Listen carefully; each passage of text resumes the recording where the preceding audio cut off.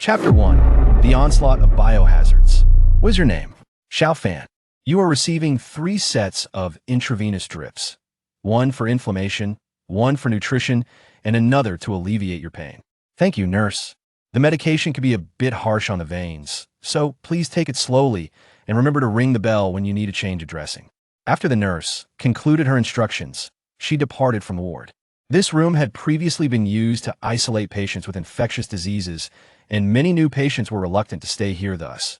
Xiao Fan found himself alone, which provided a certain tranquility.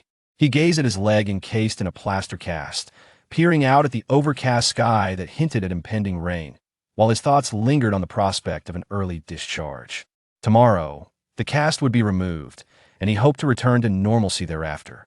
Indeed, he had experienced quite a streak of misfortune lately after graduating from university. His entrepreneurial venture had failed, leaving him burdened with debt, and he had also endured a breakup with his girlfriend. By day, he worked as a computer programmer, while by night, he intended to make deliveries, but fate had dealt him a cruel blow. He had been involved in a car accident that resulted in a fractured leg. The treatment costs were substantial, and the thought of his debts sent a wave of discomfort through Xiao Fan. Enough of these troubling thoughts. Perhaps I should play a game. He retrieved his laptop from beside the bed, but due to the absence of a wireless card, he could only engage in single-player games. He launched a game titled Red Alert. This was a war game from many years ago, with graphics that were not particularly exquisite ordinary 2D visuals, but its playability remained robust.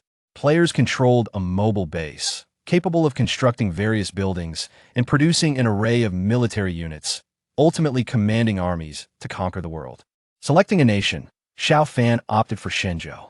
In this game, each nation possessed distinct advantages and unique units. Shenzhou boasted the most formidable infantry in the world, with an incredibly rapid rate of fire.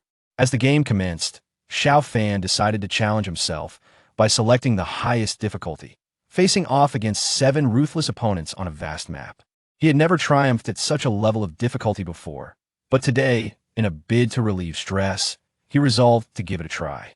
The game began, and it wasn't long before Xiao Fan found himself at a disadvantage. Enemy aircraft, tanks, and infantry surged toward him, and he realized he might not hold the line. The game indicated that the enemy's superweapon, Lightning Storm, was on the verge of deployment. Alas, my military units are rather lacking. This game is over a century old. If only I could integrate the contemporary military equipment stored on my hard drive into the game, perhaps I would stand chance. As the base faced imminent annihilation, Xiao Fan resolved to exit the game, but just then, a bolt of lightning suddenly cleaved through the night sky outside. A blinding flash illuminated the area just outside his window, mere inches away from him. His computer emitted a surge of electricity, and as he clutched the mouse, Xiao Fan's body abruptly went numb. I've been electrocuted. This was the last thought that crossed Xiao Fan's mind before he lost consciousness. Simultaneously, the game on his computer did not display an end screen. Instead, a blue arc of electricity surged through the mouse cord, vanishing directly into Xiao Fan's body. Xiao Fan awoke to the gnawing pangs of hunger. As he regained consciousness, he found a room shrouded in darkness. Upon opening his eyes and gazing out at the dim sky, it took him a moment to comprehend what had occurred. I was electrocuted and fainted. His stomach grumbled audibly, and he rose, sensing that he had been unconscious for an extended period. How long has it been? Why am I so famished? Xiao Fan noticed a dull ache in his hand. Looking down, he discovered a large swollen bump where the intravenous needle had seemingly fallen out. Feeling quite uncomfortable, he pressed the call button on the bedside. The red light flickered, indicating a successful call, yet no one arrived for quite some time. With no other recourse, Xiao Fan checked his phone and found it had powered down. He retrieved the charger to revive his phone, and upon powering it on, he was taken aback.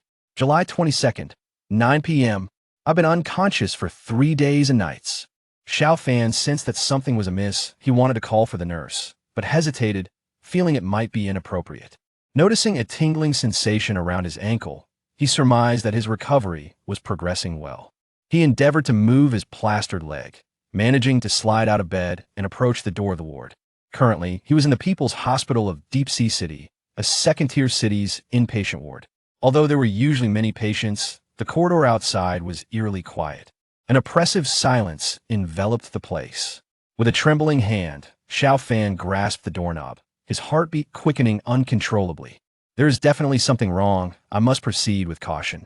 Instead of fully opening the door, he cracked it slightly, peering outside with one eye. Before he could ascertain the situation beyond, a heavy stench of blood assaulted his senses. The foul odor was overwhelming, nearly causing him to retch. What came into view were darkened bloodstains splattered across the floor, along with unidentifiable remnants of flesh. Xiao Fan bit down hard on his lip to stifle a scream, though the scene was horrifying. He was a man in his 20s, possessing considerable fortitude. He steeled himself, leaning out to glimpse down the corridor. Soon, he spotted several figures. At the far end of the hallway, a group of individuals clad in white coats huddled together, seemingly devouring something. The once pristine white coats were now stained with blood. What was happening? A biohazard crisis? Xiao Fan struggled to articulate the hellish scene before him, feeling as though it mirrored the apocalyptic scenarios depicted in films. Before he could further assess the situation, a sudden roar erupted from behind him. The nurse, upon seeing Xiao Fan, emitted a beastly growl, blood dripping from her mouth as she extended a claw-like hand toward him, staggering forward. Xiao Fan, gripped by terror, hastily retreated and slammed the door shut, locking it securely. Almost immediately, a cacophony of banging ensued from outside. Xiao Fan, disregarding everything else, shoved a hospital bed against the door, barricading it with all his might. He was uncertain how long the bed would hold, but he understood that this ward was no longer safe. Suddenly, he felt a sharp pain in his leg. Looking down, he realized that at some point he had inadvertently shattered the cast. Agonizing pain shot through his leg, indicating that it had not fully healed and had been re-injured. This is bad. With my leg compromised, escaping will be a significant challenge. He was on the 4th floor, and leaping from the window was virtually impossible. Now, he lay flat against the hospital bed, hoping to make it more difficult for the creature outside to break in. Eager to comprehend the situation, he hastily activated his phone. However, upon doing so, he discovered there was no network signal. The banging outside grew increasingly vigorous, and it was clear that the nurse-turned zombie had attracted the attention of others. They were intent on breaching the door. What should I do? I'm injured, without food or weapons, trapped on the 4th floor in a world infested with zombies. Am I destined to perish here? As Xiao Fan pondered his predicament, he attempted to dial emergency services, but the call would not connect. Just when he was preparing to dismantle a bed leg to confront the zombies, a voice echoed in his mind, detecting the host's intense desire for combat and survival, initiating the Red Alert program. Chapter 2. The Red Alert System. Xiao Fan was momentarily stunned. He did not immediately grasp what had transpired, initially believing someone was speaking nearby. However, it quickly became evident that this was not the case, as a virtual interface materialized before his eyes. The interface was divided into 2 sections. The left side occupied approximately 3/4 of the screen, which was currently black. The right side displayed several options, including basic structures, military buildings, soldier units, and vehicle units. This interface felt strangely familiar. Xiao Fan soon realized it resembled the game screen of Red Alert. Before he could voice his thoughts, a refined female voice resonated again. Good evening, Commander. Allow me to introduce myself. My name is Annie, your system guide. I would like to congratulate you on becoming the commander of the Red Alert system. As you have envisioned, this system is an enhanced version of the Red Alert game you played. In fact, this program was created by you.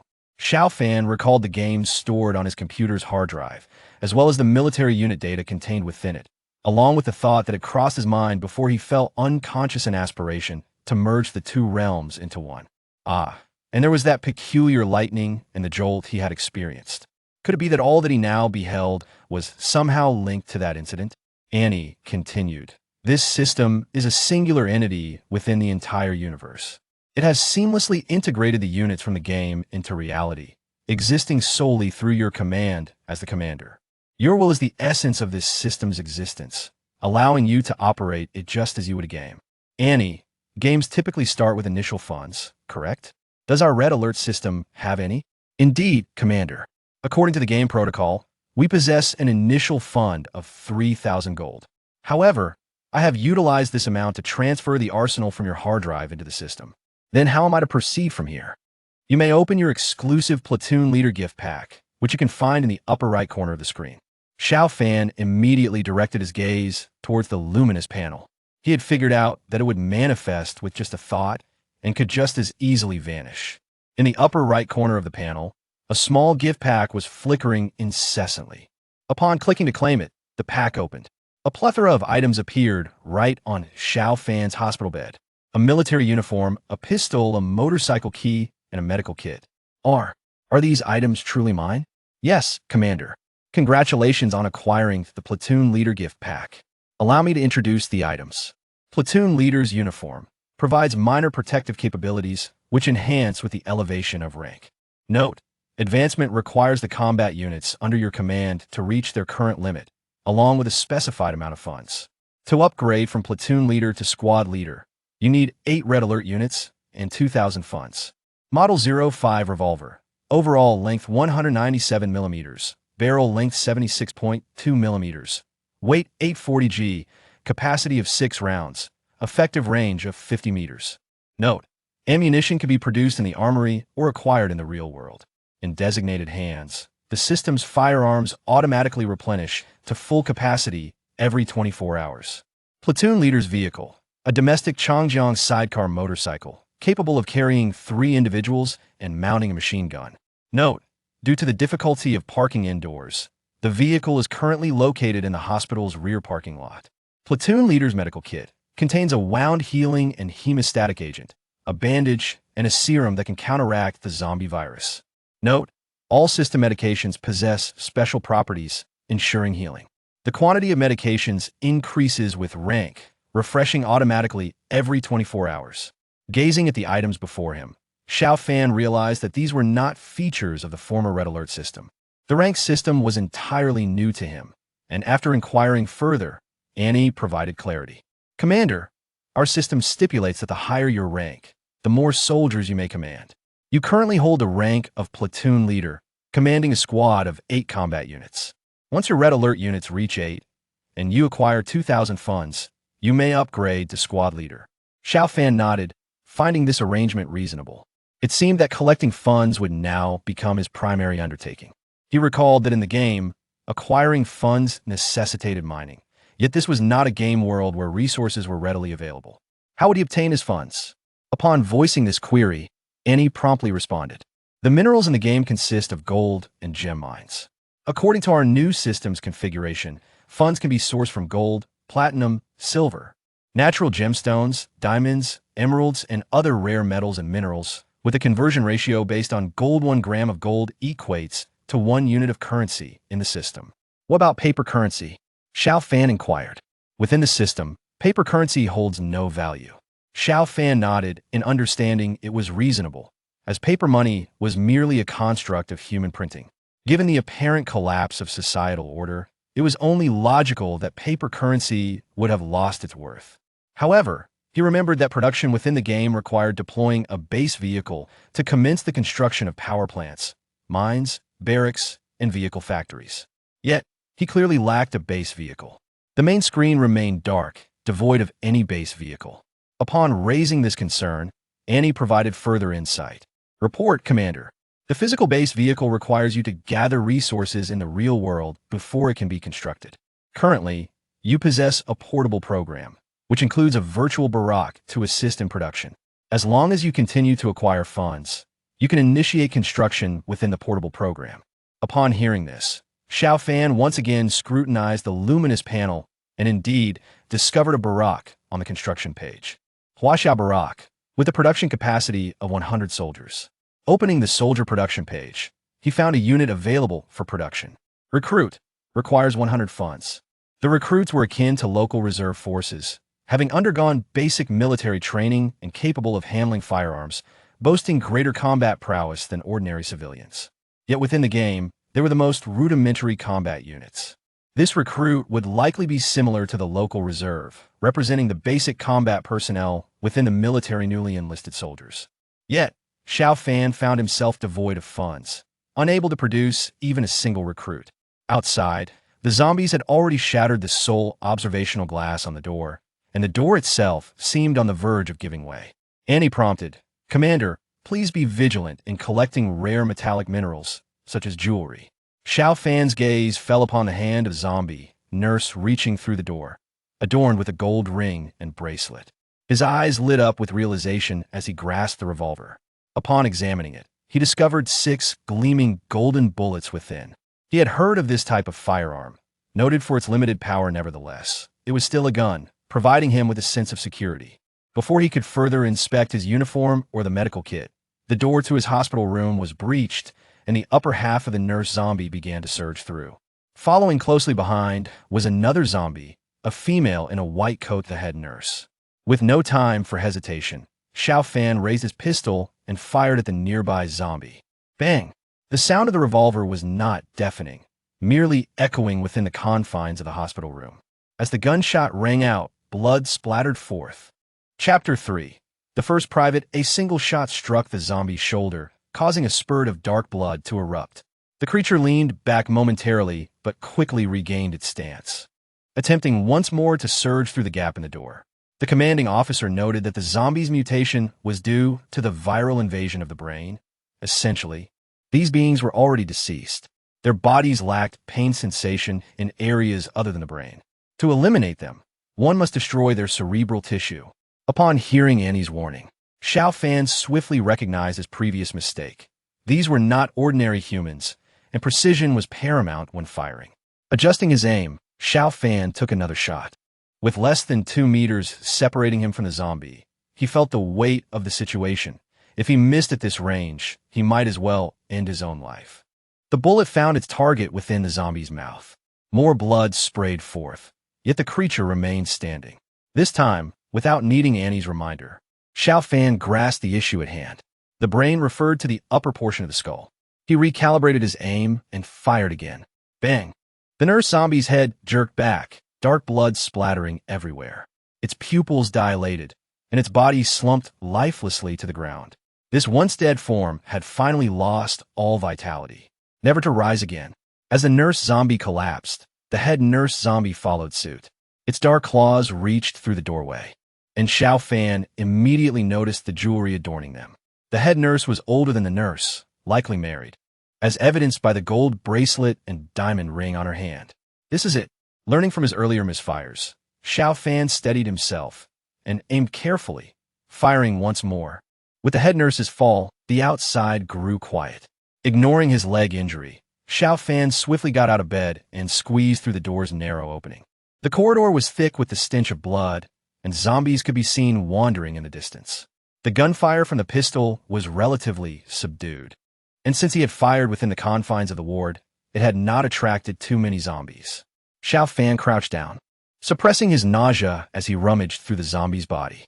The nurse's hands bore 2 rings, one gold and the other platinum, carefully avoiding the sharp claws. He removed them both. Just as he did so, Annie's voice echoed in his mind.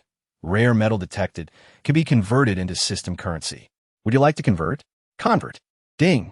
Conversion successful. Currency obtained. 27. With the 2 rings weighing a total of 27 grams, he had accumulated 27 system currency. However, he was still far from the 100 gold needed to produce a soldier. At that moment, the commotion seemed to attract the attention of nearby zombies. They began to stumble towards him. Xiao Fan acted quickly, pulling the head nurse's hand to him and removing a gold bracelet and another diamond ring. Convert. The gold bracelet yielded 28 gold, and the diamond ring brought in 40 gold. Diamonds could also be converted, but the system required them to be natural, indicating that the head nurse's ring was indeed genuine, not a mere replica. The platinum setting for the diamond ring converted to 10 gold, while the diamond itself converted to 30 gold, totaling 40 gold. Adding the previous 24 gold, he now had 92 gold, just 8 gold short. Xiao Fan felt a surge of joy and quickly reached to snatch 2 earrings off the zombie. A few zombies had reached the door, yet they hesitated to enter the ward. The mattress seemed to obscure their perception, as they were more attracted to the 2 corpses on the floor. The sounds of their feeding echoed from outside, and Xiao Fan leaned against the mattress, panting heavily. Though physically not exhausted, he was mentally strained, his back damp with sweat. It was only when Annie's prompt about currency conversion rang out that he began to regain his composure, promptly converting the 2 earrings into system currency. With both earrings weighing 5 grams, their total was 10 grams. The conversion completed swiftly, and Xiao Fan now possessed 102 currency. Although the zombies lingered outside, he could not predict whether they would turn their attention towards him once they finished feeding.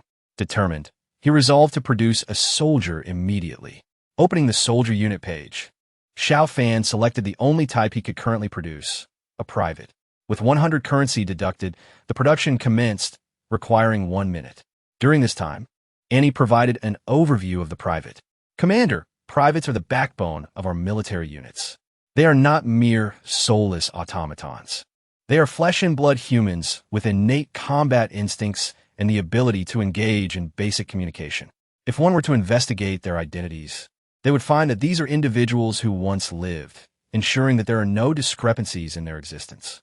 Furthermore, each Red Alert unit possesses unwavering loyalty to you.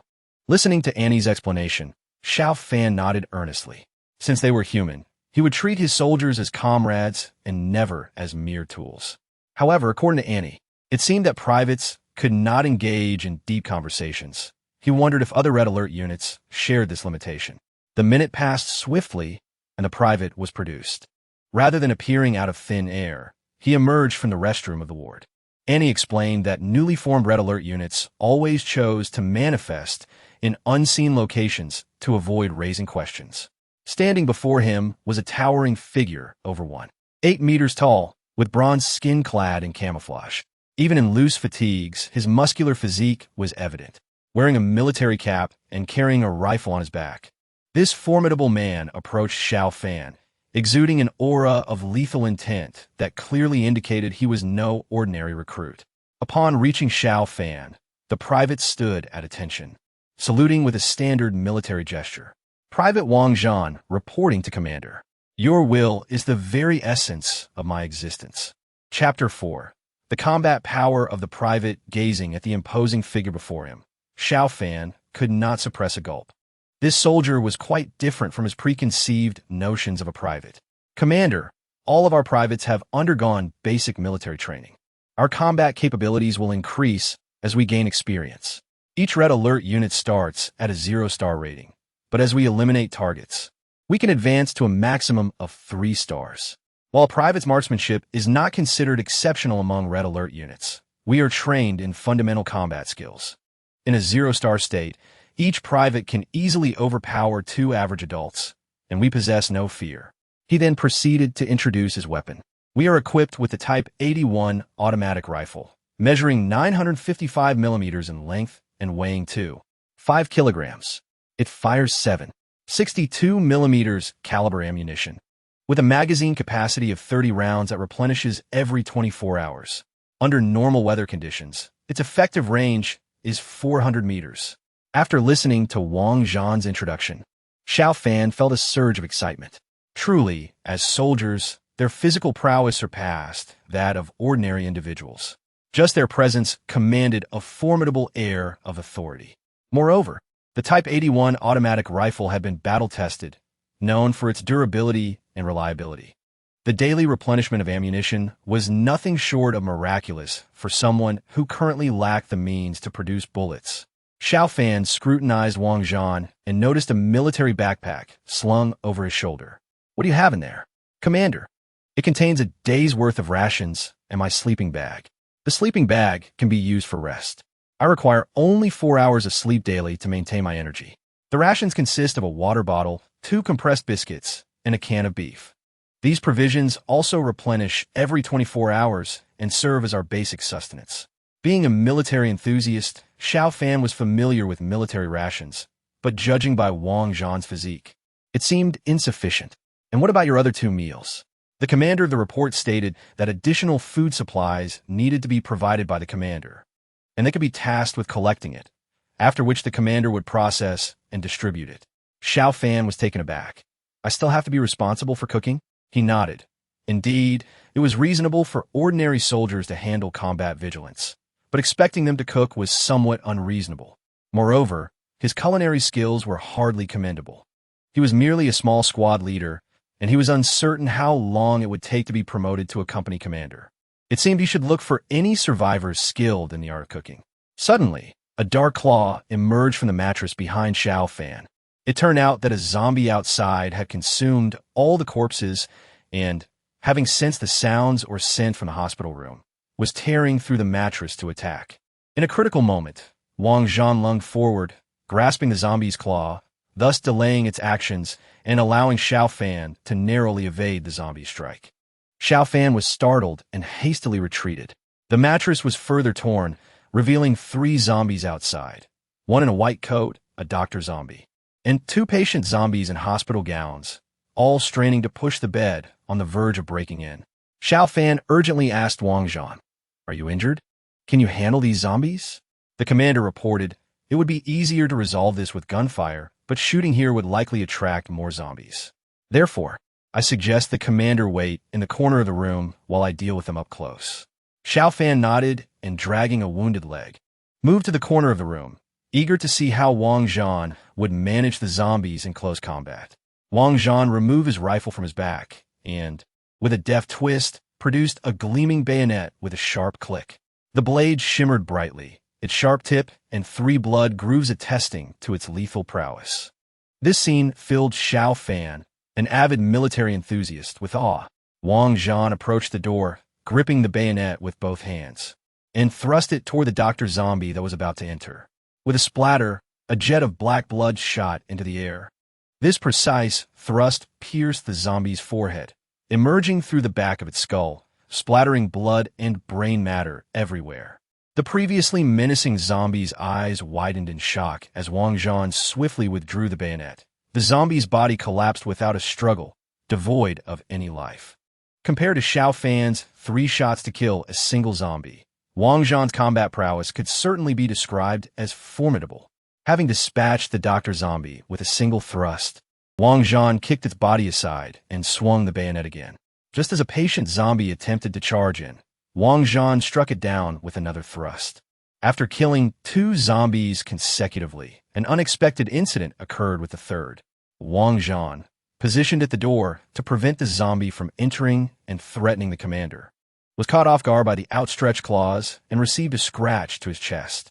Though the zombie had once been human and its nails were not sharp, the mutation had elongated them to about 5 centimeters, resembling small steel blades, and they inflicted several wounds on Wang Zhan's chest. Nevertheless, Wang Zhan was unfazed. With another thrust, he dispatched the third zombie. After achieving a triple kill, Wang Zhan swiftly approached one of the female patient zombies, removing a gold necklace from its neck and bringing it to Xiao Fan. "Commander, here." Xiao Fan took it, converting it into 33 gold, bringing his total funds to 35. Observing Wang Zhan's arm and chest wounds, Xiao Fan frowned, about to speak when Annie's voice chimed in. "Commander, do not forget your medical kit." Startled, Xiao Fan hurriedly retrieved his medical kit. Inside, he found a healing and hemostatic potion, a bandage, and a light blue serum. The serum could treat the zombie virus and was undoubtedly invaluable in this apocalyptic world, as it could prevent infection. However, for Xiao Fan, it was inconsequential, as the system equipment refreshed every 24 hours. Without hesitation, he handed the serum to Wang Zhan. "Drink this." Wang Zhan complied unconditionally, gulping down the serum. Xiao Fan then took out the medication and applied it to his leg wound, hastily bandaging it. Once the medication was applied, warmth enveloped the wound, providing him with considerable relief. He stowed the medical kit into his backpack, then removed his patient gown, donning the military uniform provided by the system as a squad leader. Placing a military cap on his head and securing a revolver at his waist, he admired his reflection in the mirror, feeling quite dashing. Before he could indulge in self-admiration, Wang Zhan interjected, "Commander, this room is no longer safe. The corpses at the door will soon attract more zombies. We must relocate swiftly." Chapter 5. To the rooftop, Xiao Fan immediately stood up, recognizing the danger of the room. Not only was this room unsafe, but the entire hospital was likely perilous. Hospitals are typically crowded places, and after the recent commotion, Xiao Fan could faintly hear the distant roars emanating from various rooms. Some zombies had mutated within the wards, but the doors were closed, trapping many zombies inside. Nevertheless, the number of zombies in the corridor was considerable, and most were concentrated on the other side. It was likely only a matter of time before they arrived here. He needed to find a secure place to hide quickly. Xiao Fan's mother had passed away long ago, and his father was farming in their hometown. He had a younger sister who was currently in high school in that same hometown. Just moments ago, he had made several phone calls, but no one answered at home, and he could not reach his sister either. It seemed the communication network had encountered issues, likely due to the meteor shower's destruction. However, he understood that this situation was far from simple. Although Deep Sea was a second-tier city, it was essential to note that his homeland, Shenzhou, was the most populous nation in the world. The Blue Bay star had a vast population of over 7 billion globally, with Shenzhou alone accounting for 1 billion. Deep Sea, as a second-tier city, boasted a population exceeding 100 million. To escape this place, transportation was absolutely necessary. First and foremost, leaving the hospital would be arduous. The elevators and staircases were no longer viable options. Descending to the first floor would inevitably lead to overcrowding. Not with patients, but with zombies. At that moment, Annie reminded him, "Commander, do not forget that your motorcycle is still in the parking lot." Xiao Fan nodded. He certainly had not forgotten, but now was not the optimal time to retrieve his motorcycle. It was already 10 o'clock at night, and the outside was engulfed in darkness. The zombies' eyes glowed red, suggesting that nighttime would not hinder their movements. He needed to wait until daylight to act. Let's find a safe room to hide first. With Wang Zhan accompanying him, the two swiftly exited the room. Entering the corridor, they stepped over several corpses, and Xiao Fan began searching along the hallway. The sights in the corridor resembled a hellish nightmare, with blood splattered everywhere, dismembered limbs and bones scattered about, and unidentified human remains in some areas, making one feel nauseous at a mere glance. Had Xiao Fan not gone 3 days without food, he would have surely vomited. On the other hand, Wang Zhan remained unfazed by the gruesome scene, which provided Xiao Fan with a slight sense of reassurance. Nearly every ward echoed with the growls of zombies. And after just a few steps, Xiao Fan abandoned the idea of entering any other rooms. Opening other ward doors recklessly would only lead to greater peril. In the distance, he could see the situation in the corridor. A massive horde of zombies, numbering over 100, was densely clustered on the other side. It was likely that during the biohazard outbreak, many had attempted to escape from that direction, resulting in a complete loss and ultimately forming a zombie horde. With only 2 bullets remaining, Wang Zhan's Type 81 rifle, although fully loaded, posed a significant risk in this confined space. The weapon's formidable power and loud report would inevitably attract more zombies if fired. Should that horde be roused, both Xiao Fan and Wang Zhan would be doomed. The hospital ward on this level was densely populated and not a safe haven. Xiao Fan's gaze fell upon the directional map affixed to the wall. This was the inpatient department of Deep Sea City People's Hospital, spanning from the 1st to the 7th floor, each dedicated to various specialties. It was likely that the other floors harbored similar dangers, making any escape from the hospital a formidable challenge. As Xiao Fan's mind raced, he was suddenly reminded of the initial map from a game. The map, displayed on a large screen to the left, centered around him as the focal point, illuminating a circle of territory. Within this illuminated area, allies and foes alike would be marked in different colors, serving as a precautionary measure akin to a rudimentary radar. If he had access to the map now, he could ascertain the surrounding conditions and identify the locations of concentrated zombies, thus facilitating a safer exit from the hospital. He promptly presented this idea to Annie. To illuminate the initial map, she reported to the commander, the overall commander must construct a virtual power plant. Only with power can the map be activated. Swiftly, Xiao Fan accessed the basic construction page and discovered a viable structure. The power plant, priced at 800 gold. In the game, the power plant was the cornerstone of all constructions. Without it, other buildings could not function. However, Xiao Fan could only erect virtual edifices, which were less costly. Yet, even 800 gold was a substantial amount for him at this juncture, especially since he doubted he could amass such funds on this floor. His attention once again turned to the wall map. The 7th floor, the special care ward.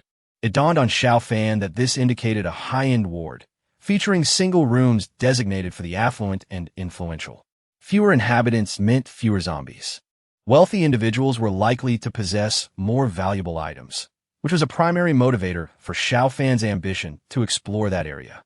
Since escaping the hospital was not feasible for the time being, he resolved to take a risk and scour the 7th floor. Should he succeed, his power would undoubtedly increase. With determination, Xiao Fan set forth. The stairwell echoed with roars, making it an unwise choice for ascent. The sole remaining option to reach the 7th floor was the elevator. He glanced at the elevator, situated on the opposite side of the nurse's station, perilously close to the horde of zombies. Chapter 6. A one-star warrior Xiao Fan calculated the distance. The zombie horde was approximately 50 meters from the elevator entrance. At their current pace, they would arrive in about 40 seconds. The hospital corridors were curved, and there was no doubt that he would be spotted before reaching the elevator. The elevator was likely still on the 1st floor, and the journey from the 1st to the 4th floor would take around 30 seconds, not accounting for the time needed for the doors to open and close. Thus, the timeline was exceedingly tight. Any misstep could result in disaster. He looked at Wang Zhan. Can we make it to the elevator? Wang Zhan patted his Type 81 rifle. Commander, if I fire, I guarantee the task will be accomplished. Very well. Fortune favors the bold. Let us move. With resolve, Xiao Fan and Wang Zhan charged toward the elevator. As they approached, the horde gathered on the far side of the corridor immediately took notice. Like flies drawn to carrion, the zombies roared and staggered toward them. Before the horde could reach them, Xiao Fan pressed the elevator button. The elevator indeed began its ascent from the 1st floor. As the number changed to 2, the zombies had traversed half the distance. Fire! As the elevator neared the 3rd floor, Xiao Fan steeled himself for a decisive action. Wang Zhan immediately followed orders, raising his rifle to fire. Bang! The shot rang out, and a zombie merely a few meters away was obliterated, its blood and brains splattering forth. The bullet's force shattering its skull. With one successful hit, Xiao Fan noticed a faint experience bar above Wang Zhan's head, indicating a progression of 430. He recalled Wang Zhan's earlier words about the possibility of leveling up, with a maximum rank of 3 stars. Wang Zhan had already dispatched for zombies. If he continued at this pace, 30 kills would elevate him to 1 star. The gunfire continued, each shot toppling the advancing zombies, some falling with a single bullet, while others required 2. The aim of this unranked soldier was somewhat mediocre, merely surpassing that of an ordinary person. After dispatching over 10 zombies, Wang Zhan was left with only 4 bullets. Just then, the elevator finally arrived. The doors opened to reveal a blood-soaked interior, yet devoid of both humans and zombies. Wang Zhan swiftly equipped his bayonet, covering Xiao Fan as he hastily entered the elevator, followed closely by Wang Zhan. He dispatched a zombie with a thrust and kicked it out just as the doors closed. Xiao Fan pressed the button for the 7th floor, and the elevator began its ascent. Inside, he exhaled deeply but remained vigilant. The true test lay in their ability to establish a foothold on the 7th floor. Soon, the elevator reached the 7th floor, the doors sliding open. The scent of blood lingered, yet it was markedly less pungent than that of the 4th floor. Xiao Fan cautiously peered out, scanning the area and confirming that the number of zombies was indeed minimal. The corridor on the 7th floor housed only a few scattered zombies. Let us head to the nurse's station. Spotting the absence of zombies within, Xiao Fan swiftly led Wang Zhan into the station without alerting the distant undead. Once inside, Xiao Fan quickly located a bottle of glucose and consumed it. Having gone 3 days without food, he desperately needed to replenish his energy, lest he lacked the strength to flee. Observing Xiao Fan's actions, Wang Zhan produced his own rations, laying out compressed biscuits and canned meat before him. After some deliberation, Xiao Fan took a piece of biscuit and half of the meat can, saving the remainder for Wang Zhan, the current combat powerhouse. Having hastily consumed a small meal to restore some energy, they promptly checked their ammunition. Wang Zhan had 4 bullets left, but he quickly dragged a long bench from the nurse's station to barricade the entrance.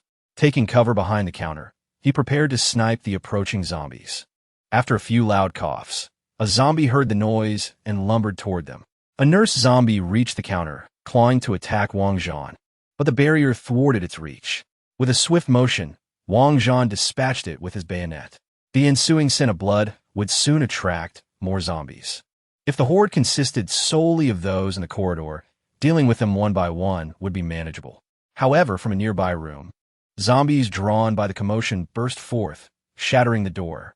Typically, a single patient occupied that room, but unexpectedly, 5 or 6 family members and visitors have been present, along with 2 attracted zombies, resulting in a surge of 7 or 8 undead charging toward them.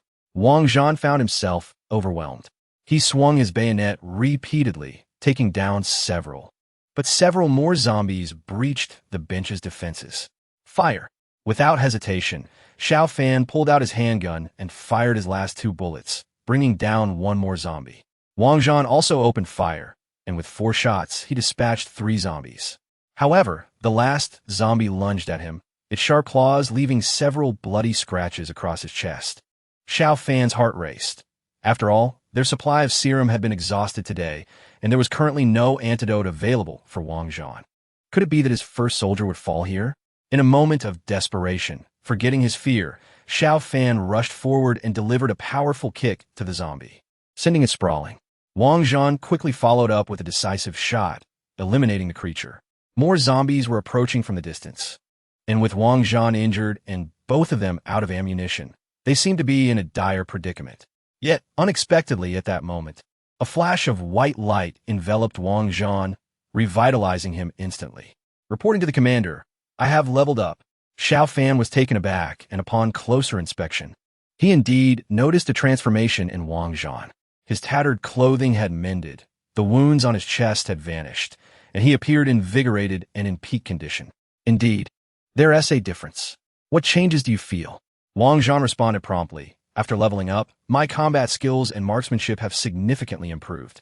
Now, I can defeat 3 ordinary adults in hand-to-hand combat. Additionally, my food supplies have automatically replenished, my injuries have healed, and most notably, my ammunition has not only restored to 30 rounds, but I also acquired 2 extra magazines." As he spoke, Wang Zhan patted his waist, revealing 2 fully loaded magazines. Seeing Wang Zhan's upgrade, Xiao Fan's spirit soared. The Red Alert system was indeed formidable. It was known that Red Alert units could upgrade up to 3 stars, and one could only imagine the might of such soldiers. "All right, I order you to clear out the zombies in the corridor immediately. Ensure the mission is completed." Wang Zhan stepped out from behind the nurse's station and began firing with precision. Previously, Wang Zhan's marksmanship was merely slightly better than that of an average person. But now he had transformed into a competent soldier, hitting nearly every shot within 30 meters, with at least 8 out of 10 bullets finding their mark on the zombies' heads. As the zombies fell one after another, Xiao Fan felt a surge of relief and emerged from the nurse's station to begin collecting spoils. The nurses on this floor seemed to have had decent incomes, as nearly all of them possessed jewelry. Among the patient zombies, 2 middle-aged women yielded a bountiful harvest for Xiao Fan. One adorned with a jade pendant added 200 gold to his reserves, while the other, with a diamond ring and platinum necklace, contributed over 100 gold. From the dozen or so zombies in front of the nurse's station, Xiao Fan had amassed 350 gold. The prospect of constructing a power plant was within reach. However, Xiao Fan did not retain all the funds, recognizing that despite Wang Zhan's upgrade, they needed to adopt the tactical approach against the zombies. With dozens of patient rooms remaining on this floor, it would be unwise for Wang Zhan to tackle alone. Xiao Fan promptly withdrew 300 gold to produce 3 additional soldiers. 3 minutes later, the new soldiers emerged from the nurse's station in succession. Private Li Yunlong, reporting to the commander. Private Zhang Chao, reporting to the commander. Private Lu Dahua, reporting to the commander. Observing the trio of fully armed soldiers, Xiao Fan felt a profound satisfaction. He had now established a preliminary force, with Wang Zhan upgraded to 1 star. Xiao Fan glanced at his upgrade progress bar. To transition from no star to 1 star required the elimination of 30 zombies, while advancing from 1 star to 2 stars necessitated the defeat of 100 zombies. It was unlikely that Wang Zhan could level up soon, so it was prudent to focus on upgrading the other soldiers to maximize their combat capabilities. The 3 privates swiftly coordinated with Wang Zhan, ensuring that as long as no more than 10 zombies appeared suddenly at close range, they would remain safe. Meanwhile, Xiao Fan accompanied Wang Zhan to commence resource collection. Previously, Wang Zhan had undertaken these tasks, but Annie had advised against Xiao Fan's involvement, as he was the heart of the entire red alert system, and the corpses of zombies were toxic, necessitating his distance from danger. The subsequent zombie eradication operation proceeded smoothly. The number of zombies on this floor was not overwhelming. Within an hour, the 3 privates had dispatched the majority, leaving only a handful of patient rooms and a conference room untouched. The conference room door was locked, likely because a meeting was in progress when the biological outbreak occurred, resulting in the demise of everyone inside and leading to an estimated 100 zombies remaining. As they cleared the area outside, zombies could be heard repeatedly banging against the locked door, but remained sturdy and secure for the time being. Xiao Fan chose not to force entry into the conference room. The soldiers were fatigued, and ammunition was running low. He decided to wait until the next day when their ammunition would refresh. Converting all the gold and silver jewelry, Xiao Fan's funds reached 540 gold, just 260 units short of the required amount to construct the power plant. Tomorrow, he anticipated that defeating a few more female zombies would suffice. After several hours of labor, Xiao Fan prepared to rest. Accompanied by the 4 privates, he sought refuge in a relatively clean patient room. It was now 1 a.m., and outside, darkness enveloped the city. Standing by the window on the 7th floor, he could faintly see the scattered lights of the city below. Compared to its former splendor, the illumination had greatly diminished, and he could occasionally hear faint sound from outside. Amid the night, distant screams echoed, likely those of individuals attempting to escape the city under the cover of darkness. From his brief encounters with zombies, Xiao Fan had come to realize that they possessed night vision capabilities, unlike humans. The night was the zombies' realm. Those attempting to flee would only become prey. The 4 privates formed 2 pairs, taking turns to keep watch while the others quickly burrowed into their sleeping bags. The red alert units could fall asleep almost instantly, and they did so without snoring. Observing the armed soldiers dedicated to his protection, Xiao Fan felt a sense of reassurance and soon drifted into a deep slumber. When he awoke, it was already 11 a.m. the following day. As he stirred, he found some rationed compressed biscuits and canned meat set aside for him by the 4 soldiers. Xiao Fan glanced at them. "You're all out of food too, aren't you?" "Yes, Commander, but we can hold on for a while longer. However, we can't go too long without food, or it will affect our combat effectiveness." Xiao Fan nodded, feeling equally ravenous. He consumed the provisions, barely regaining some strength. Rising from the bed, he gazed out the window. From his 7th floor, he could see the street below. This was the first time since the disaster that Xiao Fan observed the world with such scrutiny. To his shock, he gasped as he beheld the once bustling street, now transformed into a scene of apocalypse. The wide thoroughfare was completely choked with various vehicles, immobile one against the other, with the abandoned traffic stretching to the horizon. Some cars had overturned into the flower beds, while others had careened into storefronts, and a few had even exploded, leaving behind charred remnants.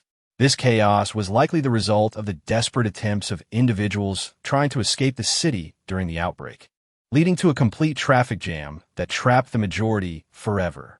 Shop signs along the roadside hung askew, and a fire hydrant had been struck, gushing water onto the street. A gust of wind swept by, sending crumpled newspapers swirling through the air. Upon closer inspection of the ground, Xiao Fan could discern countless dark bloodstains and even fragments of bones littered among the wreckage. Amid the abandoned vehicles, shadowy figures wandered aimlessly. They could have been office workers, students, sanitation workers, or urban professionals. Yet regardless of their former identities, they now shared a singular fate. They were all zombies. A more astonishing scene unfolded before him. Numerous skyscrapers in the distance had collapsed, as if struck by some unseen force. The air was permeated with a faint scent of sulfur, and dark plumes of smoke ascended into the atmosphere. The level of devastation was evidently beyond what mere zombies could inflict. What on earth had transpired in this world? Observing this shocking spectacle, Xiao Fan felt a tumult of emotions. Was there still hope for this ravaged world? Chapter 8. The power plant nonetheless, he refused to relinquish hope. Armed with such a system, he believed he could indeed effectuate change. Turning around, he saw several soldiers standing behind him, awaiting his command. "When will you restore the ammunition in your weapons?" he inquired. Reporting to the commander, "The ammunition recovery time for all red alert units is set for noon." Xiao Fan glanced at his watch. It was nearly 11:50. "Very well. At 12 o'clock, we will clear the remaining wards and then depart from this place." As the clock struck 12, Xiao Fan sensed a change. The revolver he had been holding felt slightly heavier. Upon inspection, he discovered 6 bright yellow bullets had reappeared within. The soldiers, too, found their weapons replenished. "Let's proceed." Action. Under the soldiers' protection, Xiao Fan's group advanced toward the remaining wards. The few wards left contained zombies, and with their numbers intact, they were ready for extermination. Wang Zhan took the lead. 3 new recruits positioned themselves, weapons at the ready, while Wang Zhan approached the front and shot the door lock. At the moment the lock shattered, the zombies within surged forth. "Fire! Aim carefully." Wang Zhan had subtly assumed the role of leader among the soldiers, firing accurately with nearly every shot resulting in a headshot. The other 3 soldiers, though less skilled, were emboldened by their ample ammunition, firing recklessly and achieving several kills. The staggering zombies advanced clumsily, and the soldiers fought while retreating, toppling the undead in their path. The wards were cleared one after another, and, approximately 50 minutes later, the majority of the zombies within those 10 wards had been eradicated. Reporting to the commander, "I have leveled up." Li Long was the first to announce. With the ongoing battle, another 1-star soldier had emerged. "Excellent. Focus on Zhang Chao and Lu Dahua for the remaining zombies. Ensure they achieve their upgrades." The 3 new recruits now possessed 270 rounds of ammunition, while Wang Zhan had just over 30 rounds left, but was nearing his own upgrade to 2 stars, having completed nearly half of the requirement. All the zombies on the 7th floor, apart from those in the main conference room, had been wiped out. "Collect the funds." The soldiers rushed forward to gather various gold and silver ornaments. However, the haul was meager. Most of the zombies were male and bore no jewelry, resulting in a meager total of just over 300 funds from the 40-plus corpses. Xiao Fan's funds barely reached 900. With the financial threshold met, Xiao Fan summoned the system interface and opened the construction section. Power plant cost 800, requires 1 hour. He selected construction without hesitation. Without a power plant, he could not illuminate the screen, and lacking guidance, he would be as blind as a bat, an unacceptable prospect. As the power plant began construction, his funds were deducted, leaving him with 100. Now holding the rank of squad leader, he could command up to 8 red alert units. He refrained from spending the remaining funds just yet, as he wanted to observe whether new troop types would unlock upon completion of the power plant, as often happen in games. With the 7th floor cleared of zombies, it was remarkably secure. Xiao Fan had no intention of assaulting the conference room, estimating there were over 100 zombies within, posing a significant threat to him at the moment. Patiently waiting for an hour, the time reached 1 o'clock in the afternoon, and the system notification chimed. "Congratulations, Commander. The power plant has been completed." Xiao Fan promptly opened the system interface. The central portion of the large screen on the left had indeed illuminated. The illuminated area was not extensive, yet within it, countless bright points flickered, red, green, and white. "Annie, please elucidate." Reporting, Commander. "The power plant comes equipped with a small radar map, as you currently see. It illuminates a radius of 100 meters centered around you. The white points represent red alert units. The green points signify survivors. The red points indicate zombies, while the purple and blue points denote mutated beasts and supply crates, respectively." Upon closer inspection, Xiao Fan noted that the white points were clustered around him, specifically the 4 belonging to Wang Zhan and his comrades. However, the red points were far too numerous to count, densely packed within a 100-meter radius. Particularly near the outpatient emergency area, it resembled a veritable sea of red. Fortunately, he was in the less populated inpatient department. Had he been in the outpatient area, even the system might have struggled to survive. Occasionally, he spotted a few green points, likely hidden survivors. He saw no purple points, indicating a temporary absence of mutated beasts in the vicinity. However, according to Annie, these mutated creatures were seemingly more fearsome than the zombies. As for the blue points representing supply crates, Xiao Fan recalled that these appeared randomly on the map during the game, offering a variety of rewards, from soldiers and vehicles to funds. After hearing Annie's explanation, Xiao Fan scrutinized the map, initially harboring little hope, yet he was astonished to discover a blue point, located approximately 40 meters to the east. It was concealed among several green points. Due to the similarity between the blue and green hues, he had missed it at first glance. Hurrying to the window, he peered eastward. 40 meters was not far. It led into the hospital's surgical building. However, the surgical building had 6 floors. On which level might the supply crate be found? His gaze traversed each floor until it settled on the first level, where the hospital cafeteria was situated. Chapter 9. Heading to the cafeteria, Xiao Fan suspected the cafeteria because all the windows were tightly shut and the curtains drawn, allowing no light to penetrate. In the sweltering summer heat, such behavior was undoubtedly abnormal. Zombies would not possess the foresight to act this way. It could only be the work of humans, survivors. Moreover, he noticed that the location of the supply crate was occupied by about a dozen individuals, for humans to survive. A cafeteria stocked with food would undoubtedly be their first choice. Annie, do supply crates exist indefinitely? He inquired. No, Commander. Supply crates have a lifespan of only 24 hours. After that, they will vanish automatically. Xiao Fan pondered. What if others discover the supply crate? Supply crates are items belonging to the Red Alert system. Only Red Alert units can access the actual supplies within. If others were to take them, they would only encounter an empty cardboard box, which would likely be instinctively overlooked. Reassured by Annie's words, Xiao Fan resolved to secure the supply crate before leaving the hospital.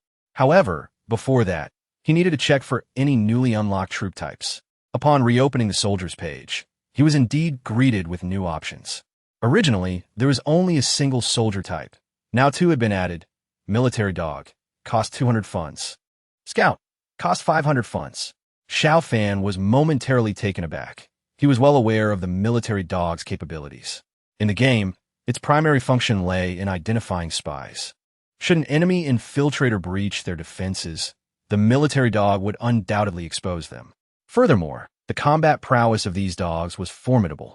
A 3-star military dog could obliterate an entire squad of paratroopers. Naturally, in reality, Xiao Fan did not believe a military dog could achieve such feats, but he trusted the system would retain its spy-detecting abilities. However, the emergence of a reconnaissance soldier, a unit not previously found in the game, indicated that this new Red Alert system diverged significantly from its predecessors. With only 100 gold at his disposal, he realized he lacked sufficient resources to train either a reconnaissance soldier or a military dog. Xiao Fan refrained from immediately constructing a regular infantryman. Adding another ordinary soldier would serve little purpose. His pressing priority was to secure the supply crate, which had a limited refresh time, and he was uncertain how long it would remain available. Gathering his entire force, Xiao Fan prepared to depart from the 7th floor. The stairs were still not an option. He had to use the elevator. However, aside from the 7th floor, the other levels were teeming with zombies, particularly the 1st and 2nd floors, which were undoubtedly swarming with the undead. Yet, Xiao Fan had no intention of venturing to those levels. He had already set his sights on a target. The basement. The basement housed the hospital's underground parking lot, providing direct access to the hospital itself, as well as the 1st floor of the surgical building. While the basement likely harbored some zombies, they would be sparse, posing little danger to Xiao Fan. The elevator was currently stationed at the 7th floor, and as he opened its doors, his group entered and descended to the basement. Approximately a minute later, the elevator reached its destination, and the doors slid open. The underground was dimly lit, yet many vehicles were parked neatly. However, some vehicles near the exit were damaged and inoperable, preventing any escape by car. Though the zombie presence was minimal, Xiao Fan remained vigilant, as they were nearing the outdoors where discharging firearms was inadvisable. A few scattered zombies posed little threat, but attracting more could lead to dire consequences. Even with a map to navigate, avoiding zombies entirely within the hospital was impossible. As they exited the underground parking lot and approached the surgical building, Xiao Fan and his team encountered several zombies. They needed to act swiftly to prevent attracting additional undead. With a commanding shout, Xiao Fan directed his soldiers, armed with bayonets, to charge forward. The combat capabilities of the 4 one-star warriors were impressive. Their use of bayonets was both fierce and effective, effortlessly piercing through the zombie skulls with swift thrusts. The system endowed them with remarkable combat instincts. Requiring no prior training for such coordination, it was innate. One by one, the zombies fell, and Xiao Fan's group advanced cautiously, finally exiting the underground parking lot. Upon emerging, they found themselves in the outdoor parking area of the back courtyard. To Xiao Fan's surprise, he spotted a sidecar motorcycle parked not far away. This green vehicle, capable of seating 3, featured a mount for a machine gun at the front of the sidecar. It was significantly larger than a standard motorcycle, exuding a rugged aura. Given the heavy traffic congestion in the city, a motorcycle was indeed a commendable choice for escape. However, Xiao Fan did not rush to the motorcycle. He needed to expedite his journey to the cafeteria. As he and his team drew closer, the cafeteria windows of the surgical building revealed a corner of the curtain being stealthily lifted. Chapter 10. Survivors. The cafeteria of the surgical building spanned approximately 300 square meters, making it relatively spacious. It comprised a main hall and 2 private rooms. The latter were furnished quite luxuriously, originally intended for hosting guests by hospital leadership, but now had new occupants. The cafeteria door was securely locked, and a pile of miscellaneous items blocked it completely. The windows were covered with curtains and even nailed down with blankets to muffle any sounds from escaping.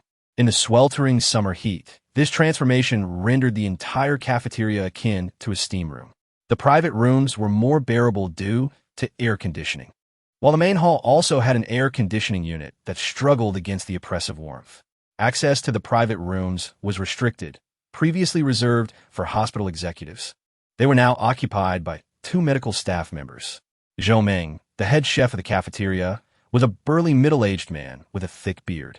Prior to his culinary career, he had managed the hospital's morgue. Zhao Xian, who assisted in transporting stretchers for the emergency services, was Zhou Meng's former apprentice. They shared a close bond, with Zhao Xian greatly admiring Zhou Meng's character and courage. On the day of the outbreak, both were having breakfast in the cafeteria. The sky was ominously overcast when suddenly massive fireballs rained down from above, countless meteors piercing through the clouds. The spectacle left everyone paralyzed with fear. For each meteor that struck a building threatened to bring it crashing down, and those that hit the ground created enormous craters. Amidst the tremors and chaos, panic ensued, prompting people to flee their homes into the streets. However, an even greater calamity soon unfolded. Following the meteor shower, a heavy scent of sulfur filled the air, causing many to faint within moments. Before anyone could transport the unconscious to the hospital, those individuals mutated into zombies, launching attacks on any living beings in their vicinity. Thus began the apocalypse, and even the hospital cafeteria was not spared, as several individuals gradually transformed. Zhou Meng made a fateful decision to remain indoors, reasoning that the outside world was fraught with even greater danger. Others, armed though they might be, lacked the courage to confront the zombies, while he and Zhao Xian remained unafraid. Accustomed to dealing with corpses, they found little to fear, especially as the situation clearly demanded drastic measures. Crucially, Zhou Meng owned a dog, a Tibetan Mastiff. Following the mutation of humans into zombies, this dog underwent a transformation of its own. Its bones grew thicker, its weight increased, and its eyes turned a fierce red. It became a fearsome predator, swiftly dispatching zombies with lethal efficiency, outpacing Zhou Meng and Zhao Xian combined. With the assistance of this dog, the duo successfully cleared the cafeteria of zombies. After reclaiming the cafeteria, they ordered everyone to follow their lead and await rescue. However, 3 long days passed with no sign of help. Instead, the world around them descended further into despair. During this time, they witnessed numerous deaths and horrific scenes of consumption, while others succumbed to madness before even meeting their demise. Those unable to adapt to this new world perished, leaving only the survivors to endure. Phones lost signal, calls went unanswered, and power outages began to spread, leading to a complete societal collapse. Yet, rather than succumb to fear, Zhou Meng and Zhao Xian grew increasingly exhilarated. This state of affairs meant that no one could impose restrictions upon them. In the cafeteria, several young nurses were present, each a picture of youthful beauty. Previously, they could only admire from afar, but now these women found themselves dependent on Zhou Meng and Xiao Fan for survival. The reason was straightforward. The two were the strongest individuals in that place. In the cafeteria, aside from the two of them, there were previously 15 others, 10 women and 5 men. Among the men, 3 were family members of patients, 1 was a doctor, and another held a minor leadership position at the hospital. However, now, apart from the 3 of them, only 13 remained, 9 women and 4 men. Just yesterday afternoon, the hospital's minor leader audaciously demanded a private room in front of everyone, with a head nurse supporting him.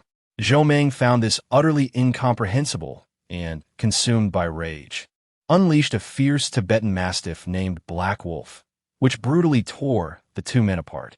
The sight of their bodies being shredded silenced everyone in the room. Zhou Meng's menacing gaze swept over the crowd as he spoke. The onlookers dared not utter a word, and Zhou Meng's ferocity only intensified. Are you familiar with the concept of a biohazard? This is precisely it.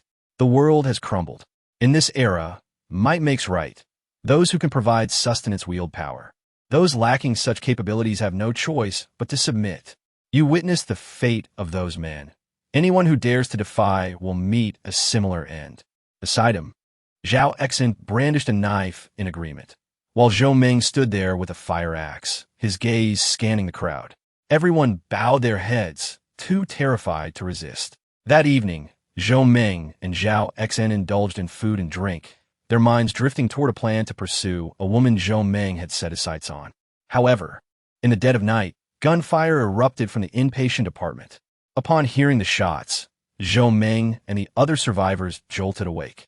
Could it be police or military reinforcements? Hope flickered in the eyes of the survivors in the cafeteria. Noticing the commotion, Zhou Meng glared menacingly, commanding, "Everyone, remain calm. I am in charge here. Any hint of disobedience will result in dire consequences." The crowd trembled in silence, fully aware of Zhou Meng's volatility. He had already taken lives, and the law no longer restrained him. Anyone who provoked him now faced annihilation. Straining to listen, Zhou Meng discerned that the gunfire was indeed emanating from the inpatient department.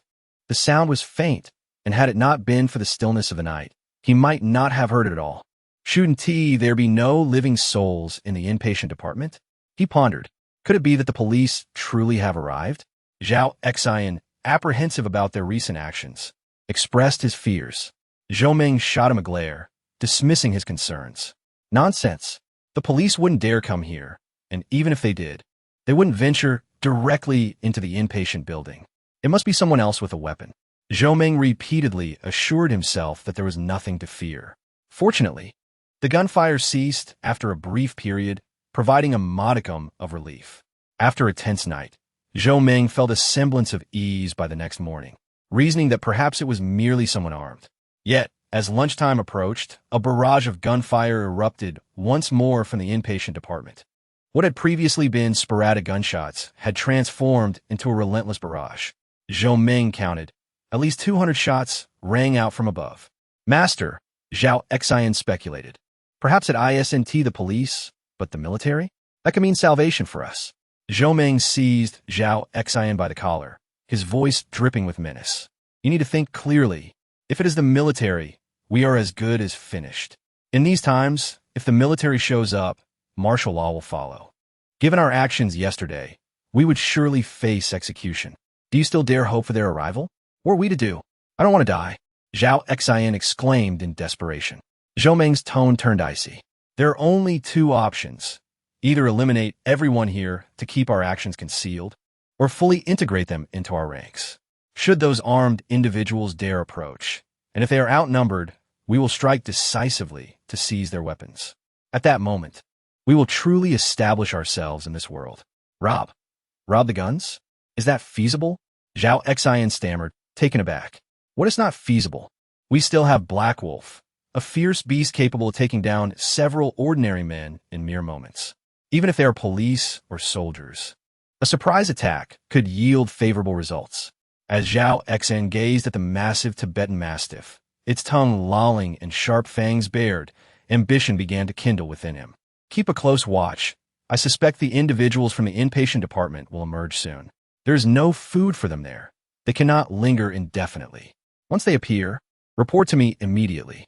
With Xiao Fan tasked to observe, Zhou Ming armed himself with a mastiff and approached the survivors, forcibly distributing weapons. The kitchen, albeit lacking in variety, had an abundance of knives. Each of the dozen or so attendees received one. Remember, no matter who approaches, when I give the order, you must act. Otherwise, you will meet a grim fate. Terrified, the group accepted their knives, awaiting the unknown fate that loomed ahead. As Zhou Ming anticipated, shortly after 1 o'clock, several figures emerged from the underground parking lot. Upon seeing their attire, Zhou Ming gasped in horror. Soldiers. He would have preferred police to soldiers. At least police forces lacked the combat prowess of trained soldiers. While police investigations involved a lengthy process, soldiers operated without such constraints, making killing exceedingly simple. Xiao Fan contemplated surrendering, but soon hope rekindled as they noticed that only 5 individuals approached. 4 brawny soldiers wielding rifles and a slightly leaner young officer in crisp uniform. Presumably a junior officer, as officers typically carried sidearms. Master, there are 5 of them headed for the cafeteria. What should we do? Xiao Fan asked anxiously. Zhou Ming's eyes remained fixed on the approaching figures as he assessed the situation. Do not fear. Observe how they're dispatching zombies with bayonets. This indicates their ammunition is either depleted or scarce.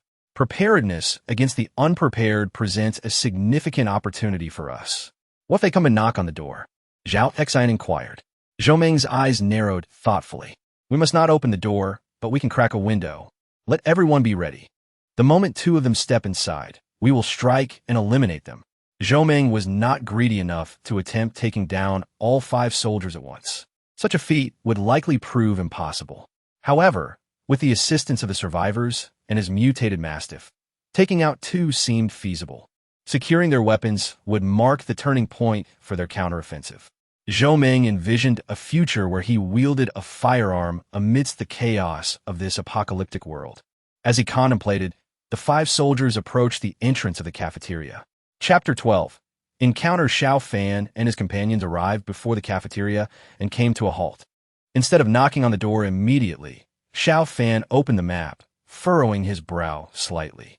He had made a new discovery. Within the cafeteria, he identified a dozen survivors, and notably, a purple light point appeared. Annie had informed him that the purple light indicated the presence of a mutated beast. Astonishingly, there was indeed one inside the cafeteria. Previously, he had failed to detect any mutated creatures here because the radar range of his power station was limited, only covering a substantial portion of the cafeteria. It was possible that the mutated beast lurked in a corner beyond the radar's reach, but now, approaching the place, it was bound to be revealed. The map showed that these survivors were clustered near the windows, a strategic positioning that seemed somewhat questionable. With a hint of contemplation, Xiao Fan summoned Wang Zhan and Li Long. You 2, go knock on the door and listen what they have to say. Wang Zhan and Li Long approached the door and knocked. Is anyone there? The soldier was the most basic combat unit of the Red Alert system, possessing decent combat intelligence, but lacking in communication skills. Fortunately, Xiao Fan had anticipated this and guided Wang Zhan on what to say. Wang Zhan spoke. We are on a mission to locate survivors. How many of you are there? He continued. Let us in and have a look. All right, but the door is blocked. You can come in through the window. The 2 men moved to the window, where one pane was opened and the curtain was drawn back, revealing the face of a man. Comrades, soldiers, we have been eagerly awaiting your arrival. Hurry in. We have food here, and we can prepare a meal for you. Everyone must be hungry. The man's tone was somewhat unnatural. Wang Zhan remained silent as he approached the window, feigning an intention to enter the room. The old man stepped back, and suddenly, Wang Zhan reached out, yanking down the thick curtains and blankets.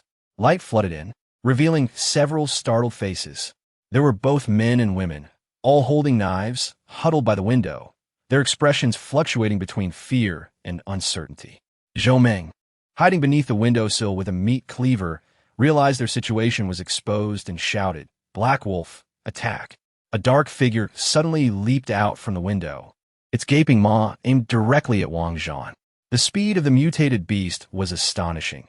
A Tibetan Mastiff was nearly as swift as a young lion, leaving little time for a reaction. Although Wang Zhan was prepared, he was unprepared for the ferocity of the mutated beast. He barely had time to roll away, narrowly avoiding a fatal blow as the Mastiff's claws grazed his arm.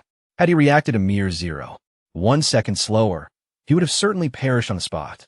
The black wolf, enraged by its missed attack, pursued Wang Zhan with the intent to kill. Behind him, Zhang Chao and Lu Dahua opened fire.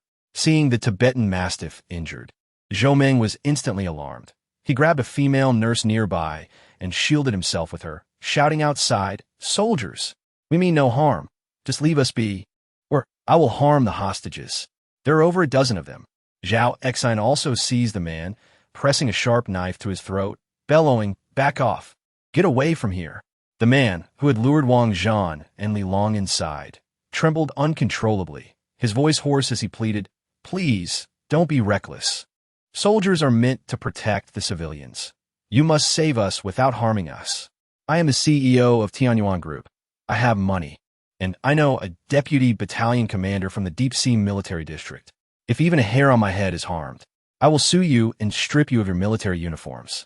Other survivors chimed in, urging Xiao Fan and his group not to act rashly. Having survived the apocalypse, they did not wish to meet their demise due to the soldiers' recklessness. Xiao Fan narrowed his eyes slightly. He had no intention of entering the room just yet. The Tibetan Mastiff was formidable, and although injured, it was not severely so.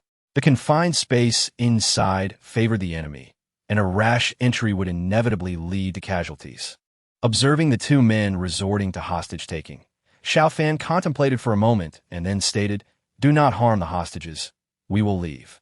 Upon witnessing Xiao Fan and his companions vanish, Zhou Meng and Zhao Xian finally exhaled in relief. Earlier, Zhou Meng had harbored doubts about their identities, sensing something was amiss with their military uniforms, but now he was certain they were indeed soldiers. "Oh, Master, how can you be so sure?" Zhou Meng chuckled. "Isn't it obvious?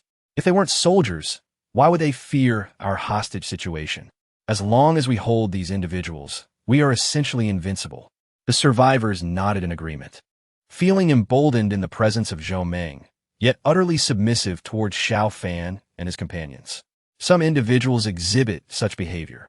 They can be arrogant in front of their protectors, spouting grandiloquent reasoning, yet become timid like subordinates when confronted by villains. Zhou Meng promptly began tending to the Black Wolf's wounds, grateful for the dog's intervention. Otherwise, the soldiers would have surely barged in. However, the injured soldier was undoubtedly doomed. The Black Wolf's claws possessed infectious capabilities. From 5 individuals, they would soon dwindle to 4, and if the soldier transformed and bit another, they would be left with 3. Perhaps by this time tomorrow, he would be able to eliminate the remaining survivors alongside the Black Wolf, achieving his objective without fail. Thus, he never considered fleeing, feeling confident of his victory. Chapter 13. Clearing the conference room upon returning to the underground parking lot.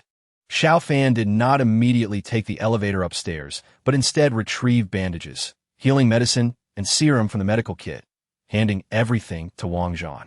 However, Wang Zhan accepted the healing medicine and bandages but declined the serum, saying to Xiao Fan, "Commander," after advancing, "we have developed some resistance to the virus. My injuries are merely superficial. I can endure. Let the serum be reserved for those in greater need." Xiao Fan pondered for a moment and asked Annie, "If I do not use my serum quota today, can I save it for later?" "Report to Commander. If today's items are not utilized, the system will not refresh the same items tomorrow." Annie's statement shattered Xiao Fan's hopes of hoarding resources, indicating that the system was rather stringent, making it difficult to exploit loopholes. Since hoarding was not an option, he decided to administer the serum to Wang Zhan. After consuming the serum and dressing his wounds, Wang Zhan's injuries visibly healed at an astonishing rate, and he would soon be fine. Seeing that Wang Zhan was recovering, Xiao Fan led everyone back into the elevator. "Commander, where shall we head next?" The large conference room was teeming with zombies. Xiao Fan had initially been reluctant to take risks, but circumstances left him no choice. The hospital was already crowded, and using the elevator to navigate could help him avoid large hordes of zombies. The only remaining area to spawn monsters was the conference room. If he could acquire a bit more funding, he would be able to produce new troops, rendering the subsequent encounter with those individuals in the cafeteria and the mutated dog much more assured. Are you confident? As they arrived at the door, Xiao Fan inquired of Wang Zhan and the others. Commander, this corridor is devoid of any zombies. Once we open the door, we can utilize the slow movement of the zombies to fight and retreat. As long as the number of zombies in this conference room does not exceed 150, we should be fine. All right, then let us proceed. This time, Li Long took the lead, firing several shots to unlock the conference room door. During the firing process, the zombies inside had already crowded towards the entrance. The moment the lock broke, the sturdy redwood door began to tremble precariously. Li Long quickly retreated, and the door crashed down with a resounding thud, unleashing a horde of zombies that surged forth. The zombies in front were even trampled to the ground, struggling to rise, only to be stomped upon by their companions. A thick stench of blood and decay assailed the senses, accompanied by the harrowing screams of the undead, as though hell itself had descended upon the earth. Fire. Maintain accuracy. Several warriors began firing incessantly. With each gunshot, a fountain of blood erupted from the throng of corpses as one zombie after another fell. The zombies, devoid of fear, pursued only the flesh and blood of the living, and the conference room was nearly overwhelmed with their relentless numbers. The deep-sea hospital was vast, with thousands of employees, and although this was the surgical conference room, it housed at least 100 individuals. Xiao Fan was uncertain if there were as many as 200, but appeared to exceed 150. Several soldiers were not fully loaded, and as time passed, their capacity to fulfill their mission seemed to wane. Xiao Fan refrained from joining the fray, hiding beneath the nurse's station counter, observing several warriors pulling the horde towards a corridor. He seized the opportunity to emerge from the nurse's station. As the swarm passed, he dashed toward the door of the conference room, where corpses lay strewn about. He intended to gather a bit more funding during this interval. Upon reaching the entrance, he first targeted the female zombies. A golden necklace, a platinum ring, a silver bracelet, a pair of pearl earrings. Bit by bit, his funds accumulated, bringing him close to 400. As he gathered resources, he also produced 2 more privates. Although they were fresh recruits, they could be immediately deployed in a battle. The privates were swiftly dispatched to support Wang Zhan and the others, flanking the horde, and Xiao Fan believed they could overcome the swarm.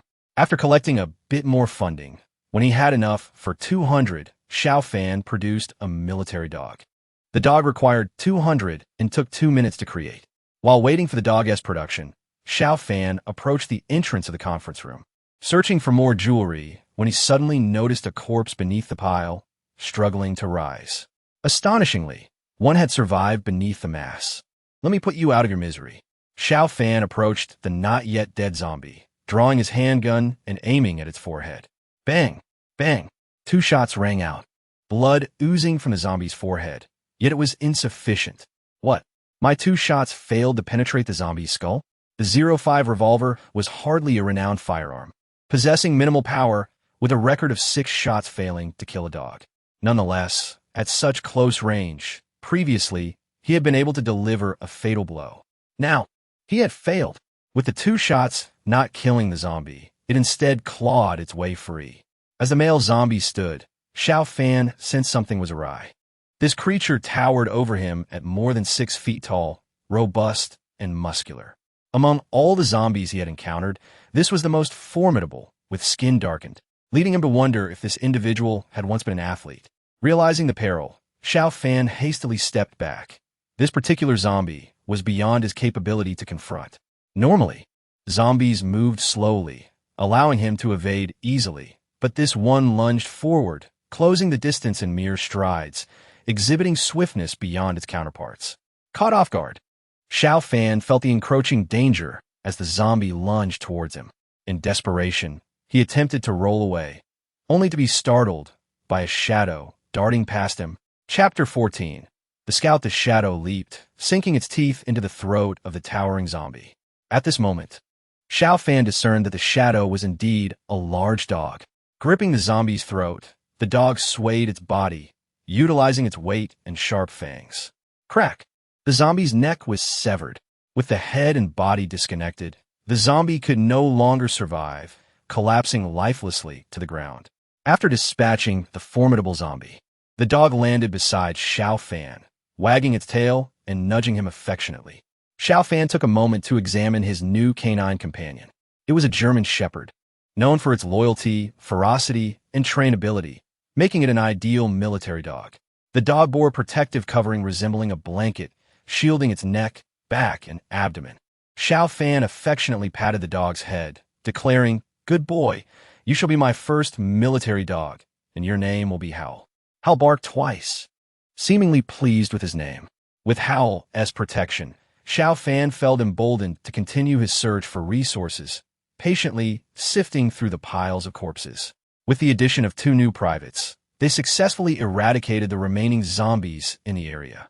After gathering all the jewelry from in front of the conference room and converting it into funds, Xiao Fan's treasury had swelled to over 600. With funds in hand, Xiao Fan assessed how to allocate his resources. Currently, he had 3 main objectives requiring investment. The first was to upgrade his rank to squad leader, necessitating 2,000 funds, which he did not possess. Secondly, he planned to construct a vehicle factory, with the required funds also amounting to 2,000, still insufficient. Lastly, he considered producing more red alert units. After deliberation, he decided to create another private and a scout, effectively utilizing the remainder of his funds. After selecting, the production time would take 6 minutes. After a brief wait, the first private emerged, reporting to Xiao Fan as protocol dictated. However, as the highest authority of the Red Alert system, he could access the names of all soldiers at will. 5 minutes later, his first scout appeared. Unlike the robust privates, this scout was slightly shorter, around 5 feet 7 inches tall, with a lean physique.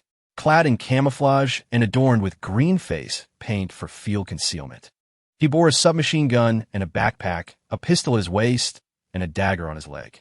His bronze skin hinted at a hardened demeanor, exuding an aura reminiscent of a poised leopard, brimming with latent energy. Scout Su Chong, reporting to the commander. "Commander, I have undergone intensive military training, possessing formidable combat capabilities. In a barehanded confrontation, I can contend with 5 ordinary individuals. My weaponry includes an 0.5 submachine gun with a 50-round magazine, equipped with an infrared scope and suppressor, a 0.6 silenced pistol with a 10-round magazine, a grenade, and a multifunctional military dagger. Additionally, I am proficient in swimming, camouflage, tracking, survival in the wild, and operating various mechanical vehicles." Hearing Su Chong's introduction, Xiao Fan felt elated. Truly, he was getting his money's worth. This scout could be likened to a quasi-special forces member. From Xiao Fan's understanding, elite special forces were typically selected from scouts, snipers, and similar units. Previously, he had been perplexed about how to deal with the hidden threats within the cafeteria, but with the combination of the scout and military dog, he was confident in his upcoming endeavor. "Excellent. Report for duty immediately.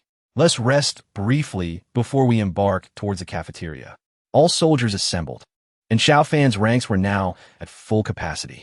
In a class of 8 individuals, Xiao Fan's team has now expanded to 10 members. Excluding himself, there's a scout, 7 privates, and a military dog. The dog, being an animal, does not count towards the team's quota, nor do the mechanical vehicles produce later. After a brief respite and a light meal, they took stock of their ammunition. Each of the 4 one-star privates had approximately 30 rounds left, while the 3 new recruits had 1 fully loaded magazine, and the other 2 possessed around 10 rounds each, sufficient for their current needs. Xiao Fan also shared some rations from the other soldiers, contemplating a hearty feast once they seized the cafeteria and the necessity to gather a considerable amount of food. Once organized, Xiao Fan and his team exited the 7th floor and took the elevator to the underground parking lot. Upon leaving the parking area, they approached the vicinity of the cafeteria. Stopping 30 meters away, they concealed themselves behind a wall. The scout, Su Chong, stepped forward and addressed Xiao Fan, saying, "Commander, leave the next task to me and Howling Sky. The others will provide cover from a distance and rush into support once the fighting begins." "All right." Xiao Fan encouraged Su Chong with a pat on the shoulder. Su Chong, accompanied by the military dog Howling Sky, stealthily advanced towards the cafeteria. Inside the cafeteria, Zhou Meng and his companions continued to observe the outside situation intermittently. "Master, the gunfire has ceased," Zhao Xian reported, having been monitoring the situation. Upon hearing the silence from the hospital wing, he immediately relayed the information to Zhou Meng. "I had the same thought. When they return, we shall confront them head-on. Rest assured, I suspect they will send only 3 more individuals. Black Wolf's injuries have improved considerably, and eliminating them should pose no significant challenge. But what if Black Wolf gets shot again? Those individuals seem to possess commendable marksmanship. That is of little concern. Black Wolf has a robust self-healing ability, and we shall remain inside the cafeteria. As long as we guard the windows, their firearms will not breach our defenses." Zhou Meng, brimming with confidence, fiddled with a crossbow he had previously ordered online. Although it lacked the effectiveness of a firearm, it was still quite useful for hunting birds and possessed considerable lethality. He intended to conceal himself in the shadows, ready to strike anyone daring enough to enter. Regardless of their military affiliation, they would either be severely injured or worse. Zhao Xian nodded in agreement. Indeed, especially with so many hostages here, the soldiers would surely think twice before acting recklessly. Zhou Meng took a bite of the chicken leg, consuming nearly half before tossing the remainder to the Tibetan Mastiff, Black Wolf. The dog devoured it voraciously, its cold and fierce gaze fixated on the remaining survivors, including the self-proclaimed CEO of Tianyuan Group, who trembled in fear. The mutated beast was terrifying. Had it not been for its master's restraint, the survivors would surely have been devoured. They were particularly disheartened after witnessing several soldiers being repelled by Black Wolf. The CEO, filled with righteous indignation, vocally condemned Xiao Fan and his group, seizing the opportunity to pledge his loyalty to Zhou Meng. "Brother Zhou, if no rescue arrives, I will follow you. Even if assistance comes, I know several influential figures who will surely speak highly of you to ensure your safety." Zhou Meng scrutinized the CEO, noting his tailored suit and the gleaming watch on his wrist, embodying the essence of a nouveau riche. Such individuals would have never regarded him with respect in normal circumstances. It was only due to the apocalypse that they now treated him with deference. Feeling slightly lighter in spirit, he cast a sideways glance at the CEO. "We shall see how you perform." The CEO nodded vigorously, affirming his intention to impress. Just then, the Tibetan Mastiff, which had been lying beside Zhou Meng, suddenly lifted its head, its fur bristling, emitting a terrifying growl as if sensing danger. Zhou Meng quickly threw the dog a bone to soothe it. After all, it was his prized possession and a vital asset for survival in this apocalyptic world. In his eyes, the life of the Tibetan Mastiff outweighed that of any human. Yet, the dog ignored the bone entirely, seemingly agitated, and bolted towards the window. "Hey, Black Wolf, stop! It's dangerous outside," Zhou Meng hastily pursued, fearing that if the dog left the safety of the room, it might be gunned down by the soldiers. Upon reaching the window and lifting the curtain, he was met with an alarming sight. No wonder the dog had gone berserk. Just outside, a massive blackback was crouched a mere 10 meters away. This creature was even larger than Black Wolf, and, upon noticing the Tibetan Mastiff at the window, it boldly lifted a leg and urinated. In the animal kingdom, such behavior serves to mark territory, and any creature with territorial instincts cannot tolerate provocation. The blackback's actions were a blatant challenge to Black Wolf, as if to say, "I don't regard you at all. What will you do about it? Come at me if you dare." Naturally, Black Wolf, being a fierce creature and a mutated beast, would not tolerate such defiance. Zhou Meng attempted to restrain it, but to no avail. With a howl, Black Wolf leaped out the window. The blackback, unyielding, charged towards the Tibetan Mastiff. The ferocity of animal fights surpasses that of humans. And soon the air was filled with dust, fur, and thunderous barks, attracting the attention of zombies in the vicinity who rushed down from above. Lacking intelligence, they failed to navigate the stairs, with some even crashing through windows, plummeting to their demise. Those that survived the fall writhed on the ground, crawling towards the commotion like maggots. Zhou Meng was in a frenzy, contemplating using his crossbow against the blackback. However, the two dogs had already become a tangled mass, making it difficult to aim. Furthermore, he was cautious about getting too close to the window, fearing friendly fire from the soldiers. In a moment of desperation, he seized the CEO of Tianyuan Group and pulled him in front of himself, using him as a human shield. Now is your moment to shine. Provide me cover. The CEO trembled as he stood before Zhou Meng, who prepared to aim with his crossbow. Unbeknownst to him, above on the surgical building, an individual was slowly descending via a rope, nearing their position. Thinking himself safe with a human shield, Zhou Meng focused intently on his aim, only to be startled by a figure suddenly descending from above. "Master, watch out!" Zhao Xin shouted at the top of his lungs. Zhou Meng, alarmed, ducked behind the Tianyuan CEO. "I have a hostage, ah!" Before he could finish, Su Chong executed a flying kick, striking the CEO in the chest with tremendous force, sending both the CEO and Zhou Meng flying 4 to 5 meters away. Su Chong's brutal kick caused the CEO to spit blood, while Zhou Meng was left dazed. "Is this how you rescue hostages? What if you killed him?" Zhou Meng cursed inwardly, yet his actions did not falter as he rolled and prepared to fight back. However, once Su Chong had engaged, he offered no quarter. He dashed into the room, swiftly reached Zhou Meng, and applied a quick shoulder lock. With a sickening crack, Zhou Meng's arm was wrenched from its socket, eliciting a scream akin to that of a slaughtered pig. In that moment, Zhao Xin swung a fire axe directly at Su Chong's head. Without hesitation, Su Chong spun around, drawing his pistol and shooting Zhao Xin in the forehead. No inquiries or judgments were necessary. With Xiao Fan's command, he had the liberty to eliminate anyone he deemed deserving of death. Blood trickled from Zhao Xion's brow, and in an instant his gaze dimmed, devoid of life, as he collapsed rigidly to the ground. In the face of the apocalypse, he did not perish at the hands of zombies, but rather fell victim to gunfire, a fate he brought upon himself. Nonetheless, his demise was not entirely without merit, for it afforded Zhou Meng a fleeting opportunity. Zhou Meng, a man of resolve, grasped the nearby CEO of Tianyuan with one hand, holding a knife against his throat. Meanwhile, he bellowed hoarsely, "What are you all doing? Charge! Advance!" Yet, at this juncture, his orders were rendered futile. Those survivors who had once submitted to him now scurried behind Su Chong. One female nurse, unable to contain herself, spat, "Are you out of your mind? Can't you see the special forces have arrived? Anyone who charges forward will meet the same fate as you."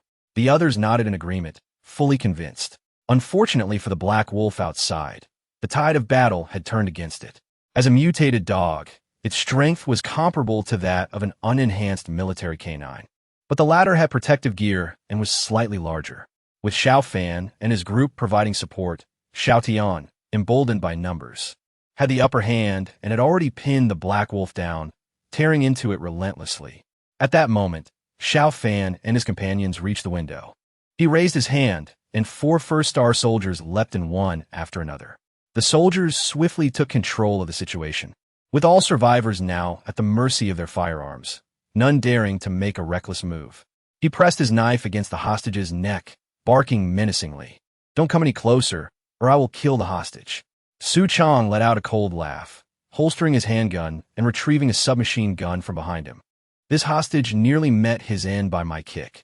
Do you really think I care about his life?" The CEO of Tianyuan, nearly wetting himself in fear, trembled and pleaded, "Soldier, don't act rashly. I have status and wealth. Name your price, and I will pay. I even know your superiors. Take me to the military district, and I can arrange a position for you." Before he could finish, Su Chong raised his gun and fired. Zhou Meng had nearly concealed himself behind the CEO, leaving Su Chong with no clear shot. Yet surprisingly, his bullet pierced through the CEO's arm, striking Zhou Meng's knife-wielding hand in a single shot. Both Zhou Meng and the CEO screamed in agony, separating from one another, allowing Su Chong to gain a clear angle. He unleashed a barrage from his submachine gun. Bullets spewed forth, riddling Zhou Meng's body. The onlookers stood in stunned silence, their mouths agape as they witnessed Su Chong transform Zhou Meng into a sieved mass of flesh. Indeed, as a special forces soldier, his strikes were ruthless. With the deaths of Zhou Meng and Zhao Xin, the battle with the military dogs concluded. Xiao Tian howled at the sky, standing over the corpse of a Tibetan mastiff. Observing Xiao Fan noted its experience bar was rapidly increasing. Previously, after slaying a sizable zombie, it had gained 5 units. Now, it surged by 10. It seemed that the more formidable the foe, be it a zombie or a mutated beast, the greater the experience yielded for advancement.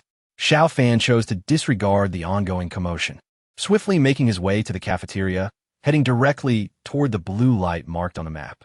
Upon entering the kitchen, he discovered a wooden box beneath the stove. It appeared ordinary and unremarkable, yet upon picking it up, he immediately received a notification from Annie. "Commander, supply box detected. Shall I open it immediately?" This box would elevate all red alert units within a certain radius by 1 star. After a moment's contemplation, he summoned all his subordinates to the kitchen. "Open it." With the opening complete, Annie announced, "Congratulations, Commander. You have acquired a domestically produced Lynx all-terrain vehicle.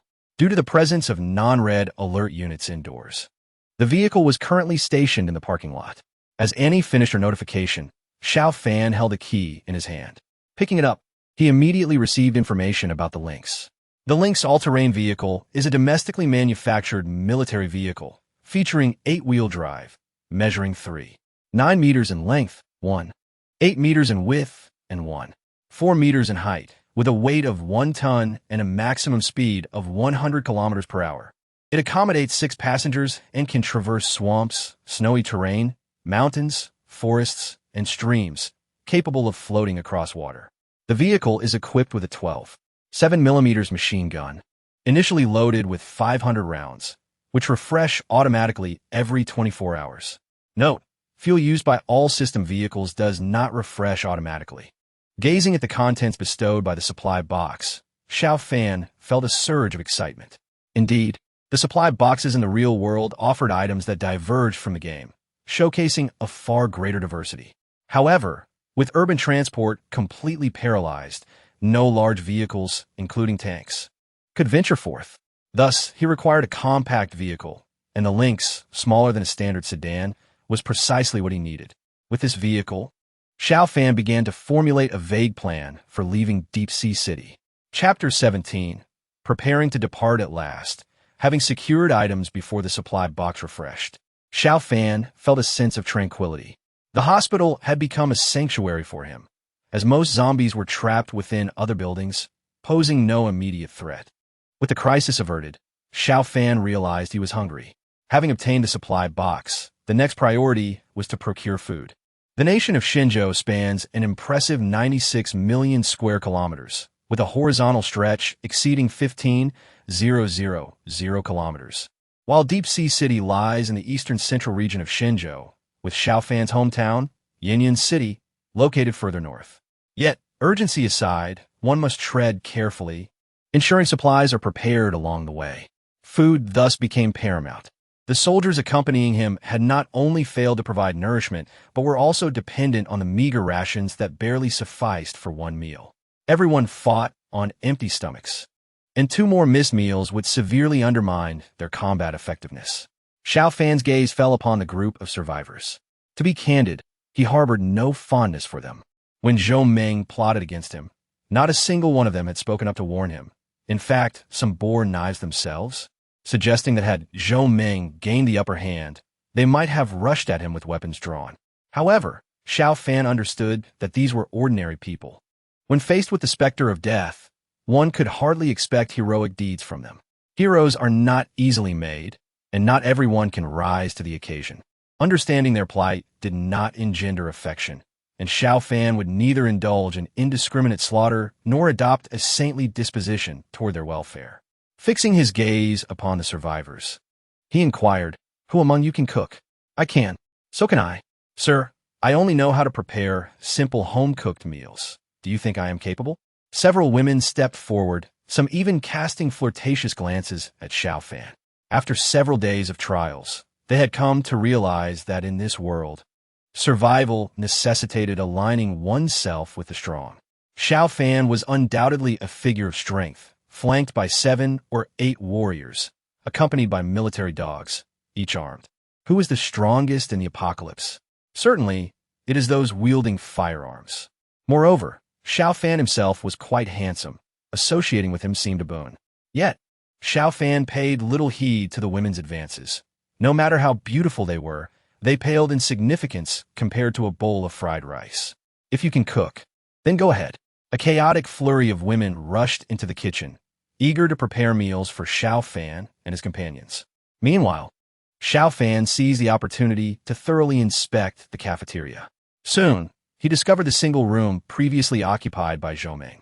After searching the small room, Xiao Fan found not the gold and silver he sought, but rather some cash and bank cards. He deemed these items largely useless. Setting aside the question of when the societal order would be restored, he recognized that even if it were to return, the previous monetary system would be obsolete. Collecting such items was therefore meaningless. From this moment forth, all survivors were on equal footing, devoid of the disparities of wealth. True wealth now lay in the possession of power and resources. Nonetheless, for Xiao Fan, acquiring more gold and silver remained paramount. Through conversations with other survivors, he soon learned what transpired during his days of unconsciousness. The source of the calamity was a global meteor shower, which struck the Earth like missiles, affecting nearly every nation. Only the uninhabited poles remained unscathed. Reports emerged of nearby police stations reduced to ruins by falling meteors, raising concerns about the absence of rescue efforts. Xiao Fan felt a pang of worry for his hometown and the school attended by his sister, but ruminating on such matters was futile. After a moment of calm, mealtime finally arrived. The survivors endeavored to curry favor with Xiao Fan, preparing an extravagant meal that made his mouth water. As he surveyed the spread, a military dog approached, baring its teeth to drive away the survivors, particularly the CEO of Tianyuan Group, whom it seemed to detest. The military dogs in the game possessed the ability to detect spies. Did this relate to the dog's current behavior? Quietly inquiring with Annie, he received an immediate response. The commander explained that the dogs could sense hostility, and anyone they chased away harbored some degree of animosity towards him or other red alert units. If someone harbored murderous intent, the dog would attack without hesitation. Xiao Fan felt elated. Indeed, the military dog possessed special abilities, providing a significant assurance of safety. He chose to ignore the CEO, who had been injured by Su Chong, recognizing that animosity from such a minor individual was not worth concern. The meal was delightful. Ordinary rice, stir-fried vegetables, and eggs transformed into exquisite delicacies, enhanced by the presence of braised pork and fish. He intended to bring some food along, although cooking on the road would prove challenging, as he only had pickles, sausages, and vacuum-packed canned goods. Whenever he could leave the city, he would procure a larger vehicle and search for cooking utensils and seasonings. Before departing, he dispatched Su Chong to assess the road conditions for potential escape routes. Commander, I suggest you accompany me for a look before making any decisions. Upon hearing Su Chong's words, Xiao Fan felt a twinge of unease. Chapter 18. Rainy night. Xiao Fan followed Su Chong in the elevator to the 7th floor of the hospital. They then climbed an iron ladder embedded in the exterior wall, which led directly to the rooftop, originally intended for maintenance personnel. Upon reaching the top, they ascended to the roof of the ventilation shaft, the highest point of the hospital. Su Chong handed Xiao Fan a pair of binoculars, a reconnaissance tool. Commander, take a look below. Xiao Fan accepted the binoculars and began to scrutinize the scene. To his shock, he gasped in disbelief. Previously, he had only glimpsed a congested side street from the hospital window, but now, as he surveyed the area, he was astounded. Every street appeared the same, choked with abandoned vehicles and swarming with countless zombies moving aimlessly, instinctively searching for anything edible. The city resembled a battlefield, shrouded in smoke under a gloomy sky, creating a stifling atmosphere. The collapsed buildings and the wailing of the undead painted a picture of despair. In such a situation, leaving the city would be nearly impossible with Xiao Fan's current capabilities. Deep Sea was a metropolis with over 100 million inhabitants. On these streets, swarms of zombies numbering in the hundreds of thousands, if not millions, were commonplace. It was no wonder no rescue efforts had materialized. How could one hope to carry out a rescue? Xiao Fan's anxiety grew as he scanned the area, occasionally catching sight of a bright spot to the west of the city, which appeared somewhat tranquil. That must be the Bao River. He nodded, glancing once more at the river. If he could not escape the city, his survival prospects, even with the red alert system, would be exceedingly grim. But how could he leave? The wind outside began to pick up, bringing a chill that suggested an unusual coolness for summer, perhaps due to the absence of industrial pollution. After a while, a torrential rain began to fall. Xiao Fan lay on the bed in his room, drifting into a light sleep. Hours later, a thunderclap jolted him awake. Checking the time, he realized it was midnight. Outside, darkness enveloped the world, broken only by the sound of the pouring rain. Troubled by his thoughts, he rose to check the system for any supply boxes that might have refreshed. He needed gold and silver, yet acquiring such items was no simple task. In the city, gold and silver could only be found in two places: state-owned bank vaults and jewelry stores. Both locations lay within the heart of the city, teeming with danger from zombies, making any attempt to approach them tantamount to suicide. Only when he had strengthened his own abilities and built a formidable team could he hope to raid the city center for riches. In normal circumstances, gold and silver could only be scavenged from ordinary zombies or residences in the outskirts. Thus, supply boxes became a coveted resource. If he discovered one, he would seize the opportunity. However, upon opening the system, disappointment washed over him. No supply boxes had refreshed within a 100-meter radius, indicating that their appearance was entirely random. Just as he prepared to close the system, he suddenly paused. Something felt different.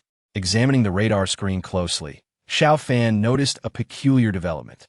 While the red dots within the hospital were still in motion, the zombies outside remained utterly still. What was happening? Had the zombies collectively fallen under some spell of paralysis? As another thunderclap echoed, the realization hit him. Yes, it was the rain. Despite their mutations, zombies primarily relied on three senses: sight, hearing, and smell to locate prey. The rain obscured their vision, yet their limited intelligence prevented them from wiping away the water, rendering them blind. The sound of the rain drowned out their hearing, creating a cacophony that disoriented them, leaving them immobile. Additionally, the rain washed away their sense of smell, eliminating any awareness of their surroundings. Thus, incapacitated like the blind and deaf, they stood frozen in place. This presented an opportune moment to escape the city. The weather forecast remains elusive, and Xiao Fan is unaware of when the downpour will cease. Once the rain subsides, the zombies outside will regain their mobility, and at that moment, escape will become impossible. Time waits for no one. Immediate action is imperative. Xiao Fan promptly leaped from his bed and issued a command to the system. Annie, alert everyone to head to the parking lot, retrieve the vehicles, and load the prepared supplies. We leave at once. Chapter 19. Target Riverside. Annie notified all personnel.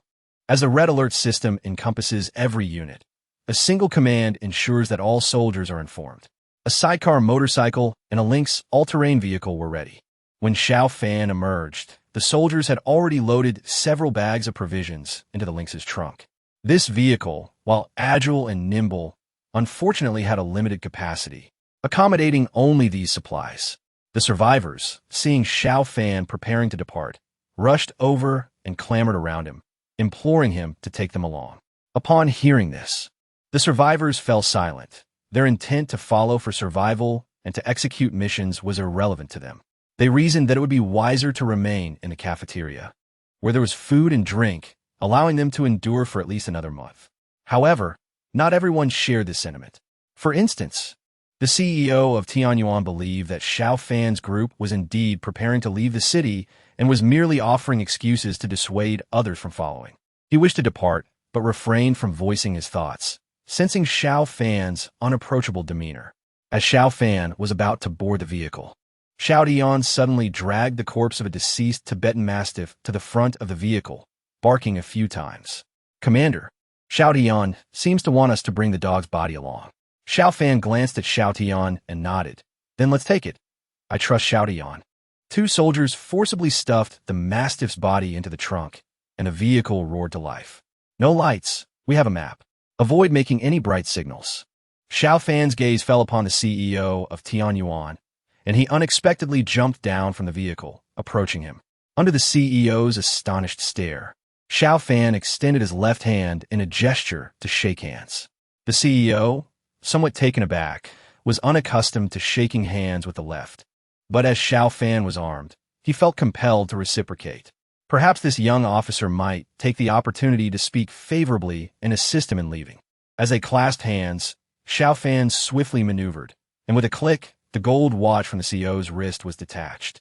Xiao Fan pocketed the watch and turned to enter the vehicle. "Let us depart." The vehicle roared away from the hospital. The CEO stared dumbfounded at his empty wrist, rain streaming down his face, mingling with a faintly salty and warm taste at the corner of his mouth. He had anticipated a handshake, only to find that his valuable watch was pilfered. Was this the conduct of a soldier? Yet, faced with the formidable might of Xiao Fan's group, he dared not voice his indignation, muttering to himself amidst the sound of rain, "I bought a watch last year. I bought a watch last year."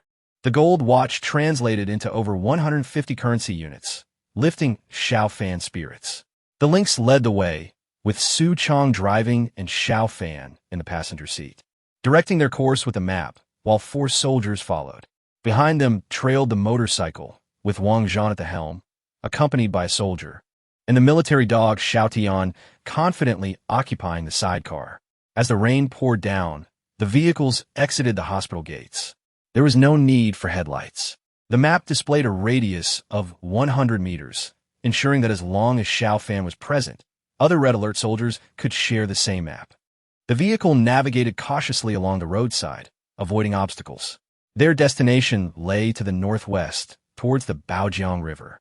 When they passed by the first zombie, Xiao Fan instinctively held his breath. At a distance of 10 meters, the zombie remained unresponsive. At 8 meters, still no reaction.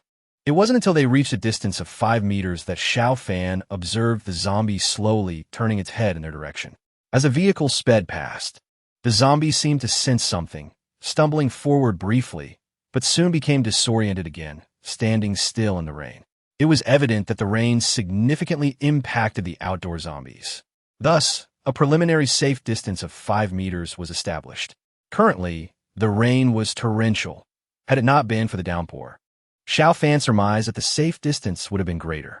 They needed to accelerate. As long as there was a path, they must push forward. Uncertain of when the rain would cease, they had to reach the riverside before dawn. The vehicles roared with increased power, swiftly advancing. Fortunately, the 8 soldiers possessed ample strength. In the event of a blockage, they could collectively push the vehicle. When that proved impossible, they would use the Lynx to nudge it forward. During such moments, Xiao Tian served as a vigilant guard, swiftly dispatching any nearby zombies with lethal efficiency. Thanks to the rain, distant zombies found it challenging to detect their movements, preventing a horde from forming. Although the journey was arduous, they traversed 4 kilometers without incident. Remarkably, it took them 5 hours to cover that distance. By 5 in the morning, Xiao Fan stood atop the vehicle, catching sight of the shimmering river in the distance. They were merely 1 kilometer away from the riverside. However, at that moment, Xiao Fan suddenly realized that the rain had diminished. If the rain hadn't lessened, he thought, he would not have been able to see the river from such a distance in the dim light. This was bad. The rain was about to cease. Chapter 20. Street Battle. Xiao Fan felt a pang of regret for not having recognized the significance of the rain earlier. Had he departed sooner, they would have already reached the riverside. The vehicle trudged forward for another 500 meters, and finally, the rain stopped. They were now only 500 meters from the riverside, but the number of zombies on the road had dramatically increased. At the intersection leading to the riverside, 2 small cars lay overturned on the sidewalk, blocking their path completely. They had to move those vehicles to push through. With no time to spare, the Lynx accelerated towards the overturned cars. As the rain subsided and daylight broke, the sound of the vehicle quickly attracted a horde of zombies. They staggered through the traffic, drawn towards the noise, and a preliminary assessment revealed at least several hundred of them. And this was merely a fraction of the threat. "Commander, brace yourself," Su Chong shouted as the Lynx crashed into the small cars. "Everyone, get down and help move the vehicles." The 7 soldiers jumped from the vehicle, attempting to push the cars aside. However, the overturned vehicles proved stubbornly resistant to their combined efforts. Progress was painfully slow. Meanwhile, a multitude of zombies approached from the rear and sides. Should they close in, it would spell doom for everyone. Su Chong quickly assessed the situation and understood that his limited ammunition would be insufficient to eliminate such a vast number of zombies. He turned to Xiao Fan and asked, "Commander, can you drive?" "I can." "Good. You take the wheel. I will use the mounted machine gun to deal with the zombies." The two swiftly exchanged seats. Xiao Fan adjusted himself, gripping the steering wheel, preparing to launch the vehicle forward, while Su Chong took his place in the passenger seat, where a 12.7mm machine gun awaited, equipped with 500 rounds of ammunition that had yet to be deployed. "Commander, pull back a bit." Xiao Fan reversed the vehicle as the zombies had already breached the traffic, with a dozen of them perilously close. The distance held little significance as Su Chong grasped the machine gun and commenced firing. The weapon unleashed a torrent of flames, with bullets clattering chaotically as they ejected from the chamber, the formidable recoil palpable even to Xiao Fan. This marked his inaugural close-up encounter with a machine gun's ferocity, an awe-inspiring spectacle that was undeniably unparalleled. Despite the deafening roar that threatened to burst his eardrums, a surge of adrenaline coursed through his veins. The gun's might was vividly apparent. While it was impossible to guarantee a headshot with every round, even a shot to the torso inflicted astonishing damage. Bullets struck the zombies, creating gaping wounds, and any hit to an arm or leg resulted in gruesome dismemberment. In an instant, before the vehicle, blood and shredded flesh flew through the air. Severed limbs scattered about, and the zombies toppled like rolling gourds. Yet, these resilient beings, unless their heads were obliterated, would persistently crawl toward Xiao Fan and his companions. Moreover, they could not approach Wang Zhan and the others too closely. The sound of a machine gun would draw zombies in their direction, allowing Wang Zhan and his team to safely maneuver the vehicle while Xiao Fan and Su Chong bought them precious time. This task seemed relatively straightforward, even providing Xiao Fan the opportunity to observe the vehicle. As the machine gun roared, the zombies fell like grass before a scythe, and Xiao Fan noticed the vehicle's experience bar gradually rising. The system's vehicles, akin to units from Red Alert, could also be upgraded, much like the apocalyptic tank or the light tank in the game. Reaching a 3-star upgrade would render them exceptionally powerful. Xiao Fan was uncertain how the upgrade for the Lynx would manifest, but given the current trajectory, there was potential for an upgrade once 500 rounds were expended. As the gunfire continued, more and more zombies began to converge. Behind them, the flow of zombies surged, emerging from the traffic in numbers that felt utterly despairing. A cursory glance revealed at least 2,000 zombies in the vicinity. These creatures were simply beyond their capacity to handle. Ahead, 20 meters away, Wang Zhan and his team had made significant progress in pushing the vehicle, and in 3 minutes, they could clear a passage. Thus, Xiao Fan and Su Chong had to hold their ground for at least 3 more minutes. Xiao Fan continuously accelerated and decelerated, shifting into reverse and steering, striving to maintain distance from the zombies. The machine gun beside him roared incessantly, blood and flesh swirling around them. Just days prior, the sight would have made him nauseous. Now, he had grown accustomed to it. Unbeknownst to him, as most zombies were eliminated, the Lynx's experience bar neared its limit, and once full, it would achieve a 1-star upgrade. However, just then, the gunfire abruptly ceased. The machine gun supply of 500 rounds had been fully depleted. Su Chong, disregarding everything else, drew his submachine gun from behind and began firing in bursts from atop the vehicle, desperately attempting to buy more time.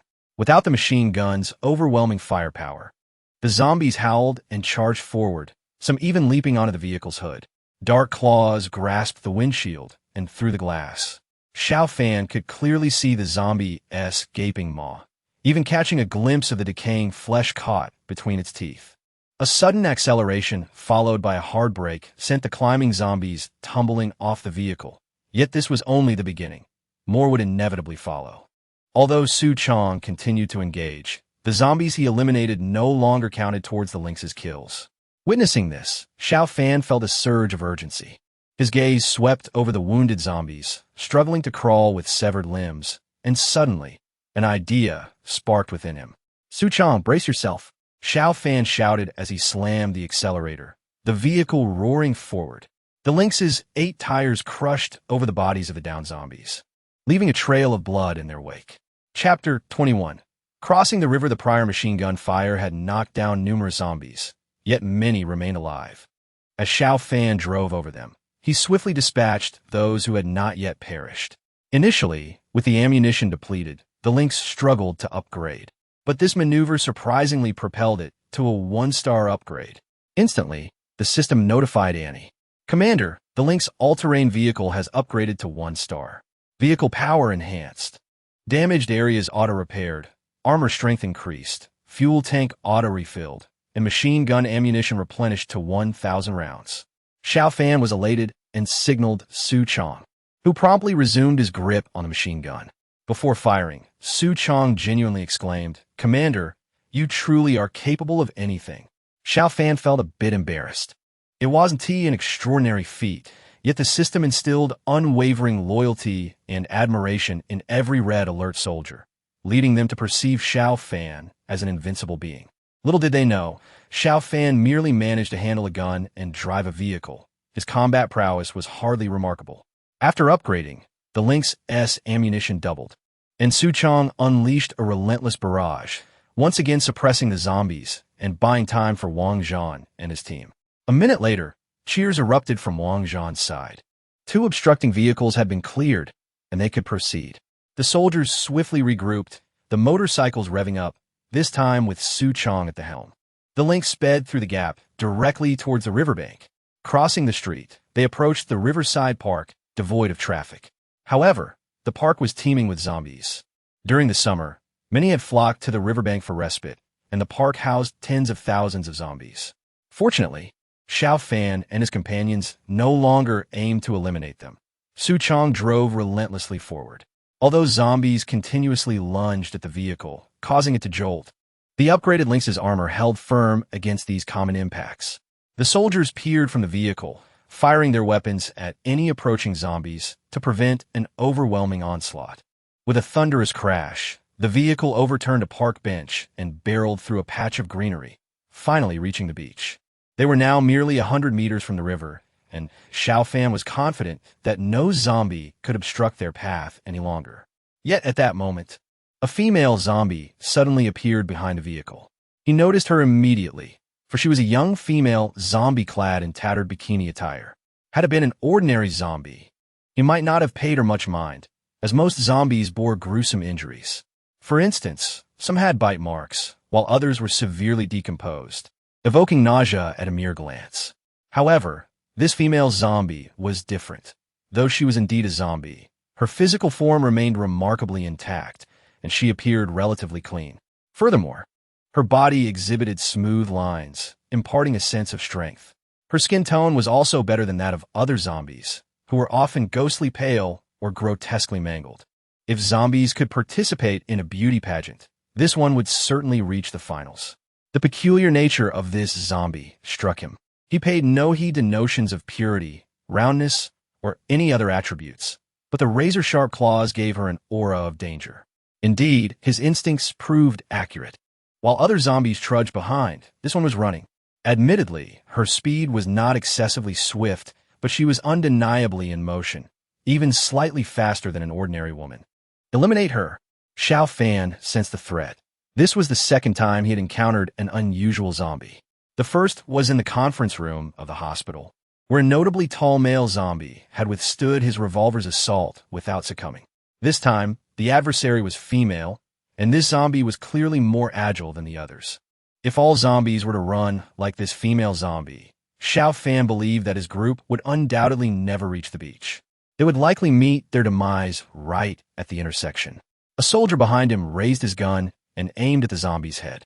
With a loud bang, the zombie made a clear, evasive motion, its head dodging the bullet while blood splattered from its shoulder. Could it really evade? Xiao Fan's eyes widened in disbelief. This zombie evidently possessed some combat instinct. Although its movements were still somewhat clumsy, it was indeed trying to dodge. While the soldier was no sharpshooter, the short distance of merely a dozen meters should have ensured a hit. A sense of foreboding began to creep into Xiao Fan's mind. Could it be that zombies could evolve? If so, humanity would be in grave danger. Currently, survivors were mostly hiding in their homes. As Xiao Fan traversed the area, he saw many survivors on the radar screen. The apocalypse had barely unfolded for a week, and survivors were still relying on food supplies from their homes to survive temporarily. However, Xiao Fan could envision that such sustenance would not last long. With no one to maintain electricity, how long could the power supply endure? With no staff at the water plant, how long could the water supply last? Even if water and electricity were not an issue, how long could the stored food last? In Xiao Fan's view, if they did not seize the opportunity to flee the city while the zombies were still relatively weak, survival would become increasingly difficult for those remaining within the city. One day, when they found themselves without food, or even if they had food, they would be unable to cook it. They would discover that they could no longer adapt to this world, with death awaiting them. Perhaps a few might survive, but they would be an absolute minority. Unless a powerful rescue arrived, the prospect of such hope was exceedingly slim. If zombies could indeed evolve, the situation would become even more perilous. The soldiers in the vehicle, including Su Chong, opened fire, and this time Su Chong successfully hit the female zombie in the head, finally bringing it down. Xiao Fan let out a sigh of relief.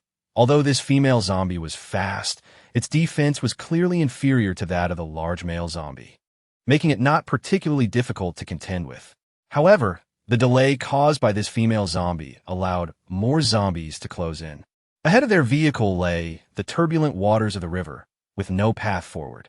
Xiao Fan shouted to Wang Zhan at the back, "Link the ropes.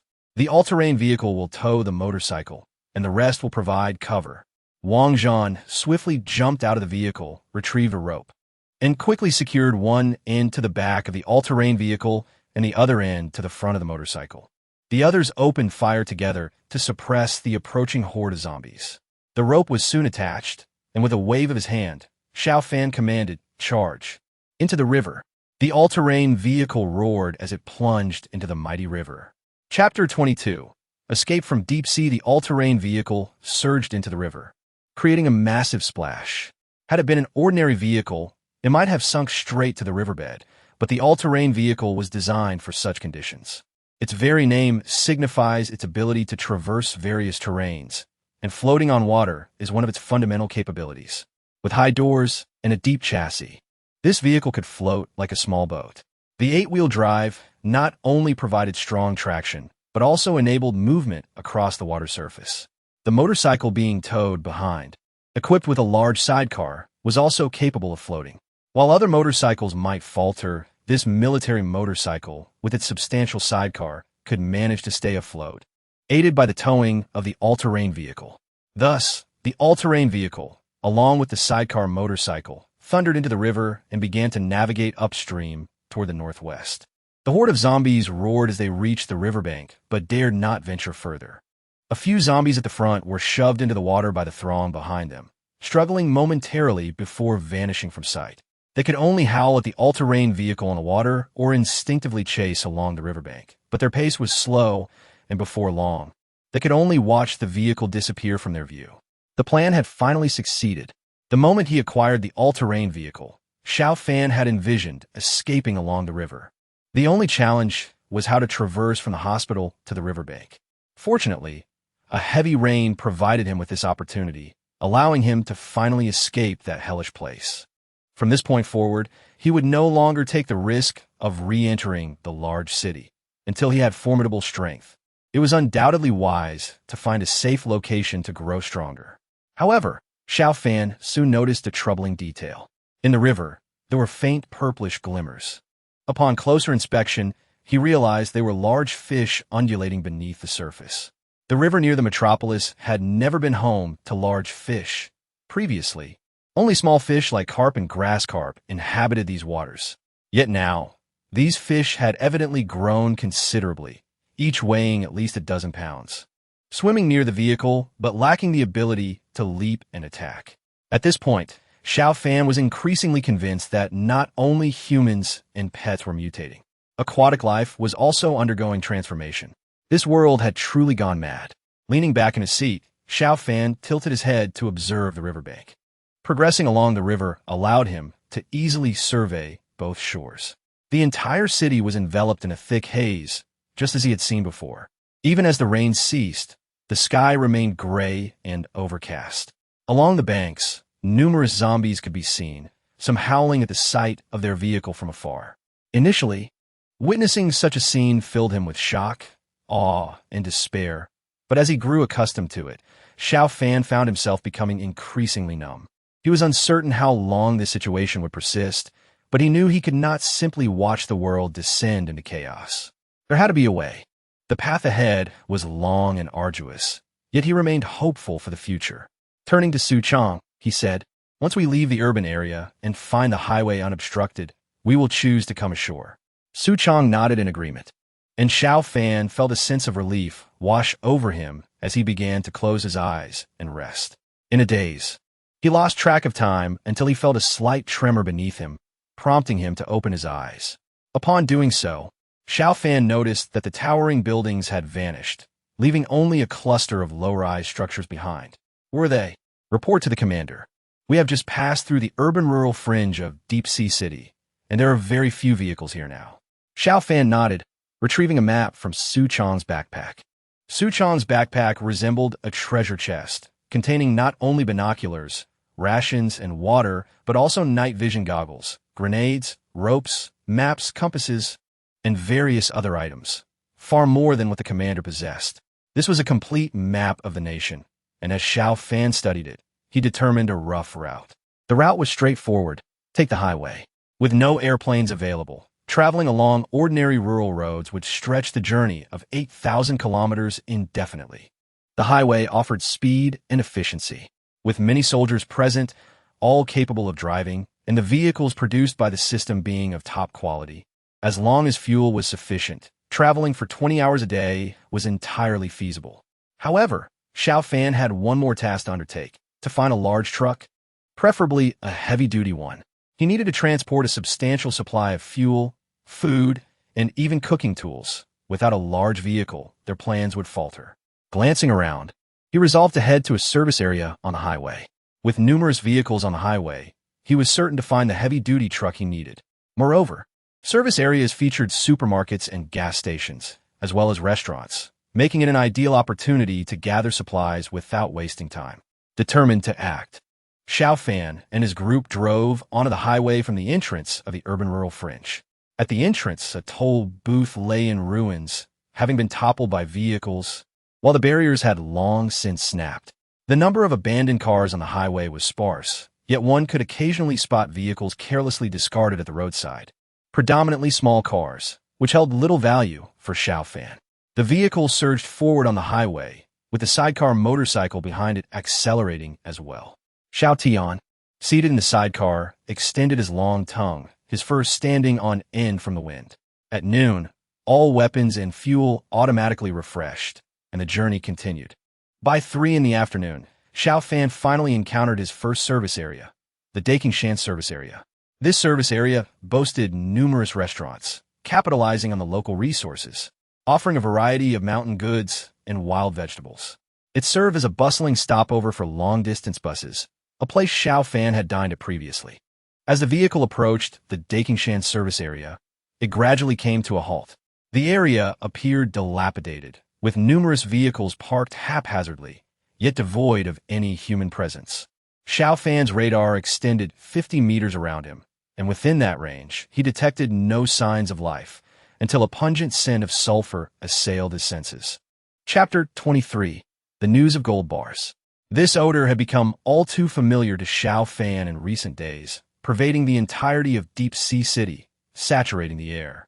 Upon leaving Deep Sea City, the stench had gradually dissipated, nearly vanishing in the wilderness. However, it wasn't until he arrived at this service area that he recalled its origin. Standing atop his vehicle, he gazed toward the service area. It was quite expansive, housing over a dozen restaurants, a gas station, a supermarket, and even a police station with an attached precinct. The police station and gas station were situated to the north, while Xiao Fan approached from the south, detecting that the sulfuric scent wafted from that direction. There lay a large cluster of abandoned vehicles, including several buses, blocking the way entirely.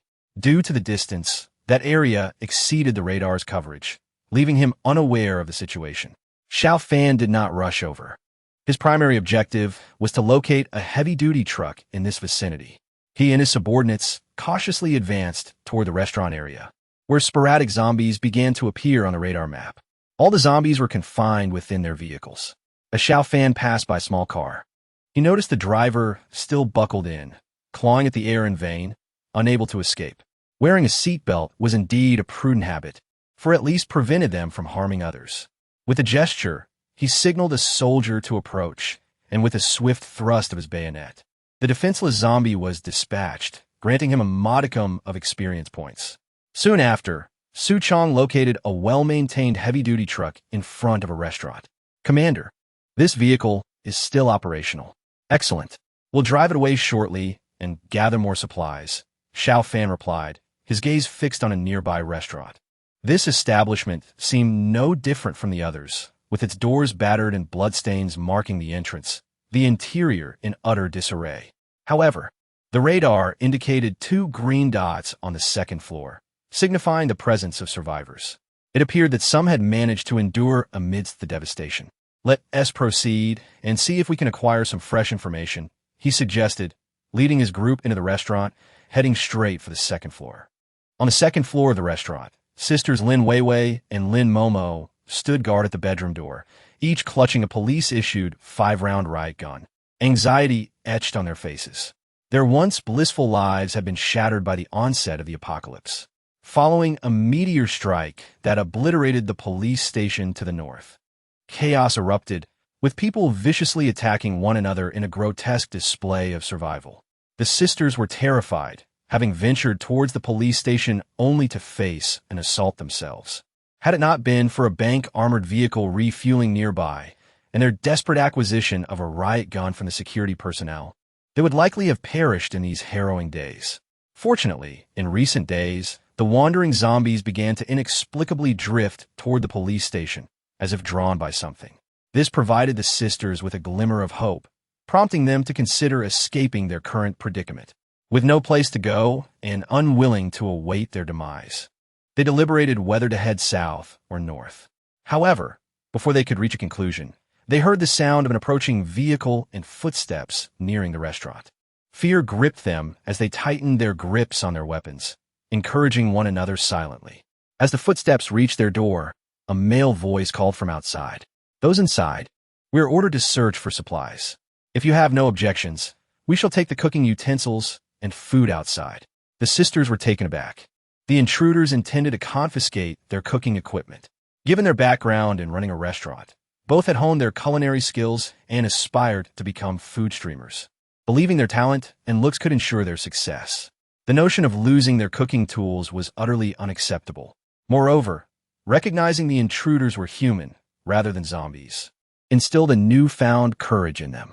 Lin Momo, impulsive by nature, flung open the bedroom door and declared, "That is unacceptable," before she could finish her sentence. A figure in military garb appeared before them, swiftly disarming both sisters. Realizing the gravity of their situation without their weapons, they stood in stunned silence. Finally taking notice of the group outside, a cadre of soldiers clad in military uniforms surrounded a young, handsome officer, accompanied by a large wolf dog. Lin Weiwei, quicker to assess the situation, recognized that these individuals were beyond their ability to confront. She feigned relief and exclaimed to the officer, "Uncle Soldier, we've been waiting for you." Xiao Fan's expression darkened momentarily. Though the 2 girls were in their early 20s, he himself was barely 25. How had he become an uncle? Suppressing his irritation, he spoke slowly. "Where did you acquire those guns? Are you not aware that civilians are prohibited from possessing firearms?" He intended to intimidate the sisters, hoping for a smoother negotiation when they claimed their cooking supplies. Yet Lin Weiwei and Lin Momo, now frightened, hurriedly explained, "Uncle, we haven't done anything wrong. We got these guns from the security personnel of the armored vehicle at the gas station, purely for self-defense. We've only used them to kill one zombie. Yes. If you need money, we can lead you to the location of that armored vehicle." Xiao Fan shook his head. "Money is not the same as gold." I know. The armored vehicle comes from the city and sometimes carries gold bars for clients in the county. There should be gold inside," Lin Momo blurted out, fearing Xiao Fan would hold her sister accountable. Xiao Fan had merely spoken casually, but upon hearing this revelation, his eyes brightened with newfound interest. Chapter 24. The Meteor Crater. The most pressing concern for Xiao Fan was, after all, funding. Upgrading his rank required capital. Establishing a vehicle factory necessitated finances. And subsequent troop expansions similarly depended on monetary resources. It seemed that ever since acquiring this system, the issue of funding would remain a persistent companion. Now, having come across the prospect of gold bars, Xiao Fan's ambitions were reignited. This place has already left the jurisdiction of Deep Sea City and belongs to a different county. Such an armored vehicle is unlikely to carry a substantial amount of gold reserves.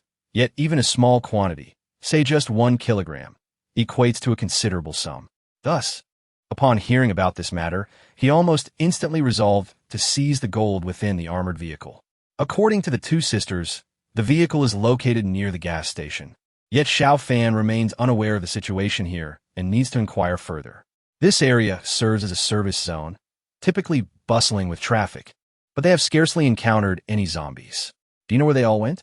Uncle. Xiao Fan hastily gestured, call me Brother Xiao instead. After a moment of contemplation, he turned to Su Chong beside him and instructed, go out and scout. Report back with any findings. Yes, Commander. Su Chong stood at attention, saluted, and swiftly departed. The sight left the two sisters somewhat astonished. They hadn't anticipated that this young man would be a commander. They were unsure of the rank's significance, but it surely must be considerable. Exchanging glances, they both felt a sense of security, a sentiment commonly held by civilians in the presence of military personnel. While Su Chong ventured out to scout, Xiao Fan did not remain idle. He began delegating tasks to the soldiers to collect supplies. The nearby restaurants and service area supermarket were deserted, devoid of both living beings and zombies, presenting a prime opportunity to gather resources. The soldiers commenced their work, tirelessly transporting various essential supplies to the vehicles.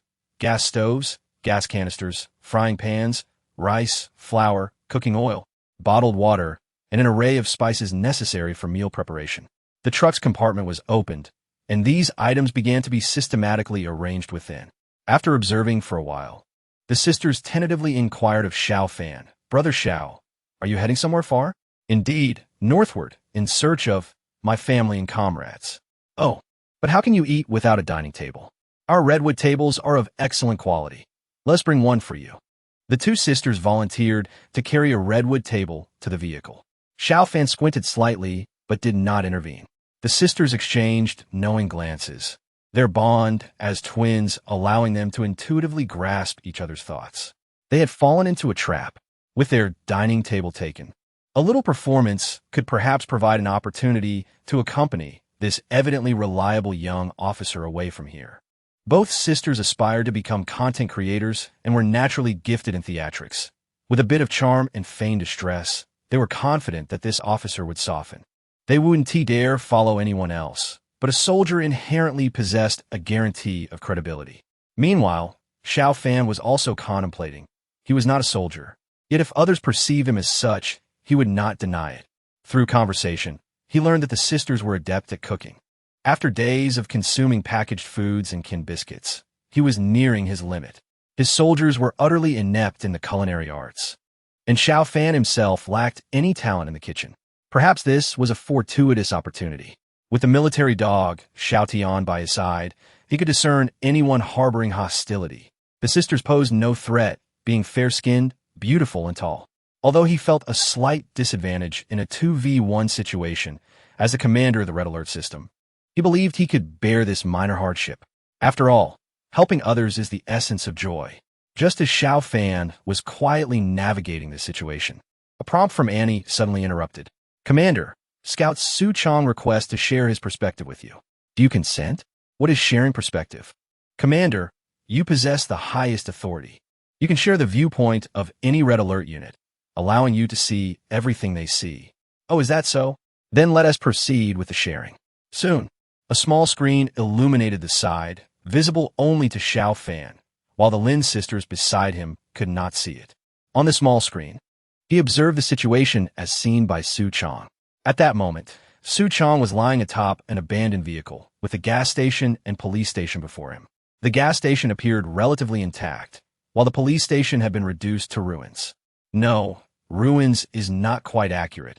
It resembled a meteorite crater, a pit over 20 meters in diameter and around 7 to 8 meters deep. This was likely caused by a meteor's impact. But the crux of the matter lay not in that, but in the dark throng of zombies encircling the crater. These zombies stood silently beside the pit, resembling statues, utterly motionless. A cursory glance revealed that there were at least 1,000 zombies gathered here. No wonder the service area was devoid of zombies. They had all congregated here. Witnessing this scene, Xiao Fan felt a jolt of shock and fell into deep contemplation. With the zombies concentrated here, he could easily depart with his group. However, his objectives remained unfulfilled. He had yet to secure fuel and gold, and leaving now would undoubtedly lead to complications later. Moreover, Xiao Fan had an inkling that the zombies near the crater were not merely a trivial matter. Neglecting this could lead to future troubles. In this apocalyptic world, endowed with a system, there were certain truths Xiao Fan could not evade. At the very least, he needed to uncover some secrets regarding the zombies to avoid being too passive in future confrontations. After a moment of reflection, Xiao Fan decisively resolved to investigate the crater and procure resources. Chapter 25. Assault on the gas station, leaving the Lin sisters at the restaurant. Xiao Fan stepped out to assess the progress of the resource collection. Approximately 1/5 of the truck's compartment had been filled with supplies, primarily food. Not only staple items, but also eggs, sausages, and cured meats were plentiful, along with a small quantity of vegetables and fruits. Fresh produce had become a rarity. Nearly a week had passed since the onset of the apocalypse, and many vegetables and fruits had decayed. The few found were among the last remaining edible items. Xiao Fan mused that he should perhaps locate a generator to connect to a refrigerator for easier storage. Commander, the nearby restaurants have nearly finished collecting. The food gathered can sustain us for 2 months. Good. Let's keep some space for fuel collection. With the truck temporarily stationed there, Xiao Fan departed the restaurant alongside his men, heading towards the gas station. Shortly thereafter, he reunited with Su Chong. Commander, look. Xiao Fan climbed atop the wreckage of abandoned vehicles and gazed at the horde of zombies approximately 40 meters away. They were positioned downwind, rendering them undetectable to the zombies, allowing for safe observation. This distance fell well within the coverage of Xiao Fan's radar. He could discern many things invisible to the naked eye. Before long, he identified an issue. While the majority of the zombies appeared as red dots, most were a pale shade of red. If they had all been similar, Xiao Fan would have felt no alarm. But within the horde, at its center, 2 red dots were distinctly darker than the others. The crater must be at the center, right? Indeed, Commander. These zombies are gathered at the edge of the crater but have not entered it. From my angle, I cannot see what lies within. Xiao Fan stroked his chin thoughtfully. There must be more formidable zombies inside the crater. He recalled the large zombie encountered in the hospital and the female zombie from the beach, and he was increasingly convinced that zombies were capable of evolving. But how did this evolution occur? What form it would evolve into was still a mystery to Xiao Fan. He needed to comprehend it. His gaze once more fell upon the gas station, where he swiftly identified his target, the armored cash transport vehicle. It was stationed near the fuel tanks, its doors ajar, and the occupants within were no longer visible, likely having already succumbed to the throngs of zombies. He turned to Su Chong and inquired, "Are you adept at lockpicking?" Lacking explosives and a chainsaw, Xiao Fan's attention shifted back to the horde of the undead. The cash transport vehicle's guards and driver were presumably clad in steel helmets and bulletproof vests for their duty. They must be among the zombies, and the keys would undoubtedly be on them, making them relatively easy to locate. The overall commander, he continued, viewing the horde from a flat angle makes it difficult to discern. I believe we need to find a higher vantage point to snipe from, which will facilitate both observation and elimination. Xiao Fan surveyed the area, his gaze landing on the gas station roof. However, upon a brief examination, he dismissed the idea. The roof was approximately 7 meters high and utterly inaccessible. If scaling the roof was not an option, they would have to ascend to the second floor of the gas station. Reaching the second floor would require using the indoor staircase, and with the zombies around 20 meters away, a swift ascent should pose no issue. Let us proceed. Bring the Lynx vehicle around and park it nearby. It is equipped with a machine gun, which may prove useful. Additionally, procure a cargo truck or a minibus to block the gas station's entrance, preventing any zombies from breaching. Understood.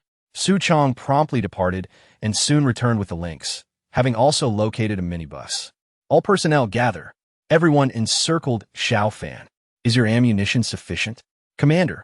We refreshed at 12 o'clock, and everyone is fully stocked. Xiao Fan quickly calculated. 7 soldiers, 4 of whom had 1-star status, possessed 360 rounds each, while 3 unranked soldiers had 90 rounds each. Su Chong, armed with a submachine gun and a pistol, had 60 rounds, and with his own 6. Their total barely exceeded 500 rounds. The Lynx's machine gun boasted 1,000 rounds, but achieving precise headshots with a machine gun was nearly impossible. If they could successfully eliminate 300 zombies with that 1,000 rounds, they would consider themselves fortunate. However, with the horde exceeding 1,000, it was evidently inadequate. Yet, the Red Alert soldiers had a notable advantage. They could level up, significantly enhancing their capabilities and increasing their ammunition supply. Therefore, this confrontation was still deemed worthwhile. Aside from the potential gold bars within the cash transport vehicle and the gas station's fuel, the horde contained a considerable number of female zombies, almost half. If they could eradicate them all, the collection of jewelry alone could yield substantial rewards for Xiao Fan. Addressing his subordinates, Xiao Fan issued his orders. In a short time, their vehicles would surge towards the gas station. Su Chong would park the vehicle behind the building, while the others would take the minibus to block the door, disembark, and rush inside to fortify the second floor, remaining vigilant for zombies clad in steel helmets and bulletproof vests. Upon spotting any, they were to eliminate them immediately. Is that clear? Xiao Fan checked the time. It was 4:30 in the afternoon. They aimed to conclude the battle before 7. Let us move. Su Chong pressed the accelerator, and the Lynx roared to life, weaving through the abandoned vehicles towards the gas station. The sudden cacophony startled the horde. The zombies, previously congregated around the meteorite crater, all turned their heads in unison, revealing their crimson eyes, akin to a legion of specters arisen from the depths of hell. Chapter 26. 2 mutated zombies having devised a tactical plan, the group sprang into action. The Lynx sped to a halt near the rear window of the fuel truck. Meanwhile, Wang Zhan maneuvered the minibus to the gas station entrance, executing a drift that effectively blocked the door. The gas station's windows were fortified with iron bars, making entry possible only through the door. With it sealed, the zombies would find it exceedingly difficult to breach. The team swiftly exited their vehicles and entered the gas station. Su Chong parked his vehicle and dashed to the front, climbing through the minibus's window and emerging from the door to join the others inside. Upstairs, commanded Xiao Fan, and the entire group charged up the staircase. Their movements were rapid, yet the zombies were not lagging either, given that the police station was in such close proximity to the gas station. The horde soon surged towards them, due to their overwhelming numbers. The front zombies reached the door first, while those behind, lacking space, began to spread around the sides and rear of the building. The gas station was modestly sized, featuring 4 windows on the second floor, bedroom, kitchen, dining room, and living room. 2 individuals were assigned to guard each window. Open fire. The 8 members quickly formed into groups, and gunfire erupted. Xiao Fan positioned himself behind the window at the front, observing the dense mass of zombies below. Initially estimating the horde to comprise around 1,000, he now realized that figure was rather conservative. It was likely closer to 1,500. Guarding the front window were Su Chong, Wang Zhan, Li Long, and an unranked soldier. They stood at the window, weapons raised and aimed. Given the proximity, the likelihood of hitting a headshot was considerably high. Su Chong and Wang Zhan rarely missed, and even the unranked soldier could manage to hit 8 out of 10 shots. The gunfire resonated, and splashes of crimson erupted within the horde. Zombies continued to fall, whether lifeless or not, quickly trampled by their companions, unable to rise again. Xiao Fan focused on locating the cash transport guards, for the keys might be among them. Before long, he identified one. Typically, a cash transport vehicle would have 4 occupants, 1 driver, 1 courier, and 2 guards. The guards were tasked with protection and not responsible for opening doors. Xiao Fan sought the courier specifically. He spotted a zombie clad in a bulletproof vest and helmet. advancing amidst the throng. Upon closer examination, he noticed that the vest bore pockets for ammunition. The large 5-round anti-riot gun bullets required manual loading, with each guard typically carrying 10 bullets, 5 in the gun and 5 as spares. The zombie's bullet pouch revealed the tips of bullets, slightly tinged yellow. This individual was merely a guard. He could not possibly possess the keys. Upon Xiao Fan's remark, Su Chong abandoned the idea of eliminating this zombie, recognizing the difficulty posed by its helmet. Xiao Fan continued his search within the horde and soon spotted a second guard. This one, too, was not the courier he sought. Yet, no matter how he searched, he could not locate a third individual in a bulletproof vest, leaving him puzzled. It should have been relatively easy to find. With no immediate success, they resumed firing, the battle intensifying. The zombies appeared to possess a modicum of intelligence, encircled around the house. Those unable to reach the second floor began attempting to infiltrate. Although the minibus blocked the entrance, it was not sealed tightly, leaving gaps through which some zombies sought to squeeze. After several managed to push through, the minibus shifted slightly. Xiao Fan promptly instructed Li Long and Zhang Chao to descend and engage the encroaching zombies with their bayonets. The two, unable to level up just yet, raced downstairs and attacked the zombies attempting to breach from the sides.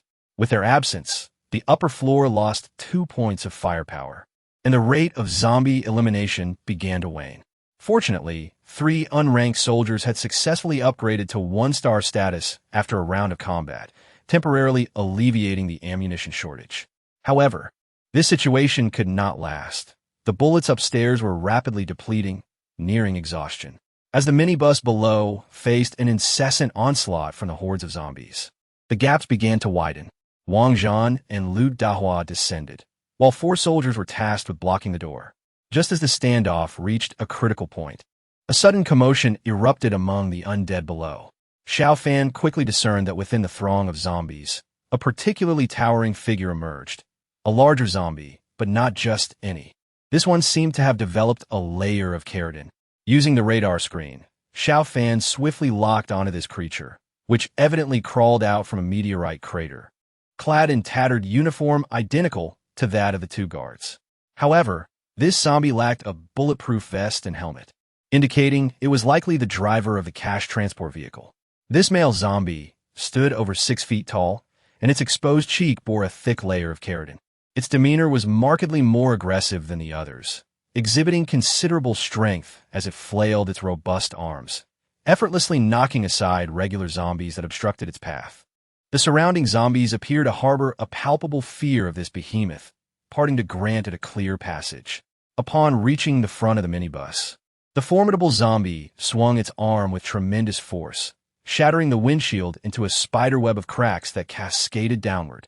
Before Xiao Fan could issue commands to focus on this zombie, another unique specimen appeared, adorned with a steel helmet and clad in a bulletproof vest. This female zombie exhibited a lithe and athletic physique, moving with remarkable agility. Xiao Fan immediately recognized her resemblance to the one encountered at the beach. But this one had evidently evolved even further than the bikini-clad counterpart. The presence of the bulletproof vest and helmet unveiled her identity. The cash courier Xiao Fan had desperately sought. Chapter 27. The Golden Brick.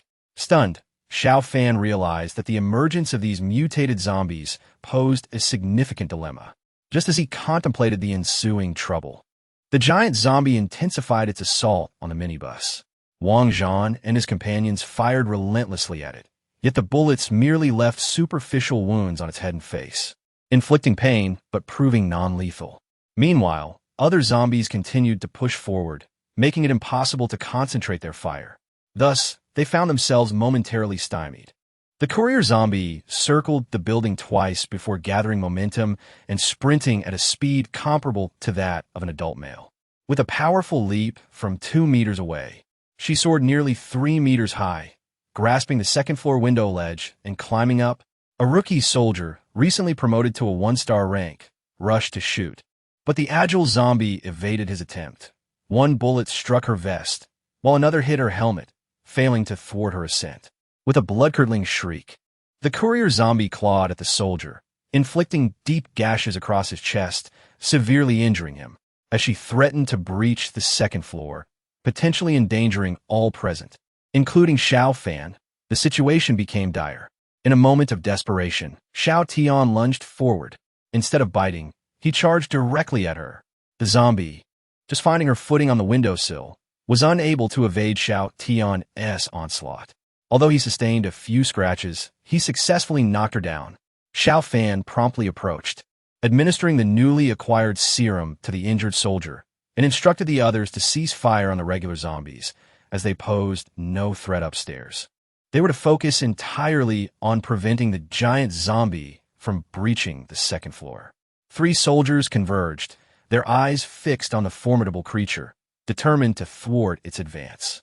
The zombie indeed made another attempt to surge forward, but the combined firepower of the 3 soldiers forced it back, preventing it from reaching the upper level. The standoff persisted, yet it was clear that this stalemate could not last indefinitely. Once their ammunition was depleted, either floor could easily fall prey to the zombies. Xiao Fan's gaze fell upon Su Chong, the overall commander. "You can handle this," he thought.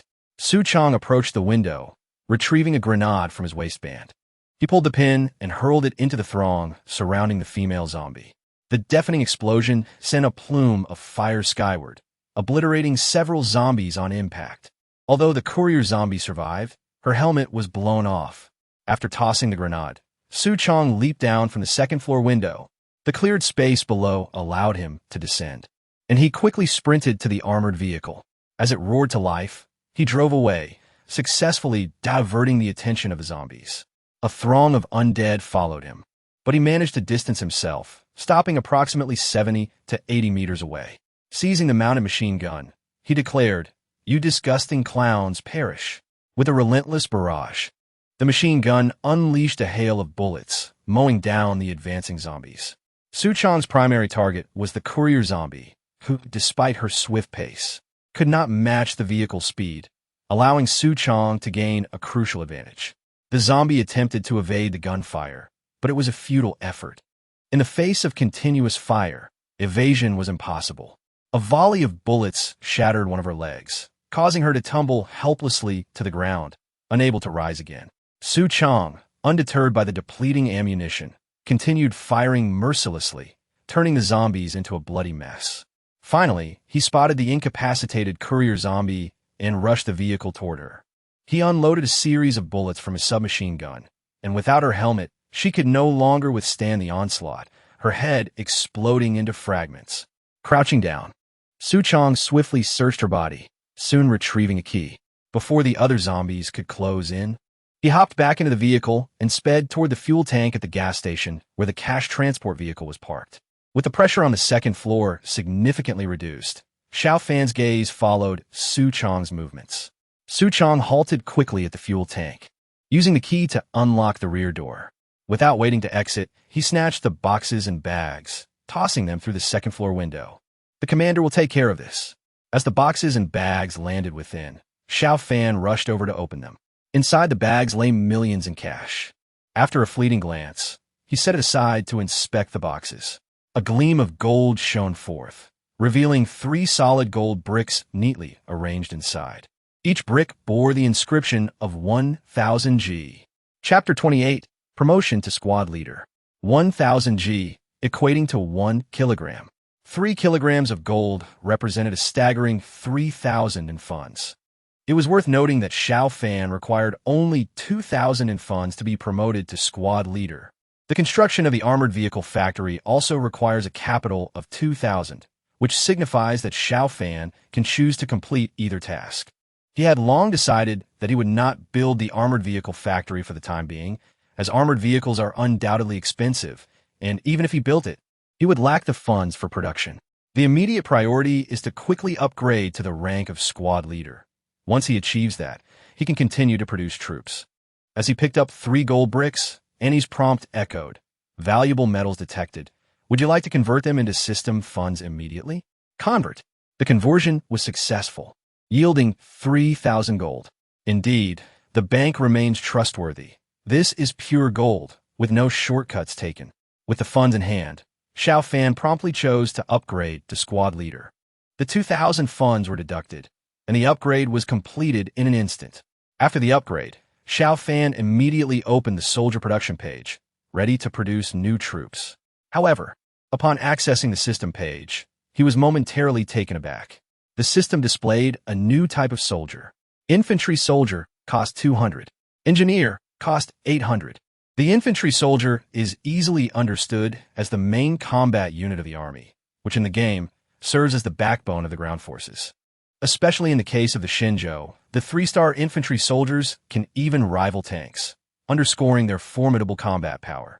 While this may seem implausible in reality, Xiao Fan believes that this unit will always remain one of the ground's mainstays. In many situations, they can undertake tasks that tanks and armored vehicles cannot, ensuring they will never be obsolete. Engineers, on the other hand, are a distinctive unit in Red Alert. They may lack combat prowess but are immensely useful. They can capture enemy buildings, seize oil wells, occupy airfields, and even rapidly repair bridges. In reality, engineers may have even more utility and are truly indispensable. However, at this moment, Xiao Fan had no need for engineers. He prioritized the production of 5 infantry soldiers. The production time for 5 infantry soldiers is 10 minutes. During this process, Annie prompted, "Commander, congratulations on your promotion to squad leader. Please set the personnel limit for your squad." What does personnel limit mean? It refers to establishing the maximum number of troops in a unit. Once determined, the maximum number for a squad will be the number you set. Exceeding this number will transition it to a company. Xiao Fan pondered briefly. Are we operating in a ternary system? Yes. The ternary system implies that each higher combat unit oversees 3 subordinate combat units, meaning a squad will consist of 3 teams, with each team comprising 8 individuals. A squad of 3 teams would total 24 members. However, Xiao Fan did not wish to limit his squad to 24, as he might need other unit types, such as engineers or scouts, and he may unlock even more unit types in the future. Set the limit to 30 personnel. Confirmed. The maximum personnel limit for a Red Alert combat squad is now 30. The limit has been established. With the personnel limit set, Xiao Fan glanced back at the system page, where a newly appeared gift package awaited, the squad leader's package. He extracted and opened the package, revealing several new items. Squad leader's uniform, a uniform designated for the commander, capable of resisting knife attacks and providing excellent insulation. Note: when a new uniform is available, it will automatically replace the previous one. Squad leader's medical kit automatically refreshes 3 healing potions, 3 bandages, and 3 serums daily. Note: to upgrade from squad leader to company commander, the commander must have a full complement of troops and provide 10,000 funds. Gazing at this array of introductions, Xiao Fan felt a surge of excitement. He had finally upgraded to squad leader, and indeed, this came with a different level of treatment compared to being a team leader. With a new uniform that could resist knife attacks and a new firearm that significantly enhances his firepower, he was now ready for actual combat. There was also a new vehicle. He recognized a vintage 212 model, known for its durability, and was surprised to find it had been modified to include ballistic protection. Furthermore, his troop strength could now be increased to 30, a substantial upgrade indeed. Looking down from the building, he spotted a brand new green 212 Jeep parked across from the gas station. Such vehicles were rare to see nowadays, yet this one appeared somewhat different, sturdier somehow. As he felt the weight of his new firearm at his side, Xiao Fan was eager to engage in battle. Just as he prepared to take aim at the zombies, a voice called from behind. "Infantry soldier by Xiao Chuan, reporting to the commander." Unlike privates and scouts, this infantry soldier wore a helmet and camouflage, lacking the robust physique of a private and the scattered gear of a scout. Aside from his backpack, his sole piece of equipment was a light machine gun. Xiao Fan immediately instructed, "Prepare to take up combat positions and introduce yourself." By Xiao Chuan quickly dashed to a window, reporting, "Commander, I am an infantry soldier, trained in rigorous military discipline. I utilize the domestically produced Type 95 light machine gun, which fires 5.8mm rounds in a non-start state. I am equipped with a 30-round magazine and a 75-round drum, capable of both automatic and semi-automatic fire, with infrared targeting and a rapid firing rate." As he spoke, he reached the window and set up his machine gun. Xiao Fan's heart raced, and he issued another command. Go to the first floor and take down that large zombie at the entrance. Chapter 29. Firepower suppression. The situation on the first floor had become dire. The large zombie had torn a gaping hole in the minibus. As it broke through the vehicle, it swung its arms, relentlessly battering the bus doors. With just a few strikes, the doors shattered, and if it made its way inside, the consequences would be severe. Meanwhile, Wang Zhan and several privates found themselves distracted, fending off the zombies, squeezing through the gaps on either side, feeling utterly helpless against the rampaging large zombie. It was under such circumstances that, Xiao Fan descended. Upon reaching the ground floor, he swiftly ran to the entrance, raised his machine gun, and aimed directly at the large zombie's head, preparing to fire. Rat-tat-tat-tat. A flurry of gunfire erupted, the bullets raining down upon the large zombie's head like a torrential downpour. Initially, sparks flew as the bullet struck, creating visible dents in the zombie's skull. However, the sound soon transformed into a series of muffled thuds. Despite the zombie's tough hide, it could not withstand the ferocity of the machine gun fire. The barrage quickly shattered its skull. Blood splattered as the large zombie's head was obliterated like a flower bursting open.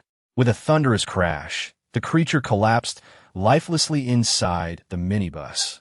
Xiao Fan's experience surged dramatically, and with the elimination of a few more zombies, he would level up to 2 stars. After emptying one magazine, he swiftly replaced it with the 75-round drum, joining Wang Zhan and the others in defending the entrance. With the arrival of this fresh force, the defensive situation on the first floor improved significantly.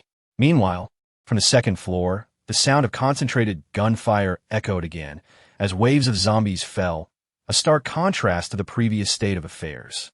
New infantry soldiers had emerged and rapidly joined the fray. The arrival of each infantry soldier unleashed devastation upon the zombies. Despite their overwhelming numbers, the zombies lacked intelligence and were outmatched by the soldiers hidden within the building, becoming mere targets. Faced with the relentless gunfire from over a dozen weapons, their ranks dwindled rapidly, especially after Su Chong drove his Lynx vehicle into battle once more, personally eliminating the female zombie carrying the cash, which elevated him to 1 star. The 1-star scout now boasted an increased ammunition count of 150 rounds, along with an additional 20 rounds for his sidearm, providing him with ample firepower. However, when it comes to sheer firepower, there is no doubt that Xiao Fan, who has advanced to 1 star in the midst of battle, is the most formidable wielder of power. An army soldier, even in a 0-star state, possesses a firepower equivalent to 105 rounds, surpassing that of a 1-star private. Upon upgrading to 1 star, Xiao Fan's ammunition capacity swells to 255 rounds.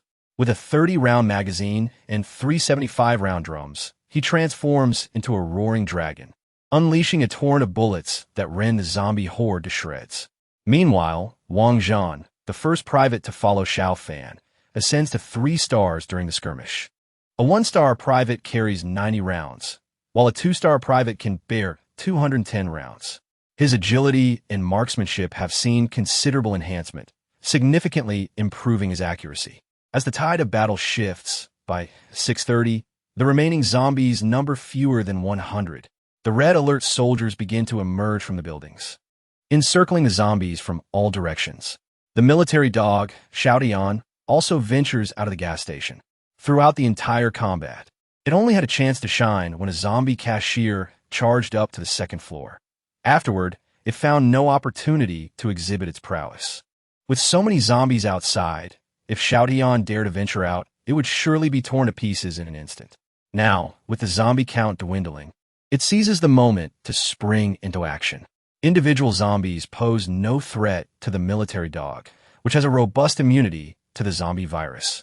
Ordinary scratches do not faze it. After a series of successful attacks, Xiao finally advances to 1 star. A 1-star Xiao is markedly larger than its 0-star form. While it once resembled a mere canine, it now stands as a robust leopard, its muscles well-defined and exuding strength. With the comprehensive upgrades of the red alert units, the battle concludes when the last zombie is dispatched by Xiao Fan himself.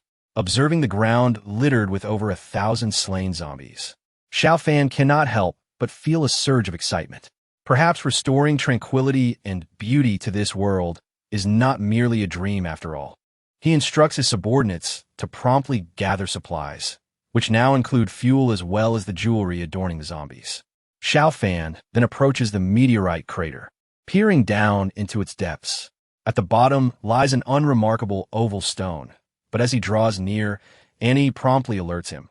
"Commander, this stone emanates a special energy, though I cannot identify it.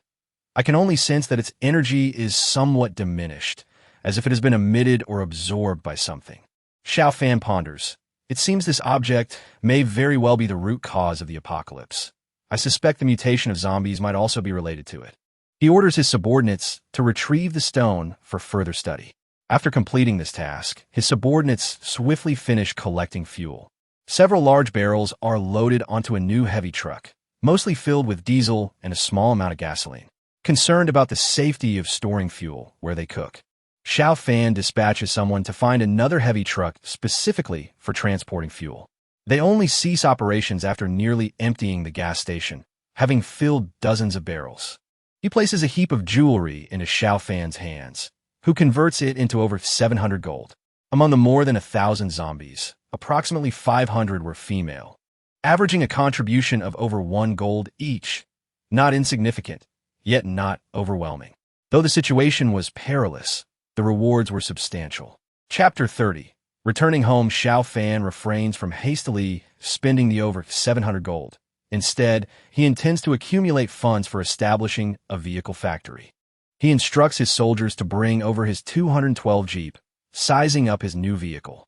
The square body exudes a retro charm, with straight lines and right angles reflecting the military's rugged ethos. The vehicle is robust, with a spare tire suspended at the rear. Once inside, Xiao Dian hops up beside him, panting eagerly.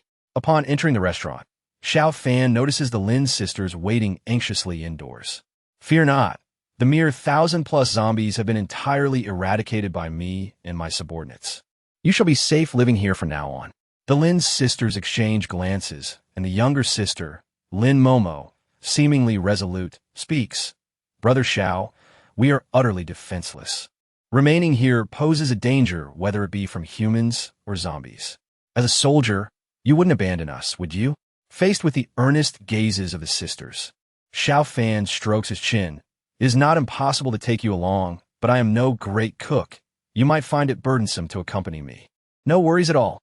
Our family owns a restaurant, and our culinary skills are exceptional. Had it not been for this disaster, we would have become gourmet food streamers." With their enthusiastic self-recommendation, Xiao Fan can no longer maintain his reservations. Improving the meals while being accompanied by 2 stunning beauties is an opportunity he cannot continuously refuse. "Very well, pack your belongings and let us depart." The sisters, having already prepared, emerge with their suitcases in tow. Stepping outside, they momentarily freeze at the sight of the convoy waiting for them. At this point, Xiao Fan's team has grown into a veritable convoy, featuring an all-terrain vehicle, a 212 Jeep, a sidecar motorcycle, and 2 heavy trucks, all beginning to take shape. Furthermore, the number of personnel has visibly increased, after producing 5 army soldiers. Xiao Fan's ranks have swelled to 13. Observing the astonished expressions on the sisters' faces, Xiao Fan casually remarks, "My subordinates are numerous, and many have rushed to join me from various parts of the country upon hearing of my presence here. You shall encounter many more individuals. Do not be surprised." The sisters' eyes glimmer with admiration. In such a post-apocalyptic world, following someone so powerful is a stroke of fortune for them. Silently, they resolve to take good care of Xiao Fan, not wishing to squander this opportunity as they are already alone and vulnerable. Xiao Fan climbs into the Jeep, and the sisters eagerly follow suit. Initially, Xiao Dian remains in the back seat, but with a glance from Xiao Fan, the dog understands the unspoken command and promptly hops into the front passenger seat. Taking his place behind the wheel, Xiao Fan finds the sisters seated beside him as the vehicle roars to life. Wang Zhan rides the sidecar motorcycle, with Bai Xiaochuan nestled in the sidecar, leading the way. Following them is the all-terrain vehicle, carrying 2 privates and 4 army soldiers, representing the strongest firepower in the convoy. Next comes Xiao Fan's 212 Jeep, driven by Su Chong, accompanied by Xiao Tian and the Lin sisters. This vehicle is the core of the team. Finally, 2 heavy trucks follow, each manned by a private, with 2 more privates riding shotgun. One truck is filled entirely with fuel, while the other contains essential supplies. As they depart the gas station, someone has thrown several million in cash from the armored vehicle into the heavy trucks, citing its potential use for igniting fires should the gas canisters run dry. The convoy sets forth, undeterred, as Xiao Fan issues orders to all drivers. Everyone adheres strictly to his instructions, embarking on a rapid march. The convoy only halts for meals and rest. That evening, to Xiao Fan's surprise, the sisters present him with a delightful meal. They have prepared the mutated Tibetan Mastiff that Xiao Tian had slain, resulting in a large pot of dog meat and a rich dog meat soup that nearly causes Xiao Fan to swallow his tongue. After the meal, the weariness of all dissipates, replaced by a newfound vigor. The sisters, astonished, remark that this time they have truly outdone themselves. Yet, Xiao Fan quickly realizes that it is not merely their skill. The meat of this mutated beast is undeniably exceptional. In the apocalyptic world, the scarcity of food resources renders any sustenance a precious commodity. However, ordinary food serves merely to satiate hunger, while the flesh of mutated beasts offers much more. It appears to be imbued with abundant nutrition and energy, and regular consumption would undoubtedly yield significant benefits for the human body. This notion was further solidified when Xiao Fan ordered 2 mutated fish to be stewed during their journey. Unbeknownst to him, he had stumbled upon a secret of the apocalypse. The meat of these mutated creatures could potentially evolve into a strategic resource in the future. Those who had their fill were invigorated, and the convoy pressed on, traversing the night sky. The journey of 5,000 kilometers, which would have taken a mere week prior to the apocalypse, now faced unexpected challenges. Although the drivers had ample time to rotate, Xiao Fan had underestimated the difficulties of this new world. After a series of stops and starts, it took him half a month to feel the temperature around him gradually cool as they entered the northern region of Yanyan City. The fields of wheat along the roadside had transformed into towering cornfields, and a gentle breeze swept through, alleviating the oppressive heat in the air. Ahead flowed a glistening white river, where a highway bridge appeared. Above the bridge stood a grand archway inscribed with the words "Welcome to Yanyan." Upon seeing the boundary marker of his homeland, Xiao Fan could not suppress the surge of emotions within him. Chapter 31. Han Donyang. Xiao Fan's home was situated in the outskirts of Yanyan City, in a place called Chishui County. However, his residence was not in the county seat, but rather in a small town beneath it, known as Yanshan Town. The town boasted a population of approximately 30 to 40,000, not including the surrounding villages, making it relatively sizable. His father, Xiao Jinyuan, was a farmer, although he did not cultivate the land himself. Instead, he had leased the family's fields and made a living by making tofu in the town. Both the leased farmland and tofu production were stable sources of income, providing for Xiao Fan and his sister, Xiao Tian, allowing them to pursue their education. His younger sister, Xiao Tian, was still in high school, and the bond between the siblings had always been strong. Thus, he felt compelled to find her. His eagerness to return home overshadowed any early concerns about their journey. The excitement and anxiety of returning to his hometown would have been palpable were it not for the sudden appearance of a toll booth. Upon reaching the entrance of Yanyan City, at the opposite end of the bridge, a mound of sandbags had been erected, completely obstructing the road. In the center of the sandbags stood a barrier originally used for a railway crossing, which needed to be lifted for passage. Su Chong jumped out of the vehicle and approached the sandbag barricade. Behind the sandbags, a wooden sentry booth stood, where a man was stationed. This man held an old semi-automatic rifle, and upon seeing Xiao Fan and his group approach, he visibly appeared alarmed. The military-style armored vehicle, along with the soldiers clad in camouflage, exerted considerable pressure on him. Su Chong looked up at the man and called out, "Lift the barrier. We need to pass. What is your purpose?" The man in the booth shouted back. Su Chong scoffed. "What we are doing is none of your concern. Just lift the barrier and stop with the unnecessary chatter." Faced with Su Chong's assertiveness, the man hesitated and replied, "Please wait a moment. I need to consult. Impatiently, Su Chong urged, hurry up. I can wait, but our commander may not be so accommodating. Anyone who dares to displease our commander will have already become a zombie. Upon hearing the mention of a commander, the man grew increasingly anxious and quickly grabbed his walkie-talkie to call for assistance. Commander, a convoy has arrived, and the occupants are in military uniforms and armed. There are also military vehicles among them, supposedly led by a commander. Should I allow them through? Oh, is that so? Please hold on. I will be there shortly. The man put down the walkie-talkie and said to Su Chong, please wait a few minutes. Our commander will arrive shortly. Approximately 10 minutes later, the rumble of engines filled the air as 4 or 5 SUVs approached the checkpoint. The first to disembark was a robust young man, around 30 years old, who wore a holstered handgun that appeared to be a police model. The remaining group of about 10 individuals were also armed, though their weapons varied widely.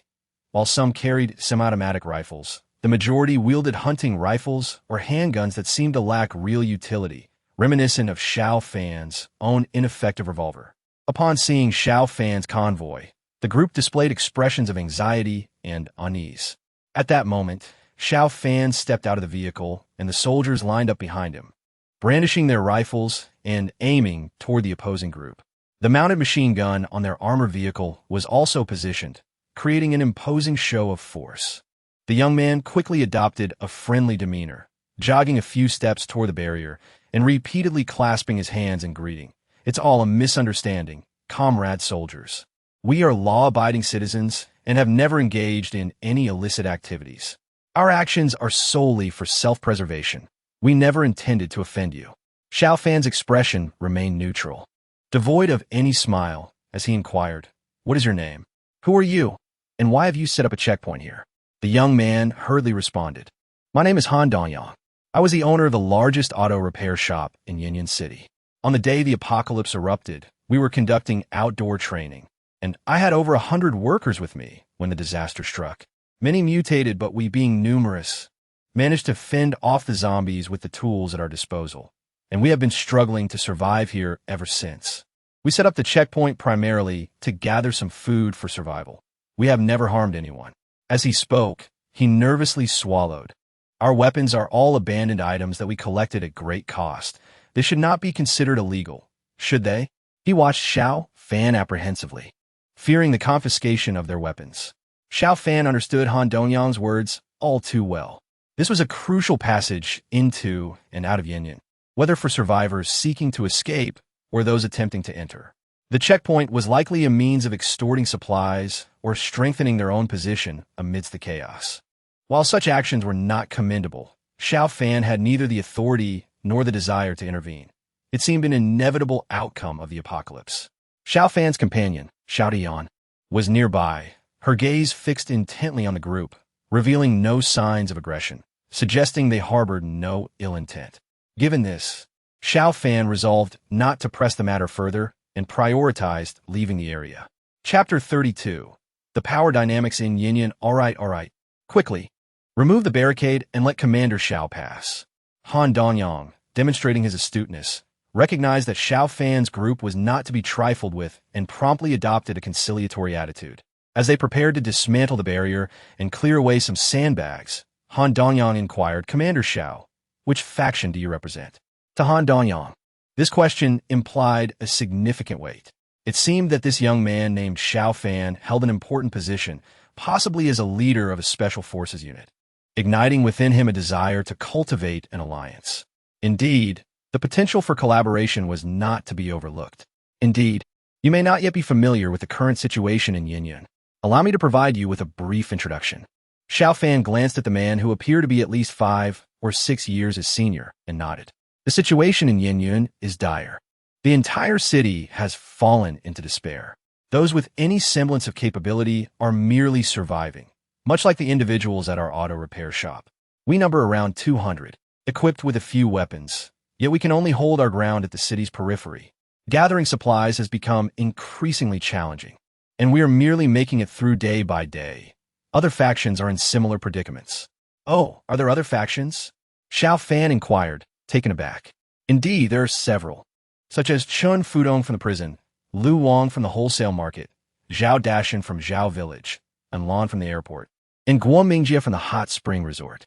These individuals are currently prominent figures in Yinyan. Compared to them, my strength is still lacking. I never anticipated that Yinyan harbored such numerous factions.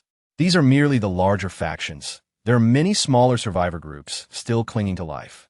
However, they are hindered by the zombies, making it difficult for them to meet.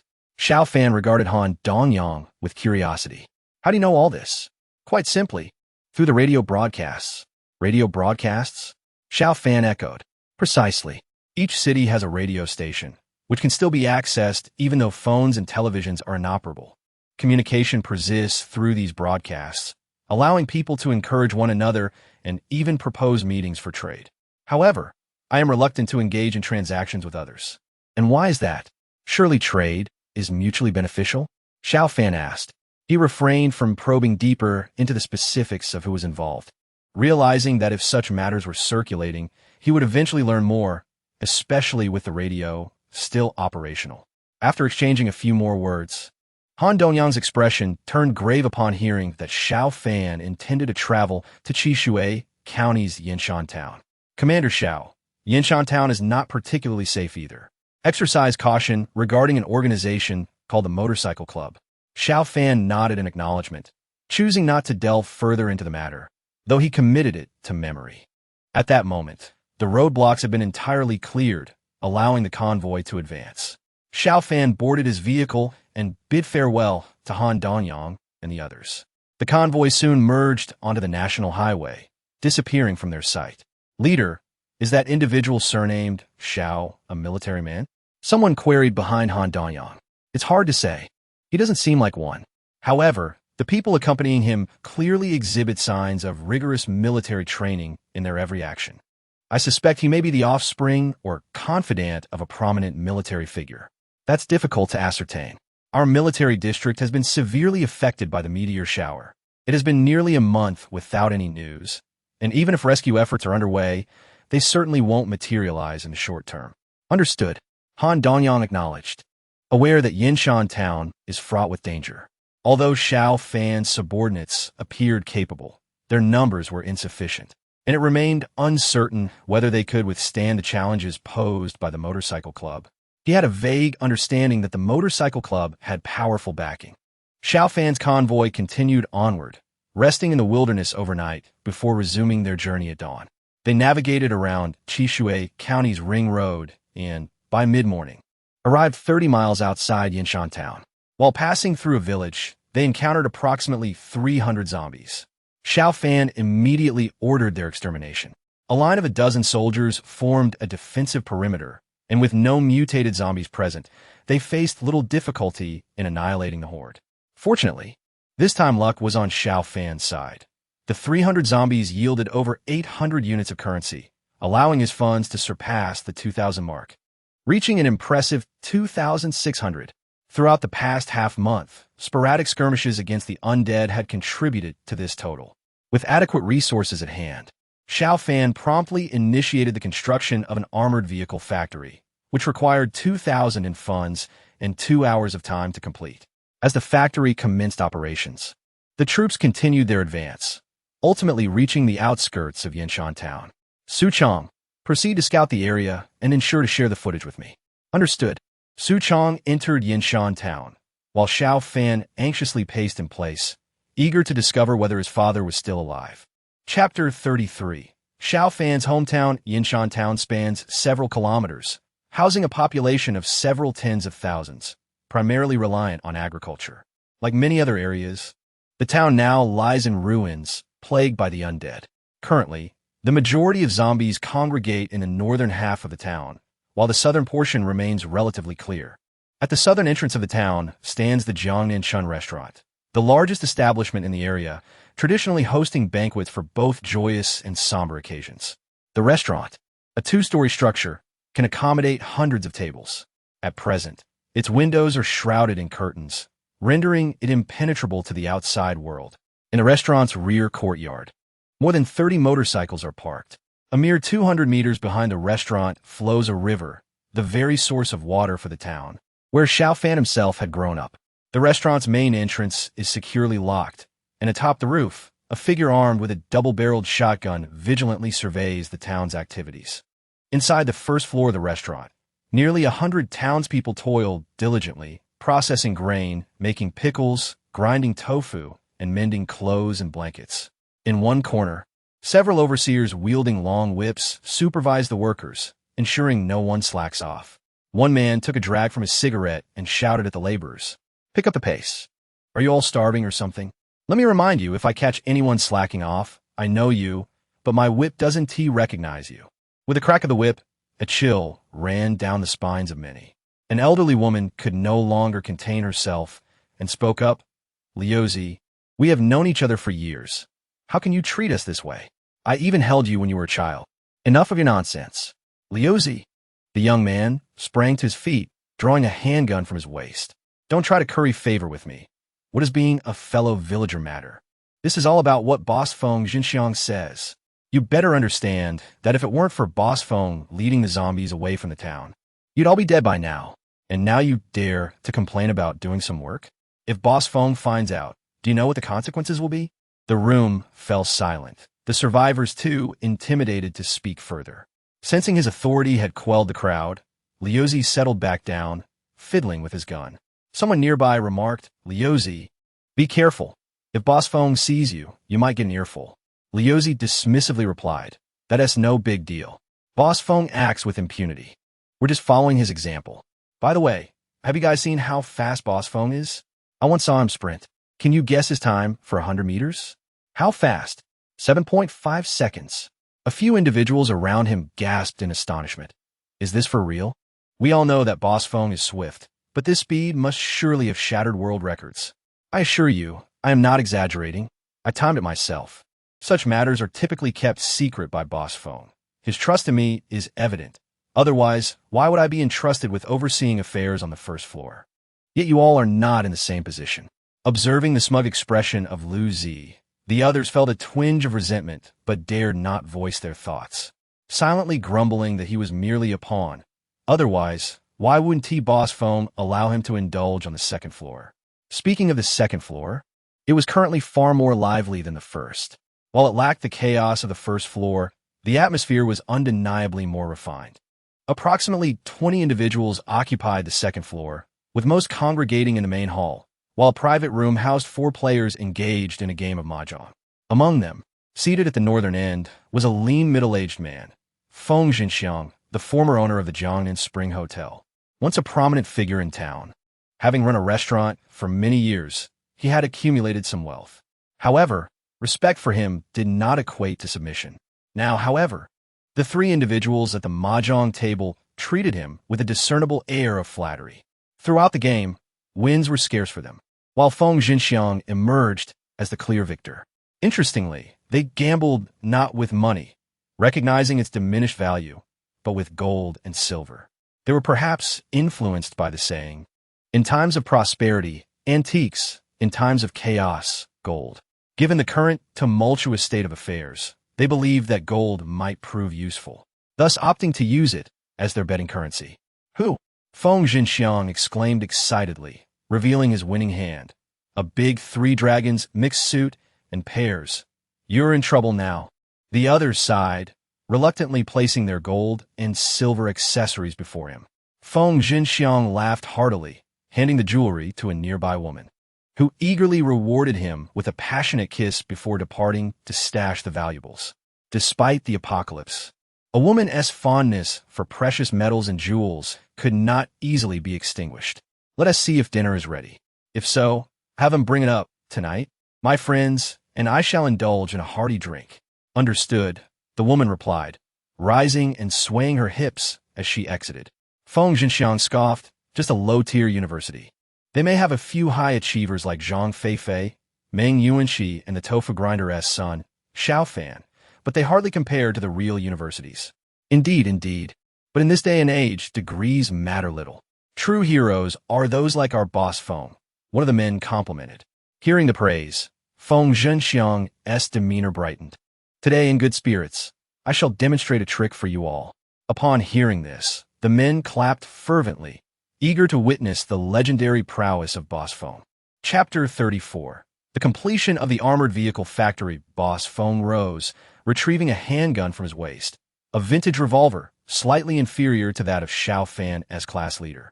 He handed the weapon to one of the men and exited the private room into the main hall. He positioned himself against one wall, instructing the gunman to stand at the opposite end, roughly 30 meters apart. Excitement rippled through the crowd as they gathered on either side, eager to witness Boss Feng's demonstration. Even the woman who had just descended from the second floor, along with several minions, rushed up to watch. "Shoot at me," Boss Feng commanded the gunman. "Isn't this a bit too dangerous? Quit the chatter, just shoot. I'm in a generous mood today. And this opportunity won't come again." The gunman gritted his teeth. "All right, let us give Boss Feng some encouragement." A vigorous round of applause erupted, the atmosphere electric. The gunman raised the revolver and aimed, while Boss Feng added, "No intentionally missing. The bullet will mark the wall, and I will deal with you if you do." "Okay, I'll count to 3 before you fire. Bring it on. 1, 2, 3, bang." The gun discharged. At such close range, the bullet reached its target almost instantaneously. Yet, in a flash, Boss Feng darted aside. The crowd watched in astonishment as the bullet struck the spot where he had stood moments before, leaving a spray of sparks. Remarkably, Boss Feng emerged unscathed. The audience was left speechless, and after a prolonged silence, the hall erupted into thunderous applause. Boss Feng, beaming with pride, waved his hands. "Keep it down. We don't want to attract the zombies." During the drinking festivities, no matter how others inquired about the source of his abilities, he remained tight-lipped. This was his secret. He preferred that as few people as possible were aware of it. If everyone possessed such skills, how could he maintain his status as the leader? He relished his role as the local sovereign in Yinshan town and was far from ready to relinquish it. Unbeknownst to him, everything happening indoors was being closely observed by a pair of eyes from outside. On the exterior wall of the hotel, Su Chong descended along a rope, clinging to the surface like a gecko. Although the windows were covered with curtains, small gaps at the top allowed him to see everything inside. He noticed that Xiao Fan shared his perspective, having begun to observe from the moment Su Chong arrived at the establishment. Not only did he witness Boss Feng's performance, but he also spotted the one person he longed to find, his father, Xiao Jinyuan. His father appeared unharmed, though visibly despondent, diligently grinding tofu on the first floor. Perhaps his skill was what kept him under Boss Feng's relative protection, allowing him to contribute to their food supply. However, many others without such skills had not fared as well, having faced various degrees of mistreatment. Knowing his father was safe eased some of Xiao Fan's worry. Furthermore, he recognized several familiar faces from his upbringing, including Boss Feng's woman, who was none other than his high school classmate, Ma Xiaoding. After the college entrance examination, they had all parted ways. While Xiao Fan was aware that Ma Xiaoding had not performed particularly well, he never expected her to end up with Boss Feng. Each to their own, he thought, as long as it didn't interfere with his own affairs. As for Boss Feng's extraordinary abilities, they intrigued Xiao Fan. He sensed a familiarity in the man's movements but couldn't quite pin it down. He remained wary of the potential for dodging bullets. Could Boss Feng evade all bullets or merely those with slower velocities? Having located his father and ensured his temporary safety, Xiao Fan refrained from rushing over, opting instead to patiently await the completion of the armored vehicle factory. After approximately an hour, the construction of the armored vehicle factory was finally complete. With each new building, additional troop types were unlocked, and Xiao Fan eagerly checked the next project, a radar station. The cost of the radar is 3,000, and it is easy to imagine that its capabilities far surpass those of the small radars typically found in power plants. This time, Xiao Fan first opened the vehicle page. Since it was a tank factory, the primary units to unlock should be the tanks. Upon opening the page, Xiao Fan indeed discovered new units.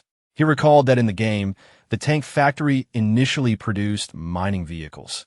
However, as he currently lacked a minefield, that vehicle did not appear. Instead, he found 2 new types of vehicles. The first was the sidecar motorcycle, cost 500 gold, accommodates 3 people, and can mount a machine gun.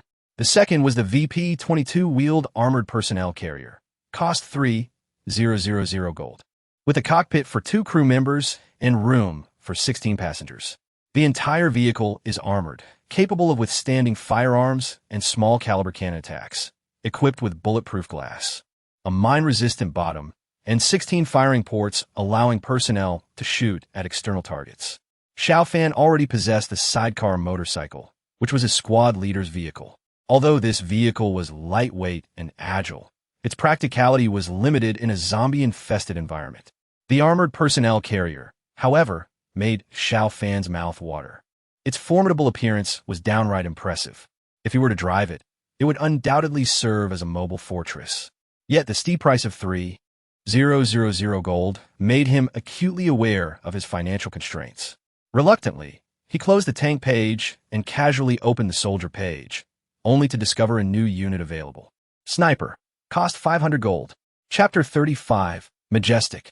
Upon seeing this new unit, Xiao Fan's eyes lit up. Snipers are an indispensable component of any military unit, wielding their deadly rifles with an elusive presence that has instilled fear throughout history. Over half a month ago, zombies began to exhibit signs of mutation, and some regular soldiers struggled to contend with them. The introduction of snipers perfectly addressed this shortcoming. After completing the construction of the tank factory, Xiao Fan had over 600 gold remaining. The sniper required only 500, the same cost as a scout, prompting him to immediately initiate the production of one. Confirming the production of the sniper required 500 funds and 5 minutes of time. After 5 minutes, a new soldier materialized before Xiao Fan. Standing around 7 meters tall and somewhat slender, he wore a steel helmet and donned jungle camouflage. He carried a backpack, a pistol, and a dagger. These were standard equipment. But the most significant feature was the long sniper rifle slung across his back. Upon noticing Xiao Fan, the soldier stood at attention and saluted. Sniper Lu Ping. Reporting to the commander. I have undergone rigorous military and sniper training, proficient in tracking and wilderness survival.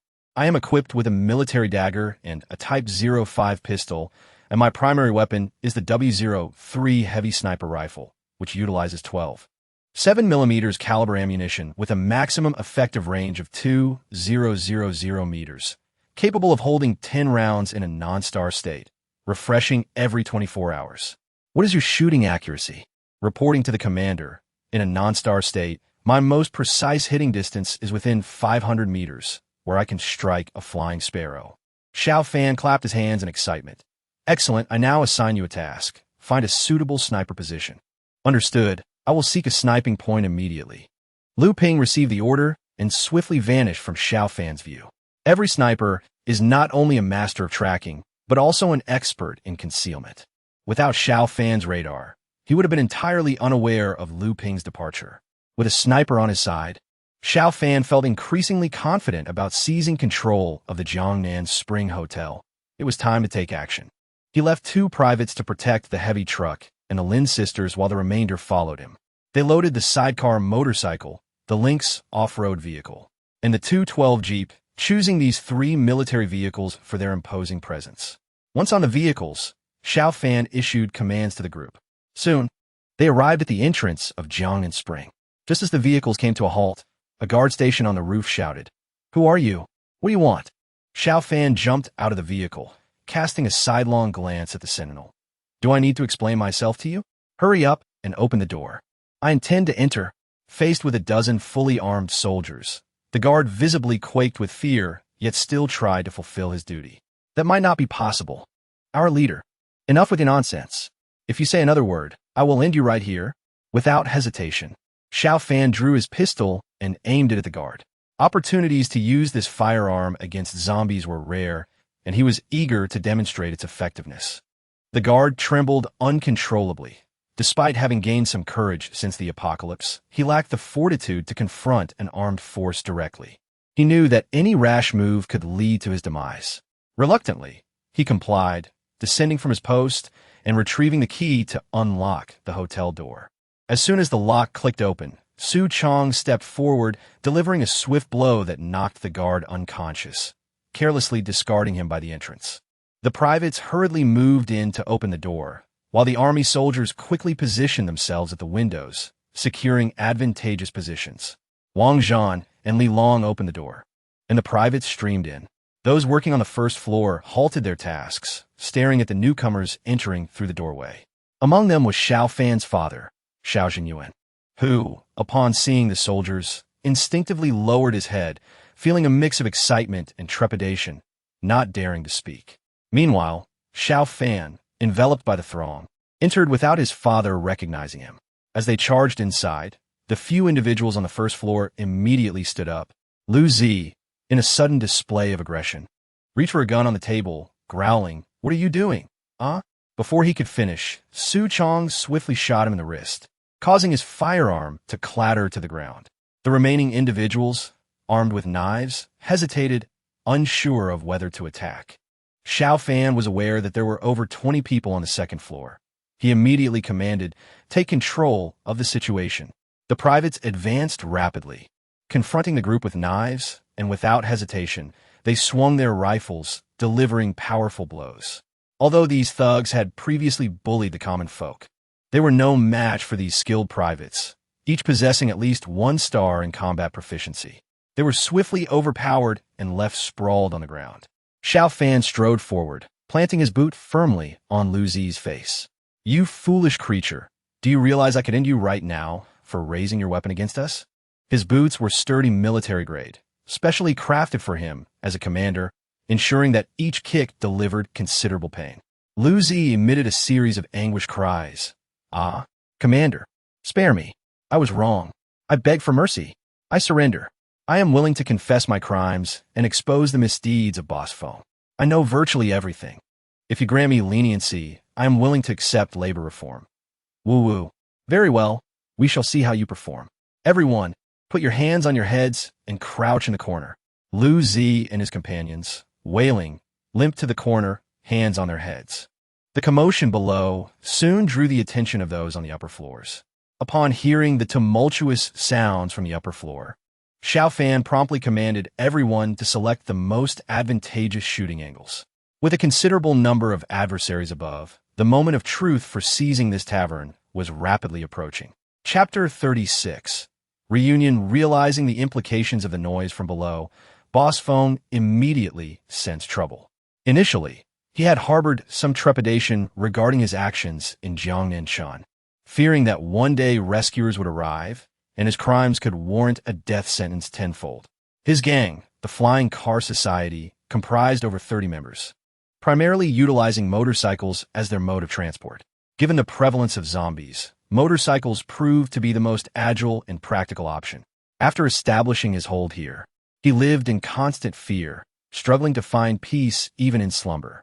To him, zombies were not particularly terrifying. After all, they could not catch him. Those mindless creatures merely wandered aimlessly, and with a bit of cunning, they posed no real threat. His true fears lay with the police and the military. However, since his communication with his cousin via the radio, he had shed his fears.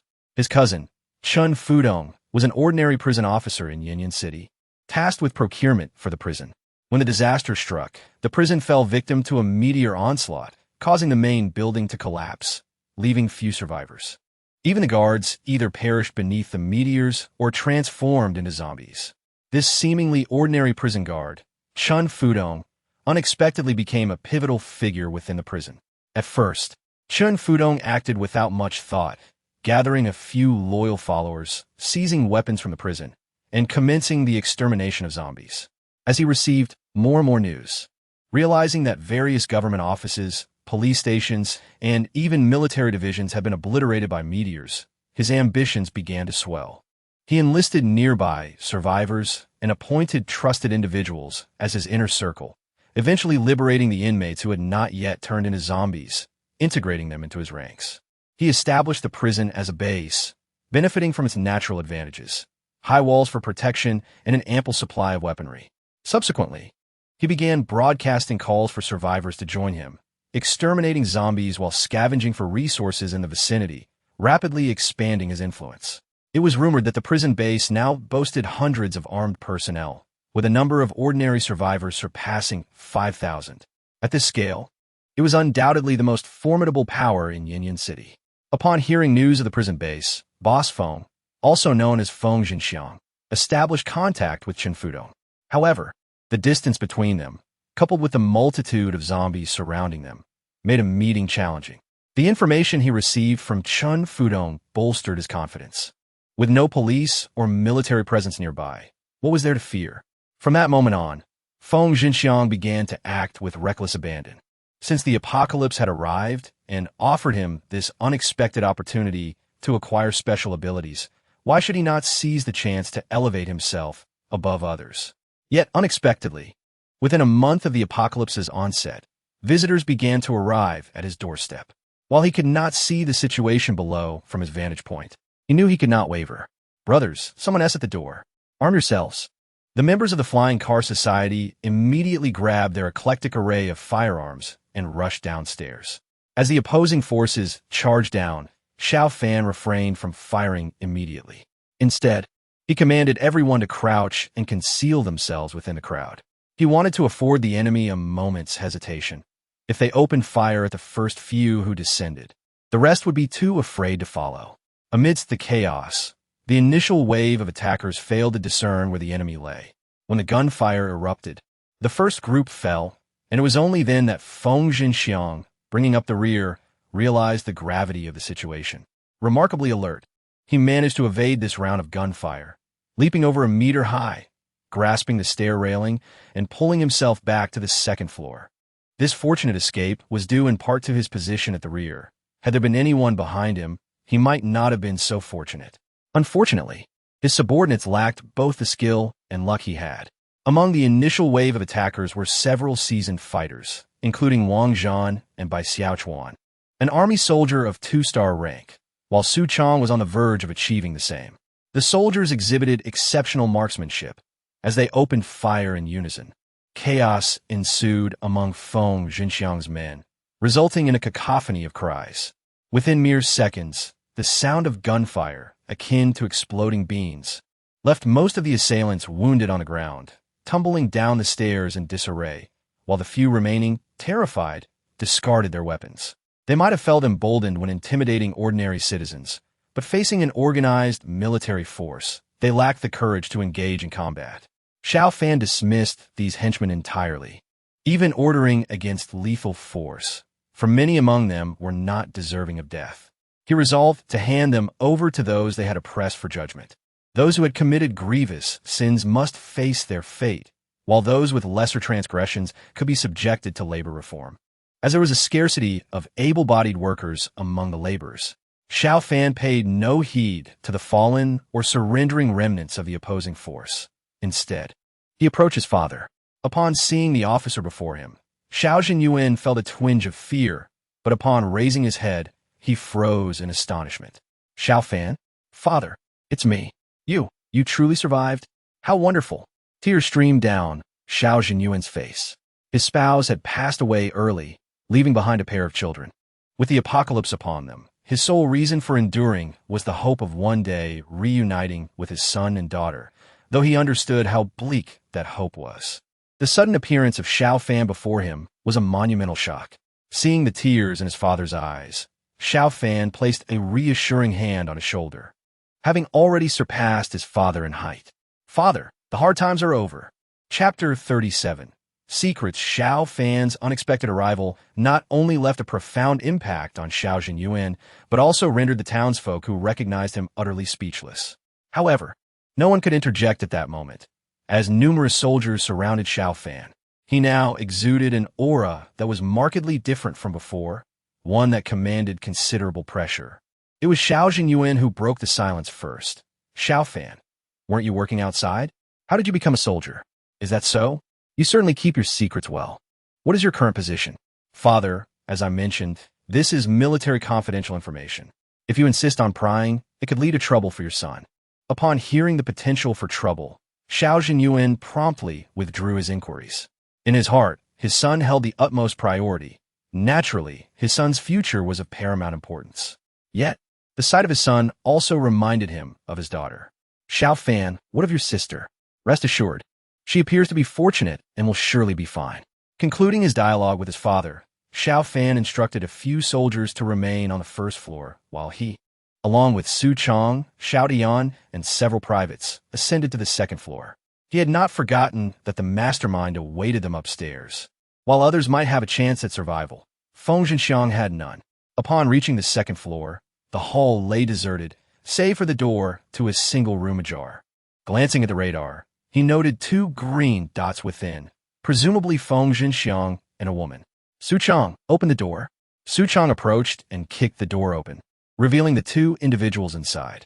Feng Zhenxiang was huddled by the window, with Ma shouting held in front of him, obstructing the line of fire directed at Xiao Fan and his companions. Upon seeing Xiao Fan and his group enter, Ma shouting was the first to speak before Feng Zhenxiang could utter a word. Xiao Fan, is that really you? Do you remember me? We were classmates, and we've known each other since childhood. When you were 3, you even showed off your little self to me. Xiao Fan's expression darkened. Sister Feng, tread carefully. Ma shouting was momentarily taken aback, her face revealing a look of despair. You actually call me Sister Feng? I'm merely trying to survive. Hearing their exchange, Feng Zhenxiang, standing behind Ma shouting, displayed a flicker of delight. They had been classmates since childhood, and it seemed that Xiao Fan must have a vested interest in this hostage, which might provide him with a slim chance of survival. Without needing to ask, Xiao Fan could discern Feng Zhenxiang's thoughts and immediately shattered his illusions. Feng, abandon any unrealistic fantasies. What kind of world do you think this is? Do you truly believe that taking a hostage guarantees your life? You are exceedingly naive. Feng Zhenxiang's expression turned grave. Are you really unwilling to grant me even a single chance? That depends on the nature of the opportunity you seek. Given your crimes, killing you 10 times would be too lenient.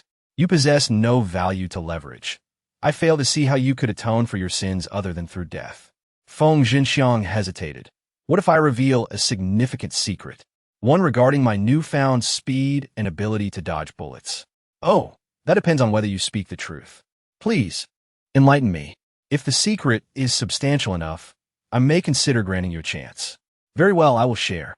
On the day of the catastrophe, a meteor fell upon the town, causing many to go mad, attacking the living, while the survivors fled in chaos. I was unfortunate enough to reside in the town's center, near the crater formed by the meteor's impact, leaving me no opportunity to escape. I could only wait patiently at home for the right moment. Until one day, hunger drove me to attempt an escape through the window, but I miscalculated my landing and fell into the crater. There, I discovered a female zombie impaled by a rebar, unable to move, clawing at me in hunger as I descended. In a moment of desperation, I used my meat cleaver to sever the zombie's head. However, upon doing so, I uncovered something within its brain. This led me to realize that to grow stronger, I must seek out a specific type of zombie deep within a crater. That is the only path available. Noticing Xiao Fan's attentiveness, Feng Zhenxiang deliberately omitted crucial details, wearing a triumphant grin. Yet at that moment, Ma shouting suddenly cried out, Xiao Fan, don't listen to him. He is setting a trap to lead you to your demise. He is broadcasting our conversation to his cousin. Feng Zhenxiang's face twisted into a snarl. You wretched woman, seeking death. With that, he seemed poised to strike Ma, shouting down. But Xiao Fan's ally, Su Chang, acted more swiftly, raising his weapon to fire. Realizing he could no longer kill Ma, shouting, Feng Zhenxiang shoved her forward to shield himself from Su Chang's shot, then leaped through the window, crashing down from the second floor. Fire! Xiao Fan commanded, and several soldiers rushed to the window, unleashing a barrage of bullets at the already fallen Feng Zhenxiang.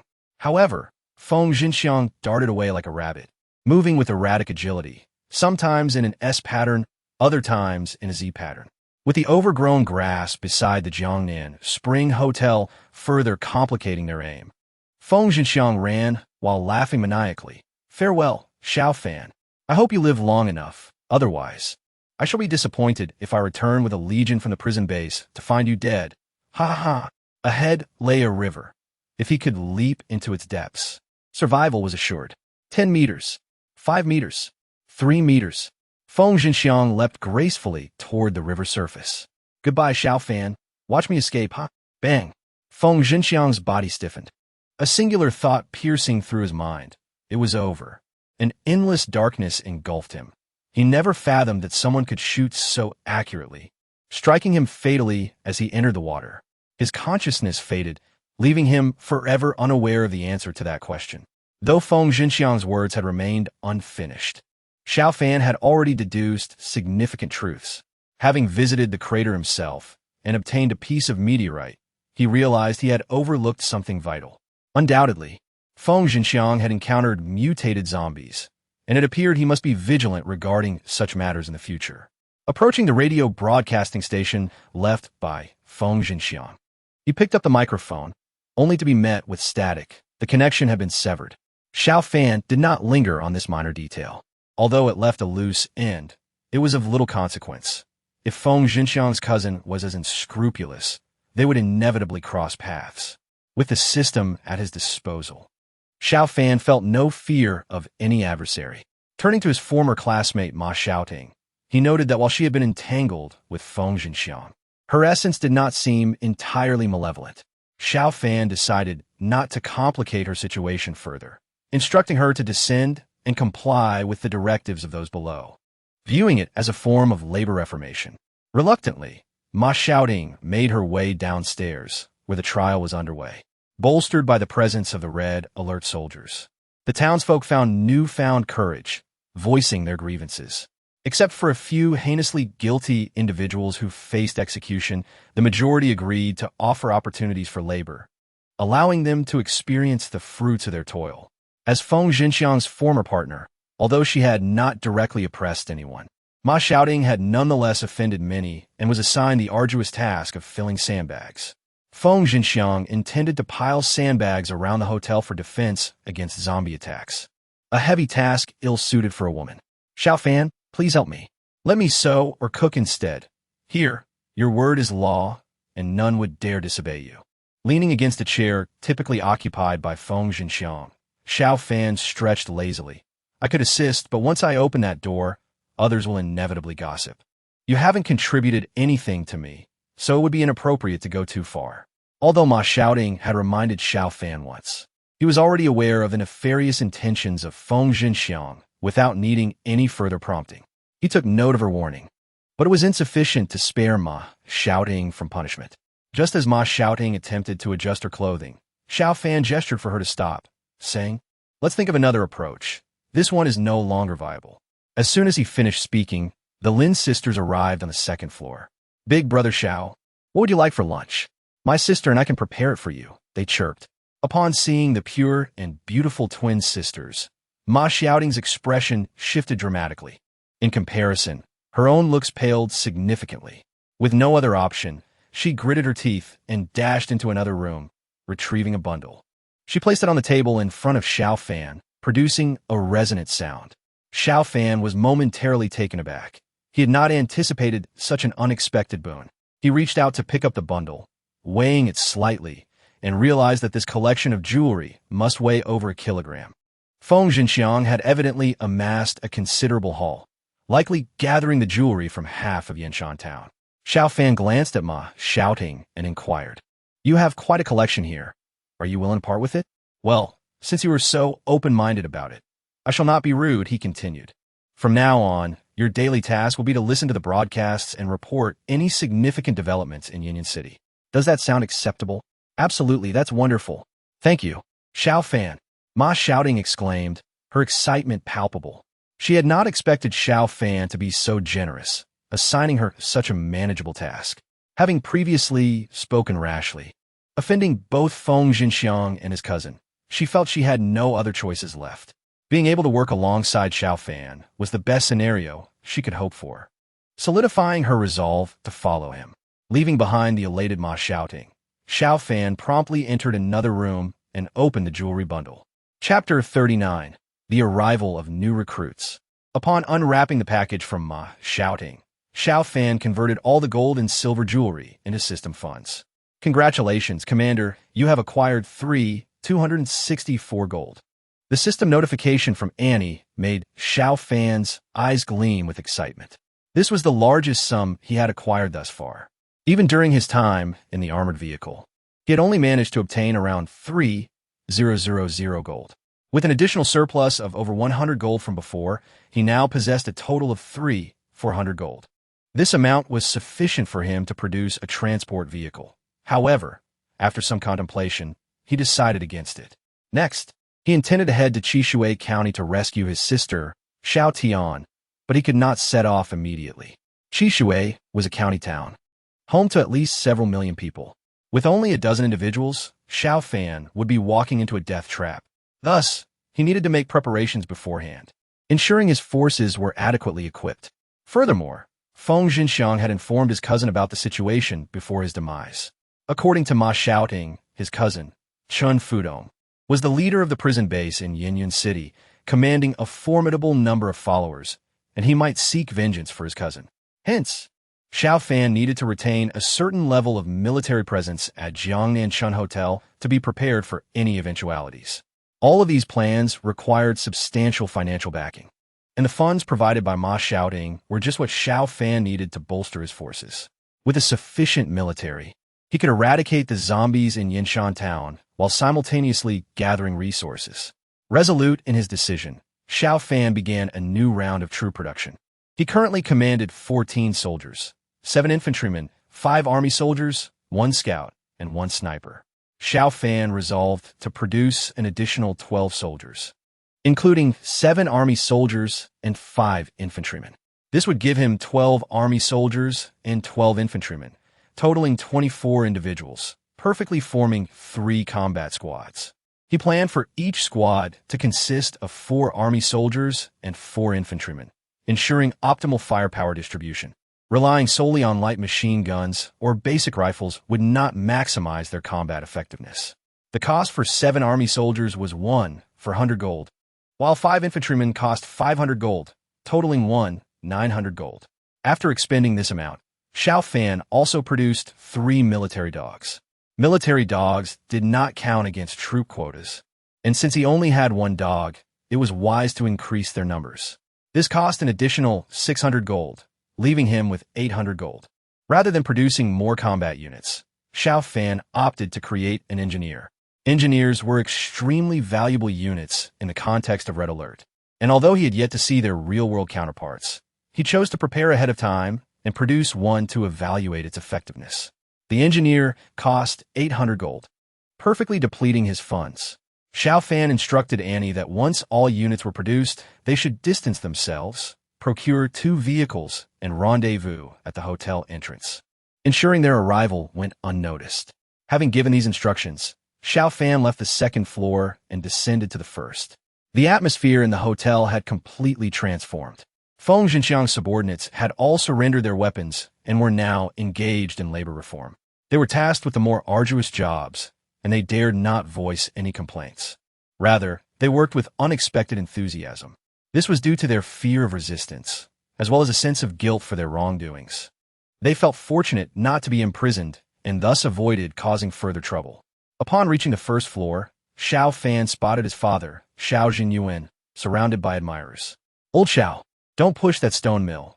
Grinding tofu is laborious, especially at your age. Let me handle it. I'm still young." "Big brother Xiao, you have endured hardships, and now that your son is an officer, you can enjoy the good life." "Uncle Xiao, did you see? 2 young ladies more beautiful than movie stars just went up to find Xiao Fan. Do you think it won't be long before you become a father-in-law? Soon, you'll have daughters-in-law to care for you, perhaps even 2. Li Lao-san, stop spouting nonsense. Our country practices monogamy. How could there be 2 daughters-in-law? That's a valid point. Old Xiao, we've been neighbors for decades. Your son has achieved success. Don't forget about us." The crowd chattered enthusiastically, showering compliments, which left the typically reserved Xiao Jinyuan somewhat flustered, unsure of how to respond. However, not everyone was pleased. One man named Wang Dajiang, a former minor official in town, interjected sourly, "Don't get carried away. How old is Xiao Fan? What significant position could he possibly hold? He only has a handful of subordinates. He might just be a squad leader." Others began to murmur in agreement. Their enthusiasm for Xiao Jinyuan slightly diminished. Xiao Fan paid no heed to these remarks and approached his father. "Dad, stop grinding tofu. You should stay on the 2nd floor from now on." "Oh, that won't do. Everyone is working, and I can't just sit idly by. Besides, grinding tofu means more food for everyone, and with supplies scarce, we should make the most of what we have. If you must help, let someone else take over the stone mill. You should do something less strenuous. Xiao Fan understood his father's reluctance to remain idle, but did not press the matter further. All right, I have a good son. I won't have to suffer too much. Xiao Fan casually pointed out two young men to assist his father. By the way, some of my comrades will be coming over soon. When they arrive, please call me to the second floor. Upon hearing this, the crowd's eyes lit up. Despite Xiao Fan bringing along a dozen individuals, the survivors perceived that number as insufficient. They were unaware of the distinctions between one-star and two-star soldiers. To ordinary people, a larger number equated to greater safety. The man named Wang Dajiang immediately asked, Xiao Fan, is that your superior? Xiao Fan glanced at him and replied, I'm a superior. Wang Dajiang thought to himself that Xiao Fan was merely boasting. After all, he was just a small-class leader pretending to be a leader. About half an hour later, the roar of engines echoed from outside. A dozen fully armed soldiers disembarked from their vehicles, accompanied by 3 large military dogs. At the forefront of the soldiers, a man dressed in camouflage with a yellow vest and a leather suitcase emerged. He was in his 30s and exuded an air of refinement that distinguished him from the ordinary soldiers, indicating that he was an educated individual. Wang Dajiang, being an official in the town, quickly recognized the man's uniqueness. Judging by his age and demeanor, this individual must have held a higher rank than Xiao Fan. Wang Dajiang, who had always been skeptical of Xiao Fan and Xiao Jinyuan, saw this as an opportunity to find a powerful ally. Chapter 40. Cleansing Yinshan Town, he hurried to the entrance, extending his hands with a beaming smile. Ah, welcome to the commanding officer of the troops. We are grateful for your arrival in Yinshan Town to rescue us from our dire straits. On behalf of all the survivors here, I extend a warm welcome and heartfelt thanks. His enthusiasm was palpable, yet the middle-aged man before him remained cold and indifferent, completely disregarding Wang Dajiang's outstretched hands. He icily inquired, Who are you? Wang Dajiang was taken aback, but recalled that in these times, soldiers were the ones with authority. He maintained his smile and introduced himself. I am a publicity committee member of the town. My name is Wang Dajiang. I have been working for 12 years, and I graduated from. We are not looking for you, the man interrupted, displaying visible impatience. Just as he was about to turn away, others inside had already informed Xiao Fan. Xiao Fan leisurely descended the stairs and arrived at the entrance. Before Wang Dajiang could say anything, the fully armed soldiers, including the man who appeared to be in charge, stood at attention and saluted. Engineer Ein, reporting to the commander. The soldiers behind him followed suit, announcing their names. Even the 3 newly arrived military dogs sat in a row, their faces stern as if they were in a solemn ceremony. This scene utterly shattered Wang Dajiang's perception. Xiao Fan truly was a commanding officer. How high was his rank that even the dogs recognized him? Xiao Fan ignored Wang Dajiang and ascended to the second floor with the Red Alert soldiers. With 13 new Red Alert soldiers joining, Xiao Fan's ranks swelled to 27, leaving only 3 slots to reach full capacity. His next plan was to gather 3,000 gold to construct a radar. With the radar, he would have a comprehensive understanding of the surrounding situation, which was crucial for military operations. Unlike the current small radar that had a range of merely 50 meters, useful only within buildings, this new radar would be far more effective in open terrain. Xiao Fan set a deadline of 3 days to cleanse Yinshan Town of zombies. He would assess how many he could eliminate in that time. And after the bullets replenished at noon on the 3rd day, he would lead his troops to Chishui City. He was aware of the status of the soldiers and the military dogs, and turned his attention to Engineer Ein. Tell me about your situation. Commander, I am fluent in multiple languages, capable of repairing bridges, railways, and various mechanical vehicles. I also specialize in disassembly, demolition, and other specialized tasks. Moreover, I possess a crucial skill in research and development. When you establish a military laboratory or construct a base vehicle, an engineer will be indispensable, Ein reported. Xiao Fan nodded in agreement. Although the engineer's combat capability was not particularly strong, as he carried only a handgun, his value lay not in combat, but in technological expertise. Technology is the primary productive force, and the ability to develop was an unparalleled advantage. For the upcoming zombie clearing and rescue mission, he decided to take Ein along, believing he would prove invaluable. Su Chang, Immediately scout the situation regarding the zombies to the north of the town. Simultaneously, assign tasks for the survivors to prepare for departure. All survivors aged between 14 and 55, regardless of gender, must accompany the team to gather resources. Understood. All the red alert units acknowledged, promptly setting about their tasks. Approximately 10 minutes later, everything was ready. The survivors had no objections, as they relied on Xiao Fan for their survival. After all, he was far more compassionate than Feng Jinxiang, who would exploit them. The rations had improved significantly, a rare blessing in these times. Based on his rough estimates, there were between 30 to 40,000 zombies in the town. Centered around the meteorite crater at the town's government office, the zombies were primarily distributed in that area. Although the crater no longer emitted any detectable energy, the zombies instinctively gathered there. Along the way, he noticed a lack of survivors, and he was uncertain about the presence of mutated zombies due to the massive scale of the zombie horde, which Su Chong could not approach closely. To effectively lure the zombies, the optimal position was at the town center's intersection, where they could utilize nearby buildings for cover, which would likely yield favorable results. All right, let's proceed to the intersection. The group boarded their vehicles, accompanied by nearly 100 survivors who also climbed aboard, arriving at the intersection.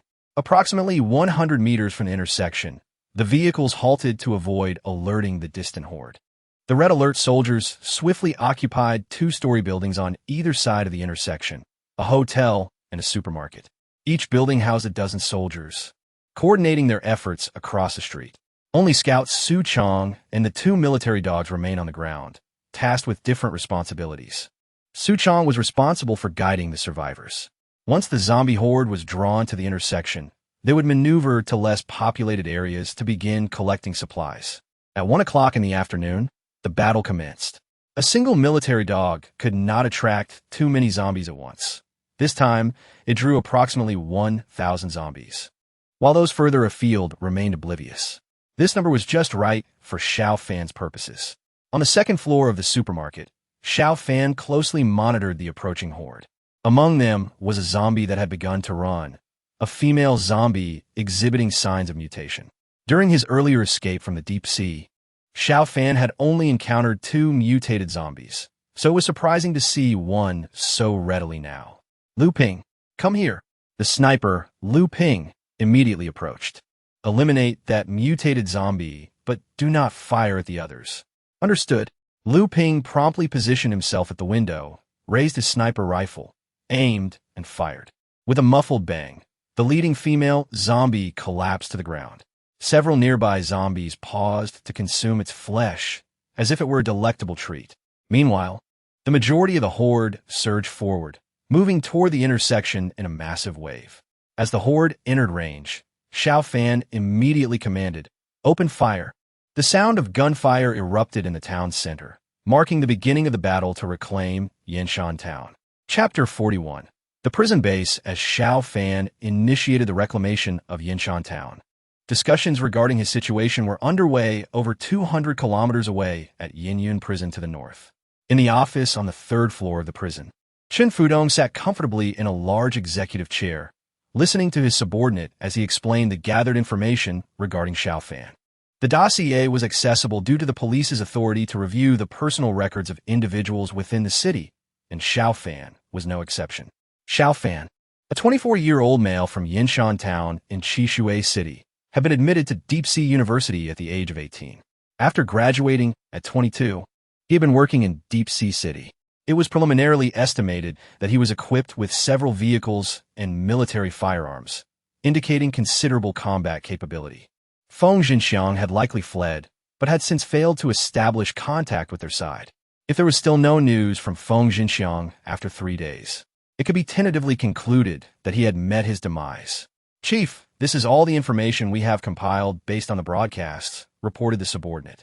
Chen Fudong leaned back in his chair, closing his eyes momentarily, and then spoke in a subdued tone. "Is that all?" "Yes, Chief. Given our considerable distance from Yinshan, it has been challenging to gather more information." "Oof. A bunch of useless fools."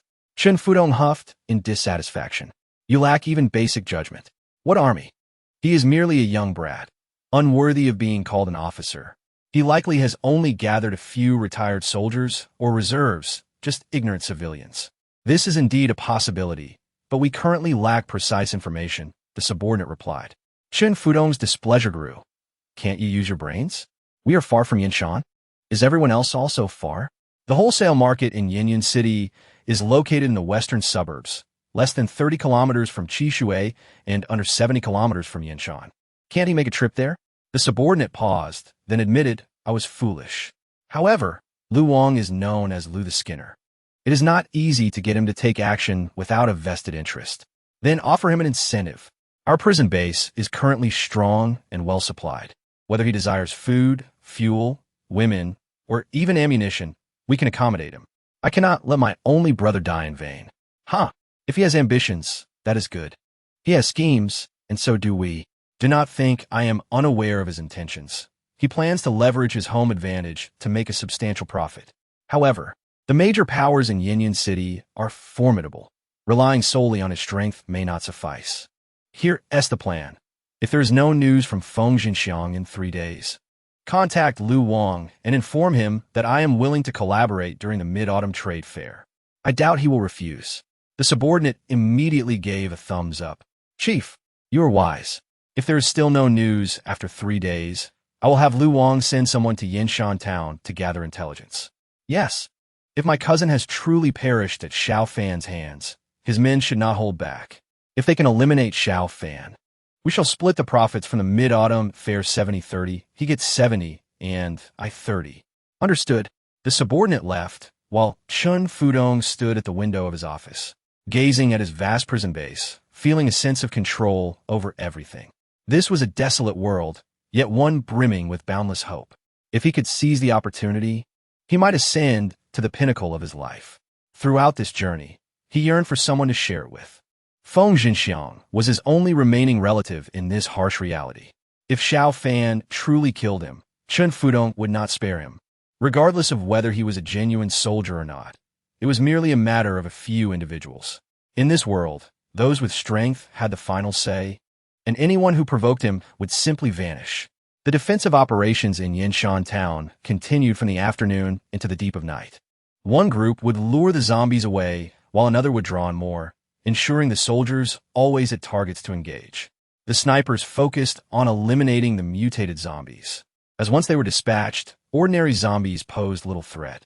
As the ammunition of all soldiers under Xiao Fan dwindled, it was nearing 10 in the evening. Su Chong, how is it on your end? Collection is complete. I am currently positioned at the flank of the zombie horde. Good, proceed as planned. In a short while, a grenade exploded in the northeast of Yinshan town. The nighttime detonation created a tremendous roar, drawing the attention of most zombies away. Everyone, search for resources. Leave no jewelry behind. Xiao Fan shouted, brandishing a handgun with only one bullet remaining. After a long day of fighting, he had personally engaged in combat, successfully killing 4 zombies with 8 bullets, a commendable hit rate. The red alert soldiers exited the buildings, commencing their search for valuables among the corpses. By the end of the day, over 3,000 zombie bodies littered the intersection, marking a significant victory. At this pace, they could clear Yinshan town of zombies in about 10 days. However, Xiao Fan could not afford to wait that long.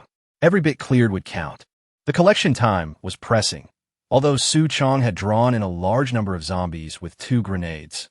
A few stragglers were still lured by the scent of blood towards their direction. Zombies were indiscriminate feeders.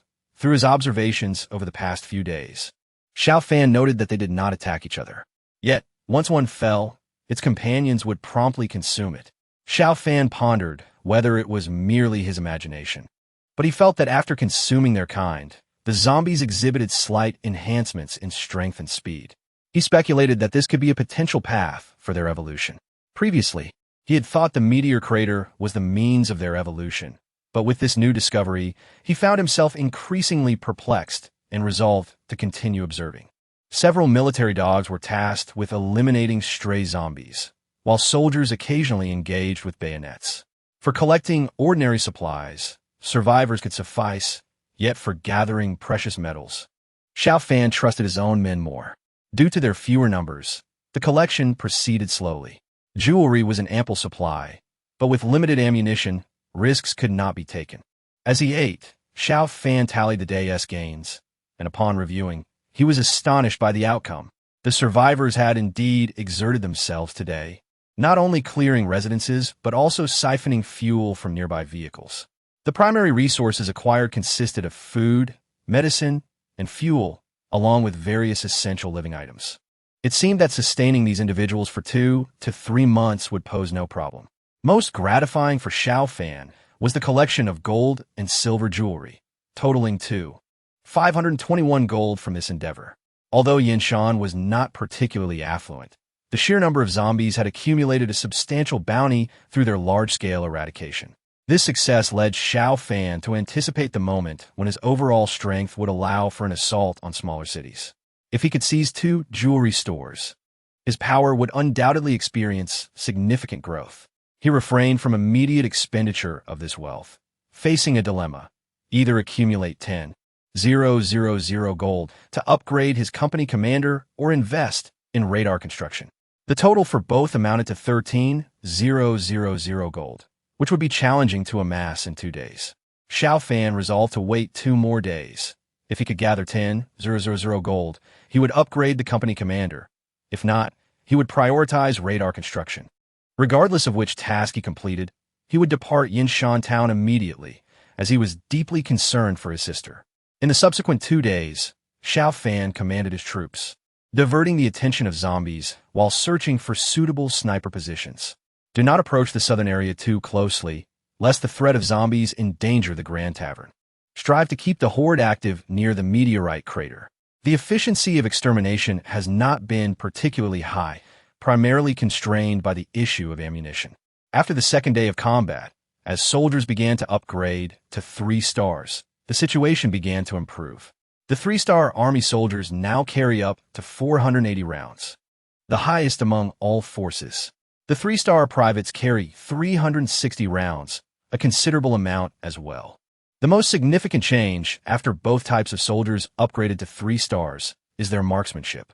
According to Annie's explanation, these 3-star soldiers, if transported to the past, could compete in the Olympic shooting finals, and their physical conditioning far surpasses that of ordinary marksmen, enabling them to operate effectively in various adverse environments. By the end of the second day's battle, Xiao Fan had acquired an additional 100 gold coins. The scout Su Chong upgraded to 2 stars, while the sniper Lu Ping reached 1 star. The 2-star scout carries 200 rounds, and the 1-star sniper carries 20 rounds, both showing significant improvement in their capabilities. The third day yielded similar results, with 300 gold coins. On this day, 3 new military dogs upgraded to 1 star, and the Howling Sky dog advanced to 2 stars, its physique now resembling that of a lioness. Without prior knowledge, one could hardly believe it was a dog. Over the course of 3 days, a total of nearly 9,000 gold coins was amassed. Glancing at this figure, Xiao Fan sighed and selected radar construction. After spending 3,000 coins, he still had nearly 6,000 remaining. About 3 hours later, at 11 in the morning, just before mealtime, the radar construction was completed. Report to the commander. The radar construction is complete. Xiao Fan immediately opened the system panel and noticed the changes. On the left side of the large screen, the previously illuminated central point had now expanded significantly. Almost the entire Yinshan town was covered by the radar's range, clearly marking areas with zombies and those that were safe. Xiao Fan even discovered that the screen could zoom in and out. When he narrowed a particular area, he could see his own house, the trees he played around as a child, and the distant river, all vividly visible. Annie, what is the coverage range of this radar? Report, Commander. Currently, you possess no physical structures, only this virtual building. The efficacy of virtual structures cannot be compared to that of physical ones. This radar has a coverage diameter of 2,000 meters. Originally, the power plant's self-contained radar had a diameter of 100 meters. Now, it had expanded to 2,000 meters, a 20-fold increase. Xiao Fan did not consider this range too small.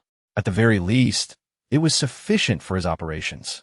Enemies within a kilometer were under constant surveillance, and very few zombies could pose a significant threat to him, especially this time, as he ventured into the county.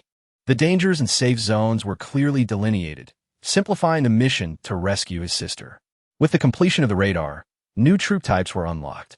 Upon opening the vehicle page, Xiao Fan found no new vehicles, but the soldier page revealed a new troop type, flamethrower soldier, cost 800 gold. He was aware of the flamethrower soldier, wielding a flamethrower that unleashed a massive fire dragon on the battlefield, capable of engulfing a vast area. Although the range of this specialized weapon was not extensive, its formidable power posed great lethal potential to both zombies and ordinary humans alike. Given the pricing of the red alert system, the high cost of 800 gold surely justified its value. Xiao Fan currently commanded a total of 27 soldiers. After some consideration, he produced 2 flamethrower soldiers and 1 scout, bringing his troop count to full capacity. After spending 200 gold, his funds dwindled to below 4,000, indicating that he would require more time to upgrade to the rank of company commander. The soldiers were directly spawned on the second floor and immediately joined Xiao Fan's ranks. Flamethrower Soldier Yang Yun, reporting to the commander. Flamethrower Soldier Zhang Chuang, reporting to the commander. Scout Shun Guangming, reporting to the commander. Report, Commander. Our flamethrower soldiers are primarily equipped with the 74-type portable flamethrower and the 5-type pistol. The main weapon is the individual portable flamethrower, composed of an oil tank, oil supply line, and flamethrower, weighing a total of 20 kilograms, capable of carrying 12 kilograms of fuel. In a non-star state, we can continuously spray for 20 seconds or fire 10 single shots, with a maximum range of 80 meters. And the flame temperature can rise to 1,300 degrees within 2 seconds. Xiao Fan nodded, observing Yang Yun and Zhang Chuang, both of whom were tall and robust, capable of bearing the hefty flamethrower with ease. The newly spawned scout, Shun Guangming, appeared distinct from Su Chong. Though not tall, he possessed sharp, lively eyes, exuding a sense of cleverness. Even among red alert soldiers, each individual is unique, particularly these high-ranking troops, who often exhibit distinctive personalities. Having finished their meal, it was noon, and Xiao Fan departed from the Grand Tavern. Noticing his father's anxious expression each day, Xiao Fan could no longer wait. As the time had passed noon, all soldiers' ammunition had refreshed, prompting him to set out immediately. This time, he left the scout Shun Guangming for soldiers, and a military dog to guard the tavern, while taking the remaining troops to Qishui. He entrusted Shun Guangming with the primary task of ensuring his father's safety, with all other matters being secondary. Shun Guangming confidently assured that he would fulfill the mission. Xiao Fan said nothing further, bidding farewell to his father before all boarded the vehicle, heading straight for Qishui County Town. Chapter 43. Wildlife Park as Xiao Fan and his team set off. At the prison base, Chen Fudong was seething with rage. Indeed, Feng Zhenxiang was dead. Otherwise, he would not have failed to contact me after 3 days. He must have fallen at Xiao Fan's hands.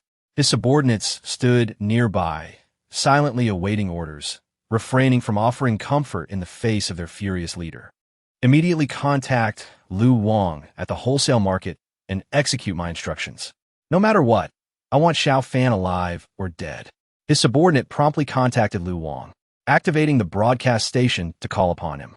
The wholesale market in Yinyan City is situated in the western suburbs, approximately 40 kilometers from Qishui County Town, and is the largest food wholesale market in the city. It primarily deals in vegetables, fruits, meat products, seafood, frozen foods, and more. Lu Wang is a fish supplier who essentially monopolizes the wholesale market's live fish sales. Achieving such dominance in this market is no small feat. To accomplish this, Lu Wang had rallied a group of thugs to contend for territory and profits, engaging in numerous skirmishes. In this post-apocalyptic world, many struggle to survive. Yet amidst such a vast population, some manage to seize opportunities to rise. Lu Wang undoubtedly embodies this archetype. When the apocalypse struck, he recognized the opportunity, rushing to the police station in the wholesale market, where he miraculously found several firearms. From that point on, he embarked on a path of no return, building a force of survivors, leveraging the wholesale market's abundant food resources to steadily expand his power, ultimately securing a position among the top 5 in Yinyan City.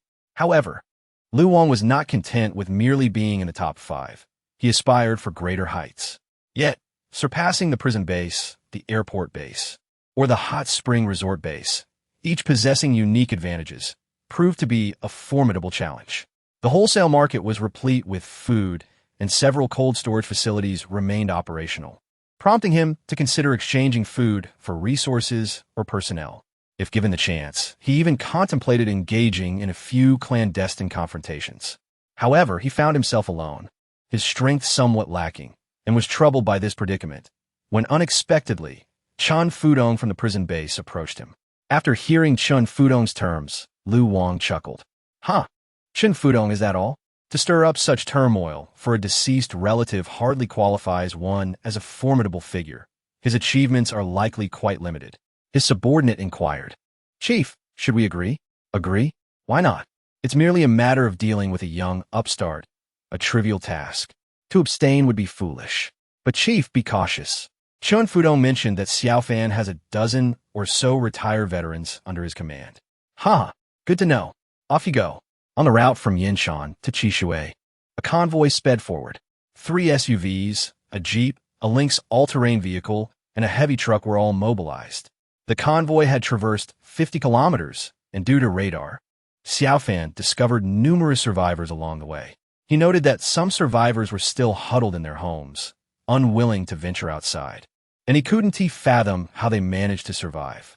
Although a complete blackout had not yet occurred, many neighborhoods had already lost power due to damaged transformers or collapsed power poles, and the number of outages was increasing. It had been nearly a month since the apocalypse commenced, and Xiao Fan harbored an unsettling concern. He sensed that the day of total power failure was drawing near. Once the power ceased, darkness would envelop all, ushering in the true trials ahead. Yet, he had no time to tend to the survivors. His sole focus was reaching Qishui County. After another 20 kilometers, Qishui County came into view. Xiao Fan unfolded a map containing the supplies he had gathered in Yinshan town. Qishui County was aptly named, as the Qishui River flowed through the heart of the town. The area boasted several lakes, thanks to its abundant water resources and lush vegetation, making it the largest forest park and wildlife sanctuary in the vicinity of the Yinyan region. On the outskirts of the town stood a wildlife park, home to various northern species, and it had invested heavily in acquiring rare animals from around the globe, turning the wildlife park into a city landmark. Xiao Fan's sister, Xiao Tian, attended Qishui No. 1 High School, which was also Xiao Fan's alma mater. The school was situated in the eastern part of the city, not quite in the main urban area, yet not entirely suburban either. To reach the high school, one could take either the South Ring Road or the North Ring Road.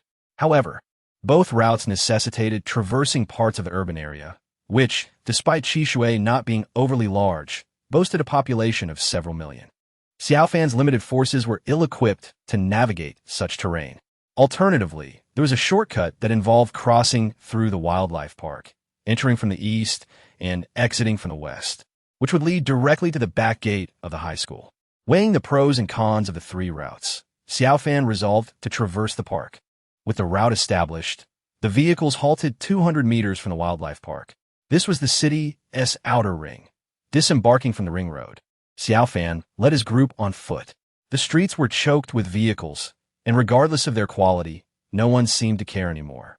As they approached the wildlife park, Xiao Fan began to feel overly optimistic. His radar map was increasingly cluttered with purple dots, indicating the presence of mutated beasts. Chapter 44. Encounter with mutated beasts. The map was nearly devoid of red dots. It was instead filled with purple ones. Xiao Fan knew that purple represented mutated creatures. In fact, there were some mutated beasts around Yinshan, such as mutated cats and dogs. The Tibetan Mastiff encountered at the hospital had posed a minor inconvenience. But the mutated beasts around Yinshan had generally posed no real threat. Before his numerous red alert soldiers, they would surely be reduced to mere shreds. Thus, Xiao Fan had not been overly concerned about them, but the situation had changed. There were many mutated beasts in this area. As they progressed, the density of mutated creatures on the map increased dramatically, coalescing into clusters. Moreover, the purple dots here were deeper in hue, suggesting the presence of more ferocious beasts. After careful consideration, Xiao Fan remained undeterred. Although the mutated beasts were abundant, they paled in comparison to the overwhelming number of zombies in the urban area. Avoiding this route would yield even less favorable odds. Crossing through the green buffer zone of the wildlife park and traversing a path outside, Xiao Fan and his group arrived at a barbed wire fence. Just as they approached, Engineer Ein remarked to Xiao Fan, "Commander, this barbed wire seems electrified." Ein produced a voltage tester from his backpack, and upon contact, it indeed lit up. It was an electrified fence. Xiao Fan gazed at Ein in astonishment. "How did you know it was electrified?" "Huh, Commander, were you testing me? If it weren't electrified, the animals inside would likely have escaped, hence I deduced it was live." "Am I correct, Commander?" Xiao Fan maintained his composure, though internally he felt a twinge of embarrassment, thinking, what a ridiculous test. I hadn't even considered that. However, before his subordinates, he could not deny it. The red alert system had imbued these soldiers with an unshakable admiration for him. Were he to speak the truth, no one would believe him. "Can we dismantle this electric fence?" "Yes, give me 2 minutes." Ein rummaged through his briefcase and produced a large pair of metal pliers. "It's ready, Commander. Please proceed through the hole." Ein gestured for Xiao Fan to go first. Xiao Fan scoffed and was the first to squeeze through the opening. Following him, all the red alert soldiers filed in. Once inside the wildlife park, they crossed a grassy area, and ahead lay the park's pathways, paved with cement and curving gracefully through a beautifully maintained environment. At an intersection, a signpost indicated the routes to various sections of the park and their current location. Upon glancing at the signpost, Xiao Fan sighed in relief, for they had entered the herbivore area. Since these were herbivores, it should be relatively safe. Having reached this point, there was no need to constantly monitor the radar. Their eyes could easily spot any mutated beasts nearby. Soon enough, Xiao Fan spotted his first mutated creature. It was a tall zebra, engrossed in munching on something, seemingly oblivious to Xiao Fan and his group's presence. Feeling no immediate danger, Xiao Fan was about to move forward when suddenly, one of his companions, Xiao Tian, halted, emitting a low growl from his throat. Xiao Fan paused to observe the zebra closely, his breath catching in his throat. The zebra was not grazing. It was gnawing on a corpse. Whether it belonged to a human or a zombie was unclear, but the zebra's mouth was smeared with blood, and bones crunched within its jaws as if it were chewing on candy. Perhaps sensing the movement behind it, the zebra abruptly ceased its actions, letting out a long whinny before abandoning the corpse and charging towards Xiao Fan and his group. In its eyes, fresh flesh was far more enticing than the decaying remains. The mutated creature had become exceedingly ferocious. The red alert soldiers beside Xiao Fan raised their weapons, but he immediately restrained them. "Do not fire. Here. Refrain from shooting unless absolutely necessary." Gazing at the radar, densely packed with purple dots, Xiao Fan understood the gravity of the situation. He commanded Xiao Tian and the 3 military dogs to advance. The zebra opened its mouth wide, intending to bite Xiao Tian, but the latter skillfully evaded the attack. The 2-star military dog possessed formidable strength, moving with a swiftness that surpassed that of ordinary mutated beasts. The zebra repeatedly failed to land a hit on Xiao Tian. However, it was met with fierce bites from 2 other military dogs on its rear.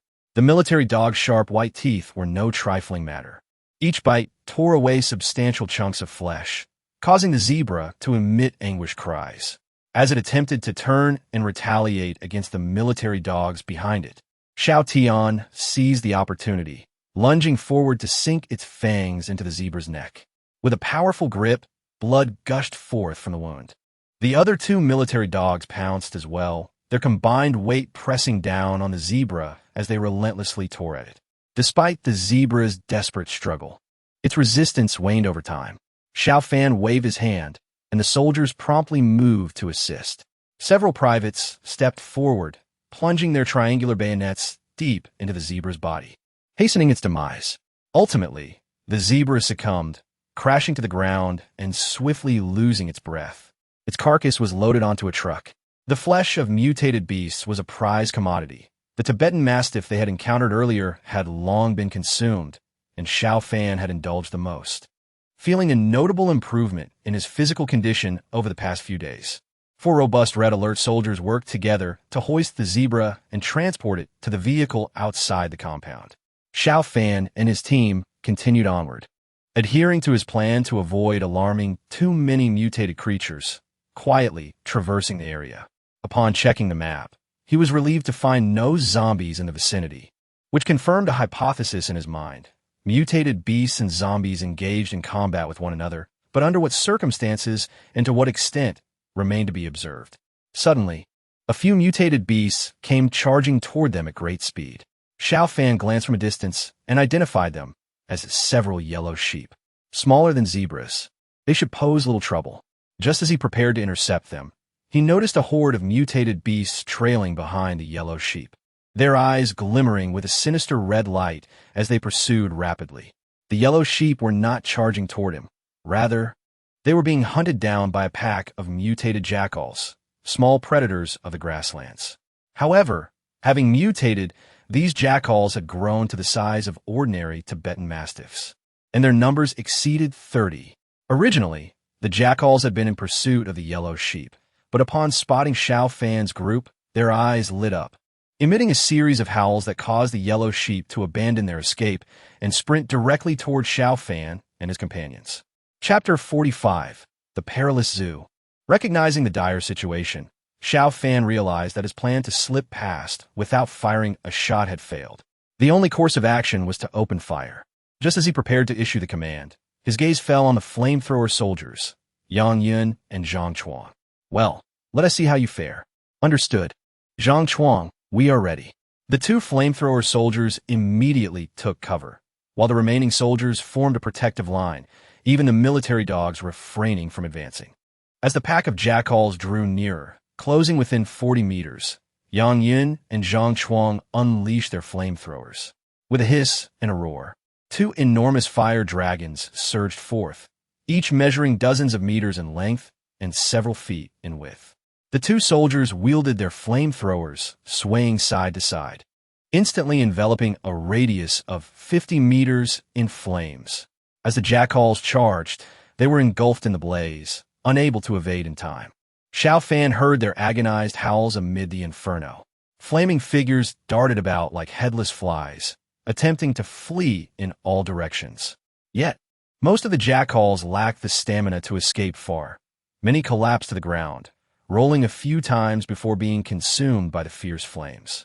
Their fur became the perfect kindling, with only a few lucky jackals managing to plunge into a water source, though it was uncertain if they emerged alive or drowned. This turn of events filled Xiao Fan with joy. He had not anticipated that the imminent threat would be resolved by the flamethrowers. However, his elation was short-lived, as the aroma of roasted meat wafted through the air, luring more mutated beasts toward their location. We must not linger here. Let's move. Xiao Fan led his team, steering clear of the main route that the mutated beasts were taking and heading southwest. However, before they could escape far, the first wave of mutated beasts emerged. Their rapid arrival was due to the fact that these creatures had descended from the trees. A large swarm of macaques had appeared. These monkeys, seemingly having emerged from Monkey Mountain, thrived in the unregulated wilderness of the post-apocalyptic zoo. Once diminutive, the macaques now resembled gorillas in size, with several adult males looking as robust as silverbacks, swinging through the branches before charging towards Xiao Fan's group. Ignoring the roasted meat on the ground, they screeched and pursued. Damn monkeys! This will attract even more. As Xiao Fan's team ran, the distance between them and the monkeys shrank rapidly. Flamethrowers, fire! The flamethrower soldiers halted. Once again igniting their weapons, fire dragons roared toward the treetops. The abundant pine and birch trees in the area were highly flammable, and the impact of the fire dragons set them ablaze immediately. Several monkeys, caught off guard, were engulfed in flames, falling from the trees to the ground. Their chances of survival slim. However, the remaining monkeys, incited by the chaos, increased their speed, now on the verge of catching up to Engineer Ein. Ein was indispensable. Xiao Fan could not afford to lose him. Without hesitation, he commanded the soldiers to open fire. The soldiers, having suppressed their fire for too long, unleashed a torrent of bullets, creating a metallic storm. The rapid gunfire erupted, and the monkeys, previously closing in, were suddenly met with a devastating onslaught. In the midst of a splatter of blood, one monkey fell to the ground. Another among them was shot to pieces. Although they had managed to halt the monkey's pursuit, the consequences of the gunfire became apparent. The sound echoed, drawing more purple dots from all directions, densely gathering toward their location, with at least tens of thousands in sight. Quickly, find a place to hide. Commander, there's a building ahead. A long, rectangular structure came into view, its sign long since fallen away, leaving its purpose unknown. Xiao Fan had no time to spare, nor to check the radar, as he led his team swiftly toward the building. Once inside, they could rely on their defensive capabilities, as the red alert forces were still quite formidable. The pursuing monkeys seemed momentarily stunned by the sudden barrage of bullets and did not immediately follow, allowing Xiao Fan and his group to enter the building safely. Once inside, the monkeys reached the entrance but hesitated, lingering outside without entering. Ignoring the monkeys, Xiao Fan activated the radar, discovering that most of the incoming mutated beasts were headed toward the previous battlefield, drawn by the corpses. He sighed with relief. He also noticed several purple dots within the building, but paid them little mind. In a zoo, were there not purple dots, they would be dealt with. The interior featured a long corridor with several branching paths. Xiao Fan proceeded down the hallway. However, after just a few steps, he halted abruptly. A pungent and foul stench filled the air, overwhelming his senses.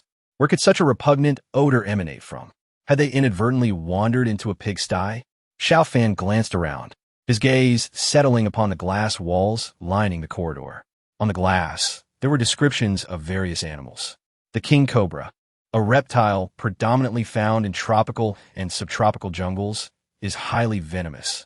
Without finishing the description, Xiao Fan comprehended their location. This elongated structure was an amphibian and reptile exhibit. Out of the corner of his eye, he noticed that the glass had been shattered, revealing a gaping hole below, through which snakes may have already escaped. Although he did not see any in the corridor outside, the interior of the building was vast, resembling a tropical rainforest, undoubtedly home to venomous serpents. The radar indicated a multitude of purple dots within. One purple dot was alarmingly close to them. Slowly, Xiao Fan raised his gaze to the ceiling, which bore significant damage with exposed beams. He distinctly observed a massive serpent coiled upon the beam. Its emerald green body stretched an impressive 6 to 7 meters, as thick as an arm. Could it be a bamboo leaf viper reaching such a size? At that moment, the serpent turned its formidable head towards Xiao Fan's direction. Do not act rashly. Fire-breathing warriors, prepare yourselves. As a cold-blooded creature, I will count to 3, and you will fire immediately. Let the flames clear our path, and we shall charge through the corridor, exiting at the other end. Once we traverse the aviary ahead, we will reach the zoo's administrative building, where we can take our stand. Xiao Fan had abandoned the notion of fleeing the zoo immediately. Attempting to escape would likely prove futile. He realized that he must first eliminate some of the mutated beasts in the area to secure his own chance of departure. However, this location was unsuitable for sniping. He needed to find a more advantageous position. The serpent on the roof had detected their presence, its lengthy body beginning to descend, its fiery tongue flicking out, drawing ever closer to the humans. Moreover, from the other shattered glass openings in the corridor, an increasing number of serpentine mutants began to emerge. Ready, 1, 2, 3. Upon reaching 3, both fire-breathing warriors unleashed their flames simultaneously. The inferno cleared a path, causing the emerging serpents to recoil in retreat. The bamboo leaf viper, too, was struck directly by the flames, tumbling down in a chaotic roll. With the flames paving the way and the serpents retreating, Xiao Fan and his companions dashed through the intense heat, feeling as though their eyebrows might ignite.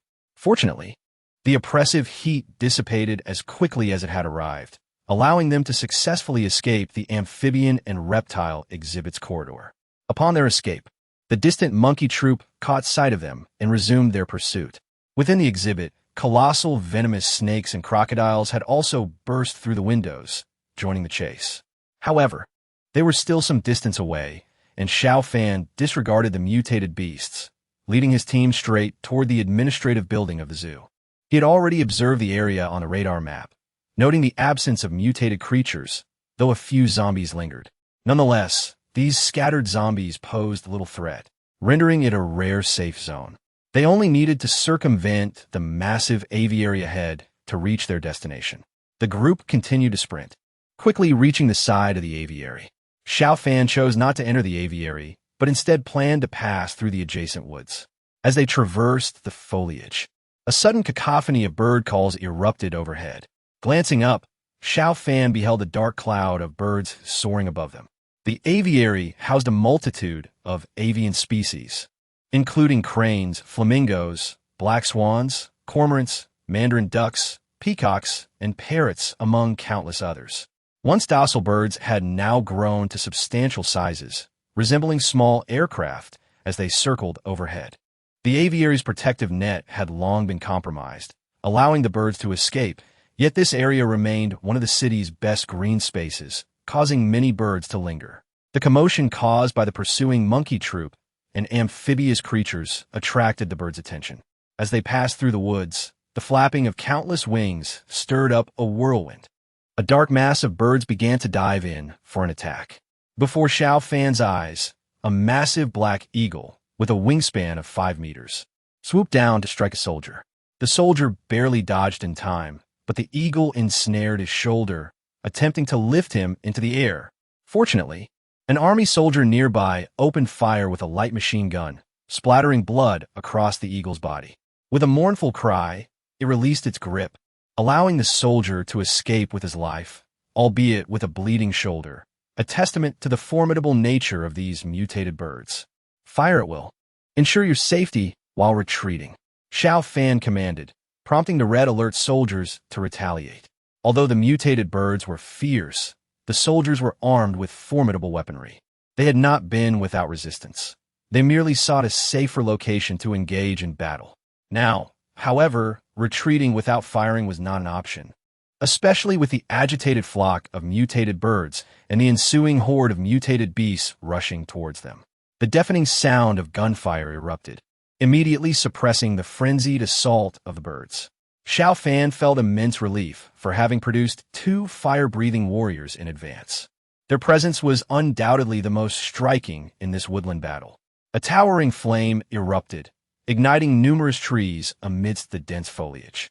Those monkeys pursuing from the trees and the birds spiraling overhead were no match for such a terrifying battlefield weapon. Amidst the cacophony of screeches, monkeys and mutated birds tumbled down, desperately flapping their wings or sprinting until the flames engulfed them, igniting the surrounding trees. Soon, the entire grove became an inferno. Within the scorching woods, the primary threat to Xiao Fan and his team no longer came from the flying birds or monkeys, but rather from the stampede of approaching mammals. Wild boars, antelopes, camels, wildebeests, and water buffaloes, all of which had mutated into ferocious beasts, charged forward heedless of the flames. The Red Alert soldiers exhibited commendable military discipline in the face of the onslaught. They remained composed, coordinating their firepower to create a dense web of bullets. The light machine guns wielded by the army soldiers proved invaluable, felling numerous mutated beasts and forcing them to retreat. The soldiers' rifles fired at high speed, but the mutated creatures moved far quicker than zombies, making it difficult to achieve a decisive kill. The only one capable of delivering a lethal shot was the sniper, Luping.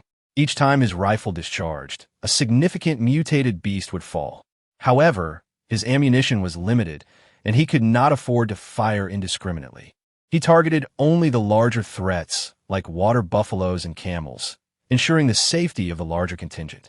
Scout Su Chong also demonstrated commendable marksmanship, yet his primary duty was to protect Xiao Fan. In their eyes, these ordinary soldiers could be sacrificed, but as long as their commander remained, hope would endure. Nevertheless, the assault from the mutated beasts was relentless and frenzied. Within 3 minutes of combat, 5 members of Xiao Fan's group had already sustained injuries. With a thunderous roar, new mutated beasts emerged. Several enormous leopards charged in with astonishing speed, while from another direction, a pack of gigantic gray wolves surged forward. The North American gray wolves are impressively large, even surpassing the size of a one-star military dog. Among them, the leading wolves boast physiques comparable to two-star hunting hounds. Observing this, Su Chong wasted no time. He swiftly retrieved grenades from his waist and hurled two in rapid succession. Boom! The explosive shockwaves repelled the leopards and the pack of wolves, with several gray wolves meeting their demise in the blast. Commander, retreat. Without needing Su Chong's urging, Xiao Fan understood the urgency and immediately sprinted towards the office building. The others followed suit in an orderly fashion, their haste devoid of panic. Even the injured soldiers managed to retreat steadily, one-handedly wielding their weapons. The suppression from the grenades was only temporary, as the mutated beasts soon resumed their pursuit. Before Xiao Fan could issue any commands, he saw Su Chong once again produce two grenades and toss them into the fray. Another two explosions erupted, once more inhibiting the mutated creatures and granting the group precious time to escape. Without needing to inquire, Xiao Fan realized that Su Chong had advanced to 3-star rank. The mutated beasts here were far more formidable than zombies, and the soldiers' levels were rapidly increasing with each kill. Su Chong still possessed one grenade, ready for critical moments. The office building was now within sight, and just as Su Chong prepared to throw another grenade to buy more time, Yang Yun and Zhang Chuang activated their flamethrowers with remarkable efficacy. Having just dealt with the mutated birds, their weapons were nearly extinguished, yet they erupted once more. In such a brief span, the two flamethrower warriors had ascended in rank. Chapter 47. Inside the office building, the flamethrower warriors had indeed been the swiftest to level up, unleashing torrents of fire that claimed countless mutated beasts. It was no surprise that their advancement had occurred. After leveling up, each could unleash 20 streams of flame. The consecutive bursts of fire, both from above and below, could only be described as overwhelming. The frenzied pursuit of the mutated beasts was abruptly interrupted, allowing Xiao Fan and his companions to successfully reach the front of the office building. They fired upon the iron gate, shattering it, and rushed inside. Xiao Fan had already reviewed the map. Approximately 100 zombies resided within the building. Upon entering, the entrance was drenched in blood, a clear indication that some unpleasant events had transpired when the apocalypse first struck. With iron bars on the windows and presumably locked doors, no mutated beasts had breached this stronghold, yet the internal fortress had succumbed to chaos. Some had mutated, leading to the demise of all. As Xiao Fan's group stormed in, the flamethrowers continued to spew flames, while others swiftly took cover. A few soldiers even moved large metal cabinets to barricade the entrance. Outside, the mutated beasts wandered. Unable to find a way inside, yet unwilling to leave, they lingered in front of the office building. Along the way, numerous corpses of birds and beasts attracted other mutated creatures, drawing them closer to the office. Xiao Fan, however, had no time to concern himself with the mutated beasts. He began leading his team to clear the zombies indoors. With each gunshot, the zombies within the 3-story building were systematically eliminated. For Xiao Fan's current squad, approximately 100 zombies posed little challenge, easily dispatched with the guidance of their radar. The uninjured soldiers handled the zombie eradication, while the wounded took refuge in a room. Xiao Fan retrieved healing medicine and serum from his backpack. Although the squad leader typically had 2 doses of medicine daily, he now recognized the insufficiency of supplies. In large-scale combat, relying solely on his limited stock was inadequate. Yet, Xiao Fan found himself at a standstill. His unit was at full capacity, and, without upgrading to company commander, he could not continue production.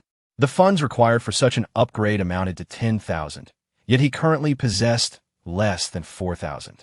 After clearing the zombies, he managed to collect over 300 more, bringing his total to 4,200. At this moment, the number of mutated beasts outside continued to swell, forcing the soldiers to barricade the first-floor entrance with a multitude of debris to prevent an incursion. They also established defenses at the first and second-floor windows, relying on the iron bars for protection. Howls echoed, accompanied by the tremors of the earth, announcing the arrival of larger, mutated beasts. From a second-floor window, Xiao Fan clearly observed a pride of lions entering his line of sight.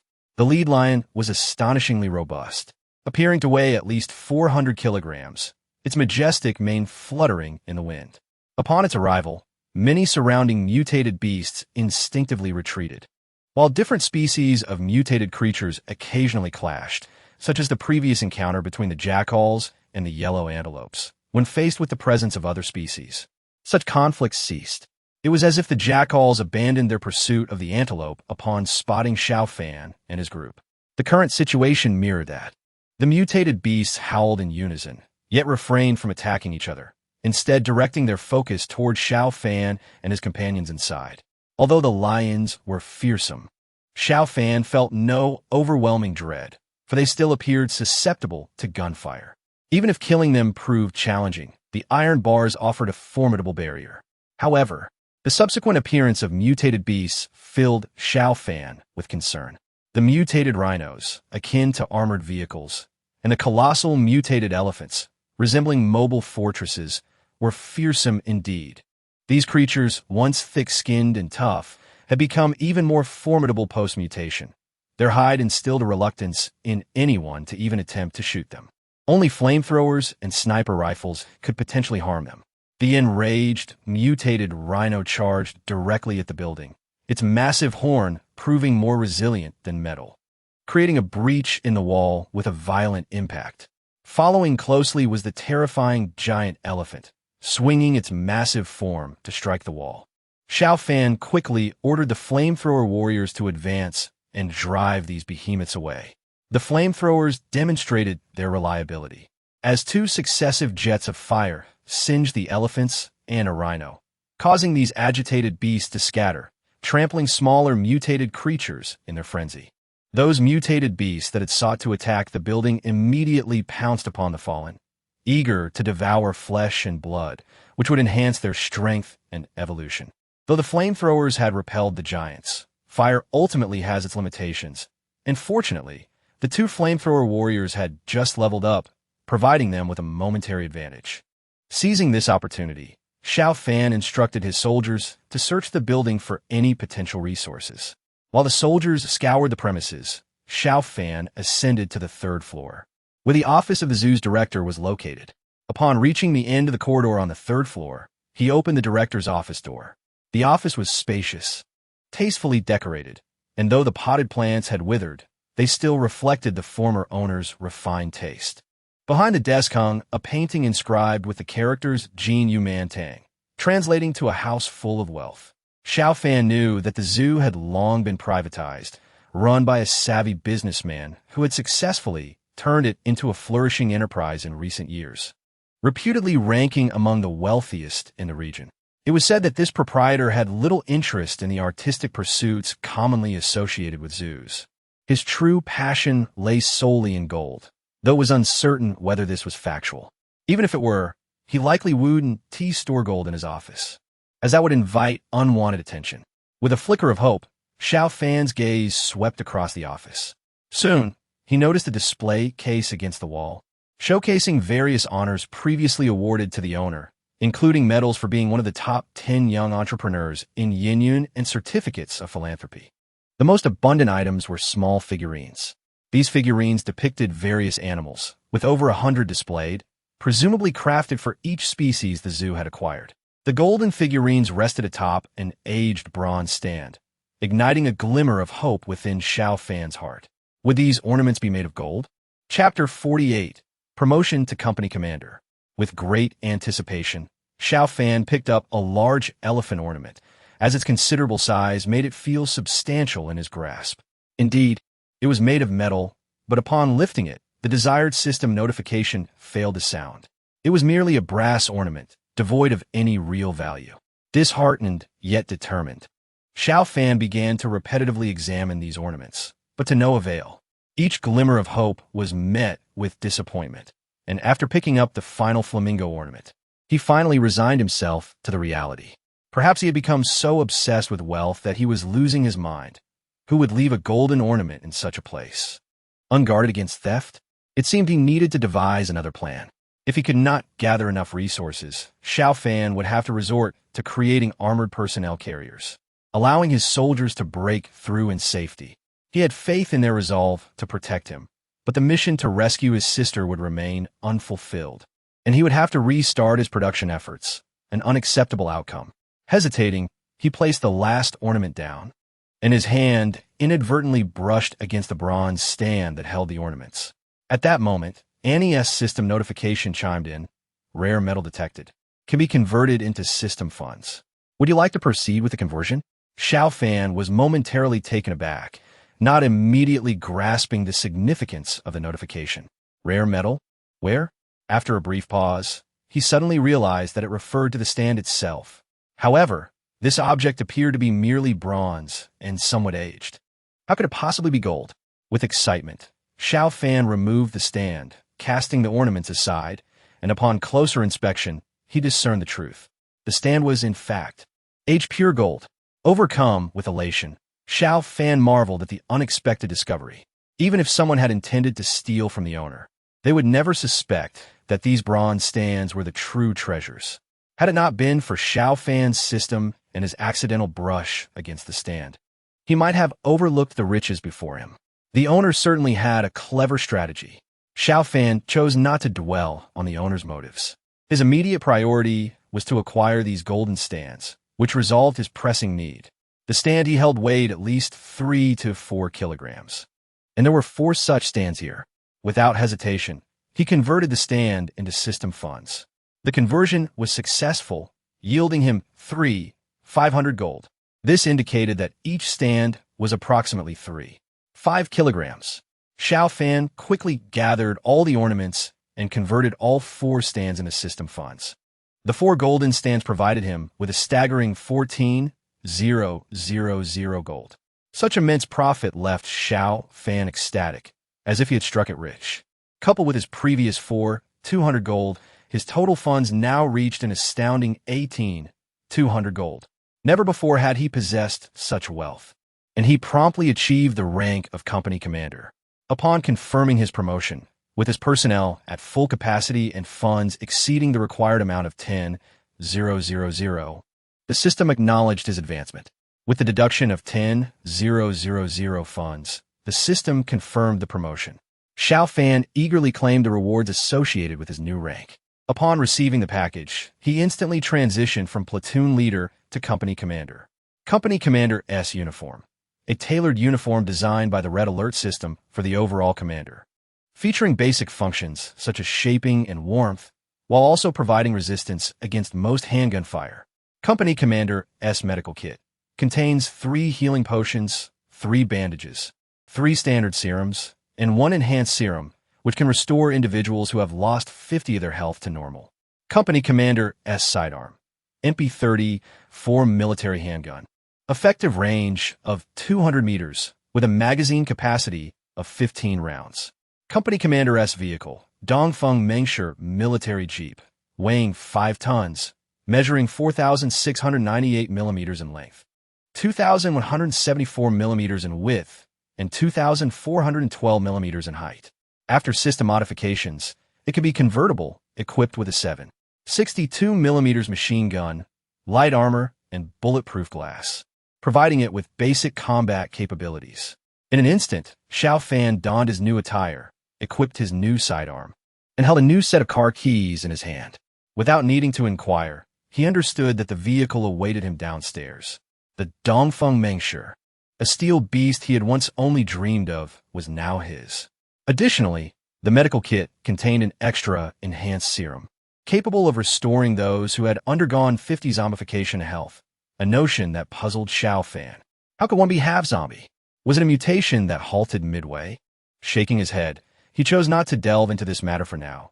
His priority was to swiftly assess the new troop types. Upon accessing the vehicle page, new options emerged. 212 Jeep, cost 700 gold. Food truck cost 1,000 gold. Medical vehicle, cost 1,500 gold. Only these 3 new vehicles were available. The 212 likely corresponded to the platoon leader's vehicle, while the introduction of the food truck and medical vehicle hinted at the impending arrival of a cooking unit and medics. Xiao Fan immediately navigated to the soldier page, and upon opening it, he was astonished by the numerous new troop types available. Culinary unit soldier, cost 200 gold. Note: You may choose the culinary unit soldier's region of origin, with soldiers from various locales specializing in different cuisines. Medic, cost 200 gold. Note: medics can be chosen as male or female. Male medics possess greater strength, serving as the primary force in battlefield rescues and stretcher transport, while female medics exhibit patience, aiding in the recovery of the wounded. Communications officer, cost 300 gold. Note: communications officers are vital for unit liaison, responsible for maintaining communication within the system and connecting with external broadcasters at any time. Rocket trooper, cost 1,000 gold. Heavy machine gun combat group, cost 2,000 gold. Note: a heavy machine gun combat group consists of 3 soldiers. Having reviewed the 5 new troop types, Xiao Fan felt a surge of excitement. The company commander tier was indeed a transformative experience. With the addition of a culinary unit and dedicated medics, he could command with authority, even calling for communications officers. The emergence of rocket troopers and heavy machine gun combat groups would significantly bolster his currently lacking firepower. With over 8,000 gold still at his disposal, he was fully prepared to recruit a substantial force. At that moment, whatever mutated beasts or zombies lay ahead would tremble before his might. Just as Xiao Fan was about to launch a recruitment spree, another system notification chimed. Congratulations to the commander on his promotion to company commander. Please proceed to assign personnel for the company. Chapter 49, Surge in Combat Power. Xiao Fan, having experienced the assignment process once before, did not hesitate to calculate silently. A company should consist of 3 platoons, with each platoon comprising 30 personnel, totaling 90. Additionally, a culinary unit should include 8 members. Medics would also need to be accounted for, with a temporary allocation of 8 slots. Special troop types, such as snipers, rocket troops, flamethrower soldiers, reconnaissance units, and heavy machine gun combat groups would also require some slots. Xiao Fan believed at least a dozen should be reserved. Furthermore, as company commander, it was only fitting to have a few personal guards. 1 guard team would not be excessive. After deducting 8 slots and reserving more for potential future troop types, Xiao Fan concluded that a company size of 140 personnel would be ideal. This number far exceeded the current unit configuration, but Xiao Fan was unconcerned. His red alert system was unique, and his configuration would naturally differ from other units. With the personnel assignment complete, the company was established at a total of 140. The conditions for promoting to a battalion commander require that the unit reaches full personnel capacity, along with the provision of 50,000 funds. Regarding the prerequisites for such an elevation, Xiao Fan merely scoffed, choosing to disregard them for the moment. With the personnel assignments completed, he was ready to begin an aggressive recruitment of troops. Holding 8,200 gold, Xiao Fan first produced a heavy machine gun combat team. The heavy machine gun serves as a suppressive firepower and is arguably the most formidable output at the company level. Thus, it is indispensable. The creation of the heavy machine gun combat team consumed 2,000 funds, after which Xiao Fan promptly produced a rocket soldier. As the name implies, this soldier wields a rocket launcher. Although the long-term output of a rocket launcher is inferior to that of a heavy machine gun, its destructive power is unparalleled when facing fortified bunkers, enemy vehicles, or large mutated creatures. There were indeed numerous large mutated beasts outside, and Xiao Fan was determined to teach them a harsh lesson.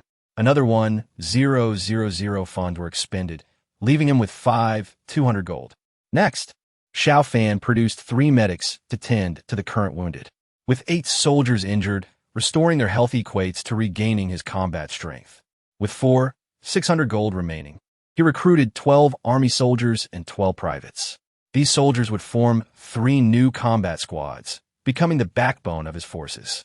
The 12 army soldiers cost 2,400 gold, while the 12 privates were 1,200 gold, leaving Xiao Fan with 1,000 gold. After some consideration, he decided to produce another sniper, as he only had Lu Ping as a sniper. In the face of mutated zombies or beasts, 1 sniper was insufficient. With the last 200 gold, he opted to manufacture a military dog. In what felt like a lavish expenditure, the 8,200 gold flowed away, giving Xiao Fan a sense of indulgence. He temporarily refrained from producing a cooking team and communication officers, as he had run out of money, and there was no immediate need. Everyone had rations, and their backpacks contained enough food to sustain them for a while. The production of these soldiers was not instantaneous and required some time. So Xiao Fan turned and left the office to organize defenses outside. Upon stepping outside, he noticed that the mutated beasts had nearly devoured the corpses scattered about. The soldiers were preparing for defense, and Xiao Fan ordered, "Dispose of all the zombie bodies. We need to buy some time." The red alert soldiers executed Xiao Fan's command without hesitation, promptly discarding the corpses indoors. The mutated beasts, initially poised to attack, halted their advance upon seeing the new bodies and resumed their feast. Xiao Fan focused on identifying which mutated beast exhibited a higher degree of evolution. Following Su Chang's indication, he indeed spotted the two beasts he mentioned. One was a 12-meter-long reticulated python, thicker than a barrel, coiled up and consuming a zombie's body as if it were spaghetti, while other mutated beasts kept their distance. The other was a colossal tiger, over 6 meters in length, voraciously devouring its prey, causing even the previously dominant lions to retreat. In the ensuing battle, these two creatures would be prioritized. He checked on the two flamethrower soldiers, who were now the main force, especially against the mutated birds in the sky, where the flamethrowers would unleash their full potential. Xiao Fan also observed the wounded soldiers, who had all upgraded to 3 stars, displaying remarkable physical resilience. Although their injuries were severe, they persevered, and for the moment, they were still capable of continuing the fight. As he re-entered the office, an overwhelming aura of iron and blood greeted him. The office was densely populated with soldiers. The troops he had produced with 200 gold had all assembled. The ranks consisted of orderly army soldiers and privates, medics with Red Cross armbands, rocket soldiers shouldering their launchers, snipers with their rifles, and the imposing heavy machine gun positioned on the floor, manned by 2 soldiers ready to operate it. Newly arrived military dogs wagged their tails at Xiao Fan. The number of soldiers in the room had surpassed 30, and the sight of so many red alert soldiers gathered, their dark muzzles glinting ominously, was enough to strike terror into the hearts of ordinary individuals. Even Xiao Fan, accustomed to such sights, felt a surge of emotion. These were his soldiers. Though born of the system and unwaveringly loyal to him, he had never regarded them merely as tools. They were living beings, his brothers and sisters. Sisters? It appeared there was indeed one among the ranks. With a solemn expression, Xiao Fan approached the front of the formation. Upon his entrance, all the soldiers immediately stood at attention, saluting him in unison with the utmost respect. Sniper Wang Yuan, reporting to the commander. Medic Yan Han, reporting to the commander. Medic Sun Feifei, reporting to the commander. Rocket soldier Li Yiqiang, reporting to the commander. Heavy machine gun combat team Jiangzhou, Lu Xiaobing, Niu Ben, reporting to the commander. Army soldier XXX, reporting to the commander. Private soldier XXX, reporting to the commander. Woof, woof. Chapter 50. Counterattack. Xiao Fan's recent troop recruitment had exceeded his previous total strength. With a combined force of 33, including soldiers and dogs, many of whom were elite units, he felt a swell of confidence. The military dogs, snipers, army soldiers, and privates required no introduction, yet he still needed to familiarize himself with the new units. First, he inquired about the rocket soldier. The soldier, named Li Yiqiang, stood proudly with a well-sized rocket launcher slung over his shoulder. Responding to Xiao Fan's inquiry, the rocket soldier promptly saluted, "Commander, I carry the PF-89 single-man rocket launcher, which weighs 3.7 kilograms and consists of a launch tube, rocket, and optical sight.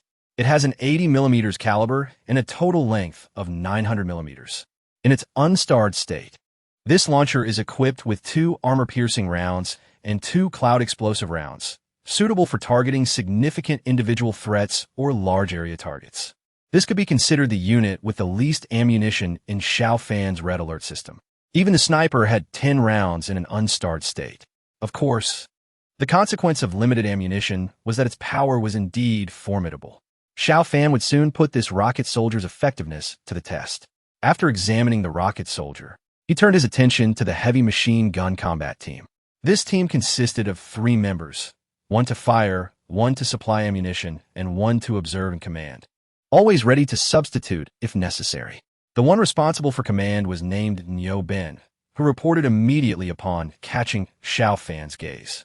Commander, our heavy machine gun team utilizes the Type 85 anti-aircraft machine gun, which is a caliber of 12.7 millimeters and is classified as a heavy machine gun suitable for both ground and air combat.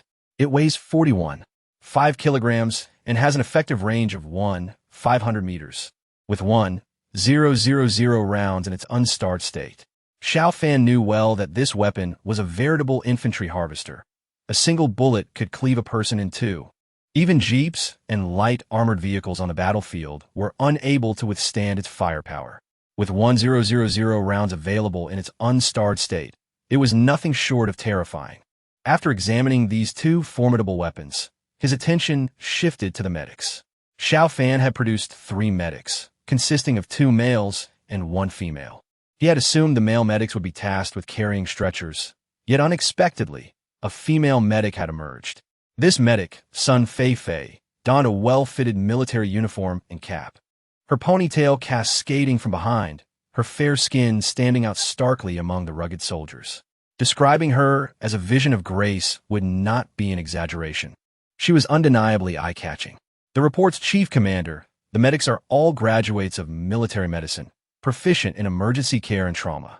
Each of us is equipped with a medical kit containing commonly used wound medications, hemostatics, anti-inflammatory drugs, and bandages. Each person receives a daily supply. Moreover, as we advance in rank, our medical skills will also improve.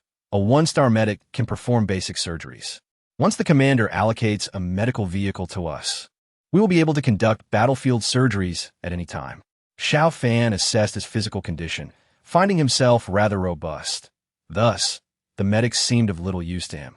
Unexpectedly, Sun Fei continued, "Commander, we can also conduct health checks for you and others, such as monitoring blood pressure, blood sugar, and advising on health maintenance and aerobic exercises. Each medic is a health expert." Xiao Fan nodded frequently. "Indeed, well said. My warriors cannot afford delays due to injuries. Please proceed immediately to treat them." "Yes, I will treat the wounded right away. After completing their treatment, may I request to serve as your personal physician? After all, the health and safety of the commander is the highest purpose of our existence." "Very well. You're Sun Fei, correct? You shall temporarily serve as the leader of the medical squad, with the other 2 medics under your command." "Understood." Sun Fei promptly set off with 2 medics, Yin Han and Yin Dong, to attend to the wounded. The 2 medics were utterly confused about how they had become subordinates. Sun Fei officially became the first officer appointed by Xiao Fan. It was noteworthy that the unit lacked a formal squad leader, prompting Xiao Fan to realize the need for appointing grassroots officers in the near future. As the company commander, he was entitled to have 3 platoon leaders and 9 squad leaders, not to mention the need to consider the cooking team, guard squad, machine gun squad, and special forces. Once matters with his sister concluded, Xiao Fan would attend to these appointments. The entire unit was immediately dispatched to their respective combat positions. The troops ascended to the 3rd floor, finding suitable shooting angles, awaiting Xiao Fan's command. He glanced outside, noting that the primary threats from the mutated beasts were a few giant mutant elephants and 2 mutant rhinos. The main culprits of property destruction that needed to be dealt with swiftly. Rocket troops, prepare anti-tank rockets. Target the giant elephant. Fire. The rocket soldiers, having received Xiao Fan's order, swiftly loaded their rockets and squeezed the triggers. A streak of red light shot from the launch tube, merely dozens of meters away, requiring no precise aim. The rocket struck true. The massive elephant, barely injured amidst the barrage, was impaled by the rocket, which penetrated deep into its sizable body before detonating with a thunderous explosion. The armor-piercing round burrowed 2 meters deep before erupting, rendering the elephant's abdomen to shreds. The enormous creature collapsed, its thick legs twitching on the ground, its long trunk attempting to wave, but devoid of strength. On the brink of death, it soon became the target of other mutated beasts hungry for a feast. As the elephant neared death, a horde of mutated beasts lunged forward to partake in the banquet. The congregation of mutated creatures provided the rocket soldier with the opportunity to launch a second cloudburst bomb. The armor-piercing round targeted the primary threat. While the cloudburst bomb was designed to devastate large groups, no better target could be found than this mass of mutated beasts. With a resounding boom, a mushroom cloud rose before the office building, the shockwave shattering all nearby glass. Fortunately, the red alert soldiers had prepared, ensuring no one was harmed. The cloudburst bomb affected hundreds of mutated beasts, killing at least half. Li Yiqiang, initially a novice rocket soldier, found himself propelled to 1-star status after launching those 2 rockets. Each type of rocket had already seen 3 launches. This greatly invigorated Xiao Fan, who waved his hand decisively. Fire with all your might. It is time for our strategic counteroffensive. All red alert soldiers opened fire simultaneously, transforming the 3rd floor of the office building into a veritable volcano, with countless tongues of flame erupting and gunfire echoing. With the firepower replenished, Xiao Fan swiftly established a powerful suppression over the mutated beasts. A torrent of metal cascaded down, painting the ground in a gruesome display of blood and flesh. Army soldiers and privates primarily dealt with ordinary mutated beasts, while aerial threats were entrusted to the flamethrower soldiers. The larger mutated creatures were handled by snipers, rocket soldiers, and heavy machine gunners. A web of crossfire made it nearly impossible for any mutated beast to approach the building. Even if an occasional straggler slipped through, scouts were there to rectify the situation.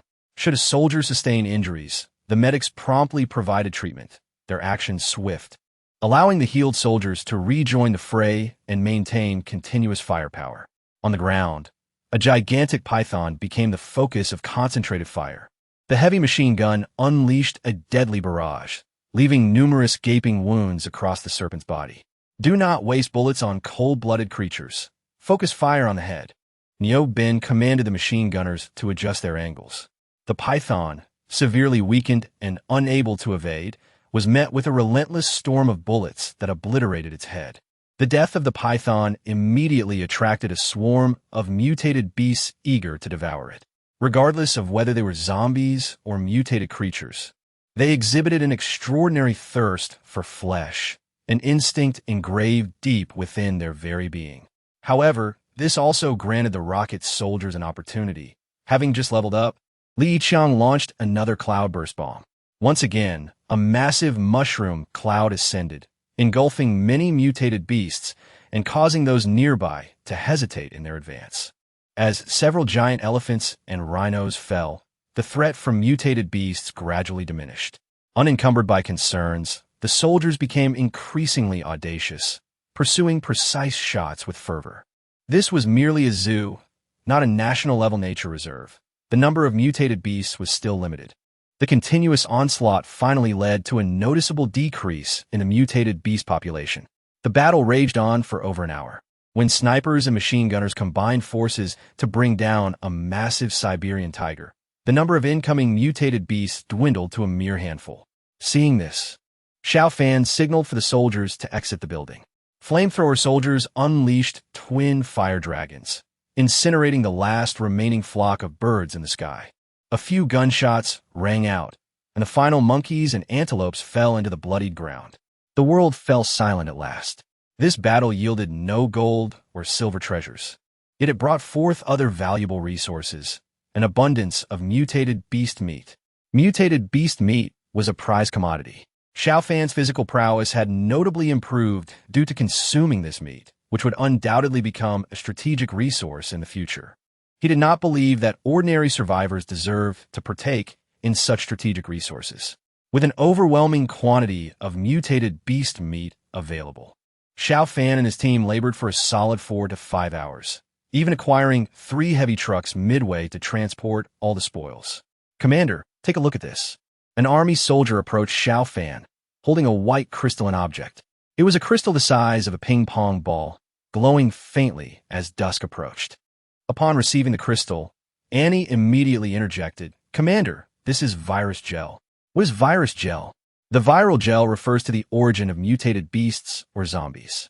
It is precisely because the virus congeals within their brains that they begin to mutate. However, ordinary zombies or mutated beasts do not reach the level of gel. Only advanced, mutated beasts and zombies possess it.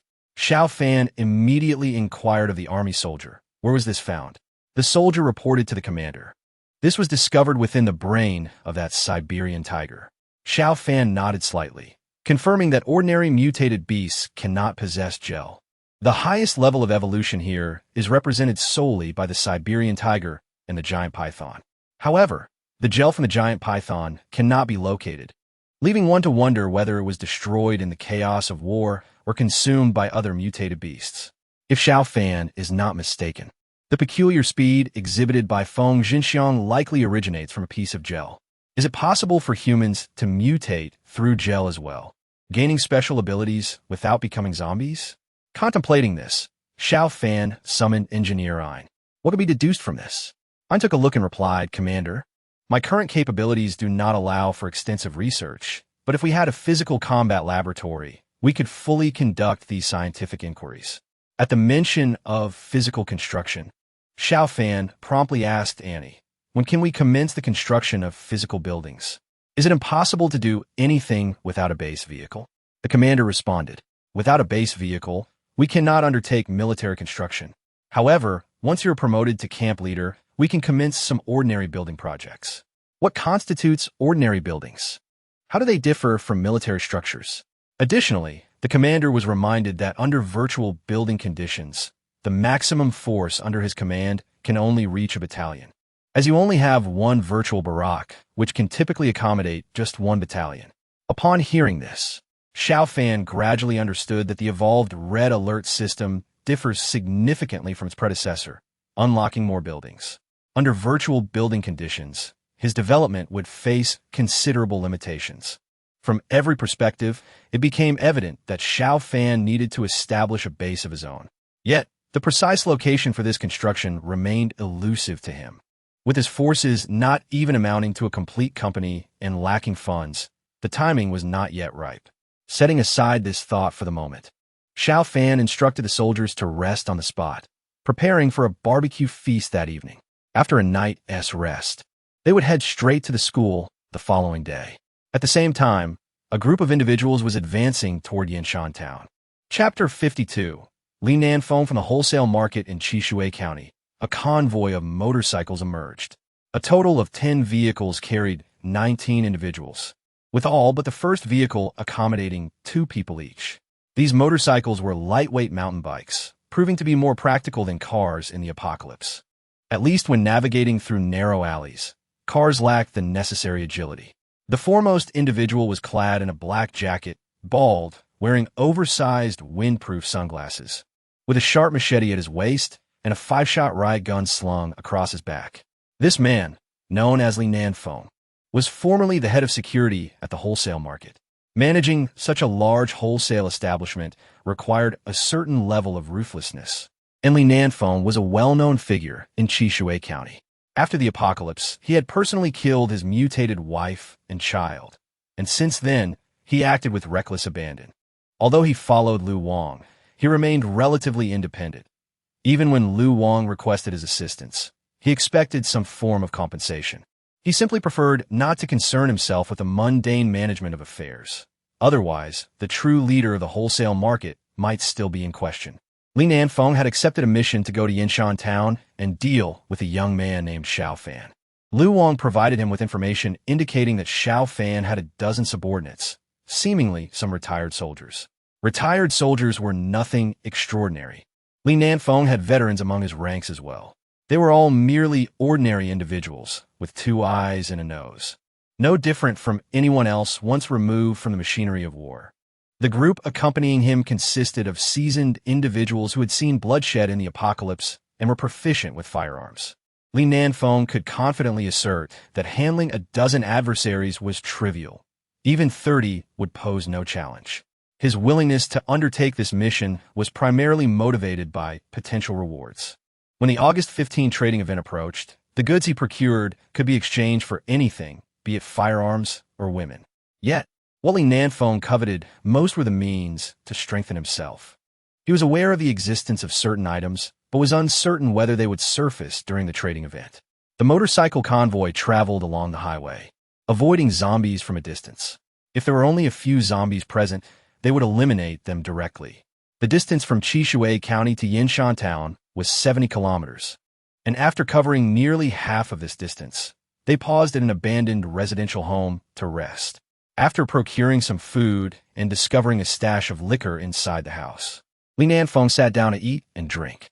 They would rest here for the night and set off the following morning, aiming to arrive in Yinshan Town by noon. Boss Li, when we arrive, will there be good meat for you first? Can you leave a bit of soup for the brothers? Li Nanfeng cast a sidelong glance at his shrewd subordinate and scoffed. Only he is keen on women. Your aspirations are quite limited. In this world, there's little else to occupy ourselves with. What else is there but women? Fine, as long as there's nothing particularly valuable, you may indulge. But I must warn you, those with Xiao Fan are likely not easy opponents. I've heard they possess 2 military vehicles and some standard weaponry. Understood, Boss Li. You can rest assured. Even if Xiao Fan has 2 military vehicles, we have explosives. If we quietly place these near them, those soldiers will surely meet their end.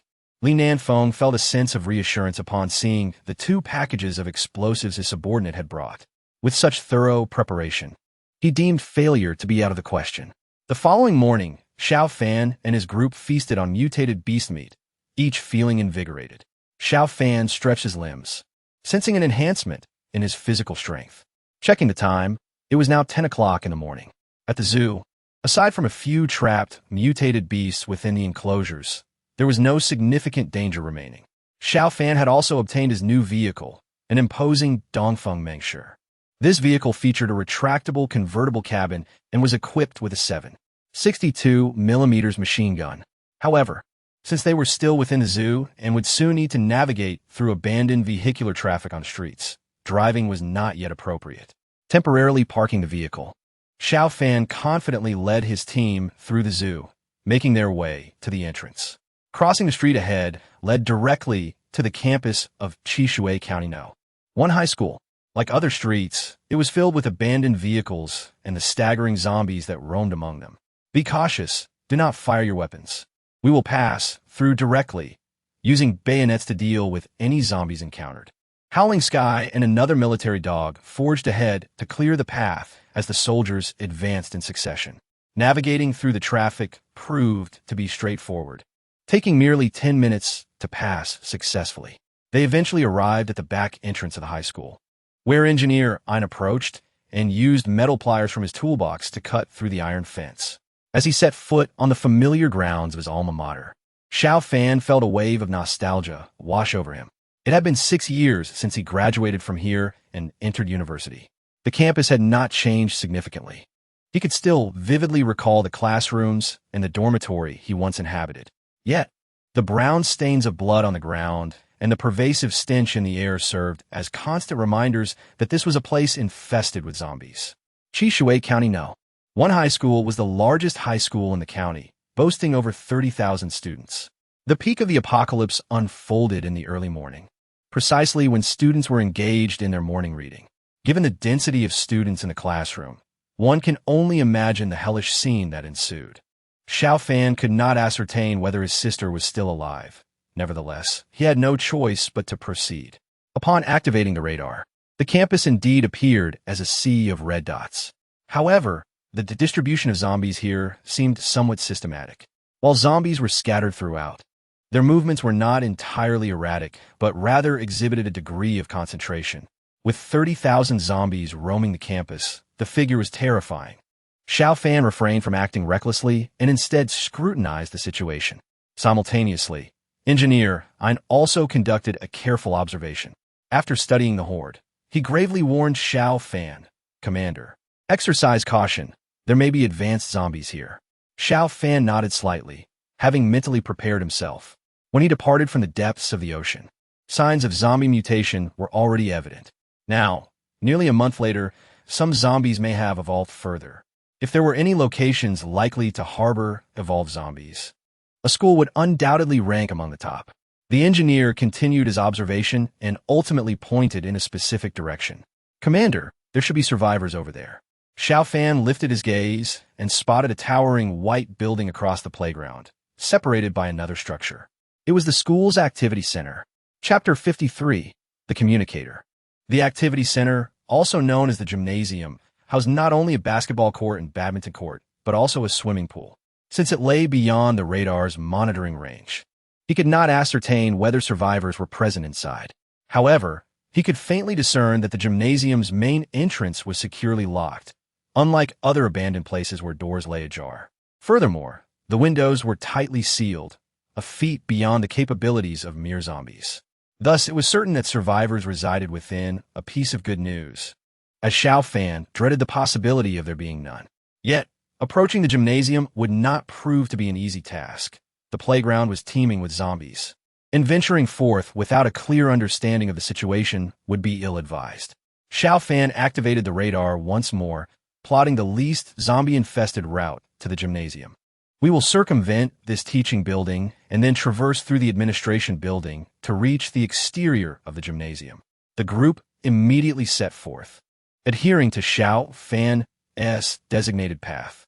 Now, even when encountering a few zombies, Xiao Fan's team, bolstered by the formidable combat prowess of the soldiers, could swiftly dispatch them without firing a shot. Whether through the soldiers' bayonets or the deployment of military dogs, they could single-handedly eliminate zombies. The maneuver around the teaching building proceeded smoothly, albeit with the unfortunate realization that their collection of valuables was nearly non-existent. The management at the school was stringent, prohibiting students from wearing conspicuous jewelry. The occasional gold bracelet or ring that might have been collected under normal circumstances was virtually absent.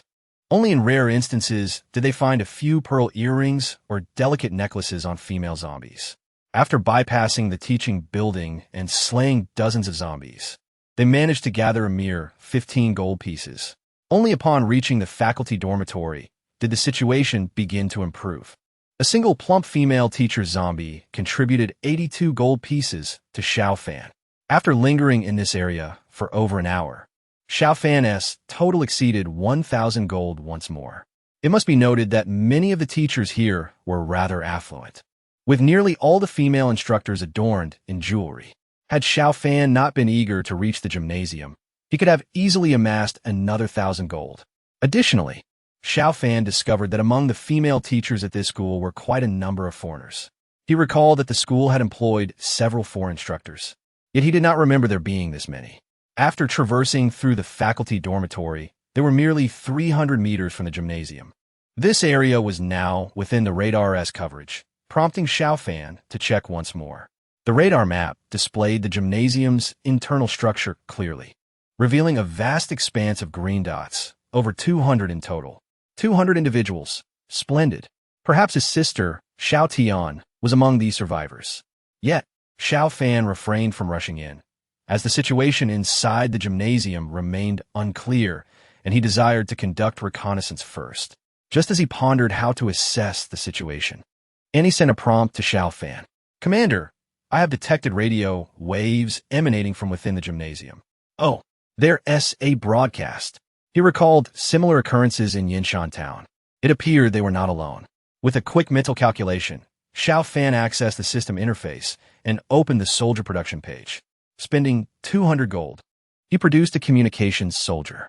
2 minutes later, a young soldier with a radio on his back stood before Xiao Fan. "Communications soldier Guowei, reporting to the commander. Explain your situation."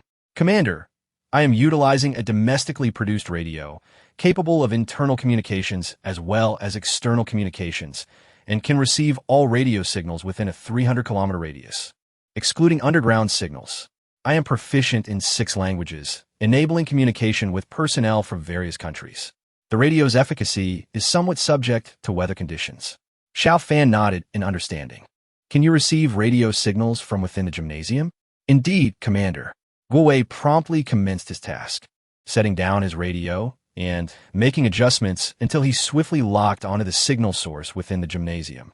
He handed an earpiece to Xiao Fan, who immediately heard voices emanating from within. However, upon listening, Xiao Fan was momentarily taken aback, for the language spoken was English. Xiao Fan's homeland lay to the east of Planet X, within the Eastern Federation's territory. He had been educated primarily in Chinese, having studied English for many years. Yet he still struggled to communicate fluently. Thus, he found it challenging to comprehend the dialogue and quickly turned to Guowei. Aren't you proficient in 6 languages? Translate. Understood. Without hesitation, Guowei began translating for Xiao Fan. Calling the American Federation Consulate in Yinyan. Calling the American Federation Consulate in Yinyan. This is Chi Shui No. 1 high school. I am Professor Smith. Alas, today is yet another dreadful day. It is not raining outside, yet those accursed corpses are wandering everywhere. Our food supplies are dwindling, and our ammunition is running low. Without rain, we dare not venture outside the gymnasium to gather supplies. At this rate, we surely one tea last a week. Fortunately, there is still water in this swimming pool, and the power hasn't gone out. Otherwise, I might have already met my maker. Listening to the communicator's translation, Xiao Fan appeared somewhat dazed. Why were there foreigners? Yet, he quickly realized that they were attempting to contact their consulate. As a superpower, the Eastern Federation had consulates in major cities across the globe, making their outreach unsurprising. However, Xiao Fan also recognized that if a foreigner was speaking, it indicated that the foreigners held authority within the gymnasium. If foreigners were in charge, the status of the remaining survivors could be easily imagined. It was imperative to ascertain the specific circumstances within without alarming them. Commander, your soldier production sequence is not limited to ethnicity. You can produce foreign soldiers to communicate with those inside, which will help alleviate their suspicions. Oh, so you mean I can also produce foreign soldiers? Is there any difference compared to domestic soldiers? Essentially, there is not much difference. Their combat capabilities are comparable, and their weaponry is similar. For instance, domestic soldiers use the Type 81 rifle, while foreign recruits might use the AK-47. Both firearms possess equivalent firepower and exhibit unwavering loyalty to you. The only distinction is that foreign soldiers are proficient in foreign languages. If you produce a foreign scout, they would also possess knowledge of basic international affairs, facilitating seamless communication with those inside. Chapter 54. The Foreign Legion. Upon hearing Annie's explanation, Xiao Fan inquired, will the foreign soldiers I produce occupy the personnel quota of my current company? The chief commander can establish an external unit that does not use up the quota. However, the upper limit for external units must be at least 2 ranks lower than the main unit. Since you're currently a company commander, the external unit can have a maximum of 1 squad, 8 individuals. Xiao Fan pondered for a moment, and a notion began to form in his mind. A squad is not numerous, and remaining within the main force would not yield significant results. But the foreign identity might allow for actions that he could not undertake himself. Very well, let us first produce a foreign scout, perhaps a Briton. Annie, if I recall correctly, you mentioned that the soldiers we produce possess real identities, correct? Indeed. The system can select any deceased individual's identity. Then let us designate this scout's identity as a guard from the consulate. Agreed. System generating. Scout John. Identity. Chief guard of the American Federal Consulate in Yinyan. Minutes later, a young Caucasian man appeared before Xiao Fan. Scout John, reporting to the commander. The young man, with golden hair and dressed in jungle camouflage, clearly differed from the soldiers of Shenzhou. His tall stature and robust physique exhibited less of the disciplined demeanor typical of local soldiers and more of a casualness. However, Xiao Fan understood that this was merely superficial. The essence of the red alert soldiers bore little distinction. You are affiliated with the American Federal Consulate? Xiao Fan asked, reporting to the commander. I can only say that I have inherited the memories of the individual from the consulate. He is me, yet I am not entirely him. Excellent. Now, you will communicate with Smith, find an excuse to enter the gym today, and ascertain the situation inside. Understood. John approached Guowei and took over the radio. The scout quickly grasped the basic use of the radio and soon engaged in conversation with the disgruntled Smith. The two conversed in English, with a communicator translating for Xiao Fan. Oh, this is truly incredible. I never expected to find a fellow countryman here. Mr. Smith, where are you located? Chishui No. 1 high school. What a coincidence. My companions and I are in Chishui as well. Indeed, there are too many zombies in Yinyan. Survival around the consulate is impossible. Aside from a few of my companions, including Ambassador Fred, everyone else has perished. We are merely unfortunate wanderers in a foreign land. What is the situation on your end? Oh, you and your 20-odd individuals managed to control over 200 students? That is remarkable. However, I offer you a piece of advice. Ensure stability before our arrival. Yes. Provide them with some food. We cannot let them starve. Yes, we will manage that. I have a total of 8 individuals here. Good. Then it is settled. My hometown is Seattle. Yes, there's a steel mill there, and I often played in the park behind as a child. Yes, you could see the statue of the president from there. After an extensive conversation, John set down the walkie-talkie and said to Xiao Fan, Commander, I have tentatively gained his trust. Next, you should assign me a few subordinates. I require assistance for my operations. Without John having to say it, Xiao Fan was already in the process of producing soldiers. With over 1,000 gold coins in hand, he created 3 army soldiers and 4 privates, including both Caucasian and 2 black soldiers. Additionally, he equipped John and his team with a military dog, nationality irrelevant, as all military dogs appeared quite similar. Having spent the recently gathered funds, this temporary foreign legion was now complete. He provided John with 2 of the jeeps for their transportation. Xiao Fan resolved that, once funds allowed, he would gradually expand this foreign unit, which might one day prove unexpectedly valuable. Go forth and fulfill your mission. John led the 7 soldiers away. Xiao Fan watched as they gradually approached the activity center, activating John's shared vision. Smith felt that today was his fortunate day. He had initially been an ordinary foreign teacher, lacking teaching qualifications in his own country, but by a twist of fate, he arrived in Shenzhou and became a foreign language instructor at Chishui No. 1 High School. The school administration harbored an almost blind admiration for foreign teachers, believing that foreigners teaching foreign languages must be superior to local educators. This phenomenon led many without survival skills in their homeland to flock to Shenzhou, forming a unique group of foreign teachers at Chishui No. 1 High School. When the apocalypse struck, a gathering of foreign teachers inadvertently allowed them to evade disaster. Many students, having lost contact with their teachers and parents, were compelled to follow these foreign educators and heed their commands. Smith, possessing some foresight, decisively chose the activity center, a spacious area with ample water supply, as their refuge, successfully establishing a foothold. In the early days of the apocalypse, they treated the students fairly well. Discovering that zombies could not move during rain, they ventured out to gather supplies several times, acquiring a substantial amount of food and medicine, even finding a few firearms among the ruins of the school security office. However, after the rain ceased, a prolonged period of sunshine over a month made their situation increasingly dire. The students' food supplies dwindled, often providing only 1 meal a day, consisting of a thin porridge barely visible at the bottom of the bowl. Consequently, conflicts arose between the students and the teachers. The high school boys had matured into young men, and as Smith's group found it hard to maintain control, they resorted to harsh measures against a few instigators. After shooting several boys, the high school students were temporarily subdued. However, Smith understood that once rescue arrived from Shenzhou, their fate as foreign individuals would be grim. Thus, in subsequent broadcasts, he refrained from speaking in Chinese, opting instead to communicate in his native language, hoping for assistance from his compatriots. This filled Smith with despair. Being located in the northern Yingyun, foreigners were already scarce, and he had no idea when his fellow countrymen might hear him. Unexpectedly, just moments ago, he had made contact with John, the chief guard from the consulate. After verifying John's identity, Smith felt reassured. Although John's group was small and temporarily out of touch with their homeland, the addition of these soldiers undoubtedly increased their chances of survival in this apocalyptic landscape. Even if Shenzhou's inhabitants discovered their presence, the consulate could invoke international dispute as a basis to refuse judgment under Shenzhou's laws.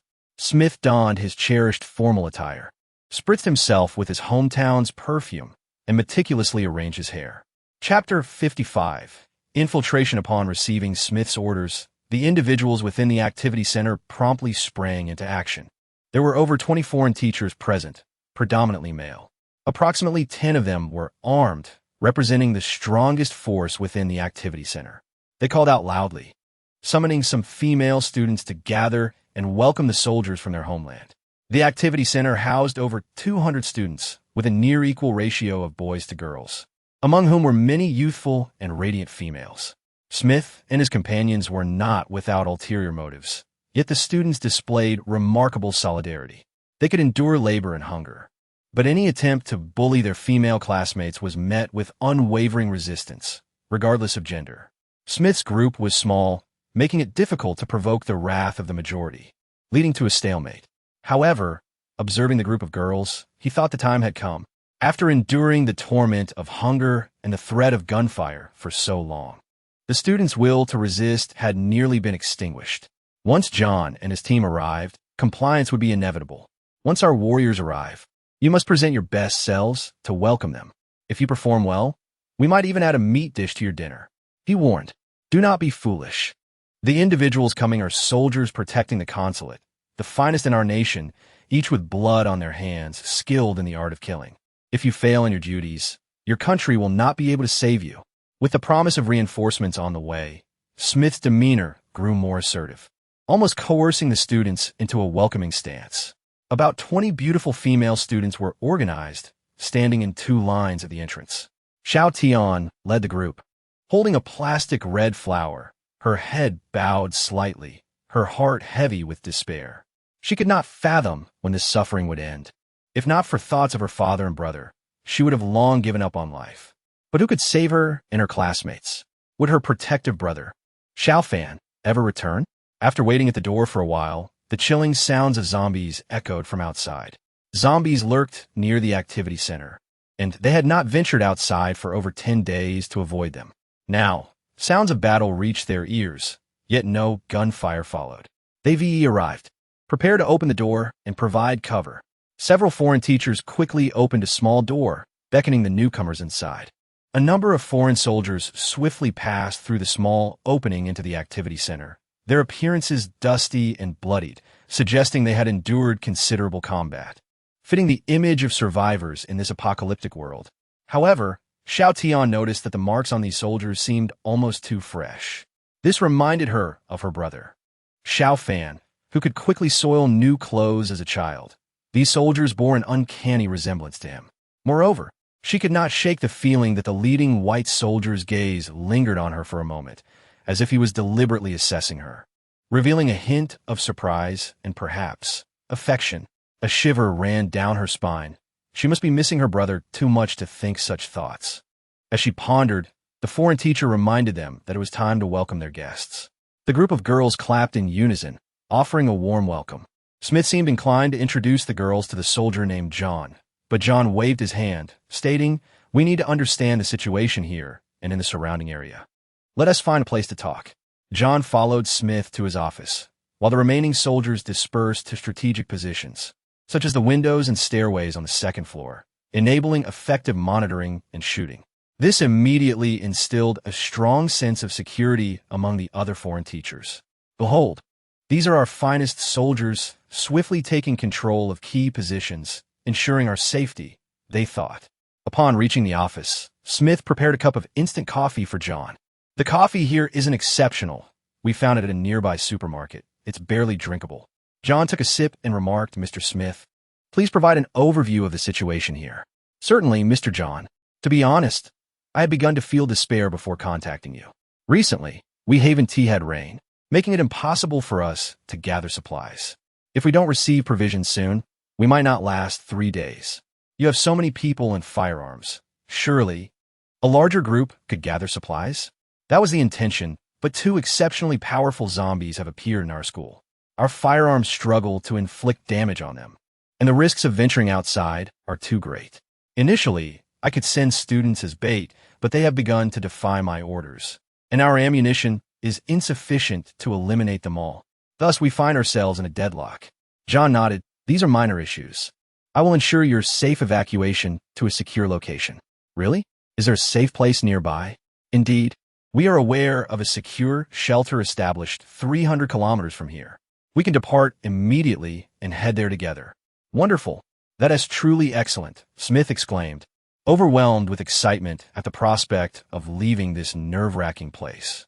"Mr. Smith, please notify your people. With our numbers, we will secure a significant position at the new base. May I? Rest assured, I will advocate for a prominent role for you at the new base, ensuring you remain a person of importance. All right, I will notify them at once. Oh, thank God. He crossed himself and hurried away. After completing these arrangements, John contacted Xiao Fan. Xiao Fan had already gained a clear view of the situation through John's eyes.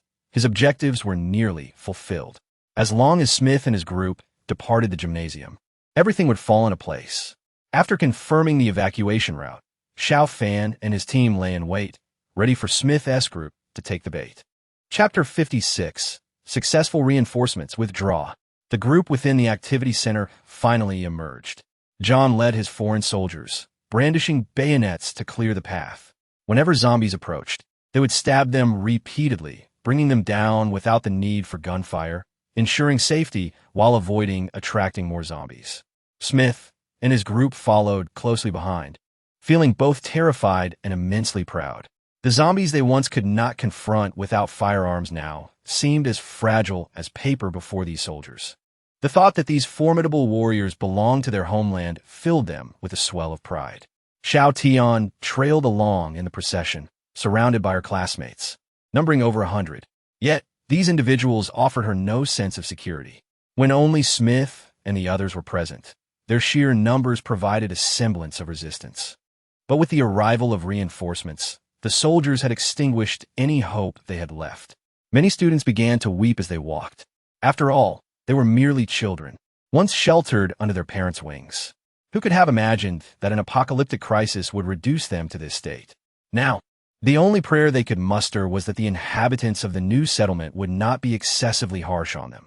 The main group stealthily approached the edge of the school, relieved to encounter relatively few zombies. John glanced at the dormitory building ahead, aware that Xiao Fan and his group awaited around the corner.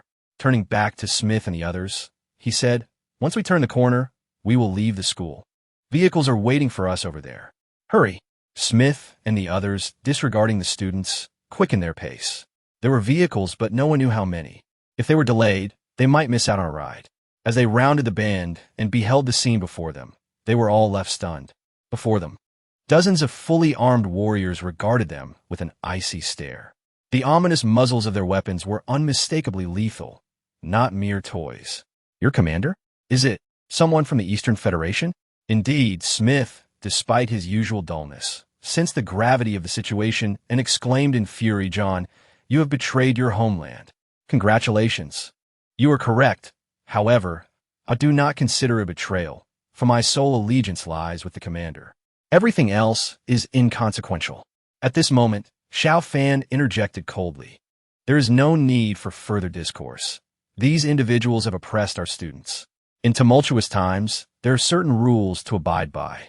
I am not obligated to explain myself to anyone. I hereby sentence you to death." Before Xiao Fan's words could fully resonate, all the Red Alert soldiers raised their weapons, ready to execute Smith and his cohorts on the spot. "You dare!" Smith suddenly tore open his clothing, revealing explosive charges tightly bound to his body. "Oof. Do not assume I am unprepared. Upon leaving the gymnasium, I anticipated contingencies. You must understand, there are 2 mutated zombies within this school." Xiao Fan cast a glance at Smith, signaling his subordinates to pause. "Oh, what mutated zombies?"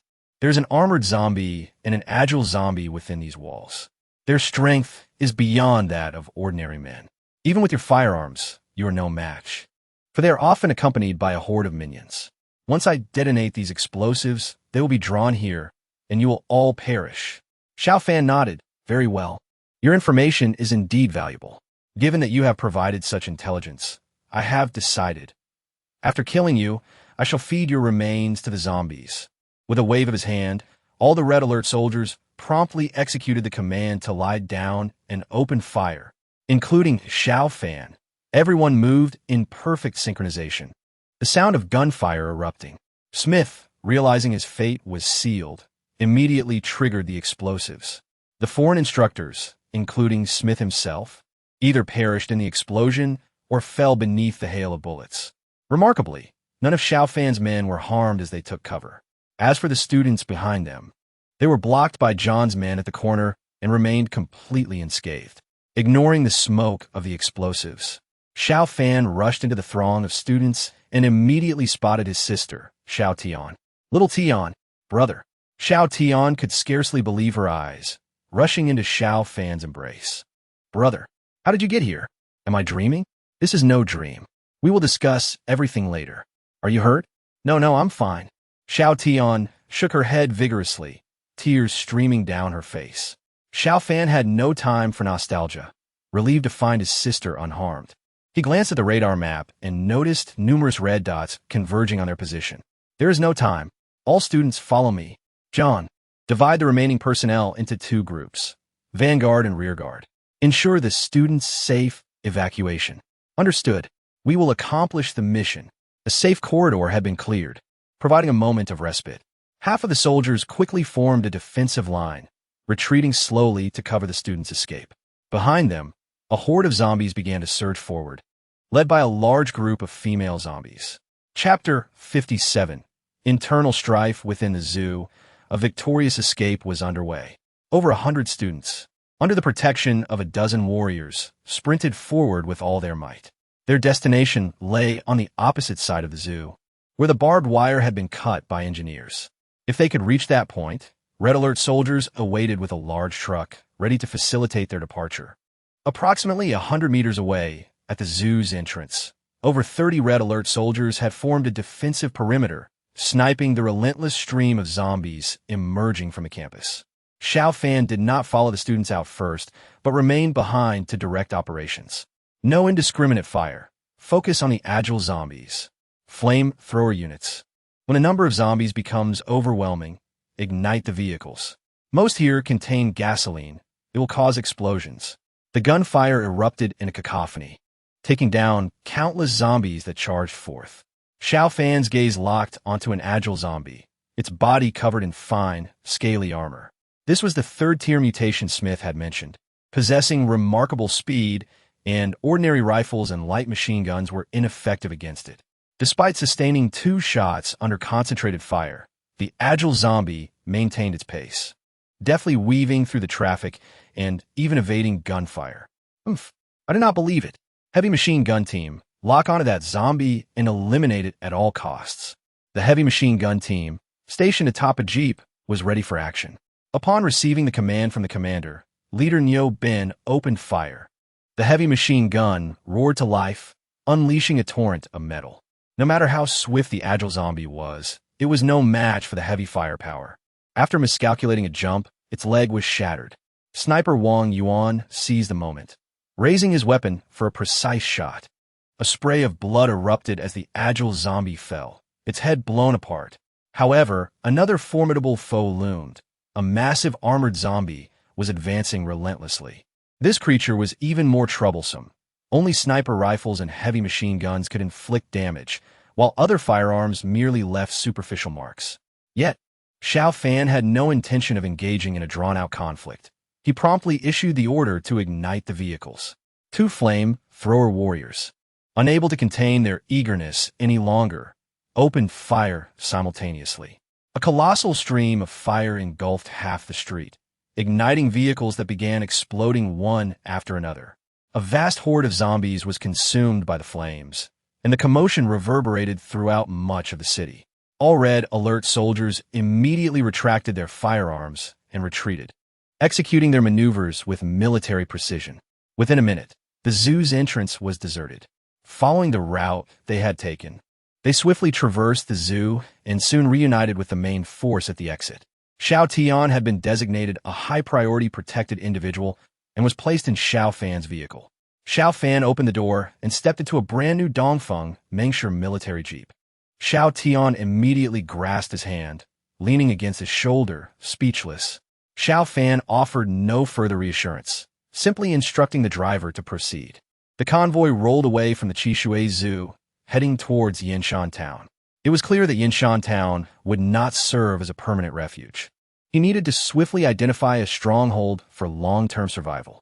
After all, as part of the Red Alert system, a base was indispensable. Once constructed, perhaps Yinshan Town would not suffice. Yinshan Town. This building had long been abandoned, its interior stripped of weapons by previous scavengers led by Feng Jinxiang. However, it was relatively clean and tidy, comprising 3 floors, ideal for temporary habitation. Among the inhabitants was Wang Dajiang, once the publicity commissioner of Yinshan Town, who harbored considerable ambition. Especially after the apocalypse erupted, the leaders who once oversaw him had vanished, leading him to believe he was the rightful leader of Yinshan Town. While Xiao Fan's ascension to power was acceptable, Wang Dajiang felt he deserved greater authority. Thus, he discreetly reached out to others, seeking allies for mutual support. Some were remnants of Feng Jinxiang's faction, others were adversaries of Xiao Fan's father, and some merely looked down upon Xiao Fan, a mere youth, managing so many people. They gathered around Wang Dajiang, intent on finding an opportunity to engage Xiao Fan in earnest discussion. Unity is strength, and despite Xiao Fan's domineering nature, he cannot disregard the overwhelming voices of the people. Does he not fear that, in due time, others may speak ill of him? Is he not apprehensive about potential repercussions from his superiors? As for the notion of a commander-in-chief, Wang Dajiang scoffs at it. A university graduate with only a few years of experience is likely nothing more than a mere squad leader, hardly a figure of significant authority. What he must do now is patiently bide his time and tirelessly win the hearts of the people. Accompanied by several individuals, he arrived at the entrance of the police station. On what grounds do you deny us entry? We demand fair treatment. Everyone deserves their share. Produce the goods. With over 40 people behind him, Wang Dajiang believed he had created sufficient momentum to compel Su Chong, the soldier, to relent. However, Su Chong, uninterested in their idle chatter, brandished his firearm, blocking the entrance. These supplies are allocated by the commander-in-chief. No one else has the authority. Anyone who dares to cause a disturbance will be shot on the spot. In an instant, the atmosphere shifted as the remaining soldiers, led by the scout Shun Guangming, arrived. Their guns aimed at the crowd. Silence enveloped the scene. Chapter 58. The confrontation between Wang Dajiang's group and Su Chong resulted in a division at the Grand Hotel. One faction comprised Wang Dajiang's followers, while the other was led by Xiao Jinyuan, a close ally of Xiao Fan. Infuriated upon learning of Wang Dajiang's attempt to procure supplies from his son's subordinate, Xiao Jinyuan engaged in a heated argument with them, solidifying the rift between the two groups. Xiao Jinyuan and his 60 to 70 followers occupied the second floor, while Wang Dajiang and his 40-plus individuals remained on the first. The 2 floors were completely cut off from one another, with debris blocking their passage. Those on the second floor exited via the outdoor staircase, avoiding the lobby entirely. Consequently, the distance between the second floor and the police station decreased. It was at this juncture that Li Nanfeng and his entourage arrived in Yinshan Town. 10 motorcycles gradually approached the outskirts of Yinshan Town. Li Nanfeng, riding solo, halted his motorcycle, and a subordinate stepped forward to offer him a cigarette. Exhaling a puff of smoke, Li Nanfeng retrieved his binoculars to scrutinize the situation in Yinshan Town. A large gathering of survivors congregated near the Grand Hotel, with preliminary estimates exceeding 100 individuals. However, he found no retired soldiers among them. The retired soldiers, approximately a dozen in number, were located at the police station, aligning precisely with the gathered intelligence. The opposing side was unloading supplies, utilizing heavy-duty vehicles with moderate firepower. Having gathered this information, Li Nanfeng felt a surge of confidence. In his view, the flaws of Yinshan Town's inhabitants were glaring. First, a mere dozen individuals engaged in direct confrontation were no match for his group, and the separation of the retired soldiers from the survivors presented opportunities for targeted strikes or hostage-taking. They thought it would be a perilous endeavor, only to find that a few individuals could send Feng Jinxiang's band of incompetents fleeing. Chen Fudong is no better, a coward who delegated this task to Luang, which ultimately benefited us. Li Nanfeng discerned that the zombies in Yinshan Town had largely vanished, at least from this side, indicating that the entire stockpile of resources had been amassed by this group. In a post-apocalyptic setting, this represented an immense fortune, soon to be within his grasp, ensuring a dramatic expansion of his influence. Let's proceed to confront those soldiers. As the motorcycles roared to life, they sped toward the police station. Unbeknownst to Li Nanfeng, Su Chong was also observing them through binoculars. Su Chong and his trained soldiers had maintained vigilance. Ever since the motorcycles entered Yinshan town, they had been under close surveillance. 10 vehicles, 19 individuals, all armed and evidently possessing combat experience. Su Chong promptly issued orders for the individuals at the Grand Hotel to converge. Upon receiving the notification, Xiao Jinyuan unhesitatingly led his group from the second floor into the police station. As for Wang Dajiang and his faction on the first floor, Xiao Jinyuan showed no concern. Their recent discord rendered him indifferent to their fate. The second floor occupants descended the outdoor staircase. As all windows of the Grand Hotel had been barricaded with blankets to evade the zombies, leaving the first floor inhabitants completely unaware of their departure. By the time Li Nanfeng and his group arrived near the police station, Xiao Jinyuan and his followers had already entered. Su Chong commanded everyone to move indoors, locking the doors and taking positions at the windows, awaiting the arrival of their adversaries. As Li Nanfeng and his entourage reached the street before the police station, Su Chong shouted from within, "Halt! What is your purpose?" Hearing the voice, Li Nanfeng quickly located Su Chong's position and revealed a sinister smile. "Soldiers, we're merely passing through. May we enter for a drink of water?" "Negative. This area is under military control. Seek water elsewhere. There are countless vacant houses in the vicinity." "Huh. You truly are testing my patience. What kind of world is this, imposing such arrogance upon me? Military control? I care not." With little patience remaining, Li Nanfeng raised his weapon and fired toward the second floor, where Su Chong was positioned. To his astonishment, Su Chong simultaneously discharged his own firearm. A direct exchange of fire ensued, showcasing their respective skills. While Li Nanfeng was indeed a proficient marksman, Su Chong, a seasoned 2-star scout, was akin to an elite warrior in any standard military unit. After their exchange, Su Chong evaded Li Nanfeng's bullet, but Li Nanfeng sustained a gunshot wound to his arm. "Damn, that was a solid hit. Return fire." Li Nanfeng's subordinates simultaneously opened fire, emulating cinematic scenes as they unleashed a torrent of bullets at the various windows, believing this would suppress their enemies. Unfortunately, they underestimated the capabilities of the Red Alert soldiers and overestimated their own prowess. The Red Alert soldiers remained calm and composed, utilizing the windows for cover. Within a minute of the exchange, Li Nanfeng's side had already suffered 8 casualties, with 3 more injured. With a total of 19 individuals, they had lost nearly half their number, prompting Li Nanfeng to recognize the dire situation. Wrapping a cloth around his wounded arm, he shouted, "Retreat! Let us capture hostages at the Grand Hotel." The remaining members swiftly fled, their speed remarkable. Those inside the police station found it inconvenient to pursue, perhaps even intentionally refraining from doing so, as Su Chong understood that their adversaries could not escape. "Capture hostages, is it? Then let them proceed." As Li Nanfeng observed that the soldiers within the police station did not follow, he exhaled a sigh of relief, simultaneously cursing their stupidity for leaving such a significant opening.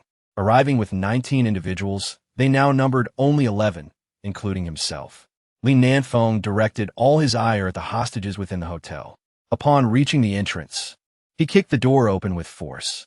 Wang Dajiang and his group, having heard the gunfire, were peering out the windows when they were taken aback by the swift arrival of Li Nanfeng's group. "What do you want?" a survivor inquired. Li Nanfeng approached and struck him across the face. "Silence. Everyone, listen carefully. Cooperate, and I guarantee your survival. Anyone who dares utter a word will be shot." The survivors fell silent, trembling. "Where is Xiao Fan? Is he at the police station?" Li Nanfeng demanded, gripping the battered survivor. "Where has he gone? How many individuals did he bring? What weapons did they carry? Did he mention his purpose?" I don't know. The survivor was on the verge of tears. "You should ask upstairs. Xiao Fan's father, Xiao Jinyuan, resides on the second floor. He should be aware of the situation." Upon hearing this, Li Nanfeng's spirits soared. "Xiao Fan, it appears your father is here. Once I capture him, I wonder how you will dare to oppose me. You shall have no choice but to surrender." He immediately charged towards the second floor, only to find the staircase blocked upon arrival. Today, a divergence had occurred. Xiao Jinyuan had occupied the second floor with a group, sealing off the area. However, the outdoor staircase remained accessible. "Damn it! Why wasn't I informed sooner? Li Nanfeng promptly led his men outside. Yet, a foreboding feeling began to creep into his mind. Indeed, upon ascending the outdoor stairs to the second floor, he discovered it was already deserted. This is bad. They must have all fled to the police station. Glancing towards the police station, Li Nanfeng contemplated his next move. Before he could devise a plan, he spotted a convoy approaching Yin Mountain Town from a distance. Alarm surged within him as he took out his binoculars for a closer look. 1, 2, 3, 4, 5. A total of 12 vehicles. Among them were 3 military trucks, 3 SUVs, 1 elongated bus, and the remainder were large heavy-duty trucks. He paid no mind to the trucks and SUVs, but the sight of the military vehicles made him tremble slightly. Some of those military trucks were even mounted with machine guns. For instance, the all-terrain vehicle had 8 fully armed soldiers aboard, their machine guns elevated. Despite the considerable distance, Li Nanfeng could sense the formidable power of those weapons. This is troubling. This convoy could harbor a significant number of personnel. It seems the intelligence was erroneous. A subordinate beside him anxiously inquired, "Brotherly, what should we do now?" "Stay calm. There's no need for panic. We have hostages." "Right? We have hostages. They wouldn't dare harm us." Li Nanfeng turned to his men, instructing, "Go down to the first floor and secure the doors. You all stay there and watch the hostages while I remain on the second floor to negotiate." "Understood. But please be careful, Brotherly." After tending to a wound on his arm, Li Nanfeng waved the others away. However, unbeknownst to everyone, he discreetly parked a motorcycle in the nearby bushes while the others departed. If he were to leap from the second-floor window, he could swiftly reach the motorcycle and speed down a narrow path to escape. The path was rugged, making it difficult for larger vehicles to navigate. This was Li Nanfeng's contingency plan. Meanwhile, Su Chong had already contacted Xiao Fan, conveying the situation clearly. "Get out of the vehicle. We're temporarily safe here." "Little sweet. Father." "All right, but Xiao Fan, do exercise caution. Those people are quite ruthless." "No worries with so many of us. Why should we fear them?" Currently, Xiao Fan's main force had amassed a total of 63 individuals, excluding the military dogs. The assailants at the hotel amounted to merely a dozen, insignificant in Xiao Fan's eyes, akin to mere chickens and ducks, easily vanquished. The soldiers commenced unloading, transporting the segmented, large chunks of mutated beast meat into the cafeteria behind the police station. Xiao Fan surveyed the area and remarked to Su Chong, "We need to resolve the situation at the hotel and begin gathering supplies. We should acquire more refrigerators and freezers. They will be indispensable when we establish our base." "Commander, are we establishing a base?" "There is such an intention. Although we lack the vehicles for the base, we should still select a location. During the process of gathering supplies, we must venture out." "Understood." The people began bustling about. By Xiao Fan's side were several individuals, including the communicator Guo Wei, medical soldier Sun Feifei, scout Su Chong, private Wang Zhan, and Li Long, along with the military dog Xiao Tian. These were his aides, ready to serve and protect him. "Commander, what of the situation at the hotel?" The thought of Wang Dajiang and his crew irritated Xiao Fan. With an increase in numbers, there were always those who fancied themselves superior, which he found utterly distasteful. Instead of engaging in a tiresome negotiation, he preferred to crush them directly. As for the potential sacrifice of hostages, he would regard it as a necessary loss for their grand endeavor. Thus, he decisively waved his hand, commanding, "Have Shen Guangming lead 3 squads and launch a forceful attack." "Yes." Scout Shen Guangming immediately gathered 3 squads and set off towards the hotel. The circumstances did not escape the notice of those within the hotel. Upon seeing the troop deployment, Li Nanfeng felt a chill run down his spine. He had not anticipated that the enemy would send troops directly. Did they not concern themselves with the safety of the hostages? He promptly ordered the hostages to be brought to the window, threatening the adversary against advancing. His subordinates complied, and, as the red alert soldiers approached, 2 of them seized 2 hostages and shouted frantically from the window, "Soldiers, don't come any closer, or I'll kill these civilians.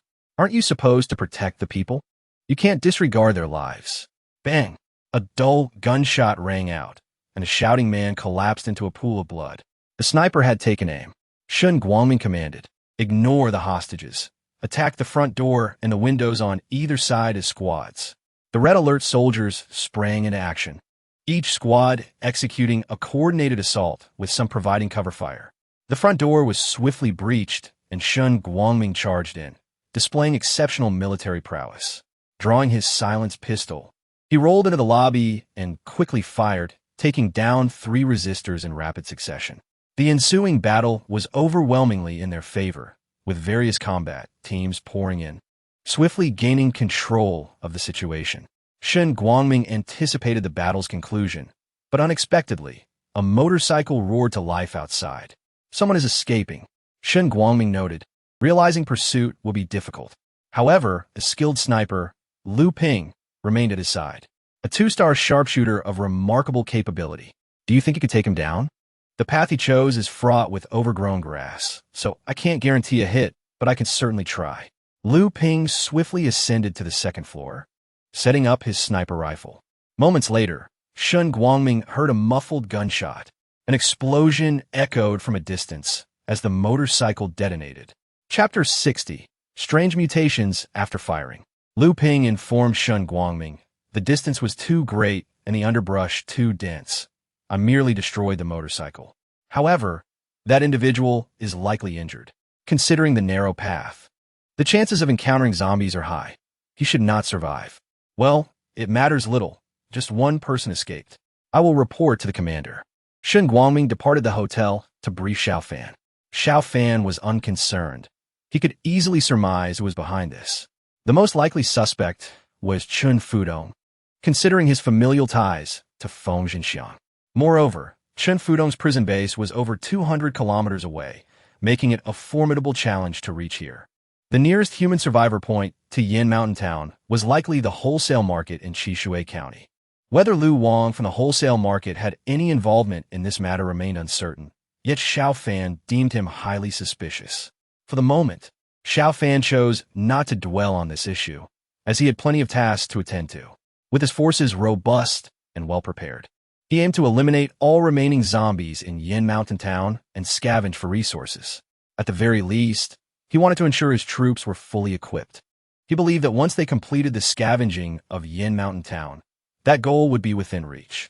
At noon, the cafeteria in the police station simmered with several large pots of mutated beast meat, complemented by some vacuum-sealed food discovered in a supermarket, creating a sumptuous feast. He invited his father and sister to dine with him, while the others were not afforded the same privilege. After the meal, Shun Guangming began leading his men deep into Yin Mountain Town to clear out the remaining zombies. Xiao Fan's mission was clear: to completely conquer Yinshan Town within a week. The area was still densely populated, intensifying his desire to leave and seek a new refuge.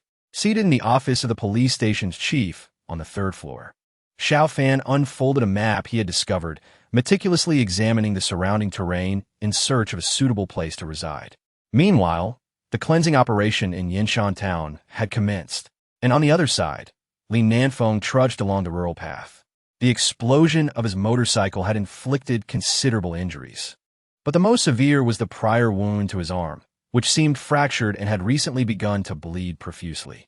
Lacking medical supplies, he hastily bound his injury with his blood-soaked clothing, a temporary measure at best. Stripped of his motorcycle, he was left to rely solely on his legs, painstakingly making his way toward the wholesale market base. 70 kilometers was not far under normal circumstances, but in this apocalyptic world, alone and severely injured, it felt insurmountable. Exhaustion weighed heavily upon him, and he desperately needed sustenance. Yet the wilderness offered no food, forcing him to risk venturing into a village. After an indeterminate amount of time, he finally spotted one. Gun in hand, he steeled himself and entered. Upon his arrival, he was immediately beset by zombies, dozens of them roaring and advancing with an alarming speed that suggested a degree of evolution. Li Nanfeng, too fatigued to flee, resorted to gunfire. His once impeccable marksmanship faltered under duress. After dispatching several zombies, one managed to close the distance and lunged at him, sinking its teeth into his bleeding arm. The scent of his fresh blood made him a prime target. "Damn it, I'll kill you," Li Nanfeng exclaimed, out of ammunition resorting to bludgeoning the creature with his weapon. With immense willpower, he crushed the zombie's skull, watching as its life drained away. A wave of sorrow washed over him. It was over. He had been bitten and would soon become a mindless monster like the one he had just slain. Desperate not to meet such a fate, he scoured a nearby house and discovered a kitchen knife. Xiao Fan, if I survive this, I will not rest until I settle the score. Gripping the knife, he resolutely severed his own arm. Blood, a mix of dark and crimson, flowed from the wound, black indicating infection, red representing vitality. The mixture suggesting he had not yet succumbed entirely. In agony, he screamed, yearning for death. Yet the instinct to survive compelled him to swallow some painkillers and bandage his injury with clean cloth. Originally seeking food, his blood loss attracted more zombies. Reluctantly, Li Nanfeng embarked on a new escape, a horde of shambling undead trailing behind him. Zombies, devoid of fatigue, relentlessly pursued him, and he, moving at a tortoise's pace, could not shake them off. Eventually, he succumbed to exhaustion and collapsed into a ditch, the zombies closing in. He drank from the filthy water, feeling his condition deteriorate. His body no longer felt like his own, and even the pain in his arm seemed to vanish. The hunger that had tormented him was gone, leaving only the imminent threat of the approaching zombies. As death loomed, panic surged within him. "Stay back. Don't come near me. I refuse to become like you." His desperate cries were a final act of defiance, but then a miracle occurred. The zombies halted, standing still as if frozen, their crimson eyes fixated on him, seemingly awaiting his next move. Stunned by the bizarre turn of events, he attempted to rise from the muck, whispering, "Back away." The zombies awkwardly retreated. Realizing the unusual nature of the situation, he turned to gaze into the vile water, and as the surface calmed, he beheld a grotesque visage, one strikingly similar to the undead surrounding him. Chapter 61. Blueprint of the base vehicle. The sounds of gunfire in Yinshan town had persisted for 3 days. Within this span, Xiao Fan's coffers swelled with considerable funds. On the first day, his forces eradicated 2,700 zombies, earning 3,200 gold. Rather than hoarding this wealth, he reinvested it into his troops, recruiting 2 additional squads of warriors. The second day brought the demise of 3,100 zombies and a bounty of 4,050 gold. Once again, he bolstered his ranks with 1 squad of soldiers and several special forces, including 2 flamethrower operators, whose impact in large-scale battles could be monumental. By the third day, 3,900 zombies fell to his might, yielding 5,100 gold. With this wealth, Xiao Fan prioritized the production of a VP-22 wheeled armored personnel carrier, a vehicle designed to accommodate 2 drivers and 16 passengers, fully armored to withstand gunfire and small-caliber artillery, complete with bulletproof glass and a mine-resistant chassis, featuring 16 firing ports for offensive capabilities. Having long desired a practical battle vehicle, Xiao Fan finally realized this ambition, promptly initiating its construction. With the remaining funds, he allocated 1,000 gold for a kitchen truck and another 1,000 for 5 cooks. As the ranks of his forces swelled to 100, the need for a dedicated cooking team became apparent, as the Lin sisters could no longer manage the culinary demand alone. The head chef, Wang Chun, specialized in Sichuan and Hunan cuisine, while his team boasted diverse expertise in Northern, Cantonese, and Shandong culinary traditions, ensuring a wide array of gastronomic preferences were met. With 3 days gone, Xiao Fan's forces reached a total of 100 soldiers, nearing the full complement of 140. On the 4th morning, just as he prepared to lead another offensive against the zombies, a twist of fate intervened. "Report to the commander. We have discovered a supply crate," Su Chang announced, dispatching a team to retrieve it. Moments later, the communications officer returned with urgent news. "Commander, new information has been broadcast. Speak." Many leaders from Yinyan City have agreed to convene a trading conference at the agricultural machinery market base in 3 days. "Should we attend? A trading conference?" Xiao Fan mused, stroking his chin. He envisioned the possibilities. Perhaps he would encounter Chen Fudong or Lu Wang.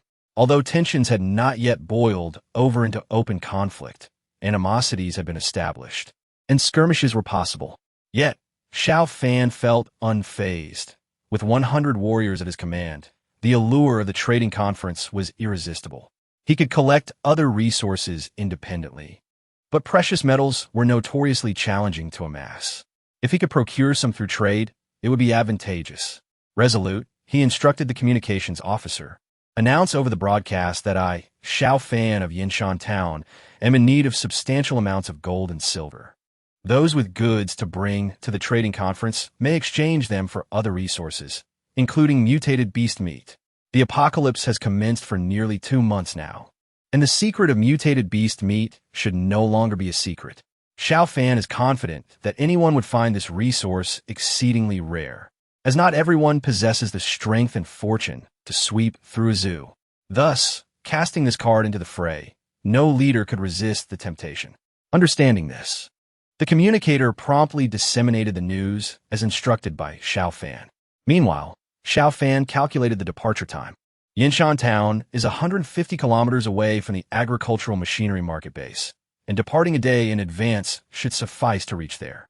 After reviewing his available funds, which amounted to over 1,000 gold, Xiao Fan resolved to enhance his protection. He spent 1,000 gold to produce 2 more scouts.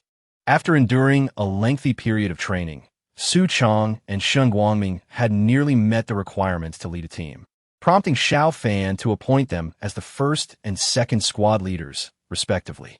However, the absence of an omnipotent scout by his side left him feeling somewhat insecure. Consequently, Xiao Fan produced 1 male and 1 female scout. Moments later, the 2 scouts materialized. Scout Shun Ruihui, reporting to the commander. Scout Xuen Ninger, reporting to the commander.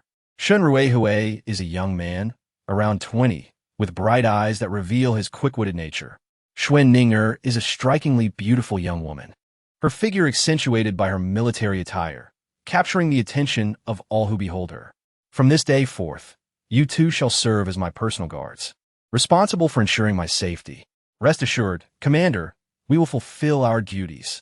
A wooden crate was placed before Xiao Fan, who approached it with excitement and opened it.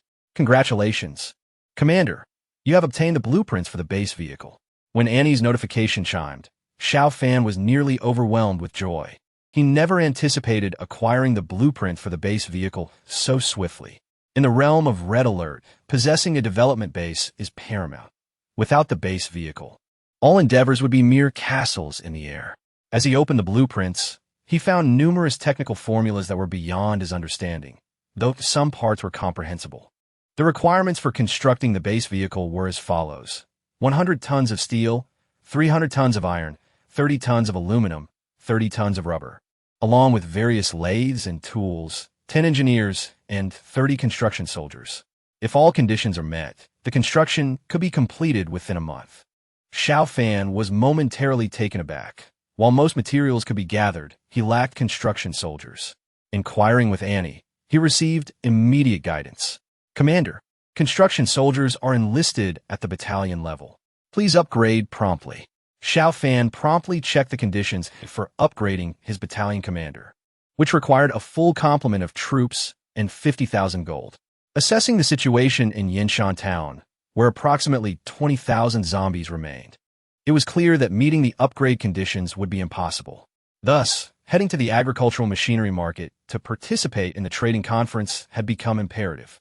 All troops mobilized to eliminate the zombies. Military restructuring will occur tomorrow.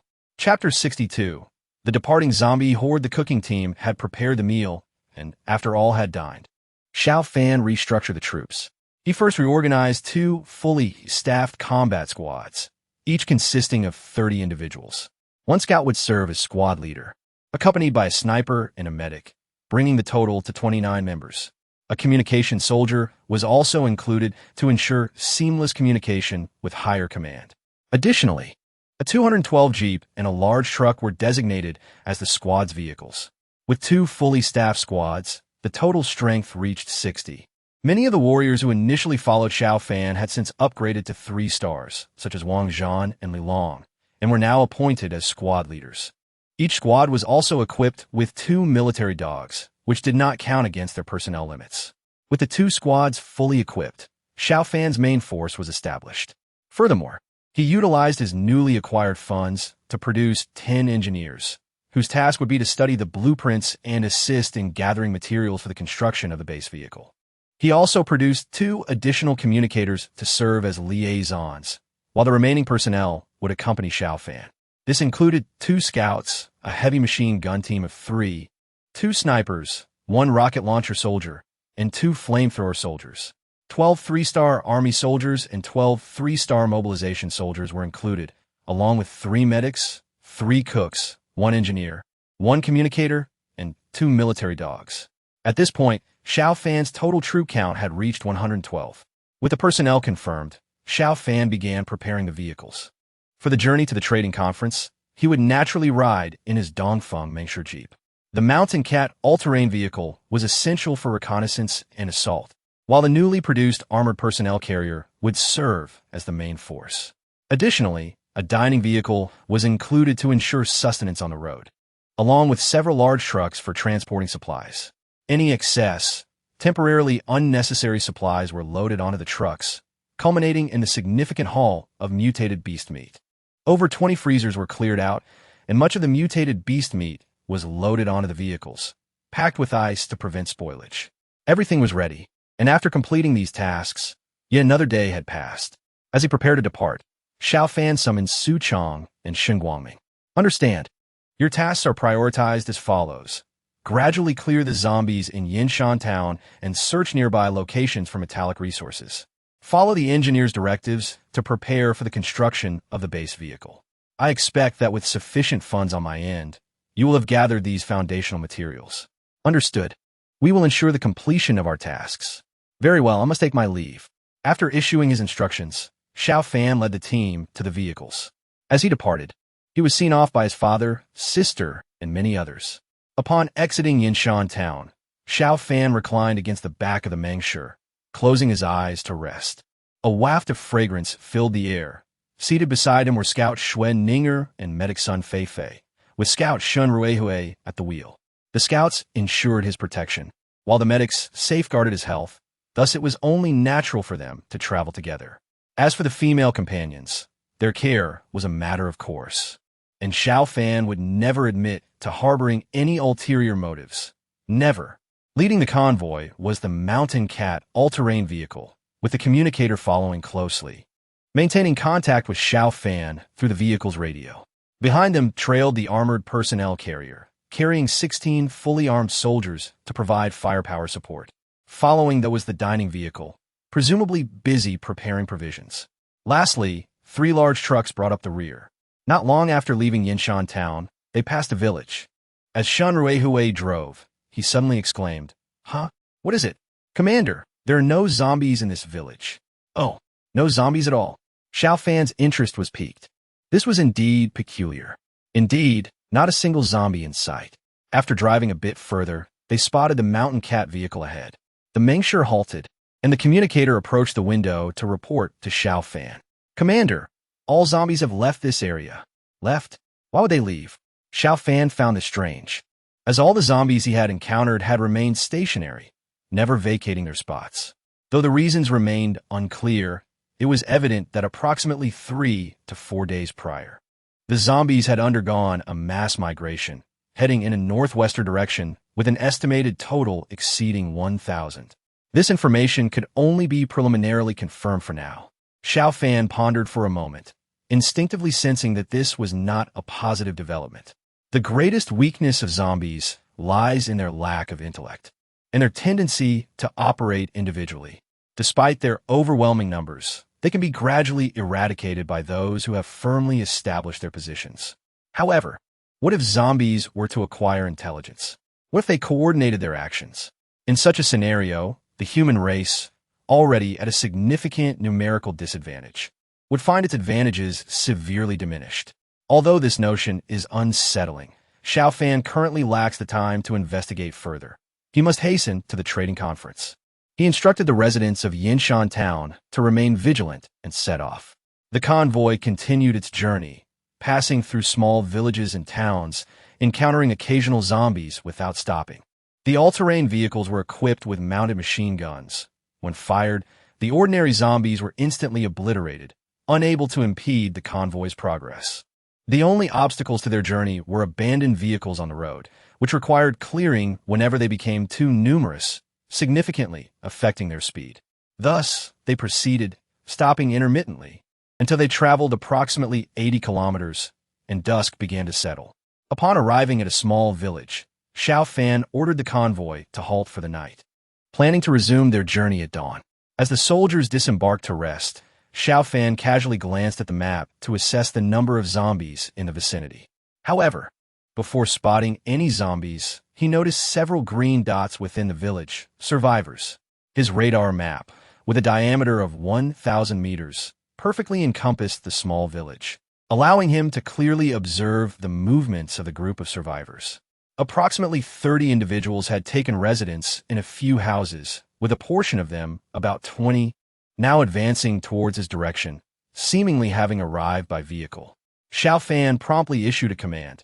Everyone, stay alert. Someone is approaching. The soldiers swiftly took action, securing elevated positions in preparation for the impending visitors. The village was small, and within 2 minutes, the vehicles drew near, emitting the sound of brakes. 4 or 5 SUVs came to a stop before Xiao Fan and his men. In this post-apocalyptic world, driving often resembled a reckless display, even without service stations for maintenance. Vehicles were abundant, and if one broke down, another could easily be procured. As the luxury SUVs halted, more than 20 individuals emerged, initially exuding confidence. They were taken aback upon seeing several military vehicles, soldiers clad in camouflage, fully armed, with their weapons aimed in their direction. The sight rendered them speechless. The apocalypse had commenced 2 months prior, and society's previous order had been all but forgotten. Freed from the constraints of morality and law, individuals acted with reckless abandon, believing they had nothing to fear. Yet, when confronted by a regular army, the deep-seated fear ingrained in them resurfaced immediately. The leader of the group, clutching an automatic rifle, stammered in the face of Xiao Fan's formidable display of firepower. This officer? Xiao Fan's gaze swept over the group, and he coldly inquired, "What is your purpose here?" Upon arriving in Yinyan City, Xiao Fan had been briefed by Han Danyang about the distribution of power in the city. Among those mentioned was Zhao Dashan from Zhao Village, a figure of considerable influence. However, Xiao Fan was surprised to find Zhao Dashan to be a rather unassuming man, likely a former farmer, devoid of the malicious intent displayed by many in this new world. Xiao Fan softened his expression slightly, introducing himself as Xiao Fan from Yinshan Town. "Ah, you are Xiao Fan?" Zhao Dashan's eyes lit up. "I know you. Your people mentioned on the broadcast that you're exchanging supplies for gold and jewels. We have come to participate in the trading conference, and you are one of the key trading partners." "Oh, you are also here for the trading conference? How much gold and silver have you prepared?" Xiao Fan's spirits lifted at the prospect of acquiring precious metals, which would greatly benefit him. "We've brought quite a bit, everything our people could gather, along with some personal collections," Zhao Dashan replied. He hesitated for a moment, adding, "Officer Xiao, are you regular military?" Zhao Dashan nodded, understanding that the world had changed drastically. Even if they were regular military, they could not wield the same power as before. However, knowing they were soldiers provided him some reassurance regarding the safety of their trade. He turned to his companions, instructing, "Go, bring all our gold and silver. I want to trade with Officer Xiao." Soon, a vehicle approached, and someone retrieved a heavy box from it. Zhao Dashan placed the box before Xiao Fan. "Officer Xiao, this contains all the gold and silver I have collected. Please take a look." Upon opening the box, Xiao Fan's eyes widened at the sight of a variety of jewelry: gold rings, necklaces, bracelets, silver items, platinum earrings, and precious stones, all adding up to over 20 kilograms. However, Xiao Fan's discerning eye quickly identified several fakes among the treasures. Feeling slightly embarrassed, Zhao Dashan admitted, "Brother Xiao, this was not intentional. We simply couldn't distinguish between the real and the counterfeit." "That's all right. It is normal to encounter some fakes. What supplies are you looking to trade? Is it really possible?" Zhao Dashan's eyes sparkled with hope. In his view, gold and silver had become practically worthless in this new era. It was far more practical to exchange for food. He had come with a tentative attitude, not expecting to actually trade for supplies. "Of course," Xiao Fan affirmed. What do you need? I would like to exchange for cooking oil and, if possible, some guns and ammunition. In this world, firearms are of utmost importance. Additionally, if you have any mutated beast meat, I would like about 100 kilograms. Xiao Fan nodded. These demands posed no issue. He had ample food, mutated beast meat, and even a considerable cache of firearms. The trading process was swiftly established, with Xiao Fan exchanging 200 pounds of cooking oil, 2 handguns, 2 rifles, and 50 rounds of ammunition for 200 kilograms of mutated beast meat. After the recent excursion to the zoo, he had acquired over 50,000 kilograms of mutated beast meat, making this exchange trivial. Zhao Dashan excitedly shook Xiao Fan's hand, expressing his gratitude. Officer Xiao, thank you so much. I will stick with you at the agricultural market. Whatever you need me to do, I will do it. Zhao Dashan was no fool. Within this brief encounter, he had sensed Xiao Fan's strength. The mere presence of the armored vehicle had dispelled any notions of underestimating him. He considered Xiao Fan someone whom he could only aspire. Thus, it seemed prudent to align himself with such a powerful figure, hoping for unexpected benefits. Xiao Fan nodded slightly. Let us not say you are merely following me. Let us consider it a collaboration. Upon returning indoors, Xiao Fan immediately opened the box, ready to convert all the jewelry into usable resources. Upon hearing the figure of 31 for 155 gold, Xiao Fan could hardly contain his elation. This sum represented the largest single amount he had received since acquiring the system. It is noteworthy that to upgrade to the rank of camp commander, a mere 50,000 gold was required. He immediately began to assess his current needs. In order to elevate his rank, he first needed to fill the vacancies in his troop. Currently, he had 112 personnel, but required 28 more. After completing the portable radar, he found that no new buildings had been unlocked, indicating that the virtual structures available were limited until the base vehicle was obtained. With this in mind, he decided to recruit more soldiers to reach full capacity. Determined, Xiao Fan initiated the recruitment process, starting with the establishment of a 3rd platoon. He had brought along 12 army soldiers and 12 privates, all seasoned veterans rated 3 stars. He selected 8 from each group and subsequently produced 4 more, forming the foundational strength of the 3rd platoon. The newly replaced 4 army soldiers and 4 privates would serve as his guard unit. For the position of platoon leader, he produced an additional scout named Meng Chong, appointing him as the leader of the 3rd platoon. The addition of 9 combat units cost him 700 gold, bringing the total personnel count to 121. At his base, Xiao Fan had 5 medics, and he decided to produce 3 more to form a complete squad. He appointed Sun Fei as the medic squad leader and spent 500 gold to produce a medical vehicle. This ensured that during combat, the medical team could provide immediate assistance to the injured. After spending 100 gold, the troop size increased to 124. Noticing that the cooking team was also short-staffed, he added 3 cooks at a cost of 600 gold, raising the troop count to 127.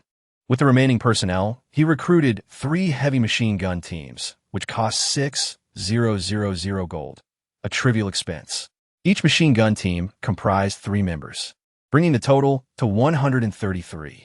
With 7 vacancies still available, Xiao Fan opted to produce 3 rocket launcher soldiers, who would work in tandem with the heavy machine gun teams as an assault force, costing 2 for 100 gold and bringing the troop count to 136.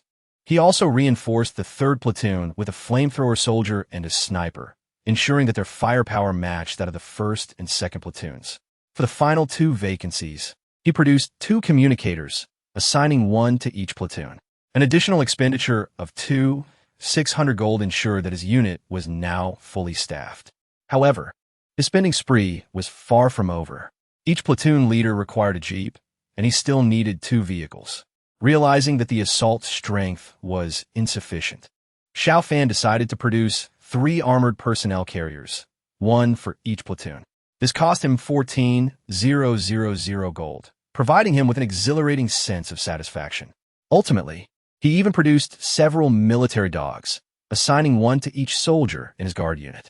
The entire production process consumed a significant portion of the night, and by midnight, all units and personnel were in place.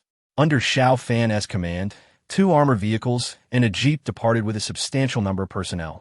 Despite the large number of troops remaining with Xiao Fan, including all 30 members of the 3rd Platoon, 8 from the Guard Unit, 2 heavy machine gun teams, and various other soldiers, the total reached an impressive 60.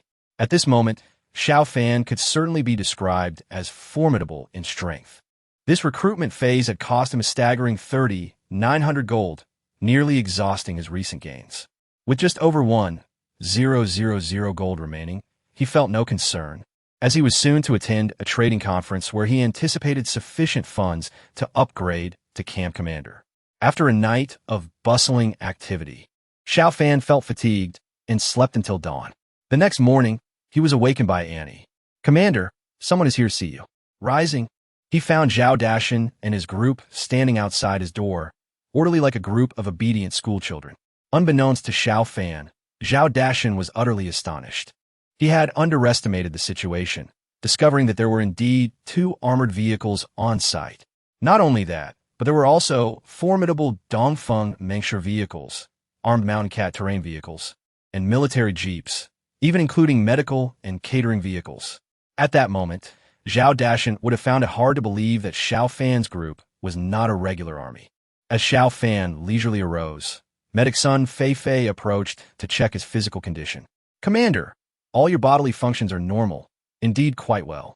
However, I recommend moderating your intake of mutant beast meat, as it may lead to discomfort, especially in the absence of a girlfriend, which could be quite distressing." Xiao Fan, adjusting his crisp officer's uniform before the mirror, replied gravely, "You must trust your commander's self-control. Certain matters are merely natural physiological responses, but they do not reflect my inner thoughts.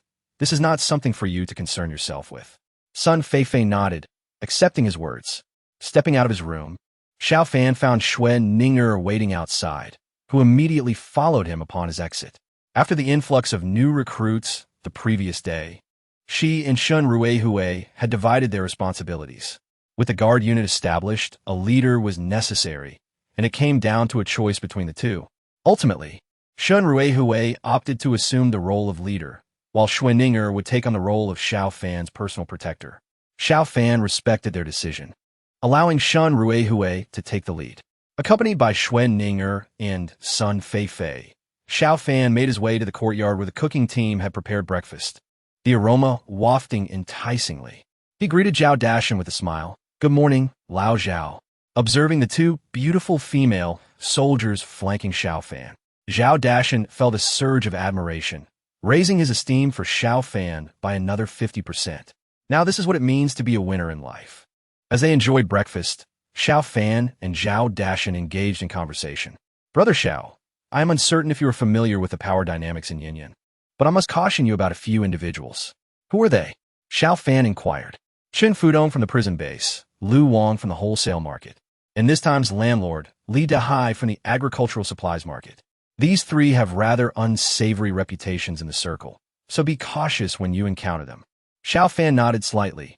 "You are right, caution is warranted. However, we need not underestimate ourselves. If everyone conducts themselves normally during transactions, all will be well. Should anyone attempt to exploit this opportunity for nefarious purposes, my brothers will not stand idly by."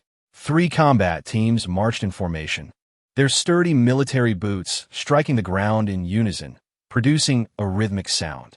Weapons swayed, and bayonets glinted under the sunlight. Even the military dogs sat obediently, exuding an air of formidable strength. Witnessing this display caused Zhao Dashan to tighten his grip. He had no idea that Xiao Fan had amassed such a sizable force. This level of strength could certainly rank him among the elite in Yin City, though he had yet to encounter Chen Fudong or Lu Wang's subordinates. He was certain that none could rival the elite caliber of Xiao Fan's troops. This only solidified Zhao Dashan's resolve to align himself with Xiao Fan. After breakfast, the 2 groups converged and set off toward the agricultural supplies market. The market, situated in the northern suburbs of Yin City, was considered somewhat outlying. Li Dahai is the leader here, commanding a gathering of survivors and armed forces that does not exceed 400 individuals. This level of strength is not particularly formidable. Comparable to Han Dongyang from the repair shop, placing them in the second tier of Yinyan City. Logically, such a force should not possess the qualifications to convene a trading conference.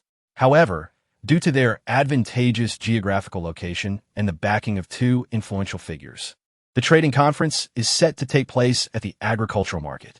Li Dahai is acutely aware that he cannot monopolize the profits from this trading event. He must share them with the two benefactors to maintain his standing in Yinyan City. These two dignitaries arrived earlier than others and are currently meeting at the agricultural market. Ha ha ha. Leader Chun, Leader Lu, welcome. It has been a while since I wished to meet both of you, Li Dahai greeted warmly. Chun Fudong and Lu Wang, both in their 40s, arrived with their respective contingents. Chun Fudong, slightly portly with a round face, led 50 subordinates in several vehicles, including a police riot control vehicle, which showcased the formidable power of this steel beast. Lu Wang's entourage was even larger, with 6 heavy trucks among his fleet as he hailed for the wholesale market, rich in resources and intent on profiting from the trading conference. Li Dahai enthusiastically ushered both leaders upstairs, where they shared an unspoken understanding, effectively forming an alliance. Once in the room, Li Dahai served tea, and the three began their conversation. Are the others not here yet? Chun Fudong inquired. Not yet, but they should arrive soon. Likely before noon, since we commenced trading then, Li Dahai replied. How many leaders are expected? Around a dozen. Almost everyone from Yinyan is coming, he continued. Upon hearing this, Lu Wang displayed a pained expression. Leader Chun, I assure you, I have done my utmost. Do you know who I sent? Li Nanfeng, with nearly 20 men. Yet there has been no word from them. What more can I do? Li Dahai interjected. Could they have been wiped out by zombies? Chun Fudong agreed with Lu Wang's assessment, pondering. Is there a way to keep Xiao Fan and his group here? Lu Wang considered this and replied. It won't be easy. Many leaders have arrived, including Zhao Dashan from Zhao Village, Guomingjie from the Hot Spring Villa, and Enlan from the airport. Their strengths are not inferior to ours. Any rash action could provoke their ire, leading to disastrous consequences. Chun Fudong chuckled. You make a valid point. Yet you overlook a crucial aspect. What is it? Lu Wang asked. It is profit. Chun Fudong declared confidently. Despite our differences with these factions, they lack sufficient incentive. However, if a substantial temptation is presented, I believe they will be swayed. What do you imply? Lu Wang and Li Dahai listened intently. You must be aware that Xiao Fan plans to trade in gold and silver. He has mentioned offering mutated beast meat in exchange. Do you comprehend the significance of that? Both Lu Wang and Li Dahai's eyes sparkled with understanding. Mutated beast meat has become a strategic resource capable of enhancing physical capabilities. Aside from Xiao Fan, no one would willingly part with such valuable goods. Now you grasp my intention. Xiao Fan's boldness indicates he possesses a considerable quantity of mutated beast meat. This allure will surely incite envy among many. We can connect with like-minded individuals and orchestrate a scheme against him. As long as we garner the support of half the leaders, opposition from a few will be inconsequential. Lu Wang and Li Dahai exchanged glances, both convinced of Chun Fudong's strategy. In this post-apocalyptic world, one must act freely, discarding rigid constraints. Moreover, Xiao Fan has already made enemies of both Chun Fudong and Lu Wang, who are eager to eliminate him. Agreed. Let us resolve to engage the others as they arrive. If we can rally half their support, Xiao Fan will find himself cornered. As the discussion unfolded, the intercom on the table buzzed. Leader, other leaders have arrived. I shall go greet them, Li Dahai responded, turning to Chun Fudong and Lu Wang. Please wait here. The two nodded, observing from the window as the new leaders arrived. The first to arrive was Han Dongyang from the repair shop, accompanied by 4 SUVs and 3 heavy trucks, totaling over 30 individuals. Positioned at the gateway to Yinyan City, he has recruited many newcomers, establishing a formidable presence. Chun Fudong and Lu Wang watched Li Dahai exchanging pleasantries with Han Dongyang, scoffing. A mere insignificant toad now seeks to stand on equal footing with us. If he continues to defy us after dealing with Xiao Fan, he shall be next. Lu Wang added. With Han Dongyang's arrival, the trading conference began to take shape. The factions of Chun Fudong, Lu Wang, Li Dahai, and Han Dongyang commenced setting up stalls for trading. While the leaders determined the primary goods for exchange, The subordinates also had their needs, trading smaller items for essential supplies. The leaders convened on the third floor of the agricultural market's office building, where Han Donyang was welcomed. Here they come. Leader Zhang Peng from Tongda Driving School has arrived. Another mid-tier leader joined, adding to the lively atmosphere. Chen Fudong and Lu Wang agreed that Zhang Peng was another potential ally. Soon after, Guo Mingjie from the Hot Spring Villa made his entrance. Chen Fudong and Lu Wang perked up, recognizing that the Hot Spring Villa was a force to be reckoned with. Guo Mingjie, a young entrepreneur and the former owner of the villa, arrived in a bulletproof cash transport vehicle, flanked by a convoy of over a dozen vehicles and 50 subordinates. With 2 handguns at his waist and a hat atop his head, Guo Mingjie exuded a certain flair. This one will be difficult to persuade. He is closely allied with Lan from the airport, Lu Wang remarked. Together, they pose a challenge that others must approach with caution, he added. Chen Fudong snorted disdainfully. The Hot Spring Villa has always catered to the affluent, while the airport survivors held a similar status. They consider themselves superior and have consistently looked down upon us.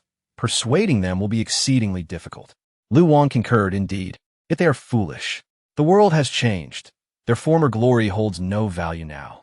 Once we deal with Xiao Fan, neither of them will remain. As anticipated, the airport base arrived almost immediately following the individuals from the Hot Spring Villa base. However, the entrance of the airport base was decidedly more flamboyant with its leader. Lan, arriving by helicopter, though it was merely a small civilian aircraft, it was still an aircraft nonetheless. In this world overrun by zombies, the mere existence of a flying machine was a delightful prospect. Moreover, Lan's convoy included a flatbed trailer, upon which the helicopter landed directly. As the aircraft door opened and the stairs descended, a stunning woman emerged, clad in form-fitting leather attire, a firearm secured at her waist, and sunglasses shielding her eyes. Her face, adorned with light makeup, appeared utterly refined, a far cry from someone who had been struggling for survival in such a desolate era. Chen Fudong clenched his teeth, and Lan, a former rich second generation, yet this blonde girl somehow leads such a substantial airport base. Lu Wang's expression was equally grim. Leader Chen, the day we seize the airport base, I shall claim her. Agreed, but the aircraft will be mine. They swiftly established their terms of interest. Subsequently, a series of minor leaders and even some survivors without significant affiliations began to arrive. After all, Yanyan City boasted a population of 7 to 8 million, and the survivors gathering were merely a fraction of that. Many lacked the means to traverse the zombie-infested streets to reach the outskirts. Upon counting, Chen Fudong and Lu Wang noted that most leaders had arrived, with only Zhao Dashan from Zhao Village and Xiao Fan from Yinshan Town yet to appear. Their conversation naturally shifted to this topic. Leader Lu, I must admit, I have never met Xiao Fan. I've only heard snippets about Yinshan Town from the broadcasts. What sort of person do you think he is? Lu Wang pondered briefly.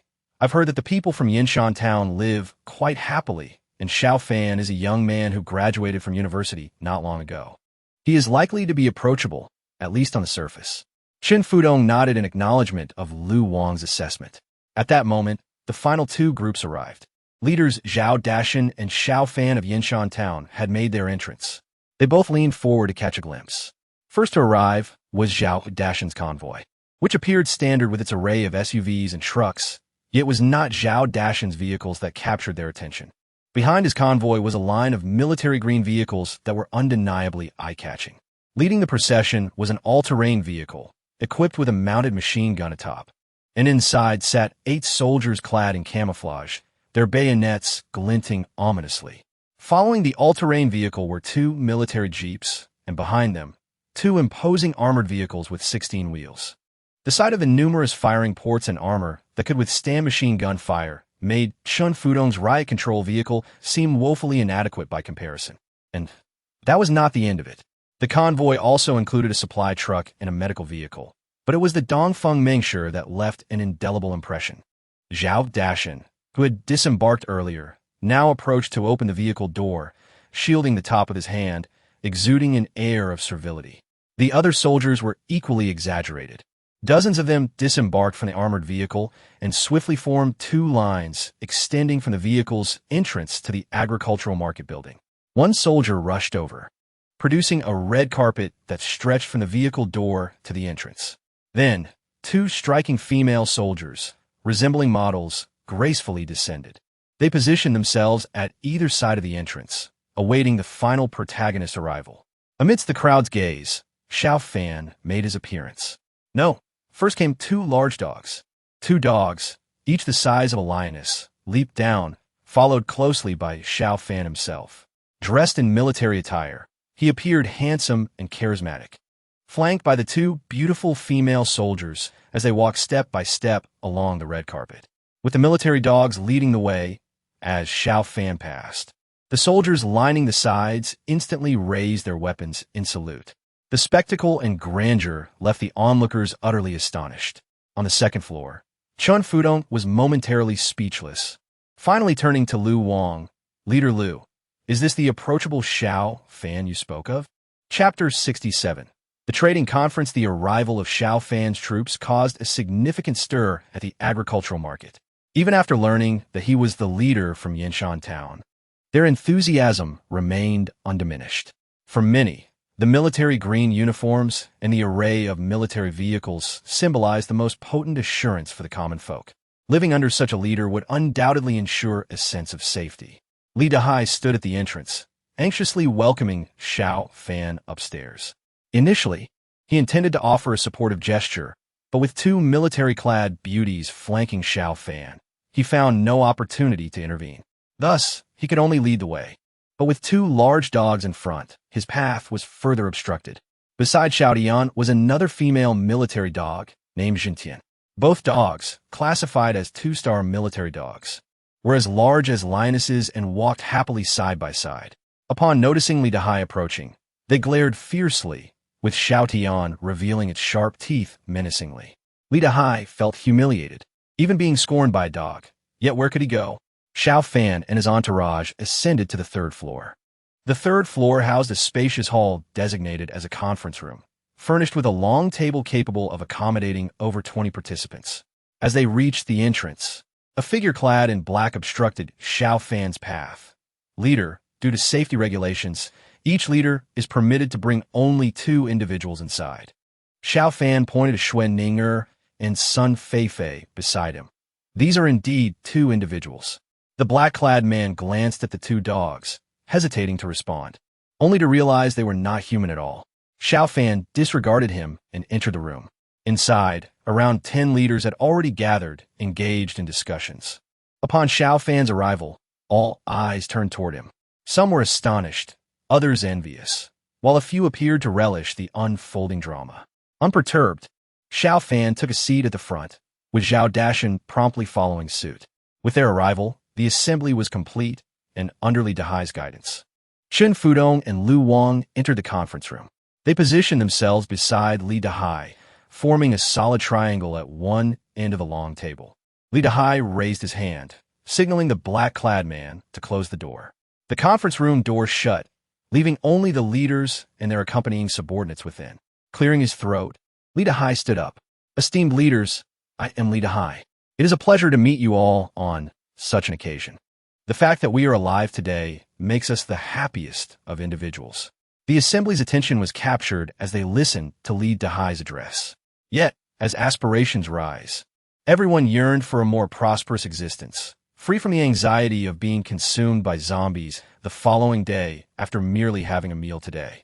The foundation for all of this lay in the assurance of ample resources, sustenance, clothing, fuel for vehicles, and ammunition for firearms were essential, which led to the necessity of this trading conference. I shall refrain from unnecessary words and propose we proceed with the trading. I trust everyone is familiar with the rules. We will negotiate first, and once an agreement is reached, we will notify our subordinates via radio. It is as simple as that. Upon concluding the trades, I, Li Dahai, will host a celebration for all, ensuring that no one leaves without a drink. Li Dahai's speech was well received, with Chun Fudong and Lu Wang leading the applause, and Xiao Fan joining in with a courtesy clap. As Li Dahai settled into his seat, Han Dongyang from the auto repair shop rose to address Xiao Fan, saying, "Leader Xiao, may I inquire if it is true that you intend to exchange mutated beast meat for other supplies?" "Indeed, it is an exchange, albeit not for all supplies. I seek only gold, silver, and jewels," Xiao Fan reiterated. "That is splendid news. We at the auto repair shop have long preserved our accumulated gold and silver, and I never anticipated it would be of such utility today. Upon hearing of your need for gold and silver, we brought all we had," Han Donyang declared, gesturing to one of his companions who produced a small chest. Upon inspection, Xiao Fan found the contents to be somewhat less than what Zhao Dashan had offered, approximately half the amount. However, it was still quite satisfactory, and Xiao Fan accepted it with delight. "What else does Chief Han wish to obtain?" Xiao Fan inquired. "Mutated beast meat and diesel. Oh, and some salt for consumption. You see, our location lacks large supermarkets, and the absence of salt in our meals has long been a vexation," Han replied. "Very well. These requests pose no issue. All items have established exchange specifications. Your people may commence trading with mine," Xiao Fan instructed, having Xuen Ninger weigh the gold and silver before reporting the figures via intercom.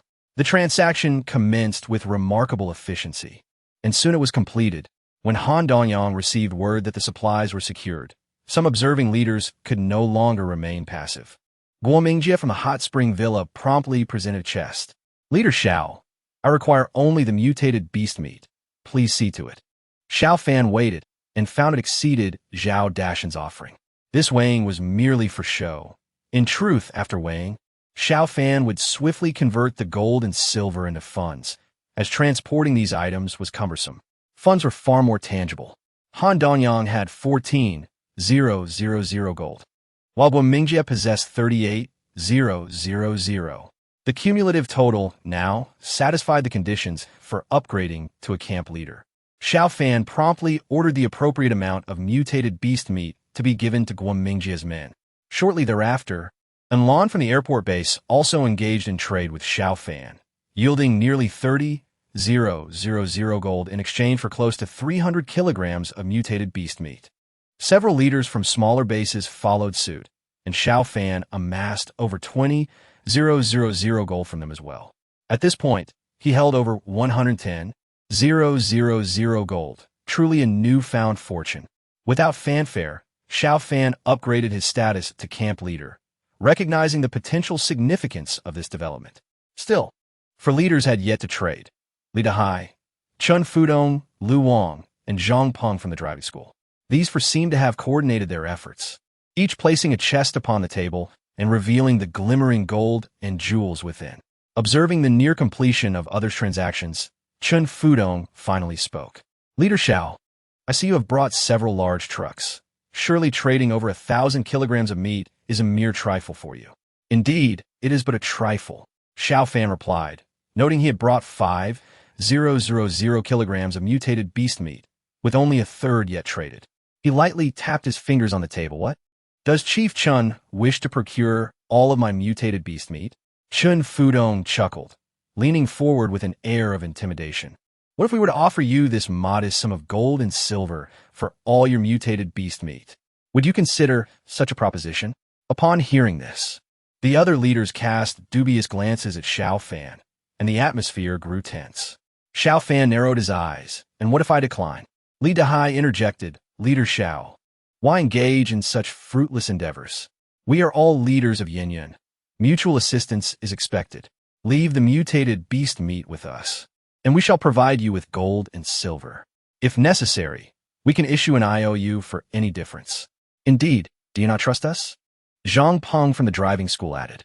Lu Wang ominously remarked, "One must never hoard resources for oneself. Sharing your abundant mutated beast meat would surely benefit you." Chun Fudong concluded, "Greed can lead to swift demise." With Chun Fudong's statement, the others' attitudes grew ambiguous. It was evident that Chun Fudong, Lu Wang, Li Dehai, and Zhang Peng had aligned against Xiao Fan. Among the remaining leaders, Zhao Dashan stood with Xiao Fan, and even Han Donyang subtly shifted closer to him, indicating his stance. The remaining leaders, Guomingjie and Enlan, remained neutral, while a few others appeared to lean towards Chun Fudong's faction. Helplessly, Xiao Fan recognized that possessing the coveted mutated beast meat rendered him a target. The leaders yearned to seize a share, and if they could eliminate Xiao Fan, even acquiring a military vehicle would suffice. Despite the intimidating presence of military vehicles, their utility was moot within the confines of the meeting room, where many guards stood watch outside. Without reinforcements, Xiao Fan and his delicate companions could only surrender. Capturing the leader rendered their military vehicles mere decorations. Xiao Fan discerned the sentiments of those present, his understanding as clear as day.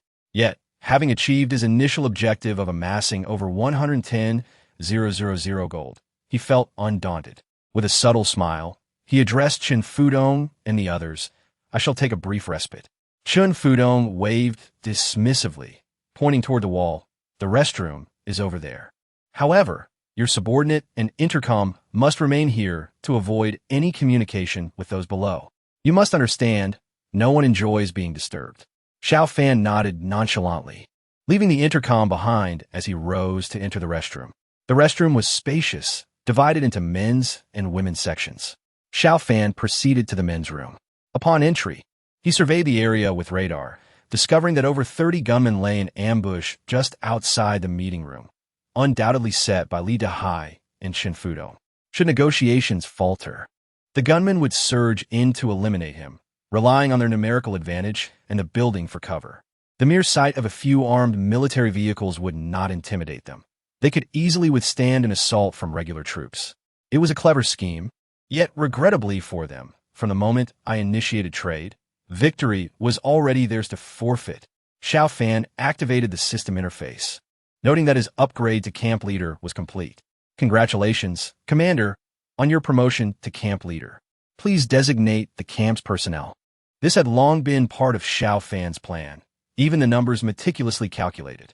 A company consisted of 140 personnel. 3 companies would total 420. Adding in the guard platoon, cooking unit, medical team, and special operations unit, around 120 more personnel would be required. Furthermore, he intended to include some mechanized and engineering units, reserving space for additional personnel. The total would amount to 700, confirming the camp size as 700, personnel allocation complete. "Commander, please be advised that without base vehicles deployed, your troop limit is confined to 1 camp. Expedite the construction of base vehicles and select a site for the base." After Annie and Xiao Fan completed their broadcast, a plethora of new elements appeared on the system interface. Initially, Xiao Fan discovered that several types of physical structures had been added to the building page, including city walls. He was momentarily taken aback. Was it not true that without a base vehicle, one could not construct physical edifices?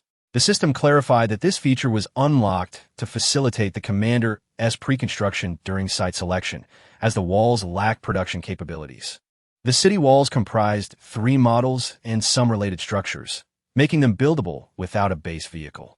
Xiao Fan understood this, and, after a cursory glance, confirmed the existence of the 3 wall models: primary, intermediate, and advanced.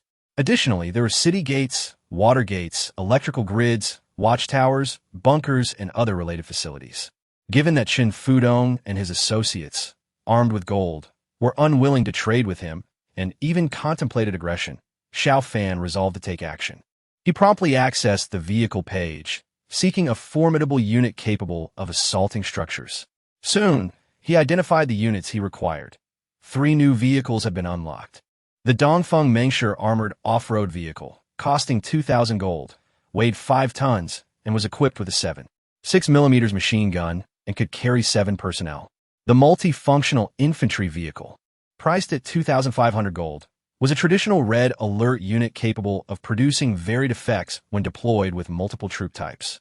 The domestically produced VN-3C infantry fighting vehicle, costing 4,000 gold, had a maximum capacity of 7 personnel and was armed with a 30mm autocannon, a 5.8mm machine gun, and HJ-7 anti-tank missiles.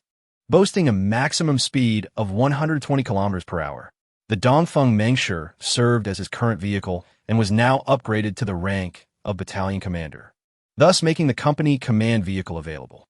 The multifunctional infantry vehicle represented a form of advanced technology from Red Alert, capable of housing different troop types to produce varied vehicles. However, Xiao Fan had no time for in-depth research at this moment. The introduction of the infantry fighting vehicle signified a substantial enhancement in his unit's combat capability, with the autocannon and anti-tank missiles providing significant firepower.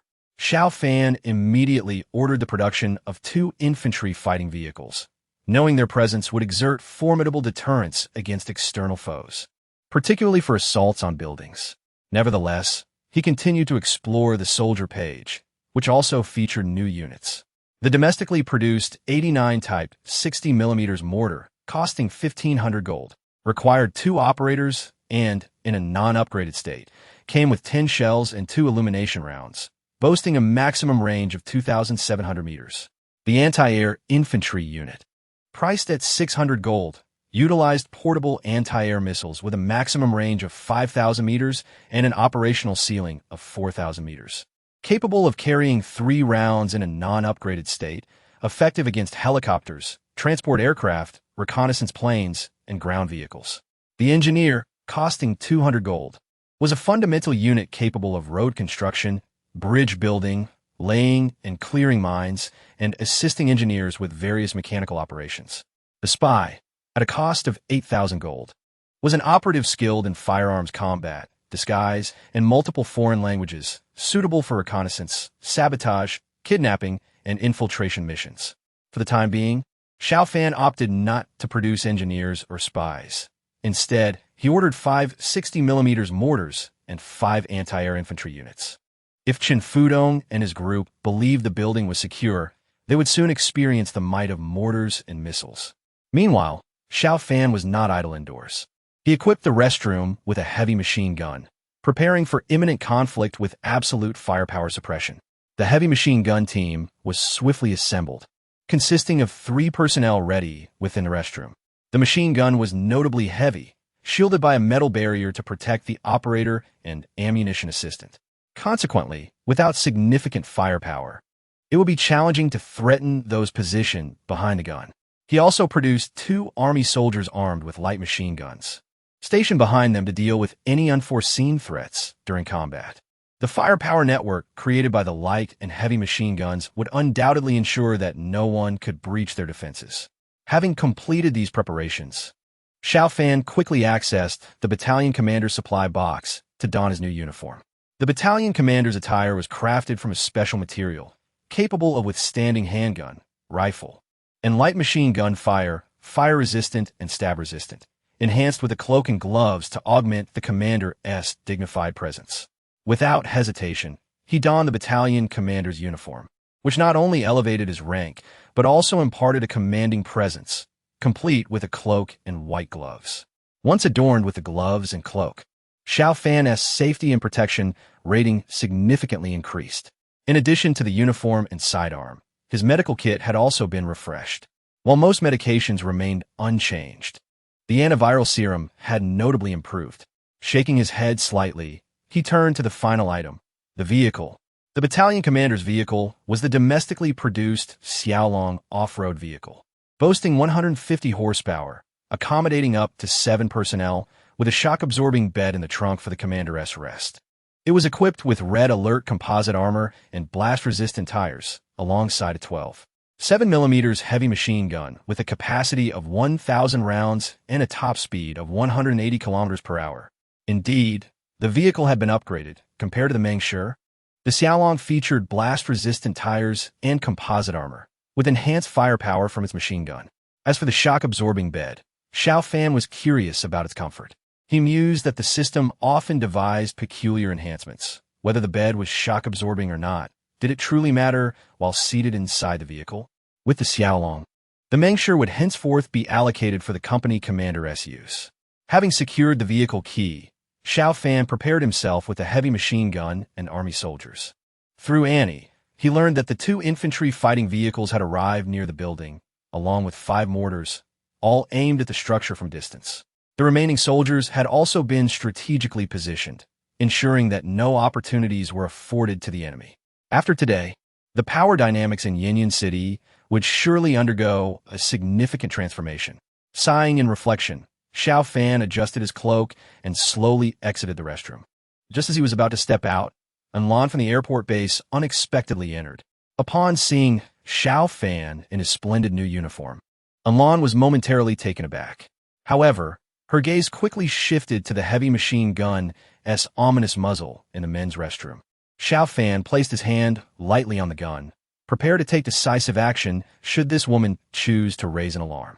Surprisingly, Lan smiled at Xiao Fan, suggesting a deeper collaboration between their factions. Xiao Fan returned the smile, stating, "I am generous to friends and ruthless to foes. It all depends on your choice, leader in." With that, he rose and departed from the restroom. Having been inside for over 10 minutes, the waiting crowd outside had grown impatient. As soon as Xiao Fan emerged, Li Dahai took the initiative to speak. "Xiao Fan, some matters cannot be evaded. To be frank, today you must surrender all the mutated beast meat. If you comply, all will be well. Otherwise, our brothers are not to be trifled with." However, the crowd seemed more interested in hearing Xiao Fan's response. "Desiring my mutated beast meat is acceptable. However, you must first allow me to inspect the gold. Show me all the gold you possess, and should the price not be excessively disparate, I shall acquiesce." Chen Fudong and his companions are not particularly concerned about this gold. After all, with Xiao Fan's people present, it matters little whether the gold is surrendered or not. Several factions signaled their subordinates to present the gold to Xiao Fan, with Chen Fudong ominously stating, "Accept our gold, and I shall take an additional military vehicle from you. Surely you have no objections?" The combined assets of these four factions amounted to over 90,000, and with a small remainder from before, they barely reached 100,000. With the funds secured, Xiao Fan let out a cold laugh. "Do you intend to engage in underhanded dealings?"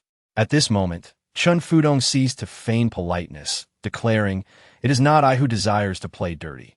Rather, it is your ostentatiousness that has incited the ire of the leaders present. Today, you must acquiesce, whether you like it or not, or else you shall find yourself at odds with us all." Following his words, Chen Fudong stepped back slightly, joined by Lu Wang, Li Dahai, Zhang Peng, and 3 other leaders from different bases, forming a formidable alliance. On Xiao Fan's side, only he, Zhao Dashan, and Han Donyang remained. The last neutral party, Guo Mingjie from the Hot Spring Villa, felt increasingly conflicted, uncertain of which side to join. Upon witnessing Lan's decision, Guo Mingjie promptly followed suit and took a seat beside him. The dynamics of the situation shifted instantly, and Xiao Fan's side now boasted 5 leaders. Li Dahai's expression darkened, and Lan, "Guo Mingjie, I did not expect you two to be so out of touch. Since that is the case, do not blame us. This is the agricultural resources market, not your territory. Today, everyone shall remain." Just as Li Dahai prepared to command the gunmen outside to enter, Xiao Fan's side suddenly erupted. Rising abruptly, Xiao Fan, along with Xuan Ning, and others, overturned the table. "Let it begin." With a resounding crash, the long table was upended, plunging the room into chaos. "Gulme, eliminate them. Open fire."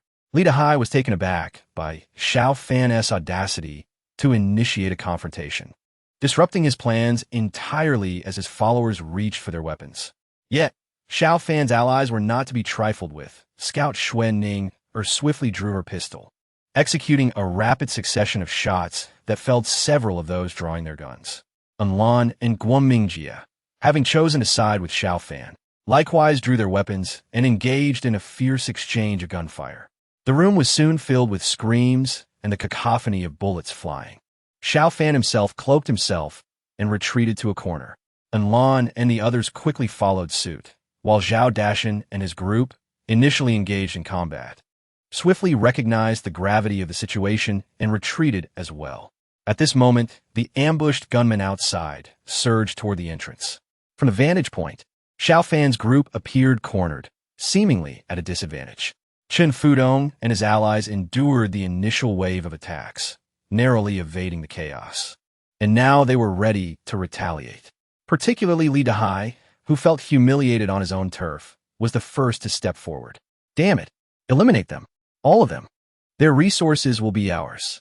The gunmen burst into the hall, Yet the entrance was too narrow for the 30-plus assailants to flood in at once, leaving them clustered at the threshold.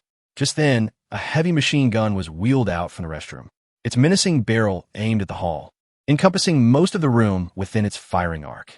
As Guangmingjie and the others huddled in the corner, fearing the worst, they were caught completely unprepared when the machine gun opened fire. The deafening roar of gunfire erupted, drowning out all other sounds. Li Dehai, still standing by the overturned table, shouted in vain as a torrent of metal engulfed him. The 12.7mm rounds of the heavy machine gun could obliterate an armored vehicle, let alone humans. Li Dehai was instantly severed in two, his unfinished words forever trapped within him. The hall transformed into a scene from hell. The gunmen charging in were met with devastating fire, their numbers rapidly diminishing under the relentless onslaught. The air filled with the sound of gunfire and the acrid scent of smoke. Initially, the shooting was precise, but soon it devolved into a chaotic barrage. Those caught off guard scrambled for cover, but the limited furniture, a few tables and chairs, offered scant protection. Those hiding behind the flimsy barriers were easily perforated by the machine gun's fire, meeting their end in an instant. In this chaotic scene, the leaders and their followers were nearly halved within mere seconds. The gunners showed no mercy, quickly shifting their focus onto the remaining gunmen outside, though separated by a wall. It was thin and utterly incapable of halting the machine gun's fury. Bullets tore through the wall, creating transparent holes, while anguished cries echoed from the other side. The unfortunate gunmen, without even a glimpse of their assailants, fell victim to the merciless fire, collapsing in heaps. Those fortunate enough to be further back now fled in terror, wishing they had more legs to escape this hellish nightmare. Eventually, the machine gun fire lost its precision, as everything within the hall became a target for the relentless assault. Amidst the chaos, Zhao Dashan, Guangmingjie, Han Danyang, and Enlan stood in stunned silence, their eyes wide with disbelief. In that moment, they grasped the vast chasm separating them from Xiao Fan. Even if they had brought dozens of their own men, it would pale in comparison to Xiao Fan's firepower. The disparity was akin to that between regular troops and mere militia. They had fired guns before, taken lives, but their experiences paled in comparison to Xiao Fan's reckless abandon. Unleashing a relentless barrage. The chandelier was innocent. Why destroy it? Even more disheartening was the revelation that Xiao Fan had covertly positioned a heavy machine gun in the restroom of their stronghold. They could not fathom how he had managed such a feat yet. Amidst the carnage, not all were lost.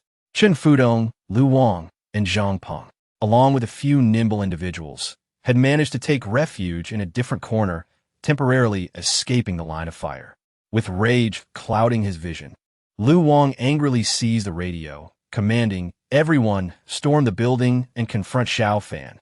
Chen Fudong echoed this sentiment, ordering all to enter the building. Remaining outside could lead to encirclement and annihilation at the hands of Xiao Fan's forces. Having witnessed the devastation wrought by the machine gun, they dared not confront Xiao Fan head-on. Chen Fudong, having allied with Li Dehai and others, commanded the remaining survivors to enter the building for a coordinated assault. In a fleeting moment of gunfire lull, he shouted to Zhang Peng, "Leader Zhang, the heavy machine gun must be reloading. If we can dash past unexpectedly, we might eliminate their gunner." Zhang Peng, driven by fervor, disregarded caution and immediately rallied a few of his men. "Charge with me." The two surviving individuals understood that without a fight, there was no escape. They sprang up, disregarding the cornered Xiao Fan, and rushed towards the restroom door. Indeed, the heavy machine gun was in the process of reloading, but Xiao Fan had preemptively stationed 2 army soldiers here. As the enemy appeared within firing range, 2 light machine guns unleashed a devastating barrage. Zhang Peng, leading the charge, was instantly riddled with bullets, collapsing in a bloodied heap. Chaos erupted anew within the room, thick smoke and dust obscuring visibility. At that moment, Enlan suddenly shouted, "Chen Fudong is trying to flee." Xiao Fan, initially concealed under a cloak in the corner, immediately lifted his head. He witnessed Chen Fudong and Lu Wang seizing the opportunity to dash towards the entrance. Without hesitation, Xiao Fan raised a submachine gun and unleashed a volley of bullets. Chen Fudong was shot in the thigh as he reached the doorway, while Lu Wang was struck in the posterior, both collapsing in a disheveled state. Yet, they were swiftly pulled to safety by their comrades. On the ground, injured Chen Fudong yelled furiously at Xiao Fan. Xiao Fan, you bastard! How dare you shoot at me? You're finished. Just stay on the third floor. Our men have taken control of the building, and your subordinates cannot penetrate our defenses. Prepare to be trapped like a turtle in a jar. Chapter 71. Surrender. The gunfire within the room ceased, and those around Xiao Fan stood up. Neither Xiao Fan nor Xiao Dashan spoke. Yet Han Dongyang and a few others were unable to contain themselves. The tumult below suggested that a large group had infiltrated the building. Chen Fudong's men, Lu Wang's, Li Dahai's, Zhang Peng's, and others were congregating under the leadership of Chen Fudong and Lu Wang. The combined forces exceeded 300 armed personnel.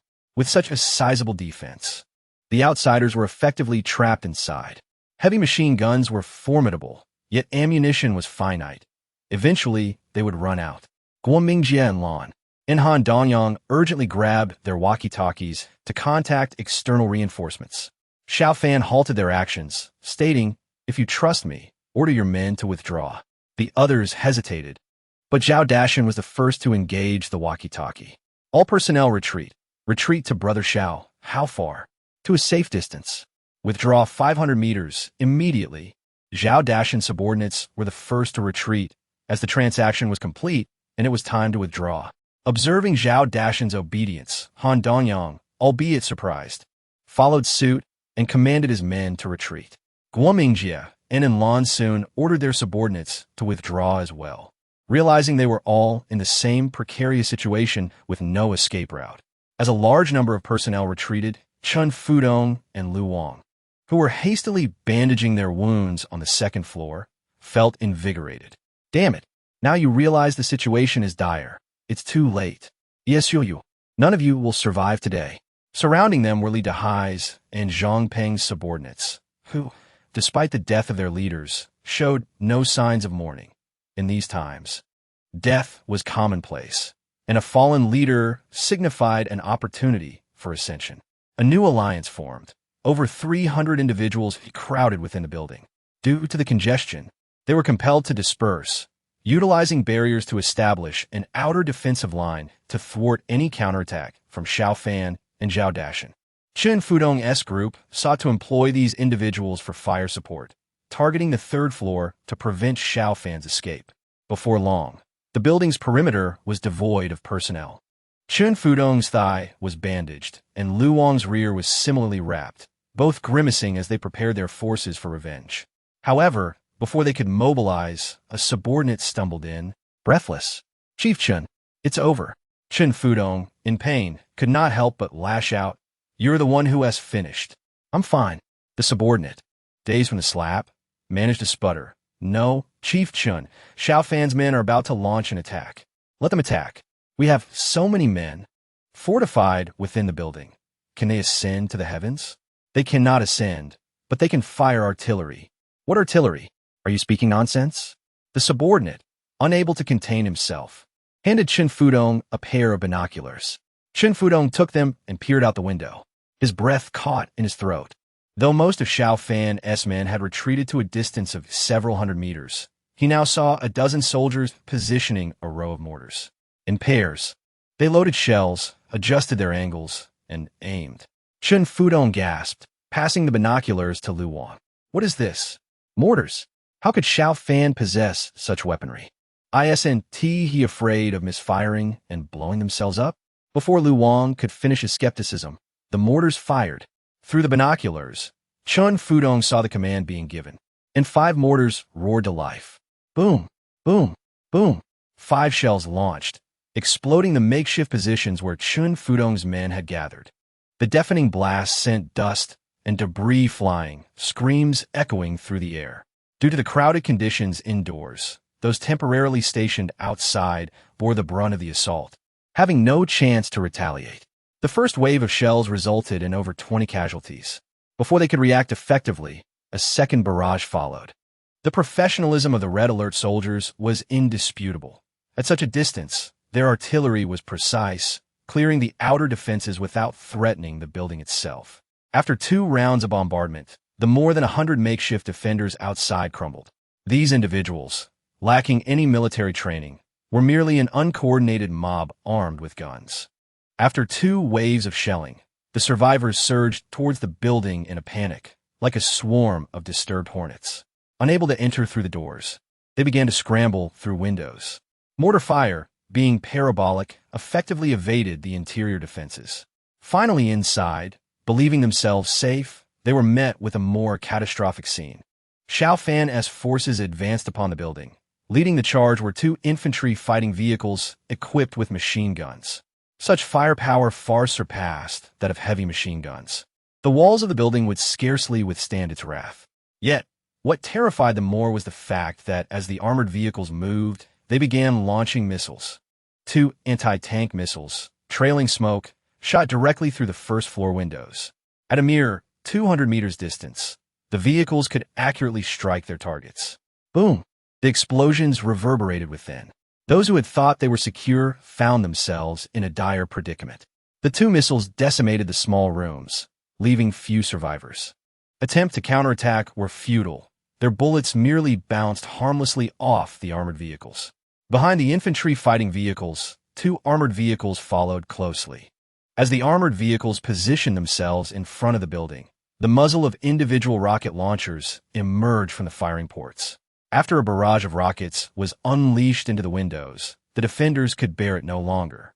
This battle was utterly unwinnable. They were merely armed to fend off zombies. How had they found themselves facing a regular army? "We surrender. Please stop firing. We are willing to surrender unconditionally." No matter how Chun Fudong and Lu Wang attempted to maintain order, their subordinates disregarded them entirely, brandishing white cloths of unknown origin as they streamed out of the building. Hands raised in surrender. Chapter 72. The pursuit for those who surrendered. Xiao Fan did not resort to extermination. In this apocalypse, what was most scarce? It was neither food nor weaponry, but rather humanity. With the zombie crisis having decimated the global population to perhaps 1 or 2% of its former glory. If humanity continued to slaughter one another without restraint, extinction would be imminent. Furthermore, these individuals were merely following orders. The true enemies were those who harbored malicious intent. The stubborn faction led by Chun Fudong was currently engaged in a final struggle.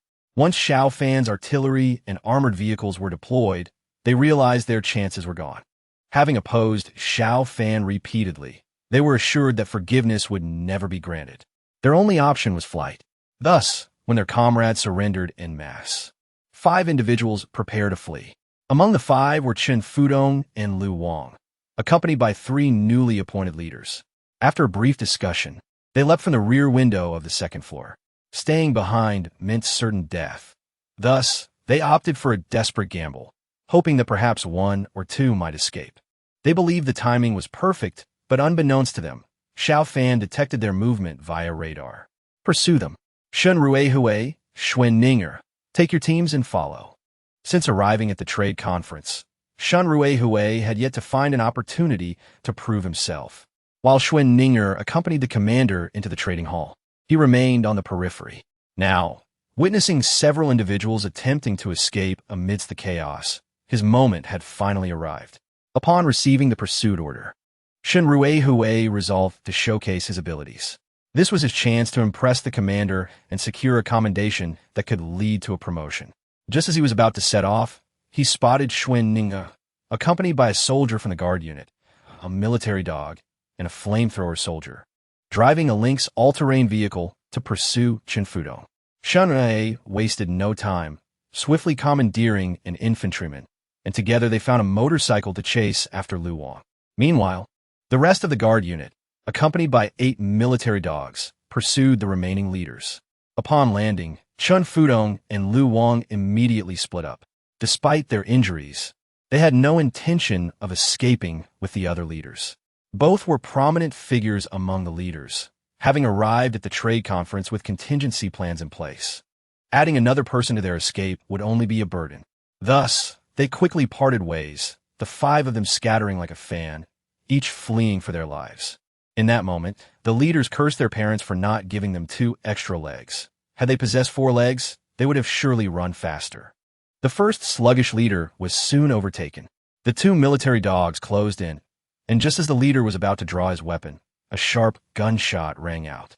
The guard unit's 3-star private had marksmanship that rivaled national shooting team members, and with a precise shot, he felled the leader before he could even struggle. The unfortunate leader let out a few pitiful cries before the dogs pounced, tearing into him. Whether he succumbed to the bullet or the jaws of the dogs remained uncertain. With the death of the first leader, the second and third soon followed, leaving only Chun Fudong and Lu Wang among those who had fled. Chun Fudong had swallowed a handful of painkillers while indoors. He could not allow his thigh injury to impede his escape, for he harbored a significant chance of evading capture. Chun Fudong was, in fact, a mutant. In this world where countless lives have been lost, every survivor was extraordinarily fortunate. Chun Fudong was no exception. He was a mutant, albeit one who understood the value of discretion and had never boasted of his abilities publicly.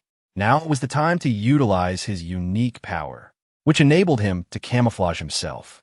His core was derived from the brain of a large lizard, granting him the ability to blend seamlessly with his surroundings like a chameleon, making him exceedingly difficult to detect. Thus, he fled towards the distant, overgrown fields. In this apocalyptic landscape, untended fields were abundant. The Lynx's all-terrain vehicle pursued him relentlessly. But just before they could close in, Chun Fudong plunged into the tall grass. After a few erratic strides, he discarded his outer garment and submerged himself in the foliage, his skin rapidly adopting the color of the surrounding grass, rendering him nearly indistinguishable. The lynx came to a halt, and Xuan Ninger disembarked, surveying the expanse of grass. She paused momentarily before instructing the flamethrower soldier behind her. Although I would prefer not to resort to such measures, the enemy is exceedingly cunning. It is now your turn to perform. Accompanying Xuan was the 3-star flamethrower soldier, Yang Yun, who smirked as he blew into the nozzle of his flamethrower. Those who dare oppose the commander deserve annihilation. I am more than willing to assist in eliminating this nuisance. If the enemy refuses to reveal themselves, then they shall never emerge. The flamethrower erupted, unleashing a torrent of flames that engulfed a vast swath of grass. Chun Fudong, engulfed in flames, leapt up, screaming for mercy. But it was all too late. Perhaps from the moment he chose to oppose Xiao Fan, this fate was inexorably sealed. As Xuan Ninger watched Chun Fudong cease his struggle, gradually reduced to a charred remnant, she turned and boarded the lynx. You are correct. Those who stand against the commander meet this fate. In stark contrast to Xuan Ninger's ease, Shenrui Hui faced a more formidable opponent. Chapter 73. Red Alert Soldier versus Mutant Shenrui Hui rode a survivor's motorcycle, having hastily recruited a soldier to pursue Lu Wang. Though Lu Wang was injured in the hip, he still managed to run faster than an ordinary person, which led Shenrui Hui to realize the formidable strength of his adversary. Nevertheless, Shenrui Hui remained undeterred. As a scout, he possessed confidence in his abilities, especially with a 3-star private by his side. Together, they believed no one could withstand their combined might. The motorcycle quickly closed the gap on Lu Wang, who seemed to tire and ultimately chose to stop. Shenrui Hui, brimming with arrogance, taunted him. Why stop running now? I suggest you take matters into your own hands. Lu Wang chuckled darkly. You think you've already won, boy? Shenrui Hui twirled his pistol in hand, of course, as the commander's guard unit leader. I handle ordinary individuals with ease. Regardless of your prowess, your fate here is sealed. Bang! Without warning, Shenrui Hui fired, the bullet striking Lu Wang squarely in the forehead. The impact produced a metallic clang, and Shenrui Hui even witnessed sparks erupting from Lu Wang's head. This was impossible. Lu Wang suddenly let out a hearty laugh, declaring, "Nothing is impossible. In this world, there are always individuals whose fortunes shine particularly bright. You must be familiar with the armored zombies, right? To be frank, I dispatched one just a few days ago, and then I became invulnerable. Otherwise, do you think I would dare to attend this trading conference so easily?" Shenrui Hui cast a glance at Lu Wang's injured backside, remarking, "Yet your rear has been wounded." Lu Wang shrugged off the concern, patting his tattered clothing, which bore no significant injury. Grasping his firearm, he coldly stated, "Since you've uncovered my secret, prepare to meet your demise." He pulled the trigger, but Shun Ruehe, possessing remarkable agility, swiftly dodged with a roll. Realizing the handgun posed no threat, Luan switched to his submachine gun. As a scout, he carried 2 firearms. Shun Ruehe immediately drew his own submachine gun and unleashed a hail of bullets. The sharp sounds rang out as bullets struck Luan, forcing him to stagger back, yet he remained standing. "Damn it! I refuse to believe I cannot subdue you." Shun Ruehe reached for a grenade at his waist, yanked the pin, and tossed it forward.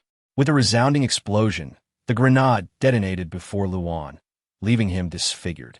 Had he not raised his arm in a desperate attempt to shield himself, he would have suffered severe eye injuries. Meanwhile, the 3-star soldier, undeterred, seized his Type 81 rifle and commenced a rapid series of shots. The firepower of the Type 81 far surpassed that of the submachine gun. While the difference might be negligible against ordinary foes, it proved markedly effective against a mutant like Luan, impervious to most weapons. With precision akin to divine intervention, each shot struck Luan's throat, penetrating the soft flesh and causing blood to seep forth. Although Luan attempted to retaliate, Shun Ruehe's marksmanship was even more exacting, consistently hitting his wrist, preventing him from raising his weapon. In perfect synchrony, the two fought valiantly, rendering Luan, the mutant, unable to counterattack. Bang! Another shot found its mark, finally breaching Luan's throat wound. Blood gushed forth, and Luan clutched his throat, stumbling backward, speechless. As a formidable mutant, he could easily handle a dozen opponents. Yet he never anticipated that 2 warriors from Xiao Fan's side could bring him down. Overwhelmed with bitterness, his consciousness began to fade, and with his throat punctured, he could no longer utter a word. Shun Ruehe drew a dagger from his waist, charged forward, and swiftly plunged it into Luan's wound. The blade tore through, and Luan finally collapsed. After a couple of spasms, he lay motionless. Upon inspection, Shun Ruehe confirmed Luan's demise. Phew, that was no easy feat. These mutants are indeed formidable. If I hadn't brought you along today, I might have faced dire consequences myself. Accompanying Shun Ruehe was Wang Zhan, the first soldier produced by Xiao Fan. He pulled the bolt back and said to Shun Ruehe, "No need for excessive modesty, squad leader. You're still new to the service and currently a 1-star scout. Once you attain 2 or 3 stars, you could easily handle mutants like this on your own." Shun Ruehe smiled broadly. Naturally, upon promotion, a scout's strength increases significantly. Turning his gaze in another direction, he noticed that Xuan Ning was pursuing Chun Fudong, where flames had already erupted, indicating that she had likely completed her mission. Shun Ruehe and Wang Zhan mounted their motorcycle and headed towards the agricultural market. Meanwhile, Luan's corpse was unceremoniously discarded in the wilderness. As Shun Ruehe mentioned, after eliminating both Chun Fudong and Luan, Xiao Fan indeed planned to depart. This trading conference had proven immensely fruitful for him. Aside from exchanging some supplies with Zhao Dashan, Han Dongyang, and others, he had received substantial funds from Chun Fudong and others without offering anything in return. Not only had he acquired funds, but he had also gathered a wealth of supplies, filling the large vehicles he had brought along. After making his decision, Xiao Fan bid farewell to Zhao Dashan, Han Dongyang, Guan Mingjie, and Lan, and the others. They had all reaped considerable rewards, with some of Chun Fudong's subordinates opting to join other bases, marking a successful endeavor for all. They expressed their gratitude to Xiao Fan, promising to keep in touch.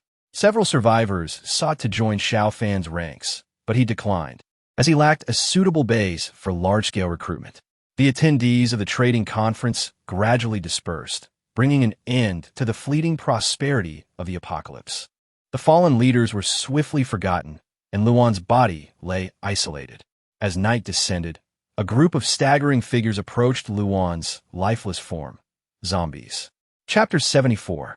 Death Mutation in the Darkness. The zombies encircled Luan, yet refrained from attacking. Among them, a one-armed zombie crouched down, gazing at Luan's face. "Leader Luan," it rasped, its voice harsh and grating. "Who would have thought that once we ruled the wholesale market together, we would meet such a fate today?" I have become a zombie, neither human nor ghost. While you lie dead, your corpse exposed in the wild, with no one to collect you. All of this is the work of Xiao Fan. The zombie's face contorted with anger. This zombie was Li Nanfeng, who had mutated in Yinshan Town. At this moment, over 1,000 zombies, his subordinates, followed behind him. He had approached the agricultural market, but dare not come near during the day. Despite commanding over 1,000 zombies, he would be swiftly annihilated by Xiao Fan's forces. It was only under the cover of night, when the area was deserted, that he dared to approach Luan's body. For the sake of our past camaraderie, I shall grant you a new life. Though your new existence will be devoid of human consciousness, your body may still endure. Moreover, your body has already undergone mutation. After granting you this new life, I shall nurture you closely to see how far you can grow. If you prove yourself worthy, perhaps one day we may avenge ourselves against Xiao Fan. With that, Li Nanfeng lowered his head and bit into Luan's throat. The zombie virus coursed into Luan's lifeless form, and gradually, the deceased began to stir. Approximately 20 minutes later, Luan stood once more. However, he was no longer the same Luan. He had grown to an astonishing height of over 2 meters 3, enveloped in thick bioarmor, with eyes glowing red, resembling a ferocious beast unleashed. He had mutated once again, transforming into a colossal armored entity even stronger than a standard mutant. Li Nanfeng watched with delight as Luan completed his transformation, chuckling triumphantly. Excellent. Now come with me. We shall forge our own army. A throng of zombies followed Li Nanfeng, disappearing into the night. People remained unaware of the events surrounding Xiao Fan. Yet they could see that his forces had grown increasingly formidable. His roster of soldiers now included both engineers and spies. Xiao Fan recalled that the construction of the base vehicle required the assistance of 30 engineers. The 30 engineers, along with the 10 previously produced, will form an engineering platoon dedicated to constructing the base vehicles. My father requires care from some villagers, and my sister has a few close classmates to look after her. However, at this moment, nothing is more practical than providing him with a few eggs and a bowl of rice. Xiao Fan is undeniably generous toward his family. Nevertheless, numerous challenges persist. The local police station can no longer accommodate so many individuals. Fortunately, the Red Alert forces have been active these past few days, having eliminated the vast majority of zombies in Yinshan Town and reclaimed numerous areas. The town's elementary school has been temporarily requisitioned by Xiao Fan to house students like Xiao Tian, and a company has been stationed there. Similarly, the town's high school has been commandeered, where a plethora of tools and machinery have been gathered, turning it into a construction site for the base vehicles. Once all engineers are in place, the chief engineer Ain reports to Xiao Fan, stating, "Commander, we are currently lacking a substantial amount of steel. Once the steel is secured, we can commence construction on the base vehicles, ensuring completion within a month." Xiao Fan nods and inquires, "Is there a nearby source of steel?" Squad leader Su Chong responds, "Commander, we've discovered a steel factory at the far end of Qishui County, but the roads are impassable due to the overwhelming zombie presence in the urban area." Xiao Fan unfurls a map to locate the steel factory, confirming Su Chong's assertion that it lies less than 300 kilometers away. However, the route necessitates traversing through the main urban zone. Qishui County may not be vast, yet is home to millions of zombies. Despite Xiao Fan's considerable strength, a direct assault through the zombie horde remains a mere fantasy.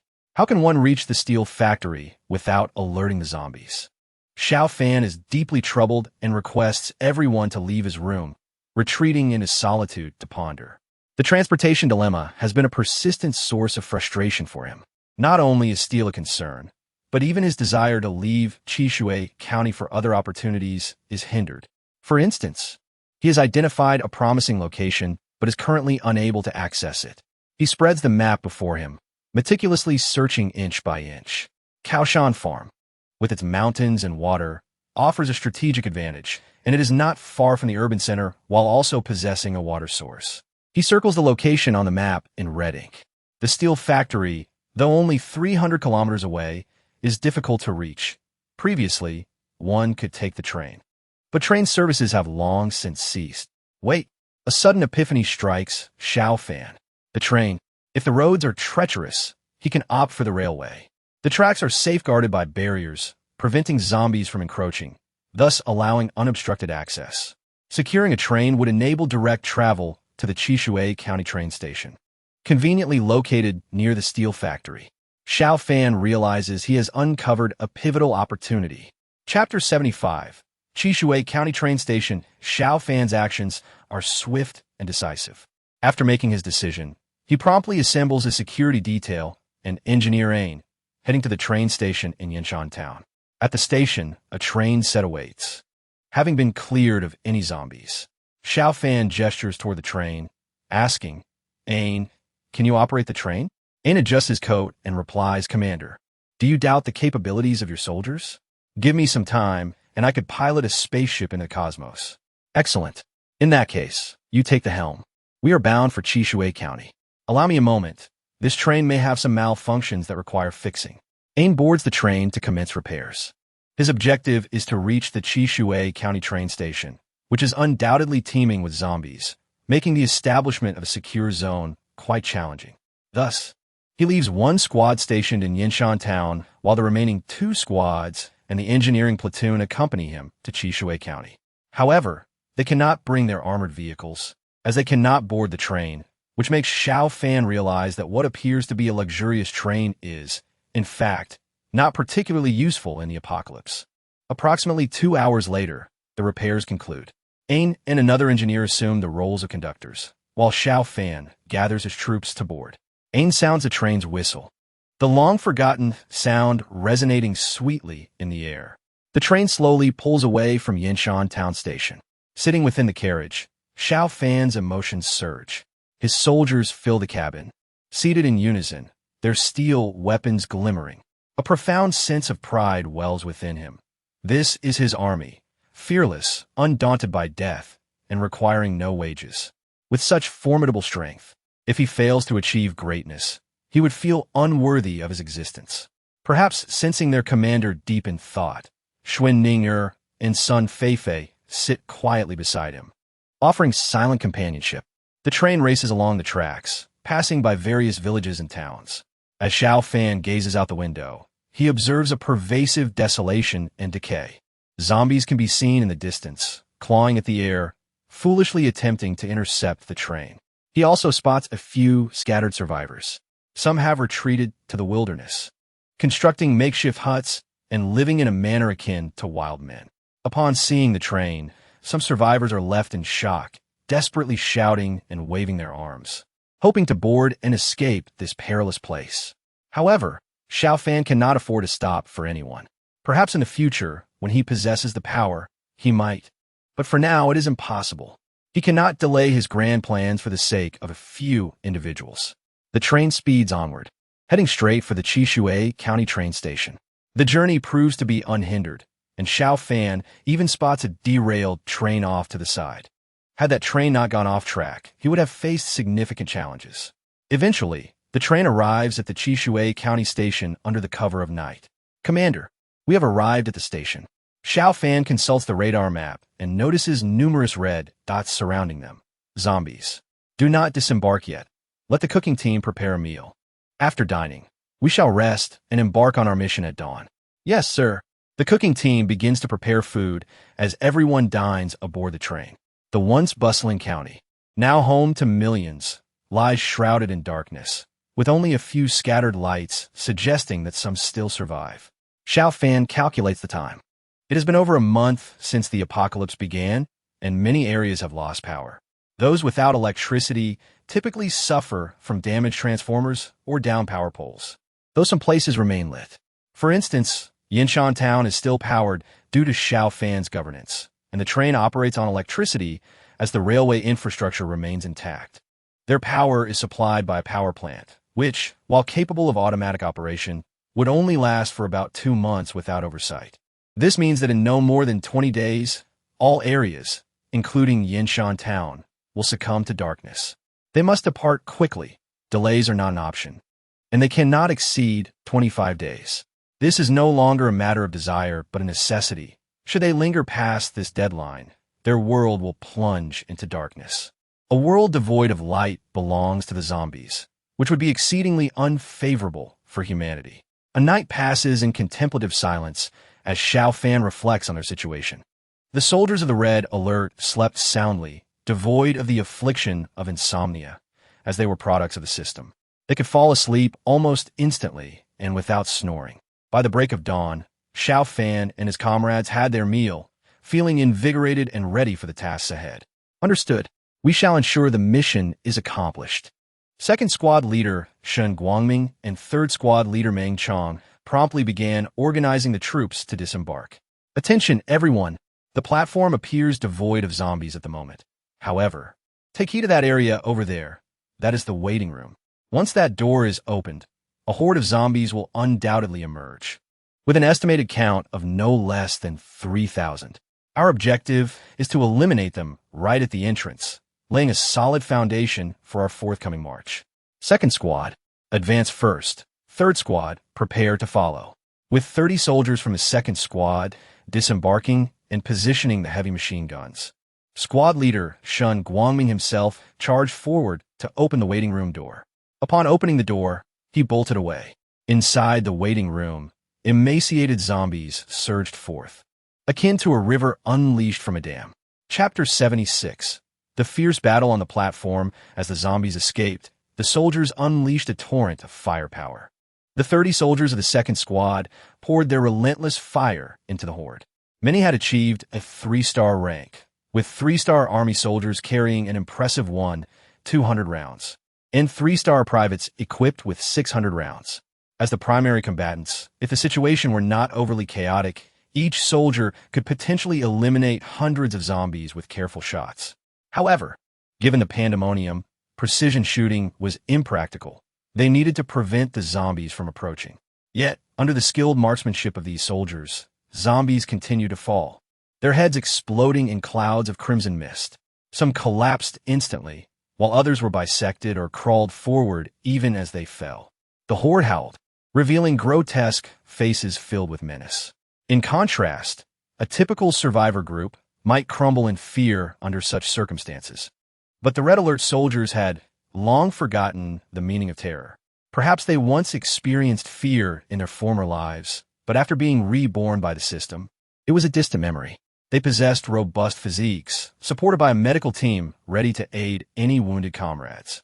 A dense web of bullets flew through the air, forming an impenetrable barrier of firepower. On the other side, the zombies continued to pour out. As a county station, Sichuan normally saw thousands of people, making it impossible for these few soldiers to swiftly eradicate the horde. As bodies fell, more zombies tumbled forward, relentless in their pursuit, forcing the soldiers to gradually retreat. Fortunately, the platform was lengthy enough to allow for a strategic withdrawal. As the frontline soldiers fired, those in the rear reloaded their magazines. When mutated zombies appeared, snipers and heavy machine guns took action, ensuring the undead could not approach. The distance between both sides remained around 40 meters, with bodies piling up on the platform. Within the ranks of the soldiers, bright flashes indicated soldiers leveling up. After leveling up, soldiers had full ammunition and restored stamina, ready to fight with renewed vigor. Xiao Fan and the 2 squad leaders observed the performance of the Second Squad. The carnage of flesh and dark blood no longer shocked them, particularly for Xiao Fan. After more than a month of training, he had adapted well to the apocalypse. Such scenes no longer instilled fear in him. As the gunfire began to wane, Xiao Fan issued his command. Second Squad, commence withdrawal. Third Squad, advance. Understood. Second Squad, retreat. Third Squad, take the front. The soldiers of the Second Squad began their retreat, with one soldier falling back as another took their place, the transition occurring with remarkable order, an achievement few armies could replicate. The Second Squad, having exhausted their ammunition, rested briefly while the Third Squad filled the gap, renewing the intensity of gunfire. Although the zombies continued their assault, their numbers had visibly dwindled. The soldiers maintained their ferocious firepower, swiftly reaping the lives of the undead. After approximately 30 minutes of fierce combat, zombies ceased to emerge from the waiting room. Xiao Fan glanced around and immediately commanded security team, engineering squad, artillery, and medics, everyone armed, advance and fire in bursts. deploy the K9 unit, and conserve ammunition for our soldiers. These auxiliary troops swiftly replaced the third squad. As the number of zombies dwindled, the military dogs were finally unleashed. Like a pack of wolves, they plunged into the throng of zombies, engaging them in fierce combat. The ordinary zombies stood no chance against the specially trained canines, which had evolved from mere biting into lethal, throat-locking machines. The fragile necks of the undead were no match for the dog ferocity, as the dogs tangled with the zombies. The advance of the horde was momentarily halted. Meanwhile, Xiao Fan's auxiliary forces approached, their rifles and handguns poised for precise shots. Although the gunfire quieted somewhat, the efficiency of kills remained unabated, with soldiers leveling up consistently. The balance of numbers began to shift in favor of the red alert soldiers. With the last zombie falling, the battle concluded. The engineering squad was tasked with gathering resources, ensuring that no precious items went unaccounted for. Experts in this sort of work, they immediately began sifting through the remains of the horde for valuables. If any zombies were found still clinging to life, they were swiftly dispatched to ensure total eradication. Nearly an hour later, the battlefield was cleared. The overall commander inspected the spoils. Xiao Fan received the jewelry, which he converted into over 5,000 gold. His funds now approached 11,000, though he opted not to spend them, anticipating that significant resources would be required for future base construction. With the platform strewn with corpses, Xiao Fan knew he could not leave them behind. He understood the patterns of zombie evolution. Their evolution primarily relied on consumption and proximity to meteorite craters. With the apocalypse now over a month old, the energy from the meteorite craters had likely been depleted, leaving consumption as the remaining method for evolution. Zombies did not consume their living companions, but feasted on the deceased, making these corpses a sumptuous banquet that could not be left for the others. The recent gunfire might have attracted zombies from the square outside, yet these creatures were not adept at navigating pathways, so they had yet to approach. Thus, Xiao Fan ordered the flame-throwing soldiers to incinerate the corpses. As the Red Alert soldiers' ammunition refreshed daily at noon, and with lunchtime approaching, there was little need to conserve gasoline or shells. Several flame-throwing soldiers advanced, unleashing torrents of fire upon the platform to burn the bodies. The intense blaze persisted for about half an hour, leaving only charred remnants of the thousands of zombies that once existed. Such a commotion would not only attract zombies, but also draw the attention of some survivors. After cleansing the platform and waiting room, Xiao Fan and his team rested near the waiting area. The main gate of the station had been locked, and although numerous zombies lurked outside in the square, they could not enter. After several hours of combat, the troops grew weary and gathered in the waiting room for a meal. Xiao Fan idly perused the radar map, observing numerous green dots appearing on the screen. The luminous points were not far from him, approximately a few hundred meters away. Situated within the square in front of the station, seemingly concealed in some corner of it. Xiao Fan glanced outside, but the horde of zombies made visibility difficult, and he could not discern the whereabouts of these survivors. It was peculiar. Where could these survivors be hiding? As for their fate, it was left to chance. If they possessed the capability to reach the station, then fortune favored them. Assisting them would not be a burden. However, if they lacked the means to come, I would never take the risk to venture forth. Resolute in his decision, Xiao Fan accepted the meal that Xuan Ninger had handed him. Braised beef noodles prepared by the cookhouse, made from mutated bison meat, a substantial nourishment. He devoured 3 bowls of noodles, instantly feeling revitalized. Let us proceed to the steel factory. The time had surpassed noon, and the soldiers' firearms and ammunition had been replenished to full capacity. Under Xiao Fan's leadership, they approached the wall of the steel factory. A dozen or so soldiers exerted their strength and miraculously toppled the wall. A few remained to clear the breach, as a substantial amount of steel would soon be transported through this opening. With a dozen engineers left to tidy up, the rest entered the steel factory's interior. Compared to the train station, the number of zombies inside the factory was significantly lower. Xiao Fan's men did not need to fire their weapons. They dispatched the approaching zombies with their bayonets. Upon opening the factory's warehouse, Xiao Fan realized that the available train cars might be insufficient. Steel was strewn everywhere, and its weight was incalculable. They would need to find forklifts or flatbed trucks. This was not a task that could be accomplished by mere manpower. The soldiers immediately busied themselves, shouldering their rifles and seeking transportation. The area between the platform and the steel factory transformed into a bustling construction site. At this moment, Xiao Fan found himself somewhat bored. He sat down in a vacant space to cool off while continuing to observe the glowing points of the survivors. Suddenly, those points shifted, moving towards the interior of the station.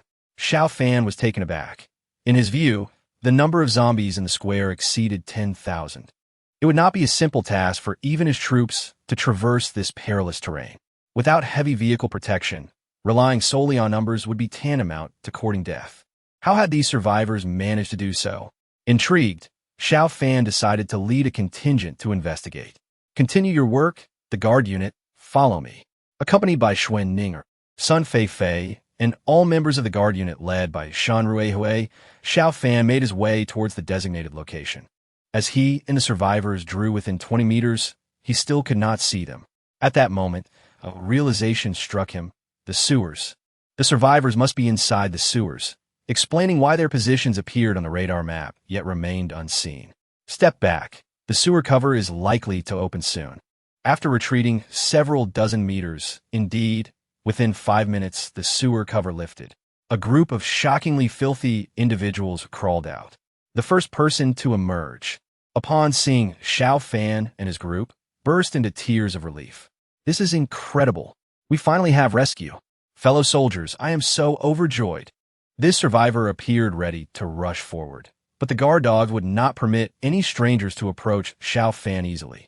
Despite the apparent lack of hostility from these individuals, their overwhelming stench was undeniable. The dogs barked furiously, forcing the survivors to halt. Xiao Fan remained silent, counting the survivors as the last one crawled out. 22 individuals in total. Each was covered in muck, rendering their identities indiscernible, except for their approximate gender based on their physique. Xiao Fan inquired, I understand your feelings, but you must first listen to what I have to say. Sir, please speak. We will not conceal anything, they replied earnestly. Approximately how many people live in the sewers of this city? A man responded, none besides us. We might be the last remaining. Surely not. This city has millions. There should be many who sought refuge in the sewers. Initially, there were quite a few, but there is no food in the sewers. Many succumbed to starvation. Xiao Fan's expression darkened slightly. Then how did you survive? The man hesitated before admitting, we ate rats. The others nodded in agreement. A woman spoke up, sir. We truly could not endure any longer. The rats in the sewers grew increasingly large. Initially, we did not suffer such casualties, but eventually, it became a matter of survival. The rats began to prey on us. If you had not arrived, we would have risked everything to escape, but within 10 days we would have perished. Xiao Fan nodded slightly, believing their words. Despite their grim appearance, they had not lost their humanity, and among them were 2 children, held by adults, appearing in poor condition. Sighing, Xiao Fan asked, what were your occupations? They spoke in unison about their various professions: office workers, laborers, housewives, and students. However, he noted that several were from a television station. You are actors? Xiao Fan questioned, focusing on a particular woman. Despite her filth, her beauty was still evident, and she appeared quite young. Initially, Xiao Fan had intended to rescue a group lacking in utility, but upon seeing her, an idea sparked within him. Perhaps one day, these individuals might prove useful. He gestured for the cooking team to prepare some food for them. The other survivors, overwhelmed with gratitude, made their way towards the cooking team. But the female host, Xian Xiaodi, hesitated. Sir, when I entered the sewers, I had a satellite phone, and I gathered some information about Yinzhou. Would you like to hear it? Upon hearing this, Xiao Fan's interest peaked. Yinzhou, a large city north of Yinyun, near the provincial border. It was precisely the location he desired to develop a base. Chapter 78. Departure to Yinzhou. Xiao Fan was indeed eager to learn about Yinzhou, yet he sensed that the woman had ulterior motives. He could fulfill her request now, but Xiao Fan preferred not to indulge her so easily, at least not in front of others, lest they assume he was drawn by her beauty or her status as a host. Though he did find her somewhat disappointed, Xan Xiaoti departed, pondering that her current disheveled appearance must have deterred the young commander. Once in a safe location, she resolved to tidy herself up and make another attempt. Meanwhile, Shen Ruihui, the leader of the guard unit, observed Xiao Fan's actions and concluded that the commander was not easily swayed by feminine allure. As an aspiring soldier, he recognized the importance of not only being brave in battle, but also understanding the psychology of superiors. This was Shen Ruihui's clever advantage, and he intended to exploit it. Having dealt with the survivors, the transportation of steel was well underway. The train cars were filled with numerous pieces of steel, and many seats had been forcibly removed.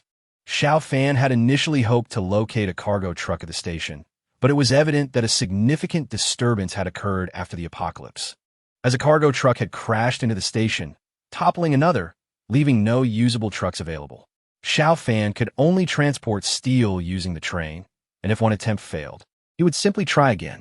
By the time he arrived at Yinshan, it was already midnight, and numerous large trucks were waiting at the station.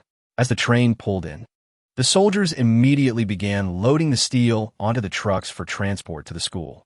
He did not awaken until the following morning, by which time his soldiers, under the guidance of Engineer Ein, had already set off for Qishui County to transport more steel. Xiao Fan nodded, saying, "All right, I will go over there shortly to inquire about a few matters. If there are no other pressing issues, we shall depart for Yinzhou today." Understood. After breakfast, Xiao Fan arrived at the Jiangnan Spring Hotel. The newly arrived survivors had been assigned to the first floor, mingling with Wang Dajiang and his group. The second floor was already occupied by over 60 people led by Xiao Jinyuan, leaving only about 40 on the first floor for temporary accommodation. Upon entering the first floor of the hotel, all eyes turned toward Xiao Fan. Their gazes were complex, filled with reverence, fear, and even disdain, as they felt Xiao Fan had bestowed upon them an unfair treatment, believing they could have lived better otherwise. Unfazed by their stares, Xiao Fan walked straight up to Xian Xiaoti. "Find a place and tell me what you know." Xian Xiaoti wore the same clothes as yesterday, though they had been washed, and now she appeared quite charming, embodying the essence of a true beauty. She played with her hair and replied, "All right, let us discuss this in the private room." The private room on the first floor belonged to Wang Dajiang, and Xiao Fan claimed it without hesitation. Once inside, Xian Xiaoti began, "Commander, I must clarify that my information comes from descriptions relayed through a satellite phone, which has since broken, so I am not fully aware of the current situation in Yinzhou. I can only share what I know. Please do not blame me if I am mistaken." "That is perfectly fine," she continued. "I have heard that many survivor groups have united in Yinzhou to form a survivor alliance, which is currently managing Yinzhou with an official capacity." Official capacity? Xiao Fan furrowed his brows, recognizing the potential complications. No, they are not truly official, but they are indeed the most powerful faction in Yinzhou. It is said that the population of their survivor base has already exceeded 100,000, akin to a bustling town of the past. Over 100,000. They must possess considerable armed forces. I am not entirely sure about that, but it seems likely, as they have established a foothold in Yinzhou and begun implementing governance. Smaller survivor groups, unable to join them, reportedly have to pay taxes. Xiao Fan found this somewhat absurd. They are not even a legitimate authority. Why do they have to impose taxes? Because in Yinzhou, one must accept their protection. Should zombies threaten or ruthless survivors attempt to plunder, they provide security. Xiao Fan scoffed, realizing that if he were to go to Yinzhou, he would inevitably have to engage with this survivor alliance. Nonetheless, learning this information was advantageous, as it allowed for preparation. Rising from his seat, he glanced at Xian Xiaoti. "From now on, you need not engage in strenuous tasks. Take care to maintain your voice. It will prove useful in the future." Xian Xiaoti blushed at once, sensing his insinuation. Why maintain her voice? Surely, it was to appear appealing to others. As for the need to protect her voice, what purpose could it serve? With no television or radio, her primary role seemed rendered obsolete. She presumed it would not involve singing. Perhaps it was about playing instruments? Xiao Fan was unaware of her musings as he stood up to leave. Upon exiting, he encountered Wang Dajiang at the door, his demeanor somewhat anxious. Wang Dajiang spoke. "Xiao, we've also heard some broadcasts over the past few days. We know that many survivor bases have emerged in Yinyan. I've heard that the hot spring resort has gathered around 7 to 8,000 people. Do you think we should go and seek refuge there? Although I'm older now, I still possess some connections from my past. I could probably speak with leader Guomingjia. Xiao Fan cast him a fleeting glance. No need. I will seek out new bases. Those who wish to follow me may do so. Those who do not can go wherever they please. It is of no concern to me. With that, he turned and left, while Wang Dazhong's eyes darted about, uncertain of the truth in Xiao Fan's words. Afterward, Xiao Fan bid farewell to his father and younger sister before heading to the train station. The journey from Yinyan to Yunzhou was fraught with difficulty, but with the train, everything became manageable. Xiao Fan could travel directly to Yunzhou City in search of his survival base. Chapter 79. Kaoshan Farm. Yunzhou lies to the north of Yinyan City, with the main urban areas of the two cities separated by over 1,500 kilometers. It is also the northernmost city in Shunlong Province. Beyond here, crossing the Shunlong River, lies the nation of Berlia. Xiao Fan's train traversed the railway for 2 days before finally reaching Yunzhou's borders. By September, temperatures had dropped significantly, and upon entering Yunzhou, the temperature fell to a mere dozen degrees, even during the day. Many accompanied Xiao Fan on this quest for a new survival base. He had nearly brought out his entire military force. Only 3 platoons and the engineering unit remained in Yanshan town. Xiao Fan assigned them 2 primary tasks: to protect his father and sister and to expedite the construction of the base vehicle, an essential endeavor. According to Xiao Fan's calculations, a complete power outage was imminent within 25 days, and the base vehicle must be completed and depart Yanshan town before that deadline. When the time came, not only would the base vehicle need to leave, but family, students, neighbors, and other survivors would also need to depart together. Those willing to follow Xiao Fan would join him at the new base. Those unwilling could choose their own paths. Naturally, Xiao Fan's immediate priority remained the swift selection of a suitable base and the initiation of large-scale construction. The contingent accompanying him comprised solely red alert soldiers, alleviating any concerns regarding the secrecy of his plans. As he sat on the train, Xiao Fan felt drowsy until Xue Ninger aroused him, saying, "Commander, we have entered Yunzhou territory." Rubbing his eyes awake, Xiao Fan promptly opened a map. The location he had chosen was called Kaoshan Farm. Situated in the central southern part of Yunzhou, approximately 300 kilometers from the main urban area. Nearby, 2 counties lay. Qingyang County was 130 kilometers away, and Sihui County was 90 kilometers distant. Further south, a few hundred kilometers more, was the domain of Yinyan City. After studying the map for a moment, Xiao Fan pointed, "Let us start eating. After we pass the Sihui County station, we will stop near Baiwa Town. That is where we will disembark and then drive to Kaoshan Farm." Understood. Schwenninger immediately set about making arrangements, and the cooking team began preparing the meal in haste. By the time they finished eating, it was already 9 in the morning. The landscape along the railway was a somber expanse of dark fields. However, the crops appeared to have ripened, passing certain areas. Xiao Fan could see that some had been harvested, likely by other survivors. Survivors were not solely confined to urban areas. They existed in towns and rural locales as well, where escape was often more feasible.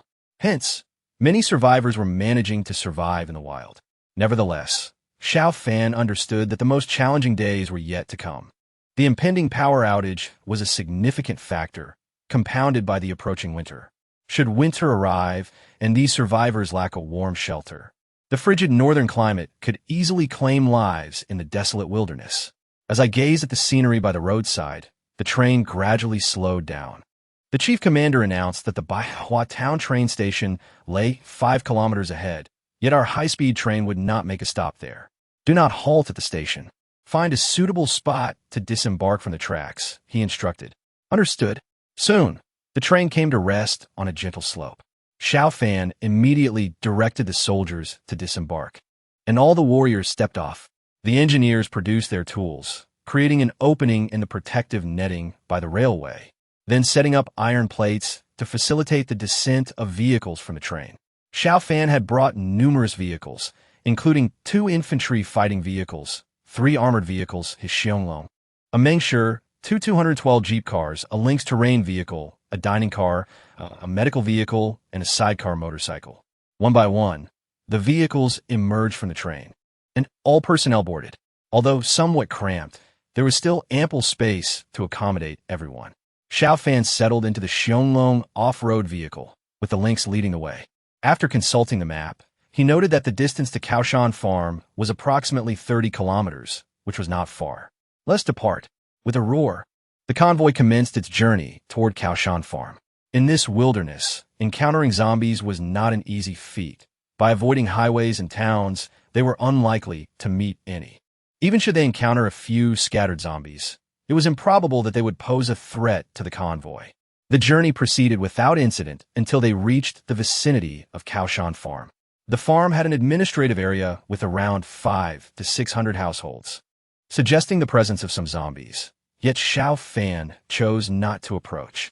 During a brief stop, he began to search for a water source. "Commander, what are you looking for?"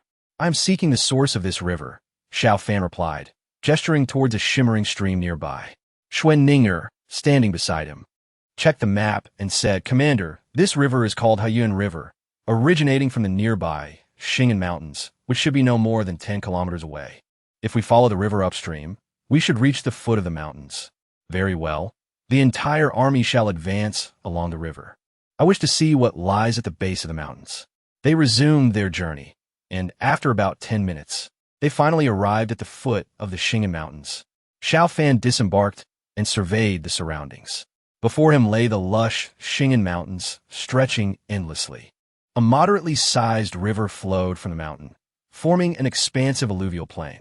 Standing beside him were the officers from the Red Alert faction. Xiao Fan gestured broadly. "Behold, this is the location I have chosen for our survival base.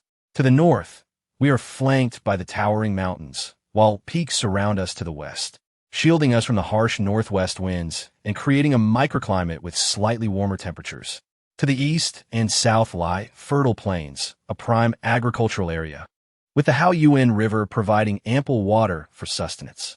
If we construct a city here, encompassing the Haoyuan River within our borders, we shall have control over our water source and need not fear pollution. With warmth, water, and food, we can retreat into the mountains should any crises arise. What do you think of this place?" The commander is wise. All the Red Alert soldiers praised in unison. Xiao Fan felt somewhat speechless.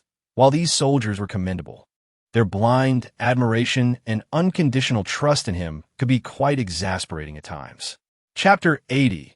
Resource Recovery Station. It was not that these Red Alert soldiers lacked logical reasoning. Rather, Xiao Fan's chosen location was indeed exceptional. Surrounded by mountains, the city would be easily defensible. With access to water and food and a more temperate climate than other regions, such a prime location was hard to come by. They truly had no objections. Xiao Fan decided not to dwell on it further. Having traveled great distances to reach this place, he had resolved the matter without the need for further discussion. Ein, prepare to survey the terrain and determine the city's center. The engineer, Ein, adjusted his glasses and inquired, "Commander, how large do you envision this city to be?" Xiao Fan paused. He had not actually calculated the city's dimensions. "Give me a moment to consider." Xiao Fan began to silently assess the requirements for a city. It would not only need to accommodate a population, but also various structures, such as a power plant, which would require a significant area, certainly not less than 10,000 square meters. Additionally, a barracks accommodating 700 personnel would also demand considerable space, including a cafeteria, training grounds, dormitories, and shooting ranges. There would also be a vehicle manufacturing facility, a radar station, and potentially an air command center, all of which required substantial land. Residential areas and streets would further occupy space. As he pondered the future expansion of his forces, he realized he could not rely solely on a battalion strength. Eventually, he would need a regiment or even a brigade. This contemplation made Xiao Fan feel somewhat overwhelmed. "Never mind," he said to Ein. "Let's set the boundaries. 200 meters from the mountain to the north, the same to the west. To the east, up to this point, and to the south, to that point. Do you think this area will suffice?" Ein, being the chief engineer of the Red Alert faction, calculated swiftly. "Commander, the area you have designated is approximately 6 square kilometers, which would create a rectangular city, 3 kilometers long and 2 kilometers wide. What do you think?" That sounds reasonable. This area seems adequate. If we require more space later, we can expand eastward. Understood. I shall proceed with your instructions. However, you have left the engineering platoon and 10 engineers in Yinshan Town, so I lack sufficient manpower here. That is manageable. I will produce more, Xiao Fan replied. He promptly opened the system interface and produced 10 additional engineers and 30 construction workers. He initially considered generating more construction workers, as the city walls would demand substantial labor. However, Annie reminded him that the system could directly build foundational structures. The primary role of the construction workers was to clear debris, level the ground, and lay down basic infrastructure, while the engineers would design streets and delineate zones. Thus, he spent 14,000 gold, leaving him with just under 100,000 funds. You may deploy them as needed. I will start constructing the city walls. Filled with enthusiasm, Xiao Fan made his way to the northwestern corner. He accessed the system interface to review the wall construction options. The system presented 3 types of walls: beginner, intermediate, and advanced. Beginner wall. Height 3 meters. Thickness 50 centimeters. Cost per meter 5 gold. Intermediate wall. Height 7 meters. Thickness 5 meters. Cost per meter 20 gold. Advanced wall. Height 15 meters. Thickness 5 meters. Cost per meter 100 gold. Upon seeing these figures, Xiao Fan began to calculate silently.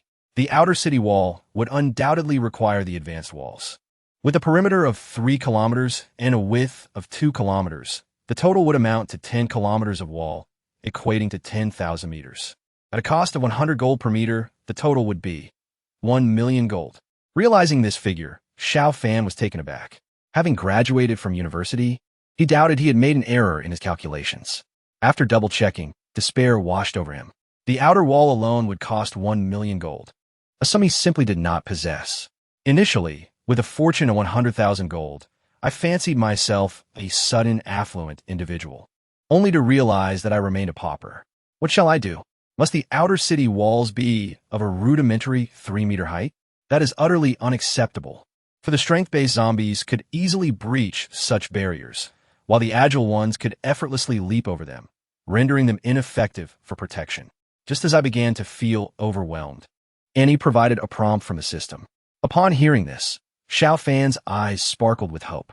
If I could save 90%, the funds at hand would essentially allow me to construct the framework of the city walls. Immediately, a placement icon appeared on Xiao Fan's system interface, revealing a virtual map that reflected the current situation. Much like in the Red Alert game, green areas indicated permissible placements, while red areas signified restrictions.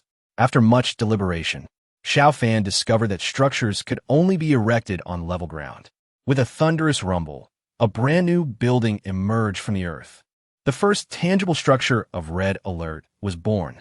Chapter 81. Urban planning. Many large vehicles could enter side by side, unloading their cargo on site, while conveyor belts transported resources to the back for processing.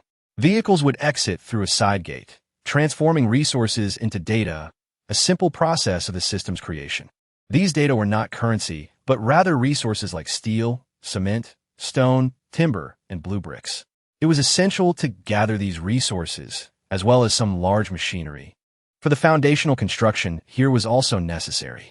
A convoy set off immediately, while Xiao Fan remained behind, accompanying the engineers to survey the terrain. Commander, look here.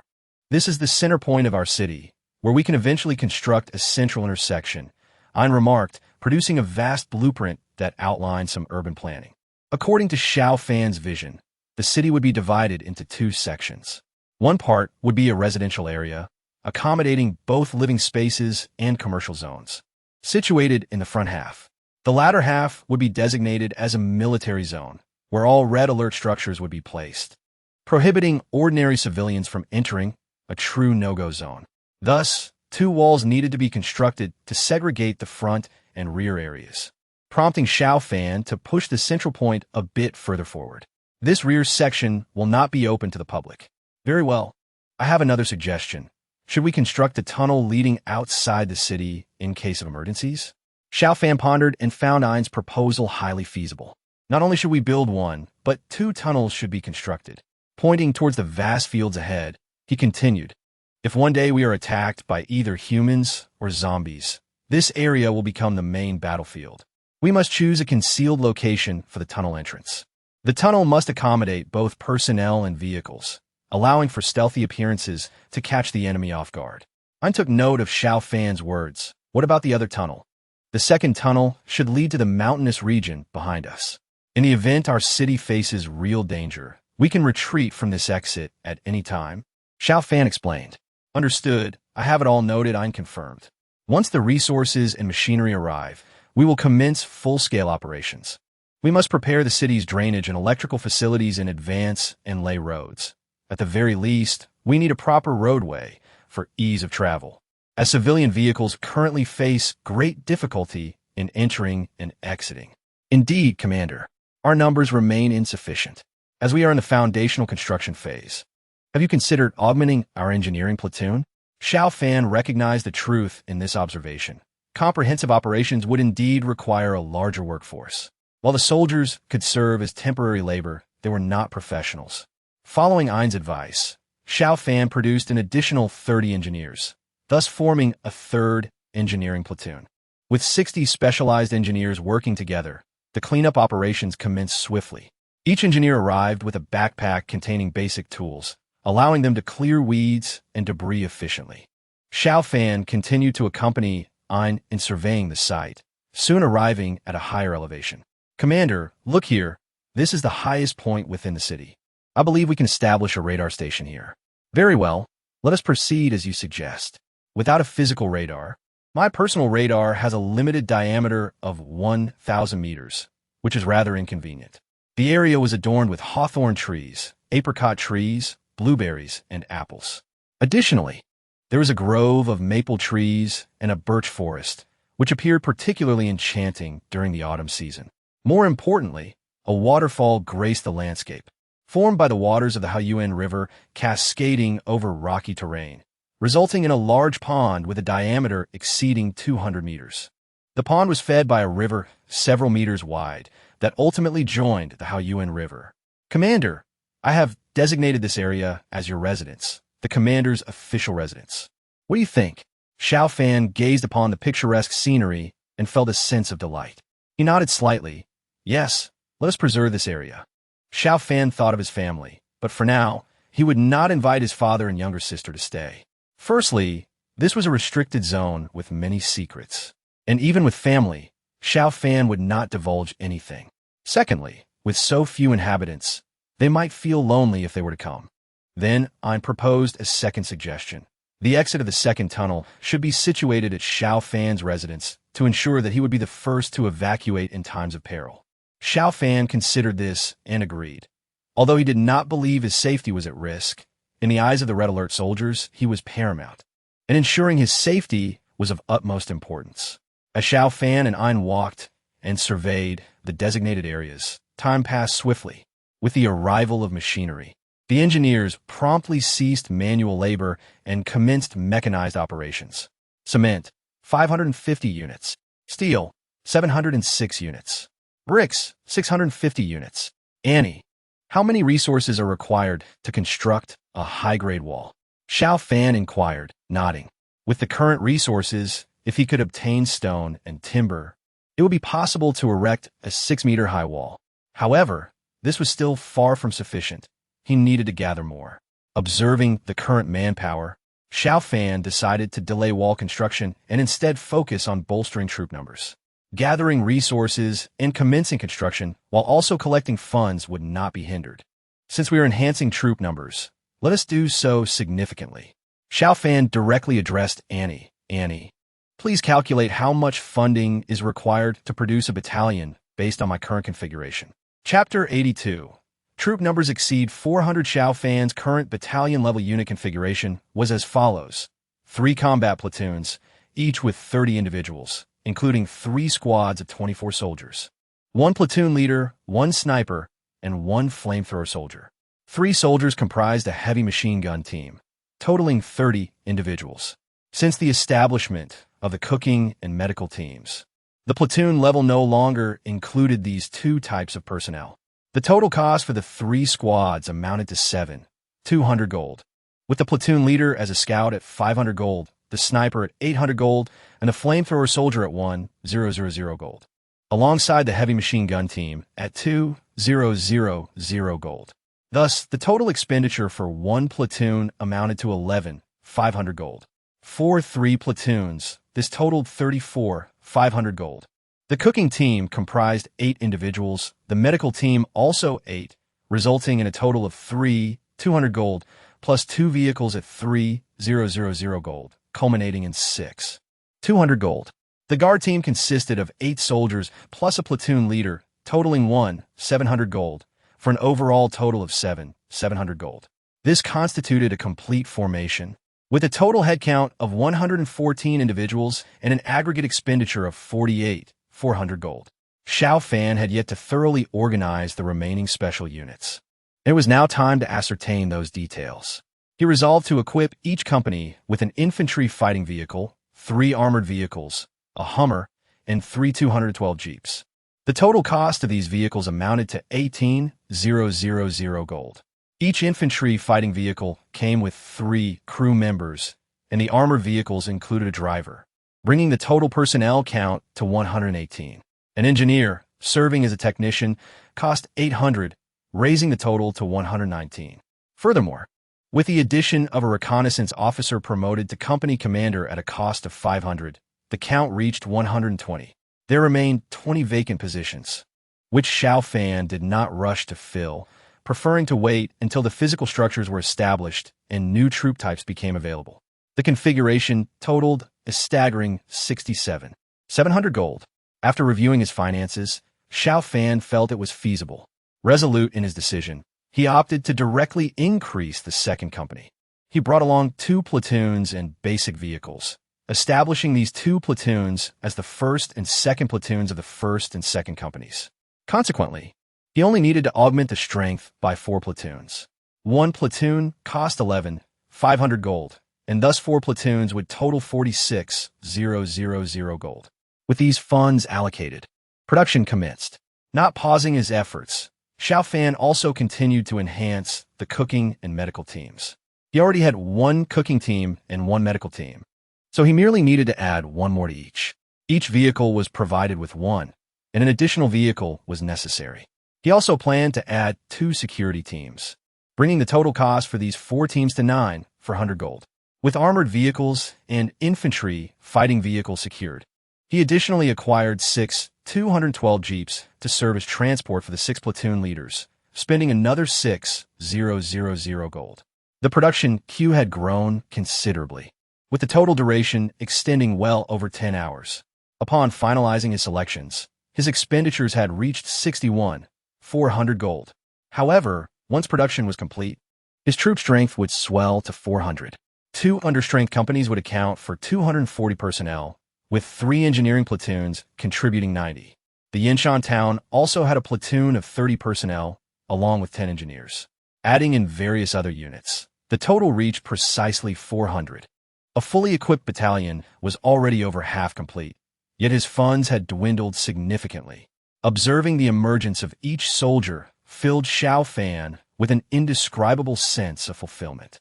Platoon leader Su Chong was appointed as the first company commander, while second platoon leader Shen Guangming became the second company commander.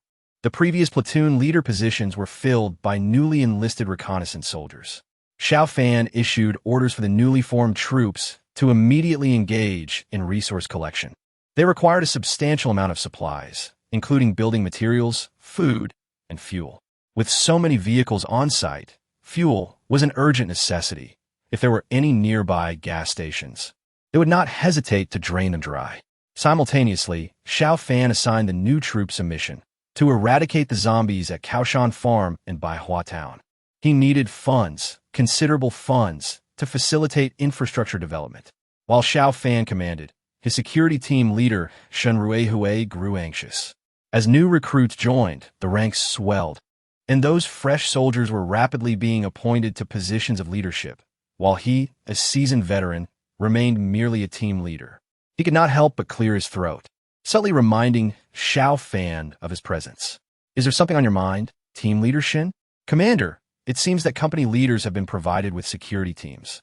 Shouldn't you, as the overall commander, be allocated a security platoon as well? Xiao Fan contemplated this. You raise a valid point. Indeed, I concur.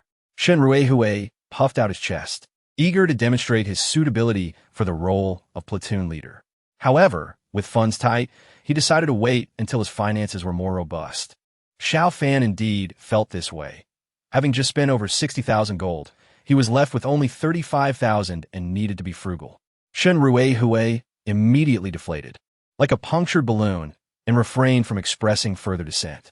Observing Shen Ruihui's demeanor, Xiao Fan suspected he might be overly idle. Adopting a serious tone, he addressed him. Team Leader Shun, our base is in dire need of supplies. I require a capable individual to scout the surrounding area, particularly Baiwa Town, Kaoshan Farm, and Qingyang County. Who among us do you believe can undertake this formidable task? Upon hearing this, Shen Ruihui instantly recognized it as an opportunity. Without hesitation, he thumped his chest. Commander, such a task must be performed by a reconnaissance soldier. The only ones with more experience than me are Su Chong and Shen Guangming, but they are currently busy as company commanders. Thus, I'm the only one fit for this duty. Rest assured, Commander, I will complete the mission. Shen Ruihui excitedly dashed out, seizing the sole three-wheeled motorcycle available to the troops. With Shen Ruihui gone, Xiao Fan found a moment of tranquility to focus on construction. In the ensuing days, Xiao Fan's base became a hive of activity. Leveling the ground, digging tunnels, and installing drainage systems seemed never-ending. Temporary shelters were erected for the soldiers' accommodation. Xiao Fan chose not to sleep in the shelters, but instead spent the nights alone in the Xiaolong off-road vehicle. Although resources were scant, they gradually accumulated, and the four essential resources steadily increased. Xiao Fan's finances also grew, albeit slowly, with the amount rising from 35,000 to 39,000 over 3 days. This slow progress left him feeling anxious. At this rate, how long would it take to construct the city walls? Commander, I've made a significant discovery. Chapter 83. Qingyang County City, seeing Shen Ruihui's exuberance lifted Xiao Fan's spirits after days of gloom. What significant discovery do you have? Speak, I am listening. At Kaoshan Farm, there is a substantial quantity of stone, and the zombie presence is minimal, making it feasible to send a team for collection. That's excellent news. What else? Both of those pieces of information are valuable. I've noted them down. You should now issue orders. Wait, Commander, there's one more major piece of good news. Then please share it. Guess what? You found a building materials market. Xiao Fan's eyes lit up at this fantastic news. Of course, not only did he discover a building materials market, but he also found a jewelry store. Xiao Fan was momentarily taken aback, then overwhelmed with joy. What he needed most was gold and silver, typically gathered from the corpses of zombies. However, such collection was inefficient, especially as zombies grew stronger and harder to defeat. Moreover, at least half of the zombies did not possess any jewelry. He had long yearned to seize a jewelry store, yet these stores were located in bustling urban areas, and his current strength was insufficient to assault the city. Now, it seemed the opportunity had finally arisen.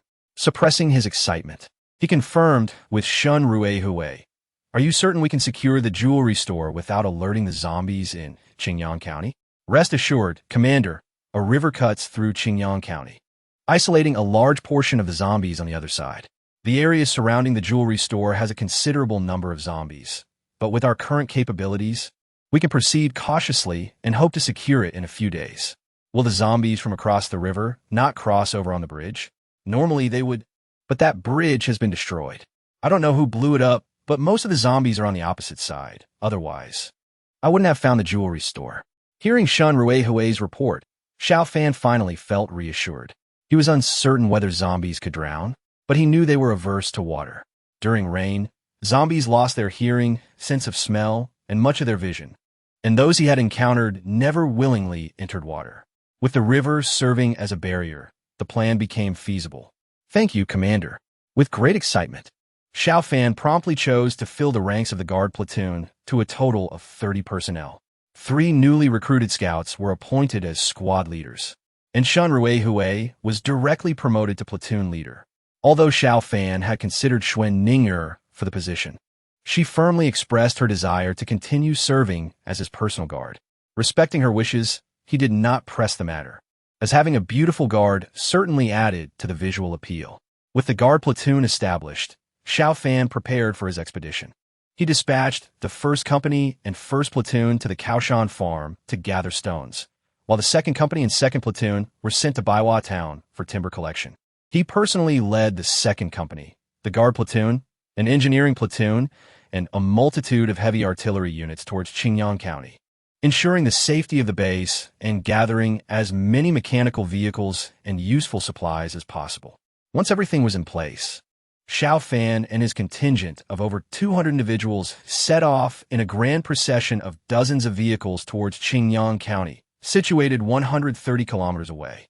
Shan Ruihui, already well acquainted with the route, led the way on a motorcycle. They encountered little danger along the journey and swiftly reached the outskirts of Qingyang County. Much like Qishui County, this area resembled a deserted city. Although survivors might still exist, no one could rescue them. The command center and the building materials market lay just ahead, conveniently located at the city's edge for easy access. Upon arriving at the market, everyone disembarked. Xiao Fan surveyed the scene and felt as though he had entered paradise. Building materials were abundant, far exceeding what Shan Ruihui had mentioned: decorative materials, plumbing tools, and much more. Xiao Fan had brought dozens of heavy trucks, all gathered in recent days, and immediately ordered the loading of supplies.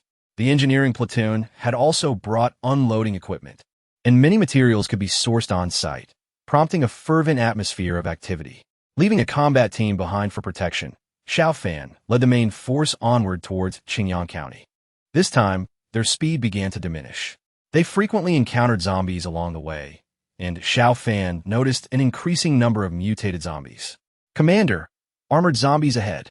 Upon inspection, he indeed saw a towering giant zombie exceeding 2 meters in height.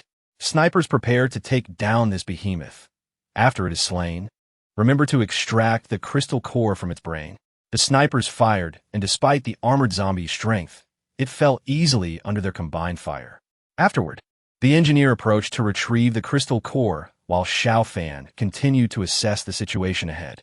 Qingyang County was divided by a river, isolating 4/5 of the city on the opposite bank. The jewelry store was located on this side, but it was deep within the urban area, indicating that the journey would not be straightforward. Upon reaching the intersection leading into the city, Xiao Fan signaled for a halt. "Commander, the jewelry store is just ahead in the downtown area, approximately 3 kilometers away." "Why we stopped?" Xiao Fan raised his gaze and pointed at the road. "What do you see there?" Shan Ruihui looked and noticed several tire tracks on the dusty ground, a clear sign of recent activity in a city that had been neglected for over a month. "Ah, someone has entered the downtown area? Who could be so bold? I was extremely cautious when I entered, facing numerous dangers along the way." Shan Ruihui found it hard to believe that ordinary people could be so daring. But Xiao Fan realized that those who had ventured inside were likely not just ordinary individuals.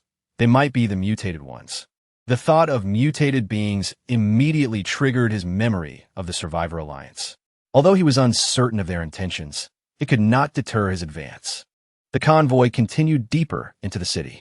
The combined roar of so many vehicles attracted the attention of the zombies, and as they entered the urban area, more zombies began to approach. Xiao Fan had initially assumed that the number of zombies here would be manageable, but he soon recognized his error. After such an extended period, the evolution of the zombies had evidently progressed significantly. The convoy had barely traveled 300 meters when they encountered over 5 agile zombies and 7 armored zombies. Agile and armored zombies were classified as third-level mutations, not including the first and second levels, while ordinary zombies still comprised the majority. The proportion of mutated zombies had clearly increased. The intense gunfire attracted even more zombies, forcing Xiao Fan to halt the advance of the convoy. They established a defensive position, with personnel inside the armored vehicles engaging through firing ports, while others climbed atop the vehicles to prevent zombies from closing in. They needed to eliminate the surrounding zombies before proceeding. Otherwise, they risked being surrounded upon reaching the jewelry store. Red Alert soldiers disembarked. Utilizing the vehicles for cover, as they systematically took down the approaching zombies. Suddenly, a second-level agile zombie leaped forward, slashing a soldier's chest and leaving gory wounds that exposed bone. Medical team, move! The swift emergence of casualties alerted Xiao Fan to the severity of the situation. The zombies here were different from those trapped in the waiting room at Qishui County's train station. These zombies were not starved and had evolved further. The medical team rushed to the injured soldier, applying bandages and administering antiviral serum. The soldiers of the Red Alert unit would only resist the zombie virus upon reaching 3-star rank, those below that were still susceptible to infection. Among the second company accompanying them, most were new recruits, heightening the risk of infection. Fortunately, most of the medical team members had attained 2-star or even 3-star ranks and carried ample antiviral serum, allowing them to provide temporary support. Rest assured, at noon, everyone's ammunition and condition will refresh. The injured soldiers, once treated, could return to the vehicles and operate the machine guns, continuing the fight. Xiao Fan issued the command, further enhancing the overall firepower of the team. Particularly, once the vehicle-mounted machine guns roared to life, the approaching zombies fell as if mowed down by a scythe. The cacophony of gunfire echoed through the streets, and flames erupted intermittently, incinerating hordes of zombies into charred remains. Under such concentrated firepower, the number of zombies rapidly dwindled. Throughout the battle, new recruits began to level up, their combat prowess visibly enhanced with each flash of white light that surged through the ranks. More importantly, the vehicles were also leveling up. Whether it was infantry fighting vehicles, armored cars, or specialized vehicles like the Hawk and Mountain Cat, all were equipped with vehicle-mounted machine guns. Firepower meant potential upgrades. Each time a battle vehicle leveled up, the ammunition for its machine guns increased significantly, representing the primary source of firepower. Additionally, the heavy machine gun teams played a crucial role in the fight. They proved more agile and unleashed a relentless barrage whenever armored or densely packed zombies approached, effectively countering their assaults. In less than 20 minutes, the streets were awash with dark blood, and the bodies of zombies piled high. In such a short span, thousands of zombies had succumbed. As the last first-level mutated strength zombie was obliterated, a heavy machine gun team finally ceased operation. Go collect the resources. Be cautious not to let the dark blood touch your mouth or nose, Xiao Fan instructed, prompting the soldiers to spring into action. Amid this process, the leader of the medical team, Sun Feifei, reported a situation to him. Commander, we have 7 soldiers injured this time, 5 with minor injuries and 2 with moderate injuries, all of whom received timely treatment. However, I must remind you that for the next battle, it is best to prepare in advance. Otherwise, more soldiers may be hurt, and our medical team might run out of serum. Xiao Fan nodded. He had indeed been somewhat reckless this time, failing to establish defensive tactics and relying solely on vehicle combat. If there had been more zombies, casualties would have been inevitable. Rest assured, our team will only grow stronger with each engagement. Soon, the battlefield was cleared, and the company commander, Shun Guangming, handed over some jewelry to Xiao Fan, which he directly converted into 700 gold. A smile crossed Xiao Fan's face. Indeed, the spoils from this sweep were swift. After spending 3 days at the mountain farm, he had only garnered 4,000 gold. Yet in such a short time, he had nearly accumulated 5,000. Without delay, Xiao Fan produced a third medical team, placing it under the command of Sun Feifei. With 8 additional medics, the lives of his soldiers would be further secured. To Xiao Fan, his soldiers were never mere tools. They were living beings, and life was the most precious treasure. Although he expended 600 gold, his funds once again surpassed 40,000. After a brief rest, we advanced another 300 meters. The jewelry store was nearly 3 kilometers away, and Xiao Fan decided to proceed cautiously, step by step. Even if it took a few more days, he was determined to secure this fortune. The situation could not be rushed. Simply approaching the jewelry store area, without traversing the bustling parts of the city, took Xiao Fan's 200 men a full 3 days. Every step forward was exceedingly arduous.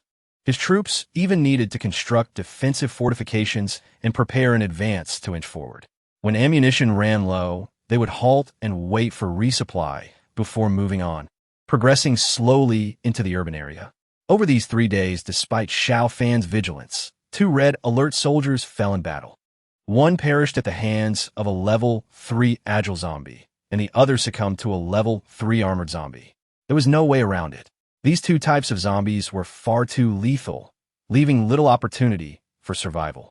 Xiao Fan held a farewell ceremony for his fallen comrades. Although the system informed him that he could summon the deceased soldiers again for a price, resetting their star rank and erasing their previous identities, Xiao Fan believed they had become different individuals. He owed it to his fallen companions the respect and honor they deserved. Yet their sacrifices were not without reward. By the morning of the 3rd day, after a series of battles, Xiao Fan's forces reached an intersection in the city. From this point, another 300 meters forward would bring the jewelry store into view. Although the store was close, Xiao Fan stopped in his tracks. Compared to other streets teeming with zombies, this area felt unusually deserted. Chapter 85. The jewelry store loomed ahead, and the street was almost devoid of zombies. Yet Xiao Fan found it unsettling. He scanned the street, his gaze landing on an overturned Humvee. Approaching it, he and his guards inspected the vehicle. Upon reaching the front, Xuanning brushed off some dust from the car surface and turned to Xiao Fan, stating, "Commander, the dust is minimal," indicating the vehicle has been overturned not long ago, no more than 5 days. Xiao Fan pondered for a moment. "We have been traveling from the base for 4 days, which means this vehicle must have flipped here shortly before our arrival." "Indeed," she replied. "This is likely the vehicle we observed outside the city." Gazing at the dark red bloodstains within the vehicle, Xiao Fan concluded that its occupants had met a grim fate. Ahead lay the jewelry store. Despite the eerie calm of the street, he felt compelled to press on. The troops began to advance slowly, inching closer to the store. They remained on high alert, flanked by towering buildings, the storefronts in disrepair, and debris strewn about. Many windows above were shattered, possibly from someone jumping or zombies crashing down. As they neared the jewelry store, Xiao Fan spotted a river in the distance. A bridge spanned the water, but it had been destroyed, and on the opposite bank, a horde of zombies lingered, their countless heads bobbing like a sea of horror. A rough estimate suggested there were at least 200,000 zombies across the river, and that was just in this section. Fortunately, the river had kept them at bay. Otherwise, he feared he would not have had the opportunity to reach this place for months.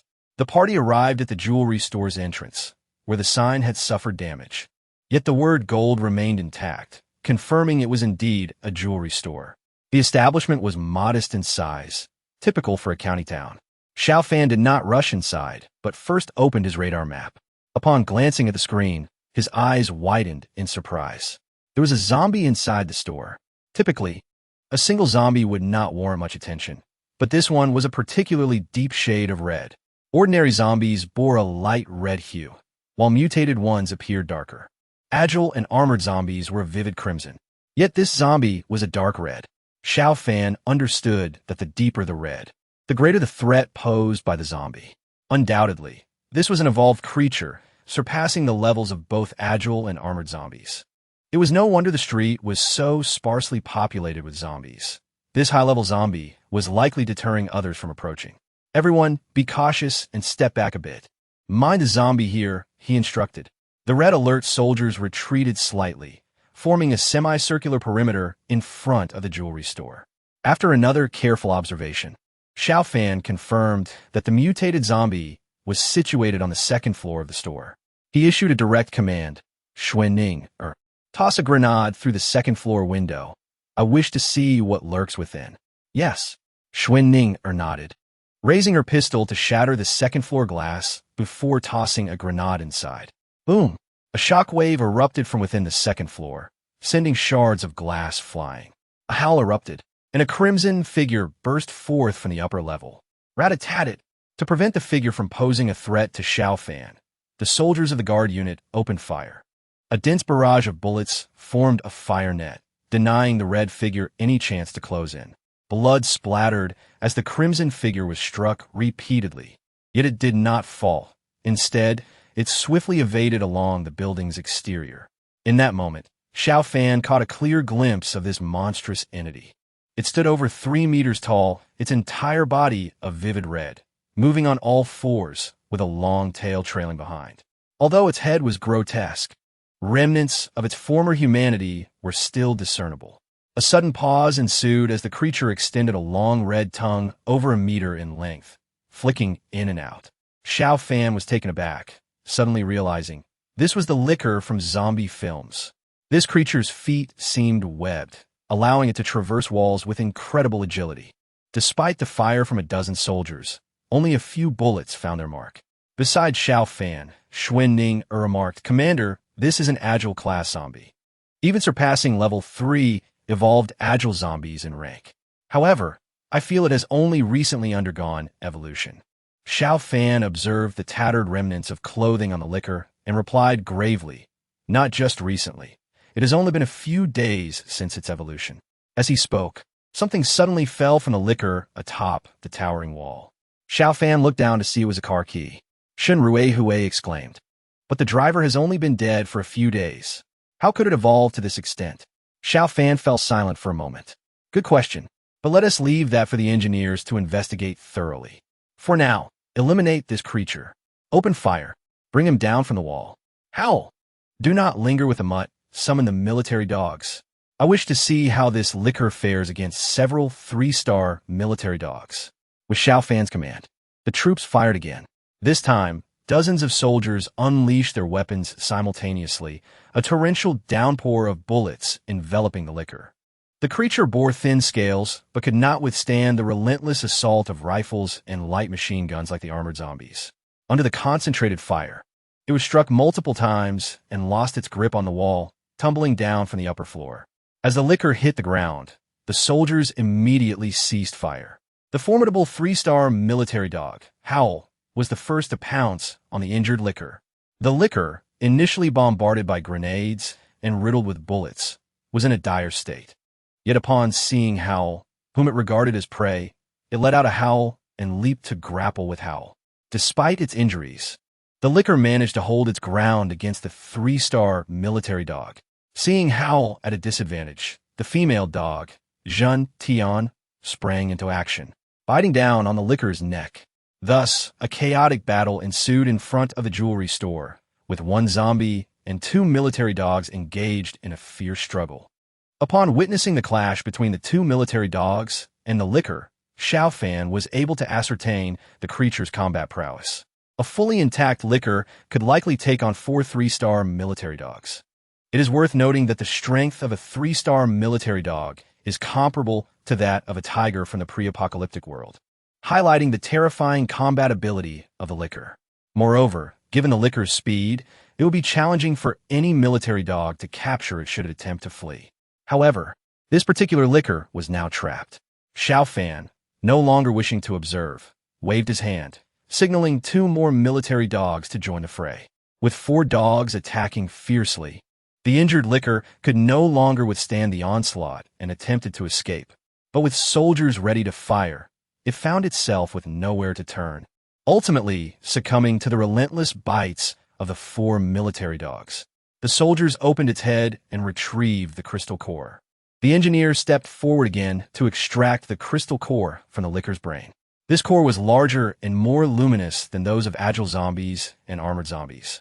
After acquiring the crystal core, Xiao Fan resolved to find someone to test its effects, as it might enable him to cultivate some mutants. The cores were entrusted to Ein for safekeeping. With no zombies remaining in the jewelry store, Xiao Fan took a deep breath and stepped inside. The lights within were broken, but the engineer handed his safety helmet to Xiao Fan, which had a light that illuminated the surroundings. Upon switching on the light, Xiao Fan gasped in astonishment. He saw nothing but gold. Previously, he had visited numerous shopping malls and passed by many jewelry stores without a second glance. Yet now, the sight of gold appeared to him as the most exquisite treasure in the world. After calming himself, Xiao Fan instructed his subordinates, "Do not hesitate. Gather all the gold, silver, and jewels without missing a single piece." The soldiers from the second company stationed outside, along with the guards, began collecting. Gold rings, necklaces, earrings, bracelets, and even gold locks were all seized. Diamonds and silver were not overlooked either. After several minutes, A mound of jewelry lay before Xiao Fan. He raised his hand, converting all the treasures. Congratulations, Commander, you have acquired funds totaling 369,055. A wave of ecstasy surged through Xiao Fan. Over 300,000 in funds. This amount surpassed the total he had previously acquired. And this was merely from a small jewelry store. One could only imagine the wealth awaiting him in the larger stores of the main city. With this money, he could fully equip his entire battalion if he so desired. Yet, he had many other expenses. No amount of money would go unspent. Just as his excitement was settling, he noticed Engineer Ein directing 2 soldiers to lift a safe. Commander, this was discovered on the 2nd floor. I'm unsure of its contents, but I will open it. Can you unlock it? Xiao Fan inquired curiously. I can, but it will take time, so I prefer to use tools. Ein opened his toolbox and retrieved a cutting tool larger than the toolbox itself. Xiao Fan had to admit he was intrigued by the engineer's toolbox, resembling a treasure chest filled with various gadgets. However, as the commander, he refrained from inspecting it closely, opting instead to observe Ein at work. The diamond on the cutting tool, powered by machinery, sliced through the safe effortlessly. With a crash, the safe broke open. Xiao Fan peered inside, stunned. It was filled with money. Both Eastern Federation and Western Federation currencies overflowed within, now rendered worthless scraps of paper. As he rummaged through the contents, he found valuable securities, property deeds, and certificates of deposit, items of considerable worth. Discarding these, he discovered a small box. Upon opening it, a brilliant blue light emanated forth. It was a massive sapphire. Valuable mineral detected. Can be converted into system funds. Would you like to convert it, Commander? Xiao Fan hesitated for a moment, then inquired with Ein about the sapphire's conversion value. It is estimated to convert to 6,000 in funds. Noting his current funds exceeding 420,000, Xiao Fan deemed the additional 6,000 unnecessary. However, it would serve as a splendid decoration in the official residence. And in critical moments, it could act as a financial reserve. After collecting all the jewelry from the store, Xiao Fan led his team away. With radar in operation, he was acutely aware of any zombie presence and felt no apprehension of danger. They arrived at the riverbank where zombies on the opposite side, sensing a bounty of food, howled excitedly and waved their claws, seemingly eager to cross the river and feast. Even from across the wide river, Xiao Fan could detect the foul stench wafting in the breeze. Some zombies, driven by hunger, pushed forward, causing others to tumble into the rushing waters below. The current was fierce, sweeping many zombies away. Xiao Fan even witnessed some zombies bobbing in the water, uncertain if they would drown. He glanced at the broken bridge and turned to Engineer Ein. Can the bridge be repaired? Certainly, Commander. Engineers from Red Alert can repair bridges as a fundamental skill. I can construct a repair station here. Utilizing our advanced technology, it will take mere minutes, but this will require your building materials, stone and steel. Xiao Fan nodded, already formulating a plan in his mind. Aside from reclaiming Yinshan Town, he had not yet experienced recovering other territories, but the situation at Xingyang presented a promising opportunity. With the river acting as a natural barrier, he could establish defensive fortifications on this side, allowing the Red Alert soldiers to assist. Once the engineer repaired the bridge, if they could hold it steadfastly, he might have the chance to gradually eliminate all the zombies on the bridge or in the river. If successful, all the resources of the county would belong to him. At that point, his strength would undoubtedly surge. With funds in hand, expenditure was imperative. The construction of the base could officially commence. After nearly 4 days, significant changes had taken place here. Firstly, an underground tunnel had been excavated several kilometers toward the south. Vast expanses of farmland lay to the south of the base, yet the distance to the desired site for constructing city walls was approximately 10 kilometers, just beyond the Xing'an Mountains and a series of small hills. On plan to establish the tunnel's exit within a hollow of one such hill. The excavation of the tunnel progressed swiftly, with each engineer operating machinery with remarkable proficiency akin to professionals. The tunnel was halted once it reached about 8 meters, at which point they would cover the top and backfill, thereby enhancing efficiency. The entire base has been cleared of debris, and the urban drainage project is underway in a focused and orderly manner. The streets have been meticulously laid out, providing a well-connected and organized network. Vehicles are continuously in operation, and although only about 100 workers are present, the red alert soldiers require merely 4 hours of sleep each day and do not slack off. Their efficiency surpasses that of 300 individuals. Xiao Fan even observed 2 massive cranes erected in the center of the base, intended for the future construction of residential buildings, as per Ein's explanation. While the red alert system's construction is not a concern, money can resolve those issues. The residential buildings require gradual development. With sufficient manpower, the excavation of the second tunnel can also commence. Numerous machines like rollers, loaders, and drills are available, albeit lacking operators. The soldiers have taken over the manual labor, while the engineers have fully engaged in operating the machinery. I understand. We must not waste the food, and we must store enough supplies before winter arrives. After exchanging a few words with the cooking team, Xiao Fan accompanied Ein to the southern city wall. Commander, we now have ample resources, and your finances are sufficient. The construction of the city wall can begin. Commander, before you commence the wall's construction, it would be prudent to plan the locations for the machine gun bunkers and watchtowers to avoid any rework later. Thanks to Ein's reminder, Xiao Fan realized he had nearly overlooked a significant matter. The construction of the wall involves more than just the wall itself. It includes gates, water gates, machine gun bunkers, and watchtowers. Even on the primary wall, electric grids could be installed. Upon reviewing the prices of the machine gun bunkers and watchtowers in the system, he noted, machine gun bunker cost $2,000, equipped with a 7mm heavy machine gun, 3 operators, and 3,000 rounds of ammunition, non-upgradable. Note, the machine gun bunker can be constructed within the advanced city wall without affecting its defensive capability. Watchtower cost $2,500, equipped with a dual-purpose 7mm machine gun, capable of targeting both ground and air, 2 searchlights, 3 personnel, and 3,000 rounds of ammunition, non-upgradable. Note, the watchtower can be built atop intermediate and advanced city walls. Seeing these 2 defensive structures brought joy to Xiao Fan's heart. The construction of the wall necessitates defenders. Yet once the city is built, the extensive wall presents a significant challenge for daily defense. With the addition of machine gun bunkers and watchtowers, this issue would be largely mitigated. Once the searchlights are activated, no one would dare to sneak in unnoticed. After considering these options, Xiao Fan decided to prioritize the construction of the main gate. Among the defensive structures, he chose the Advanced City Gate. Advanced City Gate, with 20 meters, height 15 meters, thickness 5 meters, matching the Advanced City Wall, cost 3,000 gold.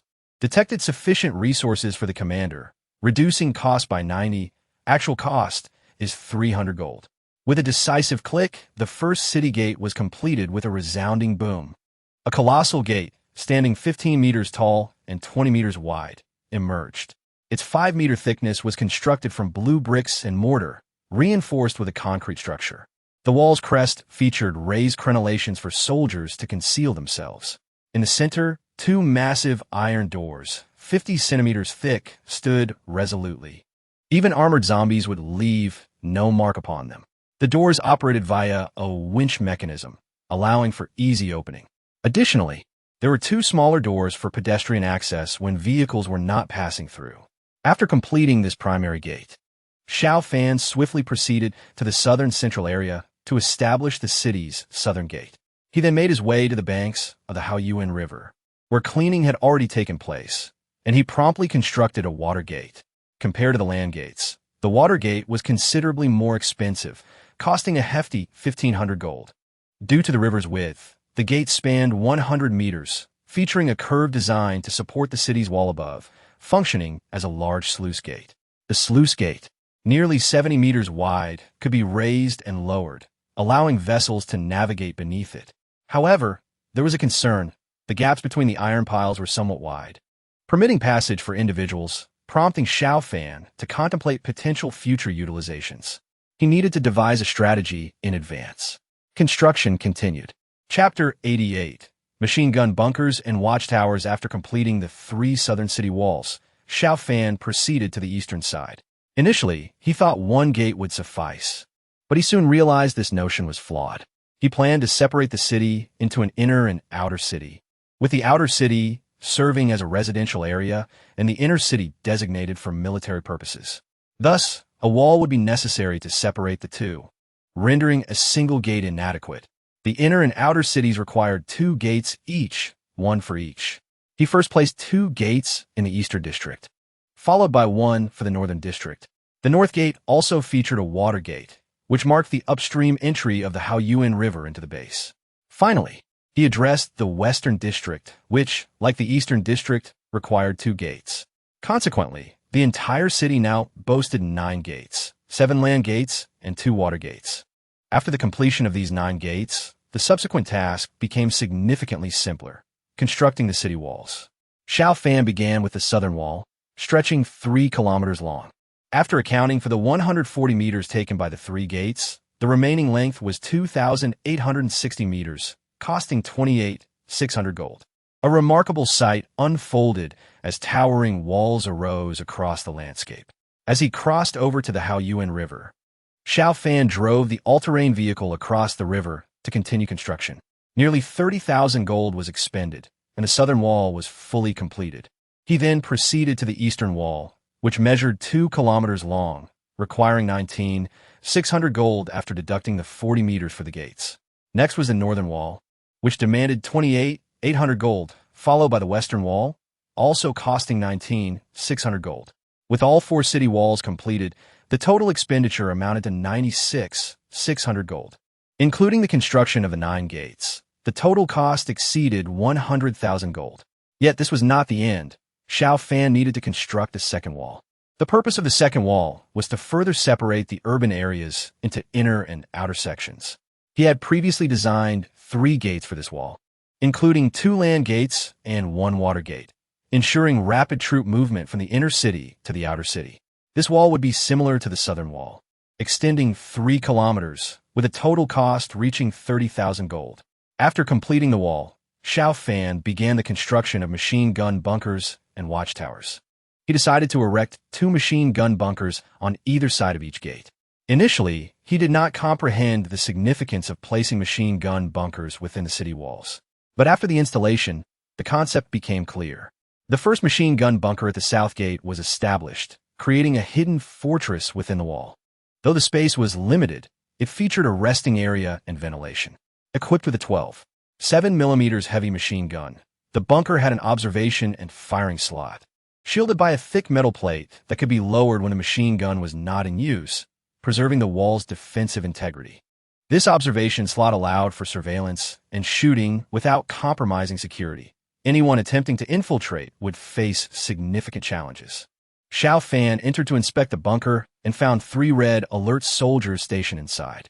All 3 soldiers were army personnel, equipped not with light machine guns, but with the standard 95 assault rifles. Additionally, the bunker contained binoculars and night vision devices, with 2 soldiers on duty at all times, ensuring round-the-clock vigilance. Even the restroom is equipped. All that is needed is for the cooking team to deliver meals daily. Upon entering, Xiao Fan was met with a salute from 3 soldiers. Reporting to the commander, Xiao Fan nodded approvingly, stating, "Excellent. You will henceforth serve as the city guards of our base. Protect the city diligently." With a promise to fulfill their duties, he departed from the stronghold to continue constructing the next one. In total, 18 strongholds were erected at the 9 city gates, costing 36,000 gold, resulting in a garrison of 54 soldiers, bringing Xiao Fan's forces closer to the formidable number of 500. After establishing the machine gun bunkers, the next step was to build watchtowers. The primary duty of the machine gun bunkers was to guard the city gates, while the watchtowers were meant for broader surveillance. To construct the watchtowers, one needed to ascend the city walls. Xiao Fan first approached the south gate's wall. The 5-meter-wide wall was ample for vehicles to traverse. Schwendinger drove up the southern gate, and after a moment's thought, Xiao Fan instructed her to head towards the southeast corner.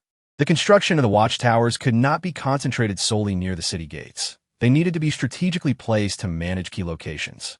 Given the city framework, the eastern and southern fronts would be vital areas in the event of an attack, as they were open plains facilitating enemy maneuvers. Therefore, a corner tower was essential. akin to corner watchtowers. The first watchtower was established at the southeastern corner, standing 5 meters tall atop a 15-meter-high wall, reaching a total height of 20 meters.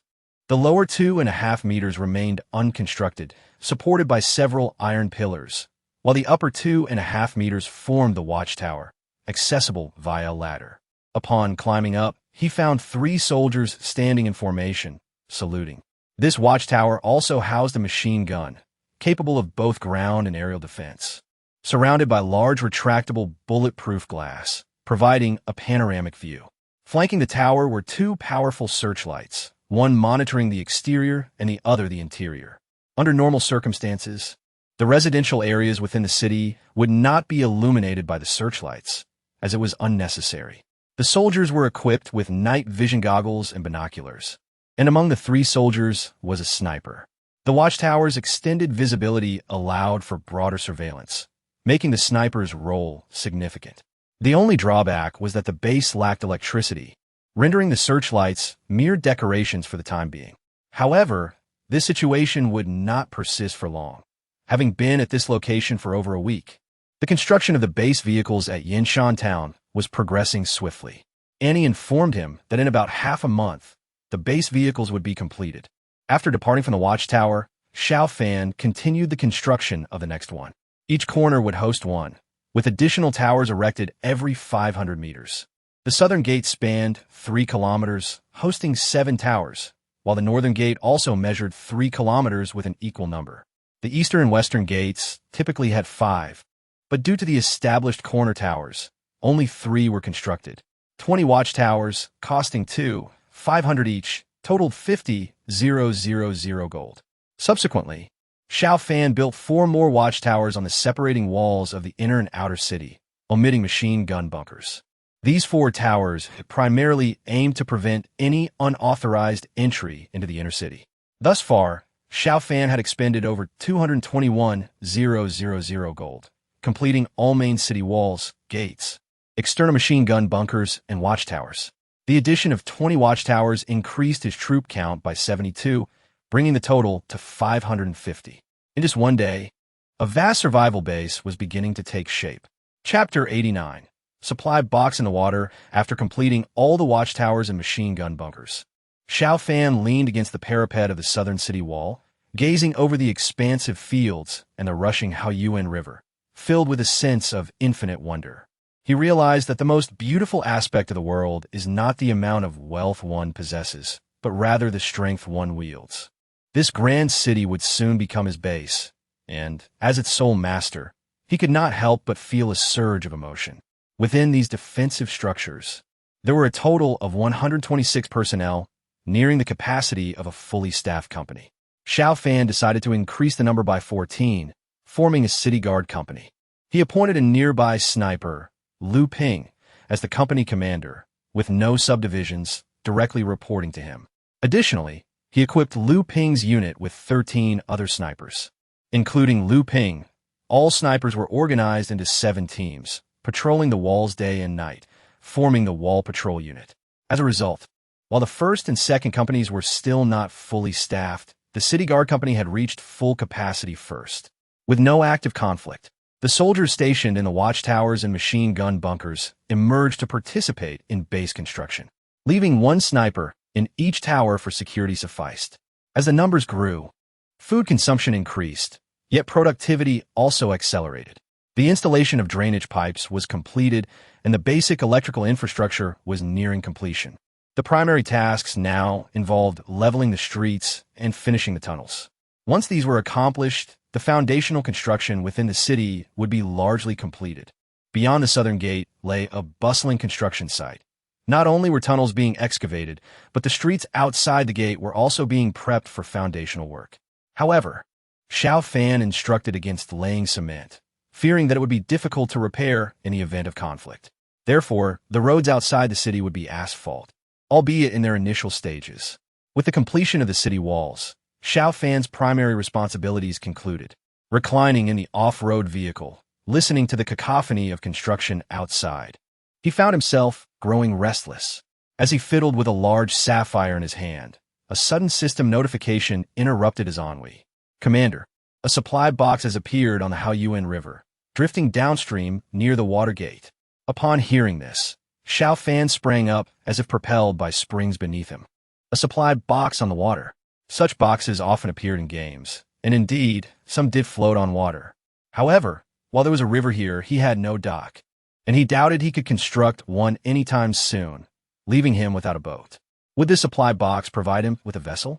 Without a moment's hesitation, he activated the radar, only to discover that the supply box had already drifted beyond its range.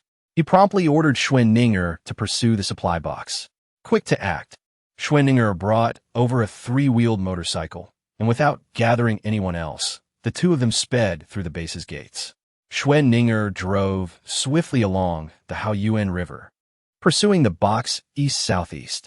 Since it was drifting along the river, following its course seemed the most logical course of action. With the river's current rushing, after 5 or 6 kilometers of riding, they finally detected the supply box within the radar's range, just 500 meters ahead. The river twisted and turned, causing the motorcycle to jolt as they traveled another 3 or 4 kilometers before nearing the box's location. Observing the turbulent waters, Schwenninger asked Xiao Fan, commander, who will enter the river. Had a male soldier posed this question, Xiao Fan would have reprimanded him. However, given Schwenninger's beauty, her inquiry was entirely reasonable. Xiao Fan pondered for a moment, responding, "You should know, Commander, I attended university in a coastal area." "Indeed," she replied. "I enjoy battling the winds and waves, relishing the blend of vastness and danger.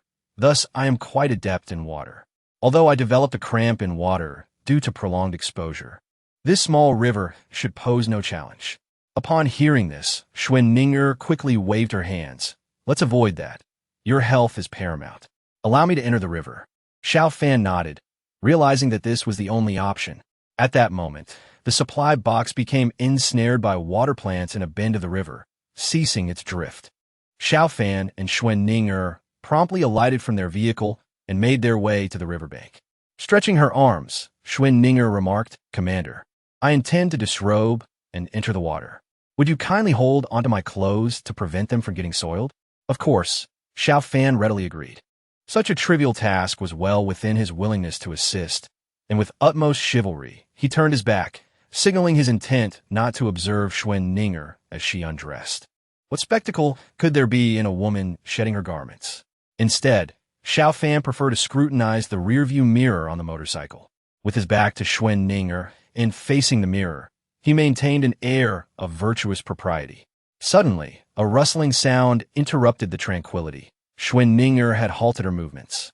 "Commander, it seems someone is approaching." Xiao Fan immediately glanced ahead, his hand instinctively resting on his sidearm. They were 10 kilometers from a base, far from a safe zone. Nevertheless, he felt little trepidation. Schwenninger was a formidable 2-star scout, and although his own prowess was modest, he was clad in body armor and wielded a firearm, capable of handling a handful of adversaries without difficulty. As they arrived at the motorcycle, they observed 2 figures meandering along the riverbank. One wielded a fishing spear, while the other grasped a net, their pace leisurely. Their tattered clothing and gaunt appearances marked them as quintessential survivors of a post-apocalyptic world. Upon spotting Xiao Fan and Schwenninger, the pair appeared startled, their instinctual reaction being to flee. Schwenninger swiftly brandished her firearm, declaring, "If you dare to run, you shall remain here forever." Before Schwenninger could grasp the full implication of her words, Xiao Fan comprehended the situation. The 2 survivors likely mistook them for members of the Survivor Alliance. "Where do you hail from?" Xiao Fan inquired gravely. "How many individuals are with you? Who is your leader?"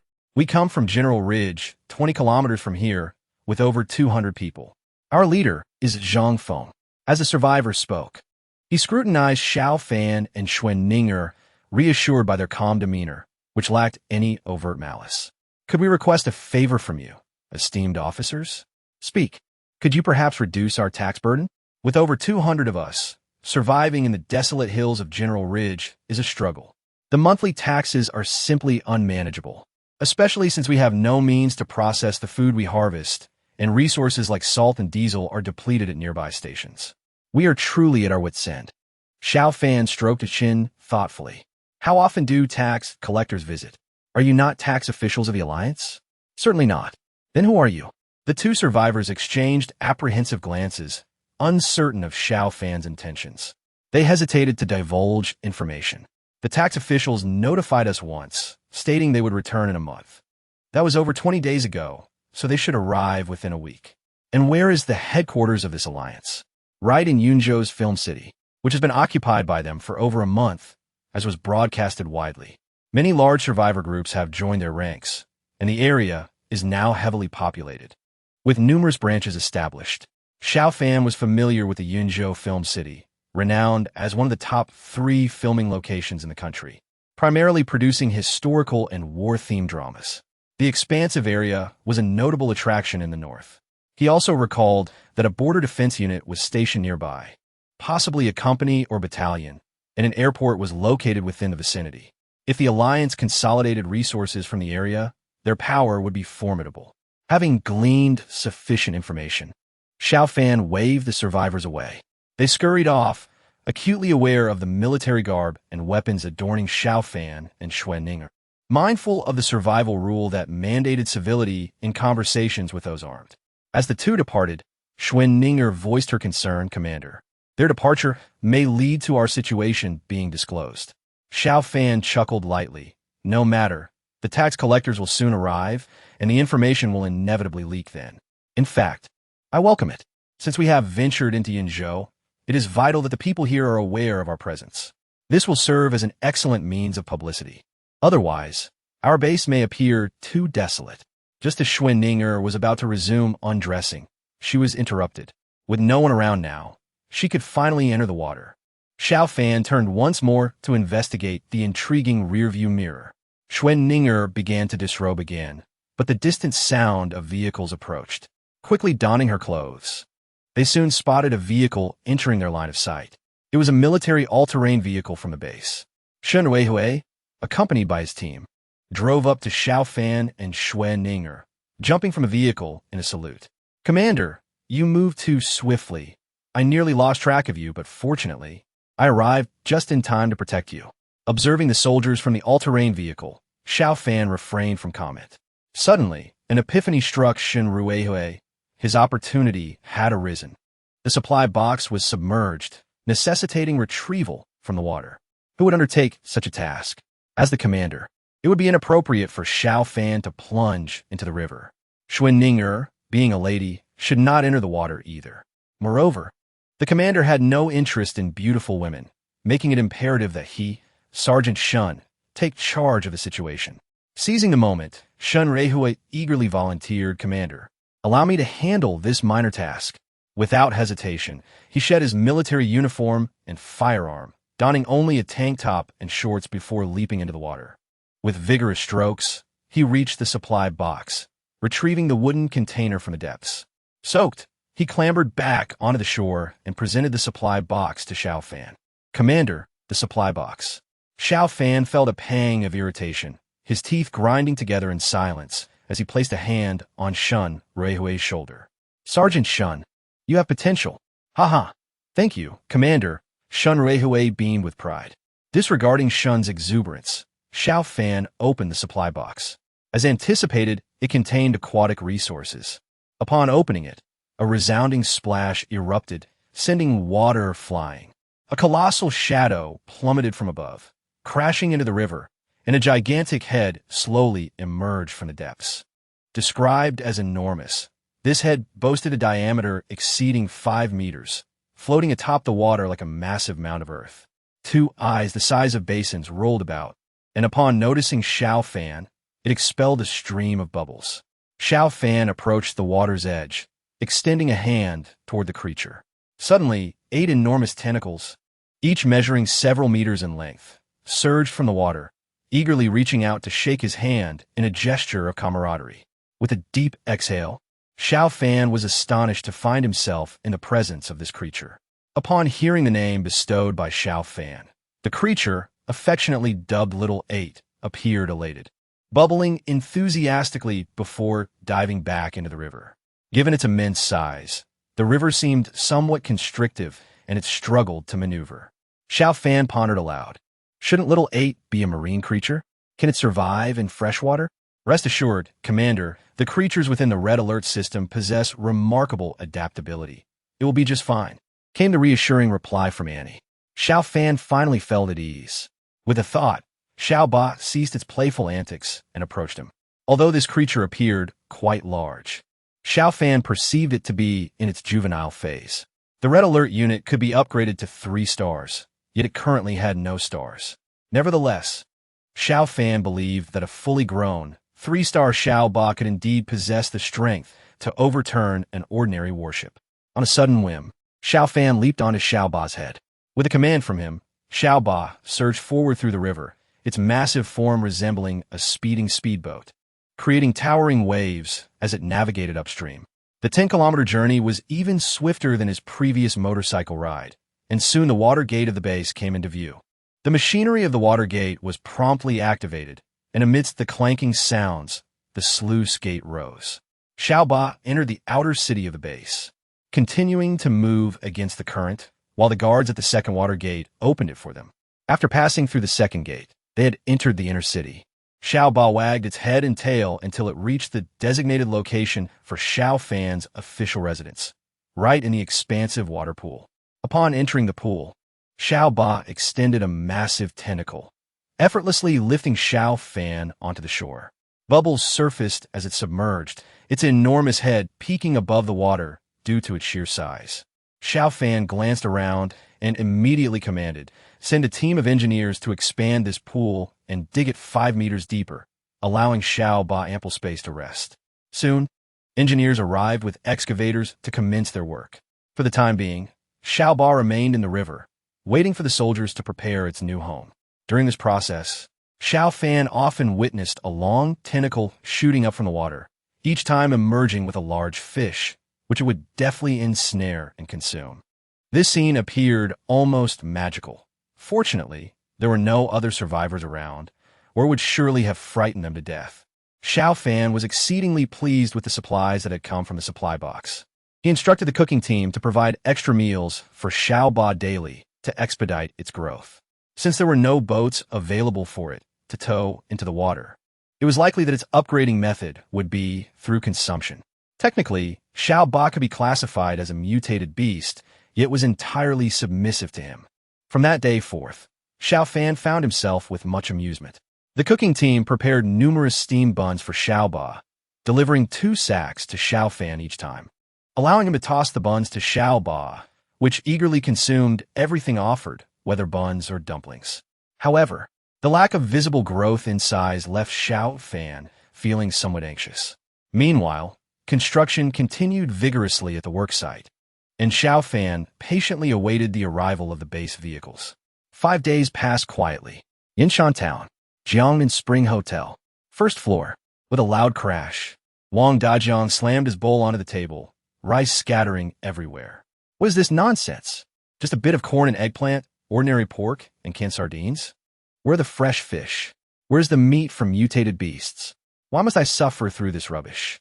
Beside him, a fellow survivor attempted to counsel him, "Calm down. Given the state of the world, we should be grateful for whatever we can eat." "Grateful my foot," Wang Dajiang retorted. "Look at the lives of Xiao Yuan and his crew upstairs. After all, he's Xiao Fan's father. It's normal for them to have better food and supplies. And what about the students at the school? They're living better than us. Xiao Tian is Xiao Fan's sister. It's only natural for her to eat well there." "Fine. All of that is normal. But what about the police station? Those soldiers are eating well too, right? I put up with all that. But why does that new presenter do nothing but preen herself daily, constantly using those fancy throat lozenges? Why should she live better than I do?" The others fell silent, unsure why the presenter shirked her duties. However, they dared not voice their thoughts, lest they attract the ire of Xiao Fan's people. Wang Dajiang, unfazed, darkly declared, "If that's the case, we need not continue to endure their disdain. I will contact Chief Guomingjia. He will surely welcome our group of survivors." The others regarded Wang Dajiang, following his lead. If they could leave Yinshan Town for one spring villa, it would be a tremendous relief. Wang Dajiang confidently set about contacting them via the radio. He was certain that amidst the apocalypse, people were invaluable. He could not believe that Chief Guo would refuse to accept a capable group like theirs. Soon, the radio connected. Chief Gua. Yes, I was referred by Xiao Zhang. I am Wang Dajiang, one of Xiao Fan's subordinates in Yinshan Town. However, we are suffering from unfair treatment here, and we wish to. The voice on the other end inquired. You say you are from where? Under whose command? Under Xiao Fan in Yinshan Town. Ah, send my regards to Chief Xiao. That will be all. Wang Dajiang stood there, dumbfounded, unsure of what had just transpired. After a while, he regained his composure and refused to accept defeat. If One Spring Villa would not take them, he was convinced there would be other places willing to accept them. Next, he attempted to contact the airport base. Accepting survivors was a significant matter, and Enlon personally spoke with him. After listening, Enlon replied with a hint of resentment.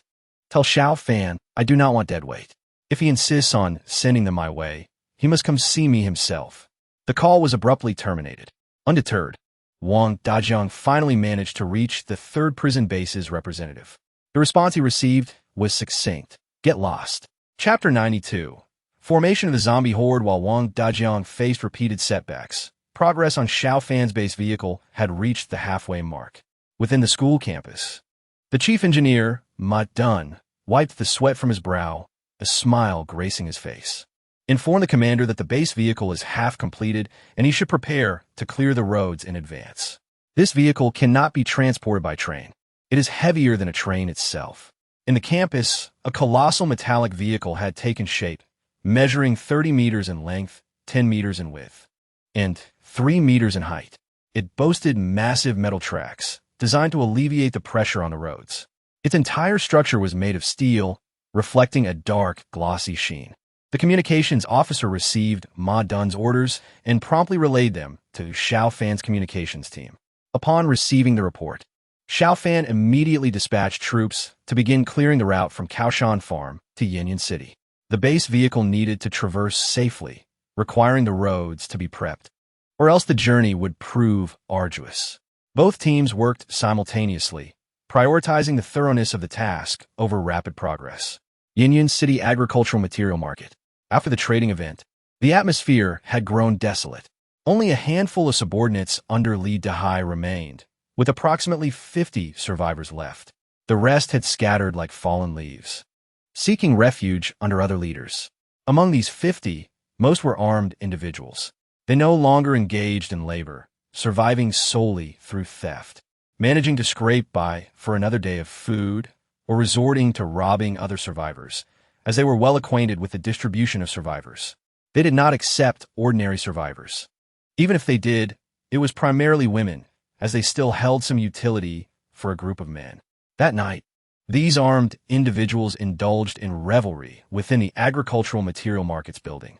Their fare was meager, consisting of vacuum-sealed foods, accompanied by beer. In the present apocalypse, alcohol is abundant, with beer having a short shelf life, prompting people to drink as much as they can.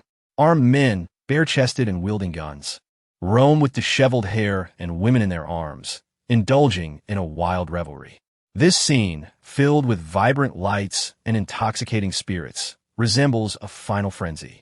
Little do they know, merely 20 kilometers away, a colossal disaster is brewing.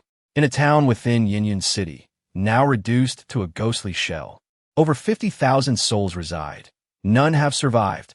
A helicopter hovering above captures this grim tableau. At the heart of the town lies a public square, surrounded by an overwhelming horde of zombies.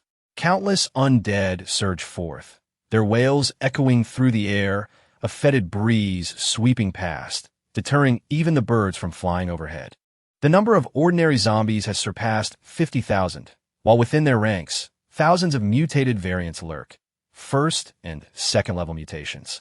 These abominations patrol the inner circle, creating a barrier between the core area and the periphery.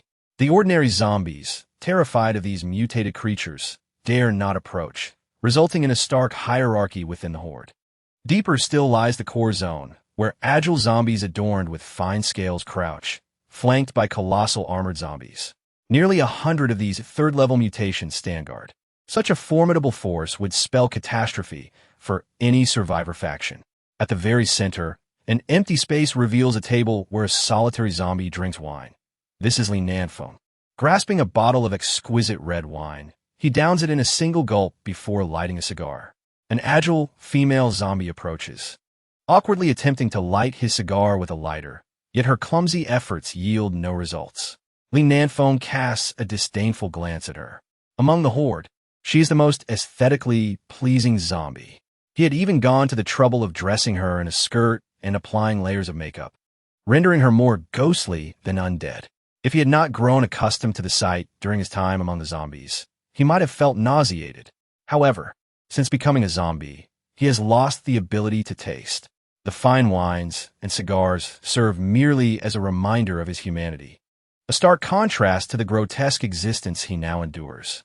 He fears that one day, his thoughts might succumb to the same fate as his body. Thus, he abstains from consuming raw flesh, surviving on whatever human food he can scrounge. Finally, unable to tolerate the inept attempts of the female zombie, Li Nanfeng kicks her aside and lights his own cigar. His gaze drifts towards a massive zombie towering over 2.5 meters. Its physique far more imposing than that of ordinary armored zombies. Its visage has morphed into a terrifying bear-like creature. Observing this highly mutated abomination, a flicker of satisfaction crosses Li Nanfeng's face. In a raspy voice, he speaks, "Leader Liu, you finally appear to embody the essence of a leader. I can hardly wait. I believe we can seek revenge on Xiao Fan. But first, let us indulge you." His eyes drift towards the distant agricultural market. He chuckles. Though his laughter is awkward and stiff, yet he persists, his shoulders shaking in a manner that sends chills down the spine. He laughs at his past, his present, and the future of those who mocked him. Has he lost? No, he believes he has triumphed. In the darkness, his eyes glimmer with an unsettling red light. Suddenly, his laughter ceases, replaced by a chilling, emotionless voice. "Humans, I am coming." A horde of at least 60 to 70,000 zombies, akin to an army emerging from hell, begins its slow march towards the agricultural market. Chapter 93. The emergence of an alliance at the agricultural market. Armed men revel through the night, waking the next morning in a drunken stupor, sound asleep. One individual, unable to hold his liquor, rises early to relieve himself, standing on the second floor and aiming out the window. Life may be tough, but it's damn exhilarating, doing whatever I please. As he basks in his pride, an overwhelming stench assaults his senses. What? Who's there? I'm urinating here. Who dares to foul the area? He recalls the rule against defecating within 30 meters of the building. Wait, that odor is too foul for mere feces. How did I fall into a cesspool? Rubbing his bleary eyes, he squints into the distance. What in the world is that? A zombie? He stares in disbelief as an endless wave of zombies stretches across the horizon, a dark mass that seems to have no end. Paralyzed with fear, he finally screams, "Zombies! So many zombies!" Some within the building awaken, but remain in a daze. Others sleep soundly as if dead. Frantically, he pulls up his pants and rushes to alert others, hoping to rouse everyone. He believes the zombies are moving slowly, still a kilometer away, and thinks there is time to escape. However, he underestimates the extent of his companion's inebriation and overestimates the zombies' pace. While the main horde progresses at a leisurely pace, agile zombies within the group move with astonishing speed. Li Nanfeng, aware that he has been spotted, does not wish to let the humans escape. With a swipe of his claw, a swarm of agile zombies surges forth. These third-level agile zombies, each faster than former world champions, dart towards the agricultural market like a gust of wind. By the time this individual manages to awaken most of his companions, the agile zombies have already reached the ground floor. An armed man peers out the window just as an agile zombie leaps up, its dark claws slashing through the air. The armed man falls silent as his head is severed. Another at the window reacts quickly, drawing his gun and firing at the agile zombie. Yet, the zombie's resilience far surpasses that of ordinary ones, and unless shot in the head, they remain unfazed by firearms. The sharp claws pierce the armed man's heart with lethal precision. In an instant, the first and second floors are overtaken. The third floor fares no better, as some highly evolved agile zombies leap up effortlessly. In close-quarter combat, armed men find their firearms less effective than sticks, as an agile zombie's entrance spells disaster, especially when a swarm follows. Sporadic gunfire erupts, only to be swiftly silenced, replaced by the horrific screams of the dying and the splattering of blood. When Li Nanfeng arrives with the main horde, he finds the building's occupants all slain, many already devoured. This marks Li Nanfeng's first conquest of a human base, and he fully occupies the territory. This is merely the first step in his campaign. He intends to gather a vast number of zombies in the surrounding area, integrating them into his ranks. He senses that his capacity to control these undead remains far from its limit, and once he approaches that threshold, he will set his sights on Yinshan Town. He understood that the power of Xiao Fan was certainly formidable, and he had to ensure absolute certainty. Once he eliminated Xiao Fan, his obsession would cease to exist. At that point, he would gradually bring the entire world to its knees beneath him. In the early morning, Xiao Fan awoke to the gentle call of Xuanning.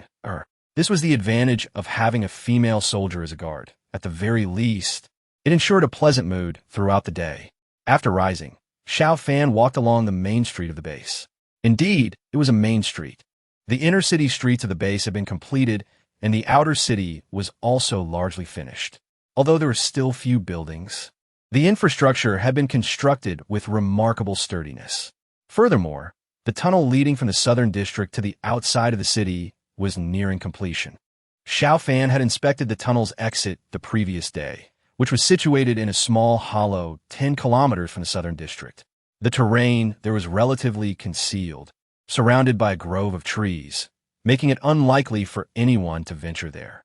Even if someone did, it would not matter, as the exit of the tunnel had been camouflaged to appear indistinguishable from the ground. Currently, the work involved leveling the interior of the tunnel, paving the roads outside the southern district, and refining some key areas within the city. Of course, there was another tunnel yet to be completed, which was the one leading from behind his residence to the Xing'an mountain range. Today, without Shun Ruihui by his side, it was relatively quiet. Xiao Fan recalled hearing as a child that there were gold mines in the Xing'an mountain range, and that some prospectors had come to the area.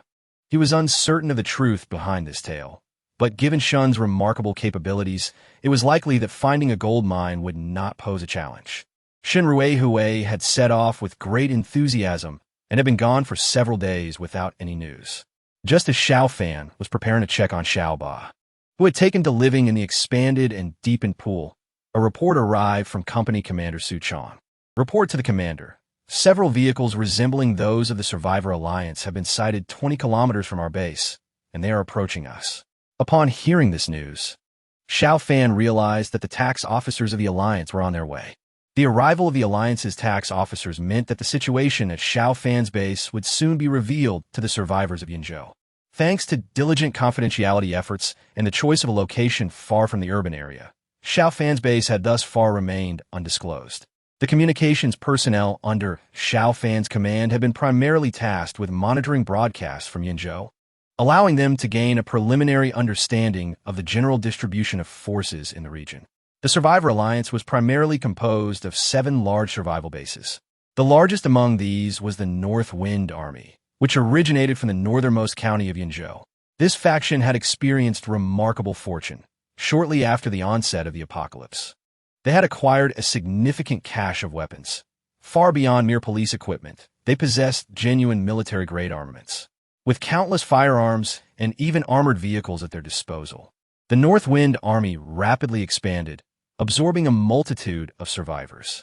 To date, their numbers had surpassed 50,000. The leader of the North Wind Army, and consequently the current president of the Survivor Alliance, was a mysterious figure named Song Beifeng. Speculations often arose regarding his deep connections with forces north of the Shenlong River, which included the foreign power of Berlia. In the past, venturing abroad was not particularly noteworthy. However, in the current context, any individual with ties to foreign powers was regarded as exceptional. At the very least, possessing the means to travel abroad was something others could not achieve. Aside from a North Wind Army, the Survivor Alliance comprised 6 other substantial factions, each with populations exceeding 10,000. It was said that the total number of individuals within the Survivor Alliance had already surpassed 150,000. Those factions not aligned with the Survivor Alliance were required to pay taxes to the Alliance, after which they would be classified as protected entities. For instance, the nearby Jiangjunling base had been subjected to taxation by the Alliance. Today was the day the tax officer would arrive, and if Xiao Fan's base were discovered, it would likely also be taxed. Xiao Fan contemplated the situation, feeling that something was missing. Indeed, it lacked a name. The survivor factions in the area all bore names. For instance, within the Alliance, there were the North Wind Army, the War God Army, the Woman's Army, the Fairy Army, and the Rock Army, among others. Even smaller factions had names, such as the nearby Jiangjunling base and the Taiyuan base over by Sishui. Observing his vast city, Xiao Fan decided to name it as well. He brought Engineer Ein to the southern gate and pointed to the large bluestone archway above. Can we inscribe words here? Certainly, Commander. Such tasks are simple for engineers. What would you like to inscribe? 3 prominent characters, visible from afar. Let it read Dawn City. Is that feasible? Absolutely. I will summon 2 more engineers. It will be completed within half an hour. The inscription required the characters to be written first, and this was done by Xiao Fan himself. Initially, he intended to have the engineers write it, but Annie reminded him that the system could assist him in completing the characters. Thus, Xiao Fan descended from the city wall in a basket, wielding a brush as large as a mop, and wrote the 3 characters for Dawn City. His strokes were fluid and powerful, and from a distance, the characters projected a grand aura. The subsequent task fell to Ein and the other engineers, who swiftly carved the inscription and painted it in bright red. They also prepared a flag. In this apocalyptic world, where dark clouds loomed overhead and hope was scarce, their emergence should illuminate this shadowy realm. Following Xiao Fan's guidance, a flag was soon ready.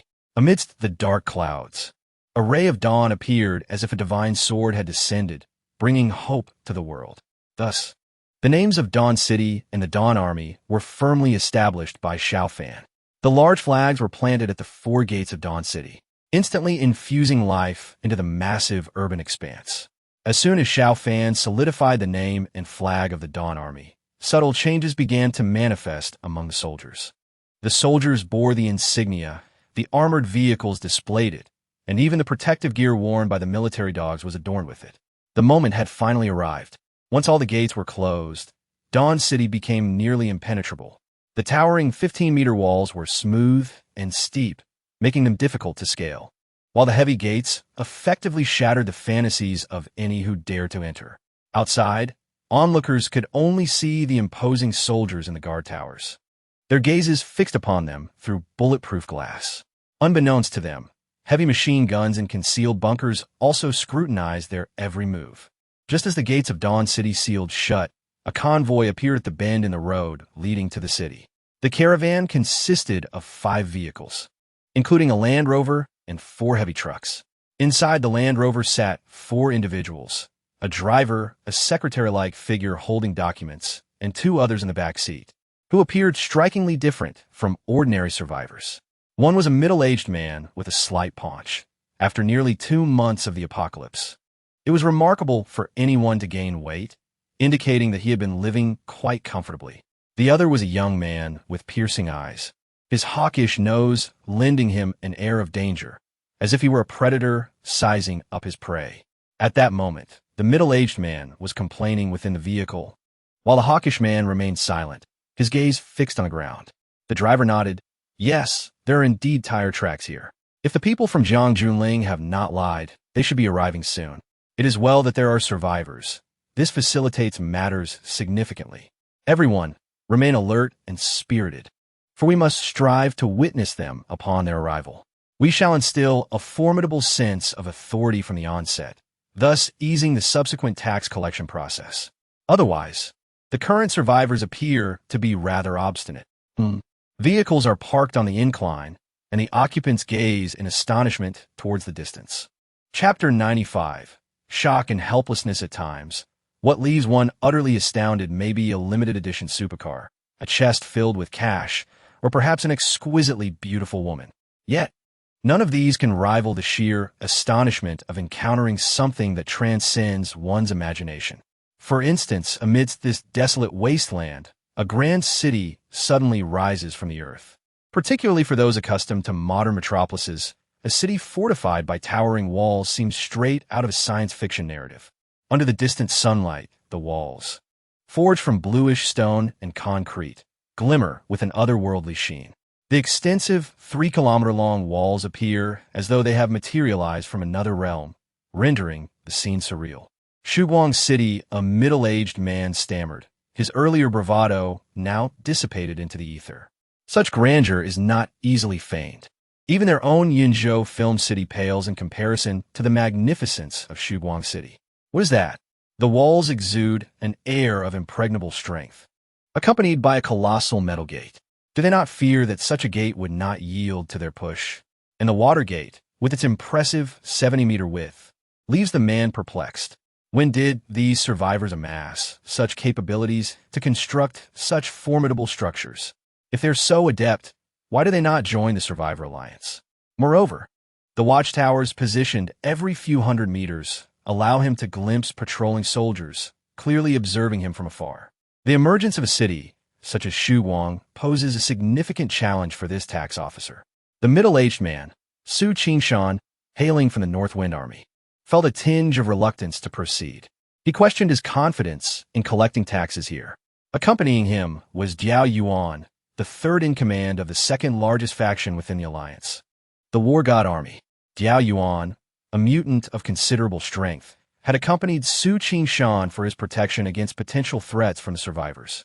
Aware of Jiao Yuan's scrutiny, Su Qingshan resolved not to exhibit any signs of timidity.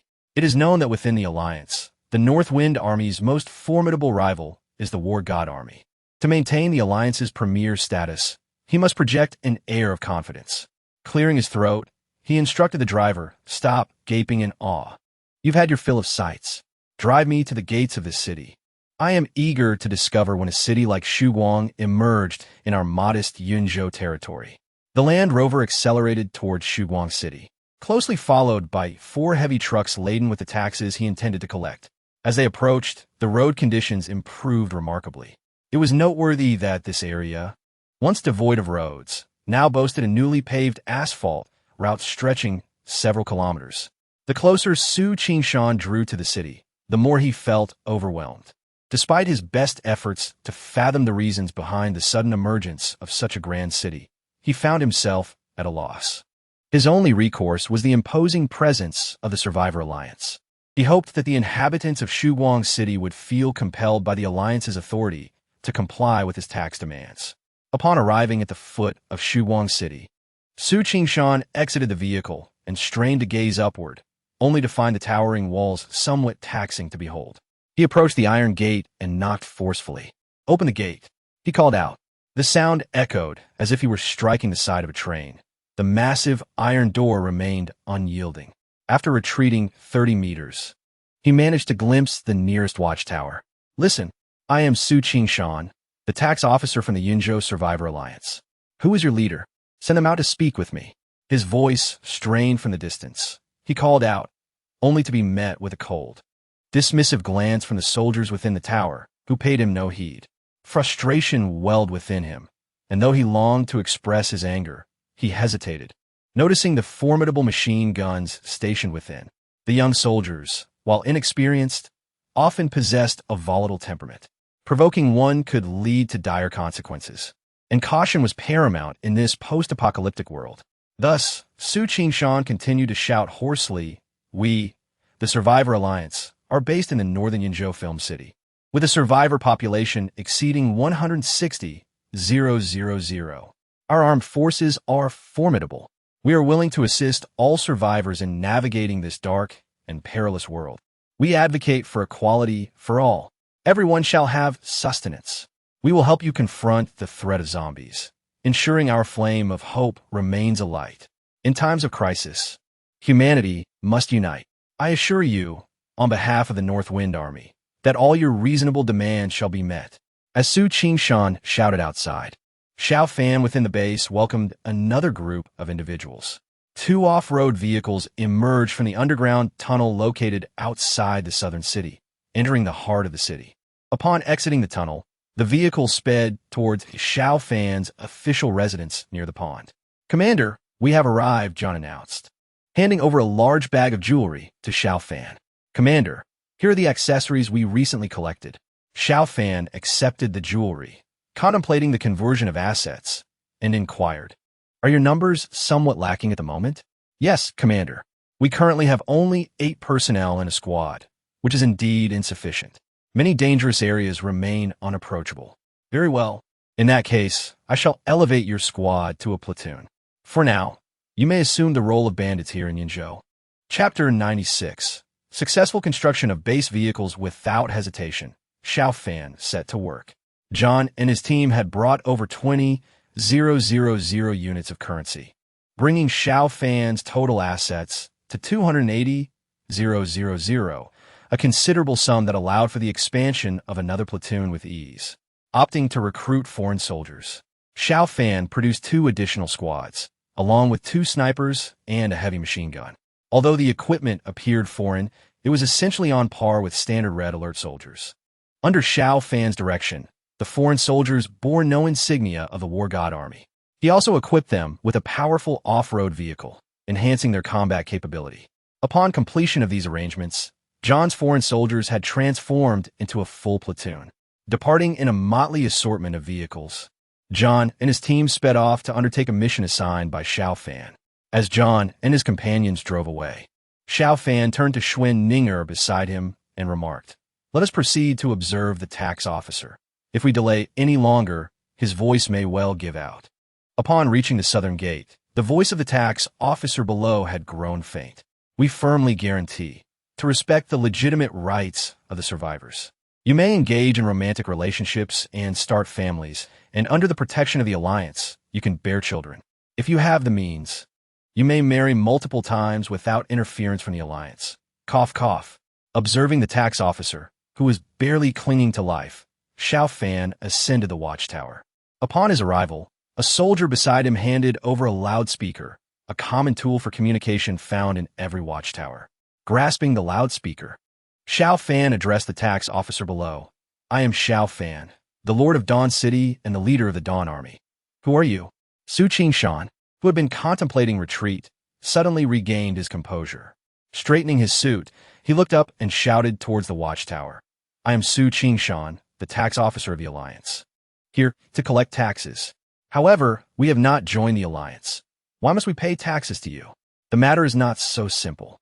Currently, all survivors in Yinzhou are under the governance of the Alliance. I am speaking to you as an official representative, and since you are on Yinzhou territory, you must accept the Alliance's management." Xiao Fan chuckled. "Then if I were to pay taxes, what could the Alliance offer in return?" "We will send personnel for inspections. If you possess sufficient strength, you may join the Alliance and live in the safe Film City base. And if one lacks strength? If you're unable to demonstrate strength, as long as you pay taxes, the Alliance will provide protection to ensure you're not threatened by other survivor factions or zombies." Xiao Fan laughed heartily. "Mr. Tax Officer, do you think my Dawn City is not secure enough? Is the Film City base truly superior? What kind of zombies could pose a threat to me?" Su Qingshan found himself momentarily at a loss for words. Indeed, if Dawn City were not safe, it seemed there would be no secure place left in Yinzhou. Yet, as a tax officer, he could not be easily dismissed. "That cannot be said. Even if Dawn City is safe, will you never leave the city? As order gradually restores, will you not require commercial exchanges and trade?" Leader Xiao Fan, he continued, "In this apocalypse, no one can thrive in isolation. Everyone must interact with the outside world to progress together." Xiao Fan nodded slightly. "You make a fair point. However, you must understand that resources in this apocalypse are exceedingly precious. I currently do not require your protection, yet I must pay taxes. While I am amenable, my subordinates may not agree." Su Qingshan seized the opportunity and patted his chest. "State your demands.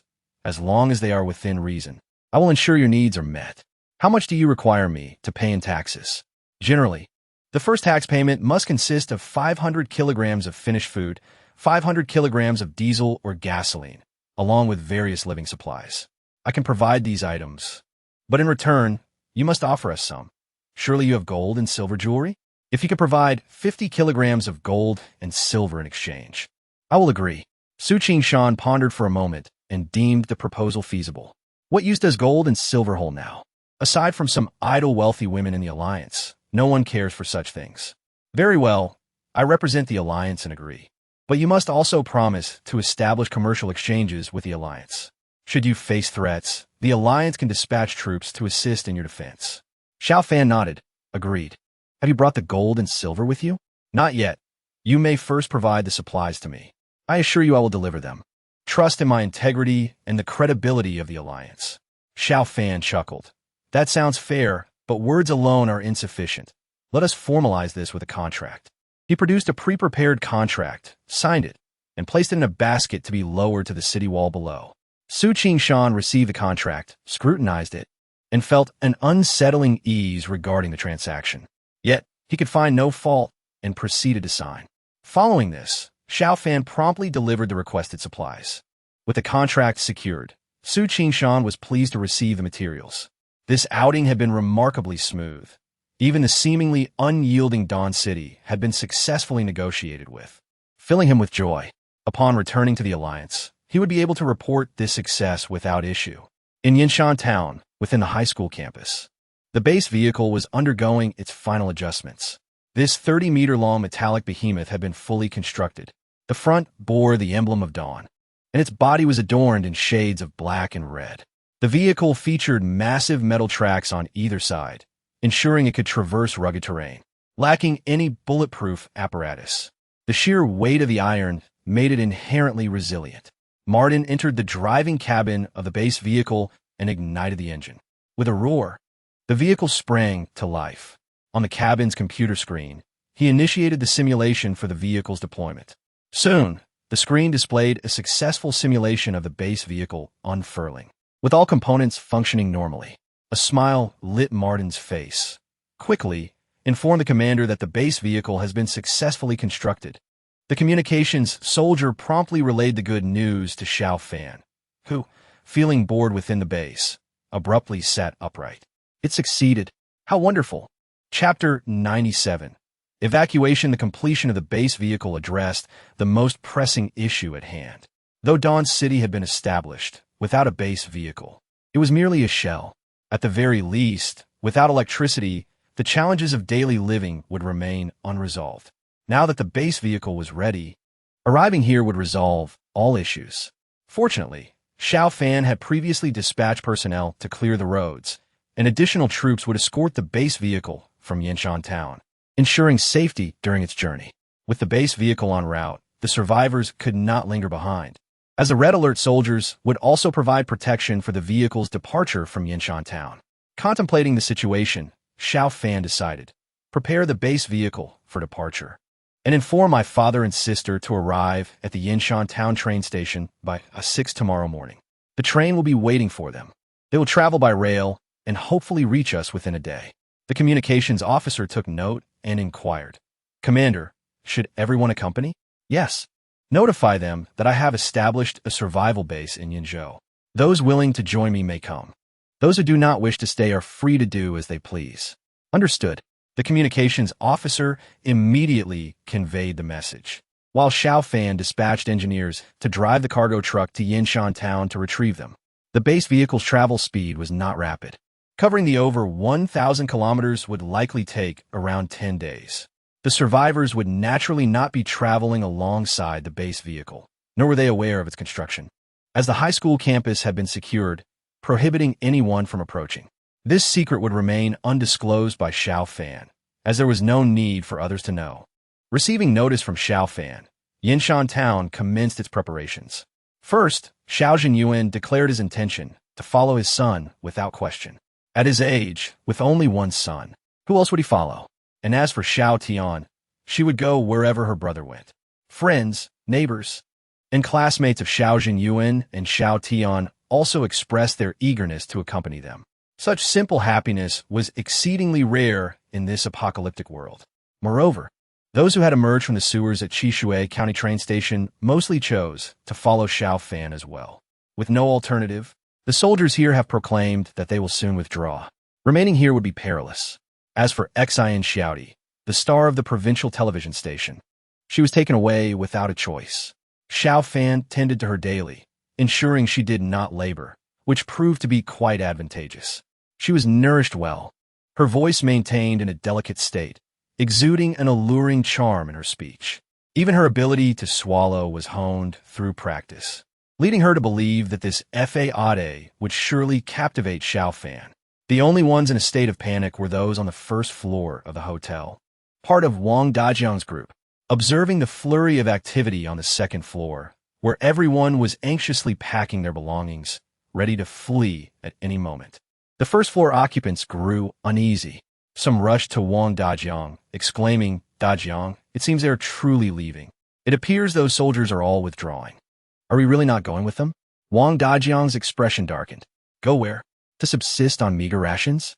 With only a handful of Xiao Fan's people. What decent living conditions can we expect to find?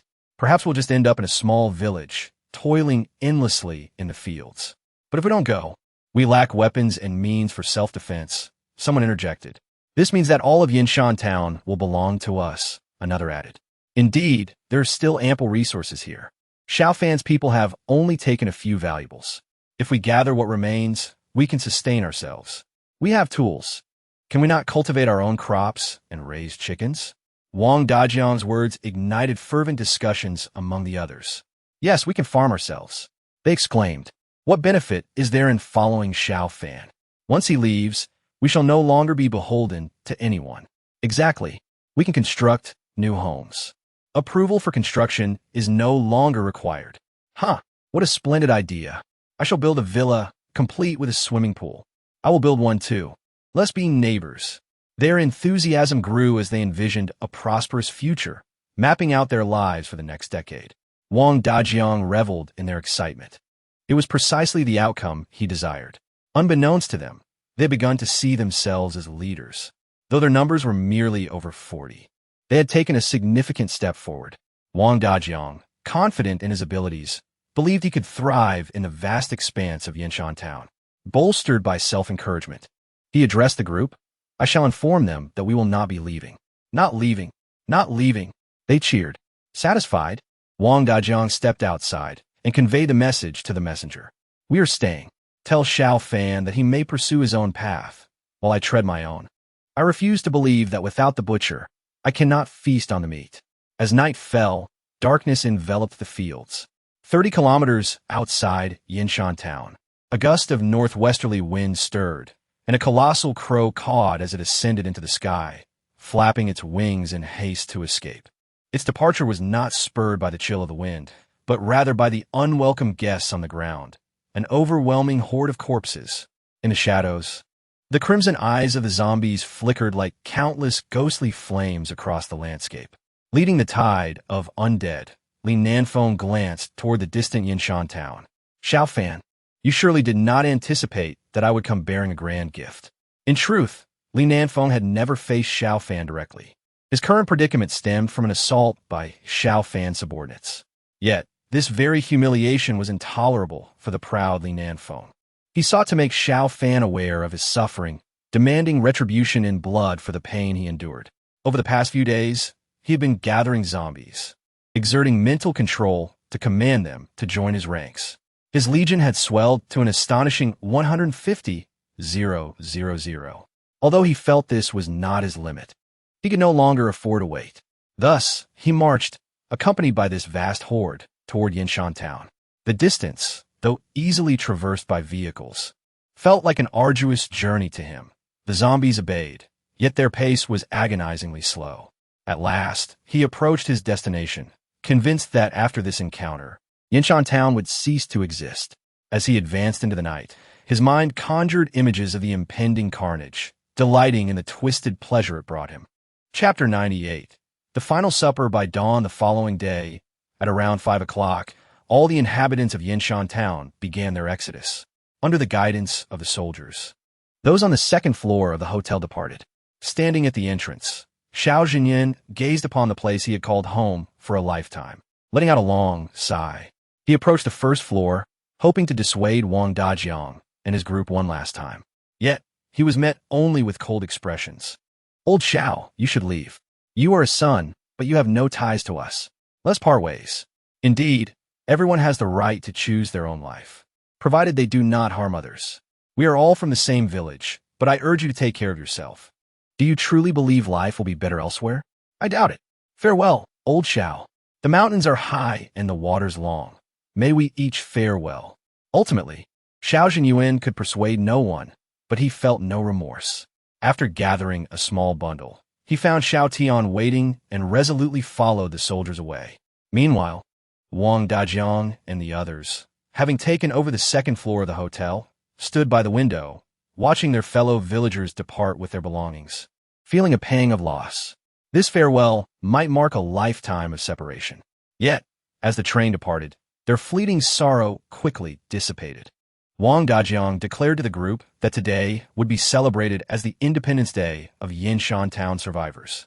He appointed himself leader and announced a grand feast, vowing that no one would leave without getting intoxicated. The remaining townsfolk celebrated as if it were a festival, bringing out foods they usually reserved and pouring out fine wines. They collectively decided to forego work and prepare a sumptuous dinner for the evening. From morning until 6 in the evening, they toiled for a full 12 hours. As night descended, the festivities for Independence Day commenced, held in the office of the police station. Given the small number of attendees, 5 tables sufficed. Once everyone was seated, Wang Dajiang, for the first time as host, raised his glass. Dear villagers, I wish to say a few words. The room fell silent, all ears on Wang Dajiang. I just calculated that from the day the apocalypse began until today, exactly 2 months have passed. The crowd recalled the passage of time since the onset of the apocalypse. If you had kept track of days, 2 months. It feels as though a year has passed. Wang Dajiang continued, we are fortunate to have survived these dark days, and things will only improve. He gestured to the station's facilities. In the past, we would not have dared to enter this place, but today is different. We are its masters. Here, we have water and electricity. Though our supplies are limited, they suffice for now. I believe we can survive the winter comfortably, and once the snow melts, we can resume production. The eyes of the people glimmered with hope. Indeed, Xiao Fan had achieved a commendable feat. Within a radius of 20 to 30 kilometers, not a single zombie remained. This was the advantage of Yinshan Town, the beacon of their resurgence. Thus, I hereby proclaim, we are all free. Cheers erupted as people stood, fervently applauding and celebrating their newfound liberty. After the initial exuberance, Wang Dajiang spoke. Let us raise our glasses and toast to our joyous Independence Day. As glasses were filled, preparations were made for a hearty drink. Suddenly, the lights began to flicker ominously. Was it a sign of the bulbs nearing the end of their lifespan? Or perhaps the circuits had aged? Who could tell? Someone knowledgeable about electricity should check it out. Just as a volunteer stepped forward, a faint pop echoed, and all the lights in Yinshan Town extinguished. The once bright police station was plunged into darkness in an instant. Those tormented by the apocalypse, akin to startled birds, could not suppress their screams. Wang Dajiang, attempting to maintain composure, urged, do not panic. We have experienced power outages before. There is no cause for alarm. Hey, Xiao Lizi, where's the generator? Brother Wang. The generator was taken by Xiao Fan's people long ago. It's no longer with us. No worries. We can manage without a generator. What about candles? Lighting candles will create a more atmospheric dinner. Fortunately, candles remained, as many had refrained from using lights at the onset of the apocalypse, relying solely on candlelight for illumination. Soon, several candles were lit, restoring a semblance of brightness to the police station. Wang Dajiang assured the crowd, fear not. It's merely a power outage. Perhaps the electricity will return by tomorrow. Even if it doesn't, we have all endured the dark ages before. With our hands, feet, and experience, we can forge a new life. Under his reassurance, the crowd gradually calmed and resumed their meal, though the earlier spirited atmosphere had dissipated. Wang Dajiang sought to rekindle the mood by raising his glass once more. Suddenly, the door to the chief's office was violently thrown open. A table of individuals near the door was crushed beneath it, cries of anguish filling the air. In a fit of rage and fear, Wang Dajiang demanded to know who was responsible. To assert his authority, he brandished a small handgun, pointing it toward the entrance, eager to uncover the intruder. However, when a towering figure stepped inside, all were rendered speechless. Over 2 meters tall, with a physique more formidable than a lion or tiger, its bloodied, terrifying visage embodied the nightmare every survivor had endured. A zombie! The crowd froze momentarily, then shrieked and recoiled in chaos. Some, disregarding everything else, opened windows and leaped down, knowing that a zombie-esque grasp could be fatal. Yet upon landing, anguished screams echoed from below. The sound of gnawing and feeding intertwined with the final cries of the dying, making it abundantly clear that more zombies awaited beneath. Those preparing to jump froze in terror, realizing the peril that lay outside. Zombies, so many zombies. The remaining individuals huddled into a corner with Wang Dajiang, trembling uncontrollably, paralyzed with fear. As more zombies flooded into the room, despair enveloped Wang Dajiang. There was reason in addressing people, yet what could one say to a zombie? Then, a zombie that appeared somewhat less grotesque entered. Unlike its kin, this one exhibited a semblance of humanity. Its eyes scanned the room with a calculating gaze. It approached the table, lifting Wang Dajiang's glass for inspection, its crimson eyes locking onto him, brimming with malice. "Ah, celebrating, are we? Do you not wish to invite an old friend?"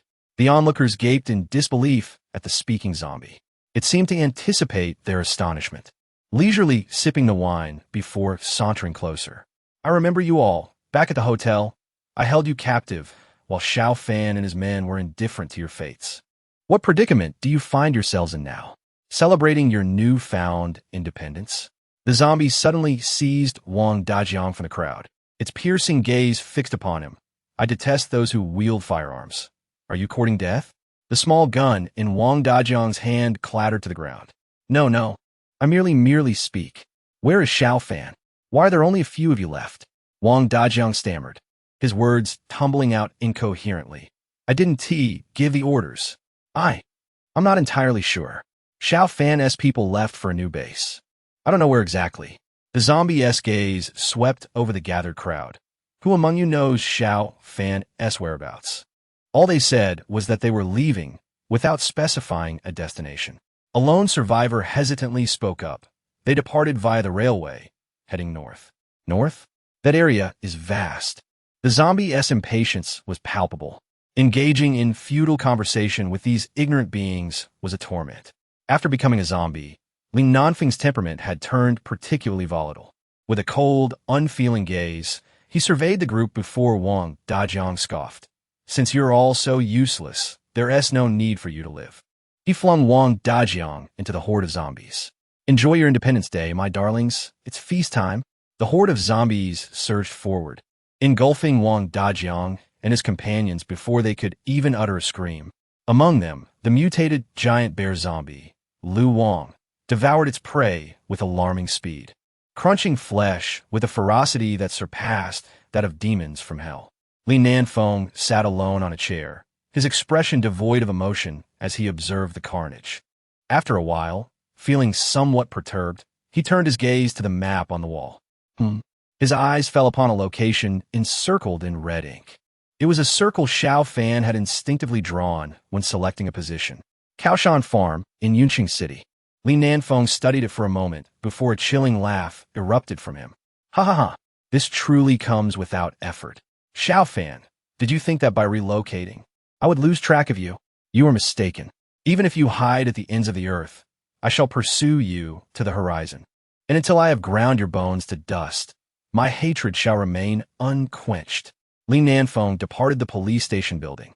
The night was deepening, and he was ready to set forth. Kaoshan Farm was 1,500 kilometers away, and the zombie horde would relentlessly advance, covering a maximum of 70 to 80 kilometers a day. Thus, it would take him more than 20 days to reach the farm.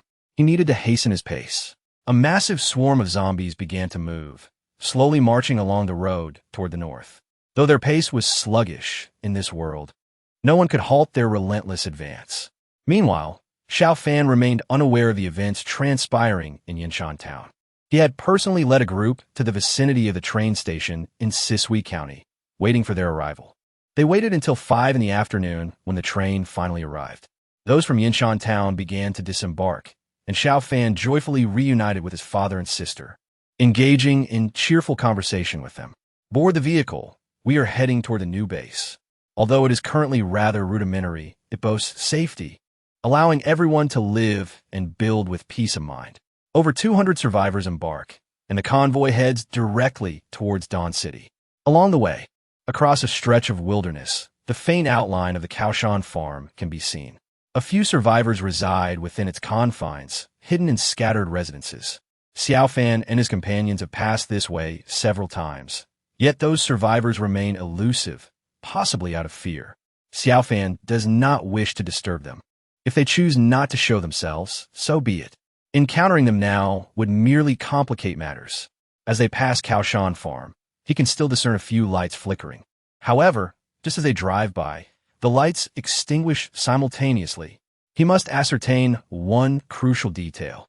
The electric train operates on power, but it is evidently not from the same source as Xiao farm. If both locations are experiencing a blackout, the implications could be dire.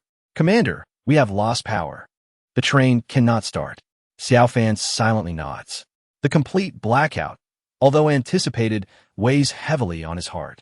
This situation may not significantly affect Dawn City, yet for those still fleeing, it spells disaster. From this day forward, they are deprived of electricity, of illumination, of refrigeration for food, and of tools for cooking. They may have no choice but to venture outside and confront the perils that await. The initial wave of infection was catastrophic, and now this total blackout heralds a second calamity. The true darkness has descended. Chapter 100. News Square. Firstly, welcome to Dawn City. Much like Inshan, here, through your labor, a good life can be attained. Your primary task now is to hastily harvest grain. Before winter arrives, we must fill the granaries as much as possible. My team will provide you with harvesters to enhance efficiency. Zaya's Henyuan inquired, Xiao Fan, where will we reside? You will temporarily stay in the workers' quarters. We will soon erect a series of color steel mobile homes. Once winter has passed, we will commence the construction of buildings. Within the residential area of Dawn City, a considerable amount of color steel materials collected from the construction market has already accumulated, making the establishment of mobile homes quite convenient.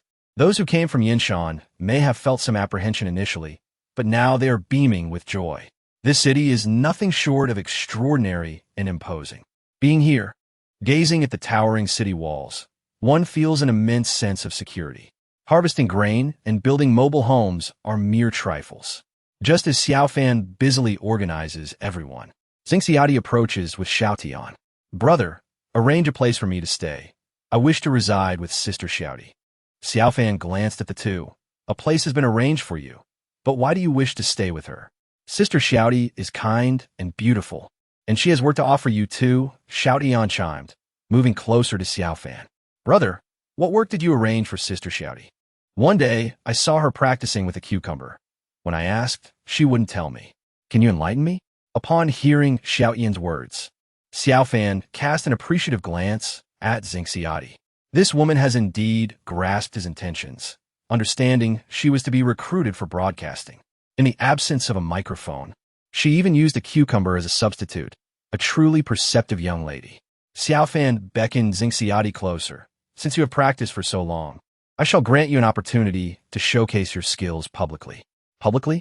Xingxiadi could hardly believe her ears. Indeed, it must be public, and the entire city of Yinzhu must be informed. Xingxiadi felt a cloud of dread envelop her, her heart growing cold. What bizarre hobby does this warlord-like figure possess?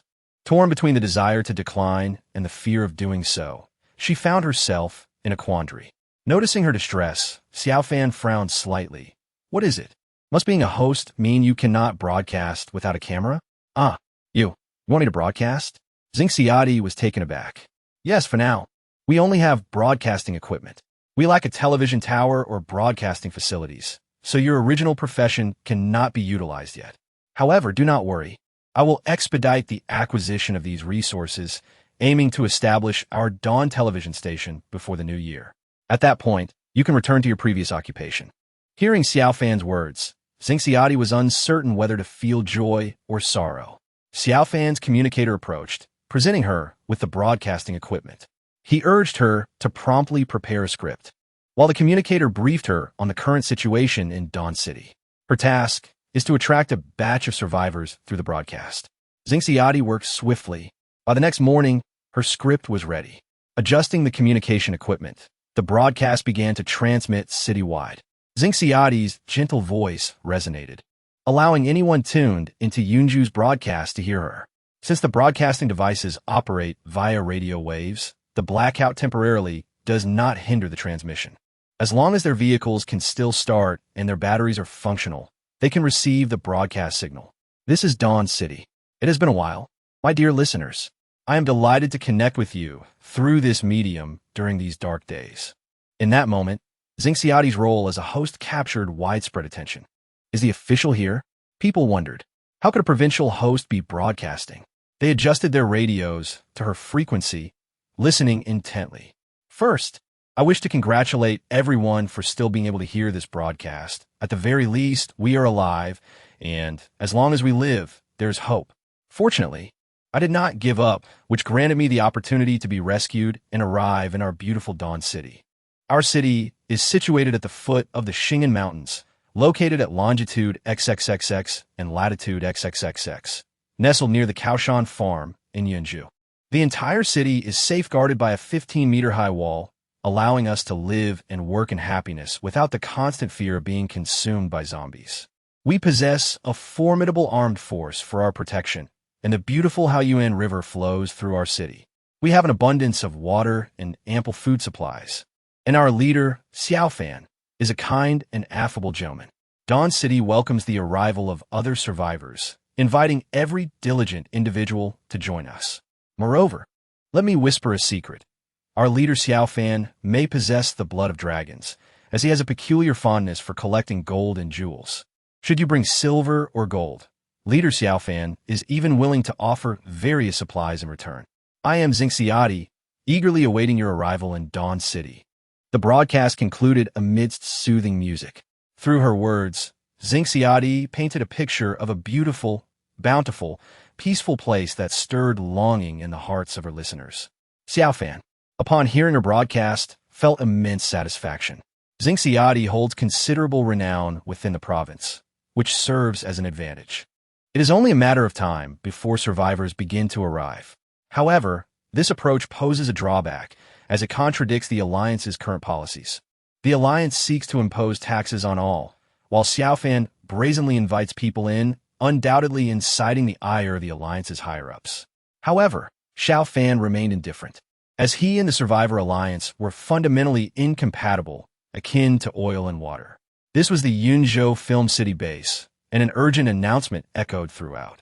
Alliance Chairman Song Beifeng expressed his vehement condemnation and concern regarding the situation, warning foreign armed factions that Yunzhou was not a place for their unruly conduct, and that barbaric actions would inevitably lead to their downfall. An analysis of the incident's location revealed that this group of foreign bandits operated from the Dawn City base in the south to the Film City base in the north. Chairman Song Beifeng demanded that the leader of Dawn City, Xiao Fan, cooperate unconditionally with the Alliance to apprehend these criminals.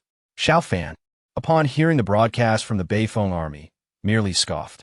The Alliance was seizing the opportunity to express their dissatisfaction with his recruitment efforts, while simultaneously announcing to the people of Yunzhou that no matter the circumstances, Dawn City must fall under the Alliance's jurisdiction. Though Xiao Fan could choose to disregard their authority, he was not yet inclined to do so. After all, the Alliance owed him 50 kilograms of gold, a lucrative asset he had yet to fully exploit. Thus, he refrained from severing ties just yet. Ignoring the Alliance's silent warnings, Xiao Fan continued to organize work. In the ensuing days, Dawn City entered a period of rapid development. With the addition of over 200 survivors, the food collection teams were established. In the outer districts of Dawn City, colorful steel panel houses sprang up swiftly. Outside the city gates, survivors began to arrive in droves. At this juncture, not all bases were willing to accept a large influx of survivors. Each survivor required sustenance, and many bases were already at capacity, unable to support additional inhabitants. Despite being at odds with the Alliance's policies, many still expressed a desire to join Xiao Fan's Dawn City.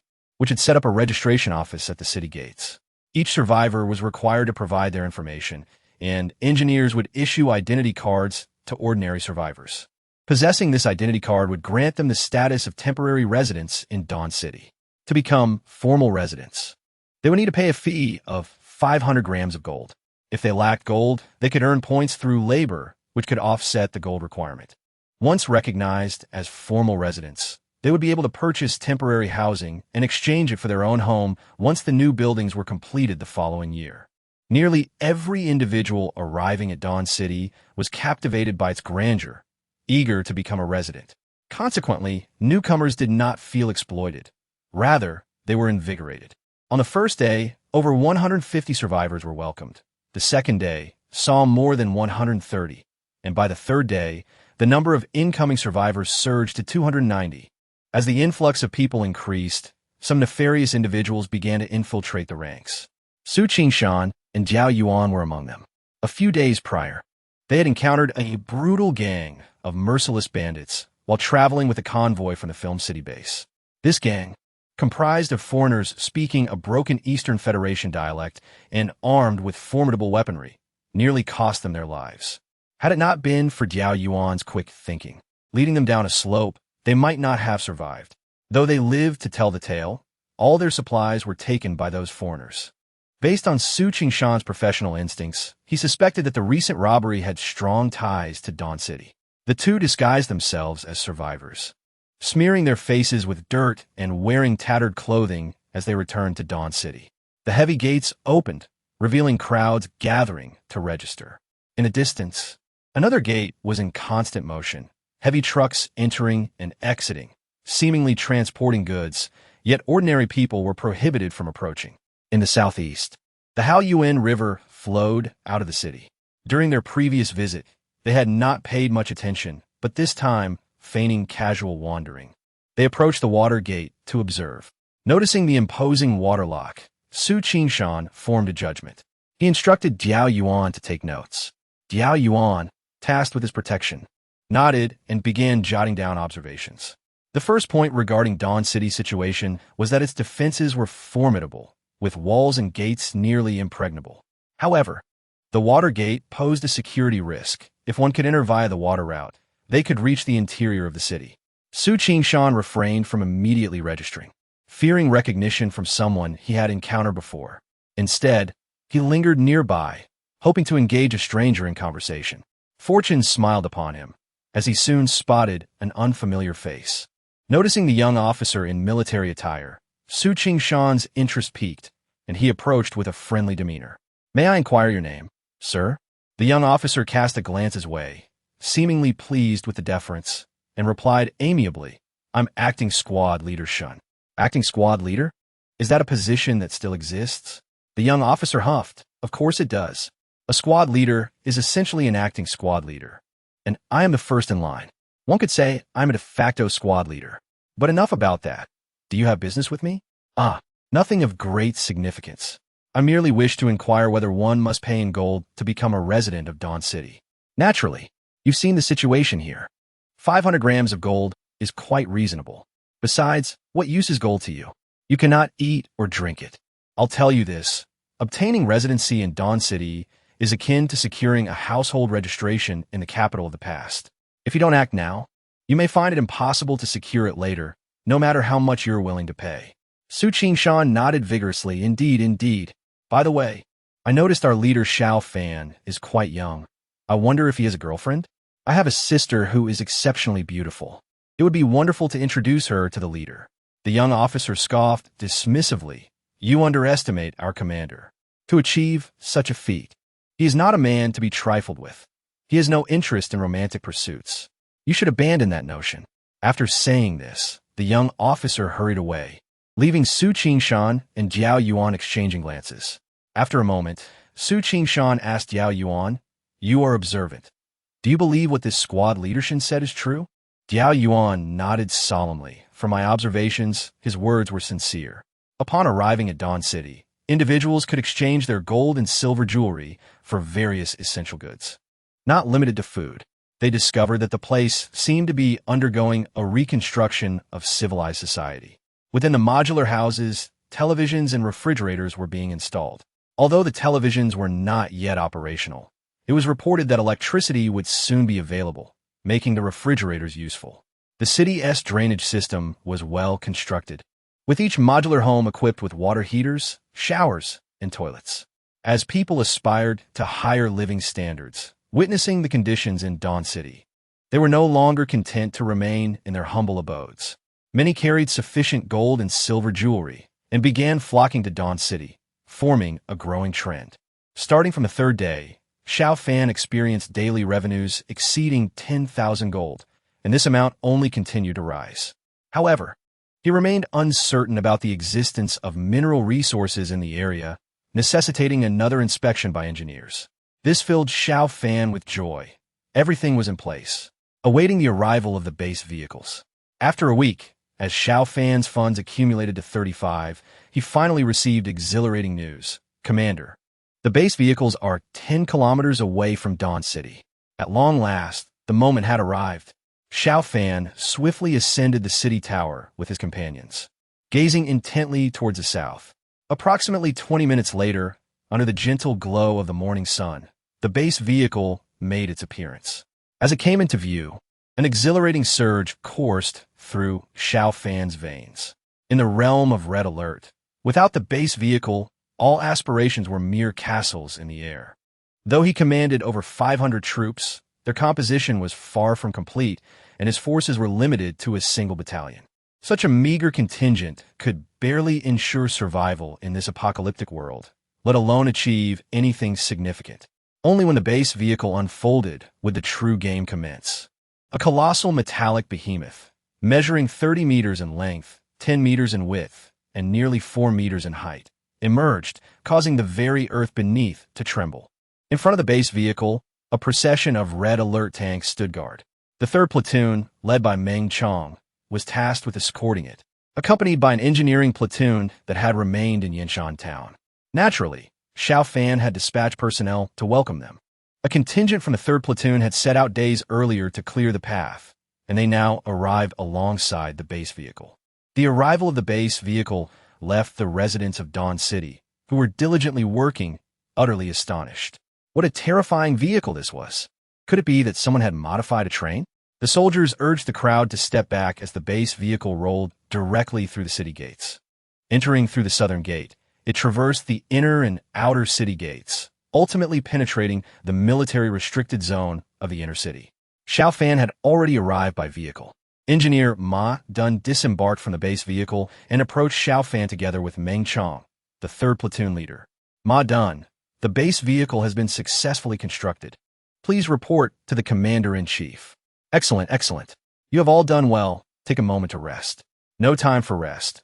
Commander-in-chief, let us unfold the base vehicle. At this moment, the base vehicle was positioned in the designated core area, which lay directly in front of Xiao Fan's residence.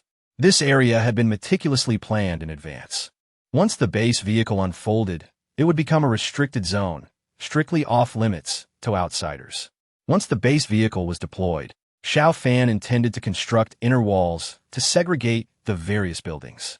Unfold, Xiao Fan commanded, and the computer system activated. The base vehicle transformed with a thunderous rumble, akin to a colossal transformer. Unlike the simple unfolding depicted in the Red Alert game, the intricate and precise process surpassed contemporary technological capabilities. Once fully spread out, the base vehicle resembled an enormous, fantastical metallic structure. A massive metallic hook loomed above, designated for maintenance and self-repair. A bright silver metallic door swung open, and Xiao Fan stepped into the restricted zone. Inside was a control room adorned with towering computer screens, the very heart of the Red Alert system. Greetings, Commander. I am Annie. On the screen directly before him, a stunning woman clad in a military skirt greeted him. Wow, you actually have a form. Indeed, though I am virtual, I possess a form. Are you satisfied, Commander? Xiao Fan nodded with a smile. I am pleased. What surprises do you bring me today, Annie? Of course. It's our new buildings and technologies from the Red Alert system. However, you should already be aware that your immediate priority is to construct a power plant. Xiao Fan replied. That is straightforward. I will arrange the construction. No. That is the game. reality is not so simple. Please check your system now, Commander. Confused, Xiao Fan opened the system and, to his astonishment, discovered new buildings had been unlocked. The first option was the power plant, but upon clicking, he found three distinct choices. Thermal power plant. Cost 50,000 gold. Includes 30 workers. Requires coal for operation. Worker units do not count towards combat strength. Hydroelectric power plant. Cost 50,000 gold. Includes 20 workers. Requires a river for operation. Worker units do not count towards combat strength. Wind power plant. Cost 50,000 gold. Includes 20 workers. Requires wind turbines for operation. Worker units do not count towards combat strength. Xiao Fan realized that there were several types of power plants. He immediately asked Annie, "Which one do you suggest I build?" "I recommend that you choose between the wind power plant and the hydroelectric power plant. The Haoyuan River can be utilized for power generation, while the Xing'an Mountains are suitable for wind turbines.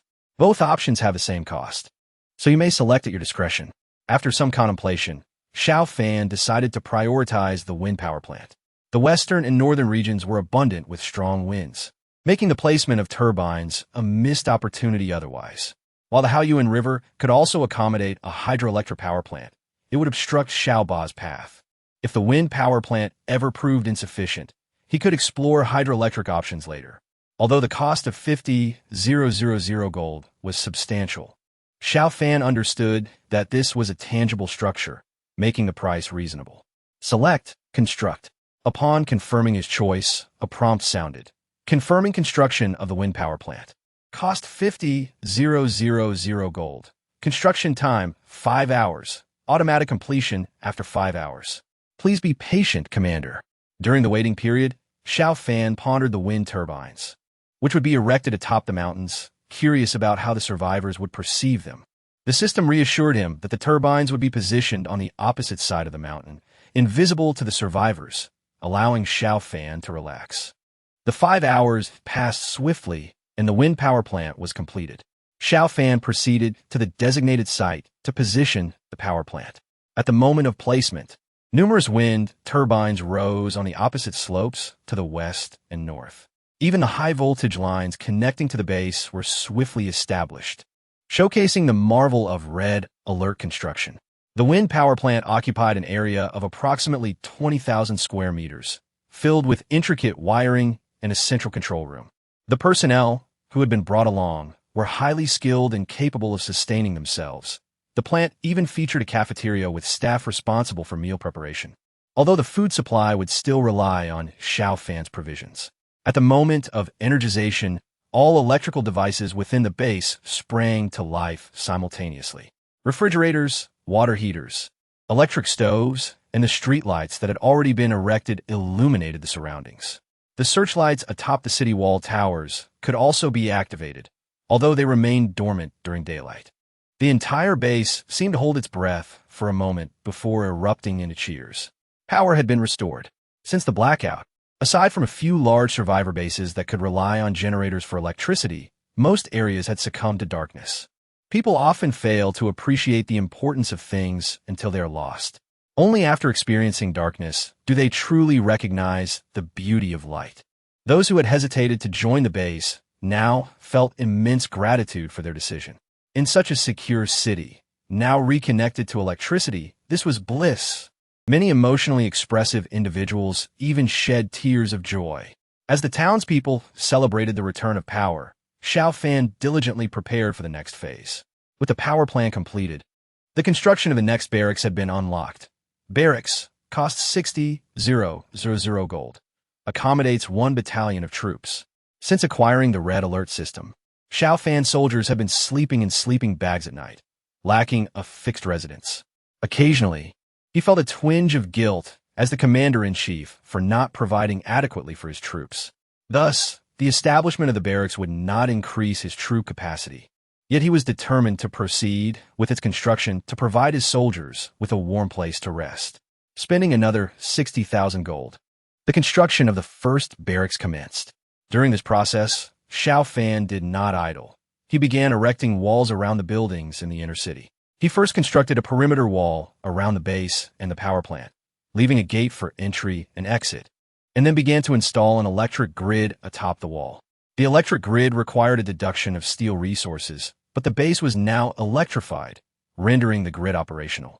The 3-meter-high wall, densely covered with electrical wiring, was sufficient to dissuade many from attempting to pry into the inner workings. With the wall erected, the internal area was clearly demarcated into streets, albeit not yet completely. As more buildings emerged, the streets would inevitably take on a more orderly appearance.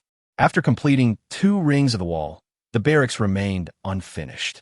With little else to occupy his time, Xiao Fan decided to explore the outer city. He arrived at the central street of the outer city, where the tallest structure, the Dawn Hotel, stood. Xiao Fan envisioned constructing a 100-story building, aiming to make it a landmark of Dawn City. Adjacent to it was the Dawn Grand Theater. Once basic sustenance issues were resolved, cultural life must also be enriched. Having a grand theater at this time would indeed be a progressive endeavor. Not only did he plan for a grand theater, but he also intended to establish a television station, beginning the process of introducing televisions into residential areas, allowing the public to once again enjoy television.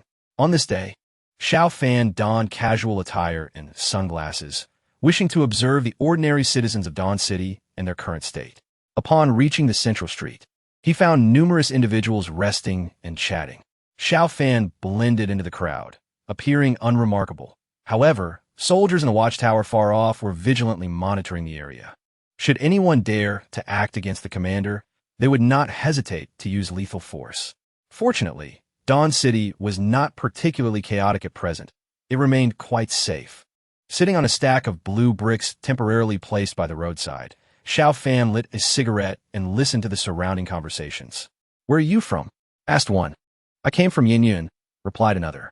"Wow, that is quite a distance. How did you make it here? Would I know zombies?" "Normally there would be, but our Dawn army sent people to Yinyun to clear the roads. Any zombies encountered were exterminated. I actually live near the border of Yinyun and Yinzhou, so was too far. Seeing how safe it is here, I decided to come, and I'm glad I did. Yinzhou is certainly better. With Commander Xiao Fan here, look how beautiful and grand Dawn City is. You might not believe it, but Commander Xiao Fan is originally from Yinyun. I heard on the radio back in Yinyun. Is that so? I had no idea. We can't pick up Yinyun's broadcasts here. What has been happening over there recently? Nothing much. Oh wait, actually, there was a significant event. A base called the Agricultural Supply Market lost over 50 armed personnel to zombies. While those listening seemed unfazed, Xiao Fan, who had been attentively listening, suddenly froze. The Agricultural Supply Market base was wiped out by zombies. This was unexpected. His instincts told him he needed to clarify this matter. Chapter 104. Commander's residence. Since Yinyun was Xiao Fan's hometown, he naturally paid attention to news from there. However, he hadn't anticipated receiving such a shocking piece of information. The Agricultural Supply Market was where they held their trading conferences. Lida Hai had been killed, but that place was not devoid of people. The survivor had mentioned that over 50 armed individuals had been exterminated by zombies, which seemed illogical. Zombies were indeed formidable, but not to such an extent. If those armed personnel were not completely incapacitated, they should have been able to lure a horde of zombies to their base. After listening for a while, and noticing the conversation had shifted away from Yinyun, he decided to leave the central street. Upon returning to the inner city, he immediately summoned a communicator. "Can your broadcast reach the people of Yinyun City?" The broadcasts of the Eastern Federation are localized, typically organized by city. For instance, if you were in Yinyun City, you would only receive broadcasts from Yinyun. The same applied in the apocalypse. When Xiao Fan was in Yinyun, he listened to its broadcasts, and, upon arriving in Yinzhou, he began receiving broadcasts from Yinzhou, hence his inquiry to the communicator. Please connect me to Enlan at the airport base." He had refrained from contacting Han Dongyang and Zhao Dashan because he sought to gather information without the complications of them driving out to investigate. Enlan, being at the airport base, had access to aircraft, which would be far more convenient. The communicator adjusted the broadcast, connecting to the Yinyun City airport base. "Whom do you wish to speak with?" "This is Xiao Fan from Yinshan Town. I need to speak with Enlan." In a moment, Enlan's voice came through. "Oh, the sun must be setting in the west today. Our Xiao warlord has the time to contact me. Aren't you far away? No longer in Yinyun?" Xiao Fan chuckled lightly. No matter how far I go, I'm still a Yin native. I have some matters to discuss with Commander In. Amon laughed softly. Smooth talker. Now, are you trying to offload those burdens from Yinshan Town onto me? If so, you owe me a favor. Of course not. I've heard a piece of news about the armed personnel at the agricultural supply market being wiped out by zombies. Is that true? Your news travels fast. It's indeed true. I found it quite strange as well. The agricultural supply market had primarily armed personnel, a group of desperate individuals that no one would dare to cross. What kind of zombies could possibly annihilate them without leaving a single survivor? Upon receiving Lan's confirmation, a sense of unease settled within Xiao Fan. He straightforwardly spoke. How about this? I would like to ask Commander and to investigate the situation in my hometown, Yinshan Town. Certainly. I will dispatch a helicopter to check it out and then broadcast back to you. By the way, where exactly are you now? I'm at the Koshan farm in Yinzhou City, where I'm building a city. It's developing quite well. If one day you tire of Yinyan, you're welcome to come here. Huh, I'll remember your words. Who knows, that day may indeed come. Yinyan isn't particularly peaceful right now. After the trading conference, several prison bases have gotten tangled up, and I anticipate trouble brewing. Well, I'll get in touch with you once I have news. After ending the broadcast with Lan, Xiao Fan focused on the barracks, which were nearing completion. He promptly arranged for the barracks to be set up. Compared to the power plant, the barracks occupied a significantly larger area. Unlike the game-like structures, they resembled real barracks, including dormitory areas, dining halls, playgrounds, shooting ranges, and other facilities. The barracks could accommodate 700 personnel, with each soldier having their own bed, providing them with a warm home at last. Xiao Fan let out a sigh of relief. Next, he would turn his attention to the ore refining facility. However, upon opening it, he discovered that after completing the barracks, 3 new building options had emerged simultaneously. Mining site, cost 100,000 gold, must be built near mineral deposits, comes with an armed mining vehicle and 20 workers. Radar station, cost 80,000 gold, all-weather radar scanning, with a coverage diameter of 200 kilometers, staffed by 10 personnel. Commander's residence, cost 20,000 gold, featuring luxurious decor and various household appliances, complete with a panoramic topographical map of Yinzhou City, boasting a modern design infused with rustic charm. An ideal abode for the commanding officer. Among these 3 constructions, the mining site could not be built yet, as the gold mine was located within the Xing'an Mountains, necessitating an on-site visit. The only structures available for construction at this time were the radar station and the commander's residence. After reviewing his available funds, which amounted to a substantial 250,000, Xiao Fan resolved to first construct the official residence, a task that would require merely 2 hours. He planned to build the radar station before bedtime. 2 hours later, as night descended, the construction of the residence was officially completed. Returning to the designated site, Xiao Fan positioned the newly erected structure, a 3-story modern villa, proudly. Upon selecting the radar station for construction, Xiao Fan led his squad of guards into his residence. The villa, oriented north to south, was situated on a high point within the city, second only to the height of the radar station. The metallic entrance, while not exceptionally fortified, was complemented by a guard post that served its purpose effectively. The previous wild fruit trees had been meticulously tended to by the engineers and now were enclosed within the courtyard of the villa, adjacent to a tranquil pond where small creatures gathered. Although Xiao Fan could traverse the central courtyard, he chose not to, as it would detract from the ambience he desired. The villa comprised 2 underground levels and 3 above ground. The basement served as a parking area capable of accommodating 10 vehicles, while the first floor housed a wine cellar and a recreational room equipped for fitness and cinema.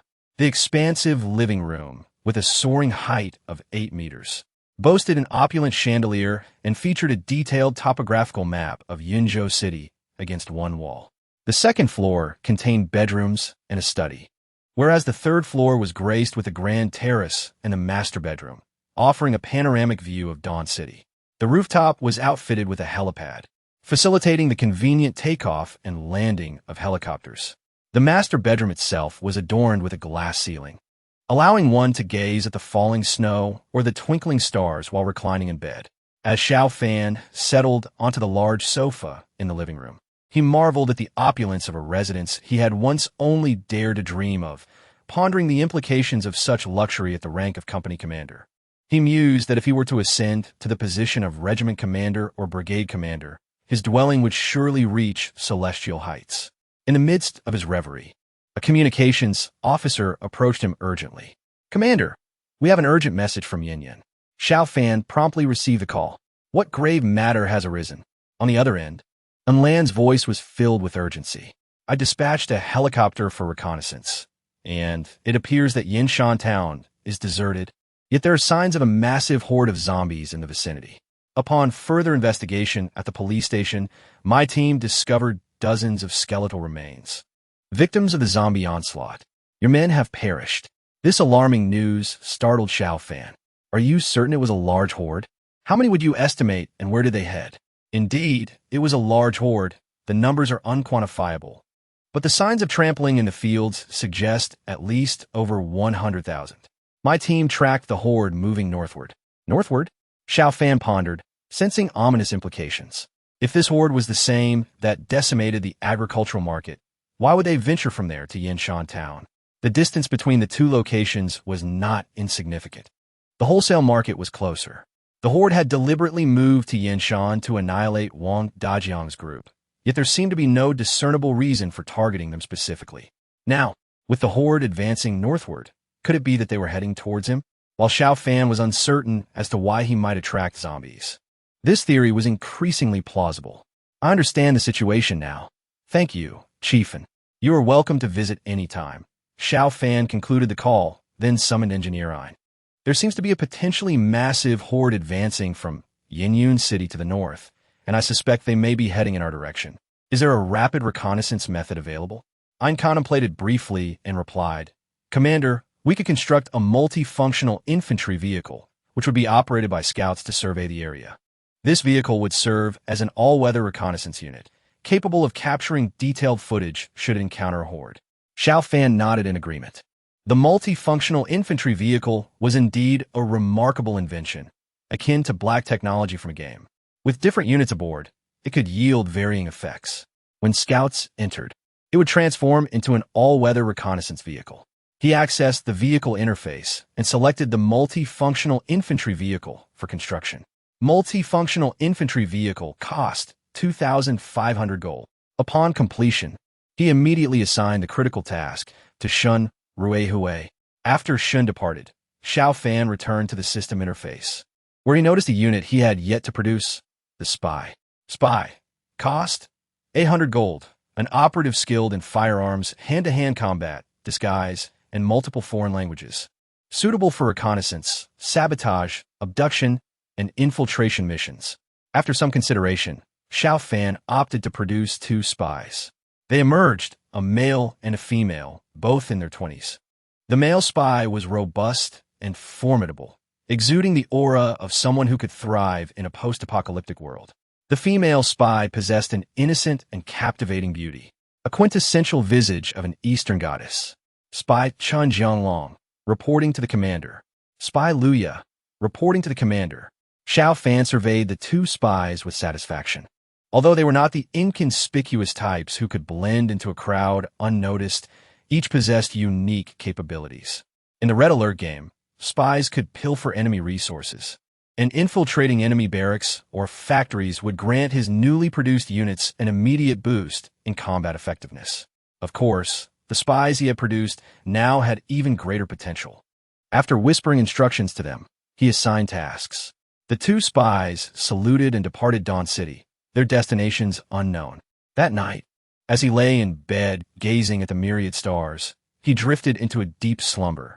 The following morning, he awoke to find the radar station fully constructed. Without delay, he proceeded to the designated area to position it. The radar station was perched atop a height in Dawn City, surrounded by dense foliage, thus remaining concealed from the outer city. Among all the Red Alert structures, the radar station occupied the smallest footprint. It was a spherical edifice, predominantly taken up by a constantly rotating radar. Inside, there was a central control computer with the remaining space allocated for sleeping quarters and a cafeteria. After inspecting the premises and conversing with the station's commander, Xiao Fan learned that the radar could monitor a 200-kilometer diameter area, with the radar's display directly relayed to his command system interface. This advancement greatly expanded his visual range, revealing all zombies, mutated creatures, and survivors within the radar scope. Moreover, he discovered the location of an old gold mine within the Xing'an Mountains, as indicated by Shun Hui. Not only did he locate the gold mine, but he also stumbled upon 2 supply crates nearby.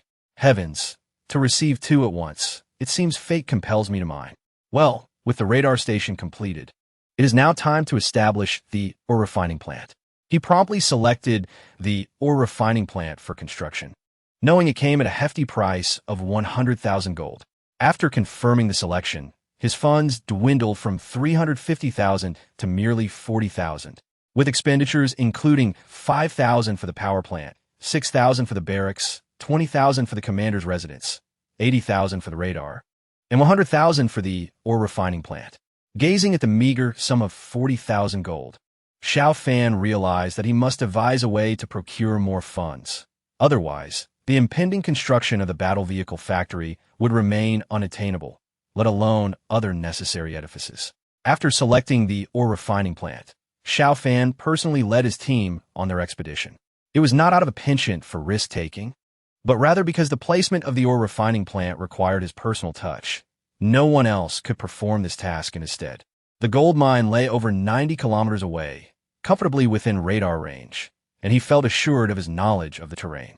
The entire security platoon was mobilized, accompanied by 2 flamethrower soldiers and several military dogs.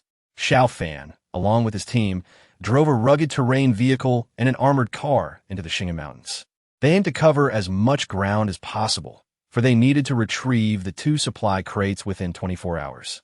Upon entering the mountains, Xiao Fan's radar screen remained perpetually active. In the dense forest, purple dots frequently appeared, indicating the presence of mutated beasts, while the red dots, representing zombies, were conspicuously absent, or at least not found deep within the mountains. During their advance, Xiao Fan identified several darker purple dots, signaling the presence of particularly formidable mutated creatures. Though he had ample mutated beast meat, he was not inclined to provoke them.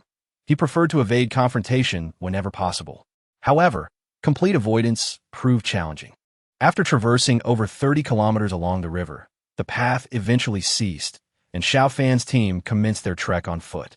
Along the way, they encountered attacks from mutated deer, wild boars, and crows. As they approached the vicinity of the gold mine, they faced a swarm of mutated sparrows, once the most insignificant of birds, now larger than crows and ferociously bloodthirsty, charging at them relentlessly. Had Xiao Fan not brought along the 2 flamethrower soldiers, they might have faced dire consequences. There was scarcely time to collect the mutant meat they encountered, as Xiao Fan feared delaying the refresh time for the supply crates. They persevered through the mountainous terrain, covering over 50 kilometers in a mere 7 hours. By the time they neared the gold mine, Xiao Fan felt as though his legs belonged to someone else. At this point, the ore refining plant had yet to be completed. They found themselves in an antiquated gold mining area, situated on the banks of the Haoyuan River. The river's flow was not as formidable upstream, gradually growing larger as it collected smaller streams within the forest. Some rudimentary shanties had collapsed, their wooden structures rotting away, remnants of years long past. Xiao Fan promptly instructed his security detail to level the ground for the placement of the ore refining plant, while he sought the exact locations of the 2 supply crates. One crate was situated in a nearby small valley, which he directed Xuan Ninger to retrieve. The other was atop a nearby peak. Xiao Fan resolved to have her fetch the second crate after she secured the first.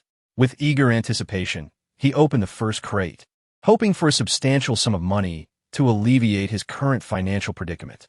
However, fortune was not on his side. Upon opening the crate, a fuel tanker materialized nearby. The prospect of maneuvering a fuel tanker out of the mountains was daunting, given the treacherous paths they had traversed. Xiao Fan contemplated abandoning the vehicle, but the subsequent system notification left him momentarily stunned. "Congratulations, Commander. You have acquired an overseas equipment. a self-destructing truck. Realizing his initial misjudgment, Xiao Fan understood that this was not merely a fuel tanker, but rather a self-destructing vehicle from the Red Alert game, a special unit with no offensive capabilities or weapons, potentially even unmanned. Its sole purpose was to infiltrate enemy territory and detonate, boasting an explosion powerful enough to rival that of a small nuclear bomb. Such a vehicle was not one to be discarded lightly. Yet Xiao Fan found himself troubled by how to transport it back to the base without risking detonation during transit. As he wrestled with these concerns, the construction of the ore refining plant reached completion. Xiao Fan selected a flat area to position the facility. With a resounding boom, a vast mining complex emerged from the depths of the mountains, showcasing modern equipment, billowing smokestacks, and grand entrances for mining vehicles, testaments to an advanced technological era. A mining vehicle, equipped with metal treads and a large shovel, emerged from the complex, and the driver saluted Xiao Fan through the glass. "Commander, greetings." "Excellent. Carry on with your work," Xiao Fan replied. He inspected the interior, noting the conveyor belts and rock-crushing machinery, as well as the presence of workers. There were also dormitories and a cafeteria, providing him with reassurance akin to other Red Alert structures. Regular food deliveries would ensure the continuous operation of the mining facility. The mining vehicles entered the abandoned mine, and with their current productivity, they could yield an additional 5,000 gold per day for Xiao Fan. Having surveyed the mining site, Xiao Fan resolved to personally ascend the peak to retrieve the final supply crate. Though he initially intended for Xuan Ninger to go, he felt compelled to undertake the task himself, wary of her potentially uncovering another self-destructing vehicle. With hopes for better luck, he yearned for a monetary reward from the crate. After considerable effort, Xiao Fan finally reached the summit of the mountain. The supply crate lay nestled within the grass at the peak. He approached and grasped the crate, cautious not to open it atop the peak lest it yield yet another vehicle, which might drive him to the brink of despair. Once safely on level ground, he fervently wished for a windfall. "Heavenly spirits, grant me 1,000,000 in funds, if you please." Open. As the crate opened, no vehicle materialized. Instead, a fierce wind whipped overhead, nearly toppling Xiao Fan. Shielding his eyes, he gazed skyward as a colossal shadow descended from above. Chapter 107. Nighthawk. Xiao Fan looked up in astonishment as the immense shadow fell from the sky. The fierce winds compelled him to step back, allowing space for the shadow's descent. Shortly, it landed with a thud. Before the system could provide its details, Xiao Fan recognized it. The Nighthawk helicopter, a classic transport unit from the Red Alert series. The system promptly confirmed his realization. "Congratulations, Commander, you have obtained the Nighthawk helicopter." This unit is a traditional Red Alert asset, equipped with 2 pilots, capable of carrying up to 50 personnel, a maximum payload of 25 tons. And a top speed of 300 kilometers per hour. It can be outfitted with towing cables and has been modified with lightweight composite armor, affording protection against small arms and light machine gun fire. Additionally, it is armed with 2 30mm autocannons, capable of carrying 1,000 rounds in a non-combat state. As the aircraft touched down, its design featured dual rear rotors and 2 engines, promising a significant enhancement to Xiao Fan's operational capabilities. In the game, this aircraft can accommodate 6 individuals. However, in reality, it has a capacity for 50. 2 pilots leapt from the aircraft and saluted Xiao Fan. The Nighthawk helicopter pilot, Zhang Yuanji, reported to the commander. The Nighthawk helicopter pilot, Pei Dong, also reported to the commander. At this moment, Xiao Fan's eyes squinted with satisfaction. Although he had not received monetary supplies, the addition of a helicopter alleviated his urgent needs. This helicopter was capable of towing, meaning it could transport vehicles aloft. Unlike the fragile helicopters in Red Alert, this one had been modified, rendering it resistant to typical firearm damage, which was quite commendable. Moreover, it was equipped with 2 autocannons, boasting formidable firepower. Presently, as a company commander, it was likely that the current unlocked buildings did not include an air command facility. Without such a facility, he could not construct aircraft.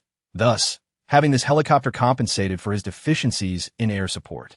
While it may not significantly enhance combat capabilities, it certainly facilitated travel. The two pilots busied themselves, repeatedly tying the towing rope to the truck. Once all preparations were complete, they invited Xiao Fan and his companions aboard the helicopter. "Commander, the helicopter can still carry passengers. Everyone, please board." Xiao Fan, accompanied by a security detail, boarded the aircraft. After completing these tasks, the Night Hawk helicopter ascended. The dual rotors whirled in unison, generating a powerful wind that sent leaves and grass swirling across the ground. The helicopter climbed to several hundred meters before heading directly towards the base. Due to the truck's weight, the flight speed was somewhat sluggish. However, Xiao Fan remained unperturbed, gazing out at the scenery from the aircraft. Prior to the apocalypse, he had experience in civil aviation but had never piloted a helicopter. This was his inaugural experience. Being the owner of this aircraft, with all his soldiers on board, he envisioned a day when he would command a formidable air force soaring through the azure sky. Joyful moments are often fleeting. Even at a slow pace, the helicopter soon approached the skies above Dawn City. The residents of Dawn City, engaged in their daily labor, gazed upward in astonishment, their mouths agape at the sight of an aircraft. The realization that their city possessed an aircraft instilled a collective pride within their hearts, a testament to their city's strength. Cheers and applause erupted from the ground, reaching Xiao Fan's ears as he prepared for landing. The helicopter descended into the inner city, hovering above as it released the self-destructing truck. Soon, soldiers arrived to drive the vehicle away, and then the helicopter landed above Xiao Fan's command residence. The villa's rooftop featured a spacious helipad, which Xiao Fan had initially thought was merely ornamental, yet it proved to be remarkably functional. Disembarking from the helicopter, he descended the steps directly onto the villa's terrace. Upon returning indoors, the soldiers from the security detail each took on their responsibilities, fortifying the villa's interior. Company Commander Su Chong arrived at the villa to report to Xiao Fan. "Commander, after your departure today, representatives from the Survivor Alliance arrived." "Oh, who came?" "The tax officer Su Shan, who also brought the Alliance's demands." "What did they say?" Su Chong handed Xiao Fan a piece of paper detailing the Survivor Alliance's requests, which primarily included 3 stipulations.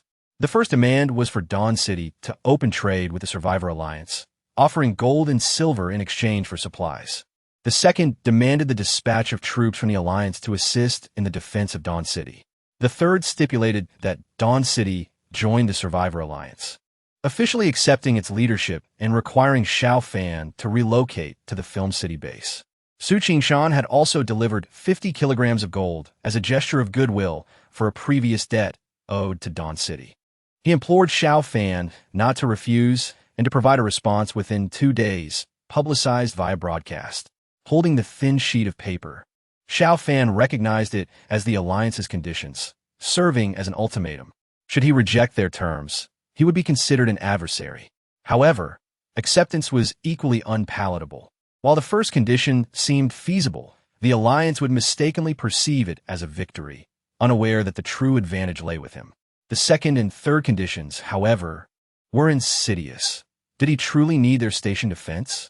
Their intent was likely to use this as a pretext to occupy Dawn City. Furthermore, if he acquiesced to the third condition, moving to Film City would effectively place him under their house arrest. Xiao Fan contemplated rejection, yet he hesitated. He needed to devise a strategy that could maximize the benefits of this situation. Before proceeding, he wished to hear from Shun Ruehui. Fortunately, Shun Ruehui did not keep him waiting long. The following afternoon, Xiao Fan received a request for visual sharing from Shun Ruehui. Chapter 108. Urgent deployment. Upon receiving Shun Ruehui's request, Xiao Fan promptly connected. He now possessed Shun Ruehui's perspective. Shun Ruehui was currently situated within a multi-functional infantry vehicle, positioned on elevated terrain, affording a commanding view of a nearby road. In the visual feed, Xiao Fan observed the boundary marker between Yun City and Yin City. This location marked the intersection of the two cities, approximately 700 to 800 kilometers from Xiao Fan's Koshan farm. However, this was not the crux of the matter. The true focus was the overwhelming horde of zombies visible in the frame. The sheer number of zombies was impossible to gauge, stretching beyond view. Notably, at the forefront, there were at least 5,000 to 6,000 towering armored zombies, not to mention countless first and second-tier variants. The agile zombies were equally numerous, with an uncountable mass. And Xiao Fan even discerned two red figures amidst the throng, possibly the color of liquors. This sight caused Xiao Fan to draw a sharp breath. The magnitude of this zombie horde was likely no less than 200,000 to 300,000. What had caused such an enormous gathering? Where had they come from? And why they traveled such a distance to arrive here? Xiao Fan was uncertain of the answers, but he recognized that significant trouble was imminent. If this horde were indeed headed toward Koshan Farm, the ability of his base to withstand the assault was in grave doubt. After all, a horde of hundreds of thousands would easily overwhelm the walls, and once breached, even the most valiant warriors would struggle against such numbers in close combat. Based on the horde's marching speed, it would take approximately 10 days to reach this location from the city boundary. Reinforcements were essential, yet he did not intend to deploy an excessive number of ordinary troops. As a company commander, advancing to the rank of regiment commander would prove challenging. According to the system's upgrade requirements, promotion to regiment commander necessitated a fully staffed company and the completion of all buildings, alongside a funding requirement of 500,000. Currently, he lacked even this amount, and even if he had it, his personnel were not at full capacity. Additionally, he needed to construct a vehicle factory and several other buildings. Without at least 100 million, it seemed unlikely he would achieve the rank of regiment commander. This meant he would face the impending zombie crisis with only a company's strength, necessitating a strategy focused on elite troops. The immediate priority was to establish the vehicle factory and the arms factory to produce a robust contingent capable of confronting this crisis. However, these endeavors required substantial funds.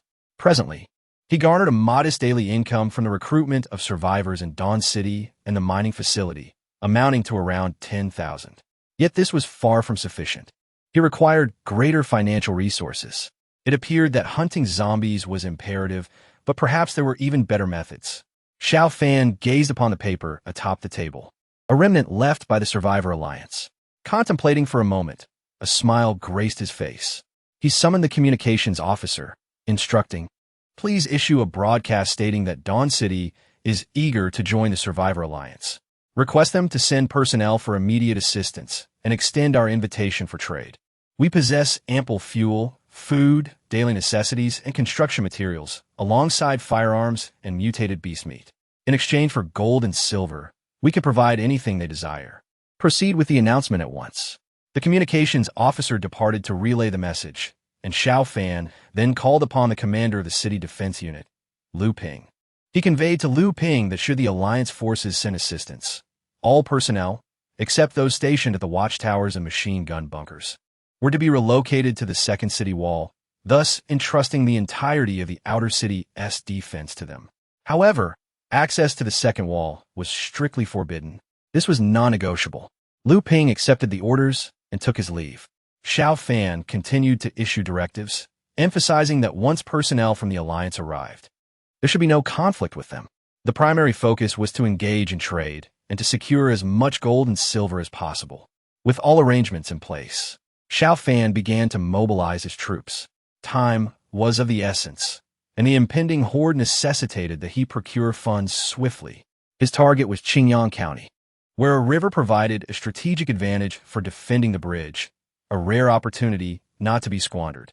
With his forces exceeding 550 men, Xiao Fan expended over 30,000 gold to fully replenish the 3rd Company. Meng Chang's former 3rd Platoon was restructured into the 1st Platoon of the 3rd Company, requiring only 2 additional platoons of vehicles and personnel to complete the formation. Upon completion, Xiao Fan's forces totaled 630 men, just 70 short of full capacity. Even his 3 main combat companies, each with only 120 men, had yet to reach their full complement of 140.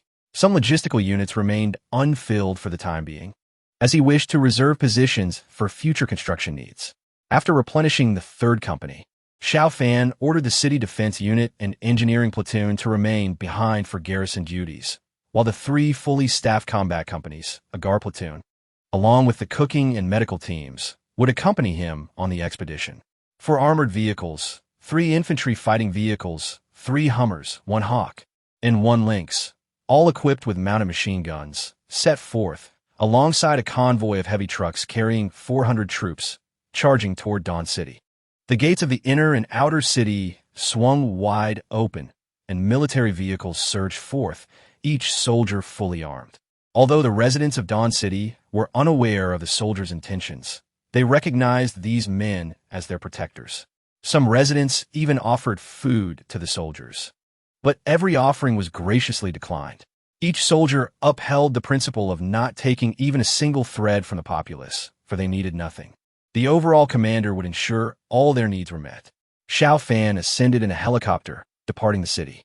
As the convoy arrived at Xinjiang County, they encountered minimal resistance along the streets, reaching the location of the former jewelry store. However, this time, a few scattered zombies roamed the area. With the absence of liquors, only ordinary zombies wandered about. Xiao Fan even spotted the overturned Hummer, its purpose unknown. As the troops advanced, they arrived at the site of the broken bridge by the riverbank. A cacophony arose as the zombies across the river, upon spotting Xiao Fan's group, became agitated, clawing and drooling with an insatiable hunger to cross and devour them. Everyone disembarked and began fortifying their position. Following Xiao Fan's command, the soldiers set to work constructing defensive structures. The area by the bridge, a spacious intersection, became a stronghold with sandbags piled high to effectively halt the advance of the undead while facilitating shooting. A large area was cleared at the bridge's head, destined to become the graveyard for the zombies. The preparations unfolded methodically, with the zombies from two adjacent buildings swiftly eradicated as snipers took their positions on high ground. Firefighters and anti-air infantry readied themselves, while the medical team stood by. The first and second companies prepared to confront the initial wave. 60 soldiers swiftly formed a semicircular perimeter at the bridgehead. Engineers Ein and Merton led the charge, arriving at the bridge's edge. They opened their toolboxes and busily set to work. Within mere minutes, a small room emerged, an advanced piece of technology for bridge repair from Red Alert. As the engineers entered the repair chamber, a miraculous transformation began. The previously destroyed and fractured bridge slowly began to mend, steel and concrete restoring their original form, and the bridge surface gradually taking shape. As the bridge neared completion, some zombies, unable to contain their eagerness, surged forward to the bridgehead. The moment the bridge was fully restored, they would flood across like a tidal wave. Thousands of zombies amassed on the other side, an endless sea of darkness. A foul wind carried the stench toward them, causing nausea. The Red Alert soldiers stood resolute, undeterred by the hellish scene before them. Xiao Fan lit a cigarette, drew his submachine gun, and chambered round. He reveled in the atmosphere of impending battle, patiently awaiting the moment. The bridge was nearly finished. Just as the bridge was 2 meters from completion, 2 agile zombies unexpectedly leaped across. A muffled gunshot rang out from the 3rd floor of the bridgehead, where Sniper had taken aim. One agile zombie fell without a sound, lifeless. The second agile zombie charged toward the bridge repair chamber, its eyes set on the engineers, desperate for a meal. In that instant, Xiao Fan fired. A barrage of bullets sent the agile zombie staggering backward. Amidst the gunfire, he adjusted his aim and eventually landed a shot squarely on its forehead, bringing it down. Meanwhile, the engineers completed their repairs and quickly retreated. As they withdrew, the horde of zombies surged forward. And over here, the engineers, far from being mere scholars, had undergone basic military training, and they swiftly vaulted over the sandbags, seeking cover. Open fire. With Xiao Fan's command, a symphony of gunfire erupted. The bridge spanned approximately 15 to 16 meters in width, and as the first wave of zombies charged forward, they were met with devastating firepower. The Red Alert soldiers needed no precise aim. Simply firing in that direction guaranteed hits. The horde was so densely packed that many bullets flew through them like strands of candy. Pulses of black blood erupted into the air like geysers. The front line of zombies fell like grass, while the following wave trampled over their fallen comrades, surging forward, though the zombies feasted upon their deceased kin. The enticing scent of fresh flesh on the opposite side rendered the dried meat of their brethren unappealing. In such circumstances, halting their advance was impossible, as the relentless tide of zombies propelled the front ranks onward, oblivious to any notion of stopping. From an aerial perspective, the scene was nothing short of magnificent. The Red Alert soldiers unleashed a torrent of fire, countless bullets transforming into luminous streaks, rapidly piercing through the dense mass of the undead. The horde stretched infinitely. The narrow bridge was but a minor obstacle. As the front ranks fell, the rear ranks surged forth, creating a pile of bodies. Even the zombies at the back tumbled and crawled over the heap of corpses, stumbling onward. The relentless output of bullets struggled to contain the advancing tide of zombies, until the heavy machine guns roared to life. 2 heavy machine guns opened fire first, unleashing a torrent of lethal metal propelled by tremendous force. Each bullet was capable of penetrating 3 or 4 zombies, shattering these lifeless beings. However, the gunfire served merely to delay the inevitable, as the primary function of the heavy machine guns was to guard the bridge, leaving the throngs of zombies that surged forth neglected. Soon, the horde of the undead began to spill over the bridge, invading the square that the Red Alert warriors had earmarked as a safe zone. Fire! Shoot with all your might. At the command of the squad leader, the soldiers stationed on both sides sprang into action. The frontal assault transformed into a sweeping arc of gunfire. In the absence of mutated zombies, this tactic would have sufficed to stem the tide. Yet, the emergence of armored zombies and their swift companions continually disrupted the soldiers' firing rhythm. The snipers stationed on the rooftops also commenced their barrage, but amidst the cacophony, the sound of gunfire blended into a singular, thunderous roar, rendering it impossible to discern individual shots. One could only witness the zombies being either blasted apart or decapitated, while a dark pool of blood began to flow across the ground, soon reaching the vicinity of the sandbags. Suddenly, 2 robust armored zombies appeared, squeezing through from one side of the bridge, absorbing several sniper rounds. Their bodies bore numerous bullet wounds. Yet they surged forward with the horde into the square at the bridge's head.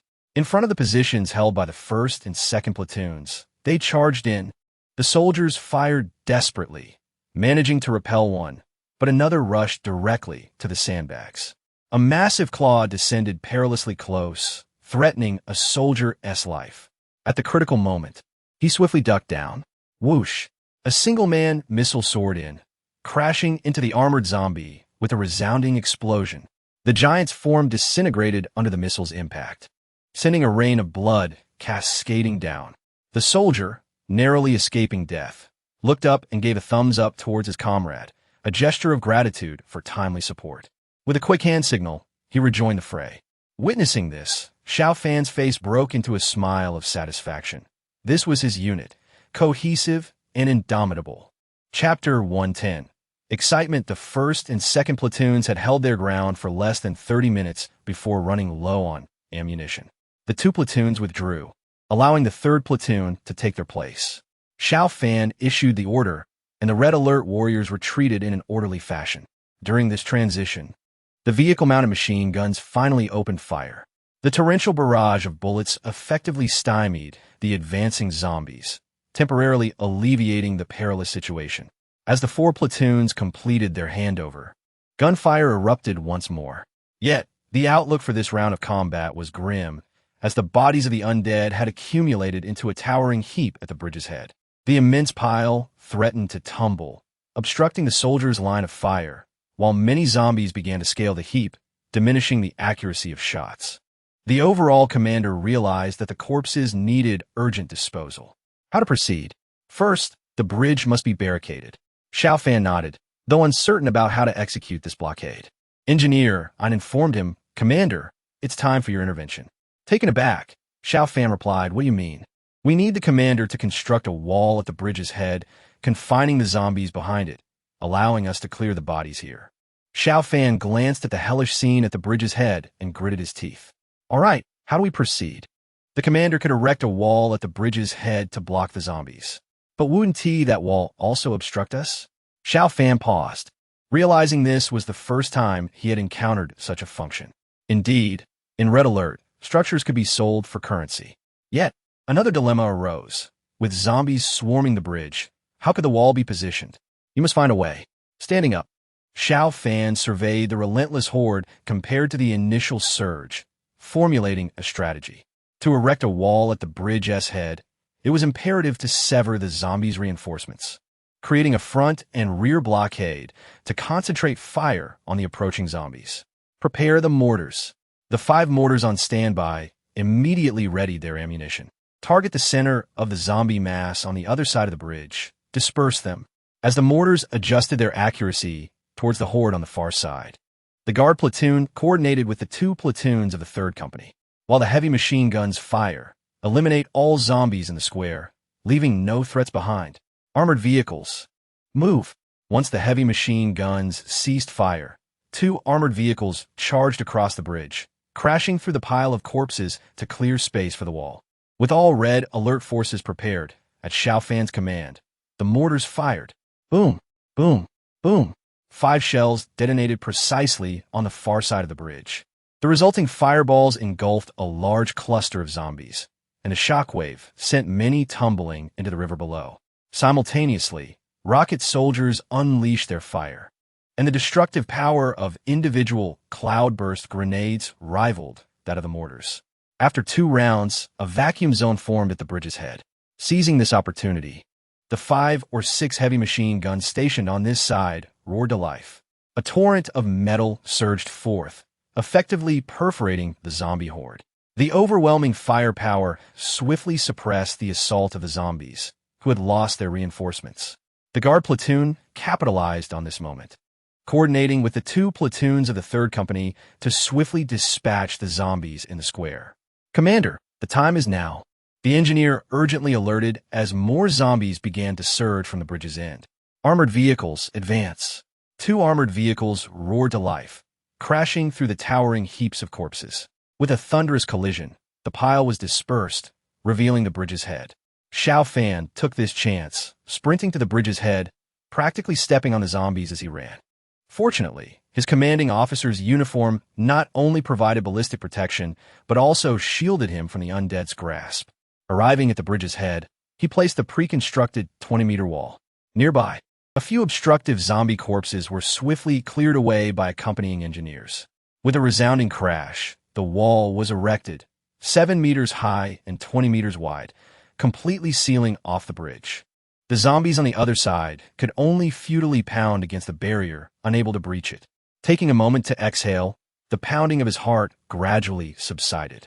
What a thrill! The next phase of the mission no longer required Xiao Fan's involvement. With the zombies deprived of reinforcements, those that remained were swiftly dealt with, paving the way for the incoming engineering unit. Their task was to scour the corpses for the jewelry Xiao Fan required. While this endeavor was challenging for others, they excelled in the task, effortlessly collecting the desired items. Once the jewelry was gathered, the flamethrower soldiers would promptly incinerate the zombie remains. Leaving them behind was perilous. If consumed by other zombies, they could evolve.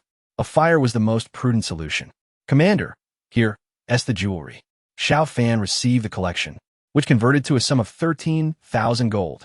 Having previously established 3 platoons, he was left with less than 3,000 gold, but now his funds exceeded 15,000. This bolstered Xiao Fan's confidence significantly. Remaining here for a few days to accumulate wealth seemed feasible, and within 10 days, amassing 300,000 to 400,000 gold appeared quite achievable. As this respite unfolded, the cooks arrived with meals. Xiao Fan silently began to eat, having cultivated a heart and digestive system as resilient as steel. In the face of such a gruesome spectacle, he was able to savor his meal with relish. While he dined, barbecues were being prepared nearby. After finishing his meal, he set down his chopsticks and his gaze fell upon a distant building. Chapter 111. The Beria Dance Troupe, Cultural Palace of Qingyang County. On the top floor, 7 or 8 young Beria girls were pressed against the window, peering out at the scene of fierce combat below. These girls, all under 20, wore tattered yet uniform dance attire. Their beauty was striking, with exotic golden hair and azure eyes, each of them possessing the potential to be a model. Yulia, come look. The soldiers below have slain many zombies. One girl called to another, who lay inside, speaking in the common tongue of the Eastern Federation. The girl named Yulia was particularly beautiful but appeared somewhat gaunt. Her pallor accentuated by her Caucasian features. Are they truly not Barians? Yulia questioned. Indeed not. Yulia, you are too suspicious. Your uncle wouldn't send anyone here. Another girl replied. Perhaps, but just days ago someone came, and those few did not even cross the bridge before perishing. My uncle would not let this go easily. But your uncle surely lacks the power to command the troops here, another interjected. Yulia shook her head slightly. It's hard to say. What remains of the military now? It is likely comprised of survivors. Did the broadcast not say this is the Dawn Army? Nearby, a radio crackled to life, the voice of Xiao Fan, the Dawn Army's designated announcer, resonating through the air. This is Dawn City. Greetings, everyone. I am Xiao Fan. It is yet another beautiful day, and I am delighted to communicate with you all in this manner. Our commanding officer, Mr. Xiao Fan, has decided to join the Survivor Alliance, becoming part of this great family to contribute to the survival of all survivors. We have signed an agreement with the Alliance, which should fulfill the following obligations. Dispatch a military force of no less than 500 to maintain the city's defenses and establish communication for trade, wherein the Alliance must engage in transactions with us using gold. After listening for a while, Yulia's face bore a bittersweet smile. They are all the same. If they truly come across the river, it may spell our doom. The other girls exchanged uncertain glances, unsure whether to concur with Yulia. Yulia, being of noble lineage and the leader of their dance troupe, had always been their guiding light. Without her strength and composure, these girls, vulnerable and defenseless, might have already become the zombies' next meal. Yet now, their situation was dire. Out of a troop of 40, only 9 remained. If they could not escape and receive aid, they would not be able to endure much longer, especially after the power outage made life exceedingly difficult. Yulia, ever anxious, feared her uncle was hunting her and had extended his reach to this place. Thus, she felt like a bird on a string, unable to trust anyone. The days dragged on, and she wondered when this torment would end. Gazing at her reflection in the glass, she pondered whether she could take one last chance. Upon successful retrieval, he jumped into the vehicle and swiftly retreated. Despite the rapid withdrawal, swarms of zombies surged forth, almost instantly enveloping the armored vehicle. Fortunately, the vehicle's powerful engine enabled it to push back a horde of zombies, while the soldiers continued to fire at the undead clinging to the vehicle. The machine gun roared again, heralding the start of a new round of battle. By noon, ammunition was depleted and replenished. The red alert soldiers took turns resting, and the fierce combat persisted until dusk. Everyone managed to conserve about a third of their ammunition, preparing for renewed conflict before midday the following day.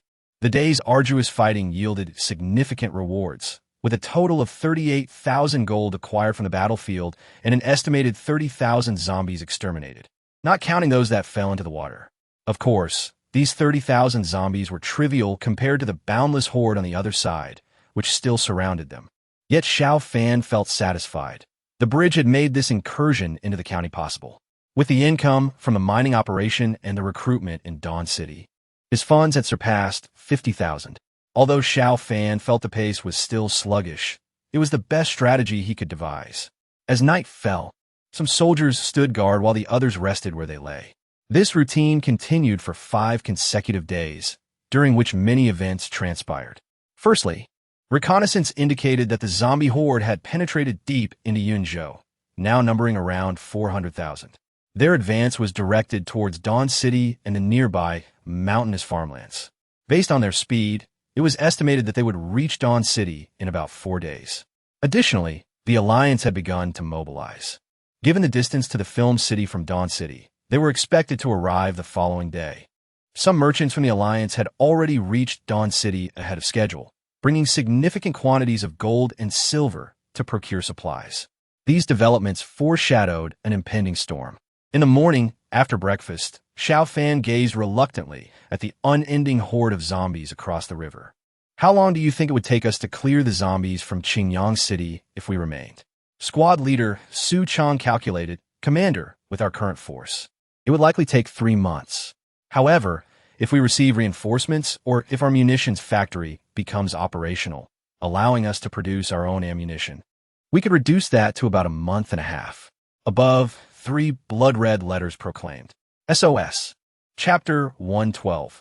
Unexpected gains. Xiao Fan had long been aware of the building in question. It was the cultural palace of Qingyang County, where 9 green dots indicated the presence of survivors.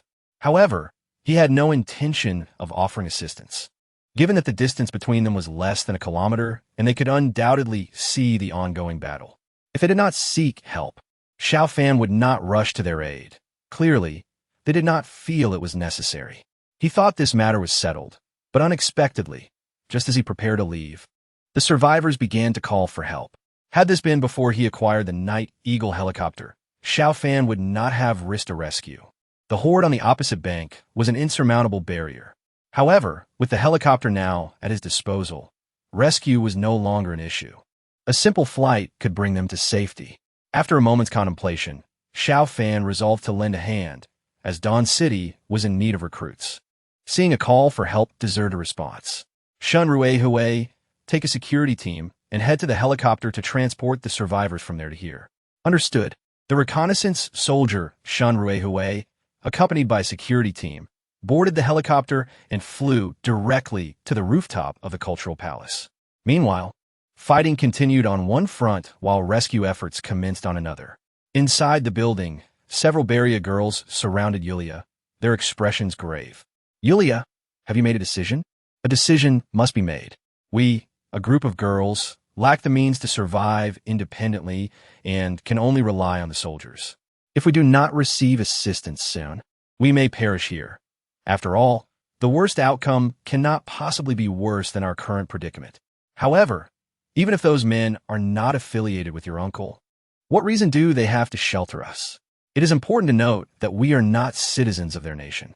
A bitter smile appeared on Yulia's face. It is up to fate.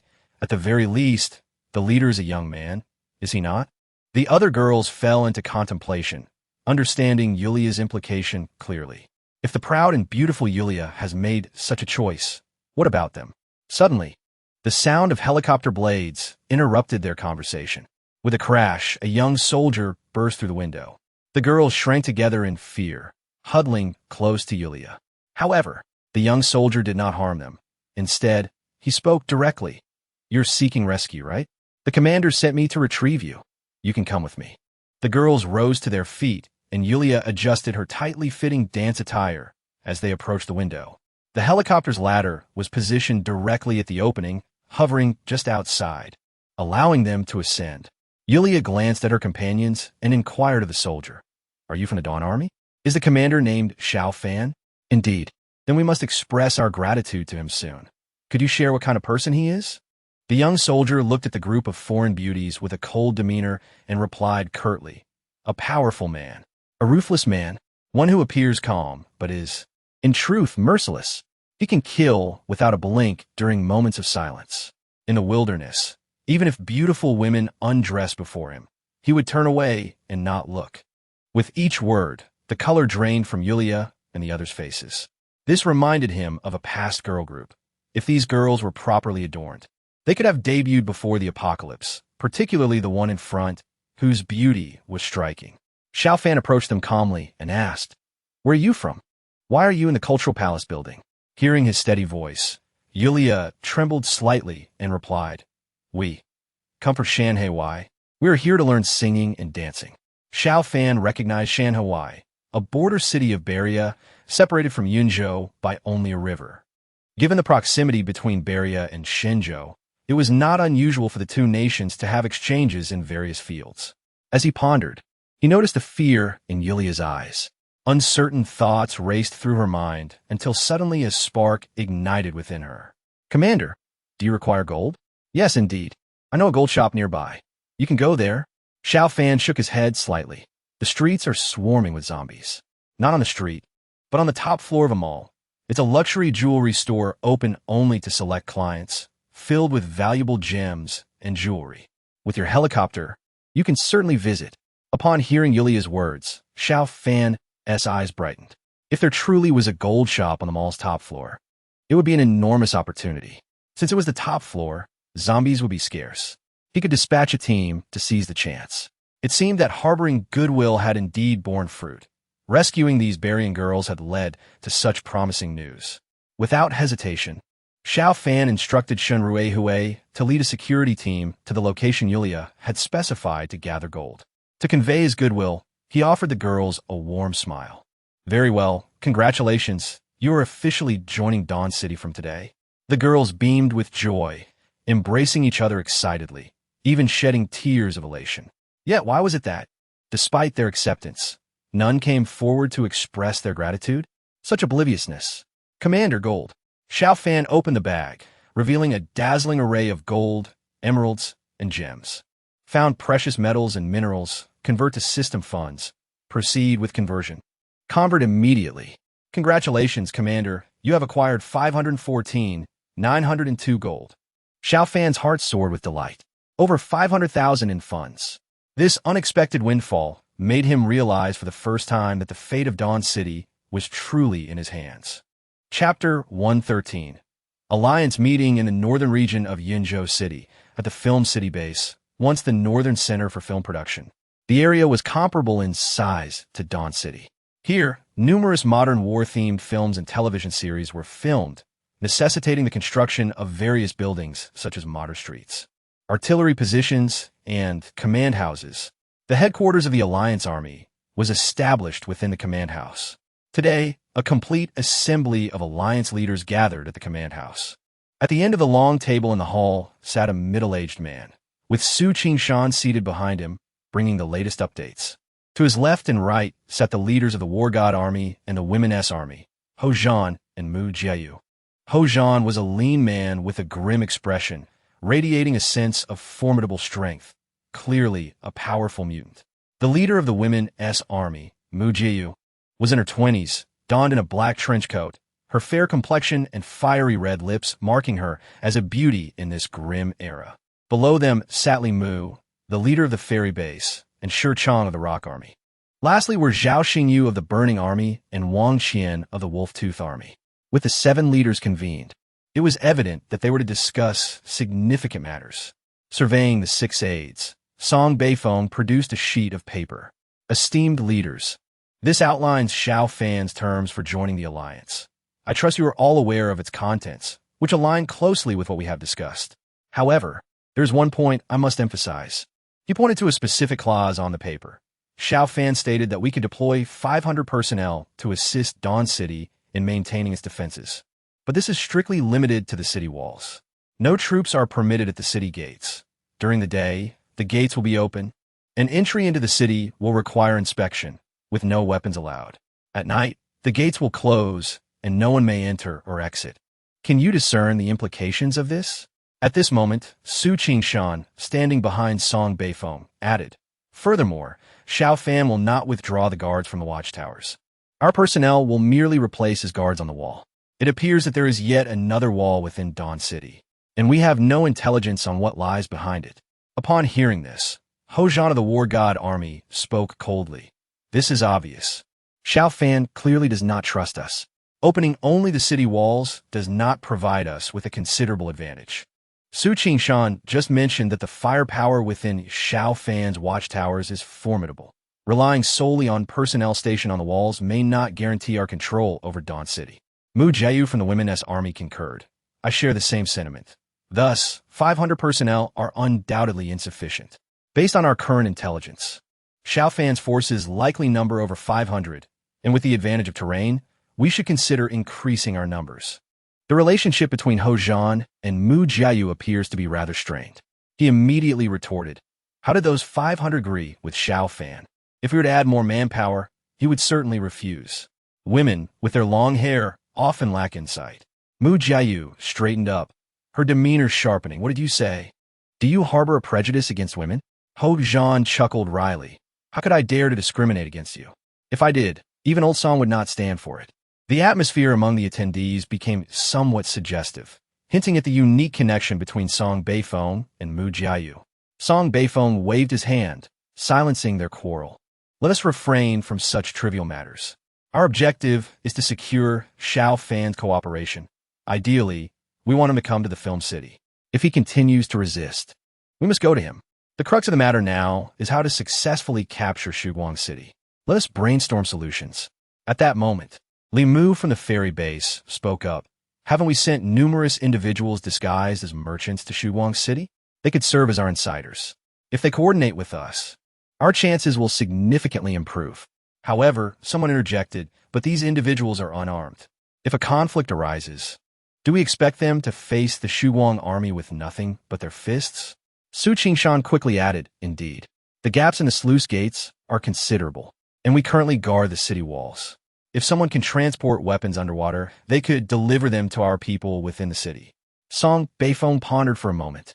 Are you certain they won't be discovered? Li Mu shrugged. I believe this plan holds merit. By coordinating our internal and external efforts, seizing the urban area and then the walls, our numbers would surpass 1,000. With preparation against the unprepared, I refuse to believe the Shiguang army can turn the tide. The others concurred, feeling that this strategy would suffice. Once we coordinate our efforts, systematically dismantling those watchtowers, Xiao Fan's forces would be cornered within the inner city, merely waiting to be captured. Yet, Song Beifeng remained silent. A sense of unease lingered within him. If seizing Xiao Fan were so simple, he doubted the adversary could have amassed such a substantial empire. No, he needed an additional contingency. He raised his gaze toward all the leaders. I have a crucial task for everyone. Our alliance of 7 factions has resolved to divide Shiguang City. We cannot hold back, whether hunting lions or rabbits. We must exert our utmost effort. Moreover, the Shiguang army is no mere rabbit. They resemble a rabid dog. Thus, each of our 7 factions must dispatch a mutant to form a special operations team. Mu Jiayu inquired from his side, Chairman, what will be the mission of this team? Under the duality of light and shadow, the external forces would follow Su Qingshan's instructions to transport weapons into the city at night, while this special team would infiltrate the inner city to execute a decapitation strike. If either operation succeeds, the Shiguang army will undoubtedly crumble. The leaders exchanged nervous glances at Song Beifeng's proposal. Indeed, the alliance chairman had a keen strategic mind. With such a two-pronged approach, it seemed there would be no escape for Xiao Fan's forces. Yet, this predicament was of Xiao Fan's own making. As an outsider in Yinzhou, daring to openly defy the alliance's policies was akin to courting death. Furthermore, the allure of Shiguang City's base was immense. Should this operation succeed, the alliance headquarters might even relocate. Thus, when someone proposed a plan to distract Shiguang City while covertly striking, all present were in unanimous agreement. The decisions made during the alliance meeting were swiftly put into action. Those assigned to guard the city walls, transport weapons, conduct assassinations, and masquerade as merchant convoys all assumed their respective roles and quickly mobilized. Chapter 114. New equipment enters the fray. Xiao Fan erected a wall at the bridge's head, effectively barricading the zombies on the opposite side. After the bullets were replenished at noon, the main force of the Shiguang army departed from Qingyang County. This latest hunting expedition yielded approximately 200,000 in resources. However, an unexpected find at a jewelry store resulted in a staggering increase of 500,000 in funding. Presently, Xiao Fan's total funds had reached 800,000. A factory for battle vehicles required 150,000, leaving him with 650,000 remaining. Upon entering the city, Xiao Fan observed numerous individuals from the alliance driving various types of vehicles, scouring Shiguang City for acquisitions, though their transactions appeared minimal. After observing for a while, he led his troops into the inner city. Upon returning to his official residence, the captain of the city defense brigade, Lu Ping, approached him. He first presented Xiao Fan with 50 kilograms of gold, an agreement the alliance had made previously, accompanied by a note of debt. The 50 kilograms of gold equated to 50,000 gold coins, which Xiao Fan readily converted, inquiring about recent developments as he did so. In accordance with the commander's orders, I have notified the alliance that they can come to provide support, but only at the city walls. They are not permitted to enter areas beyond that. Xiao Fan nodded. I noticed those merchants seem quite astute. Lu Ping agreed. Indeed, they appear shrewd, though they also exude a hint of banditry. Xiao Fan chose not to elaborate further and waved Lu Ping away. His rationale for allowing the alliance to assist in the defense of Shiguang City stemmed from a desire to discern the alliance's true intentions. Although he had acquiesced to various demands, he had not yet traveled to the Film City base, which would likely displease the alliance. If the alliance truly could not tolerate him, action could very well be imminent. He wished to avoid entanglements with the alliance when the horde of zombies arrived. However, he was aware that many of the residents within Shiguang City still held favorable views or lofty aspirations regarding the alliance. Following the announcement of the Shiguang army's integration into the alliance, some perceived it as a positive development, provided the alliance refrained from any untoward actions. He intended to strike proactively and sever ties with them before the zombie horde's arrival, although that would be a last resort.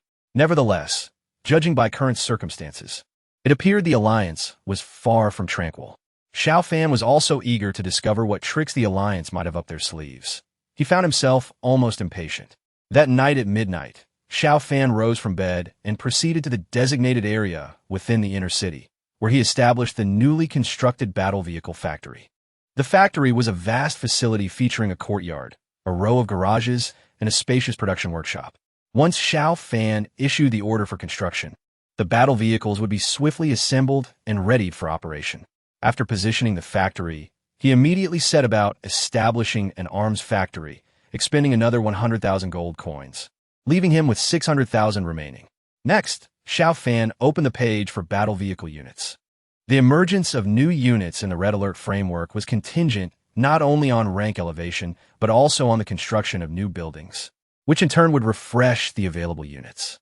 Upon accessing the vehicle page, Xiao Fan was indeed greeted by the sight of new machinery.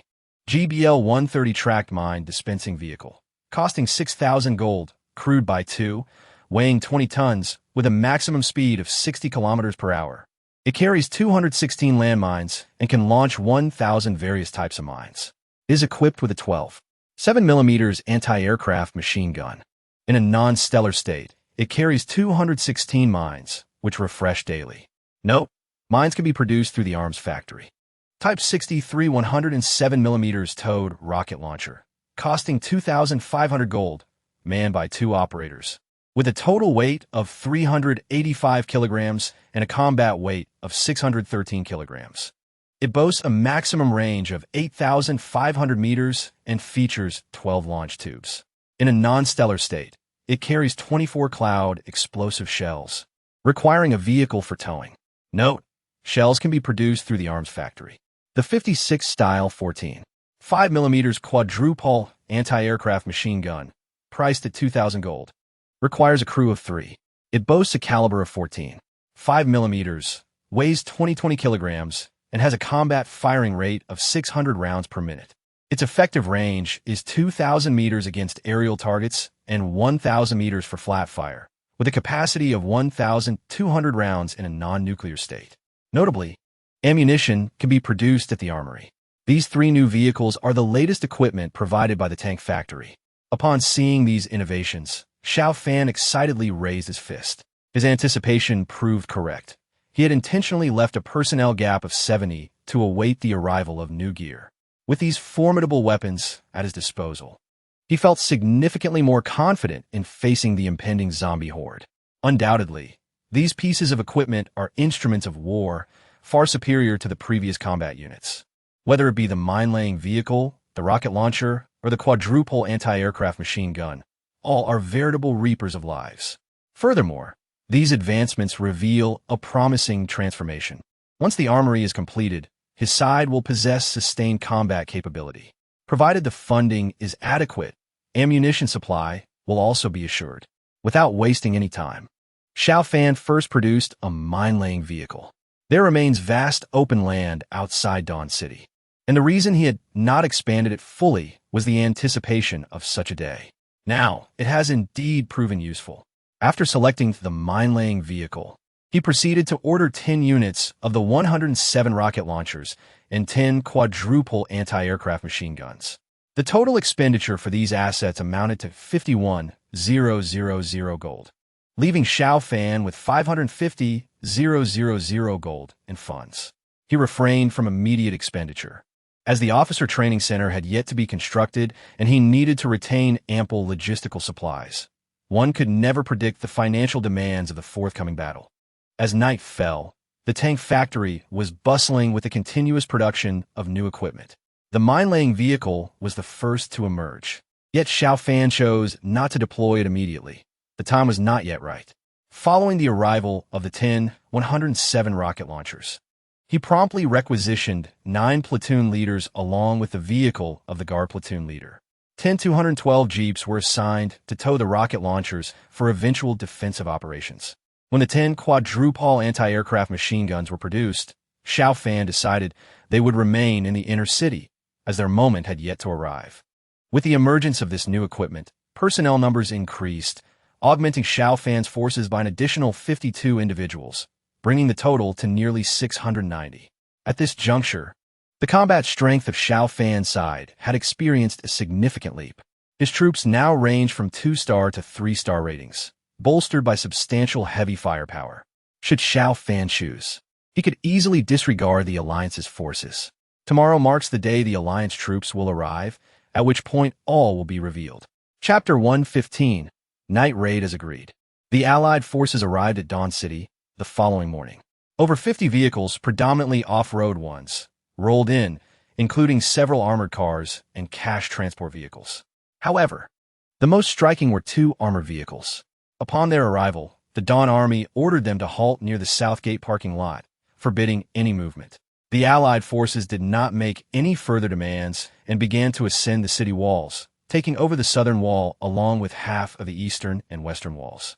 The sudden influx of guards within the city caused unease among the residents, as the newcomers seemed out of place among the Dawn Army. Nevertheless, the Dawn Army remained silent, and aside from inspections at the city gates prohibiting weapons, everything appeared unchanged. Meanwhile, in the inner city, Xiao Fan was diligently continuing production. This morning, the armory was completed. Once it was set up, he received a system notification. "Congratulations, Commander, you have acquired an armory. All military weapons and ammunition consumption can be replenished at the armory. Please check, Commander." Upon examining the armory, Xiao Fan discovered the manufacturing costs for various weapons and ammunition. The cost of pistol ammunition is 0. 2 gold, while common rifle and light machine gun rounds are priced at 0. 5 gold. The ammunition for heavy machine guns and sniper rifles costs 1 gold, whereas the quadruple machine gun rounds are 5 gold. Mines cost 5 gold, and the shells for the 107 rocket launcher are priced at 10 gold. The individual anti-aircraft missile and rocket launcher rounds are similarly priced at 15 gold each. Seeing these prices, Xiao Fan found them somewhat exorbitant. Indeed, the sound of machine guns could translate to mountains of gold. A reduction of 90 in costs would render them acceptable. He promptly initiated ammunition production, beginning with the most in-demand rifle and light machine gun rounds, ordering 200,000 rounds at a cost of 100,000 gold after deducting raw material expenses, which translate to 0.05 gold per round. He also ordered 100,000 rounds for the heavy machine guns and sniper rifles, costing another 100,000 gold at 0.1 gold apiece. For the quadruple machine guns, he produced 500,000 rounds at a cost of 75,000 gold, priced at 0.15 gold each. Mines were produced at a quantity of 10,000, costing 5,000 gold at 0.5 gold each. Finally, the shells for the 107 rocket launchers and individual anti-aircraft missiles cost approximately 50,000 gold in total. After finalizing all ammunition orders, Xiao Fan found himself with just over 200,000 gold remaining. With copper and special steel supplies running low, he decided to retain some funds as a backup. The production commenced, turning the armory into the busiest location.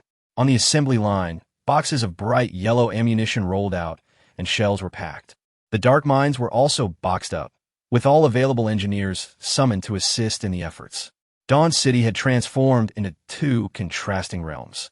Both the Allied forces and the Dawn Army exhibited remarkable restraint. Throughout the day, their interactions were marked by courtesy, with no incidents of friction or discontent arising. The Dawn Army even provided meals for the Allied forces, yet they opted to consume their own rations. As the clock struck 5 in the afternoon, the gates of Dawn City closed. With the approach of the Mid-Autumn Festival, the northern skies grew darker earlier. All city gates were secured, restricting entry and exit. The sun soon dipped below the horizon, casting its last rays upon the fields, vanishing in less than half an hour. Darkness enveloped the land. The Allied merchants in Dawn City resided in temporary shelters approximately 300 meters from the riverside, as the city did not yet have sufficient prefabricated housing for them. After dinner, they retired early for the night. Residents lit lamps, spending their evening reading or engaging in crafts, as the night settled into tranquility. Outside the city, the waters of the Haoyuan River flowed gently, splashing softly. Suddenly, a series of shadows emerged from the depths of the river.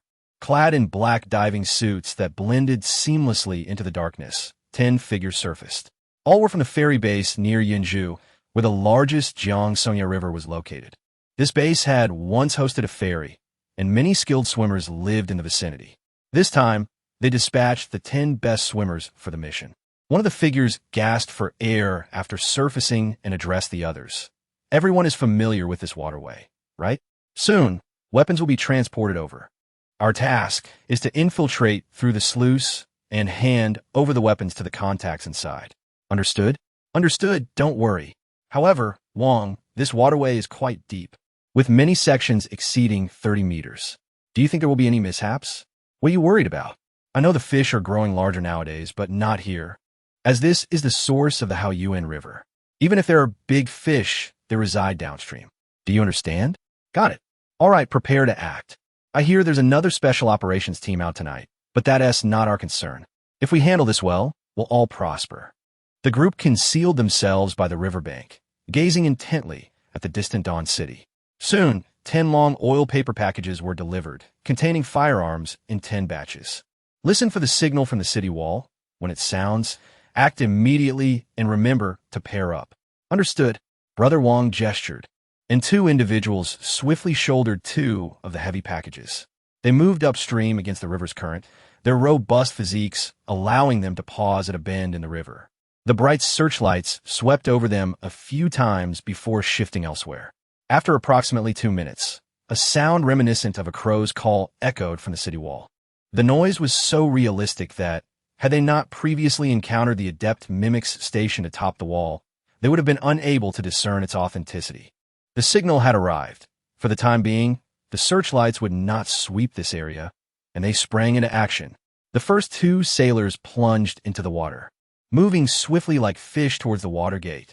Brother Wong observed the departing figures, gazing at the towering silhouette of Dawn City in the distance, his heart swelling with emotion. To establish such a foundation in the apocalypse, Xiao Fan was indeed a capable individual. Alas, his defiance of the Alliance's orders had sealed his fate. The sands of time wash away countless heroes, swept away by the storms of fate. Xiao Fan, had we met before the apocalypse, perhaps we would have shared a drink together. Yet now, all that remains is a farewell. Chapter 116. The mysterious disappearance as the 2 submerged. Their companions behind them held their breath in anxiety. If these 2 could successfully navigate the sluice gate, assistance would await them inside, allowing the firearms to be securely delivered and arming a contingent. The fate of Dawn City hinged on this initial group. Their success was paramount. Meanwhile, some individuals atop the wall were also watching closely. Above the water gate, several Alliance guards were smoking. Not far from them, a soldier in a lookout tower glanced their way, one guard laughing heartily. "Brother, is it hard standing up there? Care for smoke? I procured these fine black tower cigarettes from a supermarket. They weren't much before, but now they're a treasure." The Dawn soldiers merely cast him a glance before turning away. Ignoring his overture, he pretended to grumble, dismissing the soldier further. The few individuals beside him were growing anxious, their palms clammy with sweat. As they saw him successfully feign his way past, they collectively exhaled in relief. "Li Gu, your boldness and attention to detail are commendable. Had it been us, we would have surely been exposed." The man named Li Gu was indeed tense, though he relaxed slightly. "Do not worry. Keep an eye on the water. Our people should be crossing the sluice gate now." They immediately lowered their heads to peer beneath the water gate. They had learned that the water here was exceptionally deep, thus requiring caution. Yet, no matter how they looked, they saw no one beneath the sluice gate. Had they swum past? Hurry and check the other side. Just one person is needed. Don't all go at once or it will attract attention. Li Gu urgently instructed. And one person pretended to stroll to the opposite side of the wall, peering into the city. Yet the outcome was the same. He saw only the dark river, devoid of any figures. Something's off, Li Gu. There's no one here. How strange. We clearly saw them dive in. They should either be under the sluice gate or have made it across by now. Why is there no one? Could it be the firearms were too heavy, causing them to sink? That shouldn't be the case. They were selected for their diving skills from the ferry base. If they couldn't manage this load, how could they possibly be tasked with a mission? Could the gap at the sluice gate be too narrow? Or perhaps their underwater vegetation? Speculation began to run rampant. Li Gu took a deep breath. Regardless of the reason, these two may have encountered an accident. However, we must remain discreet. The Dawn Army should still be unaware of our situation. We must send the next group over immediately. As long as the subsequent firearms are delivered, we can still accomplish our mission. Failure is not an option today. A young man nodded and immediately began his vocal mimicry again. Caw, caw. The sound of crows sweeping through the mountains echoed once more, signaling the next group. As night fell in Dawn City, the lights gradually dimmed, the night enveloping everything in a soft, tranquil silence. It seemed that all had succumbed to slumber. However, within the makeshift shelters of the Alliance merchants, a few individuals quietly rose. In truth, these merchants had scarcely slept, but they refrained from speaking, each absorbed in their own tasks, interfering with none. Yet, these few individuals were notably out of place as they were executing a different mission from the others. They emerged from various shelters and converged on a small one. Upon entering, they found a man awaiting them. In total, 6 people entered, 5 men and 1 woman. The man inside had sharp eyes and a hooked nose. Seeing the others arrive, he glanced outside and then shut the door. Let us introduce ourselves. I am Diao Yuan from the War God Army. Having previously visited Dawn City, I am here to command this operation. Please, share your names. The woman spoke first. I am Mei Hua from the Women's Army. My evolution focuses on flexibility. A tall, robust man stated, I am Shi Yong from the Rock Solid Army. My evolution is skin hardening. I am Shun Zi from the ferry base. My evolution enhances vision. I am a sharpshooter. I am Ma Lao San from the North Wind Army. My evolution is strength. I am Zhu Ducheng from the Burning Army. My evolution is speed. I am Zhou Fei from the Wolf Fang Army. My evolution is stealth.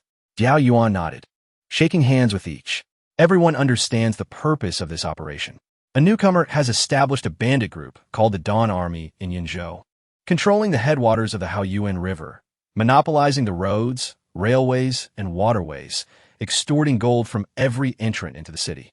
How does that differ from banditry? He blatantly contravenes alliance strategies and refuses to comply with orders, prompting the alliance to send us to enact justice and rid the people of this menace.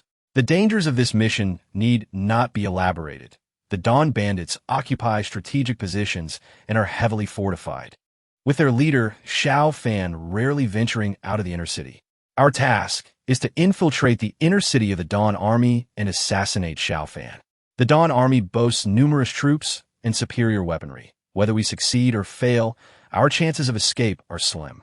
I trust you have all mentally prepared for this eventuality. The others nodded in agreement, accepting the gravity of the task, aware of the immense risks involved. To say it was a matter of life and death would not be an exaggeration. However, they still held a glimmer of hope. If they succeeded before midnight, chaos would erupt in Dawn City, and the Alliance would immediately launch an offensive to draw the Dawn Army's attention, increasing their chances of survival. Diao Yuan retrieved a barrel of potent liquor and several cups, pouring each a measure. Brothers, let us drink this toast. We shall venture into this den of dragons and tigers. If we survive and complete our mission, the vast Dawn City will belong to us, and we shall return to celebrate unrestrained. The fervor ignited by Diao Yuan's words spurred the group, each raising their cups. Well said, Brother Diao. We have survived the zombies. Dawn City holds no terror for us. To slay Xiao Fan and share in the spoils. Several individuals raised their heads and downed a bowl of pristine liquor. Jiao Yuan led the charge, shattering his cup upon the ground, and the others swiftly followed suit. The broken vessels symbolized their unwavering resolve to prefer a noble demise over a life of disgrace. Without further ado, they set forth. These individuals had received generous promises from the Alliance and harbored immense confidence in their skills. Now, spurred by the potent liquor, a sense of boldness surged within them. Especially upon exiting the makeshift shelter, the stillness of Dawn City under the night sky loomed around them, surrounded by towering walls, lying at the foot of the Xing'an Mountains, resembling a colossal dragon poised to awaken and consume those nearby. Today, they were the Dragon Slayers. The winds whispered of peril. A hero's journey often ends in sacrifice. They pondered whether future generations would remember their valor. Yet, they believed that history would immortalize their deeds. Chapter 117. The Caribbean Monster at the Watergate of Haoyuan River. The signal was once again dispatched by those awaiting the arrival. In the distance, Brother Wong, observing the sign, promptly commanded the second group to advance. The first wave had succeeded. The second could be bolder. As the more firearms they transported, the better armed they would be to seize Dawn City, earning them accolades. 2 divers, inspired, eagerly nodded and plunged into the water, each burdened with long packages containing numerous firearms. Navigating the river while evading the searchlights above was not overly difficult. This was a critical moment. If the external shipment of weapons failed, their plans would crumble. Relying solely on the 500 station atop the walls left them devoid of confidence in conquering Dawn City, especially facing the intimidating machine guns hidden within the watchtowers. Victory necessitated numbers. They took turns watching the water's surface, anticipating the approach of the 2 individuals nearing the sluice gate. Just then, a beam of light from a searchlight illuminated them. The soldier in the watchtower, gazing down from his vantage point, queried, "Why are you fixated on the river instead of guarding the walls?" Old Li, feeling the tension rise, stammered, "Is it not permissible to fish? You are all well fed while we are still gnawing on rations. Surely, catching a fish for a treat is acceptable?" The soldier disregarded his excuse and turned the spotlight elsewhere. Sighing in relief, Old Li lowered his gaze back to the river. To his astonishment, the 2 individuals who had previously been beneath the sluice gate had vanished. They rushed to inspect the river within the city, but it was still devoid of any sign of them. Old Li's countenance darkened. They had been careless. Perhaps a trap lay beneath the sluice gate, and their comrades had fallen victim. Could it be that the sentries have spotted us? Old Li surveyed the otherwise calm Dawn City and shook his head slightly. They likely haven't noticed. Otherwise, it wouldn't be as it is. What shall we do now? Should we continue sending the remaining individuals with weapons? Old Li pondered for a while before resolutely stating, "We cannot send anyone else. Until we resolve the mechanism beneath the sluice gate, sending more will only lead to demise. I will seek counsel. You remain vigilant." Faced with such a significant matter, Old Li hesitated to act unilaterally. He intended to find a discreet location to descend the wall and communicate with the Alliance. However, as he took a couple of steps, a bird soared overhead, a cold crow returning to its roost. Caw! Caw! Sweat beaded on Old Li's forehead. The untimely arrival of the crow was unfortunate. Those outside would surely interpret its cawing as a signal for the 3rd batch of weapons. Old Li felt powerless to alter the situation. Watching helplessly as the opposing side dispatched a 3rd wave of divers. This time, he resolved to observe intently, determined to discern why the divers had abruptly vanished. Outside the city, Brother Wong heard several caws from crows. He was already weary of the 2-person weapon transports, especially given the cold weather making their wait outside arduous. With the first 2 waves having successfully infiltrated, he concluded that sending the 3rd batch simultaneously should pose no problem. Otherwise, the individuals atop the walls would not have continuously signaled. Thus, Brother Wong decisively ordered all to proceed. 6 divers, each dragging long packages, submerged and advanced through the water. Soon, they successfully reached the base of Dawn City. Old Li remained fixated on the water's surface, resolute that regardless of the sentry's actions, he would not blink. Fortune favored the diligent. He finally perceived a hint of danger. As the first diver neared the sluice gate, ripples suddenly broke the surface. In the darkness, An immense force yanked the diver into the depths. The other divers, still unaware, pressed on toward the gate. Cold sweat broke out on old Lee's back. Indeed, an ambush awaited. There was no doubt that this operation was doomed. Acting swiftly, old Lee raised his weapon and unleashed a volley of bullets into the earth by the riverbank. The gunfire echoed, signaling the failure of the mission and the necessity for the divers to retreat. Even if a few divers were sacrificed, at least the Dawn forces remained oblivious. He aimed to protect the remaining divers and the weapons prepared for transport. The gunfire shattered the night's stillness, and the searchlights of the surrounding watchtowers immediately turned toward him. "What is happening?" Old Lee, with a stoic expression, replied, "I mistook a rabbit for an enemy." Having sent his signal, he no longer feared repercussions. In the river, several divers began to retreat. Yet, an unforgettable scene unfolded before Old Lee's eyes. Beneath the water, a long, colossal creature, reminiscent of a serpent, surged forth. No, it was not merely a serpent. Ordinary serpents did not reach such proportions. If one were to liken it to a snake, it might be an ancient titanoboa. Each one was thicker than a barrel, stretching an unknown length of 10 or 20 meters, suddenly bursting from the water and ensnaring several divers. "Ah, help!" One diver, unable to suppress his terror, screamed. Yet, before he could finish, he was dragged into the depths. Of the 5 divers, 4 were left defenseless. Only Brother Wong, in a moment of urgency, drew a knife and fiercely plunged it into the writhing serpent. The creature, seemingly provoked, shot up into the air, flinging Wong into the void. But that moment was fleeting. In the next instant, several massive serpents erupted from the water, ensnaring Wong like a dumpling and dragging him back into the abyss. This surreal spectacle etched itself into Old Lee's memory. At that moment, he was at a loss for words. The only thing that sprang to mind was a film he had seen before the apocalypse. Pirates of the Caribbean, The Sea Monster. Chapter 118. The decapitation squad. Jiao Yuan and his companions arrived near the water gate of the second city wall. At this moment, the gates were closed, and the sole means of entering the inner city was through the water gate. They swam through the waters, initially anticipating some unforeseen events, but the process unfolded unexpectedly smoothly. Excellent. It appeared that the Dawn forces were utterly oblivious to their arrival. The group, elated, crawled ashore from the river, only to be taken aback by the sight before them. The inner city presents a stark contrast to the outer districts, with its streets flanked by towering walls crowned with electrified fences, resembling a series of citadels, leaving one utterly oblivious to the happenings within. Why does it feel as though I've stepped into a labyrinth? Where on earth could Xiao Fan be? Jiao Yuan shook his head slightly, stating, "The specifics remain unclear. Yet we possess a crucial piece of intelligence. Helicopters have previously taken off and landed in the northern part of the inner city. Thus, it is highly probable that Xiao Fan's residence lies to the north." "Then let us proceed northward," Mei Hua inquired. "Indeed, we shall go, but we must exercise utmost caution to avoid detection," Jiao Yuan replied. The group followed Jiao Yuan's lead, advancing along a street. Just a few steps in, they heard footsteps approaching, not from a solitary individual, but rather a group moving in synchrony.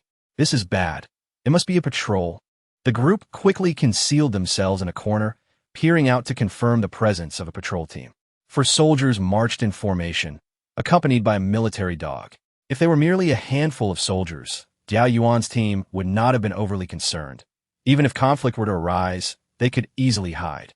However, the presence of the military dog posed a significant threat, as its acute sense of smell and tendency to bark could easily betray their location.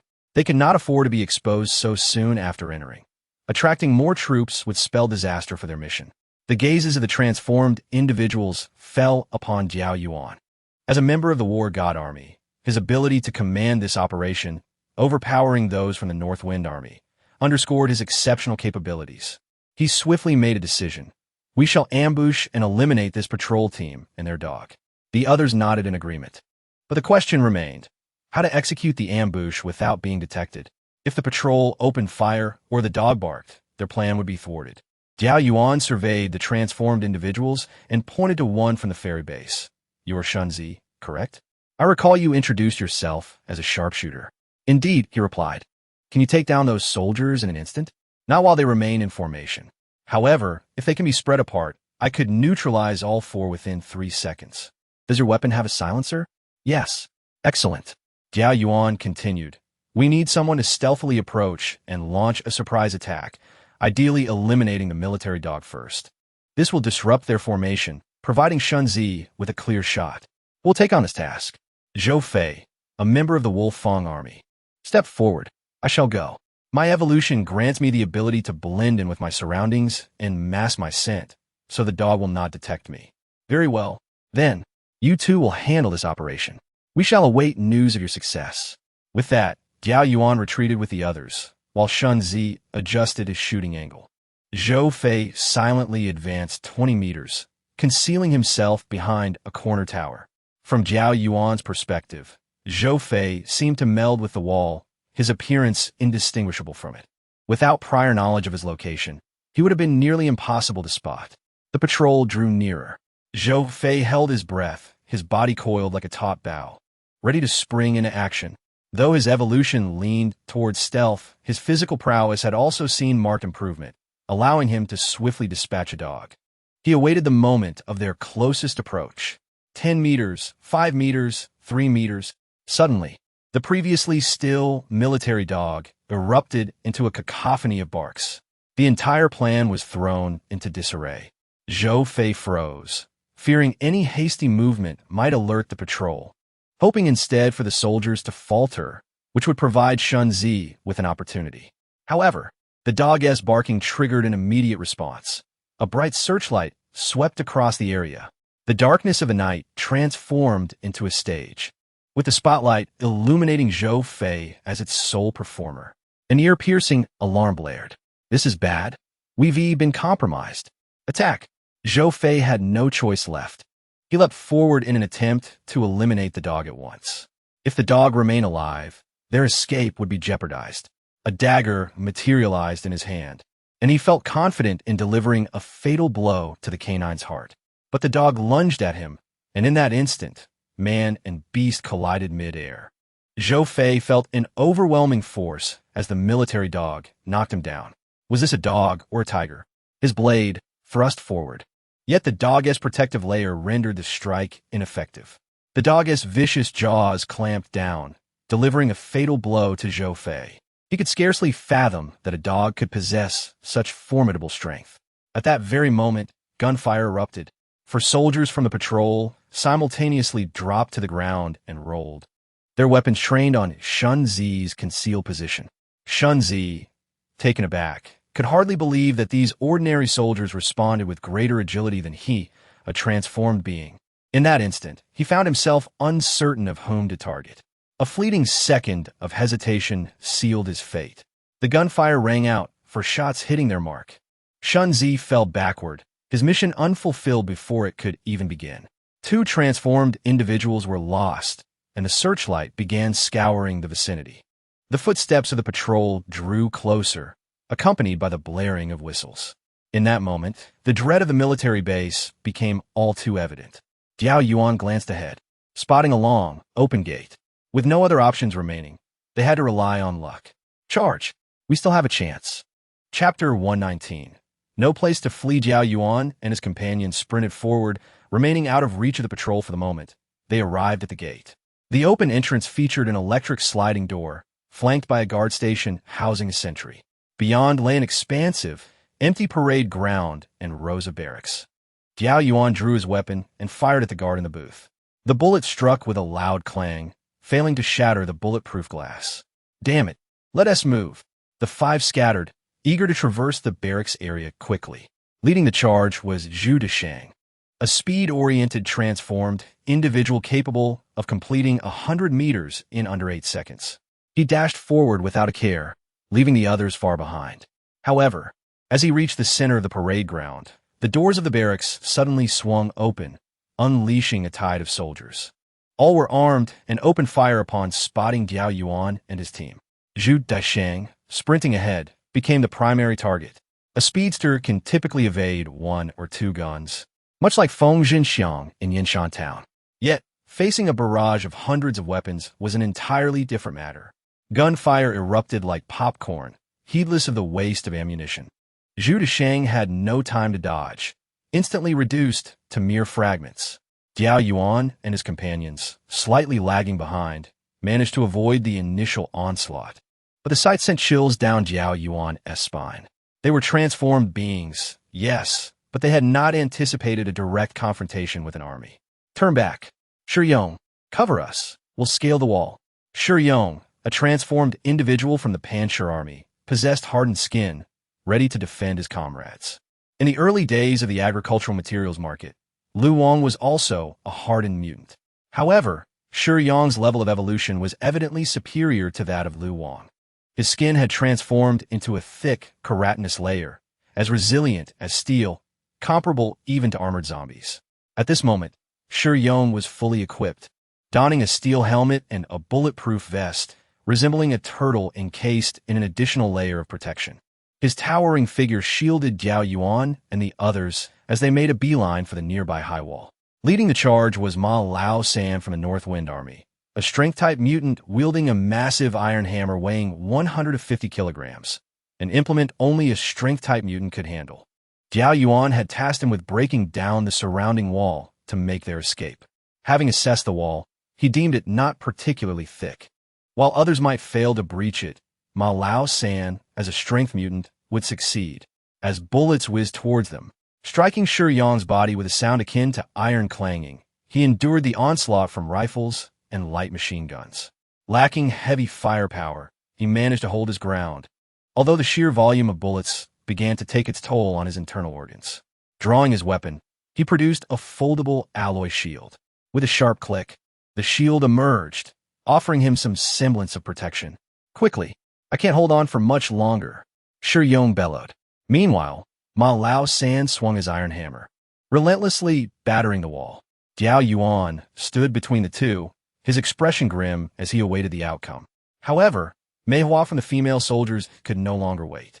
With Shi Yong primarily focused on protecting Jiao Yuan, she felt neglected and resolved to rely on her own strength to escape. As a mutant specializing in agility, Mei Hua possessed remarkable abilities. Although her defenses paled in comparison to Shi Yong's, her talent lay in evading bullets. Ignoring Jiao Yuan and the others, she propelled herself towards the wall. Gunfire erupted behind her, but she maneuvered like an eel, deftly dodging the barrage before leaping upwards. With a nimble push against the wall, she ascended the 3-meter-high barrier. Although electric wires adorned the top, she skillfully avoided them, preparing to leap down. At that moment, she noticed 2 soldiers outside, aiming their strange weapons at her. Useless. Mei Hua launched herself into the air, twisting her body in a complex maneuver that resembled a 720-degree spin followed by 3.5 somersaults. She doubted anyone could hit her in such a dynamic descent. The soldiers fired. A fiery dragon of flame streaked through the night sky, engulfing Mei Hua entirely. The flamethrower soldiers had caught her off guard. As a prominent figure in the female soldiers, second only to Mu Jiayu, she had sought to prove herself by participating in this mission to assassinate Xiao Fan. She had hoped to secure her status through merit, yet fate dealt her a cruel hand. The flames consumed her consciousness, and in her final moments, a soldier delivered a finishing shot, sparing her the agony of a disgraceful demise. At that moment, Ma Lao San finally breached the wall and surged forward, with Jiao Yuan and Shi Yong quickly following. Upon emerging, they were met with the sight of Mei Hua's lifeless body, yet they lacked the courage to avenge her. Fleeing the deadly barracks, they found themselves in a vast industrial area across the street, filled with factories and garages, relatively open. Jiao Yuan regretted charging into the barracks, realizing it was likely swarming with enemies. Had they entered the factory area sooner, they might have evaded danger. Let us head that way. The trio exerted every ounce of strength to reach safety. The soldiers inside the barracks did not pursue them relentlessly, but instead hastily cleared the battlefield, as if nothing had transpired. This offered Jiao Yuan and his companions a glimmer of hope as they dashed into the factory area, making their way towards the garages. Just as they approached, a garage door swung open, revealing a jeep equipped with a machine gun. This was no ordinary machine gun. It resembled an artillery piece. manned by two individuals who adjusted the gun barrels, aiming directly at Jiao Yuan and his companions. Ma Lao San, being a strength-type mutant with formidable physical prowess, could withstand the fire from standard handguns and rifles, yet he was utterly annihilated under the onslaught of the four-barrel machine gun. The metallic torrent swept through, leaving no time for him to react. He was reduced to mere fragments. The 14.5mm quad-barrel anti-aircraft machine gun, designed for low-altitude defense against aircraft, proved devastating against infantry. Jiao Yuan and Shi Yong had no time to mourn Ma Lao San. They swiftly veered towards the factory's perimeter. Without Ma Lao San to clear the path, they could not break through the wall, yet remaining there was not an option either. Reaching the wall's edge, the four-barrel machine gun re-aimed at them. Jiao Yuan glanced back at Shi Yong, a glimmer of determination igniting in his eyes. He seized Shi Yong and pressed him against the wall. At that moment, Shi Yong, nearly devoid of cognitive function, allowed Jiao Yuan to direct him. Jiao Yuan swiftly climbed onto Shi Yong's shoulders, then propelled himself over the 3-meter wall.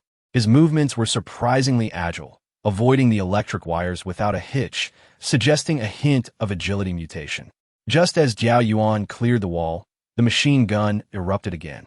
Through the barrier, he heard Shi Yong emit a few muffled groans before falling silent. The bullets struck the wall with such ferocity that it nearly penetrated through, sealing Shi Yong's fate. The hardened mutant succumbed to the brutality of the monstrous machine gun. Jiao Yuan dared not enter any more courtyards. He dove back into the river. Though Xiao Fan could not possibly reside within the water, following the river northward might lead him out of Shuguang City. At this point, thoughts of killing Xiao Fan were distant. Survival was his foremost priority. As he floated in the water, nearly exhausted, he sensed the surrounding expanse suddenly widening.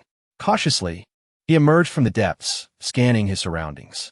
Despite the night, the scenery remained stunningly beautiful.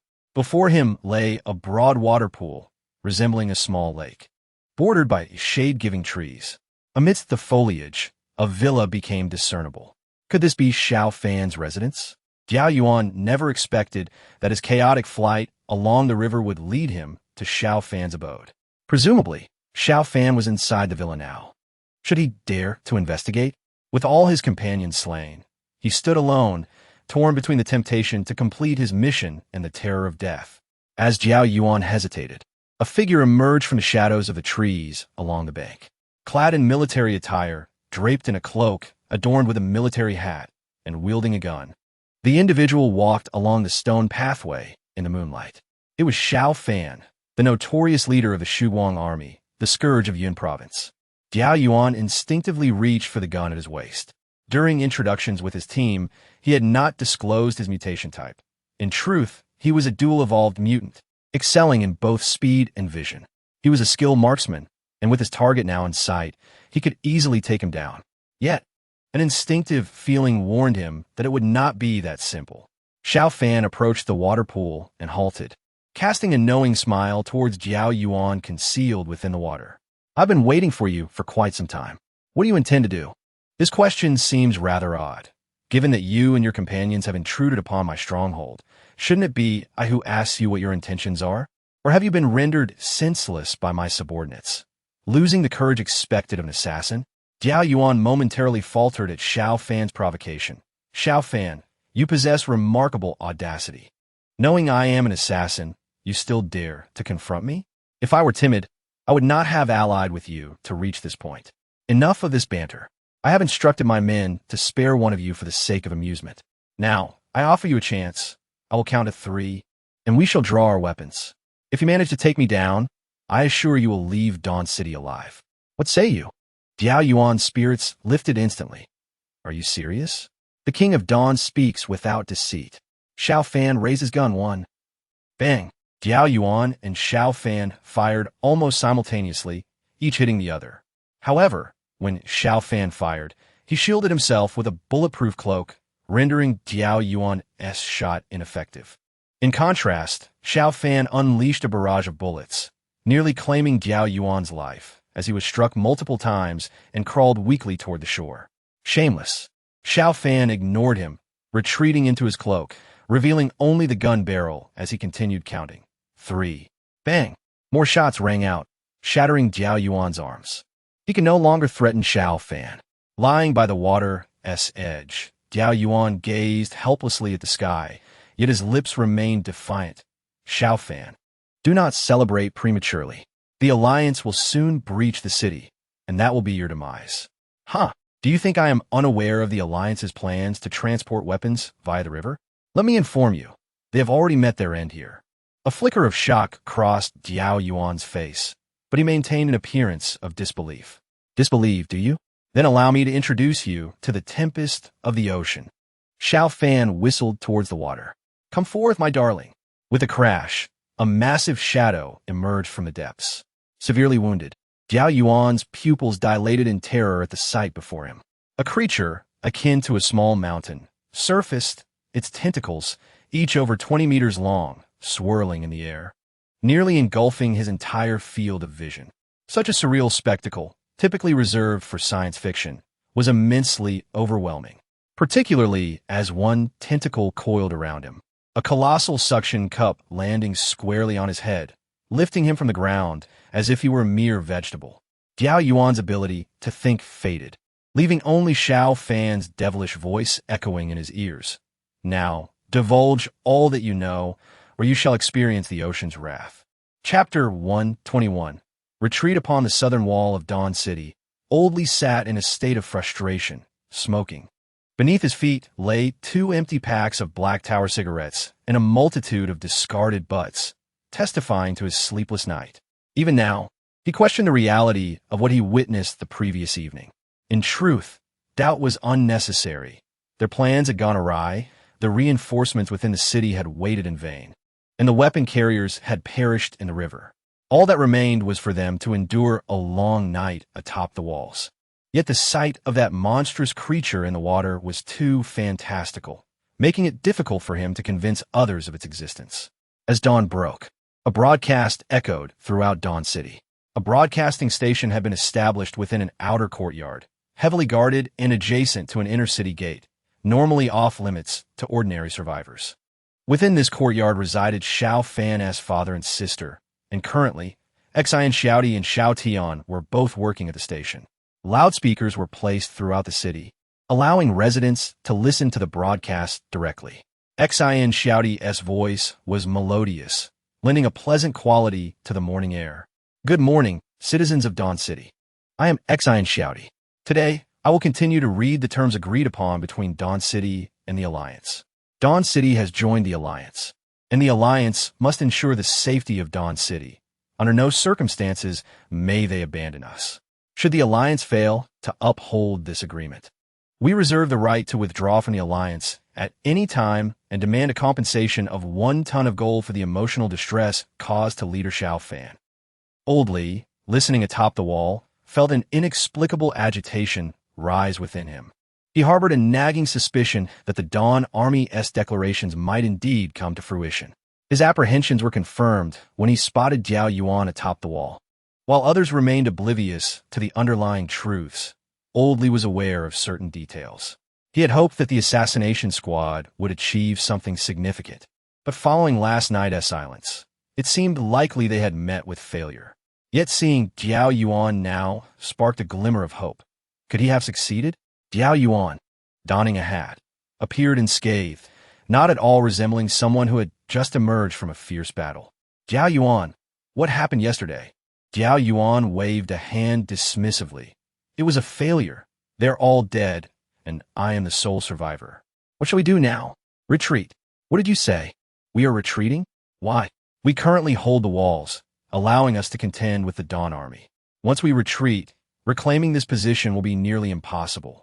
Jiao Yuan scoffed. This matter is not yours to decide, but I will share a secret.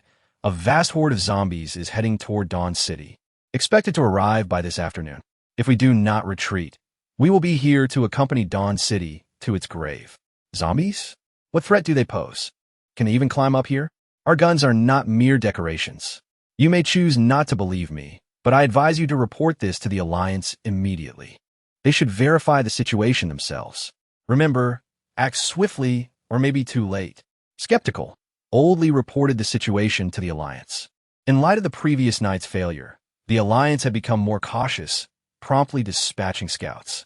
A shocking revelation soon erupted within the Alliance. A colossal horde of approximately 400,000 zombies was merely 30 kilometers from Dawn City.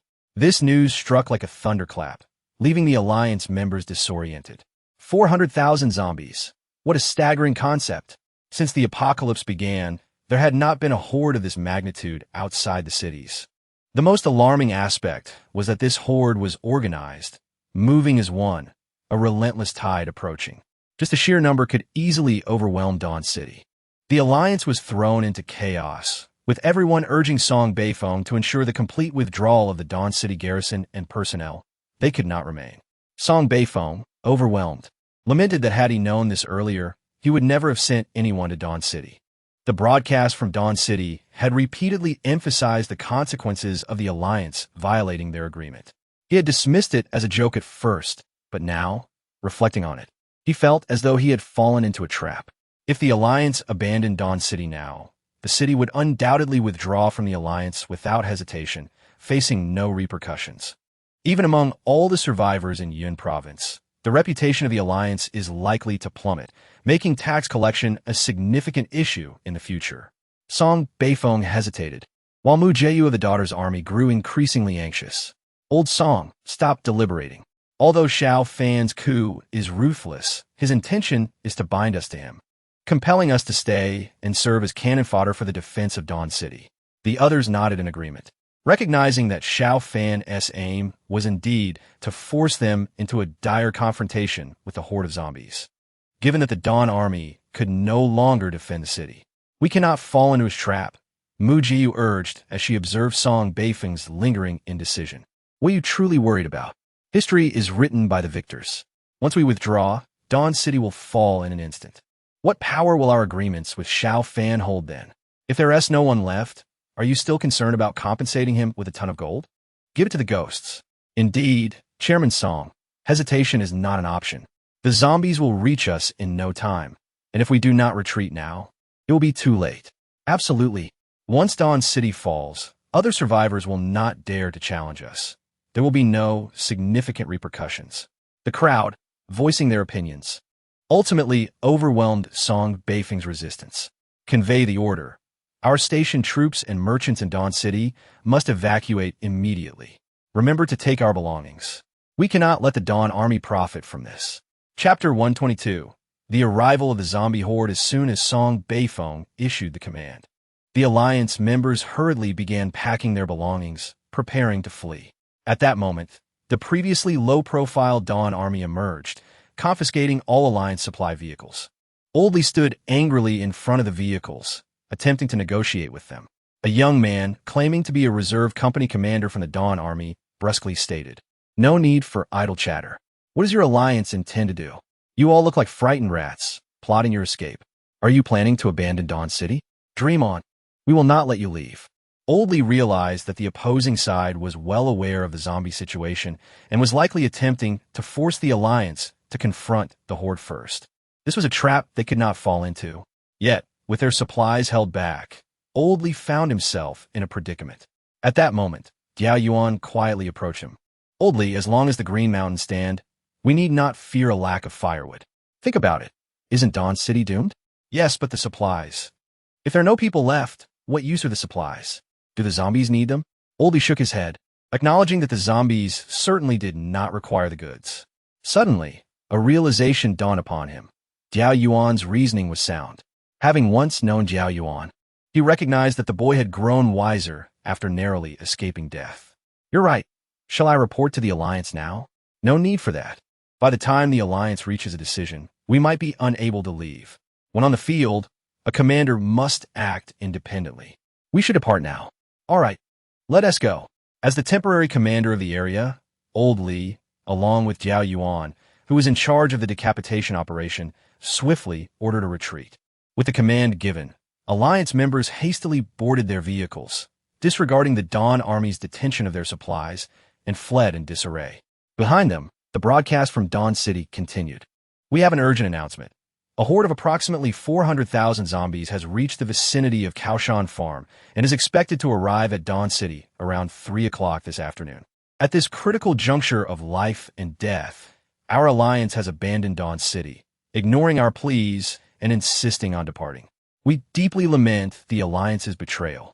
Leader Xiao Fan declared, from now on, the Dawn Army secedes from the alliance, and we shall never cooperate again.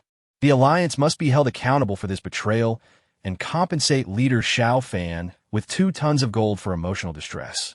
This news left the residents of Dawn City astounded.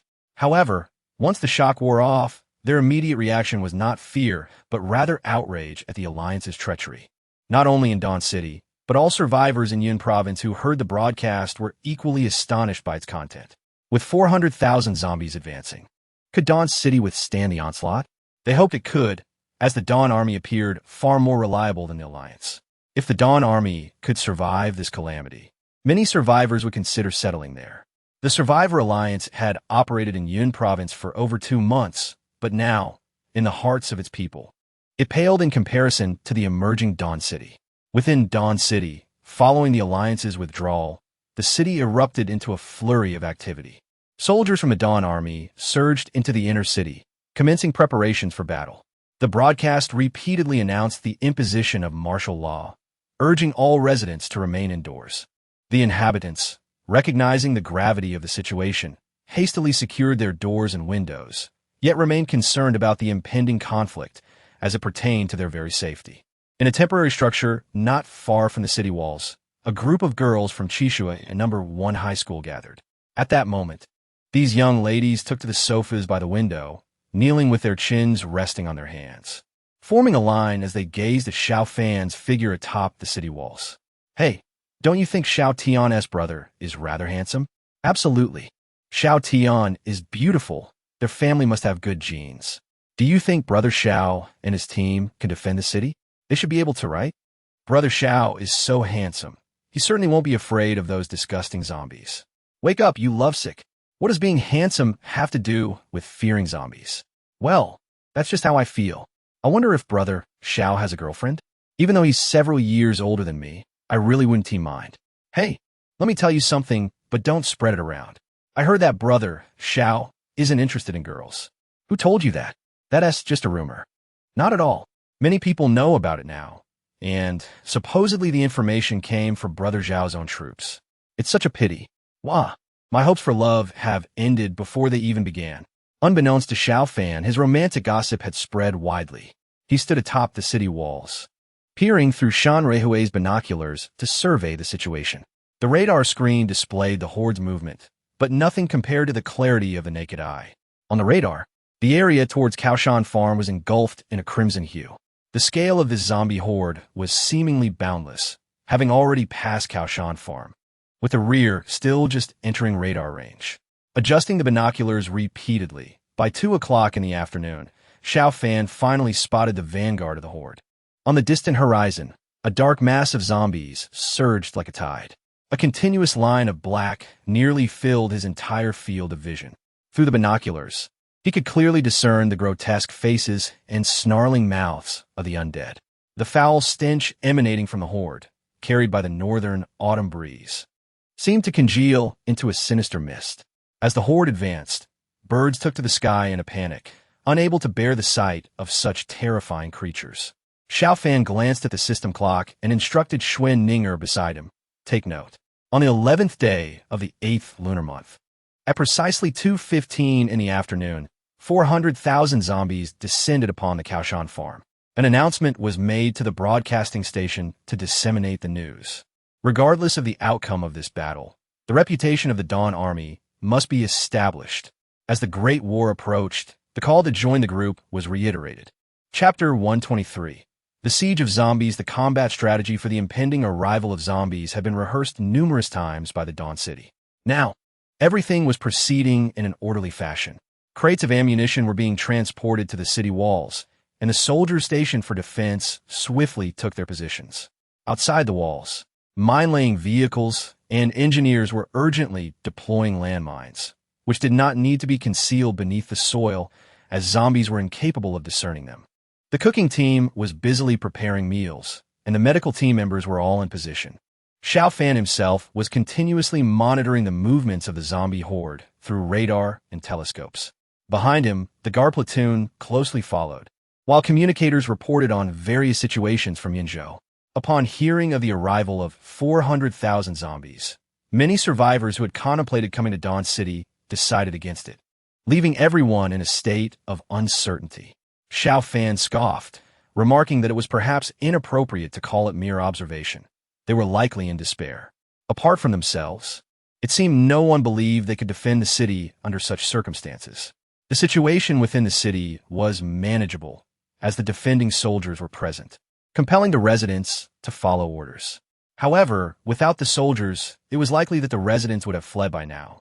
This was a natural reaction. They had no other choice. Let Xian Shouty continue the broadcast. Everyone has the right to be informed. If they could endure this crisis, their resilience would undoubtedly strengthen for the future. Once again, lifting the telescope to observe, Xiao Fan appeared relaxed, yet internally he bore a heavy heart. 400,000 zombies against merely 700 of them created a daunting disparity in strength. He was uncertain whether they could hold Dawn City, but he would never show that doubt. Everyone in Dawn City was looking to him. At that moment, he was their unwavering anchor. Following Xiao Fan's command, Xian Shouty's broadcast recommenced. This time, the announcement did not mention the alliance. Instead, it conveyed the situation in Dawn City to all survivors. Zzzzzzz. Greetings, this is Dawn City. A meteor shower has ravaged our homeland and brought forth a biohazard disaster. Once our friends, classmates, relatives, colleagues, neighbors, and even those we have never met have transformed into beasts that prey upon humanity, carrying with them a terrifying virus. We struggle to survive in these dire times, laboring to establish our home with our own hands. We believe that these horrific nightmares would eventually pass, for the zombies lack intelligence. No matter their numbers, they would ultimately be eradicated bit by bit. However, I must inform you of this unfortunate news. The zombies have gained intelligence. At the very least, one among them has become sentient, leading the horde of over 400,000 to our very gates. Our city is now besieged, and the zombies may attack at any moment. Yet the people of Dawn City stand united, resolute in our determination to confront the zombies to the end. We are of one heart, unafraid of life and death. Light and hope have not abandoned us, and we shall ultimately prevail. This is Dawn City. I am Xian Shouty. See you tomorrow. At this moment, whether among the residents of Dawn City or survivors in other parts of Yinzhou, even including those from the Survivor Alliance, a heavy weight hung in their hearts. If Dawn City fell, would there still be hope for the future?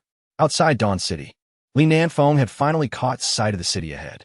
This was his first encounter with Dawn City, and even as he had transformed into a zombie, he was profoundly struck by its grandeur. Xiao Fan was indeed remarkable. Within less than 3 months of the apocalypse, he had managed to construct such a colossal fortress. Had he not come prepared, he might have retreated upon seeing the city. Yet now, Li Nanfeng brimmed with ambition, bolstered by the seemingly endless numbers of his subordinates. Beside him stood 11 colossal bear zombies. These evolved from armored zombies.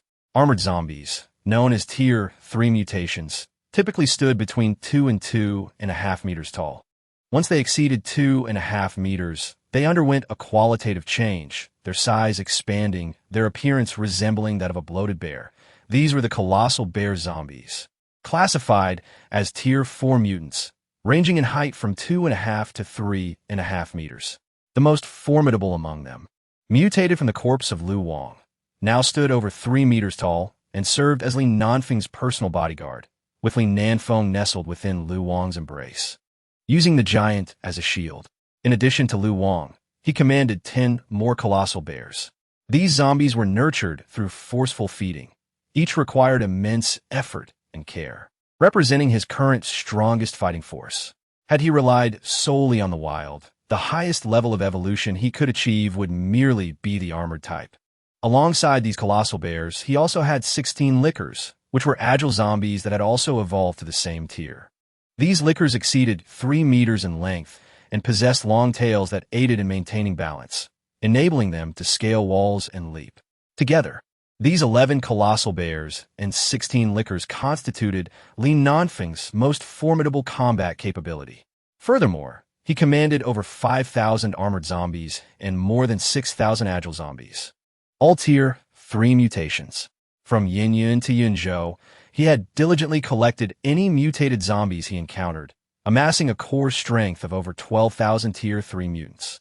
Additionally, he possessed nearly 50,000 tier 1 and tier 2 mutants, all elite troops, alongside a staggering 36,000 ordinary zombies. These countless zombies, while lacking individual combat strength, were overwhelming in number.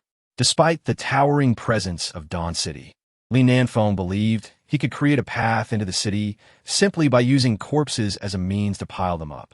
As he drew closer to Dawn City, anticipation surged within him. Having been a zombie for so long, his emotions had grown increasingly apathetic. Ordinary matters no longer excited him. Though he retained some consciousness, physiologically, he was undeniably a zombie. The only thing that stirred his excitement now was the thought of Xiao Fan's demise. Had he not held onto a semblance of reason, he would have lunged at Dawn City the moment he arrived. However, he refrained from such impulsiveness. As he neared the city, he began issuing commands for the zombie army to disperse. A multitude of zombies gathered outside the southern gate of Dawn City, while others moved toward the eastern gate. The western and northern sides were mountains, which he did not mind. He understood that the inhabitants of Dawn City would not dare to flee into the mountainous terrain. In open plains, humans possessed the advantage of mobility to evade the zombies, but within the mountains, vehicles could not traverse, and if humans attempted to escape there, they would surely be relentlessly pursued and slaughtered by the tireless zombies. His strategy was to completely encircle Dawn City, leaving Xiao Fan and his people with no chance of escape. This was also a psychological tactic. Those with frail spirits might easily succumb to the immense pressure. Gradually, the zombies approached the foot of Dawn City. Chapter 124. A greeting gift. Li Nanfeng halted approximately 3 kilometers away from Dawn City. He deemed this distance ideal, as the firearms from the city could not reach him, while also allowing him a comprehensive view of the surroundings. Here, he could even hear the broadcasts emanating from Dawn City. The human voice, it was truly irksome. After a brief pause, a sudden thought struck him, and he commanded his horde of corpses to unleash a fearsome roar as a show of strength to the inhabitants of Dawn City. The deafening roar of 400,000 zombies erupted like thunder, shaking the very earth beneath them, causing the leaves of nearby trees to rustle. In the Xing'an Mountains, countless birds took flight in panic, flapping their wings to flee from this perilous area. Within Dawn City, the residents erupted into screams, though they could not see the horde. The terrifying roar was enough to instill fear. Xiao Fan furrowed his brow, glancing towards the area where Li Nanfeng was located. If my instincts are correct, the intelligent zombie should be right there. The recent roar had greatly displeased Xiao Fan, igniting a desire for retaliation. At that moment, a system notification chimed in. Commander, the construction of the officer training center is complete. Curious, Xiao Fan descended from the city wall and made his way to the inner district, where he unveiled the officer training center. This structure was a 3-story building complete with a yard, serving as the educational facility for training officers.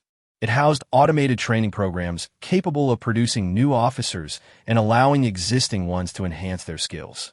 After training, these officers would acquire numerous command abilities, elevating them beyond the realm of ordinary soldiers. Upon accessing the system interface, Xiao Fan discovered 2 new troop types available following the completion of the Officer Training Center.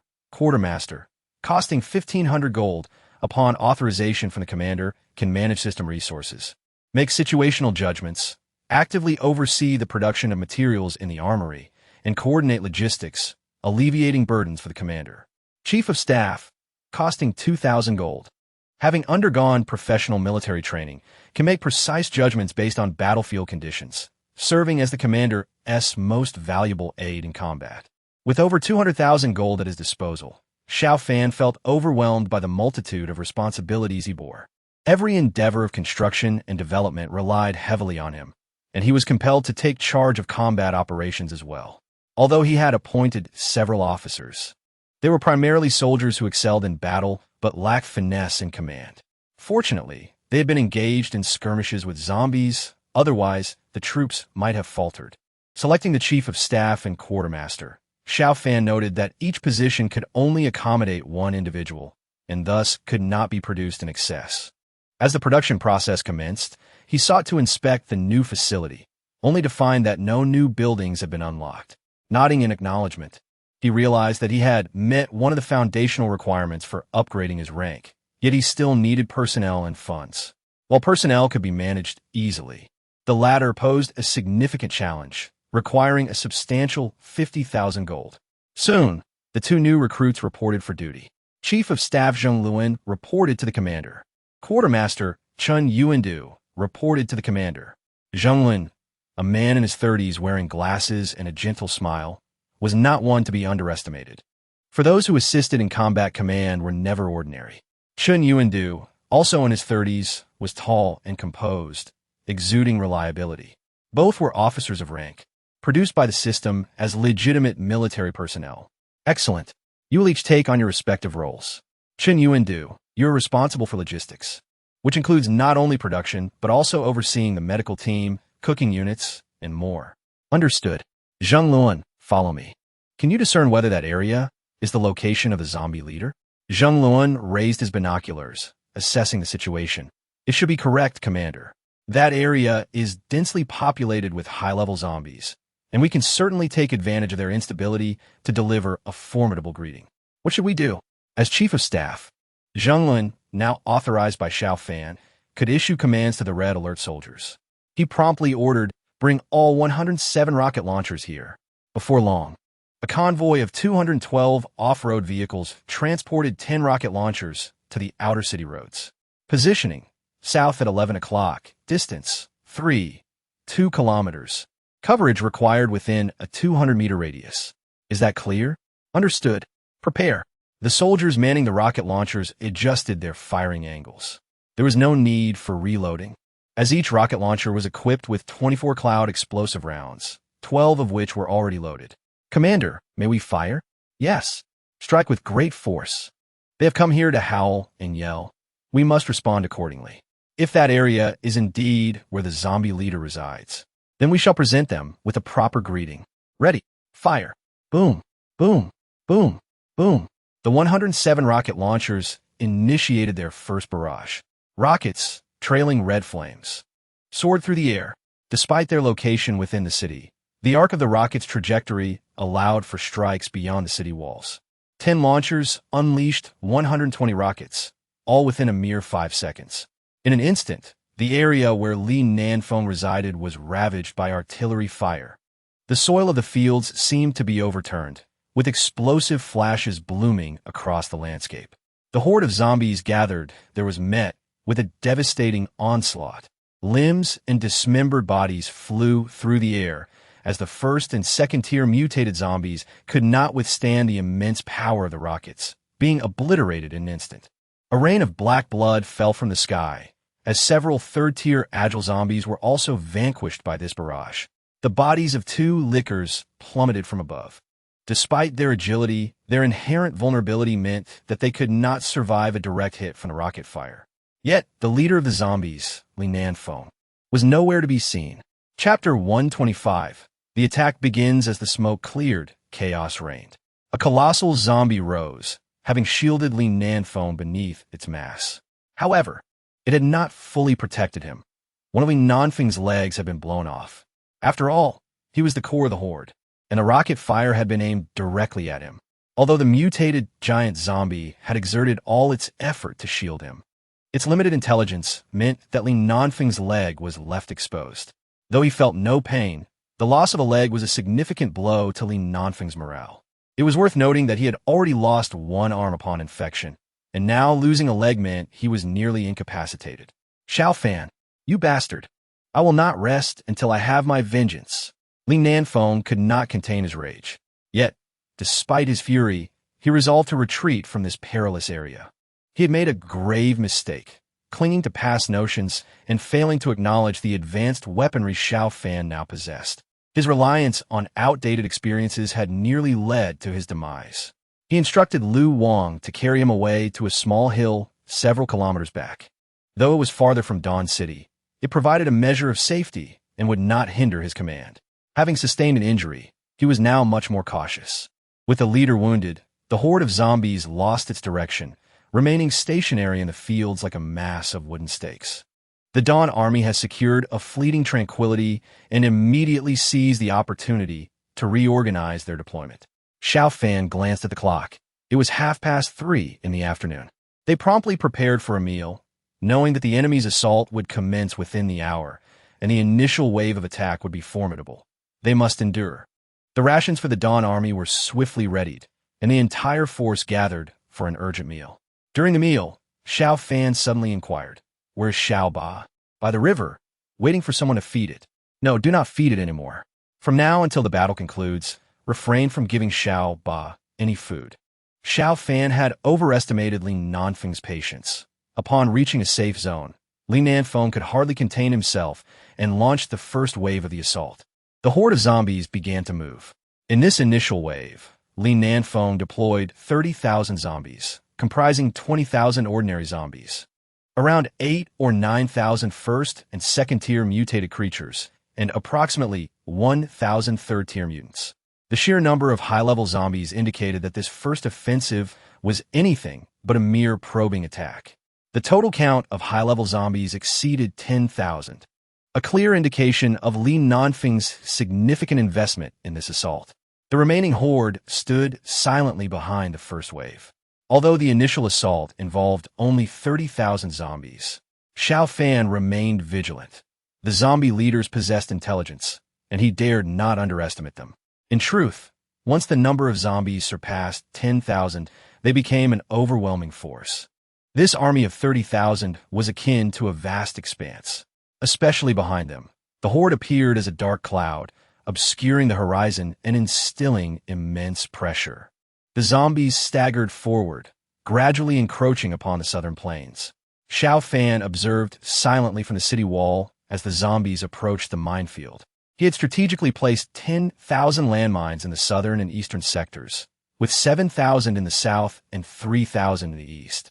Currently, it seemed the zombies had no intention of advancing eastward, but were instead positioning themselves in the south, clearly aiming to make the southern gate their main battlefield. The mines were laid within a kilometer of the city gate, and Xiao Fan awaited the moment of detonation. Leading the charge were a group of first and second-tier agile, mutated zombies. The speed of first-tier agile zombies nearly matched that of a human sprinting, while second-tier zombies could rival an athlete's pace. These zombies surged forward, resembling a frantic crowd. Then happened. A second-tier agile zombie stepped onto a landmine. Oblivious to the danger, it continued to lift its leg. The mine detonated. A brilliant explosion erupted, sending dust and debris flying. The lower half of the second-tier agile zombie was obliterated, and a shockwave affected several nearby zombies. 2 unfortunate zombies were pierced through the skull by shrapnel, collapsing silently to the ground. Most zombies, however, were undeterred by injury, continuing their advance and soon encountering the next mine. A series of explosions erupted outside the southern gate, enveloping the zombie horde in clouds of smoke. Waves of zombies fell, yet those behind pressed on without hesitation. Even armored zombies, if they stepped on a mine, risked having their ankles or legs blown off. Once deprived of their mobility, armored zombies lost much of their effectiveness. Had they been human, the mines would not have been nearly as lethal. Xiao Fan was astonished by the mine's effectiveness. It appeared that these 30,000 zombies would be unable to approach the city wall where the defenders awaited. The billowing smoke momentarily cleared Li Nanfeng's fervor. He realized that such losses would be unsustainable, especially the loss of high-level zombies, which he was reluctant to suffer. Consequently, he commanded the high-level zombies to cease this near-suicidal tactic. Since the Dawn Army had laid mines, let the expendables trigger them.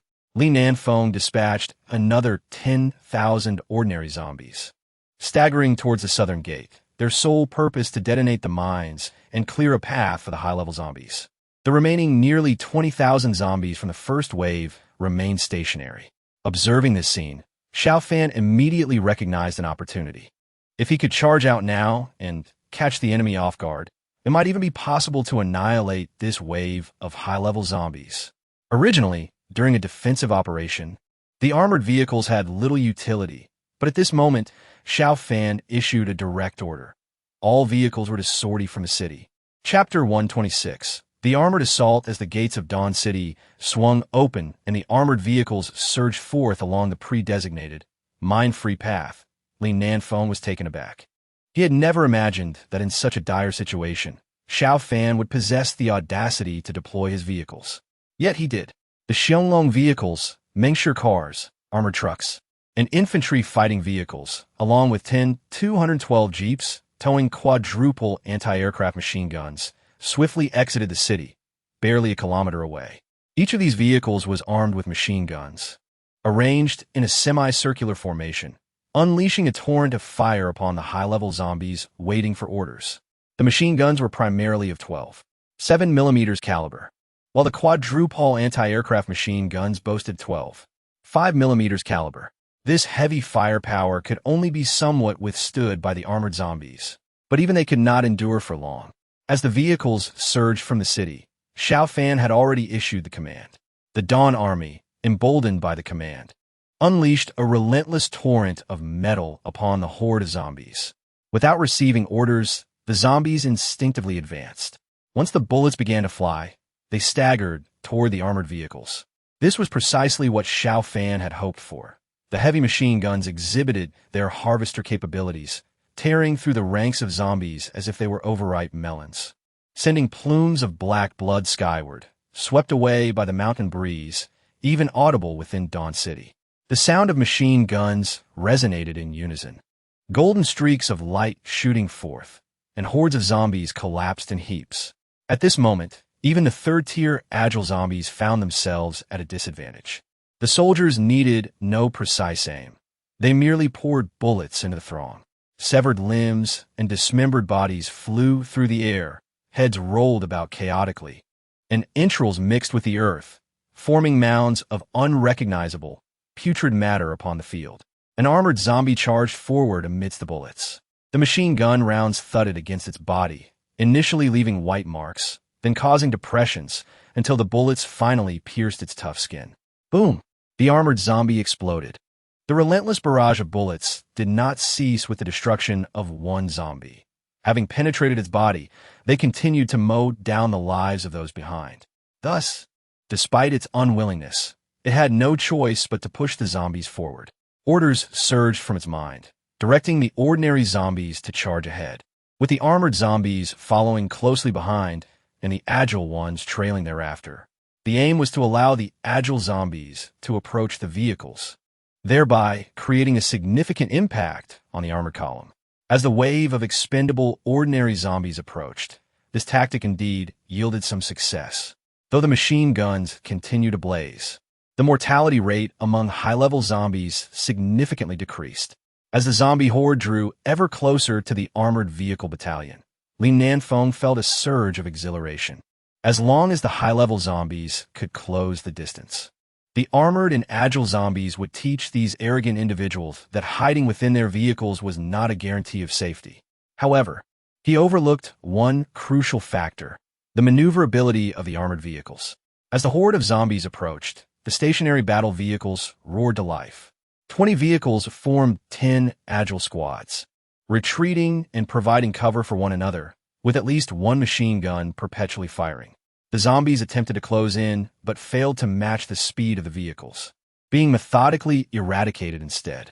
The battle vehicles had largely achieved a 3-star status, while the 4-barreled anti-aircraft machine guns remained unranked. Despite their initial limitation of 200 rounds, these machine guns began to upgrade during the skirmish. The overwhelming number of zombies, particularly the higher-level ones, accelerated the upgrade process, with the 1-star machine guns boasting 2,000 rounds and an even more ferocious firepower. Li Nanfeng was perplexed by the notion of upgrades. His frustration mounted as it seemed the vehicles had an inexhaustible supply of ammunition, their relentless firepower sending waves of trepidation through him. Approximately 10,000 of his primary troops had perished in the initial wave due to landmines, while the remaining 20,000, alongside the 10,000 expendables he had dispatched, were gradually being worn down by the relentless assault of the 20 vehicles. He had hoped the first wave of zombies would amass a mountain of corpses beneath the walls of Dawn City to pave the way for subsequent troops. But to his dismay, they had not even reached the city walls before being depleted. Fuming, Li Nanfeng attempted to pursue, only for his vanguard to trigger another landmine. After a barrage of explosions, his mind began to cool. He realized that confronting a cunning adversary like Xiao Fan required more than shortcuts. The only viable strategy was to detonate all the landmines to create an opportunity to approach the city walls. Through gritted teeth, Li Nanfeng cursed Xiao Fan. "You are truly treacherous. Nevertheless, it's merely a loss of 40,000 zombies. I command an army of 450,000 zombies, and the losses thus far amount to less than a tenth of my total forces. Once I draw near the city walls, you shall have no chance." Learning from his initial failure, Li Nanfeng began mobilizing the second wave of assault. This time, he dispatched 3 successive waves of zombies. The first wave consisted of 20,000 ordinary zombies, mere fodder tasked with detonating all the landmines. The second wave comprised around 3,000 mutated zombies, accompanied by over 20,000 ordinary ones, with the objective of charging beneath the city walls, even at the cost of annihilation by the Dawn Army, to create massive piles of corpses. Given the towering walls, only such mounds could forge a path toward them. The third wave consisted of 30,000 zombies, including 5,000 various mutated forms, even featuring 2 giant bears and 3 lickers. Their mission was to storm the city walls and obliterate the Dawn Army. The 80,000 zombies formed a formidable front, appearing like a tumultuous tide ready to engulf Dawn City. Xiao Fan recognized that the main event was imminent. Nightfall posed challenges for the soldiers, but if they could endure this wave, he had a plan for a counteroffensive. As the landmines outside the southern gate erupted once more, Chief of Staff Zheng Luan proposed a suggestion. "Commander, I recommend producing another batch of landmines." "Oh, shall we deploy them beneath the southern gate?" Xiao Fan did not immediately acquiesce, as his funds were dwindling. "No, let's place them beneath the eastern gate." "Why?" "Commander, the zombies appear to be wary of landmines. However, we are currently facing pressure from 2 walls of defense with a mere 700 troops, including some non-combat units. Therefore, we should concentrate the landmines outside the eastern gate, compelling the zombies to regard it warily while we designate the southern gate as our primary offensive direction. This will alleviate our defensive burden." Xiao Fan pondered for a moment. "Your reasoning holds merit. Concentrating our forces for defense is indeed prudent. If the zombies attack from both fronts now, Dawn City would be in dire peril.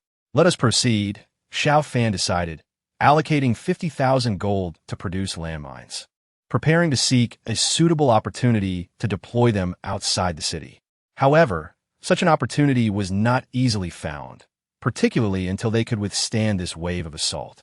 Meanwhile, as production continued, the expendable strategy finally bore fruit on the zombie front. Following the demise of over 10,000 ordinary zombies, the landmine field outside the southern gate was completely triggered. Without the cover of the mines, the soldiers of the Dawn Army were now compelled to confront the zombies head-on. The scattered remnants of the first wave converged with the 30,000 zombies from the second wave, creating a surging tide of nearly 40,000 zombies advancing toward the city walls.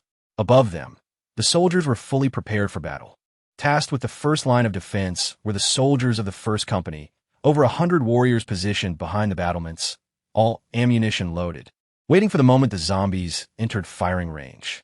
The machine guns on the watchtowers were also set up, and the metallic shields of the machine gun bunkers outside the southern gate were drawn back, revealing ominous muzzles. Below the walls, engineers had readied ammunition boxes, continuously supplying their comrades. Xiao Fan ascended the walls, gazing at the approaching horde.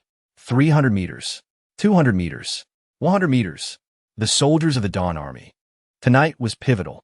They must display the might of the Dawn Army. Open fire. At Xiao Fan's command, everyone on the southern wall unleashed a barrage.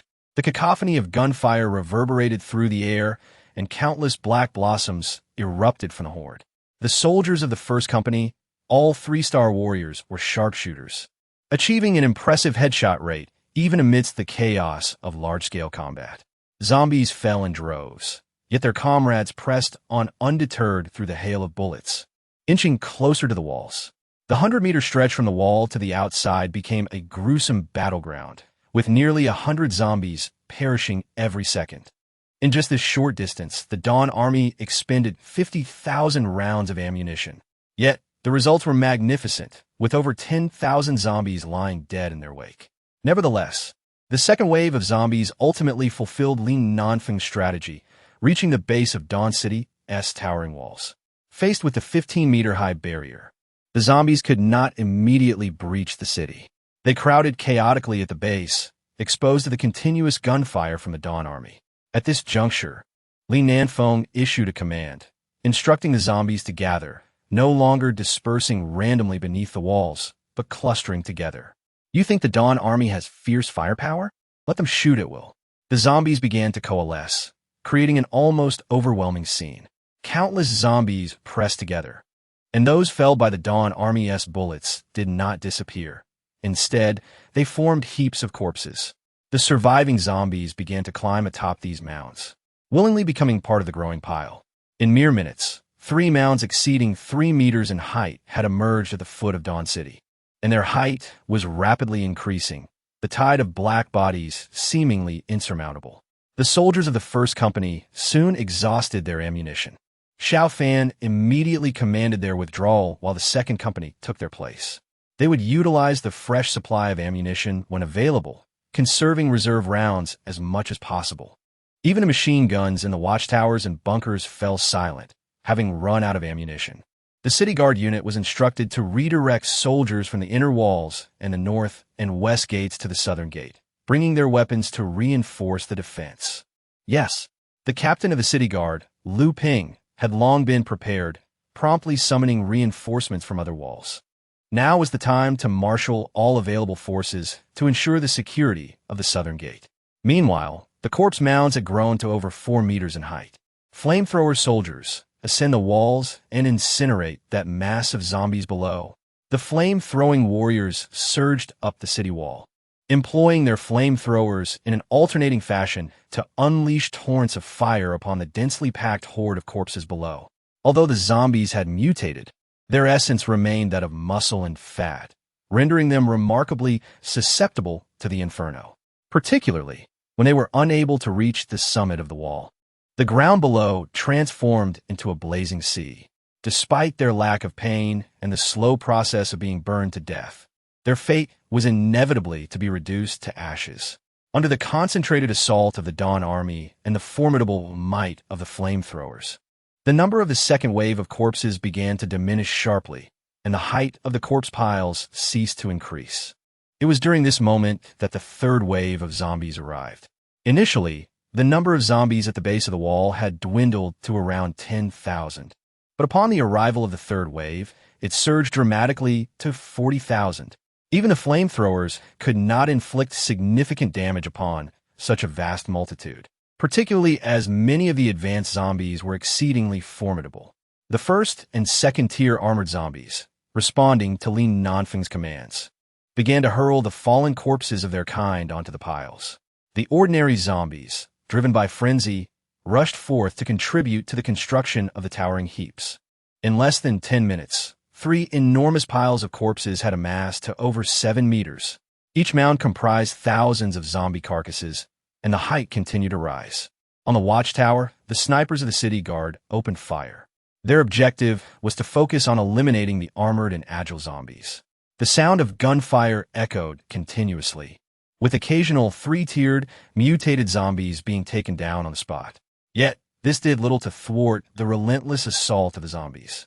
As the height of the corpse piles exceeded 8 meters, the massive armored zombies began to ascend. These behemoths stood over 2 meters tall, each weighing well over 400 pounds.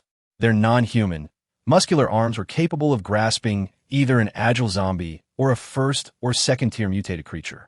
Upon reaching the summit of the corpse piles, the armored zombies raised their arms to a height exceeding 10 meters.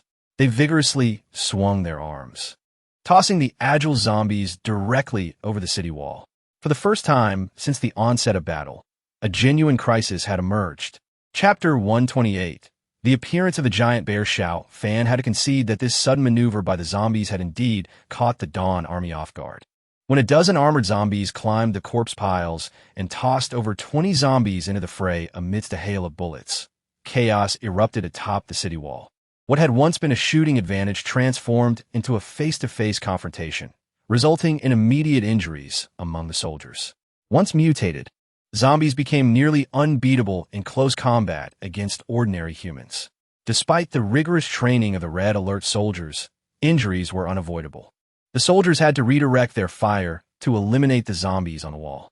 Only the soldiers within the watchtower could maintain a firepower suppression against the zombies. Yet their numbers were limited, and the hail of bullets quickly thinned. The liberated horde surged forth, with the armored zombies swinging their arms to drop zombies into the fray.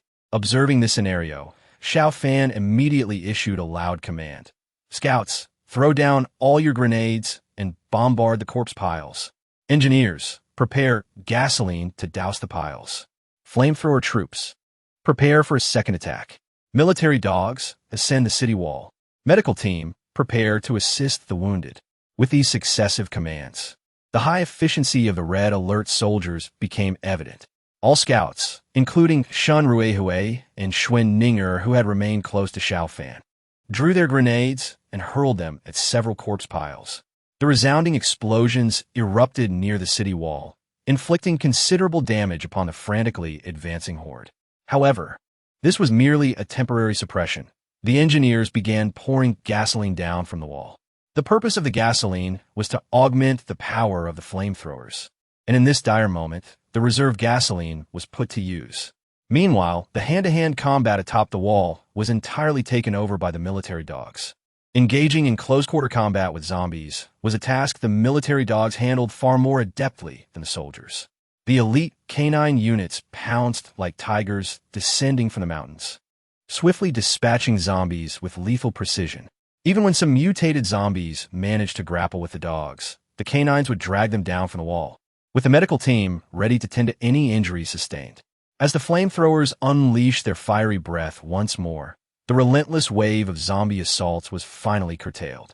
The medical team seized the opportunity to ascend the wall and evacuate all critically injured soldiers for treatment. The positions of the flamethrower troops were subsequently taken over by rocket launcher units and anti-air infantry. The individual rocket launchers and anti-air missiles were employed to diminish the height of the corpse piles. A barrage of cluster bombs and incendiary rounds were launched, sending decaying flesh flying, and finally reducing the towering piles that had nearly reached 10 meters to below 7 meters. It seemed that this wave of crisis was about to be weathered. However, the emergence of the giant bear zombies and the lickers reignited the peril. 2 giant bear zombies and 3 lickers appeared near the corpse piles in front of the main gate and the water gate. Li Nanfeng believed that the vicinity of the city gate would be easier to breach than the wall itself. With the giants standing nearly 3 meters tall, the scene dramatically shifted. One licker charged forth at a speed exceeding 100 kilometers per hour, scaling the city wall with astonishing agility. The military dog unit on the wall roared as they charged up, immediately entangled with the licker. Had Xiao Fan not ordered the military dogs to ascend the wall, the licker would have undoubtedly caused devastating casualties. After 2 lickers scaled the wall, the fierce combat ensued, with nearly 20 military dogs engaging in a frenzied assault, even tumbling off the roadway of the city wall. At that moment, Xiao Fan had no time to attend to the lickers, as the giant bear was approaching. Despite the thunderous roar of heavy machine gun fire, it only left behind white marks or dents on the hulking figure of the giant bear zombie. This corpulent creature not only had a thick keratin layer, but had also become even more resilient, akin to composite armor. Ordinary machine gun bullets posed no lethal threat. A rocket-propelled grenade struck the giant bear's chest directly. The giant bear was knocked down by the immense force, but quickly rose again, its chest a bloody mess, yet sustaining minimal damage. The giant bear at the main gate even seized an armored zombie and hurled it over the wall.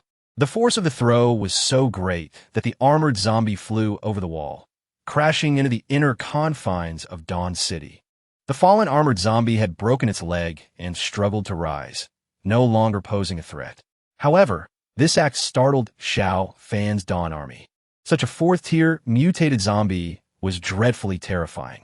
Perhaps the only means to breach their defenses, aside from the rocket launchers, would be the quadruple anti-aircraft machine guns. Bring the anti-aircraft machine guns up to the wall, fire in a crossfire pattern, and eliminate that beast. Xiao Fan urgently commanded, prompting immediate action from the Dawn Army. However, Chief of Staff Zhonglun anxiously interjected, "Commander, the situation here is still manageable, but the giant bear and liquor at the Watergate are becoming untenable." Xiao Fan's gaze shifted towards the distant Watergate, where a giant bear and a liquor were already beneath the city wall. Due to the distance, the liquor had yet to ascend the wall. However, the giant bear was already climbing the corpse piles. Though there were soldiers guarding the area, ordinary firearms would struggle to inflict significant damage, and it would take time to reposition the anti-aircraft machine guns, surely resulting in substantial casualties. Gritting his teeth, Xiao Fan declared, "Everyone, do not engage the giant bear. Concentrate fire to ensure the liquor does not reach the wall. There are no military dogs on that side. If the liquor ascends, we will be in grave danger. Indeed, let all focus their fire upon the liquor." The machine gun bunkers on either side of the Watergate, along with the watchtower and the defending soldiers, redirected their aim to concentrate on the liquor. This was originally Li Nanfeng's strategy. The behemoth would draw fire first, allowing the liquor to inflict significant damage. However, to his surprise, the Dawn Army disregarded the behemoth and instead concentrated their fire on the more agile yet easier to kill liquor. Unfortunately for this liquor, before it could approach the city wall, it was met with a barrage from dozens of Dawn soldiers, instantly reduced to fragments. Nevertheless, this came at a cost. The behemoth had already ascended to the pinnacle of the pile of corpses, grasping iron armor, preparing to hurl it. Xiao Fan cast a glance at the behemoth, then gritted his teeth. Open the sluice gate. The soldiers guarding the water gate promptly turned the winch, and with a series of clanking sounds, the sluice gate was raised. With a thunderous rush, the tranquil waters of Haoyuan River surged into monstrous waves. As the battle raged on, a cacophony of voices filled the air. Chapter 129. Night Fall's Little Eight cleaved through the waves, bursting forth from the sluice gate. Starved for over a day, it was ravenous. Upon emerging, a plethora of food lay before it. Indeed, for the non-picky Little Eight, zombies were a feast. With a massive extension of its tentacles, it ensnared a regular zombie and devoured it whole. Another stretch brought forth a first-level agile mutant, which met the same fate. Little Eight's basin-sized eyes gleamed as it captured another ordinary zombie. It consumed and regurgitated, then ensnared a second-level armored zombie, its eyes lighting up once more.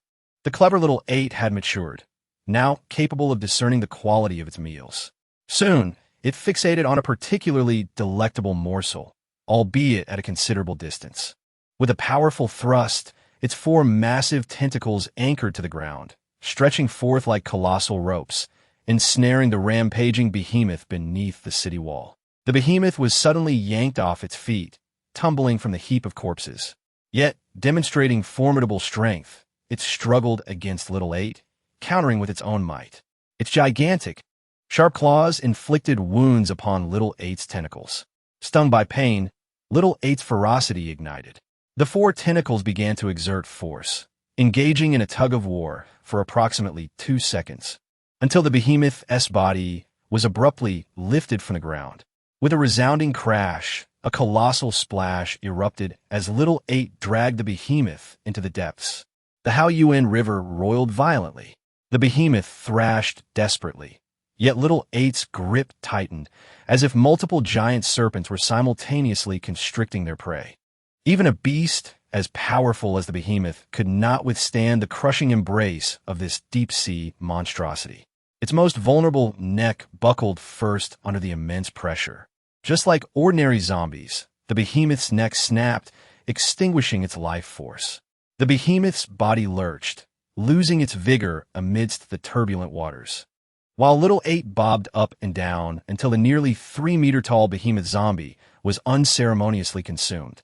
After devouring the behemoth, Little Eight appeared quite satisfied, languidly sinking to the bottom to rest after emitting a few bubbles.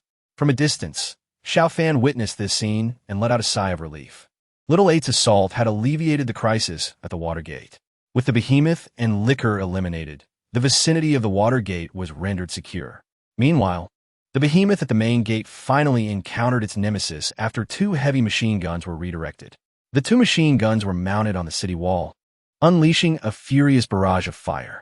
Sparks flew from the behemoth zombie's body, resembling a firecracker display, as its seemingly indestructible defenses were breached. Once a portion of skin was torn, the devastation became uncontrollable. Large muscle masses were ripped apart, leading to the destruction of its internal structure. The sound of bones shattering echoed as the behemoth's massive head rolled down the mound of corpses. Concurrently within Dawn City, the battle between the military canine unit and the Lickers reached a decisive conclusion. Despite their ferocity, the overwhelming numbers of military dogs prevailed. 20-odd military dogs engaged 2 Lickers, with soldiers seizing opportunities to fire, ultimately bringing the Lickers down. However, the cost was steep, with 3 2-star military dogs and 1 3-star military dog losing their lives. On the city wall, this wave of armored zombies and behemoth zombies had left over 50 soldiers injured, 6 of whom were killed in action. Yet the spoils were immense. With the elimination of these high-ranking zombies, the remaining horde was weakened, disintegrating under the relentless assault of the Dawn Army. By this time, the sun had set, and darkness enveloped the sky. Outside the southern gate of Dawn City, over 100,000 zombie corpses lay heaped, with the flames from flamethrowers still flickering sporadically. If the attackers were human, they would likely have retreated, unable to bear such a heavy toll. However, Li Nanfeng was undeterred. Despite the obliteration of his anticipated waves of attacks, he still commanded a staggering force of over 300,000 zombies. Most of his main forces remained intact, and he intended to deploy his troops to seize Dawn City under the cover of night. This endeavor would not be simple, for in his eagerness for revenge, he began to dispatch vanguard troops, while the main forces had yet to fully arrive. Seizing this moment, he ordered the remaining zombies to converge here, preparing for the next wave of assault. Moreover, the feeding instincts of the zombies made control challenging. Thus, he decided to allow the zombies here to gorge themselves. After devouring the corpses in the fields, many mutated zombies would emerge. This time would also afford the Dawn Army a rare respite. The total number of zombies was as high as 450,000. After an exhausting afternoon of fierce combat, the Dawn Army had tactically annihilated 12,000 of them. Now, their primary task was to endure the night. The night belonged to the zombies, obscuring the soldiers' vision and rendering nighttime combat exceedingly unfavorable. Thus, it was imperative to survive the first night. The medical teams and cooking units were busily engaged, while weary soldiers rested on the city wall. After a light meal, Xiao Fan took up his infrared binoculars to observe the movements of the zombie horde. Some were gathering, yet the vast majority were feasting. The entire field was littered with corpses, a feast for the zombies, who were ravenously indulging. The chilling sounds of gnawing echoed throughout the fields. Scanning with his binoculars, Xiao Fan sought the location of the zombie leader, but the horde was as boundless as the ocean, making it nearly impossible to identify. It seemed he would have to resort to that tactic. Otherwise, they would not survive the night. Xiao Fan issued his command. Bring forth the self-destructing truck from the underground passage and await my signal. Upon receiving Xiao Fan's orders, the self-destructing truck maneuvered from the inner city base into the tunnel, heading directly towards the small hill near the exit. As the self-destructing truck set forth, Xiao Fan's gaze swept over the guards beside him. I need someone to accompany me to lure the zombies to a single spot. Who among you will join me? Chapter 130. Midnight Melodies. Shan Ruehui felt that this honorable yet daunting task might not fall to him. The mission was perilous, and the commander likely would not assign such a responsibility to his favored subordinate. The commander had little regard for females, so it was likely that Xuan Ninger would be the one. Thus, Shan Ruehui cast a sympathetic yet helpless glance at Xuan Ninger, until Xiao Fan called his name. Lieutenant Shun, what are you gazing at? We are departing. Ah, it's actually me? Who else could it be? Let's go. Xiao Fan led Shan Ruehui to the riverbank. Initially, he intended to call out to Xiao Ba, but sensing its drowsiness, he refrained. At that moment, the soldiers from the guard unit brought over a small wooden boat. The vessel was equipped with a circle of speakers and several amplifiers, along with power strips and batteries connected to these devices. Shen Ruehui looked at these items, puzzled. Commander, what is the purpose of this? Of course, it serves a purpose. Come on, we can only fit 2 people on the boat with all this equipment. Following the command, Shen Ruehui boarded the boat, unsure of what to do next. Commander, what should I do? You're in charge of rowing the boat. With that, Xiao Fan handed Shen Ruehui 2 wooden paddles. After fumbling with them for a while, Shen Ruehui finally grasped some technique and began to row the boat downstream with Xiao Fan aboard. The sluice gates opened, and they departed from Dawn City. Outside the city, near the walls, some engineers were still diligently working. They were not searching for gold or silver. After such fierce battles and the ensuing fires, much treasure was difficult to find. Instead, they were looking for the crystal cores within the brains of high-level zombies, particularly from the giant bears and lickers. Xiao Fan insisted on retrieving the cores from these creatures' brains. After a lengthy period and encountering various mutated beings, he gradually discerned how to utilize the crystal cores. Consuming a crystal core granted one abilities, allowing them to become a mutant. All the mutants he knew had ingested a crystal core at least once. Predominantly armored or agile zombies. Xiao Fan speculated that higher-level giants or lickers could potentially give rise to even more advanced mutants. What would happen if he administered the crystal cores to the Red Alert soldiers? With this question in mind, Xiao Fan consulted Annie. Now, he was only a step away from upgrading to a leader, contingent upon securing funding, thus making the collection of crystal cores a priority. The small wooden boat drifted down the river, gradually approaching the battlefield. Some zombies feasting by the riverside noticed the small boat gliding through the darkness and immediately began to roar, staggering towards the riverbank. Their blood-red eyes resembled a pack of wolves in the night. No, more like vampires. An endless sea of glimmering red lights, with zombies along the river waving their arms, following the boat's movement. However, the zombies deeper in the area remained unresponsive, perhaps finding Xiao Fan and Shen Ruehui's allure insufficient as they continued their feast. Using a thermal telescope, Xiao Fan observed changes in the horde. Many zombies, after consuming copious amounts of flesh, began showing signs of evolution. Considering the hundreds of thousands of corpses, it was sufficient to spawn a substantial number of mutated zombies. He even spotted newly emerged armored and agile zombies within the horde. Foreseeing that these creatures would be the main force in the impending siege, Xiao Fan rummaged through his pocket and pulled out a mobile phone. In this post-apocalyptic era, mobile phones have become nearly obsolete, unable to connect to the internet, rendering them almost useless. He opened the playlist and played a song. Hey, hey, hey, hey, hey. The river flows eastward. The sound from the phone was faint, but through the amplification of the speakers, it quickly transformed into a cacophony within the night. The once quiet expanse of the wilderness was disrupted, and the zombies within a few hundred meters of the riverbank halted upon hearing the sound. They began to rise unsteadily, swaying as they pursued the source of the noise. Meanwhile, Li Nanfeng was occupied coordinating the follow-up troops, momentarily ignoring the zombies, which acted on instinct. However, upon reaching the riverbank, their fear of the water prevented them from crossing. They could only scream and wave their arms frantically at the river's edge. The small boat drifted downstream, not fast, yet gradually attracting more and more zombies. By this time, Shen Ruehui was beginning to comprehend Xiao Fan's intentions and couldn't help but give a thumbs up. Indeed, Commander, your wisdom is unparalleled, aside from my minimal contribution. The rest is nothing short of brilliant. Xiao Fan, fiddling with his phone, looked up at Shen Ruehui. No, your contribution is significant. I actually believe you could manage this alone. Commander, I'm merely a helper. Just then, Shen Ruehui paused. Why does it feel so quiet? Xiao Fan raised a hand. The phone has been in use for too long. It has frozen. Oh, what should we do now? That's why your role is crucial. You can row the boat while singing to attract the zombies to the riverbank. Shen Ruehui hesitated for a moment. I can, but Commander, the system hasn't bestowed me with a remarkable singing talent. It matters not. Sing for the zombies. They discern quality. In fact, the more discordant, the better to attract them. That is your unique advantage. So, let us begin. Xiao Fan pushed the speakers closer to Shun Ruehui and handed him a microphone. To support Shun Ruehui's performance, Xiao Fan even took over rowing. Shun Ruehui accepted the microphone, cleared his throat.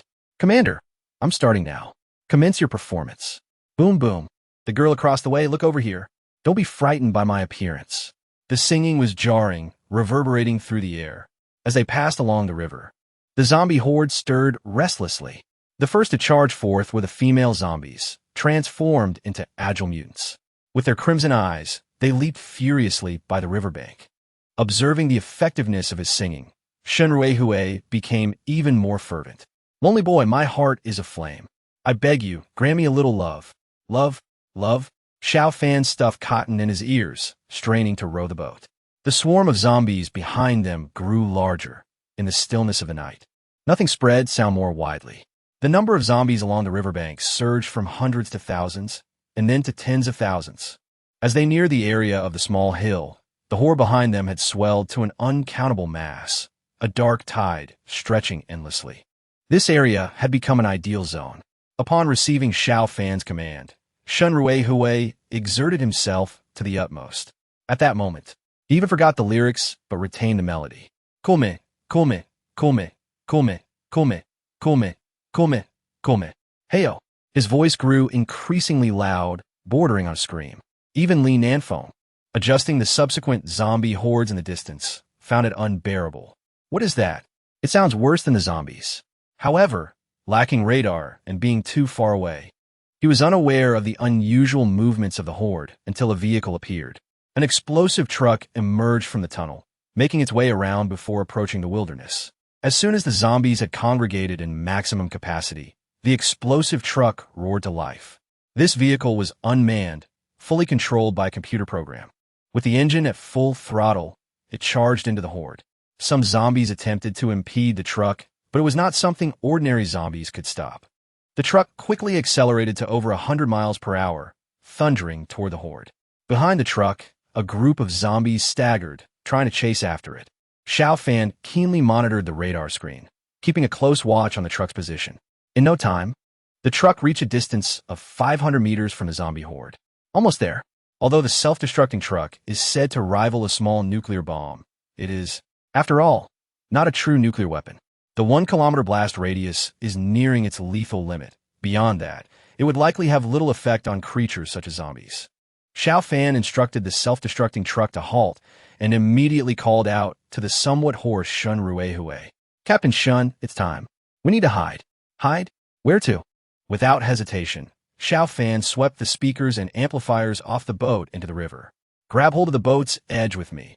We'll flip it over." To the red alert units, Xiao Fan's command was gospel.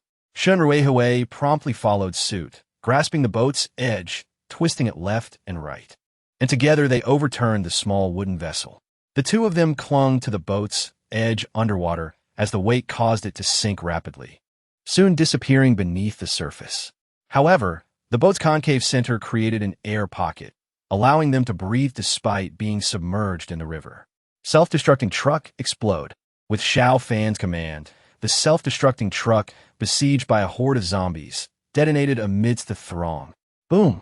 The tremendous shockwave surged across the plains like a mountain wind or a tidal wave.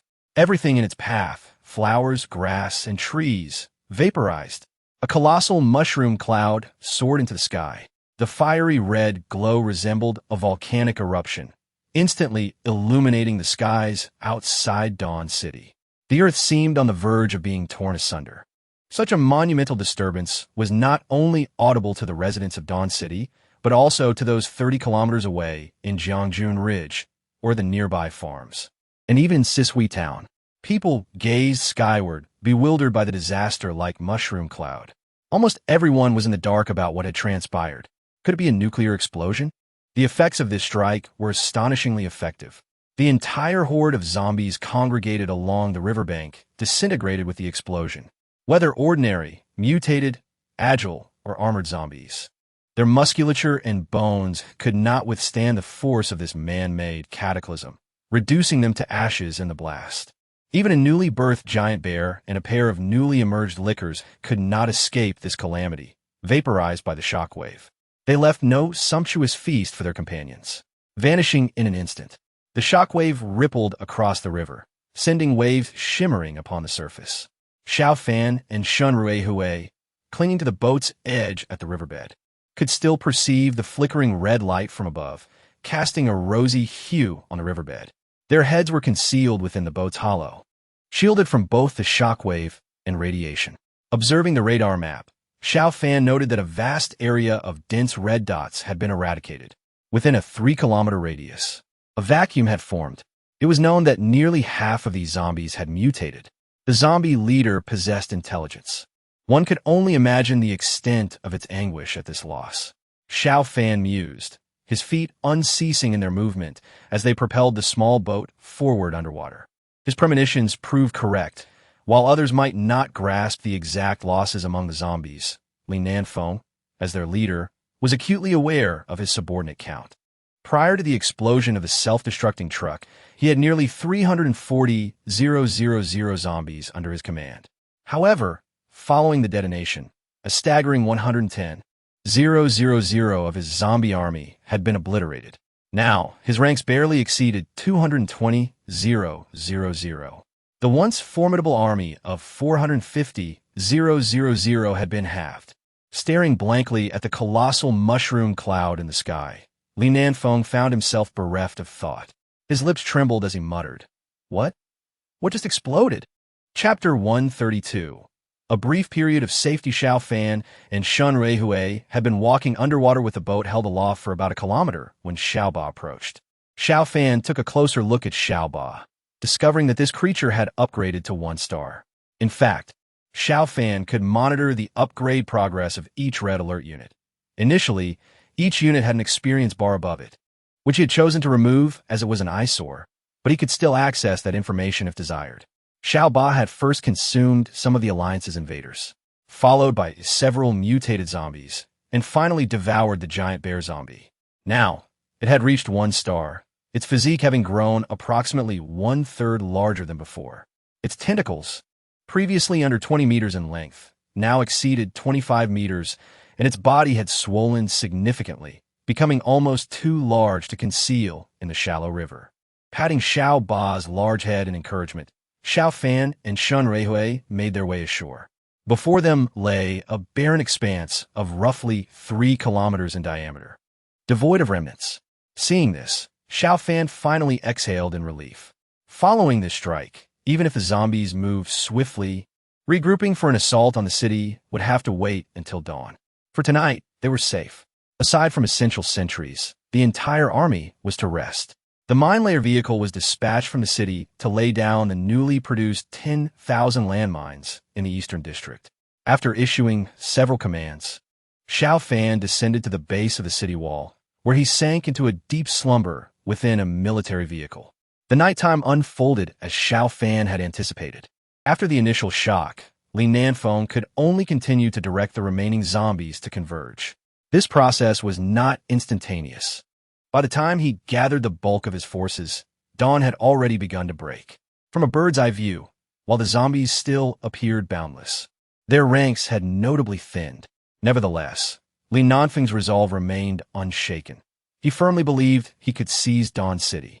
Although the first day's battle had been a failure, the initial wave of attacks had already posed a significant threat to the city. Had it not been for Xiao Fan's peculiar explosion, the first day's assault could have been deemed a success. Li Nanfeng was resolute. On the second day, no matter how fierce the fighting, he would raze Dawn City to the ground. Morning. Headquarters of the Northwind Army, Film City Base. Song Beifeng hastily finished his breakfast, pushing his plate aside. The once delectable food now seemed rather tasteless. Have they all arrived? They are all here, currently in the conference hall.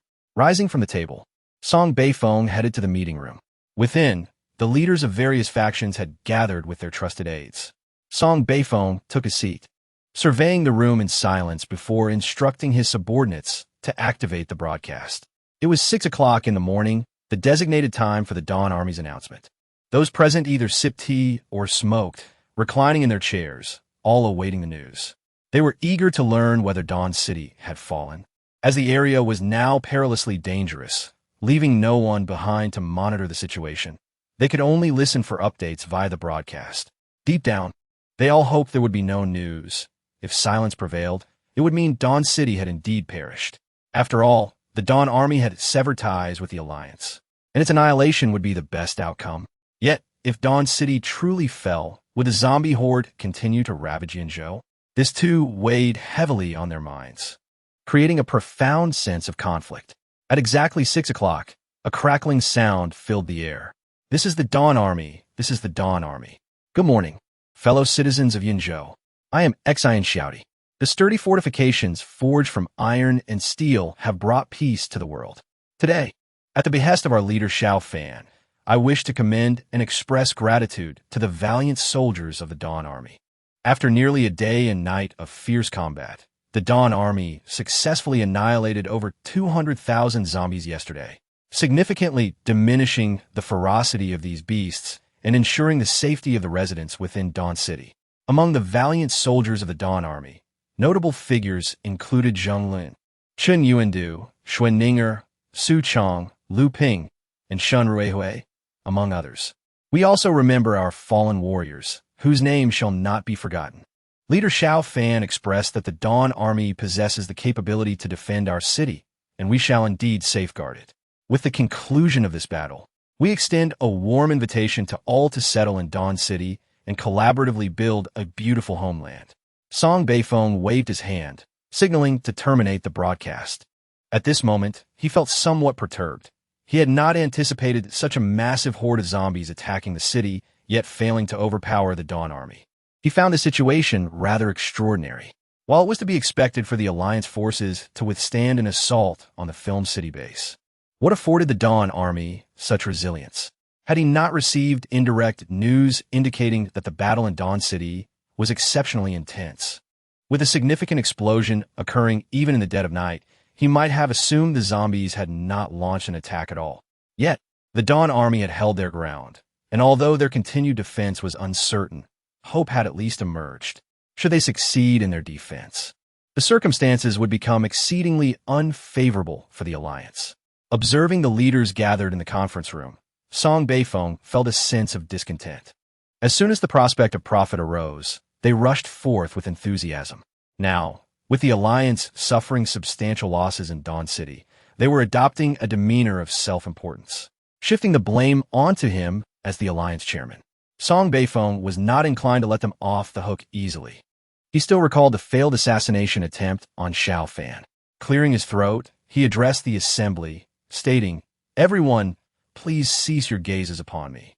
The current momentum of the Dawn Army is directly linked to our unfavorable decision-making. However, this decision was not solely mine. It was a collective effort. Each of our factions participated in the assassination of Xiao Fan. Now, the sentiment of the Yunjiao people has begun to lean toward the Dawn Army. How shall we resolve this matter? I invite your thoughts." Chapter 133. Distribution of power upon hearing Song Beifeng, deflecting responsibility. The war god army's Ho Zhan was the first to express his dissatisfaction. He spoke up. Indeed, this strategy was conceived collectively. But I distinctly recall Chairman Song stating that we should dispatch only the most elite subordinates for the assassination of Xiao Fan. Everyone knows that the Beifeng army possesses the Alliance's most elite forces. Yet, what was the outcome? Aside from our war god army's own Diao Yuan, the rest perished. Can such individuals truly be deemed elite? It is unsurprising that the assassination failed. His remarks were directed at Song Beifeng, yet they simultaneously impacted other factions. Mu Jieyu of the Daughter's army interjected. Ho Zhan's comments are rather skewed. The individuals we sent forth were indeed exceptional. However, the Dawn Army's defenses were formidable, and it is entirely reasonable that we faced setbacks. Moreover, they too suffered losses. How can you speak so disparagingly of those who sacrifice for the Alliance? Behind Mu Jiyu stood a striking young woman, exuding a refreshing and elegant demeanor. The leaders, all of whom were mutants, could sense her considerable prowess, suggesting she too was a mutant. Yet, Mu Jiayu's expression shifted. Lu Min is someone I hold in high regard, and that is non-negotiable. The Daughter's army does not engage in underhanded activities. Ho Zhan scoffed dismissively, silently acknowledging his awareness of her clandestine dealings. However, given the nature of the gathering, it was unwise to provoke Mu Jieyu, so he refrained from broaching the subject. The remaining factions remained silent. Aside from the Beifeng army, the War God army ranked second, followed closely by the Daughteress army. Typically, their interactions were characterized by covert rivalry, while the others merely observed. At this juncture, Song Beifeng sought to ameliorate the atmosphere, first offering reassurance to Hozhan. The War God army performed admirably this time. Diao Yuan truly excelled. And this Daughter's army member, Lu Min, though a newcomer, appears quite capable. However, let us set aside such matters for now. I have a proposal that I would like everyone to consider. With that, Song Beifeng gestured, prompting someone to unveil a map of the surrounding area behind him.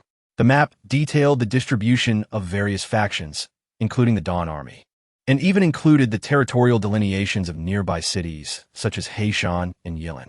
As Yunzhou lies at the northernmost edge of the Shenlong province, it is adjacent to these three cities, while southern locales like Bingdu and Huacheng were omitted due to uncertainty regarding their conditions.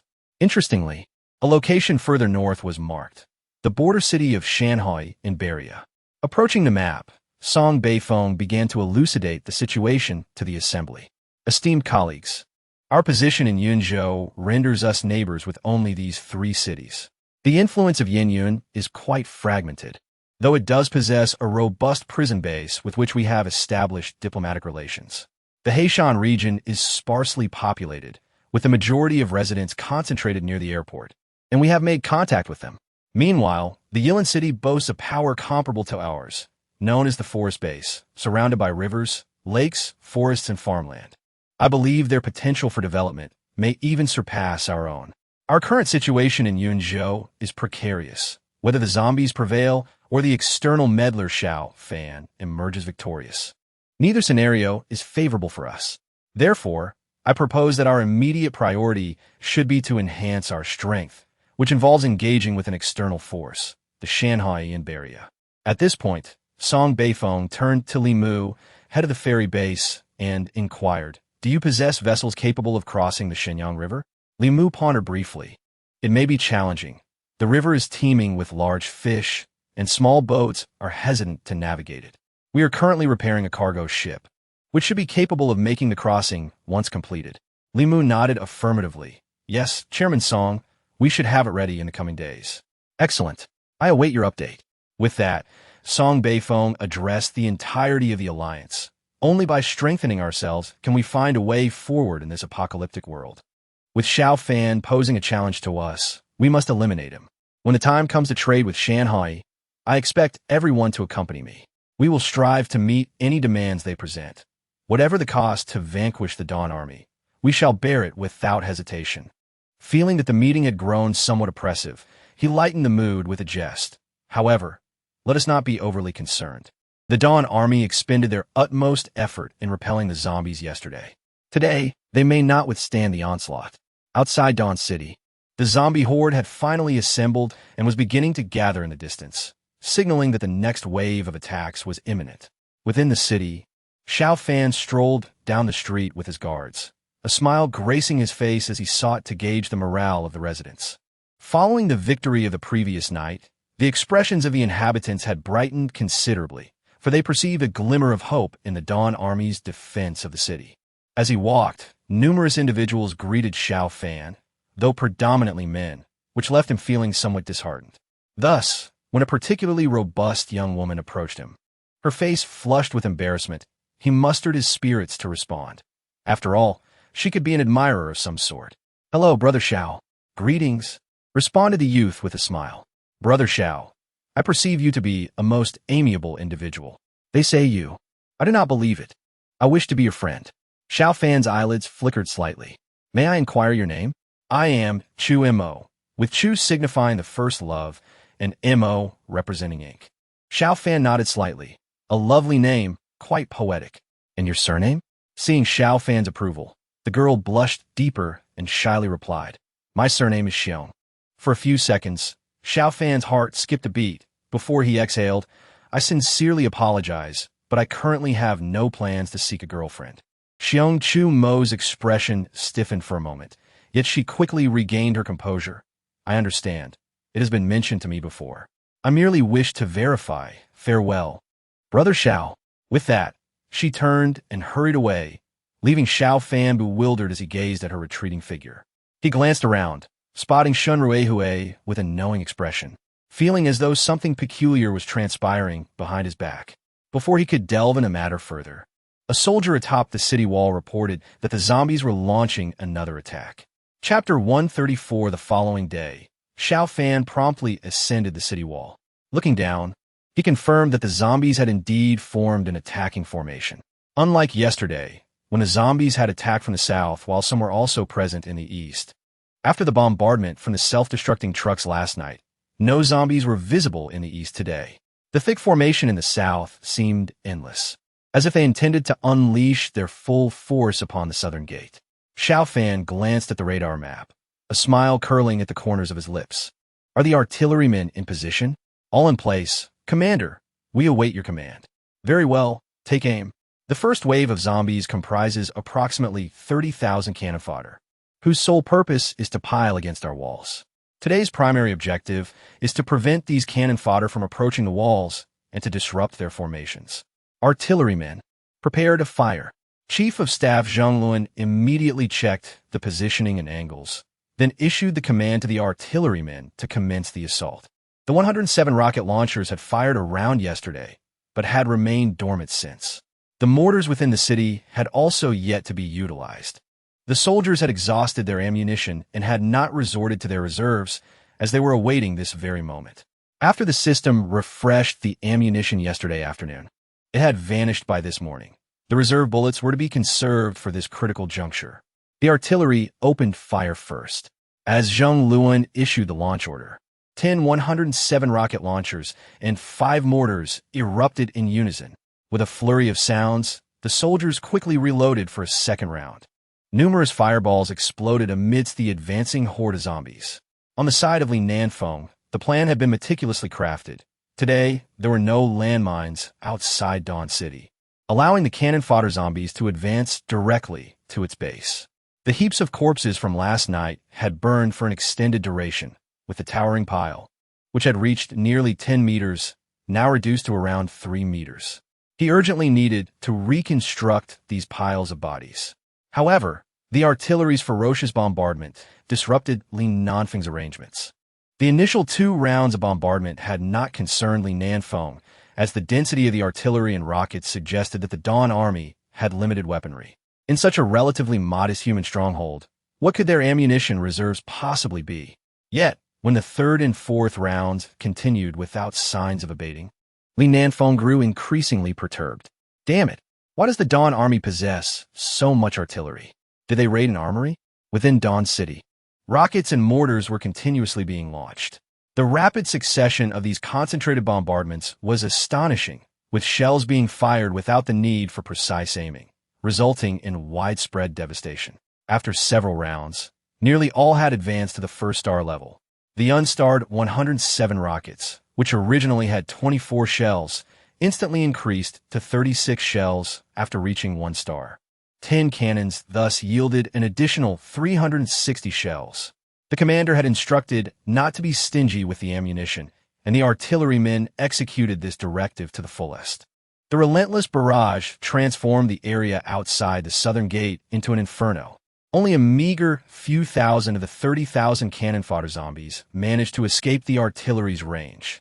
The absurdity of this paltry number attempting to assault the walls was evident, as the Dawn Army unleashed a synchronized volley from atop the walls, eliminating the remaining zombies, who could not even approach the piles of corpses.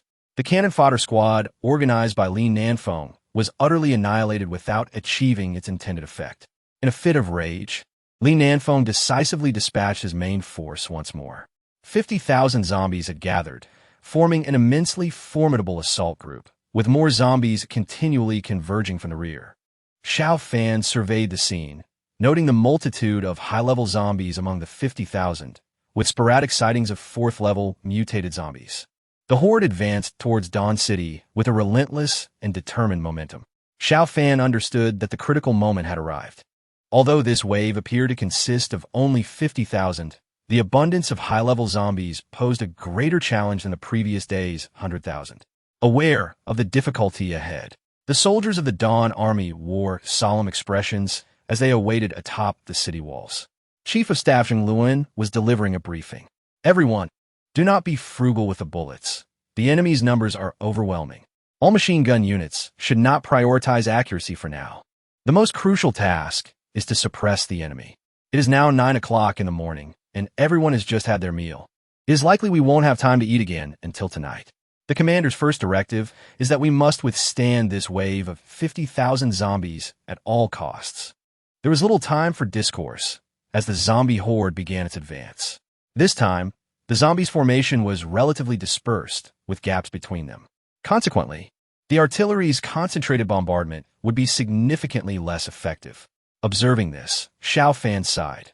One learns through experience, and the zombies were becoming increasingly cunning. This time, they could not rely on the artillery. The cost-effectiveness of shells was too low, and they must depend on the defending troops atop the walls. The intense battle commenced at 9:30. From 9:30 to 12:30, these 3 hours marked the fiercest period of combat. Every soldier of the Dawn Army had their barrels glowing red as crates of ammunition were hoisted up to the city walls. The high-level zombies charged fearlessly, creating perilous situations for the Dawn Army's defenses. At one point, a colossal bear zombie even managed to scale the walls. Four infantrymen fired individual missiles, finally sending the giant bear crashing down. Below the walls, a throng of high-level zombies amassed, their armored forms appearing both foul and resilient.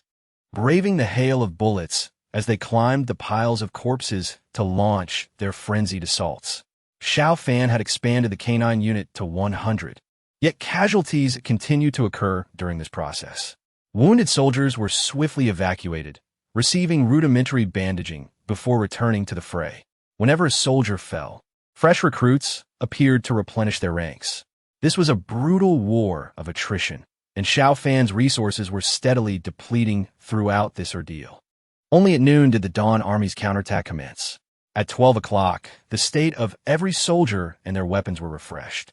The overheated barrels cooled, ammunition was replenished, and the wounded recovered.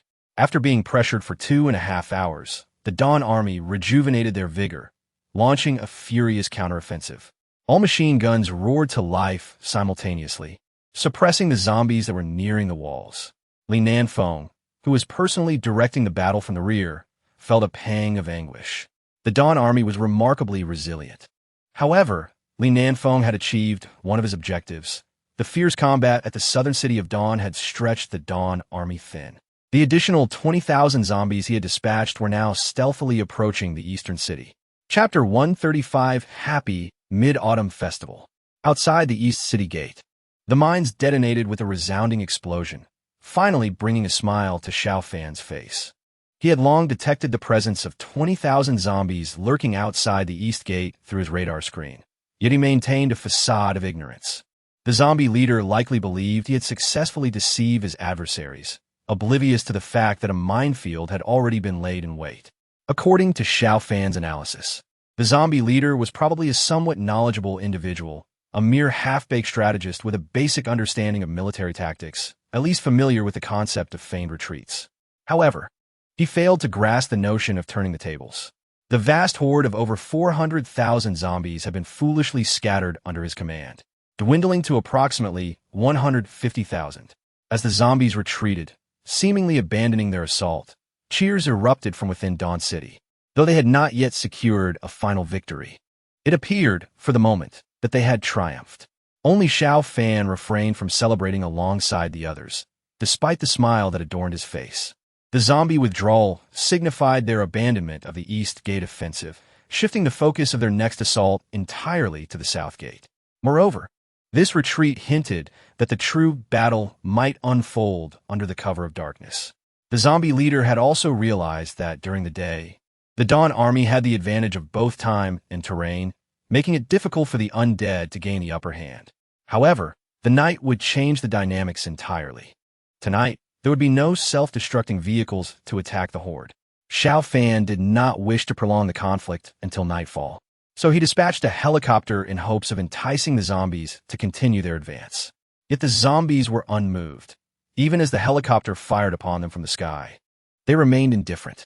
With such a vast horde, locating their leader was nearly impossible. If the helicopter flew lower, the armored zombies might even hurl stones at it. The strength of the armored zombies was astonishing, capable of launching rocks hundreds of meters into the air, compelling the aircraft to maintain altitude. Without a formidable air force, inflicting any significant damage on the zombies was out of reach. Reluctantly, Xiao Fan resolved to bide his time. Should the zombies launch an assault tonight, the ensuing battle would be decisive. As the sun dipped below the horizon, wisps of smoke began to rise within Dawn City. The aroma of cooked meals wafted through the air. Tonight's dinner consisted of mutated beast meat stewed with tofu, served with white rice, and every soldier relished their meal. During dinner, Xiao Fan ventured into the inner city. From the main entrance of the inner city, he commenced the construction of walls, temporarily sealing off the intersections leading to various military installations. He isolated a large area of the inner city streets, sufficient to accommodate thousands of people. Entering through the main gate would lead one into this quarantine zone, obscuring the rest of the inner city's sights. This area was prepared by Xiao Fan as a precaution. Should the outer city prove indefensible, he could swiftly evacuate the residents here. However, he was resolute in avoiding such a drastic measure unless absolutely necessary. The munitions factory continued to work tirelessly, producing ammunition. Nearly half of the newly refreshed stock had already been depleted, yet the fight must go on. Glancing up at the sky, darkness had fallen, but the zombies had yet to make their move, which left Xiao Fan feeling anxious. He clenched his fists, determined that they would succeed. Outside Dawn City, Li Nanfeng brooded as he surveyed the darkened settlement. His legion of zombies had fully assembled, a formidable force of 150,000. Although their numbers had dwindled, this remnant represented the elite of the horde.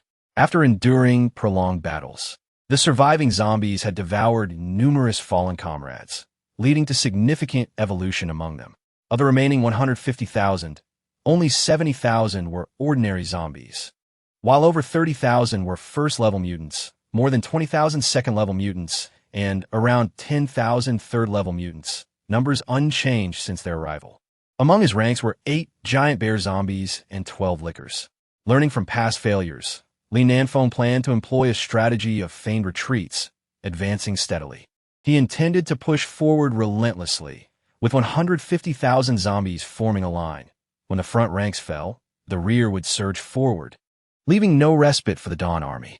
Yet, he would not launch an immediate attack. He was waiting. It was only past 8 in the evening, and the time had not yet come. He awaited the stroke of midnight, for that hour would cloak the world in darkness, rendering human vision nearly useless, while the zombies remained unfazed by the night. Furthermore, the early hours of the morning were when humans felt the most fatigue, making an attack during that time exceptionally advantageous. Li Nanfeng exhibited remarkable patience. He was unafraid of the passage of time, knowing that soon the humans would falter. Time passed slowly, marked by mutual restraint, inching closer to midnight. As the clock struck 12, Xiao Fan raised his binoculars. The zombie horde was on the move. He immediately notified Xian Xiaodi, who activated the broadcast system to alert all residents to rise and stand by at home, as tonight's situation might change. The broadcast station sprang to life, not to notify the people of Yinzhou, but to directly announce to the residents of Dawn City. Attention, everyone, please rise and dress quickly, remaining at home to await further orders. Leader Xiao Fan has indicated that tonight may bring changes. For your safety, do not harbor any false hopes. Additionally, an important message from Leader Xiao Fan was relayed through the loudspeakers. The announcement echoed through the base. Indeed, many had not yet fallen asleep, with the zombies lurking just outside the city, and only a handful felt secure enough to doze off. Hearing the loudspeaker, people rose from their beds, anxiously waiting at home. It was only when they heard the final words that they suddenly realized it was Mid-Autumn Festival. Among the residents, many were not related by blood. They included students, farmers, workers, and individuals from various professions. Yet in that moment, they were united as one family. Outside the city, the flames of war reignited. Chapter 136. The final battle at midnight, the heavy footsteps of the zombies trampled the earth, their presence felt but not seen. The night sky bore no stars or moon, placing the Dawn Army at a disadvantage. The watchtower's searchlights flickered to life, yet their feeble beams had little impact on the grand scheme. Xiao Fan activated the radar screen, revealing a multitude of red points steadily advancing. Within Dawn City, a new barrage of artillery began to rain down. The thunderous sounds of cannon fire reverberated through the air, and fiery explosions illuminated the night sky. Occasionally, zombies were shattered by the relentless barrage, yet it did nothing to halt their advance. Thousands of rockets and shells were expended in just half an hour. Approximately 20,000 zombies perished in the onslaught, but they still approached the gates of Dawn City. In the darkness, Li Nanfeng envisioned the imminent conquest of Dawn City. The rocket artillery had been withdrawn, but 5 mortars remained, having exhausted all their cluster munitions. They now began loading a new type of shell. Fire! Boom! Boom! Boom! Boom! Boom! The 5 mortars unleashed a continuous volley, sending bright projectiles soaring into the sky, reaching heights of around 200 meters before exploding. Boom! Boom! Boom! Like miniature suns bursting in the heavens. Illuminating flares. This spectacle left Li Nanfeng outside the city flabbergasted, while it invigorated the Dawn Army, who had been grasping at shadows in the darkness. Mortars typically carried both cluster munitions and flares, and now the flares finally proved their worth. With light illuminating the battlefield, the soldiers of the Dawn Army were no longer blinded, and their guns erupted into brilliant tongues of flame, sending shimmering streaks towards the encroaching horde of zombies. Columns of blood erupted into the night sky as the zombies began to suffer significant casualties. Damn it! Such tricks are mere trifles in the face of absolute power. Xiao Fan, today will mark your demise. Li Nanfeng roared from the rear, directing the relentless charge of the zombies at the forefront. The Dawn Army fought valiantly, with 3 combat companies, the City Defense Company, and the Guard Platoon coordinating their efforts. 2 companies defended the city walls at any given time, while the other 2 stood ready for rotation. The medical team had set up numerous beds below the walls for the urgent treatment of the wounded. Over the past few days, they had treated more than 300 soldiers, significantly reducing casualties among the Dawn Army. The machine guns from the west, east, and north gates were dismantled and repositioned, ensuring that each lookout tower was equipped with at least 2 machine guns, with many positioned directly at the wall's parapets. Even the quadruple heavy machine guns were mounted along the walls, tasked solely with sniping high-level zombies, particularly the giant bears. From the onset, the battle escalated into an intense confrontation. The zombies surged towards the walls like a frenzy, quickly creating towering piles of corpses below. Armored and agile zombies rushed forward, and despite the Dawn Army's attempts to incinerate and bombard the piles, they remained unyielding. After regrouping, the Dawn Army's vehicles charged out through the west gate, attempting to ambush the zombies from behind. However, with only 10 vehicles in total, they could do little to disrupt the advancing horde. Although they maneuvered to eliminate some zombies, their efforts were insufficient to impact the situation at the walls. Meanwhile, at the water gate, a minor creature, the Little 8, emerged from the river, thrashing its tentacles and continuously assaulting the incoming high-level zombies. It didn't require Xiao Fan's command, as it ignored lower-tier zombies, even spitting out any it might accidentally consume due to their unpalatable taste. The true reliability rested with the valiant soldiers of the Dawn Army. The canine units patrolled the walls, engaging in combat. Though lacking long-range capabilities, they effectively dealt with the agile zombies and lickers that approached the walls. Both sides suffered losses. While the Dawn Army's casualties were significantly lower than the zombies, the sheer number of the latter began to tip the scales of battle in their favor. The piles of corpses below had risen over 11 meters, and each time armored zombies and giant bears surged up, they would hurl other zombies forward. A giant bear zombie, now standing atop the pile, could grasp the edge of the wall and begin to climb. At this moment, the rocket-launching soldiers and anti-air infantry on the walls would respond, utilizing the immense force of their rockets to repel the giant bear zombies. Such fierce combat resulted in a dramatic decrease in the zombie count. 20,000, 30,000, 50,000, 70,000. Li Nanfeng's army of 150,000 zombies had been halved after 2 hours of battle, leaving fewer than 80,000 remaining. Meanwhile, the Dawn army seemed to maintain their numbers, even as spent shell casings accumulated thickly on the ground. This situation began to shake Li Nanfeng's resolve to advance. How could the Dawn army persist without any visible reduction in their ranks? However, retreating was no longer an option. He could only grit his teeth and urge the zombies to continue their assault. Unbeknownst to him, Xiao Fan was also nearing his limits. Even the engineering platoon had joined the fray, underscoring the intensity of the battle. Just then, a wave of peril arose, narrowly averted by the arrival of foreign soldiers coming to their aid. This contingent, part of Xiao Fan's Foreign Legion, had emerged from the tunnels to join the defense of Dawn City. Amidst the deafening gunfire, Xiao Fan silently surveyed the battlefield, gauging the shifting dynamics. "Commander, a supply crate has been located 55 kilometers from your position." Upon hearing this, Xiao Fan did not expect a single supply crate to significantly alter their fate.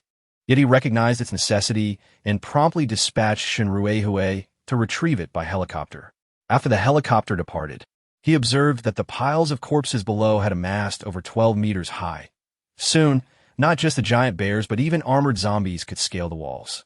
"Notify all residents to retreat. The soldiers will withdraw in 5 minutes. Everyone must fall back to the inner city and utilize the second wall for defense. Douse the ground with gasoline, soak it thoroughly, and set a great fire to mask our retreat." Following Xiao Fan's orders, all prepared residents, under the guidance of the Dawn Army, moved through the inner city gates to the designated safe zone that Xiao Fan had prearranged. As the residents evacuated, a massive inferno erupted beneath Dawn City, the flames fueled by gasoline igniting into a raging sea of fire. Even the zombies found it challenging to ascend the walls in such conditions. While the entire Dawn army swiftly retreated along the east and west walls to the inner city's second line of defense.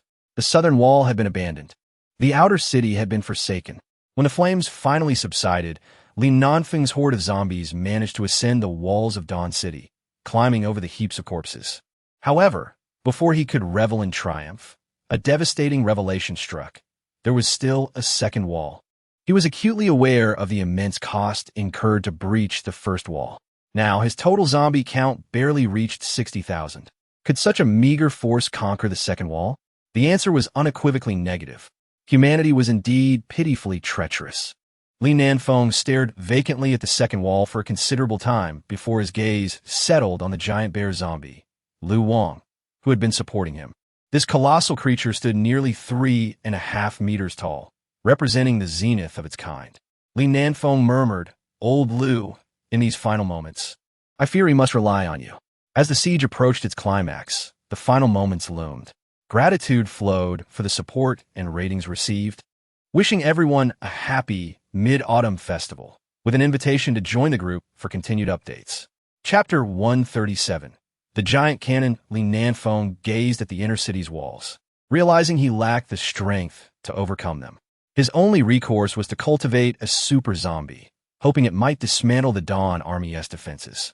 After days of grueling combat, he discerned a pattern. The Dawn Army lacked heavy weaponry, making it exceedingly difficult to contend with the giant bears. What if a zombie superior to the giant bear could be born? Maintaining a safe distance from the Dawn Army to avoid interruption during the cultivation process, he returned to the outer south gate. Besides leaving a necessary pile of corpses, all remaining zombies had one singular mission: to feast. The Dawn Army's rapid withdrawal left behind a vast expanse of dead zombies, numbering nearly 100,000, with 10,000 zombies available for 6,000 to consume. Nearly all could evolve.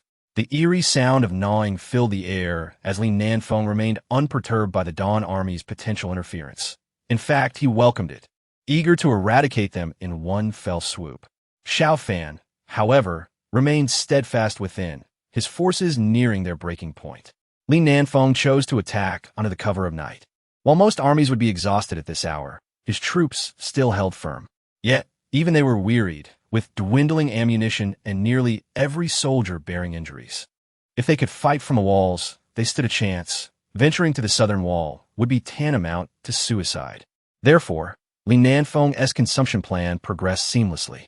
Outside the south gate, zombies continuously evolved. Ordinary zombies transformed into level 1s, level 1s into level 2s. The second tier would evolve into armored or agile zombies. These newly formed armored and agile zombies would promptly be devoured by others of their kind. Through this method, Li Nanfeng aimed to foster the emergence of giant bears and lickers.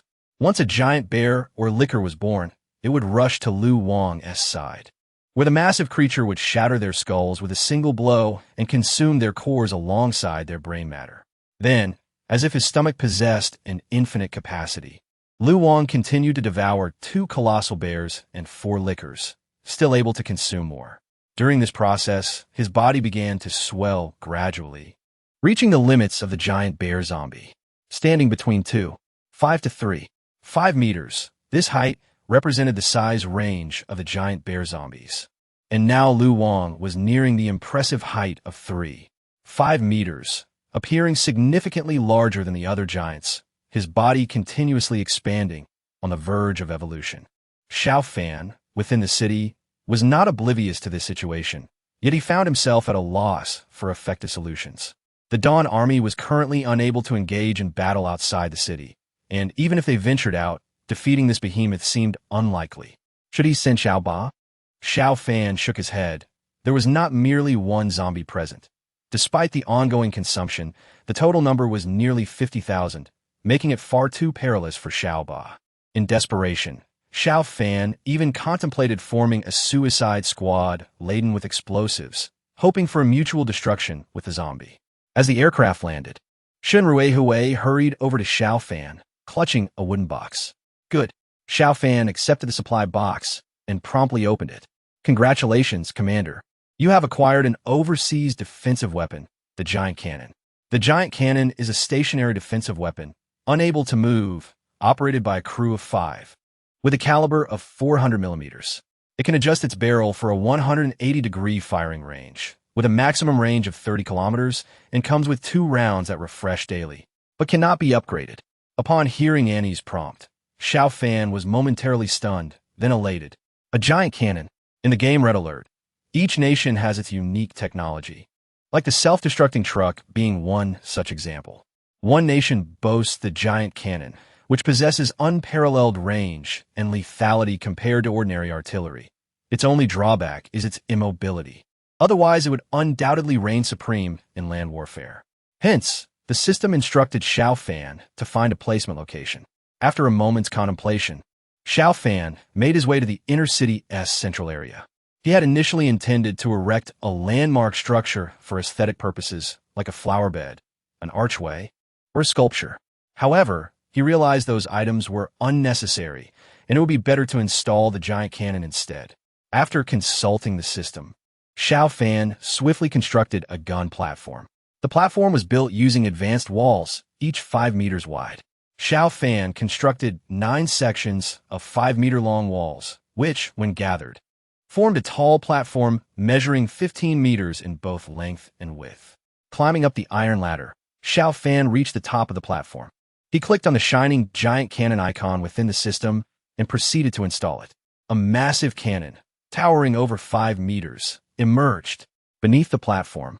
Sliding rails were installed to mitigate the recoil of the cannon. The barrel extended over 15 meters with a caliber of 400 millimeters or 40 centimeters. Besides the barrel, there was a curved operation chamber resembling a metallic room. Inside, 5 Red Alert soldiers saluted Xiao Fan, reporting to the commander. Xiao Fan nodded, noticing 2 enormous shells on the ground. One shell felt as if it weighed over 1,000 kilograms.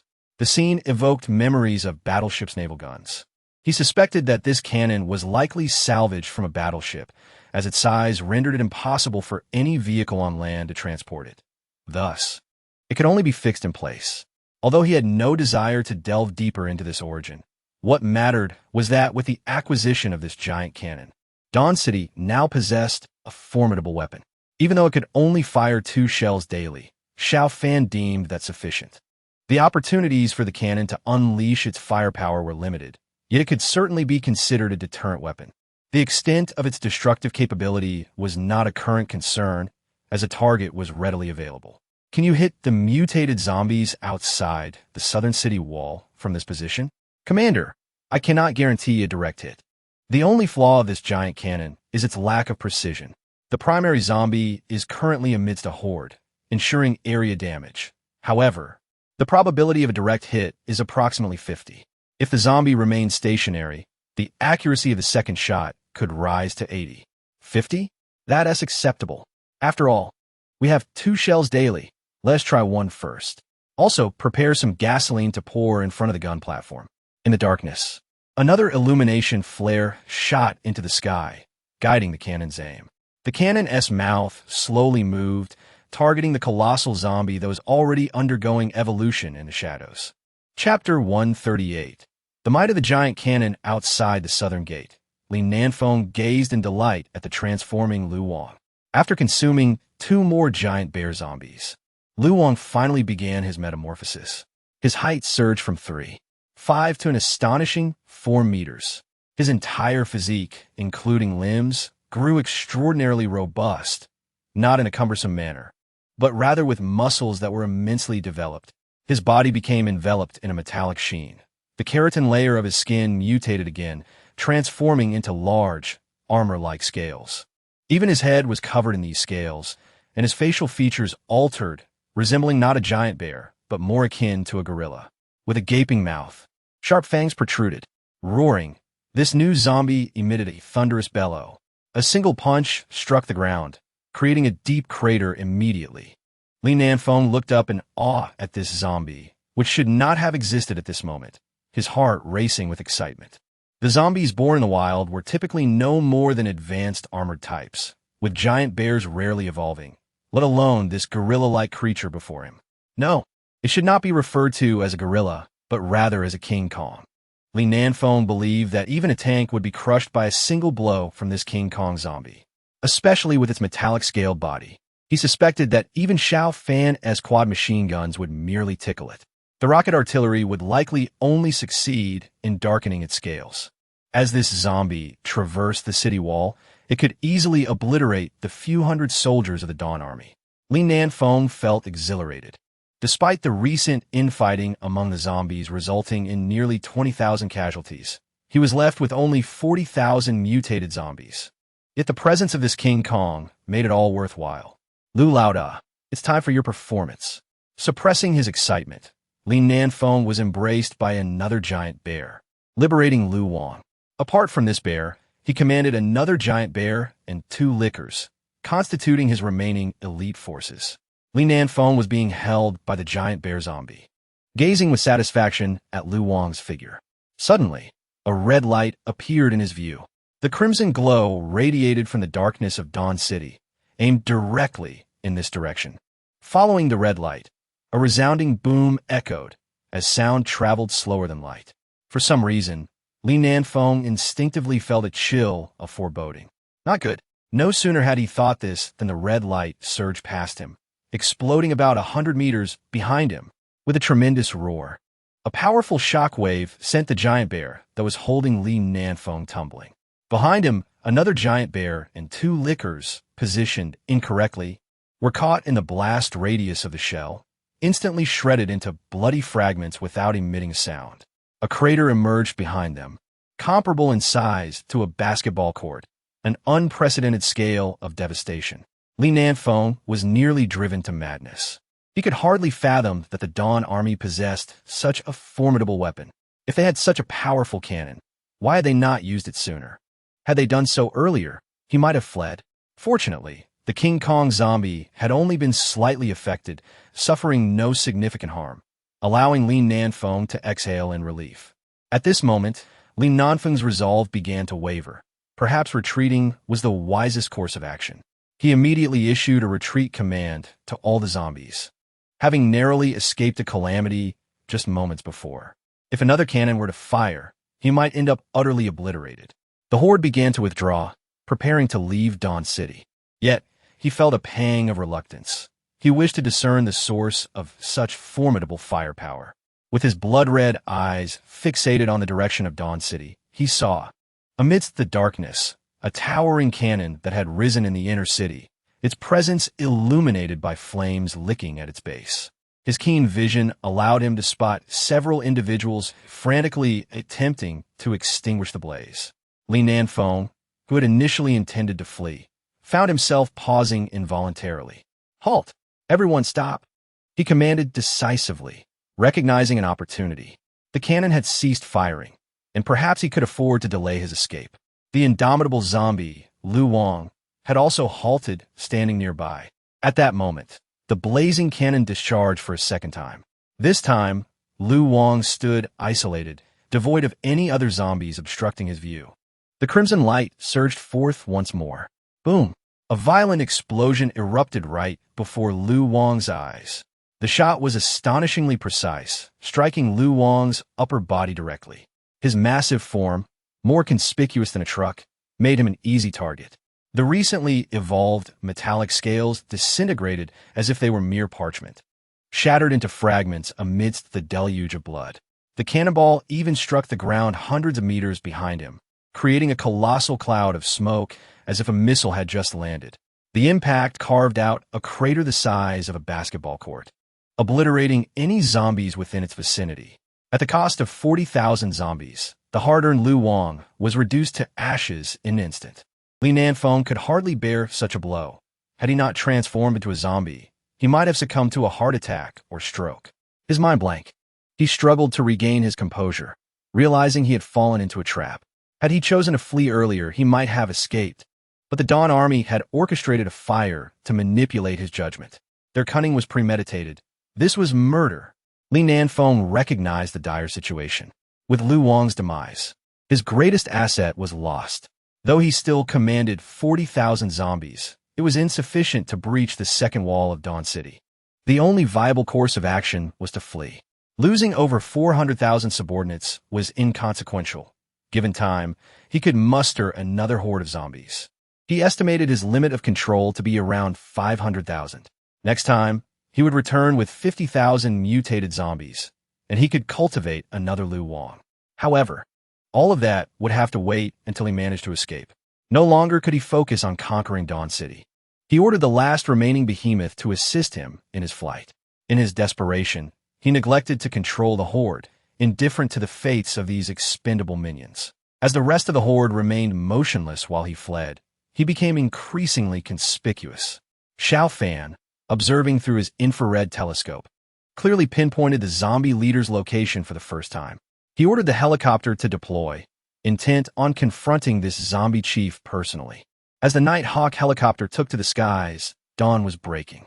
After a grueling night of battle, the Dawn Army had achieved a momentous victory.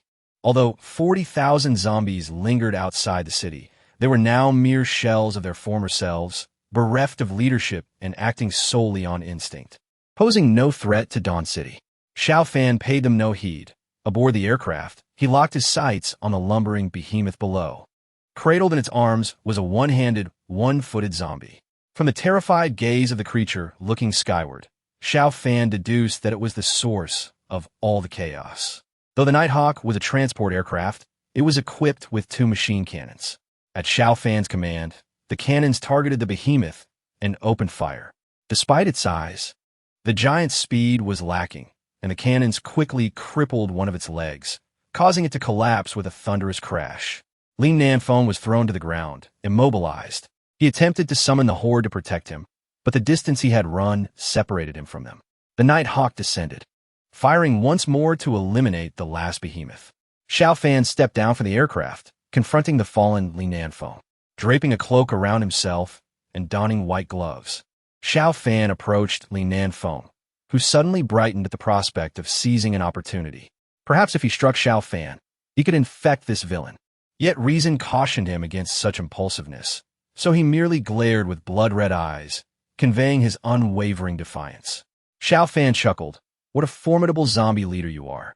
However, I have often wondered, what grievance have I caused you that compelled you to traverse such distances to hunt me down?" Li Nanfeng, now resolute, retorted angrily, "Do not feign ignorance. Back in Yinshan town, I took hostages from your hotel. Yet you, Xiao Fan, showed no concern, sending your men to attack. which led to my losing a hand and becoming this grotesque abomination. You cannot evade responsibility for that. Xiao Fan's indifference struck a nerve in Li Nanfeng, who had regarded him as a mortal enemy, only to discover that Xiao Fan barely remembered him. This realization dealt a crushing blow to his pride. Unable to contain his fury, Li Nanfeng shouted, "Xiao Fan, you cold-blooded creature, what right do you have to lead, disregarding the lives of hostages? If word of this spreads, who will trust you in Dawn City? Who would dare to ally with you? I suspect even your subordinates would rebel against you." Xiao Fan shook his head with a smile, gazing at Li Nanfeng with pity. "None of the things you fear will come pass. Instead of worrying about my position, you should be more concerned about your own fate. What do I have to fear? You do not intimidate me, Xiao Fan. I have long since grown weary of this existence. If you have the guts, kill me and see if I flinch." Xiao Fan regarded him coldly. "You possess quite a bit of spirit, but I suspect your courage stems from your current state as a zombie. Perhaps you have lost your sense of pain. Thus, you fear neither my torment nor your demise." Li Nanfeng scoffed, falling silent. This was indeed his reliance. Zombies felt no pain and thus were unafraid of Xiao Fan's threats. Unexpectedly, Xiao Fan extended a hand towards him. "Let us shake hands. After all, we have yet to strike one another. It is fate that we meet. I must admit, I respect you for nearly causing the fall of Dawn City. You are the first to do so." With this unexpected offer, Li Nanfeng's eyes lit up. This was an opportunity handed to him by Xiao Fan himself. As long as he grasped Xiao Fan's hand and made a subtle scratch with his nails, the thin white glove would provide no protection. In that moment, Xiao Fan would become, just like him, a zombie. The thought thrilled Li Nanfeng, and he extended his hand eagerly. Xiao Fan frowned slightly. "Isn't it customary to use your right hand?" I don't have a right hand. Apologies." Xiao Fan extended his left hand and shook hands with Li Nanfeng, who immediately scratched his pristine white glove with his nails. "Ha ha ha ha!" Li Nanfeng could no longer contain his inner joy and burst into uproarious laughter.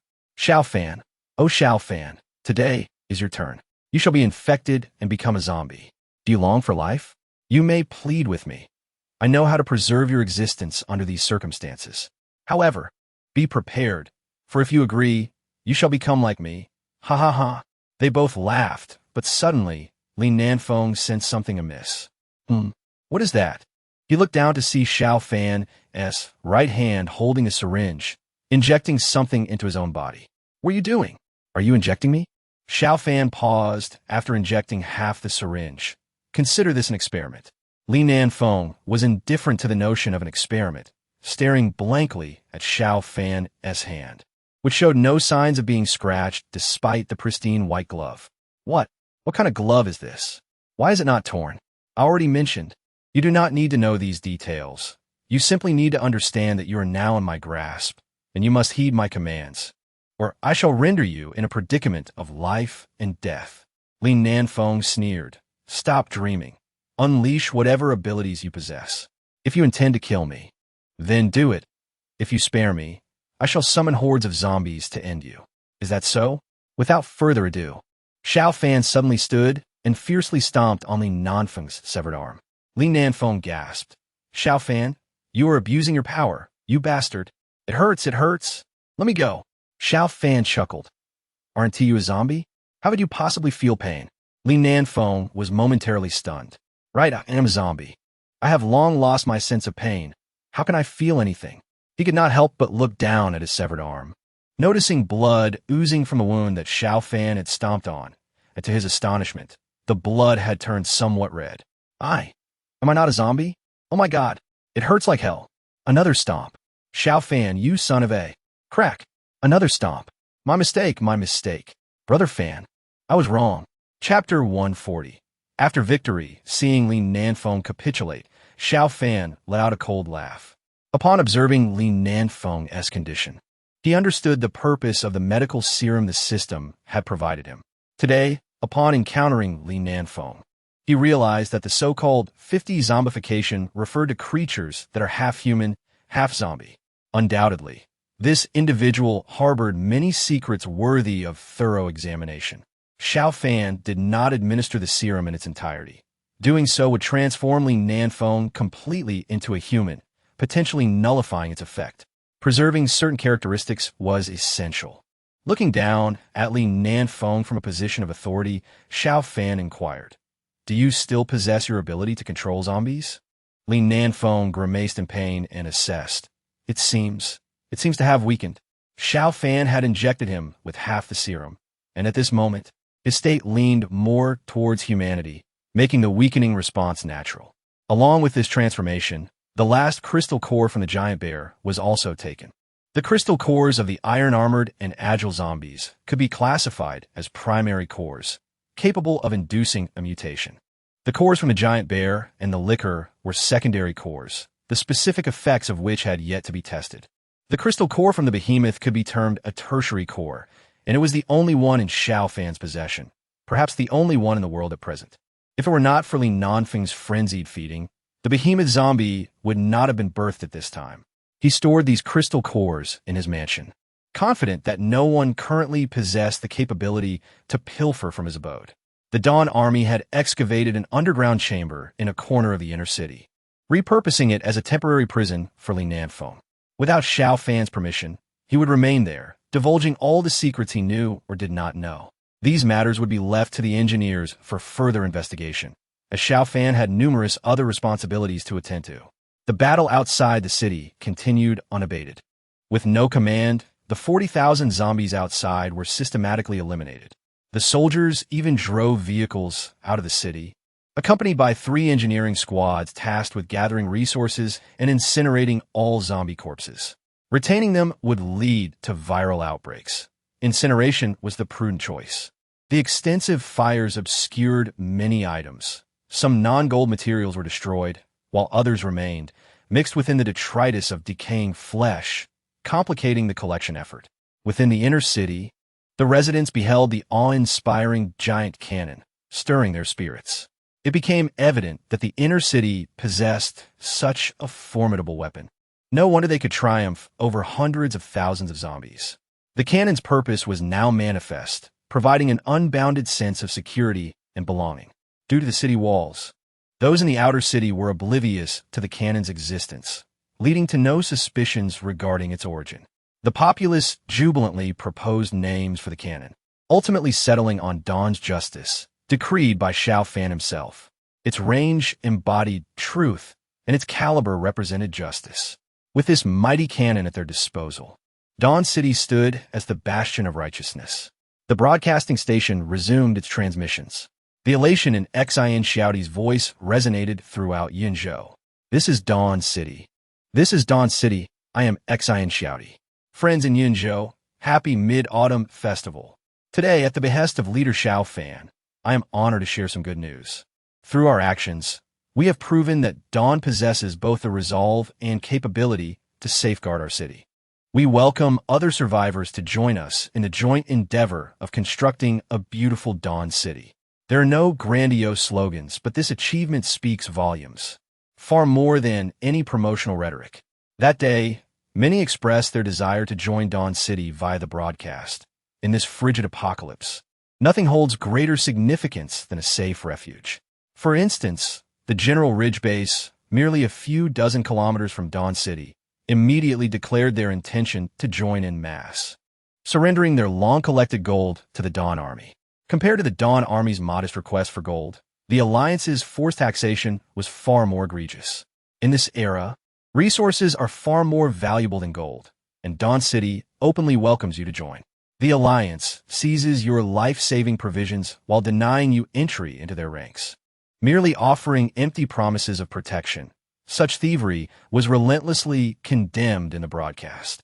Moreover, General Ridge was acutely aware of Dawn City's combat prowess, having heard the sounds of fierce battles over the past few days. The collection efforts on the battlefield were largely complete. Some relatively intact high-level zombies became sustenance for Xiaoba, while the remaining zombie corpses were incinerated.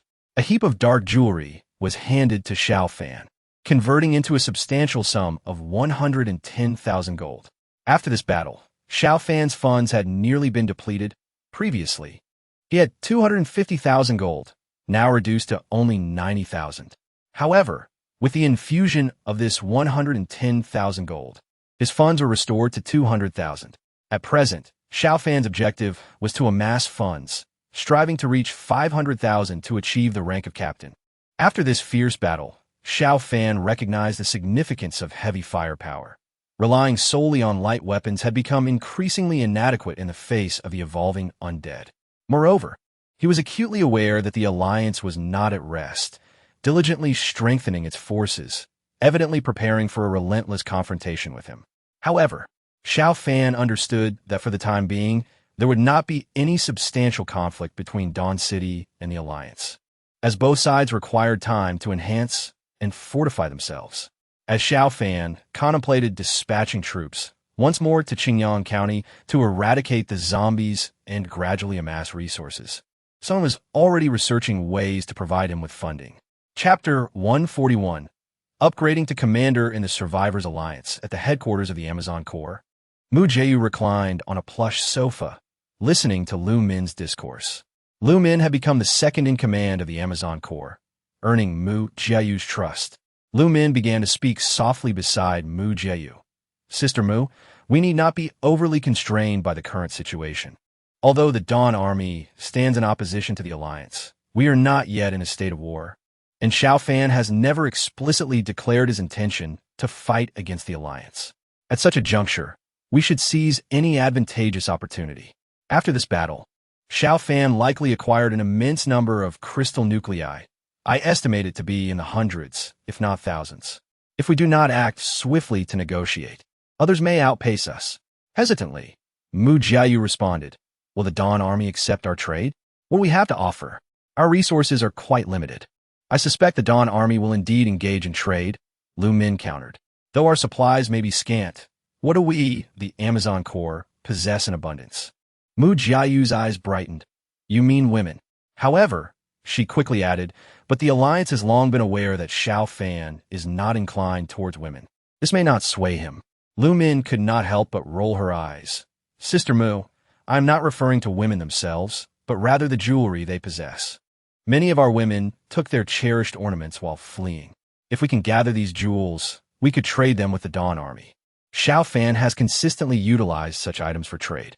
Upon hearing this, Mu Jieyu was clearly intrigued, yet still apprehensive. Should we contact the Northwind Army? After all, the Alliance is primarily under their command. Sister Mu, consider this, Lu Min urged. The Alliance and the Dawn Army are at odds.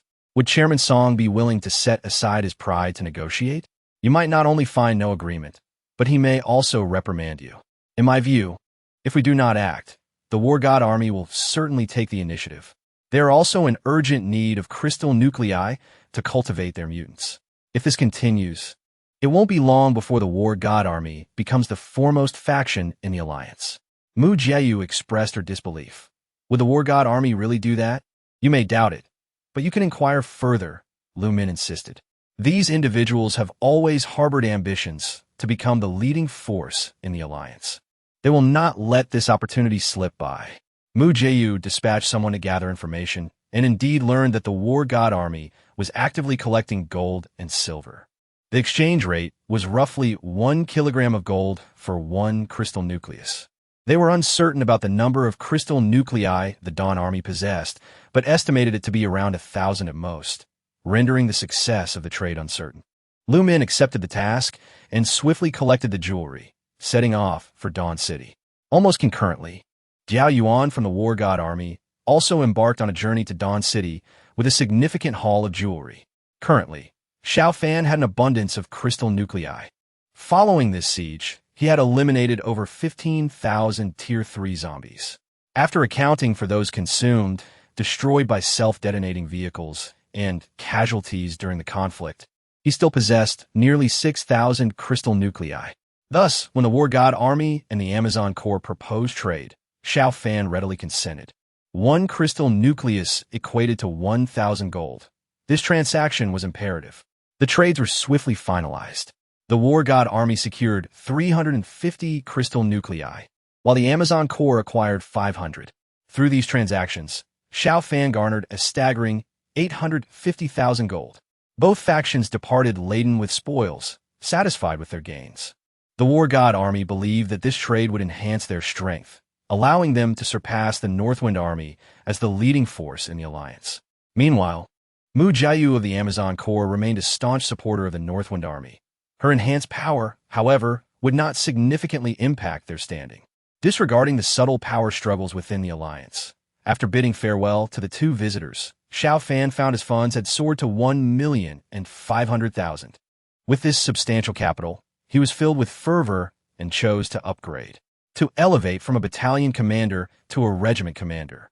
3 conditions were necessary: the completion of all buildings, troop strength reaching the limit of 700, and a fund of 500,000. With all 3 criteria met, Xiao Fan promptly initiated the upgrade. All upgrade conditions satisfied, confirming promotion to regiment commander. Deducting 500,000 in funds, promotion complete. Please designate personnel for the regiment. Xiao Fan immediately set to work on personnel allocation, a matter he had contemplated for quite some time. Firstly, 3 battalions would require 100 personnel, in addition to engineers, city guards, security teams, cooking units, and medical teams, bringing the total to approximately 3,000. He also desired an armored unit, which would not require too many personnel, but around 200 would be necessary. Furthermore, he estimated that about 200 personnel would be needed for the artillery unit. Upon becoming a regiment commander, the most significant distinction from a battalion commander was the addition of an air force.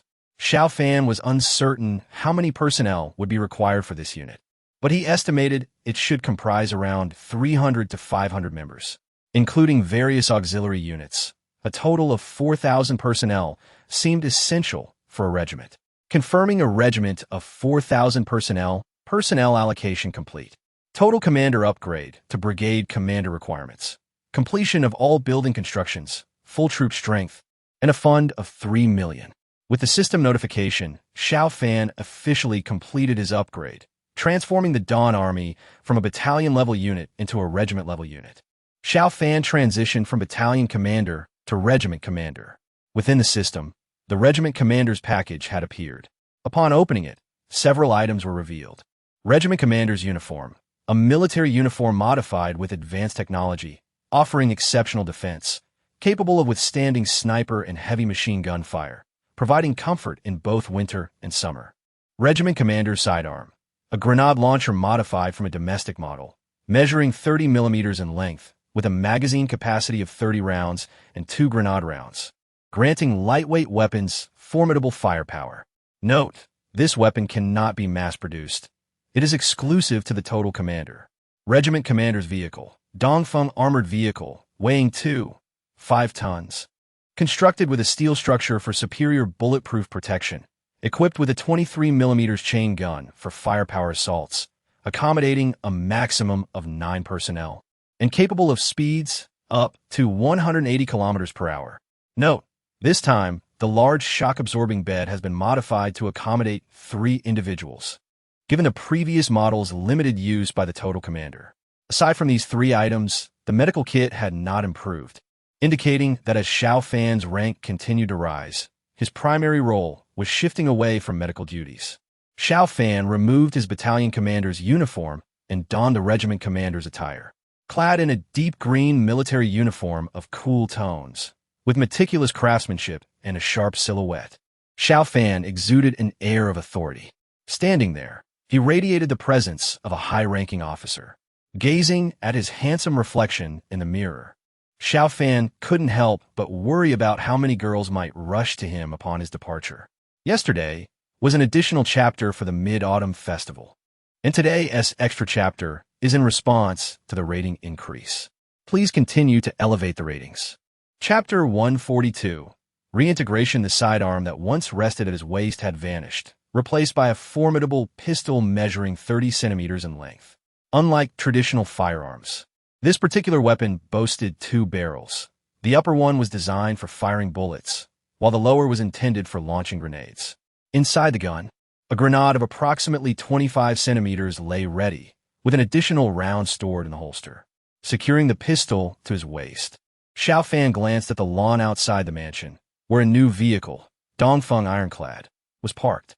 It was slightly larger and taller than the Xiaolong, notably equipped not with a heavy machine gun, but with an autocannon.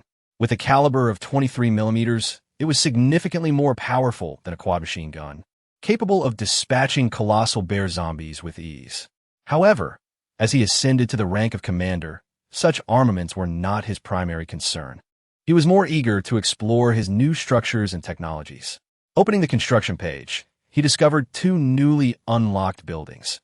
Airport, cost 300,000 gold, and military supply depot, cost 100,000 gold. The airport, priced at 300,000 gold, was the most expensive structure available to Xiao Fan, which was understandable given its requirements for a control tower, ample space, and a runway. Even without a terminal, a hall was essential, along with hangars for aircraft. Despite the hefty price tag, Xiao Fan chose to construct the airport without hesitation.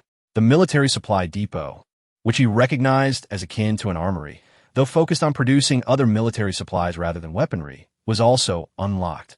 The airport's construction would take 30 hours.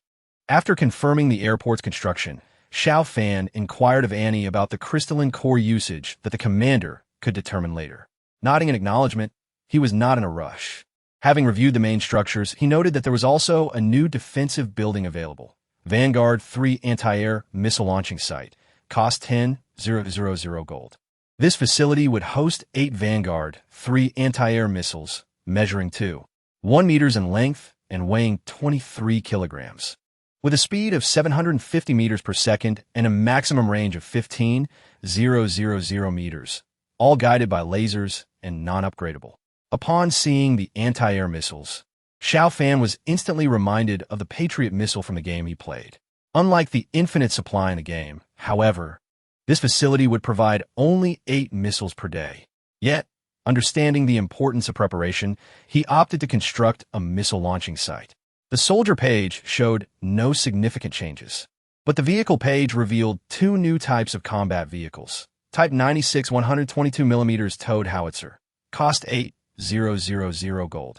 Includes a Dongfeng warrior towing vehicle and a crew of 4, weighing 200 kilograms with a maximum range of 15 kilometers and carrying 30 rounds of ammunition.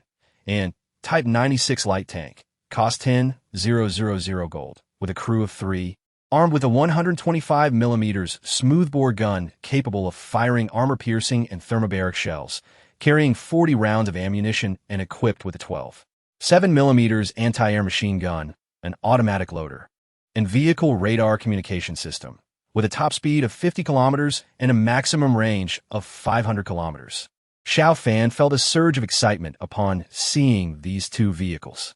Had he possessed such firepower earlier, the defense of Dawn City would have concluded much sooner. Nevertheless, it was not too late. Countless adversaries lay ahead, and both armored units and artillery would prove invaluable. The only pressing concern was the limited funds available. After completing the airport and missile site, he had only 240,000 gold remaining. He intended to produce aircraft, and the mass production of artillery and tanks was not yet feasible. Nonetheless, Xiao Fan spent 100,000 gold to manufacture 10 towed howitzers and 2 Type 96 tanks. The howitzers cost 8,000 each, totaling 80,000 for 10, while the tanks cost 10,000 each, amounting to 20,000 for 2, perfectly aligning with his budget. He prepared to dispatch 3 combat companies to clear the zombies in Qingyang, coinciding with the completion of the howitzers and tanks. After a brief wait, the missile launching site was completed and Xiao Fan positioned it behind his mansion. The site was subterranean, connected to the radar station, should the radar detect aerial threats. The launch site would activate, revealing 8 missiles poised to strike the sky, ready to eliminate any invading aircraft. The establishment of the anti-air missiles, in conjunction with the Dawn Justice Cannon, marked a notable advancement in the defenses of Dawn City, which could now be aptly described as impregnable in this era. After several hours of patient waiting, the artillery and tanks were fully operational within the vehicle factory. Xiao Fan personally visited the vehicle factory to meet the newly integrated units.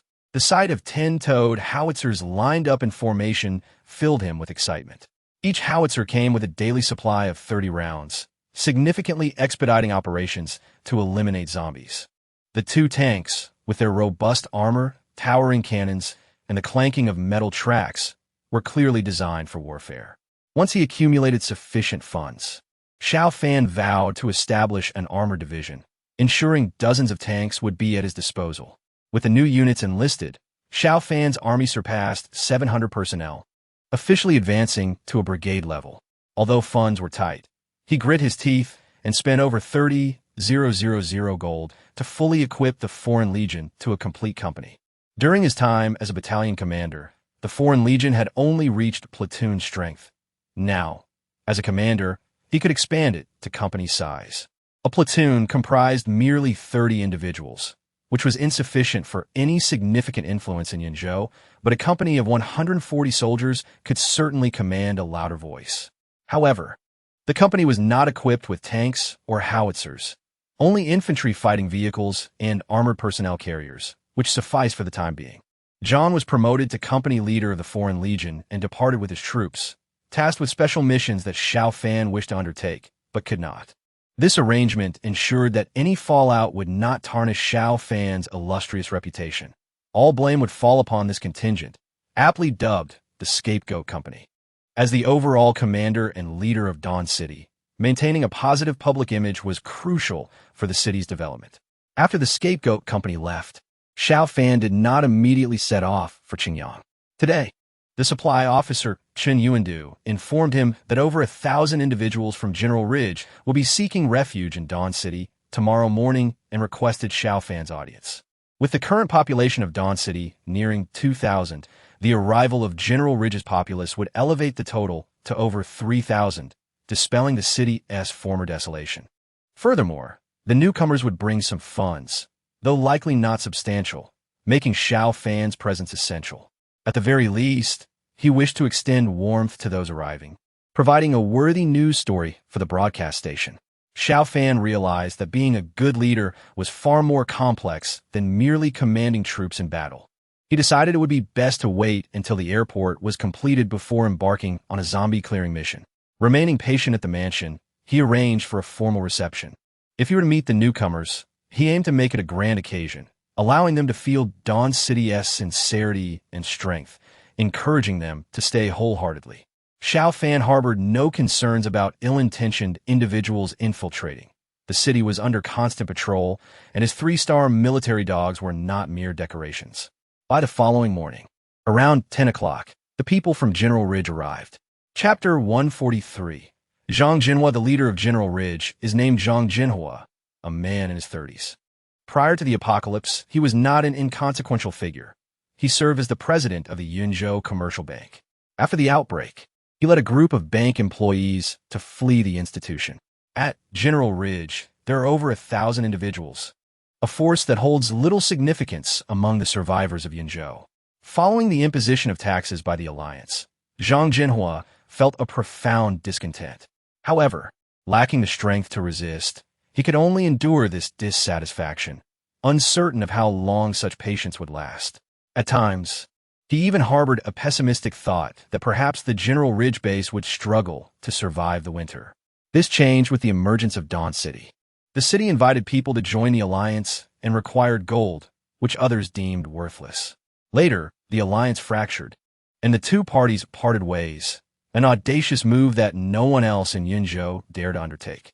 General Ridge is in close proximity to Dawn City, and Zhang Jinhua often contemplated whether to join them. However, having once held a leadership position, he felt a sense of pride and decided to wait and observe whether Dawn City could demonstrate the strength worthy of his allegiance. It was not until the recent siege by zombies that Zhang Jinhua resolved to join Dawn City. The collective migration of survivors was no simple task. Over 1,000 individuals with families brought a multitude of belongings. When Dawn City appeared before them, Zhang Jinhua and his companions were momentarily stunned. They had heard tales of the city's formidable defenses, but upon witnessing the towering 15-meter walls, they were deeply impressed. They had expected to see the ravages of war, yet the signs of battle were scarcely visible, aside from some charred sections of the wall and a few large craters outside the southern gate. The aftermath of a fierce conflict had been meticulously cleared. Particularly, when Zhang Jinhua spotted the large cannon within the city, he felt a wave of dizziness. This must be the legendary Dawn Justice Cannon, which he had heard mentioned in broadcasts over the past few days. At that moment, he questioned whether Dawn City had official backing. Otherwise, how could such a vast fortress have been constructed? Surely, the cannon appeared to be from a warship. How had it been transported here? Could the Haoyuan River possibly accommodate naval vessels? Zhang Jinhua was also hesitant about whether to divulge this secret to Xiao Fan. Before he could reach a decision, the gates of Dawn City swung open. With a thunderous roar, a tank emerged. Its military green body and dark cannon barrel stripped the last remnants of pride from the people of General Ridge. Zhang Jinhua was nearly convinced that Xiao Fan's origins were anything but ordinary. A young officer leaped from the tank and addressed the anxious group outside the city. I am Shun Ruihui, the reserve company commander under the overall command. I am here to conduct a check. If anyone is carrying weapons, please submit them now, as you will no longer need them upon joining Dawn City. Zhang Jinhua inquired, Commander Shun, does this mean we will not be allowed to possess weapons in the future? For now, yes. However, according to the information I've received, survivors will eventually be permitted to participate in resource collection expeditions, and you may apply to the logistics officer for weapons at that time. But this arrangement has yet to be finalized. Zhang Jinhua nodded eagerly. As a leader, he was in fact a mutant himself, and the absence of weapons felt quite inconvenient. Nevertheless, surrendering them temporarily was manageable. They had prepared for this. After relinquishing their weapons, they had to declare their funds. The sum was not substantial, totaling perhaps 30 to 40,000, but Xiao Fan's side accepted it, and Zhang Jinhua and his group entered the city. Upon entering Dawn City, Zhang Jinhua sensed a different atmosphere. Although there were no high-rise buildings yet, construction was already underway. 2 large cranes were in operation, and numerous building materials were stacked throughout the city, with several structures having their foundations laid. The workers were military engineers, demonstrating remarkable efficiency with well-equipped machinery. Zhang Jinhua could even envision that within 2 months, the city would boast towering edifices.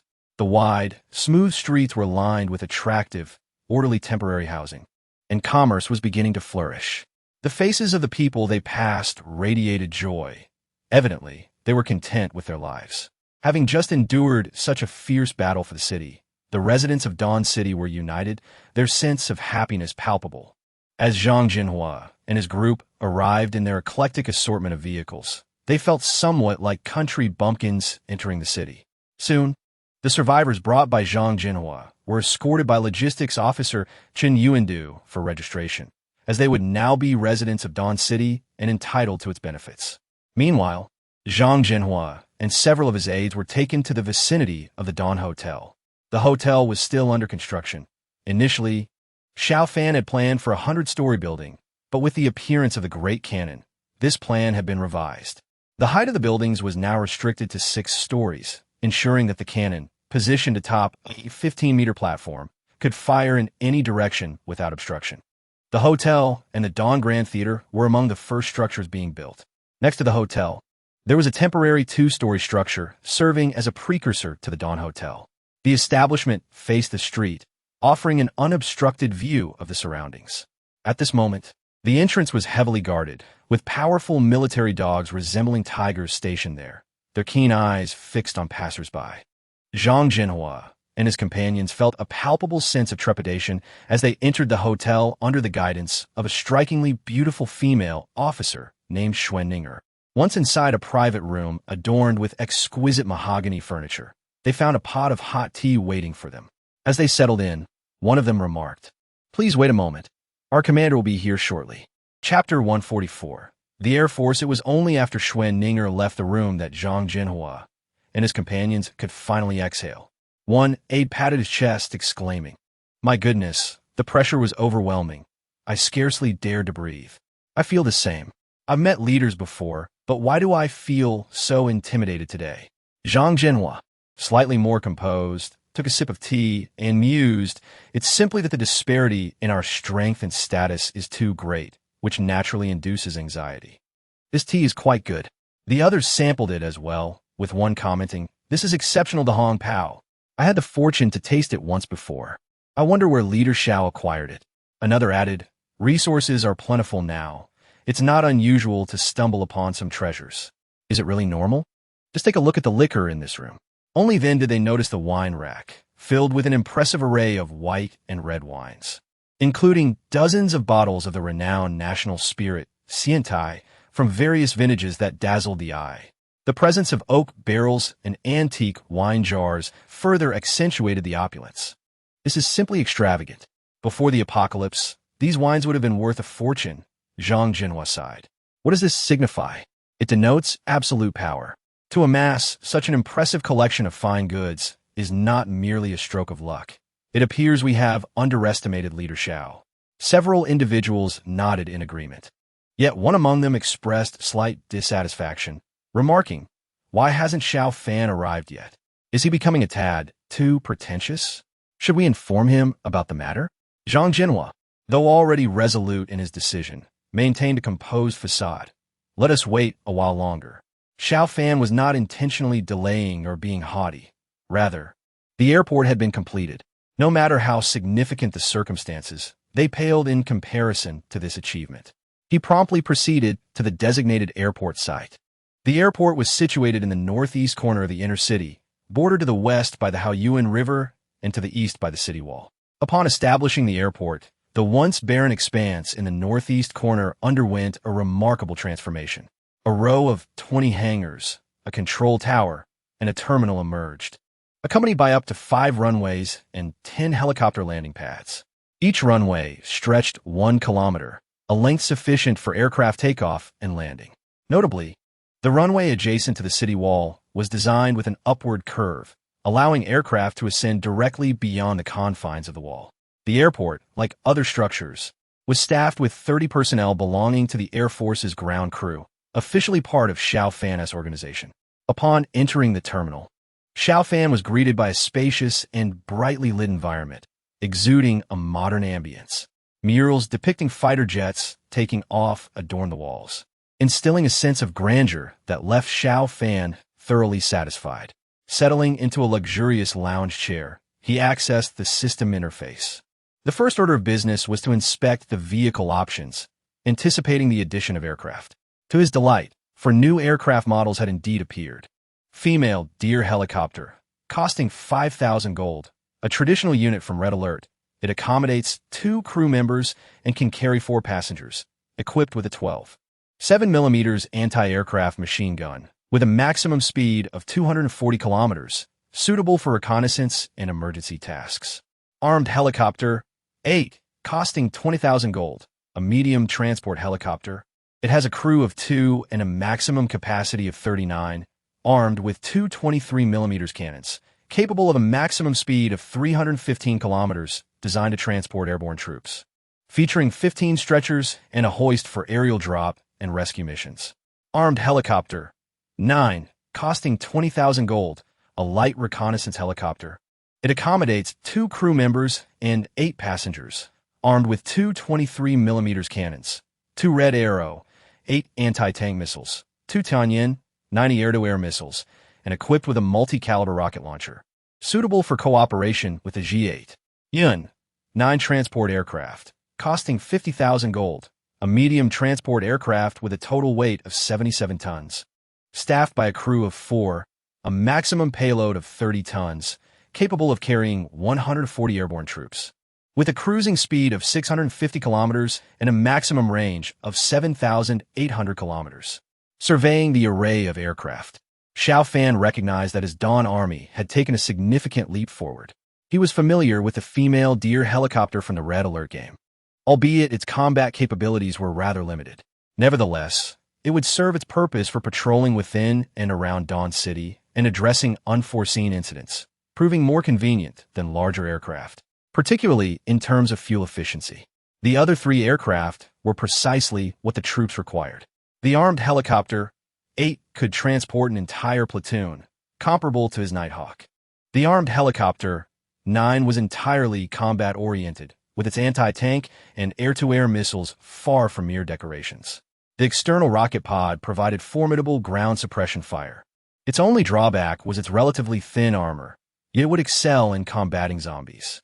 Lastly, the Yun 9 transport aircraft was designated for long-range missions.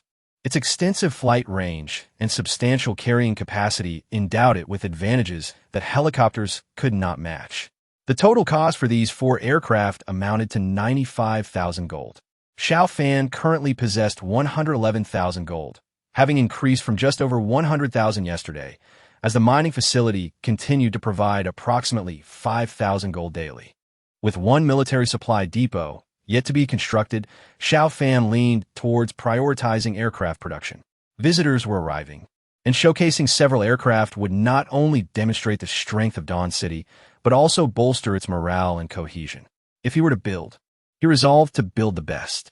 He first selected the Yin-9 transport aircraft, followed by the armed helicopter 8, armed helicopter 9, and the female Deer helicopter, each queued for construction after the transport aircraft. As he finalized these selections, individuals from Junling had just arrived. Xiao Fan did not rush to greet them, as he noticed 2 new troop types had been unlocked in the barracks.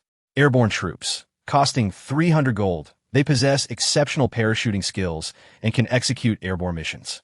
Battle Eagles, costing 500 gold, these large raptors, after military training, can assist in the takeoff and landing of aircraft by dispersing potentially threatening bird flocks, and can also undertake reconnaissance and combat missions.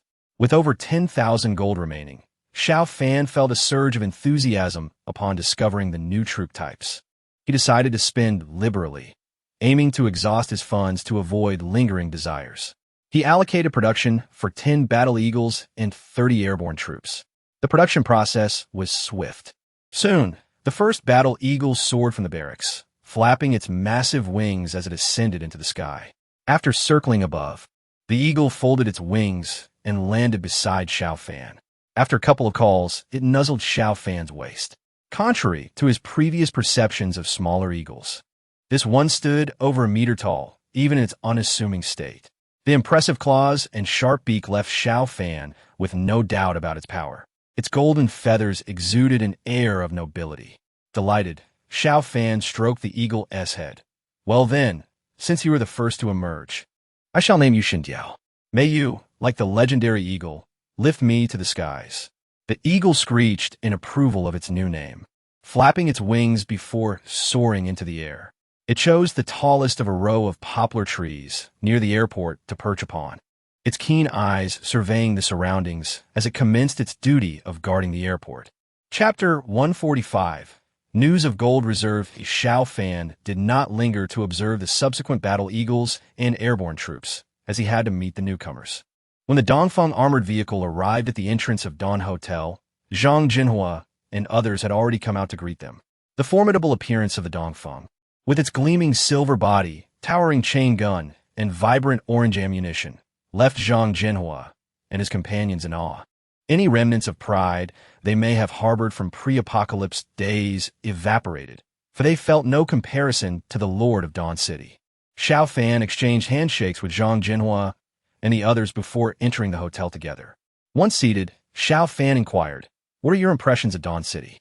Zhang Jinhua bowed slightly, exclaiming, "Words fail to convey my astonishment. It is truly breathtaking. If you find it satisfactory, then this shall be your home henceforth." The group exchanged polite remarks, and the restaurant began serving dishes.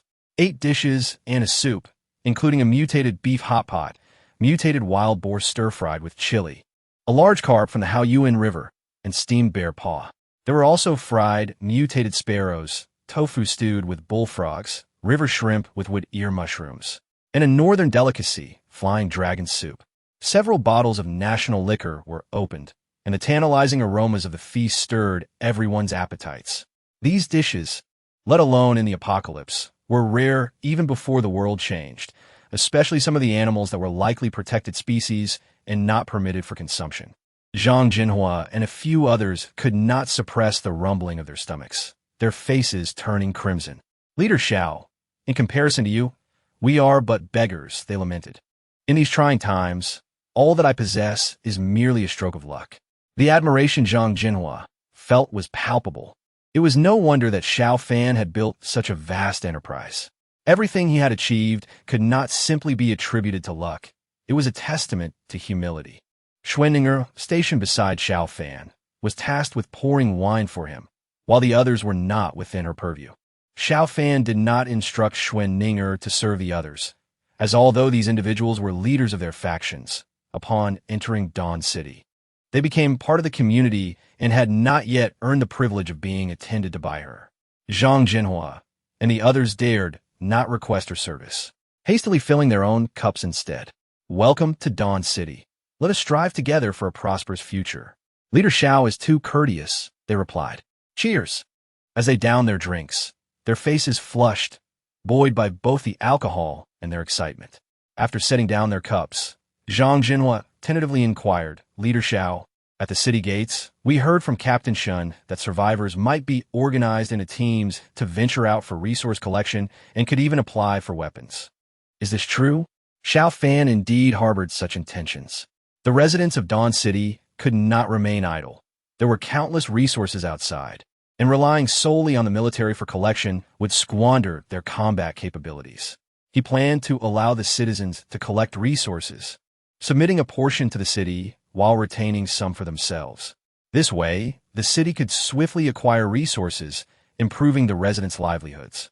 Meanwhile, the Dawn Army could provide vehicles and weaponry. However, this plan had not yet been publicly announced, and he was surprised that it had already leaked. You mean Captain Shun?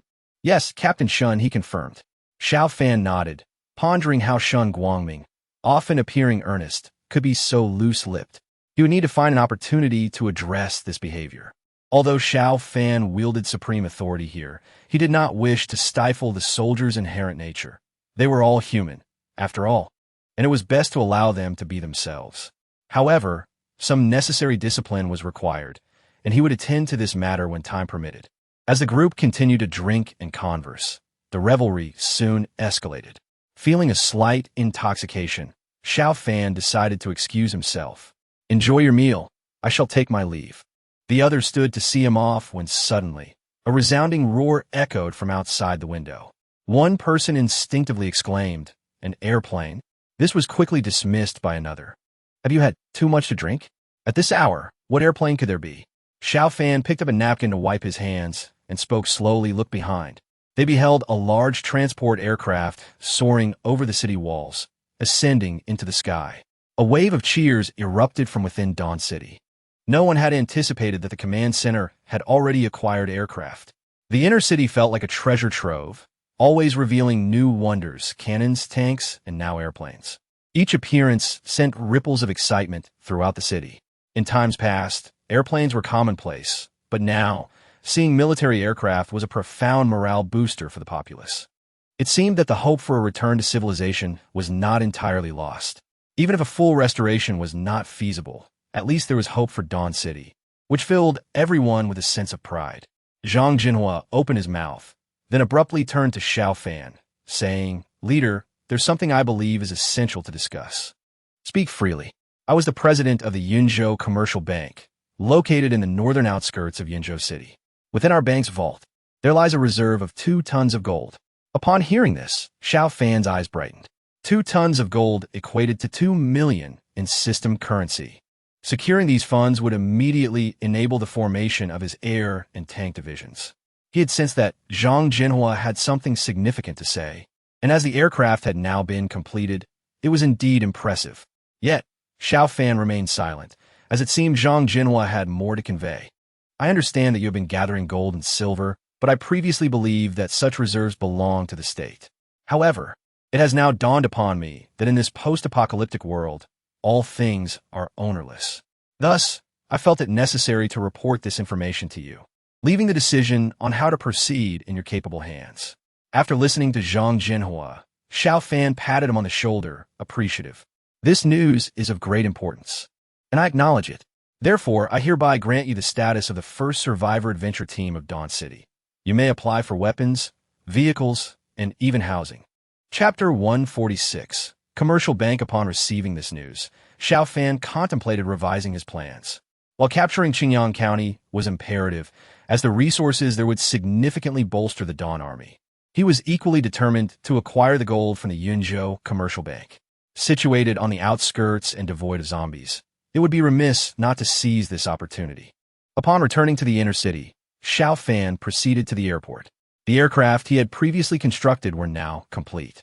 The Y-9 transport aircraft was unsuitable due to its stringent landing requirements, leaving only 4 helicopters available for the mission. The G-8 helicopters were intended for use within Dawn City, while only the Night Hawk, Wuji-8, and Wuji-9 helicopters would accompany him to Yinzhou. At the airport, he also encountered his airborne troops, 30 paratroopers equipped with Type 95 automatic rifles and grenades, their combat capabilities lying between those of regular soldiers and scouts. The first produced paratrooper, Bai Song, was appointed as the squad leader, with plans for further production to see him promoted to company commander. A military training center had been established, and after this operation, Xiao Fan intended to send all the officers there for military skill training. This time, both the Guard Squad and Airborne Squad accompanied Xiao Fan. The Guard Squad boarded the Night Hawk, while the Airborne Squad took the Wuji-8. Xiao Fan, alongside Xuan Ninger, Sun Fei, and engineers Ein and Madden, boarded the Wuyi, and they set off for Yunzhou. The 3 helicopters ascended into the sky, heading directly for Yunzhou City, located approximately 150 kilometers northwest of the urban area. As Xiao Fan did not plan to launch an offensive against Yunzhou, the roads remained largely untraveled, and they could still observe zombies on the ground from the air. After about 40 minutes of flight, they arrived above Yunzhou.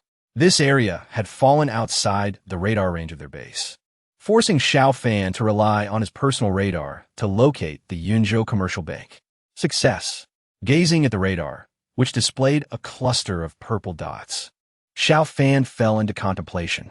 Indeed, there were no red dots, indicative of zombies, near the bank, but the multitude of purple dots suggested that this was not a safe location. It might prove even more perilous. The red dots represented zombies, while the purple ones denoted mutated beasts. However, from the aircraft, he could not discern any mutated creatures in that vicinity. After a moment's reflection, Xiao Fan resolved to investigate further.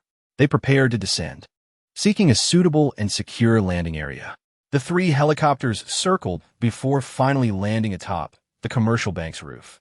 Upon disembarking, they gazed down to find evidence of a severe explosion. The parking lot below was littered with the wreckage of vehicles. The commercial bank beneath their feet lay in disarray, its windows shattered and an air of desolation prevailing. It felt as though years had passed since the onset of the apocalypse, yet only 3 months had elapsed. The lifelessness was palpable. Scattered bones on the ground lent an eerie aura, making it seem like a realm of phantoms. Xiao Fan felt a pang of melancholy. The larger the city, the more inhospitable it became. In places teeming with life, survival was increasingly elusive. After the power outage, those who could escape had largely done so, leaving the urban area of Yunzhou devoid of survivors, or at least their numbers were exceedingly scarce. He glanced at the distant clusters of purple lights, moving about, yet remaining elusive. The paratroopers stationed on the rooftop maintained vigilance while the guards accompanied him down from the upper levels to the first floor where the vault lay. Accompanied by 30 soldiers and 2 engineers, Xiao Fan descended through the rooftop passage. Shun Ruihui forcefully kicked open a dilapidated door, creating an entrance to the building. The darkness inside, exacerbated by the power outage, enveloped them. The engineers illuminated their hard hats, and the scouts brandished flashlights, clearing the path ahead. Just as Zhang Jinhua had noted, there were indeed no zombies within the building. They navigated unobstructed to the 2nd floor, and 1 level down lay the bustling hall. The vault was situated at the end of this hall, and the engineers had procured the vault code from Zhang Jinhua, with the key retrieved from the hall's safe. Accessing the vault would be straightforward. Xiao Fan felt a surge of excitement. Despite the persistent purple lights around them, their movements remained stealthy, suggesting a genuine chance of success in breaching the vault. Be quieter, avoid making excessive noise, he cautioned as they continued downward, finally arriving at the 1st floor hall. The scene was chaotic, remnants of dried black stains suggesting a horrific tragedy had unfolded here during the onset of the apocalypse. The soldiers in front brandished their firearms as they approached the hall's entrance. The door was locked, and Ein swiftly produced a wire and decoder, deftly unlocking it. Upon entering, they found the vault at the hall's end, where another safe contained the key. As they approached the safe, Ein suddenly exclaimed. This whole infrared alarm is still operational. It's the end of the working day, and the alarm is active, which we VE just triggered. Before the words had fully escaped his lips, the alarm emitted a piercing beep, escalating into a deafening siren that shattered the silence of the surroundings. Damn it, how is it still functioning during a blackout? The alarm was battery-operated, typically lasting over a year. In this moment, the alarm posed no real threat. No police would arrive.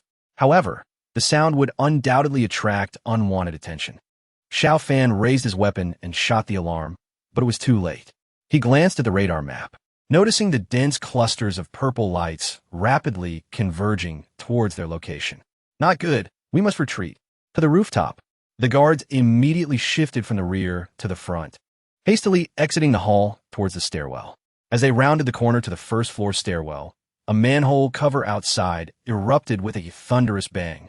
From beneath, swarms of enormous rats surged forth, resembling a geyser. These rats, comparable in size to domestic cats, were rotund with eyes gleaming red. Their fur bristled like needles, and upon spotting Xiao Fan and his group, they let out a piercing shriek, rushing towards them like a relentless tide. Seeing the approaching horde, Xiao Fan's heart sank. His earlier suspicions had been confirmed.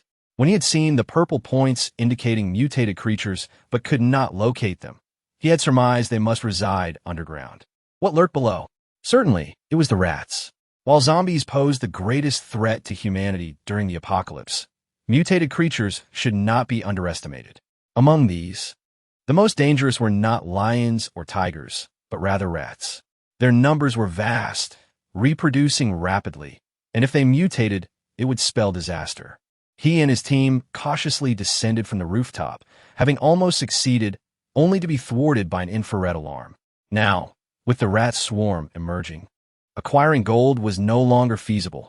Retreat was their only option. Schwinning, and Shun Hui simultaneously pulled out grenades and hurled them at the entrance.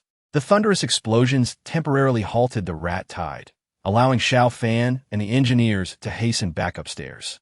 A frantic race ensued, with humans fleeing ahead of the encroaching rats. The commercial bank tower stood 9 stories tall, and both Schwinding, and Shun Hui, seasoned scouts, had 5 grenades each, throwing them in succession to disrupt the advancing horde. Yet, it was merely a fleeting reprieve. The torrent of rats from the sewers seemed endless, bursting forth like a dark fountain, spreading rapidly upon reaching the ground, sending chills down onlookers' spines. Xiao Fan sprinted to the rooftop in one breath, followed closely by the soldiers. Shun Hui, bringing up the rear, emerged with 2 rats clinging to his clothing. The paratrooper stationed at the rooftop immediately opened fire, with a barrage of gunfire. The rats on Shun Hui were dispatched, while 30 weapons blocked the exit, facilitating Xiao Fan's ascent. However, it was a formidable challenge to contain the onslaught. The rats surged forth, squeaking wildly, and the soldiers risked injury in their attempts to repel them. Fortunately, the paratroopers had grenades as well. Without them, the flood of rats would have been overwhelming. Xiao Fan was the first to board the Wuji 9, which ascended into the air. The soldiers retreated, and the aircraft's cannon sealed the exit. As the cannon roared to life, a ferocious barrage engulfed the exit in smoke and carnage. Some of the larger rats even leaped up, attempting to assault the aircraft. Schwinning leaned out, firing her pistol in rapid succession, sending several rats plummeting from the aircraft as they finally took to the skies. Once airborne, the rooftop was swarming with rats within moments. Tens of thousands of mutated rats had infested both the exterior and interior of the building, their numbers still increasing. Xiao Fan understood now why Zhang Jinhua remarked that the nearby zombies had suddenly diminished. They had likely been overwhelmed by the rats. However, in this scenario, any hope of entering the bank to retrieve gold had become exceedingly difficult. Xiao Fan even contemplated launching missiles to collapse the bank. Yet such an action would bury the gold and transform the site into a rat utopia. He could not help but scratch his head. Without eradicating the rats, obtaining gold was a distant dream. Yet, according to the radar screen, there were at least 200,000 to 300,000 rats within a kilometer radius. Did this mean he must muster a large force to Yunzhou and wage a protracted battle against the rats? The more he considered the situation, the more unfeasible it appeared. Setting aside the uncertain growth of the rat population, the route from Dawn City to Yunzhou remained uncleared, representing a significant undertaking. Even if they cleared the path, Xiao Fan was reluctant to anchor his main forces in this location. While the bank contained considerable gold, it did not warrant a prolonged stay. With that time, conquering Qingyang County would yield even greater rewards. How could he possibly eliminate the rats? Xiao Fan pondered this dilemma, yet no immediate solutions emerged. The helicopter flew for a while, and as it passed a small river, Xiao Fan decided to land the aircraft. He was the first to disembark, sitting on the ground by the riverbank, contemplating a solution, feeling somewhat reluctant. Not only was Xiao Fan deep in thought, but others were also devising strategies to combat the rodent tide. The engineers were discussing the feasibility and time frame of deploying troops to eliminate the rodents, sketching diagrams as they spoke. It was evident that the overall commander was not in a good mood, and the voices were subdued. Inside the cabin, the guard platoon leader, Shenrui Hui, was also pondering the situation. His thoughts extended beyond just countering the rodent tide. He was also considering when he might be promoted to company commander. Previously, in a battalion-level unit, the guards had only a platoon. Now, at the regiment level, it was proper to establish a guard company. He believed he was not far from being promoted, yet he lacked complete confidence. With the establishment of a military training center, he had not yet attended training. And with the addition of armored and artillery units, as well as the Air Force, the advantage of being a veteran seemed diminished. To ascend the ranks, one needed to achieve merit. Given the commander's current displeasure, if he could devise a method to tackle the rodent onslaught, perhaps it would lead to success. In deep contemplation, an idea suddenly struck him. Shen Ruihui's eyes lit up, and he hurried to Xiao Fan's side. Commander, I have a plan. Do share. Both the mutated rats and zombies are our enemies. We captured a zombie leader, so why not let him gather a horde of zombies here in Yunzhou to fight the mutated rats? Upon hearing Shan Ruihui's suggestion, Xiao Fan found it quite appealing. Using zombies to combat mutated rats seemed wise. The more that perished, the better. Once the rats were nearly exterminated, access to the bank would naturally follow. Xiao Fan did not immediately express his approval, but solemnly inquired, have you considered what might happen if we release Li Nanfeng? If he controls a large group of zombies, he could turn against our Dawn City. Since Shan Ruihui was bold enough to propose a strategy, he had thought it through. With confidence, he replied, this matter is straightforward. Our munitions factory can produce a remote control bomb to ensnare Li Nanfeng, with the remote controlled by our personnel. We can accompany him, and should he display any treachery, we can detonate the bomb and eliminate him. Without a leader, the remaining zombies will revert to chaos. Xiao Fan nodded slightly. That's a clever thought, but those accompanying him might be at risk. Shen Ruihui confidently asserted, every endeavor carries risks. One must not shy away from taking bold steps. However, I recommend that such tasks be assigned to those who are typically disobedient or have made mistakes. Those who have already earned merit should not be involved. Xiao Fan had initially considered having Shan Ruihui undertake this task himself, but for some reason, he felt no moral unease at reprimanding this young man. However, Shen Ruihui's suggestion reminded him of Shen Guangming. According to Zhang Jinhua and others, there had been a captain named Shen at the city gate who had carelessly divulged sensitive information. Xiao Fan deemed it necessary to rectify that behavior. He instructed his aide, have the captain of the second company, Shen Guangming, prepare a remote-controlled bomb for Li Nanfeng and bring it here via the Deer helicopter. Also, bring the sidecar motorcycle. It will be useful. The aide departed, and Shen Ruihui secretly reveled in the situation. The tone of the commander's words indicated that Shen Guangming had indeed made some errors.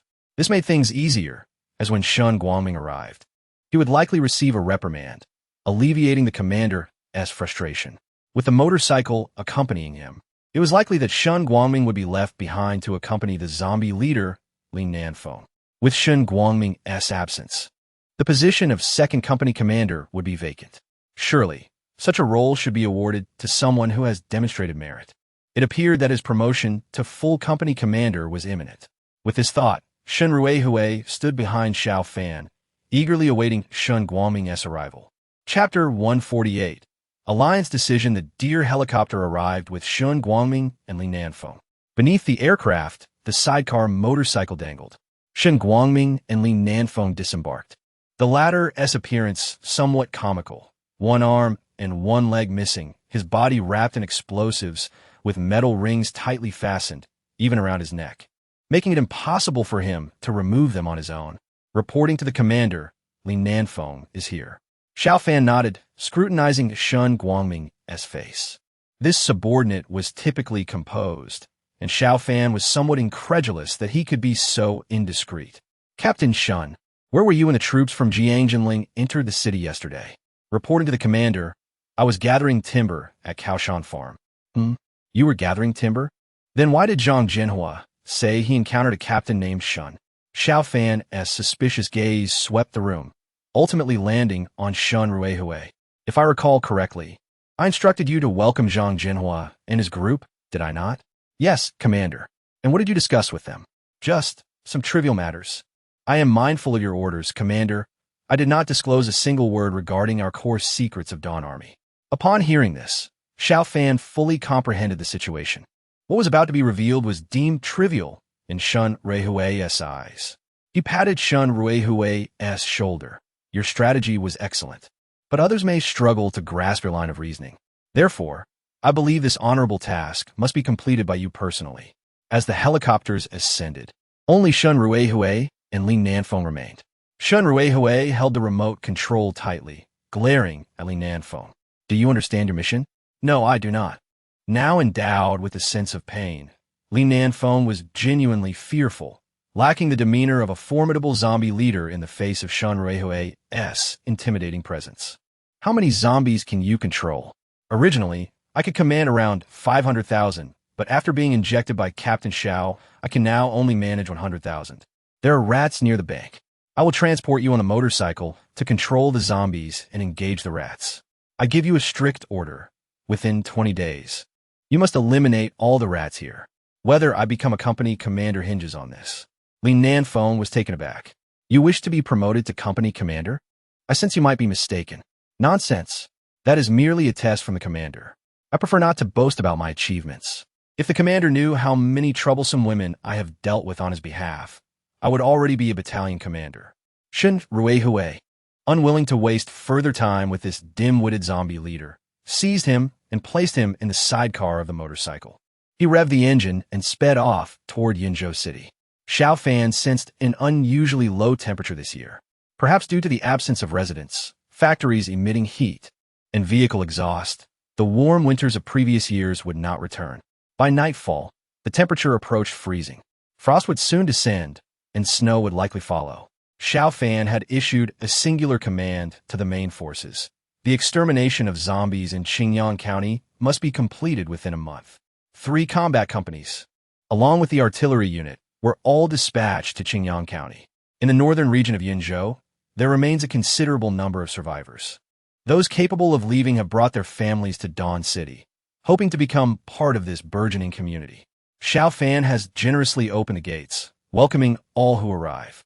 Each day, hundreds to 1,000 new inhabitants swell the population, leading to an explosive growth in numbers. Once the population surpassed 100,000, Xiao Fan promptly initiated the construction of a military supply depot. With winter approaching, the soldiers required new uniforms and supplies, all of which must be produced from the depot. The newly arrived survivors quickly joined in the effort to construct their new home, and rows of temporary housing sprang up rapidly. The Dawn Hotel and the Dawn Theater are already more than halfway through their construction, and it is anticipated that they will be completed and operational before the new year. During this period, Xiao Fan found himself in a remarkably leisurely position. Aside from monitoring the military situation concerning Qingyang and the activities of the Yunzhou Commercial Bank, he found little else to occupy his time. Each day, he would take the security detail out to stroll through the streets, marveling at the rapid transformations within Dawn City. The only regret that lingered was that, in this post-apocalyptic world, the girls seemed to have become more reserved. Despite his high-ranking position as commander and city lord, no one approached him for conversation, leaving the meticulously groomed Xiao Fan feeling quite disappointed. Meanwhile, as Dawn City accelerated its production pace and strengthened its capabilities, the Alliance was far from idle. Dawn City had become a thorn in the side of the Alliance.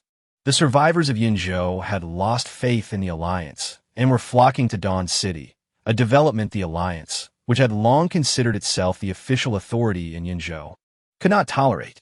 This was particularly exacerbated when several survivor factions declared they would no longer pay taxes to the Alliance, pushing the Alliance's anti-Dawn sentiment to its peak. Within the Film City base, another Alliance meeting was convened.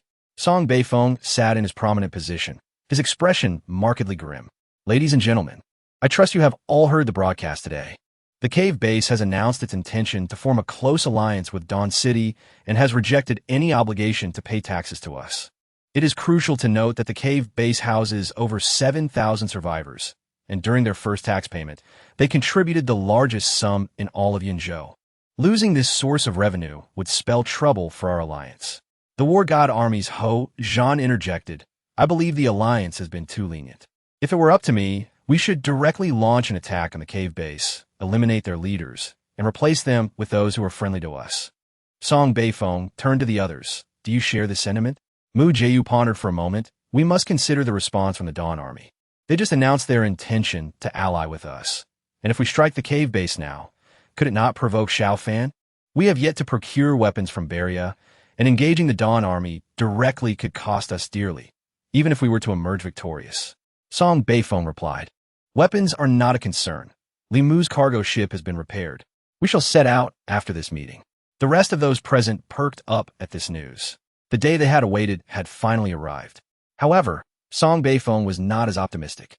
He continued, our journey to Beria to procure weapons will not be completed in a day or two. Since we all agree on the necessity to suppress the Dawn Army's momentum, we must consider alternative strategies.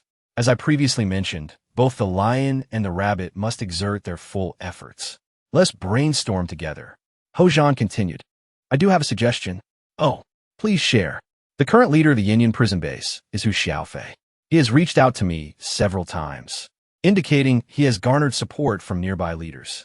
He plans to eliminate Amlin at Yinyan Airport, Guangmingjie at One Spring Resort, and Zhao Dashan, among others, to unify Yinyan. Mu Jieyu scoffed. What does this have to do with dealing with Xiao Fan? With him stirring up trouble in Yinzhou, we can hardly manage our own affairs, let alone concern ourselves with them. Ho Zhan laughed derisively. You are short-sighted. Have you never heard that the enemy of my enemy is my friend? Watch your words. Both factions had amassed a considerable number of mutants, and both Ho Zhan and Mu Jieyu felt emboldened, leading to further heated exchanges. Song Beifeng, however, welcomed this rivalry, recognizing that the balance of power between the second and third strongest factions would allow him to maintain stability.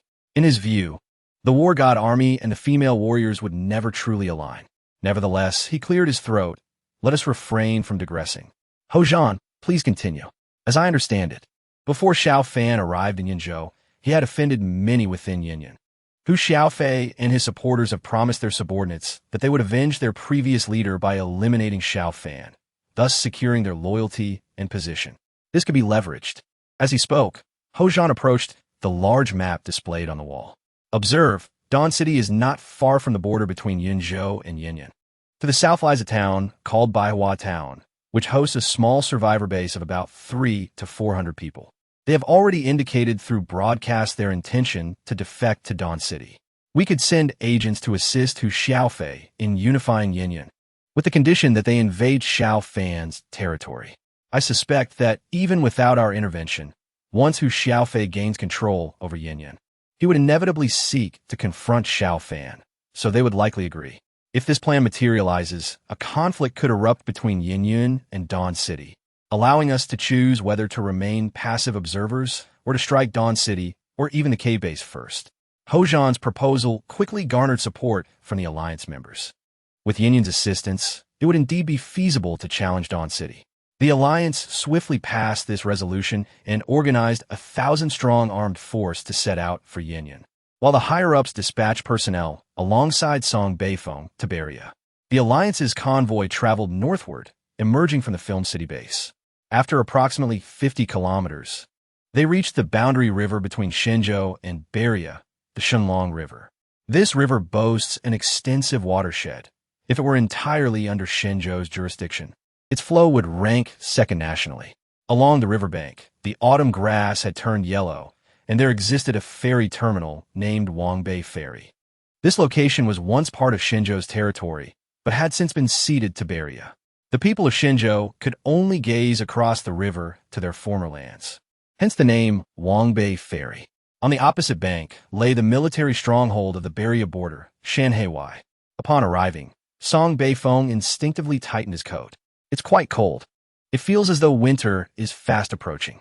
Indeed, Chairman, which is why we must act swiftly to resolve the situation with Dawn City before winter arrives, allowing everyone to celebrate a safe and secure new year. Li Mu, the leader of the ferry terminal base, approached Song Beifeng and pointed to the riverside. Chairman Song, look, there is our cargo ship. It has been repaired. A rusty cargo ship lay docked along the riverbank. Though it appeared somewhat aged, its functionality was sufficient. Excellent. We shall set sail immediately. I have an appointment with Mr. Andre, so let us board. The group boarded the cargo ship, which soon began to move. Gradually, they left the riverbank behind, journeying northward. Standing at the ship's edge, Song Beifeng gazed at the dark shapes swimming beneath the water, feeling a wave of unease wash over him. I have heard that recently someone crossed the river only to be devoured by fish. Is that true? Indeed. Even small boats have been swallowed whole. Fish several meters long have now become a common sight in the river. Hence, without cargo ships, we would absolutely not dare to cross. Yes, we were acquainted before. After the apocalypse, he even commissioned me to eliminate a certain individual. However, due to a twist of fate, I was unable to succeed. Who is it? Li Mu casually inquired. It seems to have been someone from the Beria royal family. Never mind that. Let's focus ahead. The cargo ship has already covered half the distance, and the situation on the opposite bank of Beria is faintly visible. A helicopter has taken flight and is approaching the ship. In times prior to the apocalypse, such a scene would have seemed ordinary. However, the presence of a helicopter now astounds Song Beifeng and the others. The helicopter hovered above the cargo ship, and its occupants inquired about their identity. Battling the fierce winds generated by the rotor blades, Song Beifeng shouted below, "I am Song Beifeng, and I have an appointment with Mr. Andre." It appeared that the helicopter crew confirmed the information before guiding the cargo ship onward. Soon, the vessel docked on the banks of the river at the port of Shanhaewai. Descending the gangway, they boarded a military truck. The vehicle started and proceeded down the street.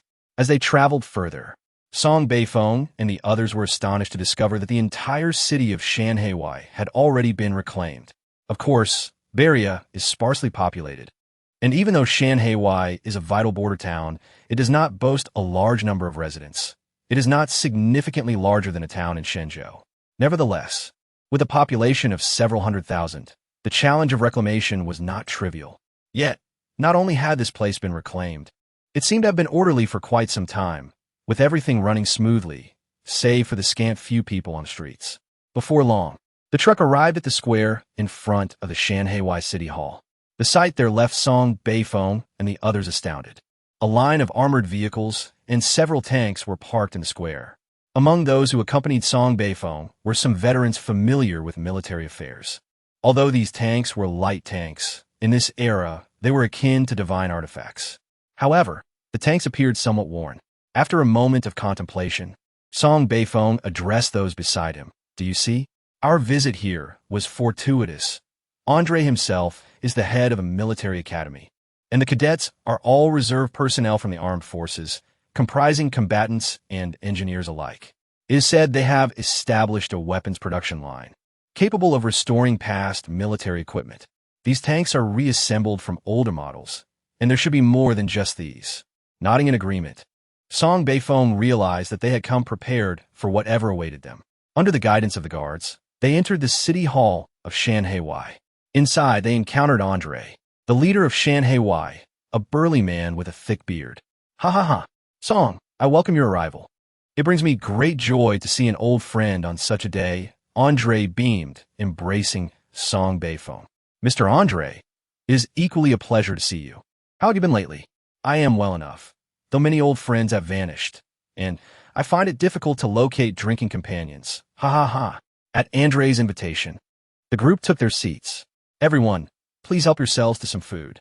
On the table lay bread, salted fish, and alcohol. Song Beifong and his companions showed little interest in the offerings and watched as Andre dined alone. Unfazed by their lack of appetite, Andre relished his meal. However, there were those among the alliance who felt some discontent. The most disgruntled was Ho Zhan of the War God Army. After acquiring crystal cores from the Dawn Army, Ho Zhan believed his War God Army should be the most formidable force within the alliance. To his chagrin, Mu Jiu had also obtained a considerable number of crystal cores, even surpassing his own stock, which left him feeling increasingly resentful as he remained subordinate to Beifeng's army and the Daughter's army. This time in Beria, he intended to make a significant investment to seize the title of the Alliance's foremost power, seeking an opportunity to experience the thrill of presiding over the Alliance himself. Yet, Andre's dismissive demeanor irked him, making him feel unfairly treated. Without regard for whether Andre had finished his meal, he boldly spoke up. "Mr. Andre, we have come with the intention of negotiating a trade. State your conditions. We of the War God Army require some armored vehicles and tanks, as well as heavy machine guns and rocket launchers." Andre glanced at him. "What can you offer in return?" "The War God Army can provide ample steel and food. We of the Burning Army can supply a substantial amount of coal. The Fairy Army can offer some boats and salted fish. As for what the Daughter's Army can provide, I believe Mr. Andre can surmise. If Mr. Andre agrees, we of the Rock Army would not mind granting you a piece of land." The leaders of the Alliance took turns making offers. Andre scoffed. "Do you all truly believe that having taken Shanhaewai, we would lack basic necessities? Whether it be food or coal, we are not in need. As for land, there is an abundance of unclaimed territory. We have no interest unless you are willing to trade your base." The leaders fell silent. Who would willingly exchange their base for weapons? Noticing their silence, Andre clapped his hands. A striking Barian woman entered, carrying a tray. "If you possess these two items, I would consider trading with you." The woman unveiled the cloth covering the tray, revealing a piece of mutated beast meat and a crystal core from zombie. "Indeed, these two items are of great importance. If you can provide a sufficient quantity, not only will I engage in trade for weapons, but I will also send our Academy's cadets to instruct you in their usage. You must understand that mastering modern weaponry without guidance is a formidable challenge." Ho Zhan of the War God Army scoffed. "Mr. Andre, your demands are rather excessive. Who would part with such valuable resources for trade? Perhaps you should reconsider our other offerings. Since you refuse, the prices for other items will not be as agreeable." Andre replied, producing a list outlining the prices of various items. The cost of tanks, armored vehicles, firearms, and ammunition were all clearly delineated, with the resources convertible to currency for the acquisition of armored vehicles. "What? A tank costs 300,000? 1 ton of coal is a mere 1 yuan? 100 kilograms of salted fish is 5 yuan? You rascal Andre, you have gone too far. 10 yuan for a woman? Why don't you go rob someone?" The leaders erupted in indignation, their voices laced with threats as they berated Andre, their demeanor suggesting they were ready to take action against him. With only Andre and the woman present in the hall, they felt emboldened. Several considered whether seizing Andre might facilitate negotiations. Having finished his meal, Andre wiped his mouth and glared at the assembly with lifeless eyes. "Who dares insult me?" Ho Zhan of the War God Army stood up immediately. "Andre, do not push your luck. We are not afraid of you." Andre pointed at Ho Zhan. "You get out immediately, or I shall throw you into the river of gods to feed the fish." Ho Zhan chuckled coldly. "On what grounds? Your guards? Before they arrived, I could have killed you 100 times over. Do you believe that?" Andre was about to call for help, but Ho Zhan would not allow him to do so. He swiftly advanced, intending to seize control of Andre. Unexpectedly, a beautiful woman carrying a tray approached from behind Andre. Ho Zhan scoffed derisively. "Andre, hiding behind a woman's skirts like a coward. Today you shall learn the brutality of a mutant." Ho Zhan was a powerful mutant, a force to be reckoned with, and he had named his faction the God of War Army, believing that he had become a deity of battle after his transformation. With a punch that echoed through the air, his strike was one that even past world champion boxers could not replicate. Yet, the woman remained unfazed. Just as Ho Zhan's fist was about to connect, she waved her hand with a single, fluid motion. A glimmer of cold light flashed, and Ho Zhan's actions froze. A crimson line appeared across his neck, lengthening ominously. With a gentle flick of her finger, his head fell to the ground, his lifeless body collapsing thereafter. Only then did Andre slowly rise, turning to Song Beifeng and the others. Allow me to introduce our pride of Shanhei, the level 2 speed-type mutant, Vera. Now, we may converse in a calm manner. Chapter 151. High technology. The transaction between the Alliance and Shanhei was swiftly concluded. Cowed by Vera, the level 2 mutant, the once arrogant leaders fell silent. For the most unruly among them, Ho Zhan, had become a corpse. They were unwilling to share his grim fate. At this juncture, the leaders recognized that beyond ordinary mutants, there existed level 2 mutants. They acquiesced to Andre's extortion, parting with substantial supplies. In addition to food, they provided 50,000 tons of coal and 3,000 barrels of fuel. The Alliance agreed to transport 10,000 survivors to Shanhei within 5 days, a necessity given Shanhei's sparse population. However, the Alliance insisted that this arrangement remain confidential to prevent potential insurrections among the survivors. The Alliance, in return, received numerous assets, including 20 tanks. Shanhei had only managed to restore the production line for this type of tank, leaving the Alliance with no other choice. Besides the tanks, they also exchanged 40 armored vehicles, 50 heavy machine guns, 30 mortars, rocket launchers, and a substantial amount of ammunition. This transaction nearly drained the Alliance's resources, compelling them to hastily reactivate a cargo ship. The entire process was expected to last about a week. Shanhei honored its commitments by dispatching personnel and sample vehicles to the Alliance for training. The Alliance's members were overjoyed, showering Andre with gratitude. Contracts were signed, and the exchange commenced rapidly. As Andre saw the Alliance representatives depart from Shanhei's town hall, he remained silent. Vera approached him, speaking softly. Mr. Andre, did you truly sell them so many weapons? It matters not, Vera. While these weapons appear commendable, they are not our core arsenal. Shanhei was once a vast military base, equipped to arm a legion. Now, ravaged by meteor strikes, we can swiftly resume production thanks not only to our military academy backgrounds, but also to Mr. Ivan's considerable support, including your arrival. Andre spoke with deep respect for the man named Ivan. Vera nodded in agreement. I am glad you understand. Please convey to Mr. Ivan that all is proceeding smoothly here, and I have received the blueprints for several new technologies. The production lines for bombers and airships are being repaired, and we have resumed the training of war bears. Our only shortfall is manpower. Once the 10,000 survivors from the Yunju Alliance arrive, they will serve as our labor force. With their assistance, I am determined to transform Shanhei into a gem of the East. Exercise caution. Be wary of those with ulterior motives infiltrating our ranks to steal our technologies. Haha, Vera, you worry too much. We maintain stringent standards for production and security management, ensuring that personnel within a manufacturing facility do not communicate with the outside world. There should be no significant issues.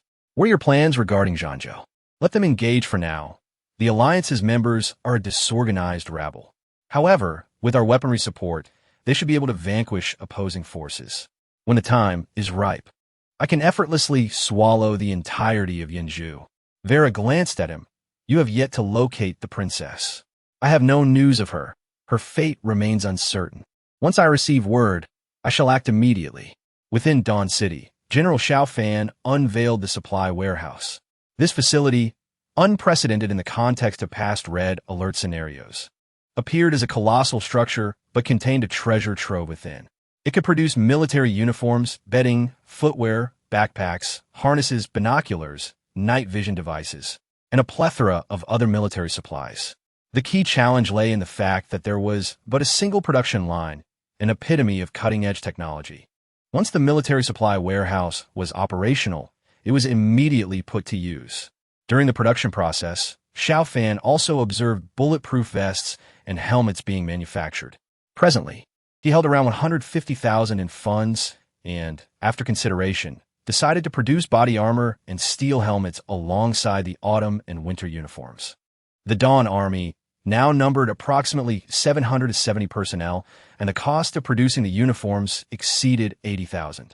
Following the establishment of the military supply warehouse, a new building was unlocked, High Technology Research Center, cost 500,000.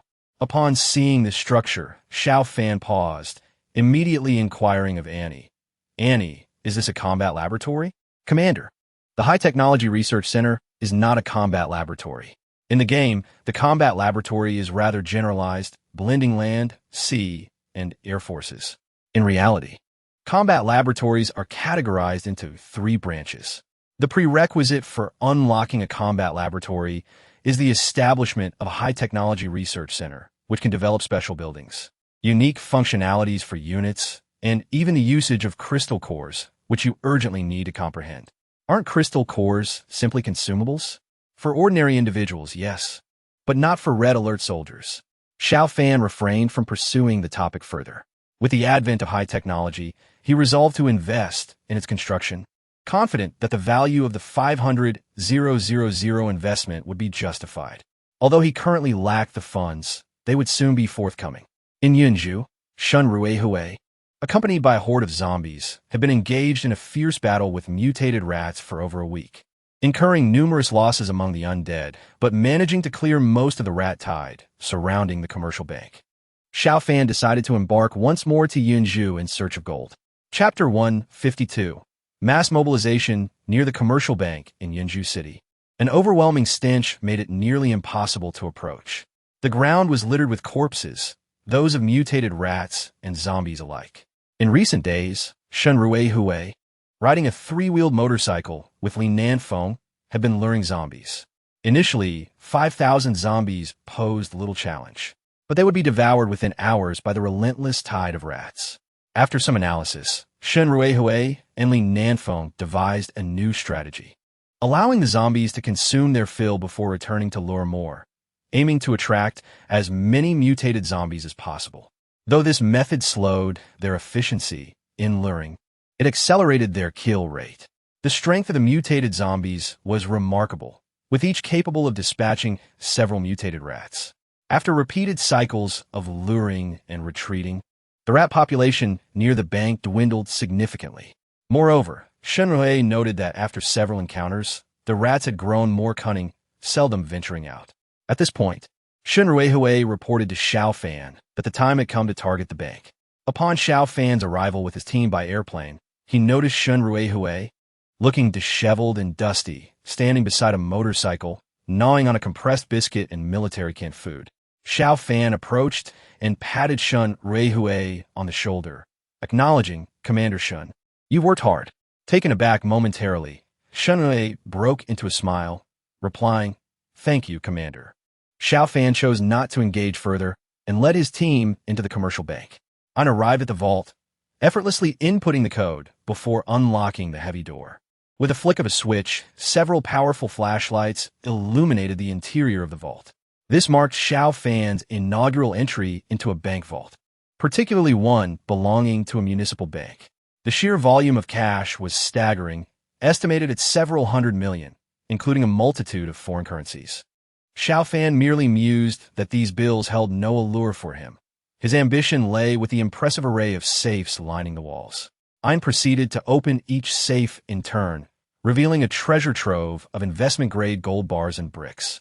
Some bore simple inscriptions indicating their weight, while others were commemorative pieces, marketed by the bank to entice customers. Many clients, after purchase, opted to leave their investments secured within the bank's vaults. Yet now, all of these gold bars and bricks belonged to Xiao Fan. Without the need for transport, he began the conversion process on site. Converting 2 tons of gold took a substantial 15 minutes, but upon completion, Xiao Fan's funds surged by 2 million. However, Xiao Fan did not immediately allocate resources towards establishing a high-tech research and development center. Instead, he prioritized the construction of a military barracks. Each barrack could house a battalion, and with his forces now exceeding a single battalion, the surplus soldiers had nowhere to rest. This issue required immediate resolution. At 60,000 gold per barrack, he promptly selected the construction option. After positioning the barracks, he then turned his attention to the high-tech R&D center. Spending 500,000 gold left him with a remaining balance of 145,000. This time, Xiao Fan aimed to establish a second battalion. He had previously calculated that a company of 120 soldiers would require approximately 67,700 gold. Each company would be outfitted with an armored vehicle capable of transporting soldiers, yet he deemed one vehicle insufficient. Thus, he allocated an additional armored vehicle to each company, ensuring every soldier could be transported without necessitating foot travel. This adjustment incurred an additional 9,000 gold, bringing the cost of a single company to 75,700 gold. Furthermore, he incorporated air defense infantry into the companies, enhancing their foundational capabilities for both air defense and assault. Each company would now include 5 additional air defense infantry soldiers, raising expenses by another 4,000, totaling 79,700 gold. Xiao Fan also augmented each company with 3 engineers and 3 multifunction infantry vehicles.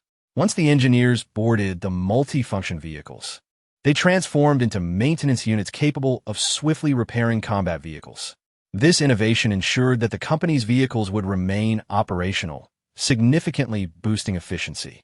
The engineers cost 2,400 gold, while each infantry vehicle was priced at 4,500 gold, adding a total of 6,900 gold, culminating in 86,300 gold. To further bolster the companies, he included military dogs and 2 reconnaissance eagles, bringing the total expenditure to 90,000 gold. Thus, the cost for a fully equipped company was established at 90,000 gold. After careful calculation, Xiao Fan proceeded to produce 3 companies, forming the foundational units of the 2nd Battalion. The expenditure of 270,000 gold facilitated the expansion of his guard attachment into a full guard company. As the overall commander, safeguarding his direct forces was of utmost importance. Approximately 70,000 gold was spent in this endeavor. Without pause, Xiao Fan merged 3 engineered attachments and supplemented them with an additional engineered attachment, expanding the engineering unit to a full company. All construction vehicles in Dawn City were assigned to them, tasked with expediting the completion of the Dawn Hotel, the Grand Theater, and several critical structures within the inner city. The augmentation of personnel across 4 companies significantly increased Xiao Fan's troop strength by nearly 50%. Yet he was not done. He swiftly ordered the production of 18 tanks and 10 howitzers. Consequently, his armored and artillery units began to take shape. A strike force of 20 tanks was sufficient to dominate the territory of Yinzhou. Notably, these tanks could be upgraded, and Xiao Fan envisioned deploying them against the zombies to expedite their ascension, convinced that 3-star light tanks would outperform conventional main battle tanks. 2 additional WZ-8 and WZ-9 helicopters were added, enabling his aerial forces to quickly establish mobility. Furthermore, he replenished his airborne troops, adding 3 detachments to form an airborne company with 4 detachments. The 1st airborne soldier, by Song, was appointed as the company commander. Xiao Fan also expanded the Eagle unit, increasing its size from 10 to 50. Following the completion of these selections, Xiao Fan's funds were reduced by 750,000 gold. With his resources dwindling to 700,000, he finally paused to exhale. He intended to retain some funds to observe what developments might arise upon the completion of the high-tech R&D center. What a thrill! Following this military expansion, Xiao Fan's combat personnel exceeded 1,400, finally achieving a semblance of scale. He firmly believed that, after this surge in forces, no one within Yunzhou could threaten his position. At this juncture, Xiao Fan even felt a yearning for conflict, eager to test the combat capabilities of his troops. Thus, he hoped for an opportunity to intervene in a forthcoming incident. Unbeknownst to him, perhaps due to his fervent wishes, while his forces were still being produced, trouble arose in the Yinyan region. Chapter 153. An unexpected turn in Yinyan. Xiao Fan lay bored in his official residence, sprawled on his large bed. The construction of the high-tech R&D center required time, as did the emergence of his newly formed military units. With a chief of staff and a quartermaster now in place, he no longer needed to manage the troops directly. His subordinates could handle those responsibilities.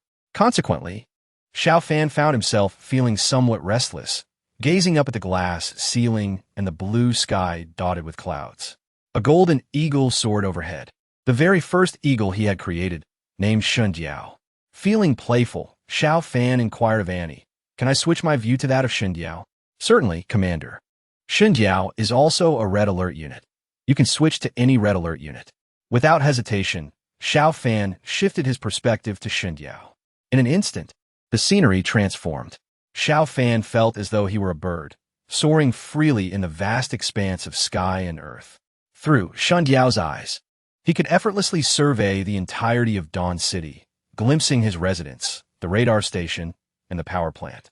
He even spotted Xiao Ba peacefully napping by the water and the city guards patrolling the ramparts. He could see the wind turbines on the mountains in the distance turning steadily. Desiring to explore even further, he commanded Shundiao to fly southward. The eagle flapped its wings, taking Xiao Fan on a journey through mountains, rivers, and forests. Initially, the novelty of the experience captivated him. However, after a while, he grew weary as the scarcity of human presence diminished the scenery. He observed a convoy consisting of 20 to 30 vehicles, including off-road vehicles, pickup trucks, and heavy trucks.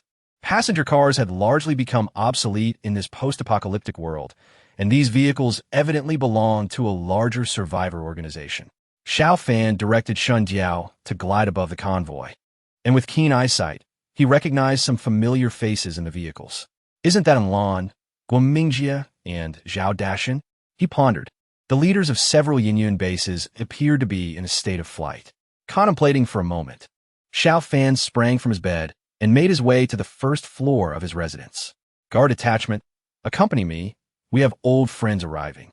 The production sequence has yet to reach the guard company, so Shen Ruihui remains the squad leader for now. He promptly assembled the guard platoon and boarded the armored vehicle, departing Shuguang City alongside Xiao Fan's Dongfeng armored convoy. After traveling approximately 50 kilometers along the highway, Xiao Fan and his group came to a halt. "This should be the place. They will arrive shortly," Xiao Fan stated, stopping to await their arrival. A few minutes later, a convoy came into view. The lead off-road vehicle raced along the road, nearly flipping over twice in its frantic pace, a testament to the urgency of its occupants. Upon spotting Xiao Fan from a distance, the vehicle's speed finally decreased. The driver appeared incredulous as he approached Xiao Fan, bringing the vehicle to a sudden stop. "Is it really you, Chief Xiao? Am I dreaming?" The driver, Zhao Dashan, leaped from the vehicle and rushed to Xiao Fan, grasping his hand with reddened eyes. Soon, Guomingjia and Lan also disembarked, equally emotional. "What on earth is happening? Let us speak calmly. It doesn't feel like a farewell," Xiao Fan remarked. Before he could say more, Guomingjia interjected, "Chief Xiao, how have you fared in Yinzhou?" Xiao Fan pondered for a moment, responding, "It's been manageable." "Is that so?" Guomingjia's expression dimmed slightly as he glanced at the surrounding vehicles, which remained unchanged. Hesitant, he continued, "Should I say more?" Zhao Dashan, ever forthright, exclaimed, "Chief Xiao, we have come to seek your refuge. To be frank, our bases have all been wiped out, and we are now homeless and pursued. If you do not help us, we will surely meet a grim fate." Xiao Fan was taken aback. "Is it that serious? All 3 of your bases have been obliterated? Who is responsible?" "It's not just our 3. Han Dongyang from the auto repair shop has also fallen, and he was killed by Hu Xiaofei from the prison base," Lan interjected. "After you departed, the factions at the prison base turned against us. While there was no direct conflict, we maintained an uneasy peace until yesterday, when Hu Xiaofei's group found external allies and first attacked the auto repair base, resulting in Han Dongyang's death. They subsequently assaulted One Spring Villa and Zhao's estate, forcing Guomingjia and Zhao Dashan to flee to my airport base. Unfortunately, Hu Xiaofei's men followed us there, and as luck would have it, our aircraft were undergoing repairs, leaving us without aerial support. By the time I escaped, I realized we had a traitor among us." And Lan's eyes glistened with unshed tears. "They should be closing in on us now, and we have nowhere else to turn, which is why we came to you. Chief Xiao, hoping for your assistance." Xiao Fan's expression grew grave. "It seems Yinyun is on the verge of unification. The prison base and the wholesale market factions will undoubtedly rise to dominance, heralding the emergence of another survivor alliance, which is not a favorable development for Shuguang City. At that moment, Annie interrupted. "Commander, we have detected a convoy entering radar range, accompanied by 3 helicopters." Xiao Fan, situated 50 kilometers from Shuguang City, knew the city's radar could extend 100 kilometers. He examined the radar and promptly noticed over 100 vehicles approaching along the distant highway. Chapter 154. Invasion turning to Enlan and the others. Xiao Fan inquired, "You mentioned being pursued?" "Indeed, as we fled. Hu Xiaofei's men were in pursuit, with some of my subordinates sacrificing themselves to delay their advance. However, I fear they will not hold out for long." Xiao Fan nodded. "How many are they?" "The combined forces of the prison factions and their allies number around 2,000, with an additional group of unknown origin boasting fierce firepower, totaling approximately 500 to 600. In total, we face nearly 3,000. What weapons do they possess?" "Their primary strength lies in armored cash transport vehicles and police riot control vehicles, all equipped with mounted machine guns, versatile and capable of assault. Additionally, they now have 3 helicopters, which belong to our airport base." Xiao Fan contemplated the situation. The arrival of nearly 3,000 adversaries likely indicated motives beyond simply pursuing Enlan and her companions. They might well be targeting Shuguang City. Nevertheless, with the emergence of new forces and the advantage of city defenses, he believed they could manage the threat. "Do not worry. Follow me back to Shuguang City. There, you will find safety, and I will handle the rest." The group expressed their profound gratitude, having feared that the revelation of 3,000 armed men would deter Xiao Fan from assisting them. After all, if Xiao Fan's strength were still comparable to the past, they would stand little chance against such numbers. The convoy continued onward, heading straight for Shuguang City. Several dozen kilometers behind their convoy, a massive fleet of vehicles appeared, comprising hundreds of units. At the forefront was an armored vehicle, within which a few individuals peered out at the landscape. "Yinzhou after the apocalypse. This is my first visit here. I believe we are nearing Xiao Fan's territory," spoke a long-haired youth, his demeanor fierce, clad in leather and toying with a firearm. Beside him sat a middle-aged man, around 40, who addressed the youth respectfully. "Chief Hu, we are indeed close to Xiao Fan's Shuguang City. But our objective is not to head there directly. We must first capture Baiwa Town and gauge Xiao Fan's response." "Humph. You certainly possess little courage. Know that we are not alone. Several elite factions from the prison base accompany us, totaling nearly 3,000 troops. Are we truly to fear a mere Shuguang army? Did you not claim their total strength was less than 1,000? "Yes, but Chief Hu, you must understand that the strength of Xiao Fan's Shuguang army stems largely from their fortified city, which has withstood assaults from hundreds of thousands of zombies. It will not be easy for us to prevail. Do not compare us to those mindless zombies. They are merely targets. Even when the prison base stirred up a ruckus and attracted tens of thousands of zombies, we dispatched them swiftly." The middle-aged man eagerly chimed in. "Chief Hu's prison base is indeed impregnable, and we fear no zombies." "Fine. Since you insist, I shall refrain from seeking trouble with Xiao Fan for the time being. We will first seize Baiwa Town and wait for him to come to us. However, I must remind you that I have already commenced my advance into Xiao Fan's territory, and thereafter I shall owe you nothing. Rest assured, Chief Hu, we are all aware." Hu Xiaofei, still unsatisfied, questioned, "How can a man who struggled to survive in Yinyun manage to establish a city in Yinzhou? Is he truly superior to me? It is unacceptable. I cannot allow him to be so arrogant. By now, he must have received that group from Anlin. Therefore, I shall send him a welcoming gift." With that thought, Hu Xiaofei picked up the walkie-talkie. "Chief Hu, this is number 1. Please respond." "Haha, the chief indeed has a brilliant idea. We have just acquired this aircraft, and it is immediately put to use. Let's depart now." The 3 helicopters swiftly altered their course, abandoning the convoy and heading directly toward Shuguang City. The middle-aged man contemplated intervening, but ultimately decided against it, allowing Hu Xiaofei, this troublemaker, to arrive in Yinyun was precisely to oppose Xiao Fan. With that goal achieved, he could now report back. The 3 helicopters soared over the hills and fields, soon revealing a shimmering river ahead. They were nearing their destination, the river known as Haoyuan, along which Shuguang City was constructed. "Oh my goodness, is this Shuguang City?" It appears quite different from what I had imagined. Wow, this city is rather impressive. The three pilots communicated over the walkie-talkie, initially awestruck by the scale of Shuguang City. However, this astonishment was fleeting. Once airborne, their confidence grew exponentially. In this era, flying in the sky almost conferred a sense of dominance. As long as they did not act recklessly, they were virtually invincible. Thus, despite the city's grandeur, it ignited a desire for destruction within them. Excellent, just what I wanted. I'm taking the lead. One helicopter flew directly towards the outer city, while another headed for the inner city. The third helicopter remained stationary in the distance, choosing to observe before proceeding. The first helicopter advanced rapidly, with the pilot planning to unleash a barrage of gunfire upon entering the city, intending to kill a few people before making a swift exit. As they approached the city walls, the helicopter's machine guns were already positioned, searching for a suitable angle to penetrate the city, though the pilot remained wary of the city's anti-aircraft guns. Before he could find an entry point, a projectile suddenly shot towards them from within Shuguang City, trailing white smoke.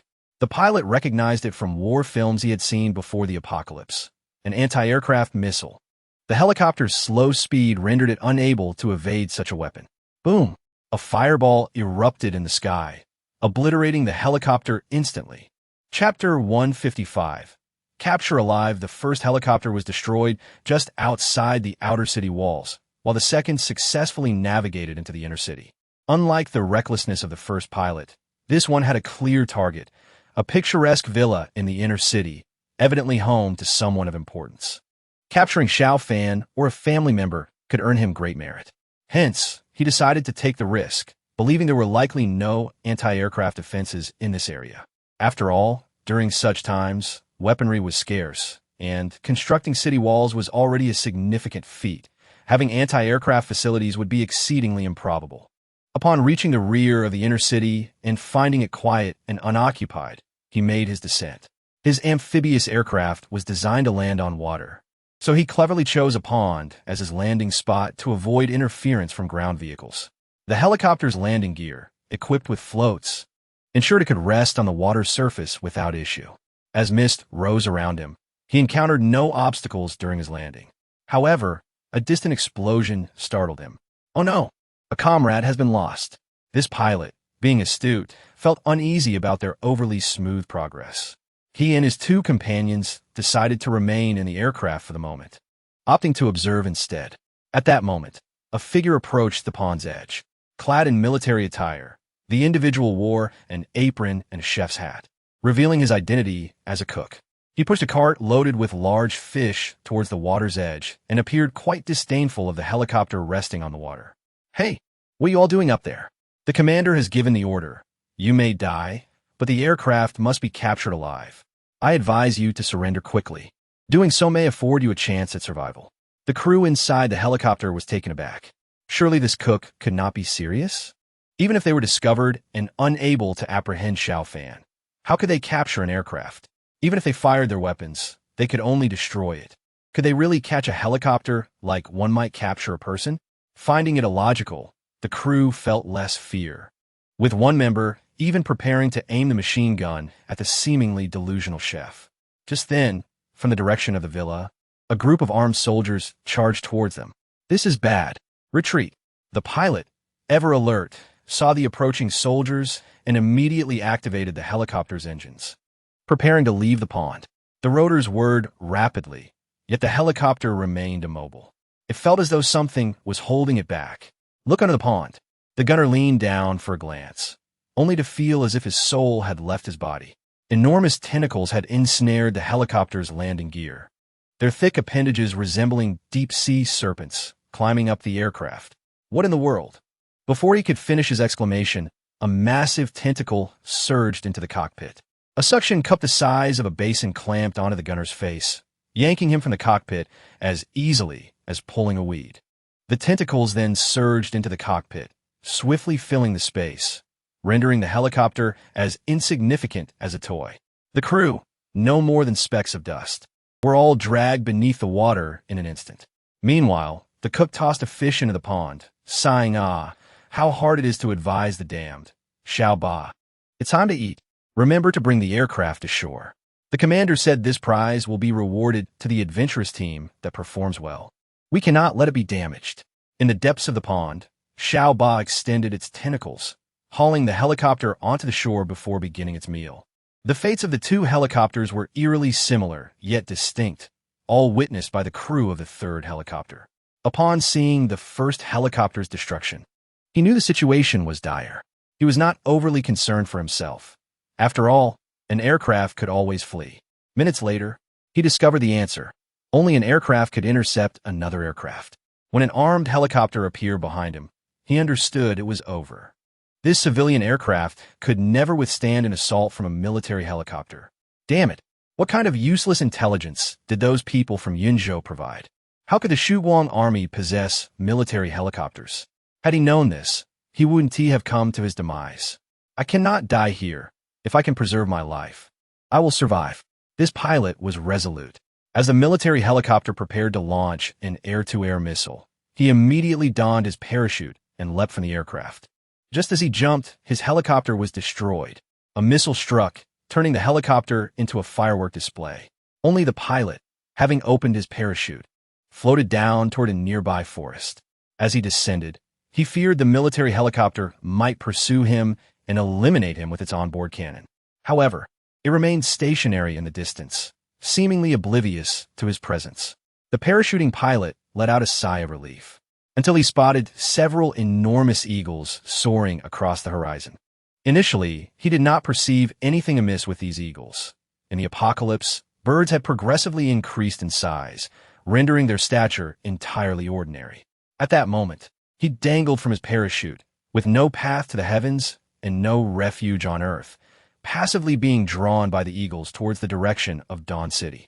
In his heart, enveloped by despair, he comprehended that unless he chose to end his own life, he would have to submissively accept the fate of becoming a captive.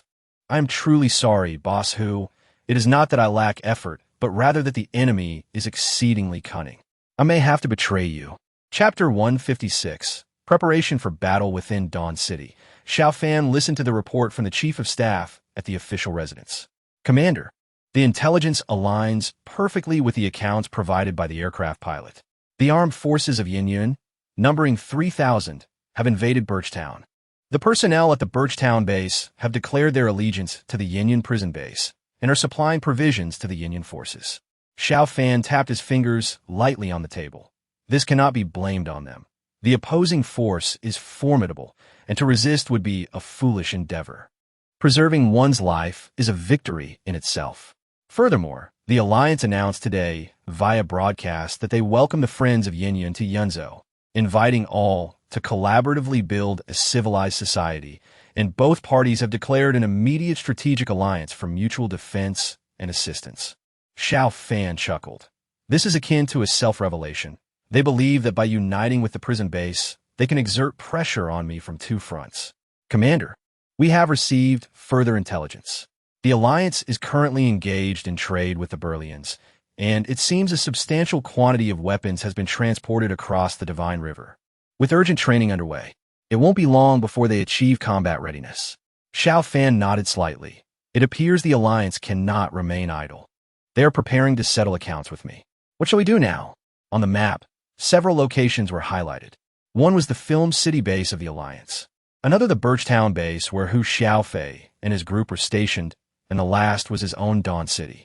Currently, Xiao Fan's main forces were still in Xinjiang. And although a portion of new soldiers had been produced at the base, their numbers were insufficient for an offensive, merely adequate for defense. The Alliance and the prison base had orchestrated such a grand scheme. They would undoubtedly choose a moment to launch an attack against him. Xiao Fan was likely facing the prospect of a two-front war. He needed to ascertain two critical matters: the timing of the Alliance's planned offensive and to determine a battlefield location. Xiao Fan was reluctant to let the flames of war engulf Dawn City. No matter how fortified, it would inevitably suffer significant losses in the face of modern warfare. Thus, he intended to establish the battlefield elsewhere. As he meticulously searched the map, a military strategy began to take shape in his mind. Just then, a system notification chimed. High-Tech Research Center construction completed. Xiao Fan promptly exited the official residence and arrived at a designated location to set up the high-tech research center. The center was a square building, not of ordinary concrete and steel, but constructed of a lustrous silver metal, exuding a modern technological ambience. Engineer Ein, brimming with excitement, looked at the high-tech research center and said to Xiao Fan, "Commander, I believe I have made a breakthrough in the method of using the crystal cores. Could you spare me 20 minutes? I need to conduct an experiment." "Oh, then hurry." Finally receiving news regarding the crystal cores, Xiao Fan was elated and urged Ein to proceed with his research. Just as Ein entered, Martin stepped forward. "Commander, I have some insights regarding a neural drug for spies. I need to go in and explore further." "Go quickly. If you have any new ideas, head in immediately." Several engineers eagerly entered the high-tech research center. It was indeed a paradise for engineers. After observing for a while, Xiao Fan opened the system page, which unlocked a new building. Military train station costing 500,000 gold. Requires track laying. Additionally, within the defense buildings, new options emerged, including tracks and a structure called the Rift Generator.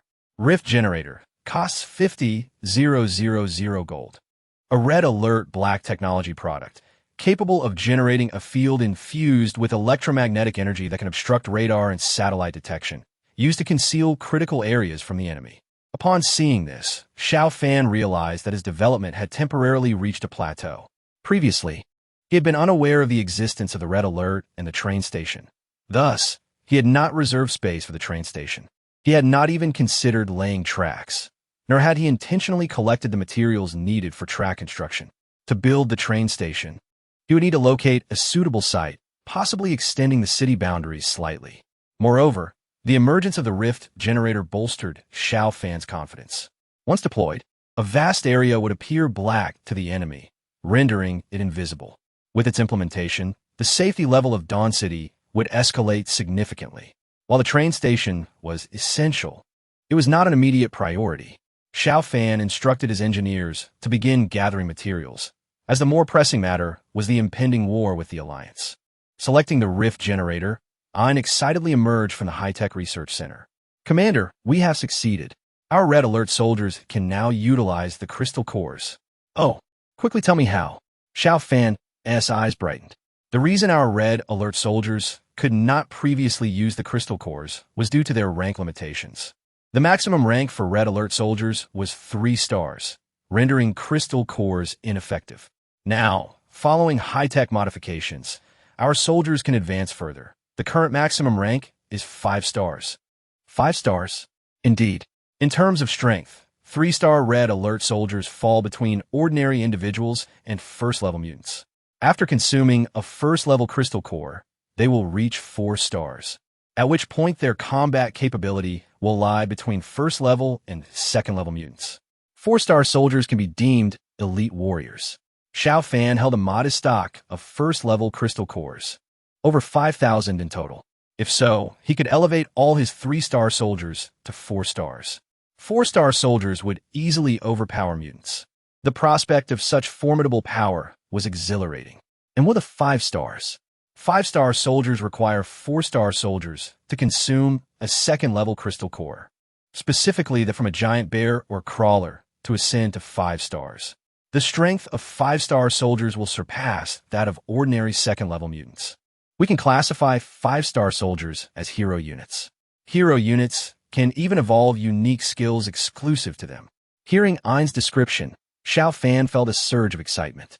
There were indeed hero units in Red Alert, such as Tanya and Yuri, whose unique abilities could play a pivotal role in warfare, a fact Xiao Fan was keenly aware of. Little did he expect that his soldiers, through enhancement, could also possess the potential to become hero units. Xiao Fan examined the second-level crystal cores in his possession, totaling 7. This meant he could forge 7 hero units. After a moment of contemplation, he resolved to commence his military fortification plan without delay. The Alliance was also preparing for war. He too had to be ready. With the Alliance and the prison base joining forces, their total military strength approached 10,000. Although the combat capabilities of these individuals were uncertain, the adage holds true: many ants can kill an elephant. Xiao Fan's force of over 1,000 troops would need meticulous planning to secure victory. Once the battle commenced, He would afford the Alliance no opportunities. Victory was imperative. Chapter 157. Comprehensive upgrades. Xiao Fan's preparations commenced with the enhancement of his soldiers. Presently, the warriors under his command in the 1st Battalion had fought alongside him for an extended period and had all achieved a 3-star ranking. In contrast, the soldiers of the 2nd Battalion were mere recruits, not yet fully trained, and thus held no stars. For soldiers to consume the crystal cores and advance to 4 stars, a prerequisite of reaching 3 stars was essential. Currently, the 1st Battalion was engaged in combat within Qingyang County, and the 3-star soldiers available to Xiao Fan primarily comprised the Guard Platoon and the City Defense Company. He prioritized the upgrade of the Guard Platoon, which had now expanded into a Guard Company, although the true elite remained within a single platoon. Xiao Fan bestowed his first crystal core upon the first soldier to be produced, Wang Zhan. Wang Zhan, already a 3-star soldier, immediately consumed the crystal core upon receiving it. The moment he ingested it, he felt a profound transformation. His physique became more formidable, his muscles more developed, and his gaze sharpened, embodying the essence of a seasoned warrior. However, the extent of these changes could not be fully ascertained from mere appearance. Wang Zhan needed to report his experiences. Commander, my firearm has transformed. My previous Type 81 rifle has been upgraded to a Type 95. However, the ammunition count remains unchanged. These are merely external changes. My physical prowess seems to have escalated dramatically. Allow me to demonstrate. With that, Wang Zhan set down his weapon and executed a shuttle run. While Red Alert soldiers generally possessed excellent stamina, Xiao Fan was astonished to witness Wang Zhan complete the 100 meters in a mere 8 seconds. It was noteworthy that Wang Zhan did not appear to be an agile mutant. Following this, Wang Zhan showcased other enhancements, such as his striking power, comparable to that of a world boxing champion, and his flexibility akin to that of a gymnastics champion. His marksmanship had also reached the caliber of a world champion, whether shooting from a stationary position or while in motion. In the context of past military standards, he would undoubtedly be regarded as a soldier of unparalleled skill. Xiao Fan was immensely pleased. This was merely the foundational private, and he anticipated even greater surprises from other units. The 2nd Crystal Corps was allocated to the Army Soldier by Xiaochuan. After the upgrade, the Army Soldier's capabilities were akin to those of a private, with an overall enhancement in physical attributes, but primarily a significant increase in firepower. The previous 5.8mm light machine gun was replaced with the QJS-161 light machine gun, which utilized a 7.62mm caliber and employed a belt-fed system. The former light machine guns had relied on magazines and drums, yielding suboptimal results. The switch to a belt-fed mechanism not only increased caliber, but also substantially boosted sustained fire output, without even considering the extent of improvement in the 4-star soldier skills. The mere replacement of these 2 firearms propelled Xiao Fan's troops to a new echelon of firepower. Subsequently, Xiao Fan continued to administer crystal cores to other soldiers, resulting in nearly all experiencing a groundbreaking advancement. For instance, the 4-star reconnaissance soldiers were virtually akin to elite special forces, possessing remarkable physical attributes that surpassed many mutants Xiao Fan had previously encountered. The 4-star military dogs were also significantly more formidable, their combat prowess rivaling that of the once feared Northeast Tiger. The 4-star engineers exhibited enhanced research skills and began to specialize in specific academic fields. The 4-star medical team now matched the capabilities of department heads in major hospitals, effortlessly performing surgical procedures. Even the 4-star cooks had transformed into master chefs, their culinary skills reaching new heights. The 4-star flamethrower soldiers, rocket launcher soldiers, heavy machine gun teams, and anti-air infantry were all elevated. Xiao Fan upgraded all the 3-star soldiers in the base and dispatched the 2nd Battalion to Qingyang to take over the combat roles from the 1st Battalion. After accomplishing these tasks, Xiao Fan contemplated the 7 remaining crystal cores in his possession and resolved to utilize them as well. He aimed to create 7 5-star soldiers, thus forming the hero units of the Red Alert system. However, the emergence of 5-star soldiers was not as straightforward as their 4-star counterparts. Consuming a crystal core as a 5-star soldier necessitated entry into the high-tech research and development center, where engineers would oversee the process. This was due to the fact that hero units could acquire special skills involving advanced technology from the Red Alert system, which required guidance from engineers in time. Xiao Fan initially identified 6 candidates, allowing the engineers to proceed at a measured pace.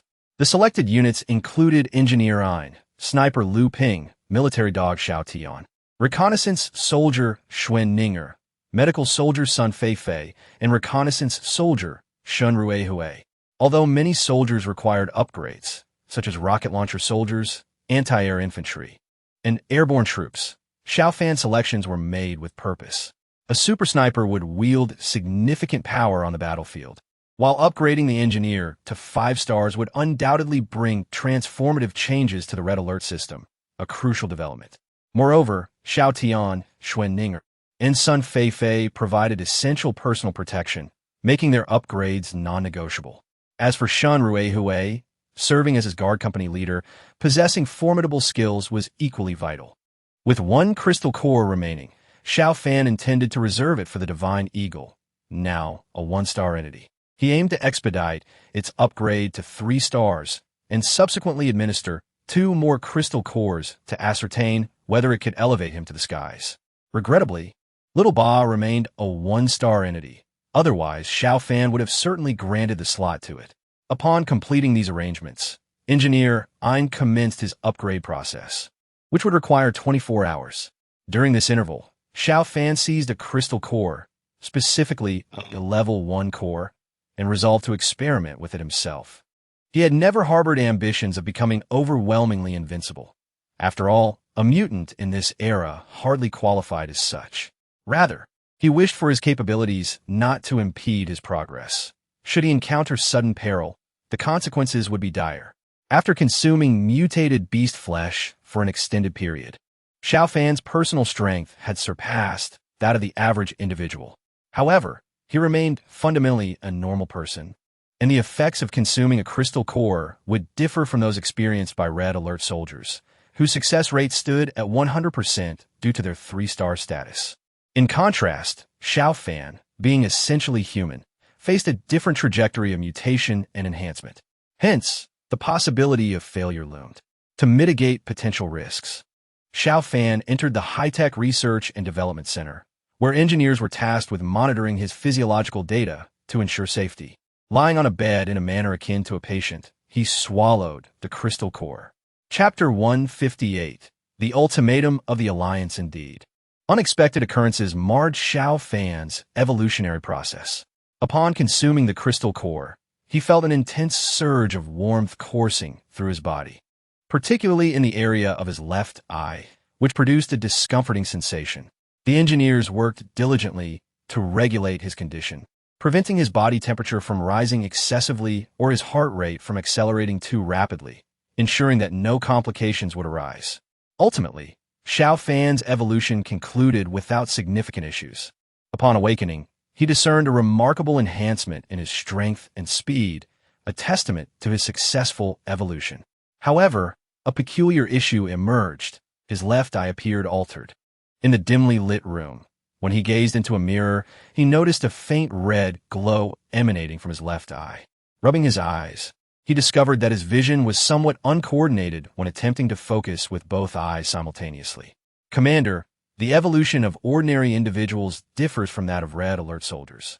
Observe the various mutants. Some excel in certain aspects while others in different areas.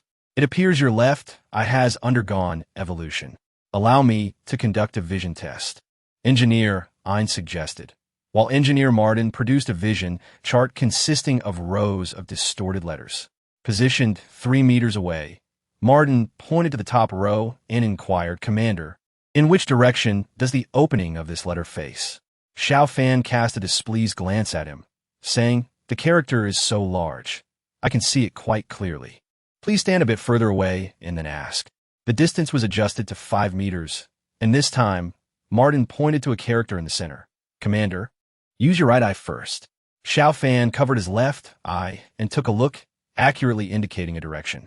However, as he proceeded downward, his right eye began to falter. with a right eye vision of 1.0. While within the normal range, he tested his left eye, covering his right eye. He was momentarily stunned. Everything before him was crystal clear. The small mountain character at the bottom of the test chart appeared as large as a watermelon. My left eye has become a telescopic eye. Without waiting for Martin to speak, Xiao Fan began to list a series of correct directions and then left the high-tech research center. Once outside, he finally confirmed it. Whenever he wished to discern something, his left eye could see far beyond the ordinary. Standing there, he could even make out the patterns on a leaf high on the mountain behind the base. His vision could penetrate darkness, resembling the effect of an infrared telescope.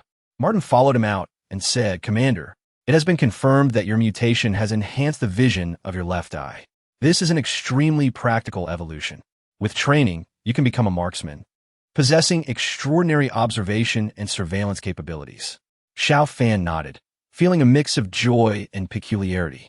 For whenever he wished to employ this ability, he had to close his right eye. Observing the world through one open eye and one closed always appeared somewhat odd. After some contemplation, he retrieved his grenade-launching pistol, aimed at a distant small stone, closed his right eye, and fired. Bang! The small stone shattered. He then closed his left eye and fired again. The bullet seemingly lost to the ether. Thus, he realized his proficiency with the left eye as a marksman. In the following days, an incessant stream of troops and promotions ensued. The newly produced 2nd Battalion set off to replace the 1st Battalion in Qingyang. On the 25th day of the 8th lunar month, at the Alliance Film City base, the high-ranking officials of the Alliance organized a grand military parade to bolster morale. This event was attended by all senior officials of the Alliance and broadcasted to all survivors in Yunzhou, announcing the situation on the ground. Initially, 20 tanks were ordered from the barrier, and later the Alliance strained to add 10 more. The establishment of such a large mechanized force finally allowed the Alliance to hold its head high.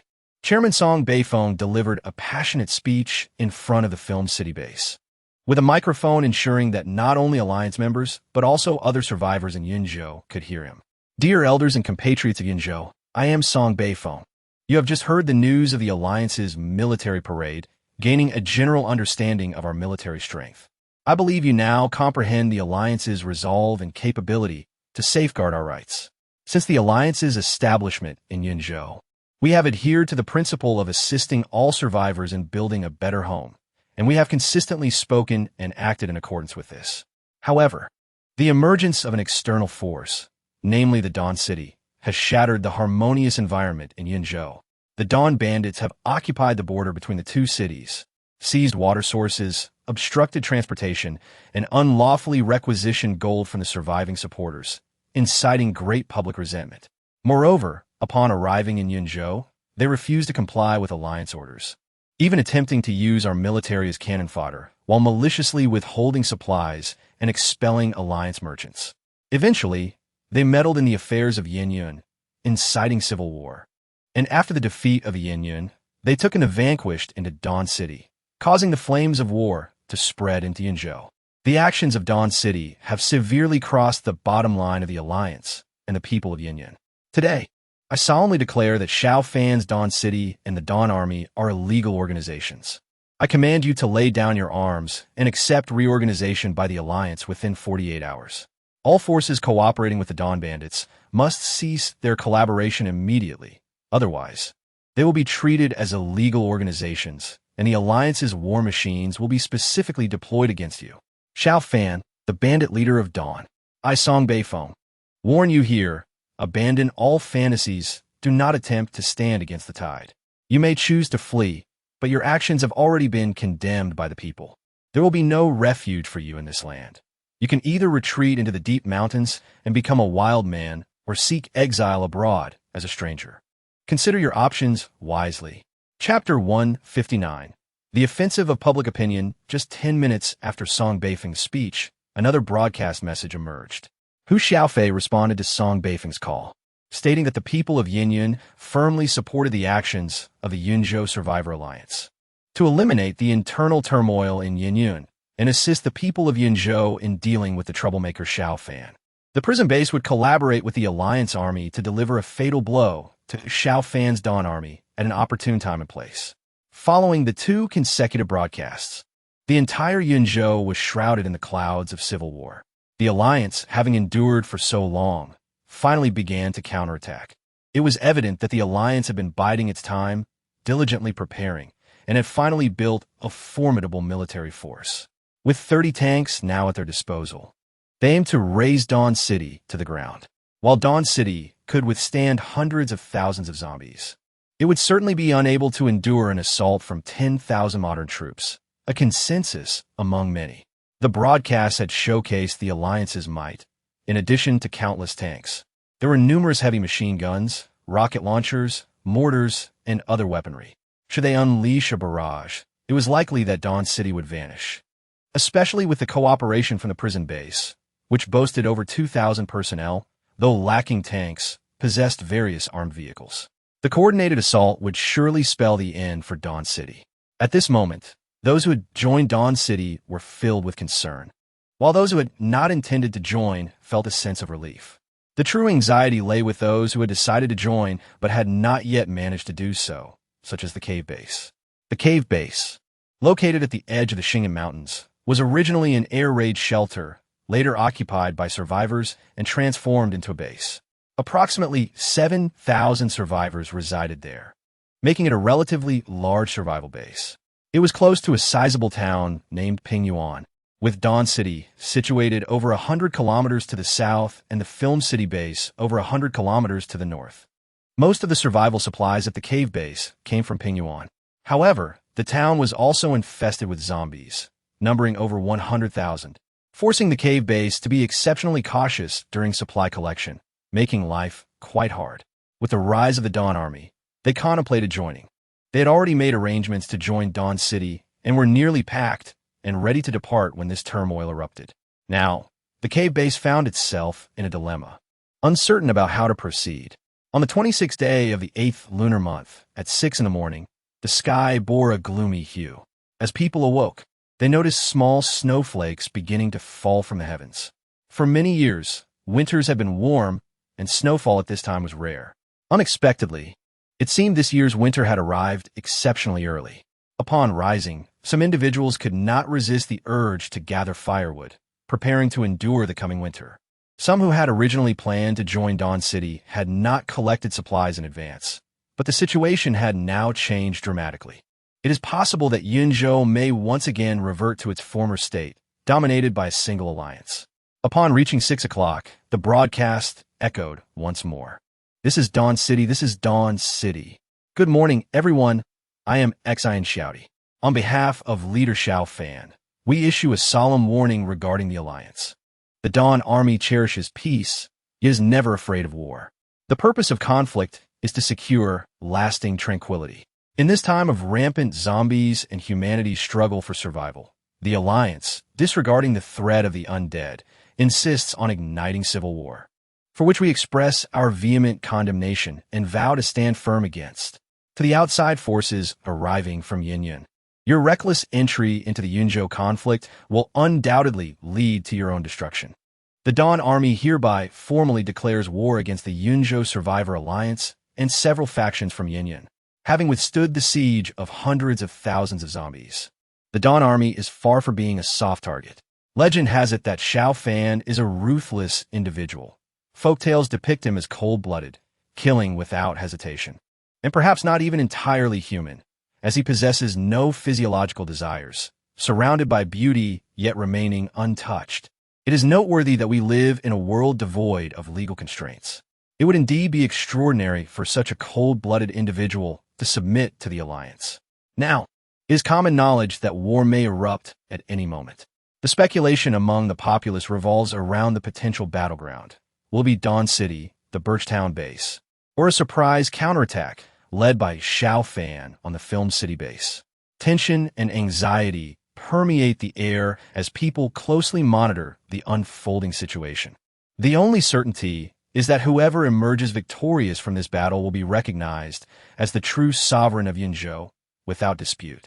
After rising in the morning, Xiao Fan found himself surrounded by numerous officers of the Dawn Army. Su Chong, the captain of the 1st Battalion, not only completed his 4-star evolution, but also underwent training at the Officer Training Center. Many of the company and platoon leaders below him had similarly advanced, to the point where Xiao Fan could no longer recognize some of the junior officers. These officers congregated within Xiao Fan's residence, examining a map of Yinzhou. Chief of Staff Zheng Luan acted as the narrator, briefing Xiao Fan on the situation. Commander, based on our intelligence, the Alliance's initial move has been determined. It is the cave base. Oh, aren't they attacking Dawn City? Not at all. The Alliance is not so foolish. They have witnessed the formidable defenses of Dawn City and would not easily take that step. Their strategy is to have the prison base initiate the first wave of offense while they seize the opportunity to capture the cave base. Once that major base is secured, the entire Yinzhou will likely lose faith in our ability to protect them. Xiao Fan pondered for a moment. We must not allow them to succeed. Our current situation has been a hard one. They likely think their forces are strong and that the Dawn Army can only cower within the city. We shall defy their unrealistic expectations and strike them where it hurts. With the commander's decision made, the subsequent actions became straightforward. Zheng Luan pointed to a small town on the map. This is Pingyuan Town, occupying a critical geographical junction. Regardless of whether the Alliance approaches us or attacks the cave base, they must pass through here first. Our war eagles have scouted the terrain, and aside from one corner of the town swarming with zombies, the rest has been cleared by the cave base forces, making it an ideal battleground. The Alliance is preparing to move, but their efficiency will certainly lag behind ours. Therefore, I propose we deploy our forces immediately to secure this strategic point and confront the Alliance. Chapter 160. The first Snow Xiao Fan wholeheartedly agreed with Zheng Luan's proposal. Since war was upon them, it would be fierce. Did the Alliance not believe they had the upper hand? Did they not think we would remain within the city to counter the first wave from Birchtown? We will do the opposite, deploying early, establishing defenses, and lying in wait for the Alliance's arrival. We shall strike hard and decisively, inflicting wounds so deep that the Alliance will no longer dare to stir trouble. Thus, Xiao Fan promptly approved Zheng Luan's recommendation. Convey my orders. The entire 1st Battalion of the Dawn Army is to mobilize, along with the artillery, armored units, helicopters, and airborne troops. Depart immediately to Pingyuan Town to prepare defenses and await the arrival of the Alliance forces for a decisive blow. Following Xiao Fan's command, the upgraded 1st Battalion of the Dawn Army sprang into action. All soldiers boarded their vehicles. In addition to the various combat vehicles, 20 tanks and 20 howitzers were dispatched, along with 212 jeeps towing 107 rocket launchers. Helicopters ascended into the sky. A grand convoy, nearly 100 vehicles strong, departed from the southern gate of Dawn City, heading toward Pingyuan Town. In the early morning, the air was somewhat chilly. Dawn City is nestled in a valley, shielded by mountains to the west and north, and its high walls contribute to a warmer microclimate compared to the outside, where temperatures approach zero. The northwestern winds brought a biting chill, a sensation difficult to understand for those who had not experienced it. Fortunately, the Dawn Army traveled by vehicle, and the soldiers were equipped with winter clothing, rendering the cold manageable. Perhaps sensing a shared intent, both the Alliance and the prison base chose to launch their operations today. However, their efficiency paled in comparison to that of the Dawn Army, as they required considerable time to finalize their preparations. They needed to ensure their ammunition was sufficient, their vehicles fueled, and their logistical support in place. Before the troops move, we must secure the provisions. Amidst the chaos, the Alliance only began to mobilize after 9 o'clock. Prior to action, they sent a communication to the prison base. Song Beifeng personally spoke with Hu Xiaofei of the prison base. Brother Hu, our Alliance forces are about to set off. This time, we aim to reach the gates of Dawn City. But let me make this clear, Dawn City is ours. Hu Xiaofei retorted. What if our forces capture Dawn City first? After all, Xiao Fan has already downed 3 of my planes. I have grievances both old and new with him, and we are quite interested in the Dawn City base. Come now, that would be rather unfair. This time, the Alliance bears the brunt of the conflict. However, I want to let your long journey from Yin be in vain. Here's the deal. If you can take Dawn City first, you can take everything you desire, aside for the territory. Huh, that has settled then. I've heard there's a powerful city cannon in Dawn City. I won't hesitate to take that with me. Feel free, just don't dismantle the city itself. Anything else is permissible. Agreed, then we'll commence our operations as well. All right, brother who, at this critical moment, I have no more words to say. Let us each take care, and after we win this battle, these two cities will belong to us. Then we can soar freely like fish in the sea and birds in the sky. Ha ha ha. After we win, let us celebrate with drinks in Dawn City. With that, the two ended their calls and simultaneously began their respective operations. Xiao Fan led all armed forces stationed at the Birchtown base, departing en masse toward Dawn City. No matter how ambitious Song Beifeng's aspirations might be, they remained at a considerable distance from Dawn, and if all went smoothly, they would only arrive to clean up the battlefield.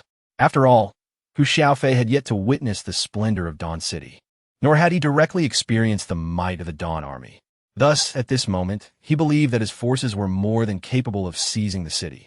On the other hand, the Alliance was far from optimistic, having interacted with the Dawn Army for an extended period.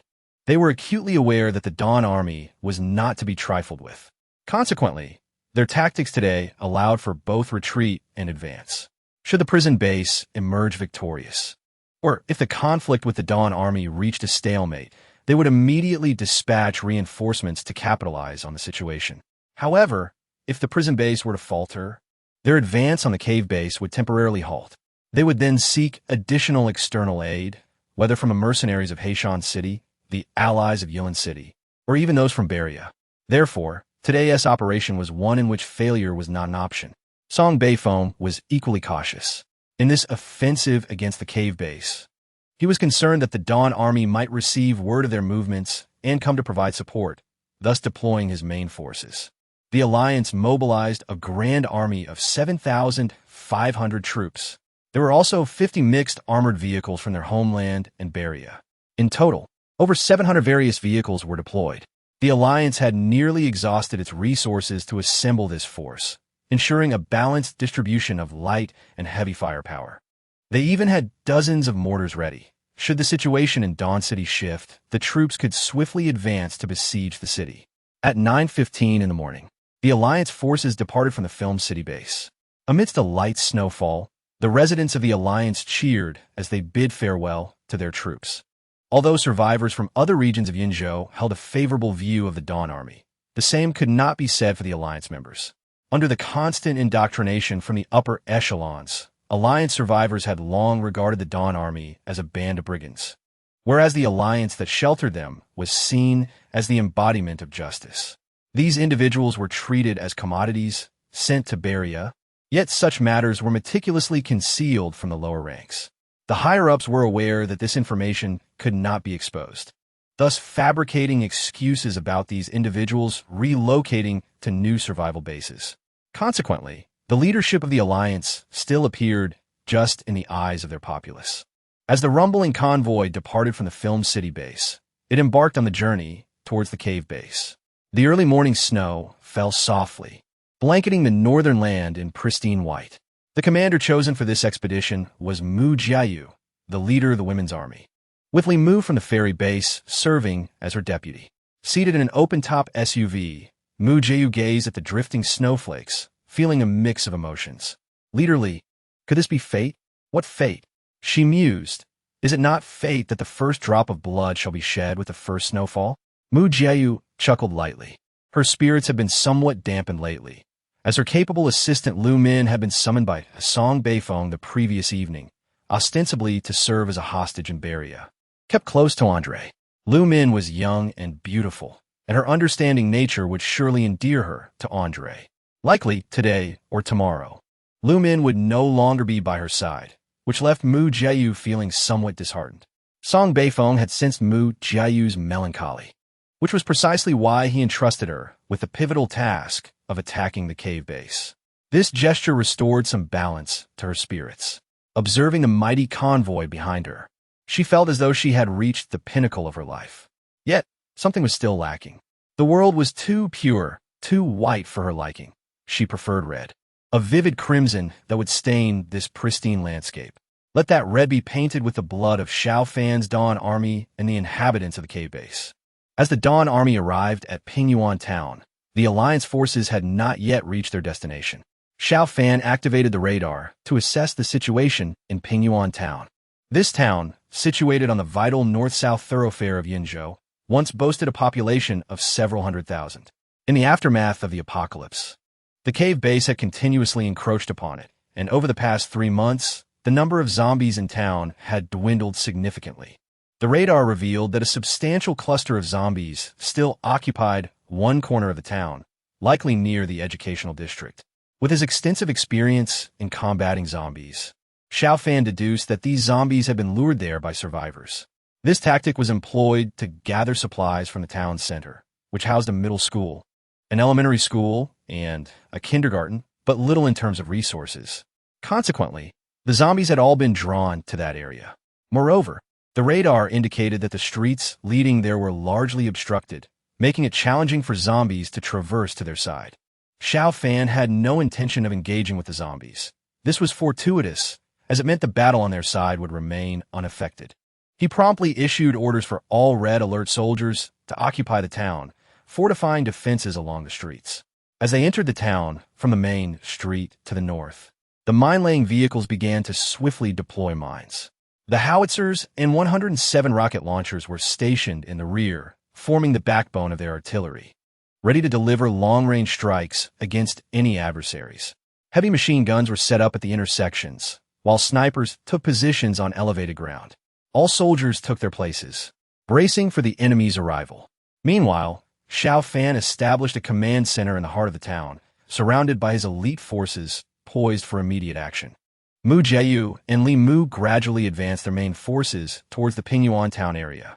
Leader Li, we are approaching Pingyuan Town. Once we arrive, let us take a moment to rest and, after a meal, immediately launch our assault on the cave base. Indeed, the cave base should still be unaware of our approach. This will catch them off guard, Li Mu agreed.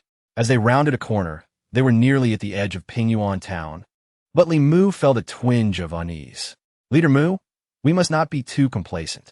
Xiao Fan has declared war against us. If he has set an ambush here, we could suffer unexpected losses. You worry too much, Leader Li. Though our movements may not be entirely covert, we have marched swiftly since leaving the Film City base. Even if Xiao Fan had an ambush prepared, it is unlikely he could accurately predict our arrival time. They cannot respond with precision. As she spoke, she gestured towards the path ahead. Beyond this turn is an incline, and once we ascend, we will have a clear view of Pingyuan Town. Even if Xiao Fan has an ambush, it will be easily discerned. I refuse to believe that Xiao Fan's forces could remain hidden on that slope indefinitely. They would not risk freezing during the night. Mu Jieyu exuded confidence, convinced that Xiao Fan could not accurately track their movements, even if he attempted to set an ambush. Once they rounded the bend and ascended the slope, his plans would be rendered moot. Looking up, delicate snowflakes danced in the air, and a majestic eagle soared overhead. Mu Jieyu casually remarked, "The birds in this apocalypse are astonishingly large. Were I not concerned that firing a shot might reveal our position, I would certainly bring down that eagle for soup." The convoy turned the corner without incident. Ahead lay a gentle slope of approximately 1 kilometer. Beyond it lay Pingyuan Town. Let us proceed cautiously. Maintain a slow pace. Should there indeed be an ambush, they may not hear us approach. Mu Jieyu remained vigilant as the convoy slowed, aligning into 2 columns, advancing towards Pingyuan Town. This arrangement made for a somewhat congested movement. Only the tanks, disdaining the crowded road, ventured into the fields, their metal tracks allowing them to traverse any terrain. Li Mu gazed intently at the end of the gentle slope, his feelings of unease intensifying. He was not in favor of this congested marching method, yet since it was Mu Jieyu's command, he refrained from voicing his objections. He merely wished to hasten past the gentle slope. Once he reached the vicinity of the plain town, there would be little to fear. However, when a sudden burst of flames erupted from the opposite side, followed by the deafening roar of artillery, Li Mu's complexion turned ashen. Disaster. We have been exposed. Before he could finish his thought, violent explosions erupted throughout the convoy. Boom, boom, boom. Clouds of smoke and fire ascended into the sky, transforming the street into a veritable hell on earth. The tightly packed vehicles, caught in the initial wave of assault, had no chance to flee, perishing instantly. The cannonade from the enemy resembled a deadly symphony, and the incoming rockets caused the Allied forces to wail in despair. Though they bore arms, they could not retaliate.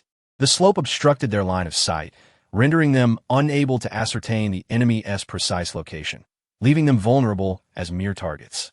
The artillery of the Dawn Army was overwhelmingly powerful, obliterating vehicles upon impact, with explosions triggering terrifying chain reactions that engulfed others in flames.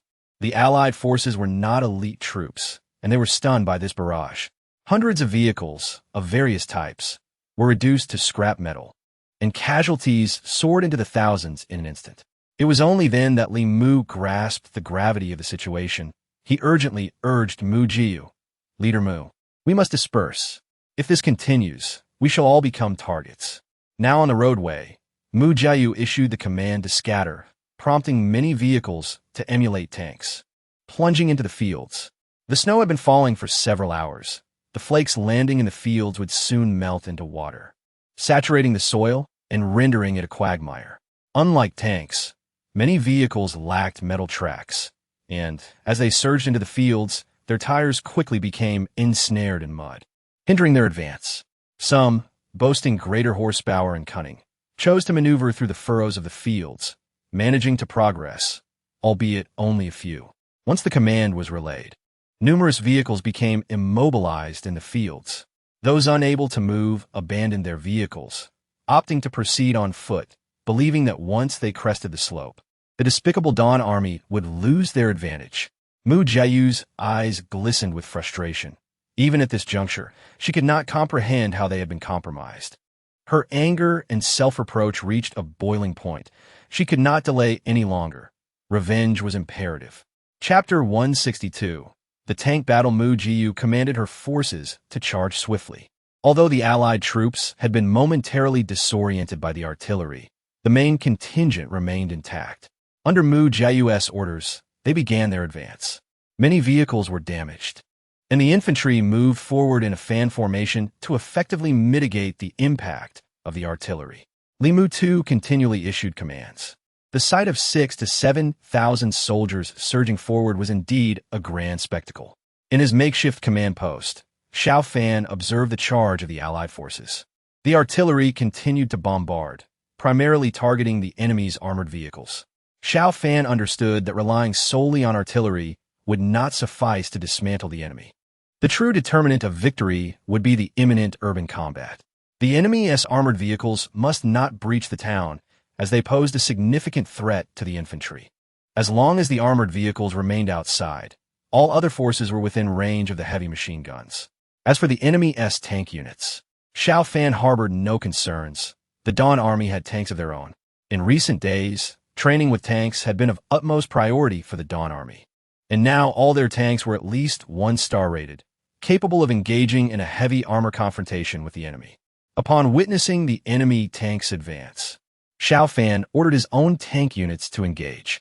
20 tanks rumbled out of their positions, disregarding the enemy's main forces, and advanced toward the direction from which the enemy tanks had approached. Following the Dawn Army's tanks were several peculiar vehicles. These vehicles, equipped with metallic mechanical arms, were neither as large nor as conspicuous as tanks, and nearly no one paid them any heed.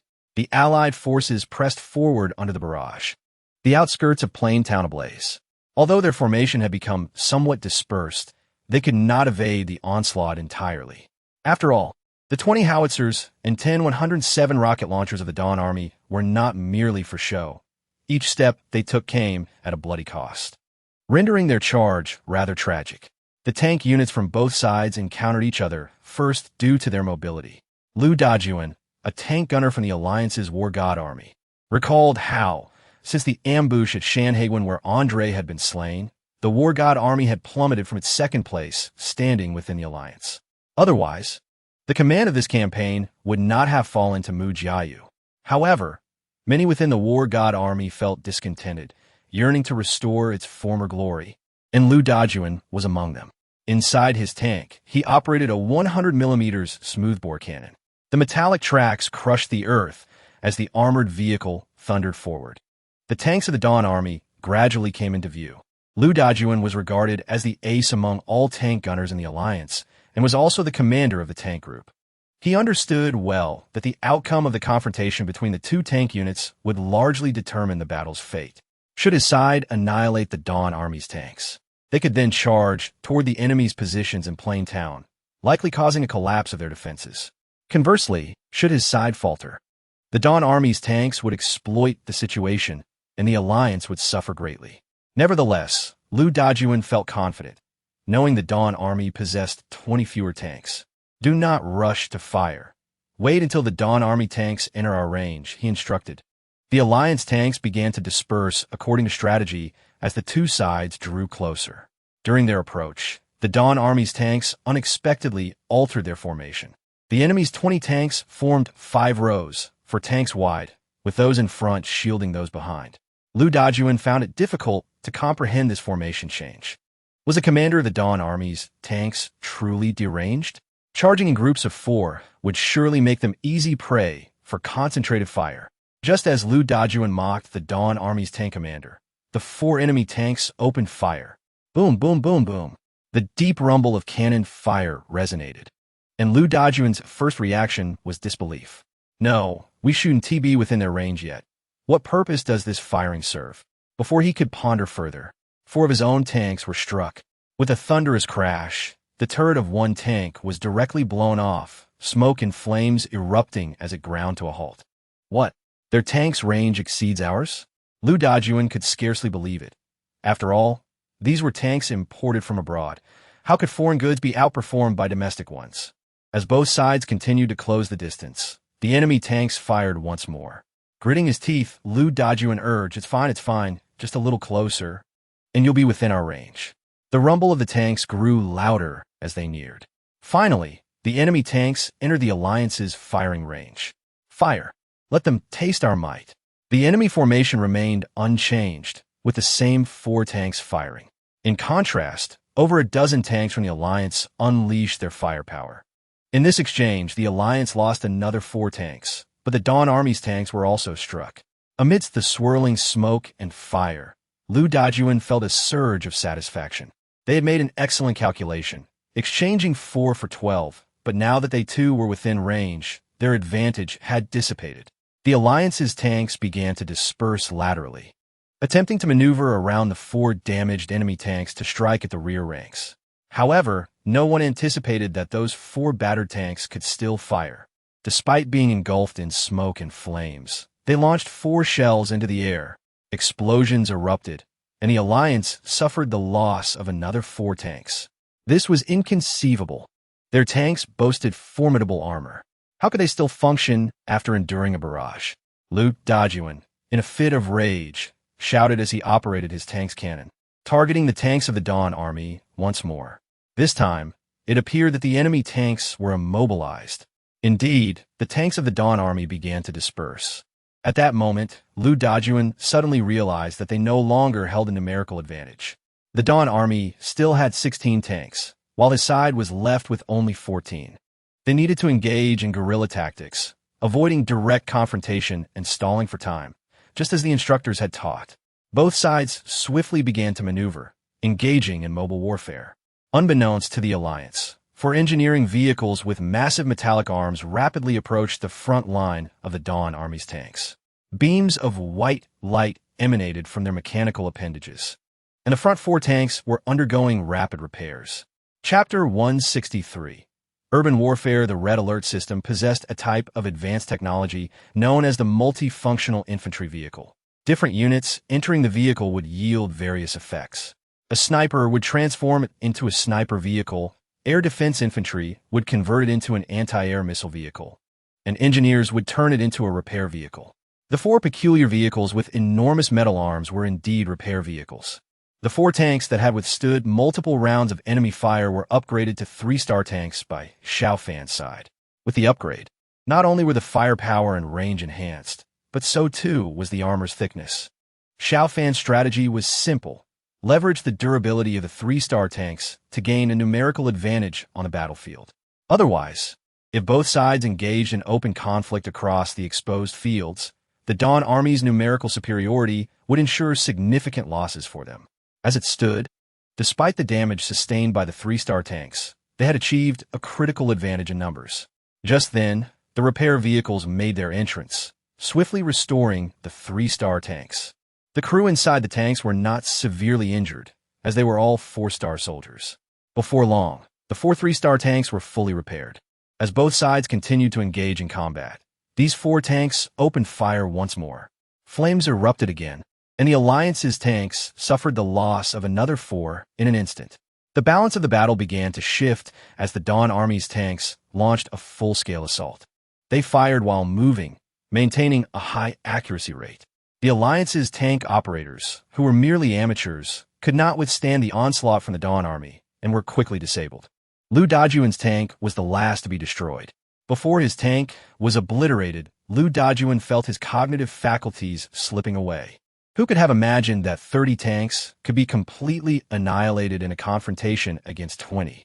Meanwhile, the Dawn Army only sustained minor losses. The bizarre vehicles appeared to be still repairing their tanks. As death loomed, Lu Dajuan understood that the Alliance was doomed. He was merely the first to depart. The tank battle did not impede the main forces of the Alliance as they advanced toward Pingyuan Town. The dark mass of troops surged forward, finally breaching the deadly range of enemy artillery. Pingyuan Town was now within sight. The Alliance's vehicles felt a sense of relief as they could now use binoculars to observe the Dawn Army preparing within the town. However, that was of little concern.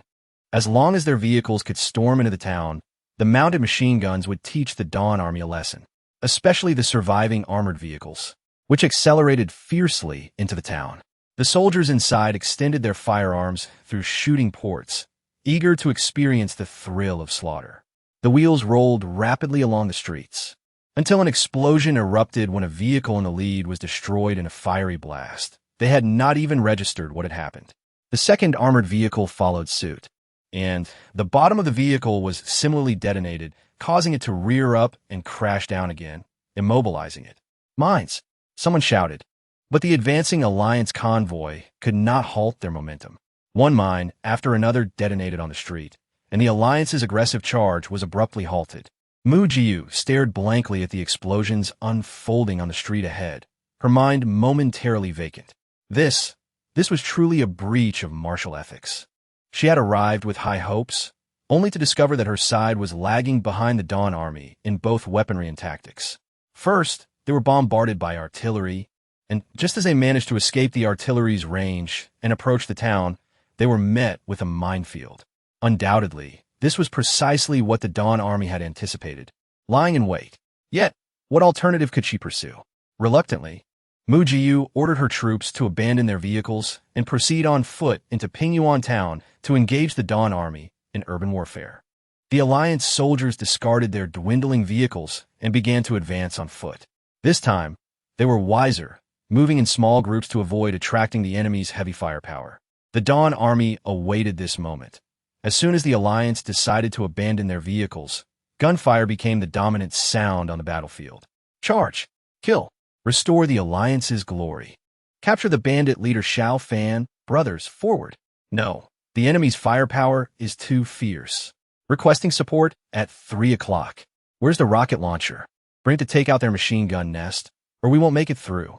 Who has grenades? Any grenades will do. Just throw them. The enemy's marksmanship is too precise. My situation is dire. The enemies here are all sharpshooters. Damn it, the enemies here are sharpshooters too. As Mu Jiu issued these commands, Li Mu realized that this commander was unreliable. Song Beifeng had appointed Mu Jiu, who was closely connected to him, as the commander, and the battle was already half lost. He no longer harbored any hope for the ensuing combat. Though the Alliance still had a numerical advantage, it was minimal. If they relied solely on this meager advantage to defeat the Dawn Army, Li Mu was utterly skeptical. It seemed that the outcome of this battle would depend on his own actions. Ignoring Mu Jiu, Li Mu gathered a select group of elite subordinates swiftly. Everyone, change into simpler attire and follow me into Pingyuan Town. Leader Li, are we going to engage in urban warfare? Yes, but not against the ordinary soldiers of the Dawn Army. Li Mu concealed himself behind a vehicle, using binoculars to survey the situation within Pingyuan town. His keen eyes spotted a crucial figure on a second-floor balcony, Xiao Fan. Through the binoculars, Li Mu observed Xiao Fan facing his direction, leaning against the railing and making a peculiar expression. Li Mu was unsure if Xiao Fan was merely grimacing, but that was of little consequence. What mattered was that he had identified Xiao Fan's location, while Xiao Fan, not possessing binoculars, had yet to discover him. Chapter 164. The Suicide Squad in action. Having confirmed Xiao Fan's position, Li Mu promptly began to assemble his troops. Within the Alliance's ranks, he identified 100 capable individuals. The 100 individuals were specifically requisitioned from Song Beifeng by Li Mu at the time of his expedition. Acknowledging that it might be somewhat unjust for Li Mu to serve as the deputy commander, Song Beifeng considered this an act of compensation, thus assigning these 100 elite commanders to his authority. They hailed from various factions and had remained stationed at the rear. Hence they were untouched by the recent artillery bombardments and landmines. Li Mu gathered them to form a striking force. Brothers, the battlefield is in utter chaos, with soldiers from both sides locked in fierce combat. This is our moment to act. I have pinpointed the location of the bandit leader, Xiao Fan, and they remain unaware of our presence. This is our opportunity. We shall penetrate the battlefield, but remember, do not engage with the ordinary soldiers of the Dawn Army. Our mission is to eliminate Xiao Fan directly. Do you understand? Understood. The first soldier peered from behind the vehicle. Bang! A stray bullet, unknown in origin, struck him fatally in the head, splattering blood and brain matter onto Li Mu's face, nearly prompting him to regurgitate his last meal. Damn it! Whose bullet could travel so far? After advancing a few steps, another fell victim to gunfire. Li Mu and his men remained unfazed. On the battlefield, stray bullets were an expected peril. The Suicide Squad pressed onward. With 5 or 6 casualties, they finally reached the town of Pingyuan, now engulfed in a conflagration of flames.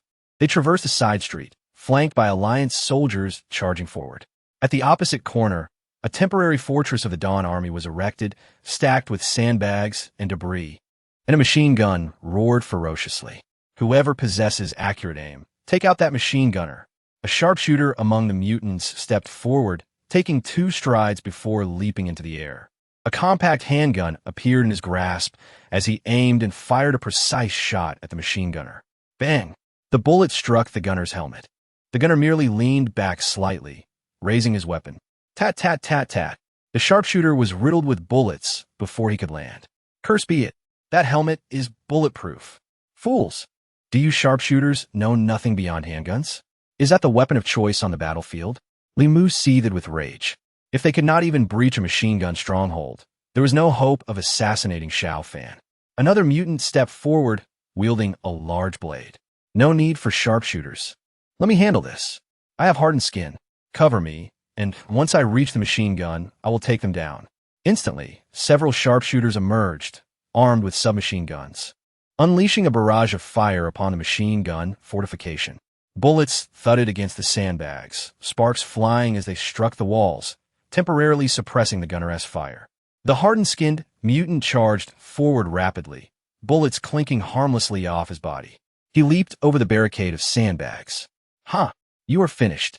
The mutant swung his blade at the nearest Dawn Army soldier.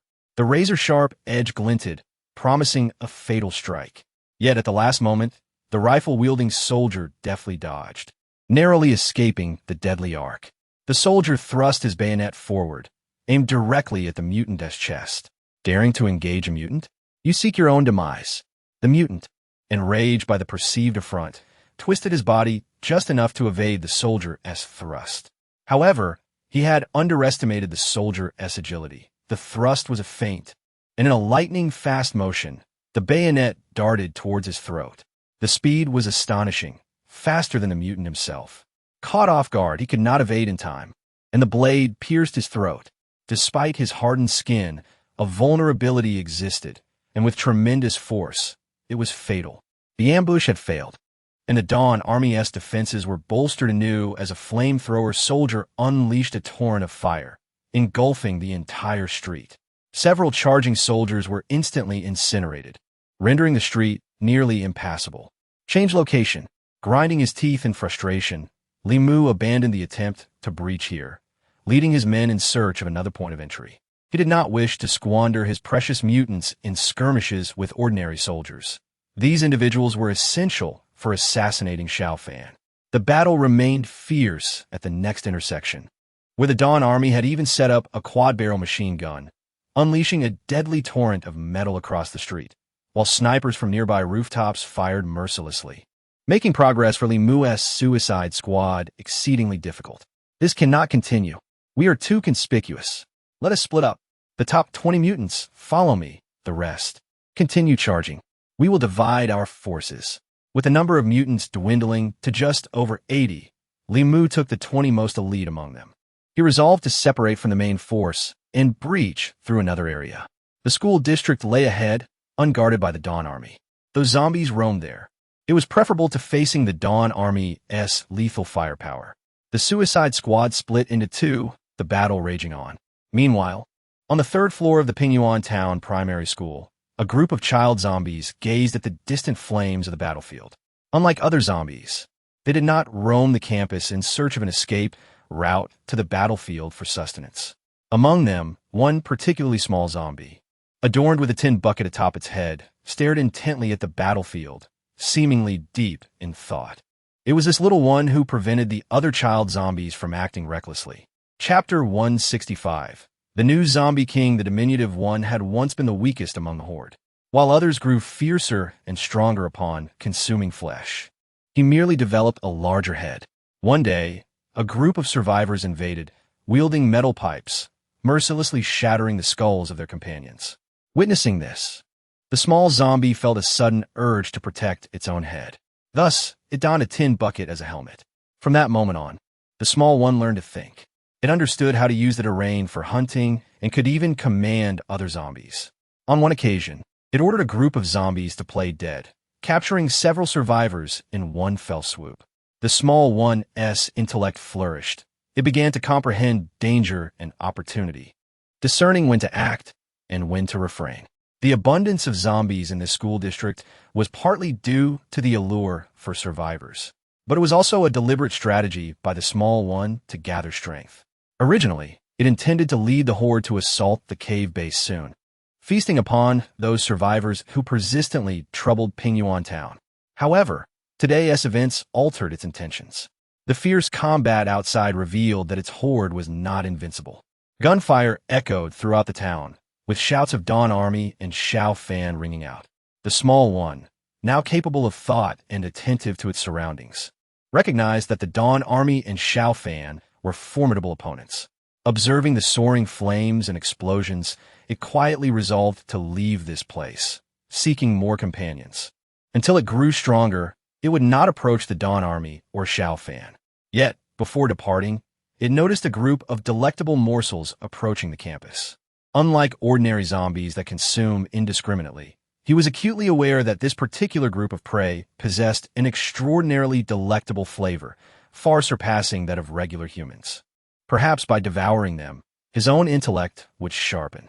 Each time his mind became more agile, he gained the ability to command a greater number of zombies, which brought him immense joy. The diminutive creature stealthily spread its net, awaiting the arrival of Li Mu and his companions. Li Mu, accompanied by 20 individuals, cautiously approached the periphery of the elementary school's wall.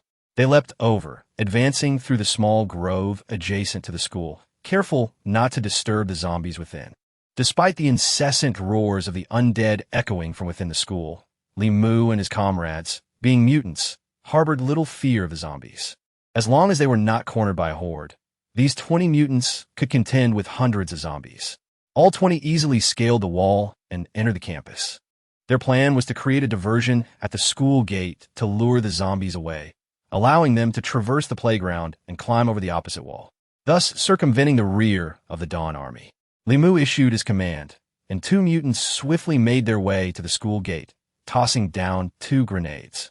Many zombies began to stagger, towards the gate. "Now is our chance, everyone charge," Li Mu urged, hastening his group to exploit the gap in the horde and dash across the playground. However, just as they reached the halfway point, an unexpected turn of events occurred.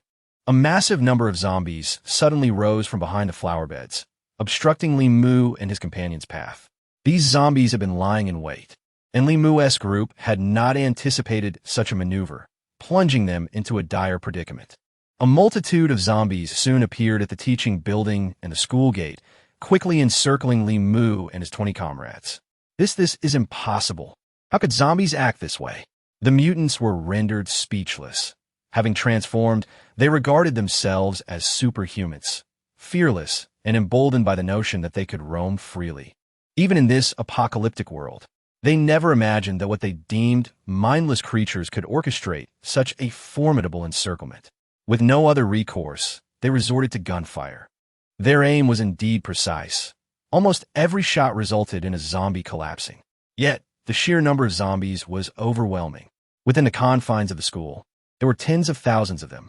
The relentless tide of zombies surged forth, rendering their firearms almost laughable. It was only when armored zombies appeared that despair truly set in. They all understood how formidable armored zombies could be, and now, surrounded by them, their hopes of escape dwindled. "Everyone, remain calm. Since the zombies have gained intelligence, perhaps we can communicate. If we can communicate, there may be a chance."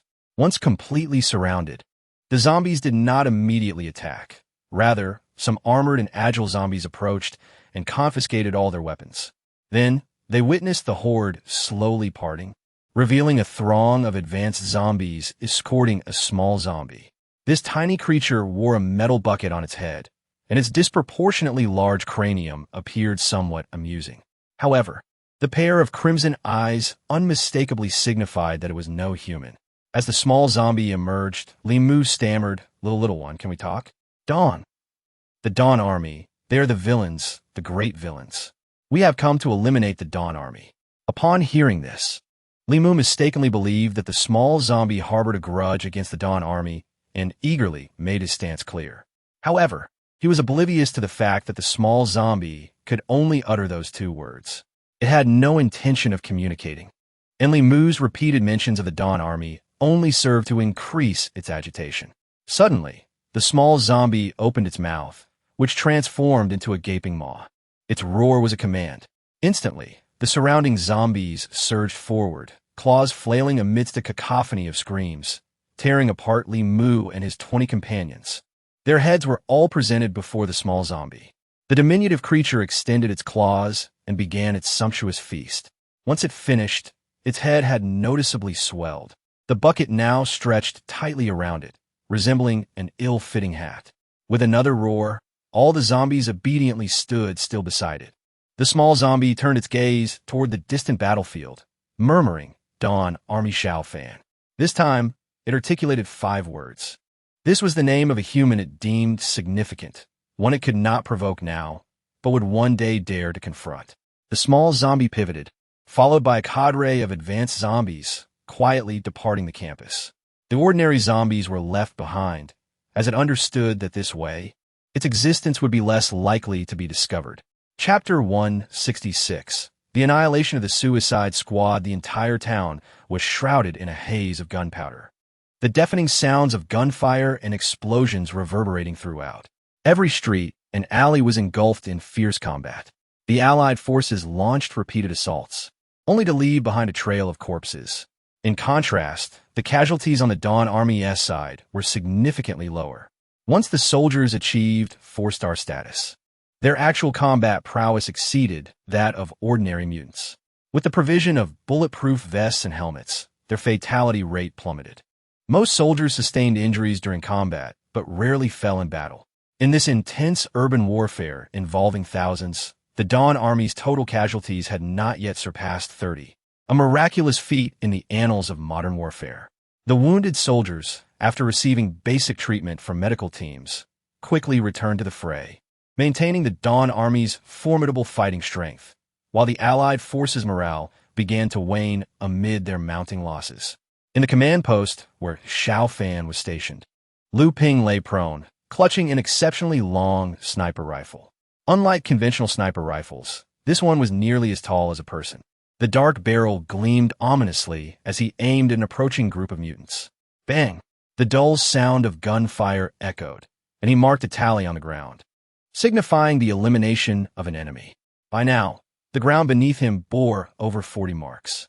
Xiao Fan approached from behind Lu Ping, remarking, "Well done, 40 kills." "Yes, Commander. All mutants." Xiao Fan marveled silently. A single individual had eliminated over 40 mutants, demonstrating Lu Ping's extraordinary capabilities. However, curiosity gnawed at Xiao Fan regarding Lu Ping's special ability post his upgrade to 5 stars. Perhaps sensing Xiao Fan's intrigue, the advancing suicide squad manifested in a form he had eagerly anticipated. Lu Ping decisively pulled the trigger. Bang! After another shot, he marked 5 more on the ground. At that moment, Xiao Fan turned a blind eye, just catching a glimpse of Lu Ping's remarkable feat, a single shot yielding 5 kills. This brought to mind Natasha from Red Alert 3, known for her ability to pierce through a line of enemies, an ability Lu Ping seemed to exhibit now.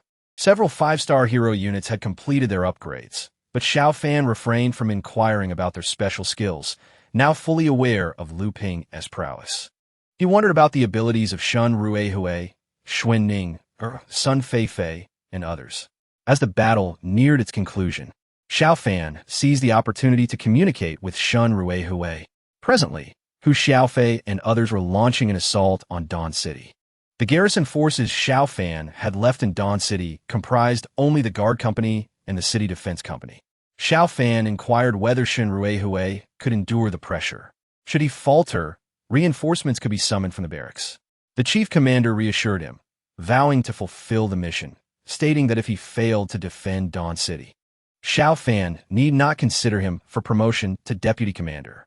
As the call concluded, Xiao Fan was left somewhat bewildered, questioning whether this individual truly believed he had accomplished something monumental, thereby misinterpreting any intentions of advancement on Xiao Fan's part. Yet, what great feat had he achieved? Xiao Fan was entirely oblivious. When the Suicide Squad stormed the command post, only 7 or 8 members remained. Among them was a man named Hua, who acted as their leader. The others had long contemplated retreating, but Hua would not permit it. A fervent supporter of the Alliance, he was not particularly astute. Under the relentless indoctrination of the Alliance, he had developed an intense hatred for Xiao Fan and the Dawn Army. Thus, he would rather perish than not take Xiao Fan down with him. Even amidst significant losses, he pressed on, ultimately leading the last few members to the command post, despite the lethal fire from a mysterious sniper. In stark contrast to the raging battle outside, the command post remained eerily tranquil. Hua's eyes landed on the Dongfeng armored vehicle parked there. Inside, a large bed was designed for comfort. With a disdainful glance, he scoffed, "That scoundrel knows only indulgence. This bed is clearly for him and his woman's illicit rendezvous." With his enmity for Xiao Fan deepening, Hua and his companions burst into the command post, only to be confronted by a strikingly poised female soldier blocking the entrance. "You must be the one warming that scoundrel's bed," he spat. As he raised his weapon to shoot, the female soldier, Xuan Ninger, coolly drew 2 guns, one a compact submachine gun, the other a pistol. In an astonishing display of speed, she fired simultaneously at the group of mutants. The sound of gunfire echoed as they fell, one by one, their heads bursting under her relentless assault. This was her unique 5-star hero skill, one she had yet to reveal to Xiao Fan. In the aftermath, only Hua remained, nursing a gunshot wound to his wrist. Realizing he stood no chance of assassinating Xiao Fan, his temper flared, and he defiantly shouted, "You dogs of Xiao Fan, show me what you've got. Let us see if you can withstand my wrath." Xuan Ninger holstered her weapons and called upstairs, "Xiao Tian, someone is disparaging dogs. It's your turn." A formidable beast appeared from above, reminiscent of a saber-toothed tiger, with eyes gleaming like beacons. As it descended, it resembled a creature from the Ice Age. It emitted a low growl that sent shivers down Hua's spine as it approached him. Xuan Ninger ascended the stairs, leaving the confrontation to Xiao Tian. Hua trembled, his jaw chattering uncontrollably. He was fearless of death, but not of being devoured by a beast. Dog, doggy. Big dog, huh? With his anguished cry, the remnants of the Suicide Squad were obliterated. Chapter 167. A decisive victory. Xiao Fan witnessed the annihilation of the Suicide Squad, realizing that the Alliance could no longer mount any effective offensive. The remaining stragglers were merely clinging to the battle out of inertia. Although the Dawn Army was poised for victory, Xiao Fan had no desire to squander more time. He ordered the helicopters to engage, unleashing a final barrage upon the enemy. Following his command, two WZ-10 helicopters ascended into the sky. As the aerial cannons roared to life and missiles rained down upon the enemy ranks, the Alliance forces crumbled. No amount of orders from Mu Jiayu could restore their morale. The Alliance had never been elite. Their ability to fight thus far was primarily due to the urban warfare conditions that had allowed them to disperse. Had they been consolidated, the staggering casualties would have shattered their resolve long before. When the Dawn Army deployed aircraft, any remaining psychological advantage evaporated. The realization that the Dawn Army possessed capabilities far beyond their own was demoralizing. As one soldier chose to surrender, others quickly followed suit, and within a mere 5 minutes, the battlefield of Pingyuan town echoed with cries of capitulation. Large groups of Alliance soldiers laid down their arms, expressing their willingness to surrender unconditionally. The Dawn Army, however, did not pursue total annihilation. Instead, the soldiers promptly began collecting the weapons of the surrendering troops. Witnessing this unfold from the rear, Mu Jiayu understood that disaster had befallen them. With the loss of this core contingent, the Alliance's strength had plummeted. The resources expended to organize these troops had nearly depleted the Alliance's reserves, and now, with the defeat of her forces, she found herself at a loss regarding their future. Yet, that was a concern for another day. Her immediate priority was escape.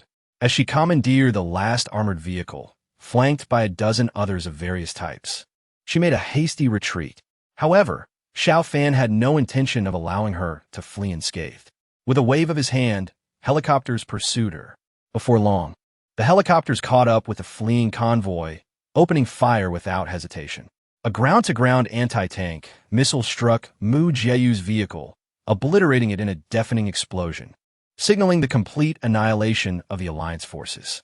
In this engagement, the Alliance had deployed over 7,000 troops, suffering casualties exceeding 5,000. Ultimately, only a little over 1,000 remained standing at the moment of surrender. This battle had irrevocably altered the balance of power. The Alliance was now bereft of the means to contend with the Dawn Army, solidifying Dawn City's supremacy in Yinzhou. As Xiao Fan surveyed the battlefield, he learned that the defense of Dawn City was also nearing its conclusion. The forces at the prison base had performed poorly, leaving Shen Ruihui with no doubts about his successful defense. Yet Xiao Fan sighed. While the city's fortifications were secure, the Dawn Army's numbers were woefully inadequate, and Hu Xiaofei's escape was now a distinct possibility. Beneath Dawn City, Shen Ruihui observed the disarray of the prison base troops. Their performance had been disappointing. Despite their initial fervor, their formation had been overly compact, prompting Shen Ruihui to order a shot from the Dawn Justice Cannon. The resulting blast decimated dozens of enemy vehicles, inflicting nearly 1/5 of the prison base's strength. This decisive strike deflated the prison base's morale, and as the siege continued, they failed to mount a credible offensive under the fire of the city's machine guns. After a brief standoff, Shen Ruihui noted that the enemy had once again fallen into their old habits, clustering chaotically during their next assault. He promptly ordered a second cannon shot, which obliterated the prison base's attacking force. This crushing defeat shattered Hu Xiaofei's confidence. While he was unsure how many more shots the Dawn Army's artillery could unleash, he knew that the two he had already endured had decimated nearly half of his forces. Along with the losses sustained during the siege, his contingent of over 2,500 had dwindled to a mere 1,000. No longer able to focus on avenging his fallen leader, Hu Xiaofei ordered a full retreat. Yet even in retreat, he could not quell his frustration, having received word of the Dawn Army's main force engaging the Alliance in Pingyuan town. He was filled with anticipation at the prospect of a lopsided confrontation, with over 7,000 Alliance troops against what seemed to be fewer than 1,000 Dawn soldiers. If the main forces are annihilated, then even the Dawn army, no matter how robust, would likely have no choice but to surrender. Thus, he remained reluctant to depart, awaiting news of a victory for the Alliance. Should the Alliance triumph, he could enter Dawn City with his men, seize some valuable items, and compensate for the losses incurred during this expedition. Consequently, the optimal time for escape slipped away amidst his indecision.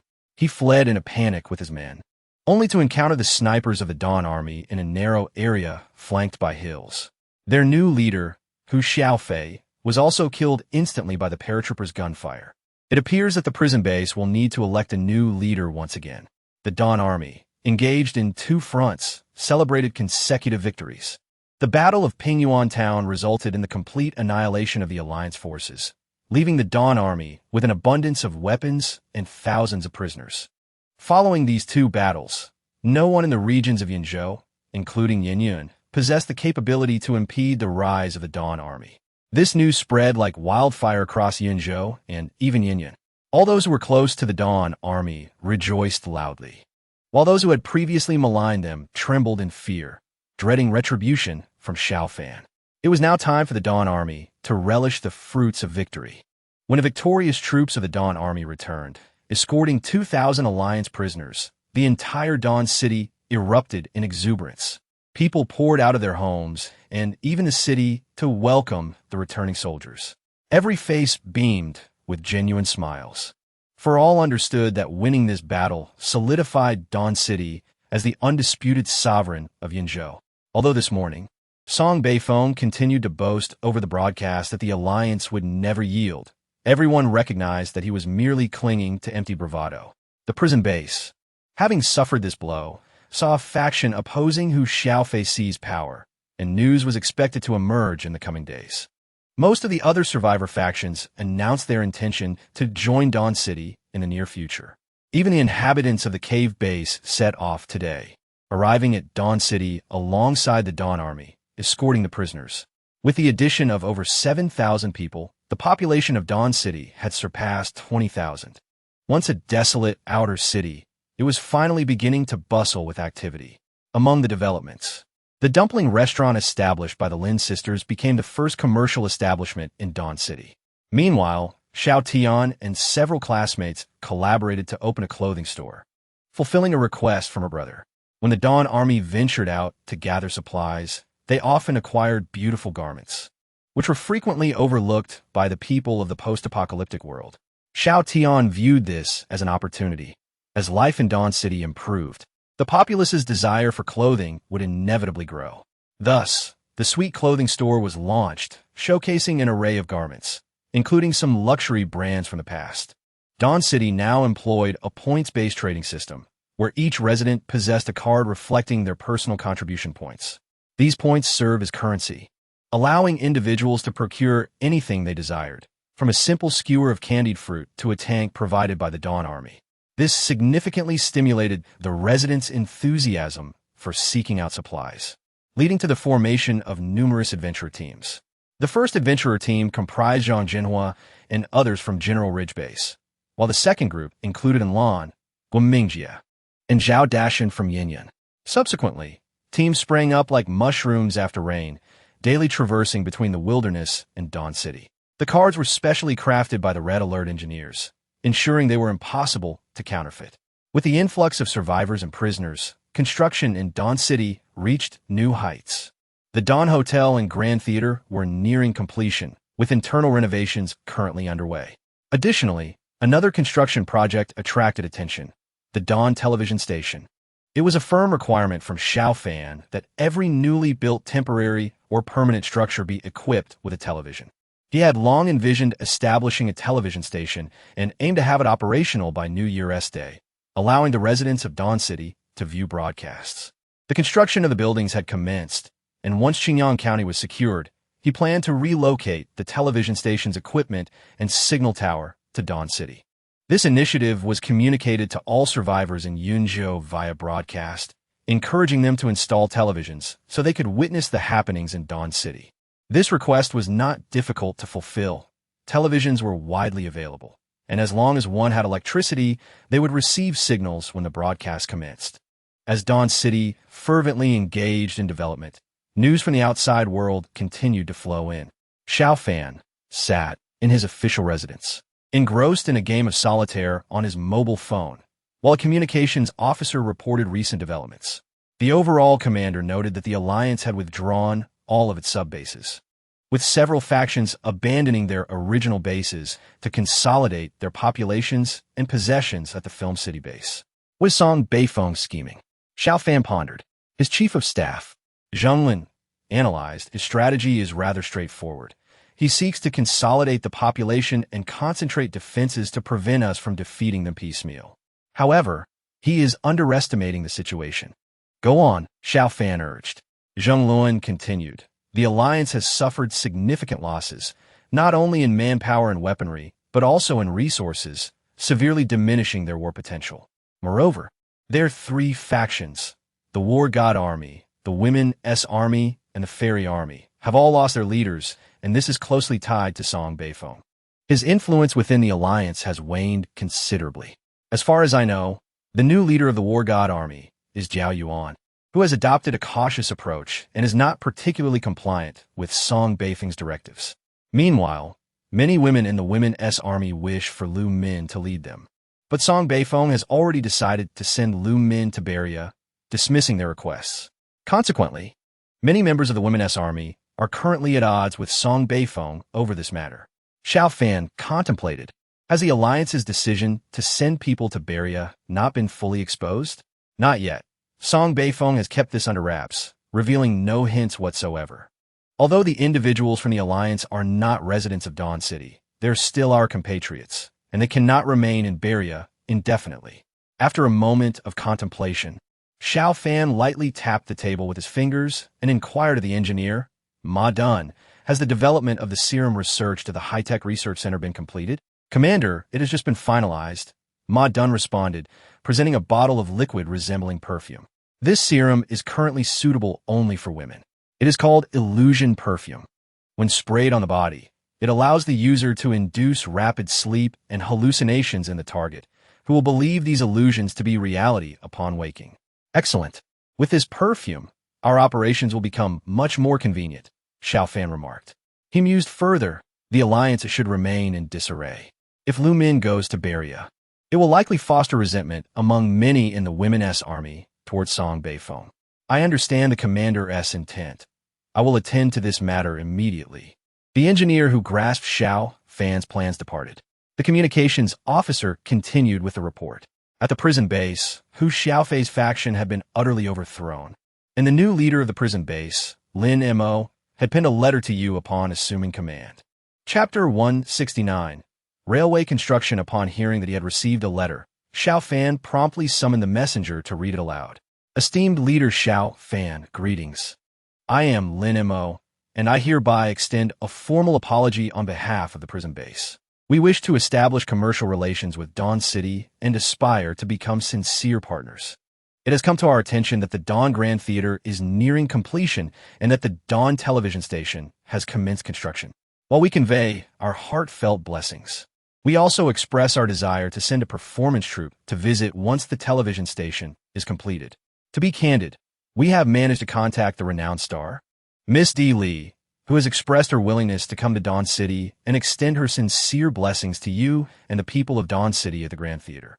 We hope you will consider this request. On the first day of the 9th lunar month, Lin Mo. After listening, Xiao Fan fell into a moment of contemplation. Miss D. Lee was a popular star from the past, yet he had not heard of her being associated with the prison base while in Yin Yun. How had Lin Mo managed to reach her? This question also left those around him pondering, as such matters were shrouded in uncertainty. However, it indeed seemed rather dubious. At present, Xiao Fan had the capacity to deploy troops against the Alliance and the prison base, as their military strength had diminished significantly. Yet, while it was easy to conquer, the subsequent survival of the remaining populace posed a significant dilemma. The population capacity of Dawn City was limited. Even after constructing buildings, it could accommodate only a modest number of inhabitants. Conversely, both the prison base and the Film City base currently house around 200,000 people. Xiao Fan was reluctant to shoulder such a substantial burden without cause. Thus, maintaining the status quo seemed prudent. Nevertheless, he could not shake the feeling that the situation at the prison base was far more complex than it appeared. Who exactly was Lin Mo? He had previously been unaware of this individual, who seemed to have emerged out of nowhere. As for Lin Mo's proposal to send a performance troupe to the Grand Theater, Xiao Fan found it plausible. He was particularly curious about the origins of this troupe. However, given the current circumstances, it was impossible to realize this in the immediate future. Capturing Qingyang County would likely require another 10 days, and construction of the television station would take time, with performances not expected to commence until December. Were there any new developments? Experts? How formidable? They were estimated to be around level 2 mutants. It was rumored that the top 10 experts from Shenlong province had emerged, and these individuals were exceptionally powerful, though most hailed from outside our region. Some from Heishan City, some from Yilin City, and the majority from Ice City. Oh, Ice City? Is there a survivor base there? Xiao Fan immediately perked up, for Ice City was the capital of Shenlong province, boasting a population exceeding 100 million, undoubtedly the largest city in the province. Thus, upon hearing about Ice City, Xiao Fan felt invigorated. He was eager to ascertain whether there were any official updates. The meteor shower that had devastated the world had obliterated nearly all official forces. And 3 months into the apocalypse, Xiao Fan had yet to receive any official communications. However, the messenger could not provide a definitive answer. The distance between Yunzhou and Ice City exceeded 1,500 kilometers, making ignorance of each other's circumstances quite normal. After their conversation concluded, Xiao Fan proceeded to the urban area. Near his residence, a tall, spire-like structure had been erected. This was a rift generator, a piece of advanced technology from the Red Alert series. With the rift generator installed, the inner city of Dawn City seemed enveloped in an electromagnetic field. Not only were radar systems rendered ineffective, but even the naked eye struggled to discern the inner city, which appeared shrouded in a haze as if space itself had warped, obscuring the view within. Currently, the Dawn Army had a significant task at hand: railway construction. The surrounding building materials had been largely gathered, and the Dawn Army was ready to lay down tracks. Connecting to the nearest train station was essential, and the closest station to Dawn City was located in Sisui County, approximately 90 kilometers away in a straight line. This endeavor would be costly, as the price for 1 meter of track was 10 gold coins, amounting to 1,000 gold coins per kilometer. Thus, 90 kilometers would total 900,000 gold coins, and certain areas were unsuitable for direct laying of tracks, necessitating detours. The entire railway project would require at least 1 million gold coins, which exceeded Xiao Fan's current budget.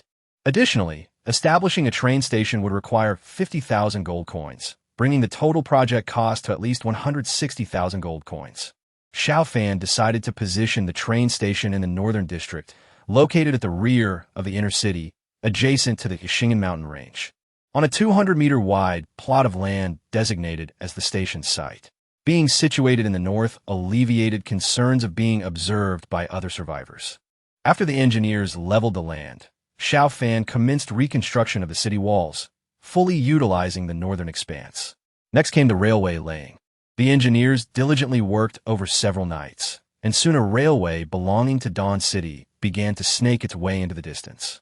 However, after laying approximately 30 kilometers of track, Xiao Fan's funds were depleted. With no better alternatives, he could only bide his time, awaiting the complete capture of Qingyang County.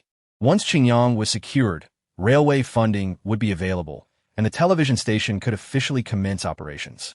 While construction continued in Dawn City, far away at the Film City base, Lu Min of the Daughter's Army finally set sail for Beria. Song Beifeng watched as Lu Min boarded the vessel, exhaling a long sigh of relief. That old rascal Andre was a notorious lecher, particularly fond of women from the Central Plains. Following their defeat, Song Beifeng realized that his greatest hope lay with the Berians. To maintain relations with Beria, Lu Min was sent forth, and he hoped this beautiful young woman would comprehend his heartfelt intentions and serve Andre well. In doing so, he hoped to secure support from Beria and avoid being consumed by the Dawn Army. At this moment, Song Beifeng harbored a mindset of reckless abandon. He was willing to pay any price to defeat Xiao Fan. Chapter 170. Visitors from Ice City outside the southern gate of Dawn City, the once barren land, ravaged by a zombie siege, had been transformed into a large parking lot after being leveled by the Dawn Army. Xiao Fan had some plans for this expanse of land. While the current residential capacity of Dawn City sufficed, there would inevitably come a day when it would be insufficient. Should that day arrive, he would undoubtedly utilize this area of over 10 square kilometers. Thus, the Dawn Army would periodically level the land, preparing it for future needs. The parking lot was now filled with vehicles, some belonging to adventurer teams from Dawn City, others from different survivor factions in Yinzhou, along with a few from Yinyan. Recently, the number of vehicles had been steadily increasing, and unfamiliar faces gradually appeared in Dawn City. A cattleman-esque off-road vehicle parked before the city gate. Two men disembarked and approached the gate to undergo entry inspection. The soldiers of the Dawn Army had set up a checkpoint at the city entrance to register arrivals. After a brief search, it was discovered that the two men were armed. However, given the current apocalyptic circumstances, Dawn City did not prohibit the entry of firearms. Individuals wandering outside without weapons would be foolish. Thus, this regulation was relaxed. Where do you hail from? Ice City. Names? Zhu Heng, Wang Laishan. All right, you may enter the city. Two men entered Dawn City, their eyes scanning the surroundings. Wang Laishan was a young man in his 20s, while Zhu Heng was a man in his 30s. Observing the bustling and vibrant scene within Dawn City, Wang Laishan couldn't help but exclaim, "Brother Zhu, this Dawn City is quite impressive. It seems to surpass our Ice City base in nearly every aspect, aside from being a bit smaller." Zhu Heng nodded slightly, indeed. To conquer the Survivor Alliance in this territory of Yinzhou is no small feat. It takes exceptional talent, and Xiao Fan is undoubtedly a remarkable individual. As they spoke, they strolled into the central district, where numerous shops had opened and various eateries had set up stalls offering a plethora of dishes: knife-cut noodles, pork stew, dumpling houses, and purple copper hot pot, all bustling with life, rivaling the vibrancy of the pre-apocalyptic world. "Brother Zhu, shall we grab a bite to eat?" Wang Laishan suggested. "Sure, let's indulge in some hot pot. It's been ages since I last had it." They approached a hot pot restaurant that offered both indoor and outdoor seating. Finding a cozy corner outside, they settled in, enjoying the view around them. The owner greeted them warmly and handed them a menu. "Gentlemen, what would you like to order?"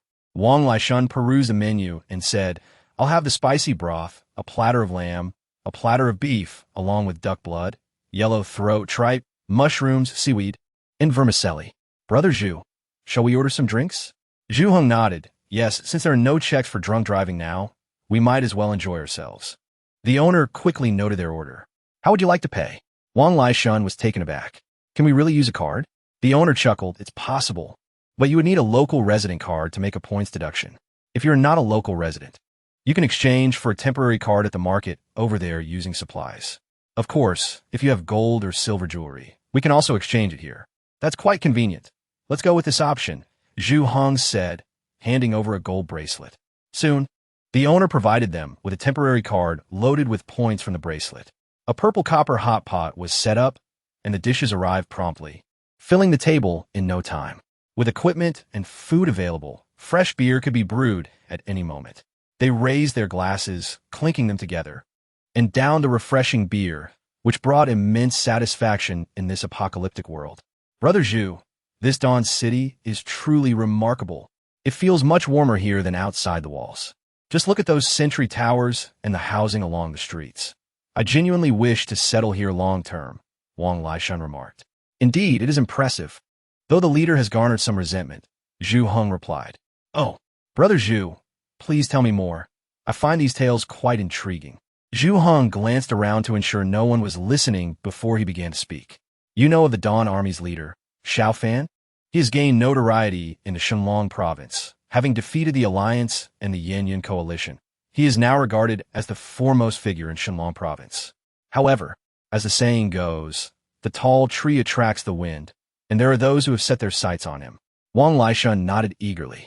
"I've heard that the Alliance is reaching out to other major city bases, preparing to challenge the Dawn Army once more."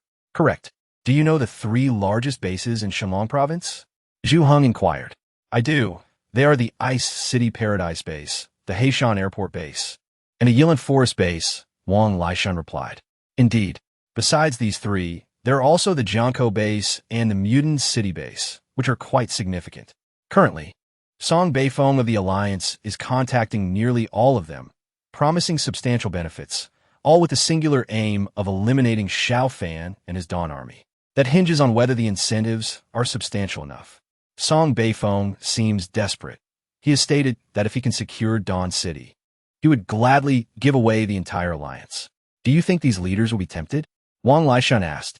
Perhaps. I suspect our Ice City's leader, Wei Wuji, might be somewhat swayed. Zhu Heng mused. Of course, otherwise I wouldn't be here, Zhu Heng replied. Wang Laishun's eyes lit up. Brother Zhu, are you planning to take action? By the way, I haven't seen you unleash your full potential. You are one of the top 10 experts in Shenlong province, aren't you? Zhu Heng nodded lightly. Hearing Zhu Heng confirm his identity, Wang Laishun's spirit soared. So, just how formidable are these top 10 experts? I am eager to learn. Zhu Heng placed a piece of meat in his mouth, then set down his chopsticks, contemplating before responding earnestly. Do you see this Dawn City? If it were to be sealed off, and all 10 experts were present, we could likely eliminate everyone here within a day. Chapter 171. The top 10 experts. Wang Laishun was visibly stunned by Zhu Heng's words.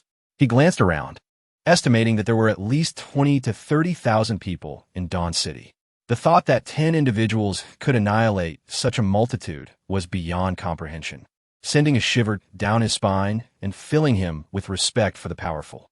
Yet, Zhu Heng spoke as if recounting a mundane fact, continuing to eat and drink. Brother Zhu, could you introduce me to the top 10 experts of Shenlong province? Wang Laishun implored. Zhu Heng lifted his cup once more, and Wang Laishun hastily refilled it. Certainly, there is no harm in discussing this. Many in the wilderness are already aware that among the top 10 experts, 3 are well known. The leaders of the 3 major survival bases, Wei Wuji of Ice City Paradise, Chu Xing of Heishan Airport, and Guan Rulong of Yilan Forest Base. These 3 leaders completed their second-tier evolution long ago. Otherwise, they wouldn't have amassed such vast territories. Wang Laishun nodded vigorously, but raised a question. Are they also coming to Dawn City? No, they would never take such risks as leaders. So, if there is to be an attempt against Xiao Fan, it will likely be by others, Zhu Heng clarified. Wang Laishun pressed on. What about the remaining experts? The others are similar to myself. I know that 4 of the remaining 6 are also in Ice City. Gui Dao Wang Chong, Hua Shun Chu Biao, Zhu Yi Qing Li Qianqian, Ensure Rinhua Bai Xiao Dai. If an attack on Xiao Fan is planned, some among them may be persuaded to join. And the last 2? Wang Laishun continued to inquire. The last 2 are not in Ice City and are considered pure rogues. One is known as the Chameleon Li Xiao, and the other is Tiger King Du Lao Qi. However, aside from those 2, I have not encountered the other experts, Zhu Heng responded. Then what is your nickname? Brother Zhu? Wang Laishun asked. I am called the Snowfield Falcon, a name given to me by others, Zhu Heng replied. Wang Laishun felt a surge of admiration and couldn't help but raise his glass to Zhu Heng again. Hearing you speak, Brother Zhu, fills me with a sense of longing for the martial world you inhabit. A life like yours is truly enviable, especially in this unrestrained world. At this point, Zhu Heng glanced at the second city wall of Dawn City, shaking his head slightly. Assassinations are not easily accomplished here. The city's construction speaks volumes about Xiao Fan's cautious nature. Wang Laishun interjected. But didn't you say that if the top 10 experts joined forces, they could eliminate the people of Dawn City? Indeed, the prerequisite is to be within the city. Xiao Fan's walls have sufficiently dispelled many illusions, and with him absent, what is the point of harming others? Therefore, to eliminate Xiao Fan, it must occur in a public setting. Wang Laishun also finds this quite challenging. When will such a public occasion arise? However, Zhu Heng remains unperturbed, continuing to drink as he says, let us observe further, to see if the leaders have any other arrangements. I shall not partake in any foolish endeavor to assassinate him directly without a concrete plan. If no such arrangements exist, I shall withdraw. This implies that if there are specific plans, then Brother Zhu, your chances of success remain considerable, correct? Certainly. While the Dawn Army is indeed an elite force, it lacks high-level individual combat capabilities, primarily comprising secondary mutation fighters, which is a critical shortcoming. When a moment arises for a decisive confrontation, ordinary mutants cannot possibly contend with secondary mutation fighters. Xiao Fan, oblivious to this reality, will undoubtedly pay a price for his ignorance. The two continued their revelry, momentarily setting aside their concerns regarding this matter. Meanwhile, within Dawn City, the number of such individuals has gradually increased, hinting at an unknown undercurrent stirring within the city. Commander, urgent report. Xiao Fan, tossing and turning in bed, suddenly received a message from the communications officer. What is it? He inquired, rising from his slumber. He had initially anticipated capturing Qingyang County within 10 days, but it had already been 12 days with no success. Growing anxious, he was taken aback by the emergence of new mutated zombies. Realizing the gravity of the situation, he promptly summoned all helicopters, dispatching airborne and security battalions, followed by artillery units. Approximately 40 minutes later, they arrived at the vicinity of Qingyang County, right before the bridge. Upon his arrival, he was immediately greeted by Shun Guangming. Commander! Commander! Xiao Fan nodded. What has transpired? Why has Qingyang County not been seized yet? The base is in urgent need of funds. Commander, we have discovered new mutated zombies. Please come and see, Zheng Luan replied, handing Xiao Fan a pair of binoculars, which he declined. Following Zheng Luan's direction, he closed his right eye, observing with his left. Across the river, he spotted several bloated zombies. Unlike their emaciated counterparts, these resembled expectant mothers, seemingly gestating triplets or quadruplets, their abdomens remarkably distended. With the bridge barricaded, these rotund zombies could hurl their grotesque projectiles across the water, directly engaging the soldiers of the Dawn Army. With each gaping mouth, a dark green water projectile would launch several hundred meters, detonating upon impact and corroding everything in its vicinity. The potency of these projectiles surpassed that of concentrated sulfuric acid, eroding the concrete ground into a pockmarked landscape, compelling the Dawn Army soldiers to withdraw, thereby stalling the assault on the county. Only snipers and heavy machine gunners could suppress them from a distance. But such sparse firepower was merely a drop in the bucket against the massive horde, hence the prolonged inability to capture Qingyang County. Where did these water-spewing zombies originate? Xiao Fan pondered, his expression tense. This confirmed a prior hypothesis regarding whether zombies could drown. It seemed that zombies were not easily drowned. Rather, they had evolved into a new variant. The emergence of this new type of zombie indicated a diversification within the group, suggesting the potential for even more novel variations in the future, an aspect that must be taken seriously. However, these water-spewing zombies must be eradicated without mercy. Following an intense bombardment by aerial and artillery forces, Xiao Fan managed to eliminate the majority of the zombies in Xinjiang over several days. The remnants on the riverbank dwindled, and after a dual aerial and ground assault, they were finally eradicated. 3 days later, on the 15th day of the lunar month, the last zombie near the Qingyang River was vanquished. Although some zombies still lingered in the distance, the bridge's horde had been completely cleared, allowing the Dawn Army to cross and enter the main urban area of Qingyang. After 3 days of gradual advancement and cleansing, several jewelry stores in Qingyang County were finally secured. Discovered precious metals can convert to system funds. Would you like to convert immediately? Convert. Congratulations, Commander. You have acquired 897,221 gold. Upon counting the figures, Xiao Fan confirmed, indeed, it was not 380,000, but 3,890,000. This substantial influx of funds transformed his previously meager resources into newfound wealth overnight. Containing his excitement, Xiao Fan instructed the soldiers to continue their advance and begin resource collection.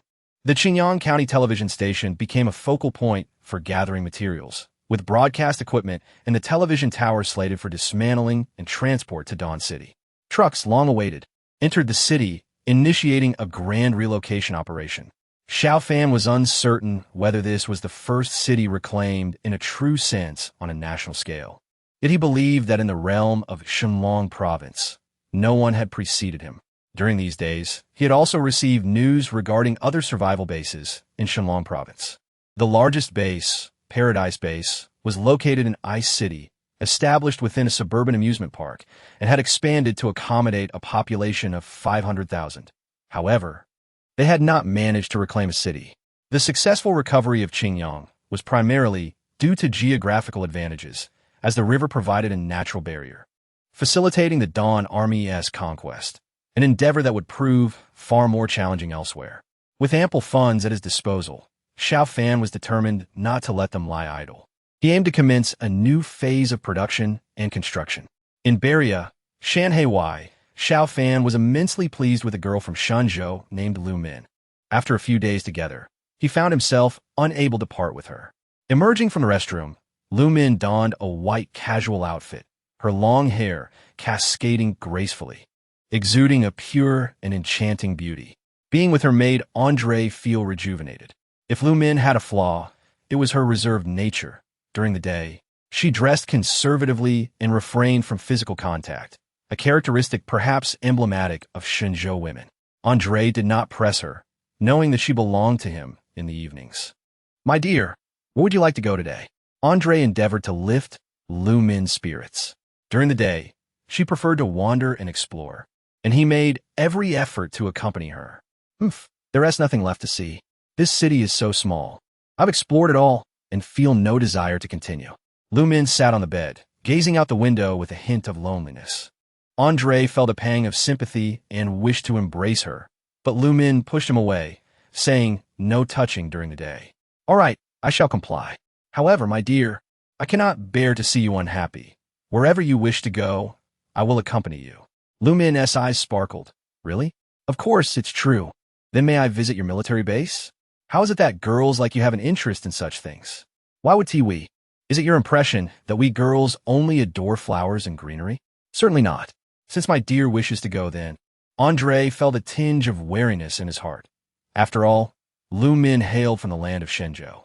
Moreover, there were indeed secrets hidden within the military camp where Andre resided. For instance, the camp was currently conducting adaptability training for war bears. War bears were a distinctive military asset of Beria, a region characterized by its frigid climate, home to the formidable and trainable brown bear. These creatures not only adapted better to the cold than military dogs, but also possessed a more acute sense of smell and superior endurance. In terms of combat prowess, the two were not comparable. Additionally, at the airfield, the military was engaged in production trials for bombers. Andre was aware that Shenzhou's bomber technology was lacking, and he suspected that they wished to keep their advancements hidden from the people of Shenzhou. He also harbored a desire to keep Beria's unique airship technology under wraps. Should this technology succeed, it would herald the dawn of a new military branch, the magnetic storm infantry. In truth, the area around Shanhaewei was rife with secrets, and under normal circumstances, he would never consider bringing a person from Shenzhou inside. However, he found himself genuinely fond of Lu Min, and from his observations, she did not seem to be the type of espionage agent. After much contemplation, Andre resolved to take a small leap of faith. He decided to take Lu Min to the war bear training camp. Training the bears was not an endeavor that could be accomplished overnight, and Lu Min's visit would not afford her the chance to grasp the core techniques of the training. With a smile, Andre turned to Lu Min and said, "My dear, I shall take you to see our Berian great brown bears. They are remarkably intelligent and endearing, and I trust you will find them delightful." Lu Min's beautiful eyes sparkled with excitement, and she gently blinked at Andre. "That sounds wonderful. Thank you for indulging my whims." Later tonight, her words trailed off, leaving Andre with a myriad of enticing thoughts. He took Lu Min from Municipal Hall of Shanhaewei onto his private vehicle, heading straight for the war bear training grounds. Chapter 173. Armored Train in Dawn City. A new edifice rose in the northern district, a military train station. This lavish structure, costing 500,000 gold, had finally been completed. The station boasted 3 tracks, each extending 3 kilometers long, controlled by a switch mechanism to allow trains to cross paths. The elevated platform was supported by a dome, providing shelter from the elements. The waiting room's roof was equipped with searchlights, and the station also featured guard towers and a train garage. The station was staffed by 50 personnel responsible for the operation, communication, maintenance, and security of the trains. These individuals were not officially part of the Dawn Army's roster, but were exceptionally skilled, akin to the soldiers themselves. Before the station's completion, Xiao Fan had already laid tracks leading to the train station in Sisui County. This undertaking was fraught with challenges due to the lingering zombie hordes in Sisui. Fortunately, the train station was separated from the outside, and Xiao Fan utilized Air Force strikes over 2 days to clear the zombies from the platform, finally connecting the tracks to the Sisui station. Consequently, a railway line was established between Dawn City and Sisui, solving a significant transportation issue despite the total expenditure of 1,650,000 gold. With the train station completed, the next structure could not be unlocked. Inquiring about the reason, the system prompted, Dawn City is facing a power shortage. Please continue constructing power plants. Xiao Fan then noticed a power supply indicator on the system page, now yellow and on the verge of turning red. When power is sufficient, it appears green. In a state of urgency, it is yellow, and once it turns red, a complete blackout ensues. One wind power plant could no longer sustain the city's energy needs. After deliberation, Xiao Fan decided to construct a thermal power plant. After selecting the option, he awaited several hours before placing it. With the second power plant, Dawn City's power supply finally returned to a green status. However, the next unlocked buildings remained in a black state, indicating they could not be constructed. Nuclear reactor, costing 1 million gold. It serves as the precursor to a nuclear power plant, requiring 3 or more 5-star engineers for research. Upon encountering this building, Xiao Fan could not suppress a gasp. He had reached the stage of considering the construction of a nuclear reactor. Although this was merely the precursor to a nuclear power plant, Xiao Fan understood its significance. Without it, a nuclear power plant could not exist. And without a nuclear power plant, discussions of future advanced technologies would be futile, such as nuclear missile silos. At present, Xiao Fan had only 1 5-star engineer on, and it seemed imperative to seek out more advanced crystals to upgrade additional engineers. In this moment, Xiao Fan also recognized the true strength of the Red Alert system lay in its technological prowess. The strategy of overwhelming numbers was ill-suited for modern warfare. In the face of high-tech weaponry, the efficacy of sheer numbers diminished. Even if a nuclear missile silo or a lightning storm technology were developed, they would primarily serve as deterrents, rarely employed in actual combat. Hence, Xiao Fan did not rush to research the nuclear reactor, but instead examined the newly unlocked military units. With the addition of a train station, a new military unit had emerged, armored train, costing 500,000 gold. One Type 96 tank cost 10,000 gold, and one armed helicopter cost 20,000 gold. Yet, the price of this train equated to that of 50 tanks. Xiao Fan took a moment to scrutinize the details to understand the rationale behind such an expense. Upon investigation, he grasped the principle that you get what you pay for.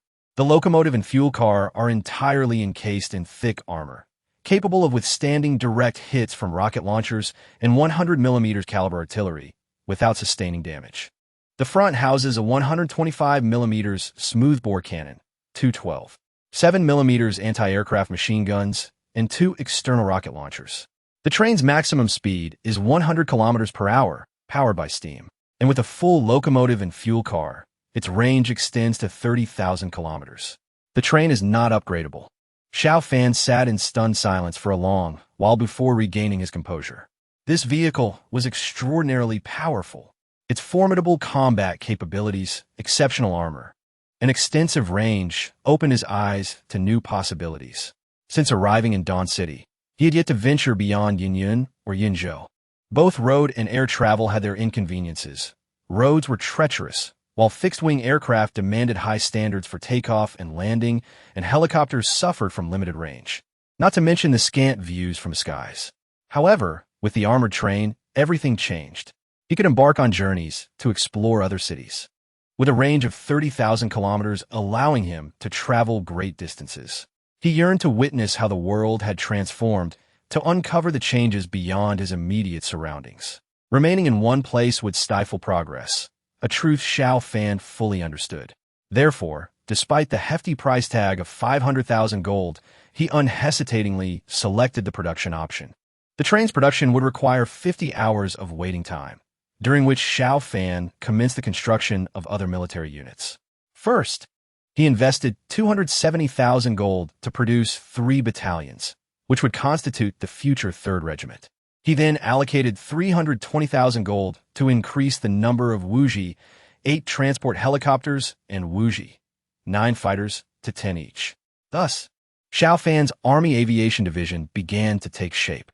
For the time being, he did not continue producing large transport aircraft, as the Dawn Army had no long-range missions, and thus did not require an abundance of transport planes. The construction of railways, the establishment of train stations, the production of armored trains, the emergence of the 3rd Battalion, and the initial formation of the Army Aviation Corps all contributed to the remarkable enhancement of the strength of the Dawn Army under Xiao Fan. However, his funds were rapidly depleting. These developments had consumed 2 million from the resources he acquired in Qingyang County, leaving him with only 190,000. Just as Xiao Fan contemplated taking a breather, a new unit unexpectedly appeared in his military camp. Chapter 174.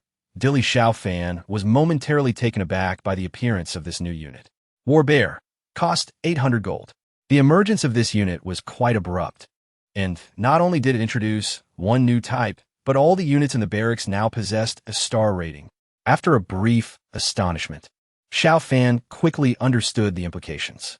In the Red Alert game, there's an intriguing mechanic where if one spy infiltrates an enemy barrack, they can steal a key technology, resulting in a 1-star rating for all units produced in that barrack.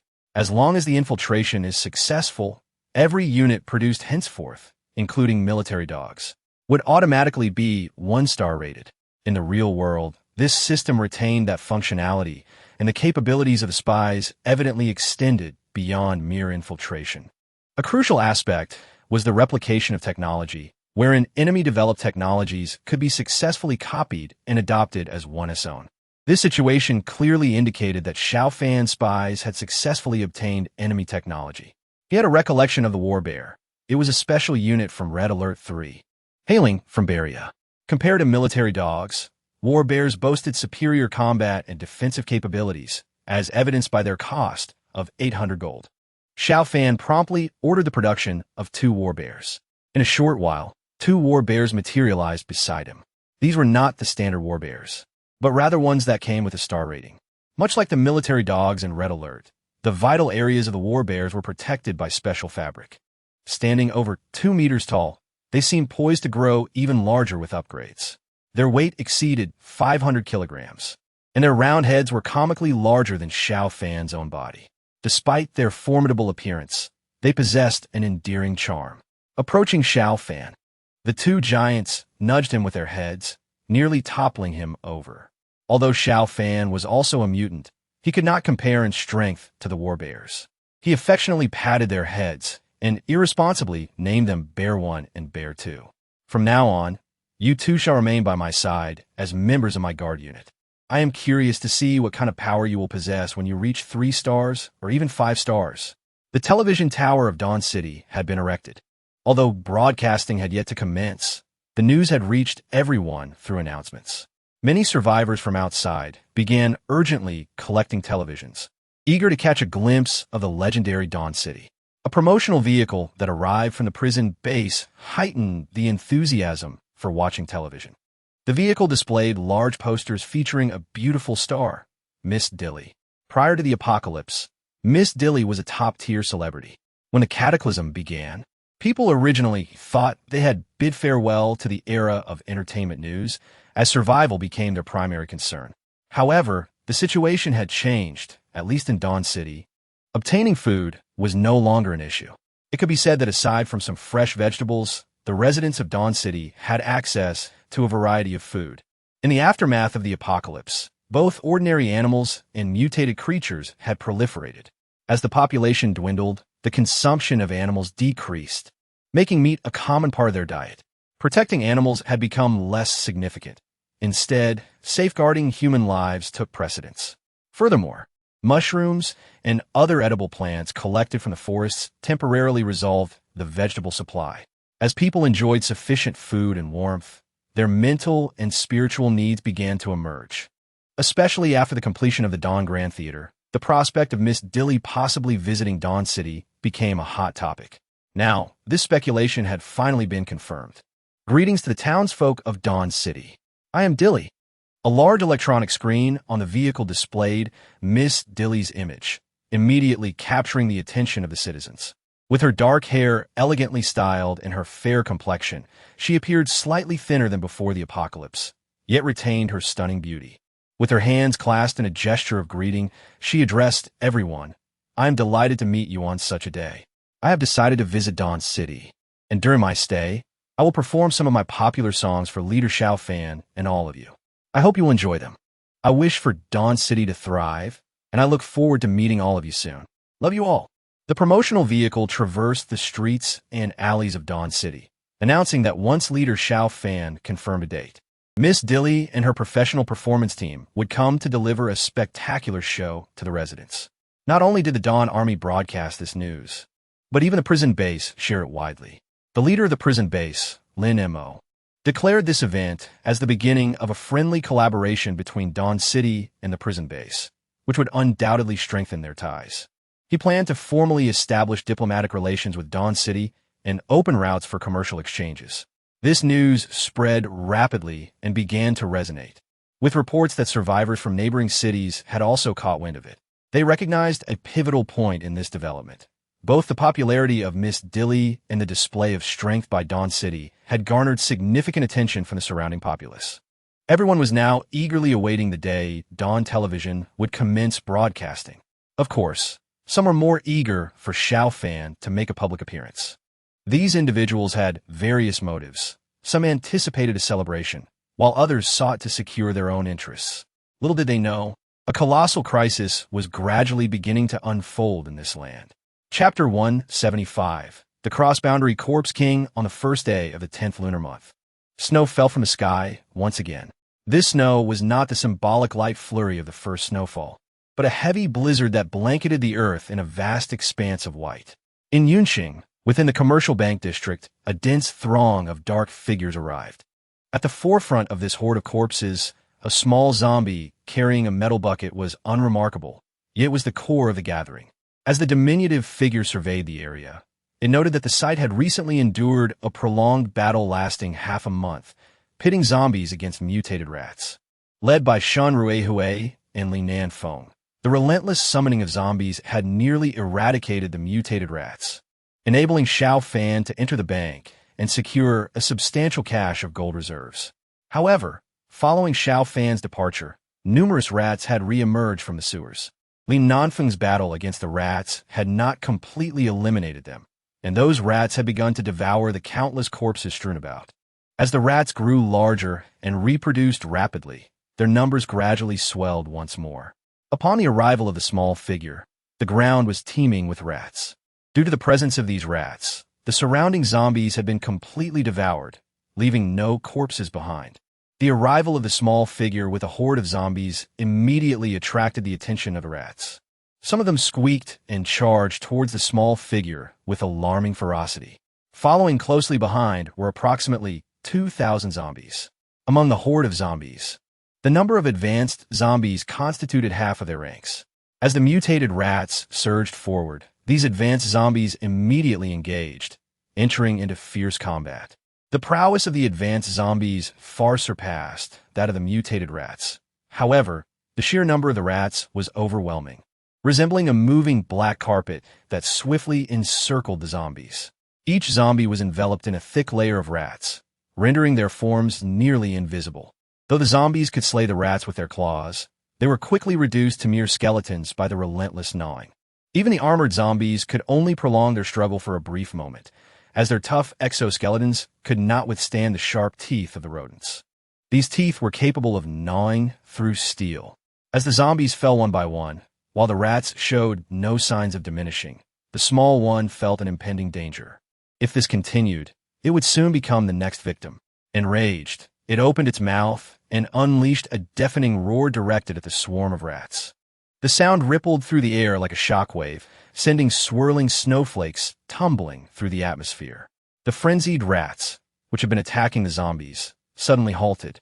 They staggered as if intoxicated, disoriented, and unsure of where to flee, sensing a formidable foe. With a resounding crash, a manhole cover was sent flying, and a torrent of rats erupted from the sewer like a fountain. Among them, one rat stood larger than a dog, its black fur bristling like steel needles, its beady eyes fixed intently on the small one, as though it recognized a dire enemy. The other rats, upon seeing this behemoth, instinctively recoiled, clearly intimidated. This was the Rat King. Sensing the unusual behavior of its subordinates, the Rat King charged forth to eliminate the small one, whom it deemed a grave threat. Notably, the Rat King had not emerged even during the confrontation between the Rat Tide and the horde led by Li Nanfeng. Upon spotting the small one, the Rat King dashed forward, eager to terminate this tiny zombie without delay. The small one remained motionless, merely opening its mouth once more. The piercing, high-pitched cry shattered nearby glass, the intensity of the sound beyond comprehension. Even the loudest cacophony from a square dance paled in comparison to the small one's roar. The sonic wave struck the Rat King first, causing it to collapse as if struck by an unseen force. In that moment, the Rat King realized that its abilities were not on par with those of the small one. Desperately, it tried to retreat, but the small one would not grant it that reprieve. After another resonant cry, the Rat King's body quaked, and it finally lay motionless on the ground. Ignoring the multitude of rats surrounding it, the small one approached the Rat King. Extending its tiny paw, it gently patted the Rat King's head. At that moment, the Rat King resembled a docile hound, submissively prostrated beside the small one, its former ferocity vanishing. The small one surveyed the endless tide of rats and let out another roar.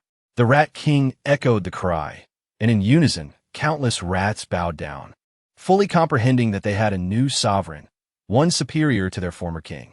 After this display, the small one began to walk forward, flanked by the remaining zombies, heading towards the urban expanse of Yanzhou.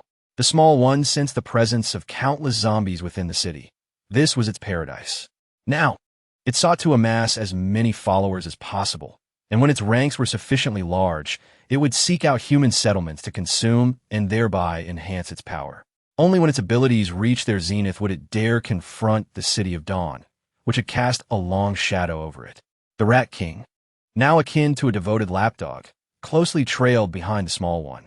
Behind the Rat King, the inexhaustible tide of rats surged forth from the sewers, following their leader as they departed the commercial district.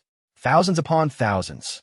If one were to accurately count at this moment, they would find that the number of rats leaving with the small one exceeded 200,000. Moreover, these mutated rats were capable of breeding. The relentless snowfall obscured all traces of this event. No one was aware of the unfolding drama. If anyone were to learn that a zombie had gained sentience and could command mutated beasts, one could only ponder what this world would become. Chapter 176. Gender ratio. Xiao Fan lay on the grand bed of the official residence, dozing off while gazing at the snowy landscape. However, in the middle of the night, he was abruptly roused by Xiao Ba's antics. Donning some clothing, he stepped outside the residence, immediately sensing the biting cold of the night. This temperature was undoubtedly below freezing. From a distance, he spotted Xiao Ba splashing about in the water, while Bear 1 and Bear 2 sat by the edge of the pond, staring blankly at a fish that dwarfed them significantly. The eagle perched atop a tree, observing this extraordinary fish from above. Xiao Fan could distinctly feel Xiao Ba's intent. It was cold. He realized that Xiao Ba, being a cold-blooded creature, could survive in fresh water, yet the current temperature was far too frigid. If the temperature continued to drop, the pond would soon freeze over, posing a serious threat to Xiao Ba's survival. He promptly summoned engineers to explore the feasibility of heating the pond. This issue posed little difficulty for the engineers. They merely needed to lay a pipeline around the pond and connect it to the thermal power plant. Following the establishment of the power plant, households in Dawn City could enjoy centralized heating, alleviating concerns about the cold. During discussions with the engineers, Xiao Fan also recognized that the sudden drop in temperature had begun to negatively impact many lives. This would mark the third crisis following the viral outbreak and the widespread blackout, serving as a harsh survival test. Countless individuals were now facing this challenge.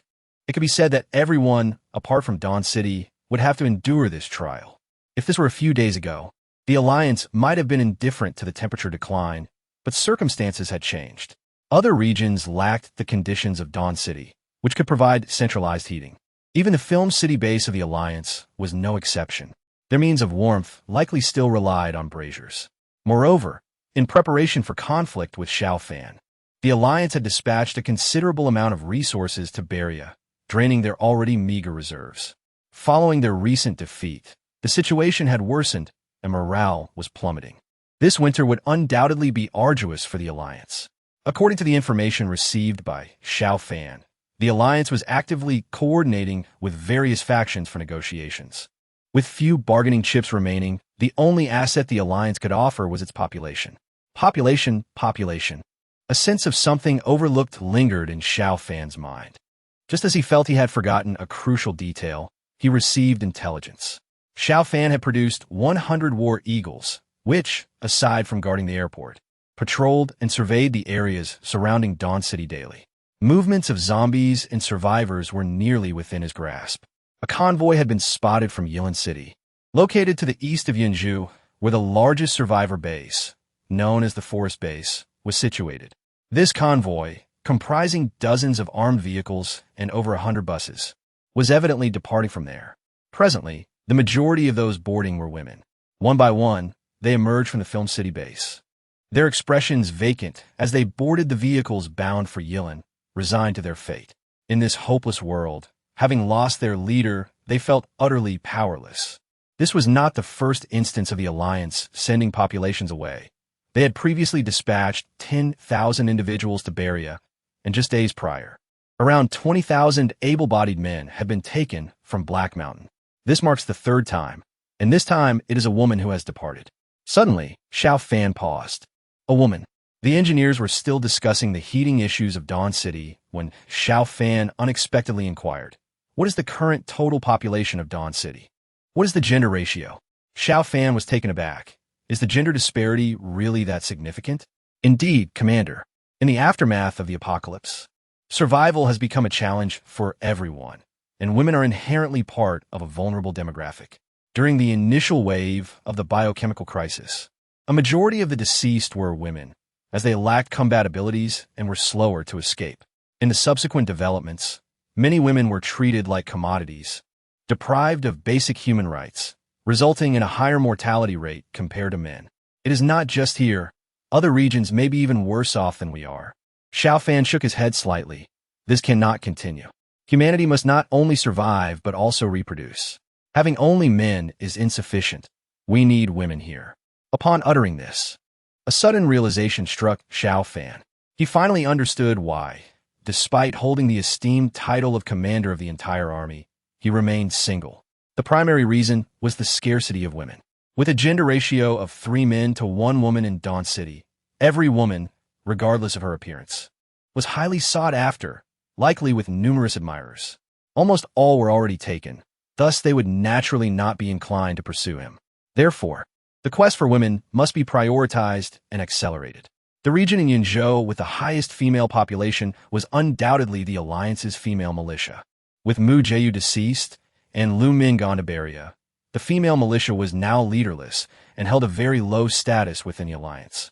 The scene before him immediately validated Xiao Fan's suspicions. The Alliance indeed could not support many people. Song Beifeng was continuously leveraging the population to exchange for resources and weapons, desperately struggling for survival.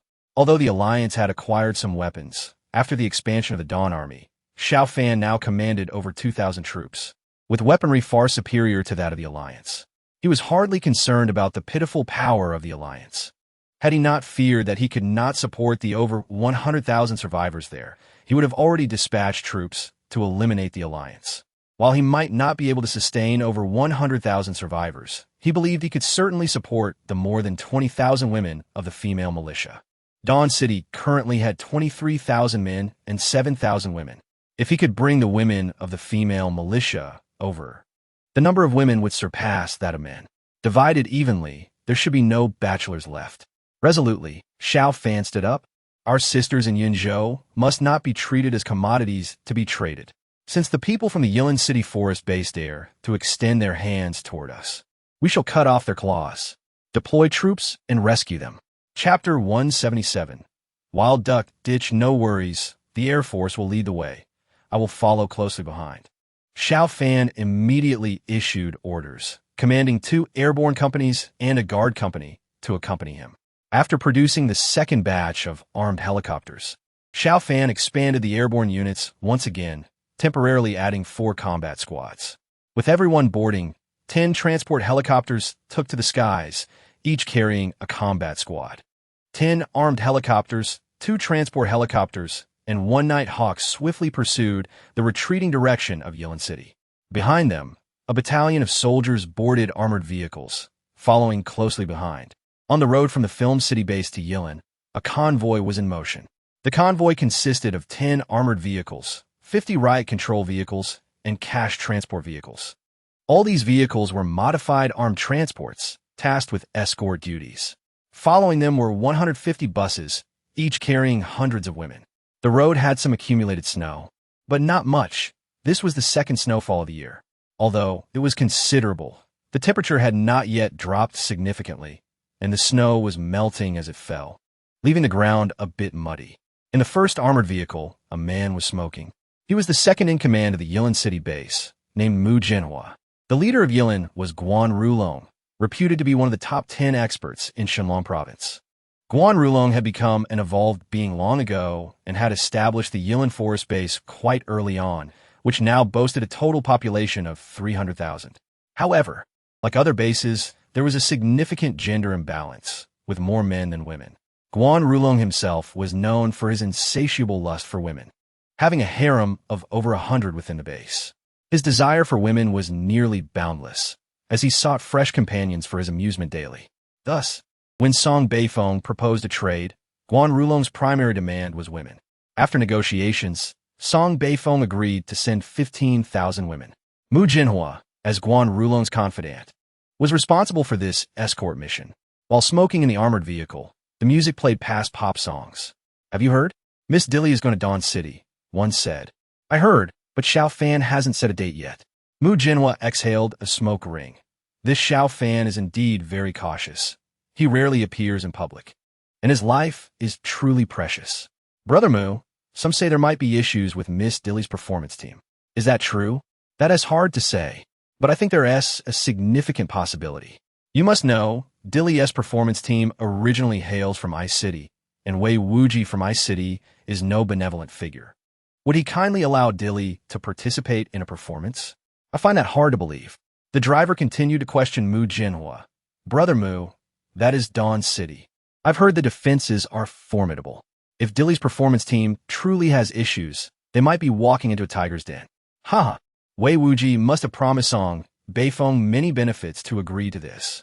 As for going to Dawn City, well, there is no other choice. I've heard Xiao Fan is incredibly difficult to deal with. He has virtually no weaknesses."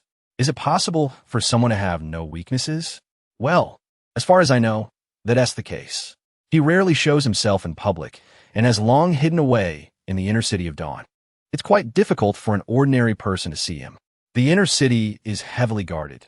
There have been assassination attempts, but they couldn't even touch a hair on him. Thus, whether through direct assault or covert assassination, success is elusive." At this point, Mu Jinhua sighed. What is even more frightening is that this guy is completely uninterested in women, exhibiting an utterly perverse nature. Otherwise, Wei Wuji wouldn't have been forced into this step. The driver gasped. "That is indeed quite perverse." Mu Jinhua nodded. "However, it doesn't matter much. Winter is fast approaching. This is the second snowfall. After the third snowfall, heavy snow will block the mountains and roads, and the entire north will fall silent. Both we and Ice City, as well as Black Mountain, will lack the capacity for long-distance travel. Any conflicts will be matters for spring. Is this triviality even worth mentioning? Over 10,000 women, I'll arrange 5 for you." "Ha ha ha. Thank you, Brother Mu." As Mu Jinhua and the driver shared a laugh, news came from behind. "Brother Mu, some women are crying. Can you not handle this? Tell them they have no choice. The Alliance has already abandoned them." Those who wish to climb higher by going to Dawn City should give up hope. Xiao Fan has no need for women. Joining our Yilin base is their only chance for survival. If anyone cries again, I'll toss them off the vehicle. After venting his anger, Mu Jinhua looked at the road ahead. Yilin City is mountainous, with few zombies, and this route is a quiet provincial road, making travel relatively easy. As soon as they passed the Wild Duck Gorge, they entered a wooded area, which felt significantly safer. A helicopter soared overhead, while below lay a series of rugged mountains cloaked in a blanket of white. Occasionally, mutated birds flitted through the sky. The commander reported that they had located the convoy from Yilin City, approximately 15 kilometers to the north. Do not pay them any mind. We shall continue our flight and land at the Wild Duck Gorge. The helicopter squadron pressed onward, leaving the Yilin City convoy behind, unnoticed by them. It wasn't until they hovered above the Wild Duck Gorge that they began their gradual descent. The gorge earned its name as it lay nestled between two small hills, with the road weaving through the valley. Sparse shrubs lined the slopes, frequented by wild ducks, hence the name. As Xiao Fan's team disembarked from the aircraft, they swiftly dispersed into the thickets of the forest. Everyone had donned new winter camouflage uniforms, designed specifically for the season. When the soldiers lay prone in the snow, they blended seamlessly with the surrounding white landscape.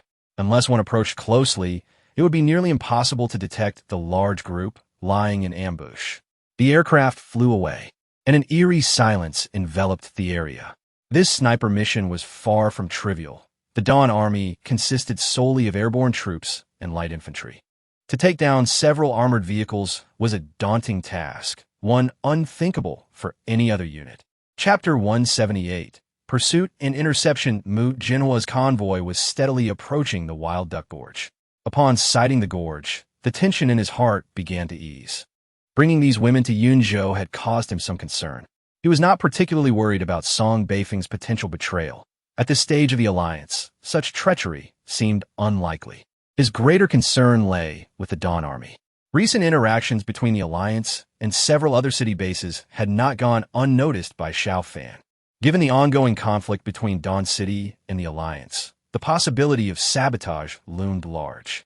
However, if they could safely navigate this passage, future troubles would likely be mitigated.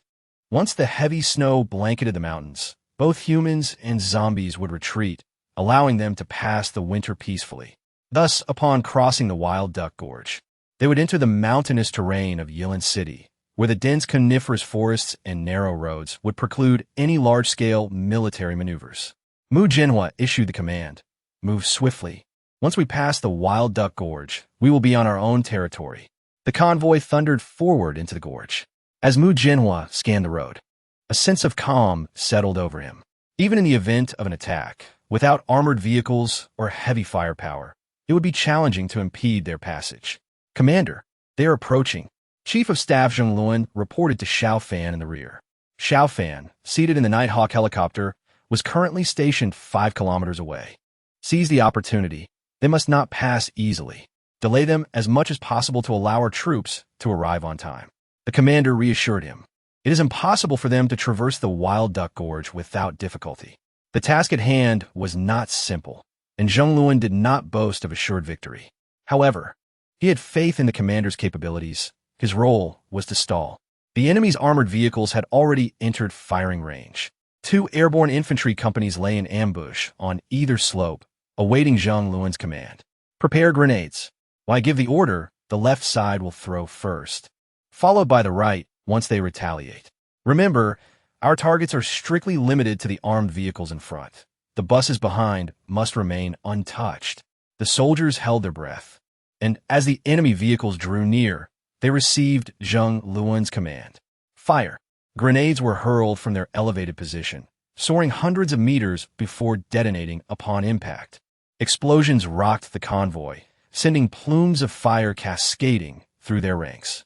The enemy's armored vehicles, while somewhat resistant to grenades, especially the armored cash transport, could not withstand the sheer volume of the assault. The blast from multiple grenades shattered the vehicle's bulletproof glass, leaving them as fragile as a spider's web. With over 100 grenades launched, several vehicles became immobilized and 2 exploded on the spot. The fiery eruptions and debris obstructed the road, forcing the enemy convoy to halt. Attention! Enemies on the right slope, return fire. Mu Jinhua's heart raced. His fears had materialized. He immediately commanded a counterattack. Each vehicle, equipped with mounted machine guns, pivoted to unleash a barrage of fire upon the right slope. However, the soldiers on the slope had found adequate cover behind dirt mounds or in ditches, rendering the enemy's fire ineffective. They returned fire, targeting the enemy's tires, intent on halting their advance. Brother Mu, our vehicles cannot maneuver on the road. There are too few that can fire, and we cannot suppress them. Damn it! Send some men to disembark. We must establish pressure to allow the rear vehicles to catch up. Some personnel exited their vehicles, using the armored cars for cover as they opened fire on the slope. At that moment, the hidden airborne troops on the left sprang into action. Another wave of grenades rained down, unleashing chaos. The armed personnel who had just disembarked were instantly obliterated by the blasts. Mu Jinhua's ill-fated decision resulted in catastrophic losses.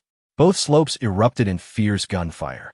Accompanying the airborne troops were Xiao Fan's guard company, equipped with rocket launchers and anti-air infantry.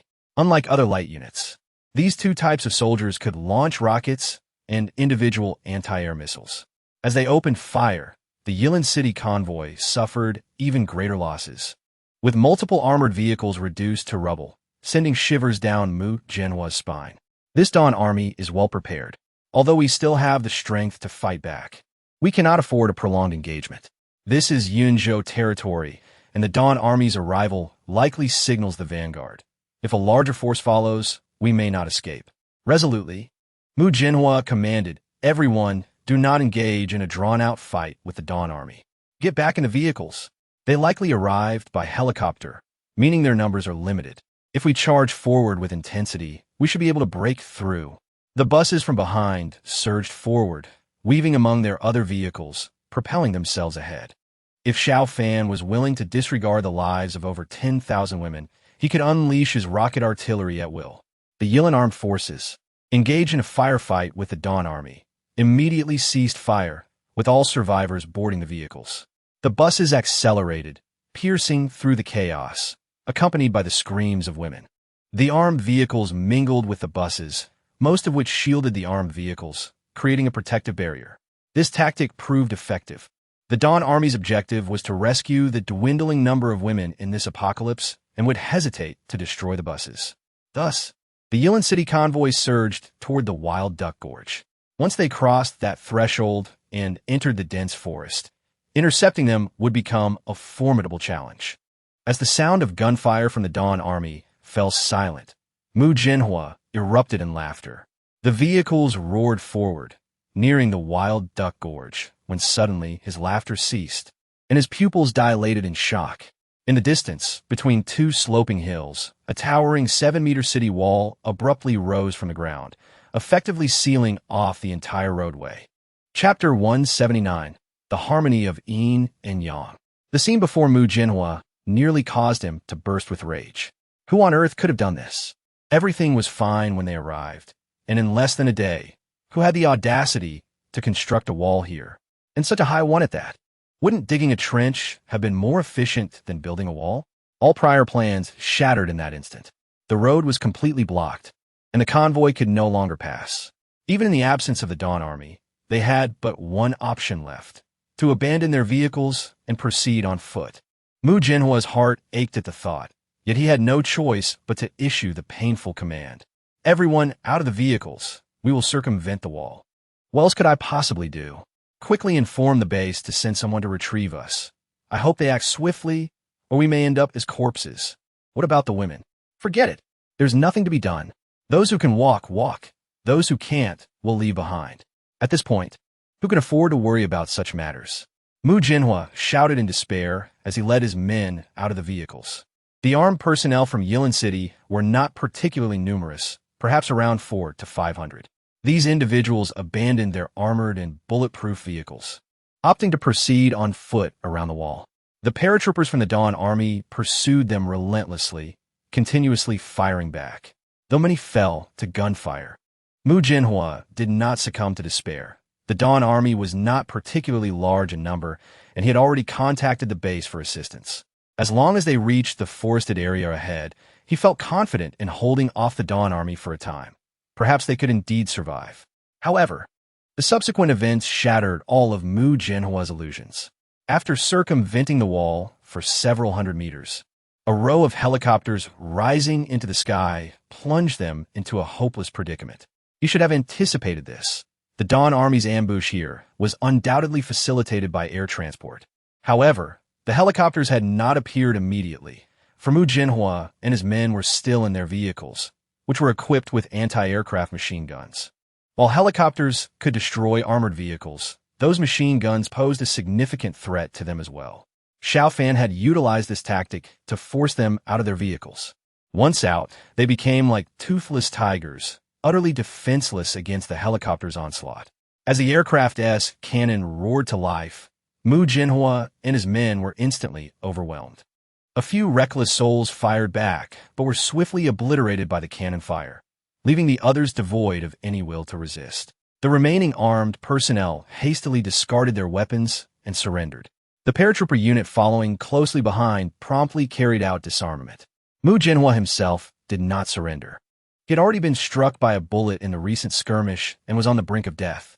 Faced with the current situation, he chose despair and opted for suicide. He believed that the leader Guan Rulong would seek vengeance for him, but he would not live to witness that day.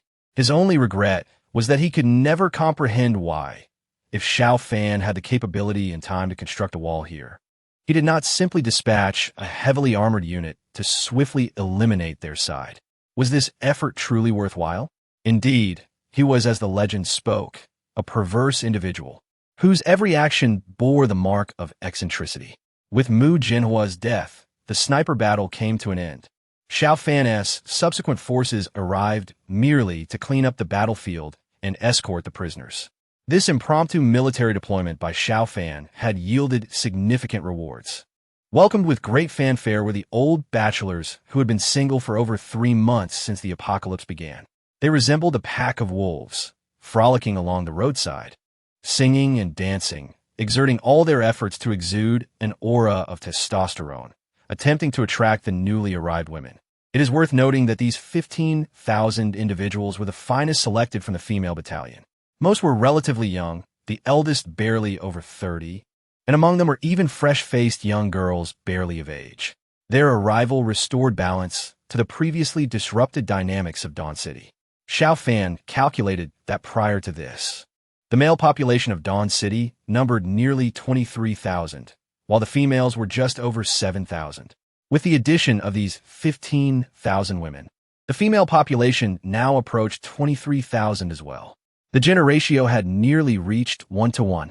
Dawn City was unlikely to have any bachelors left. Xiao Fan felt a deep sense of pride in this accomplishment, realizing that he was likely to face an influx of suitors in the near future. Though the trope of a hero saving a damsel in distress might be cliché, one could not deny its effectiveness. Xiao Fan even harbored some concerns about whether he would be able to manage it all. He had to instruct Shun Reihe of the guard company to inform these women about the rules of Dawn City, ensuring that it did not descend into chaos. Upon returning to the official residence, as Xiao Fan was bathing and tidying up, he heard a broadcast from Yilan City. It seemed that the people from Yilan were issuing a notification as they arrived in Yinzhou. The spokesperson of the broadcast was Guan Rulong's representative. The main content of the broadcast expressed Guan Rulong's extreme anger towards the actions of Dawn City.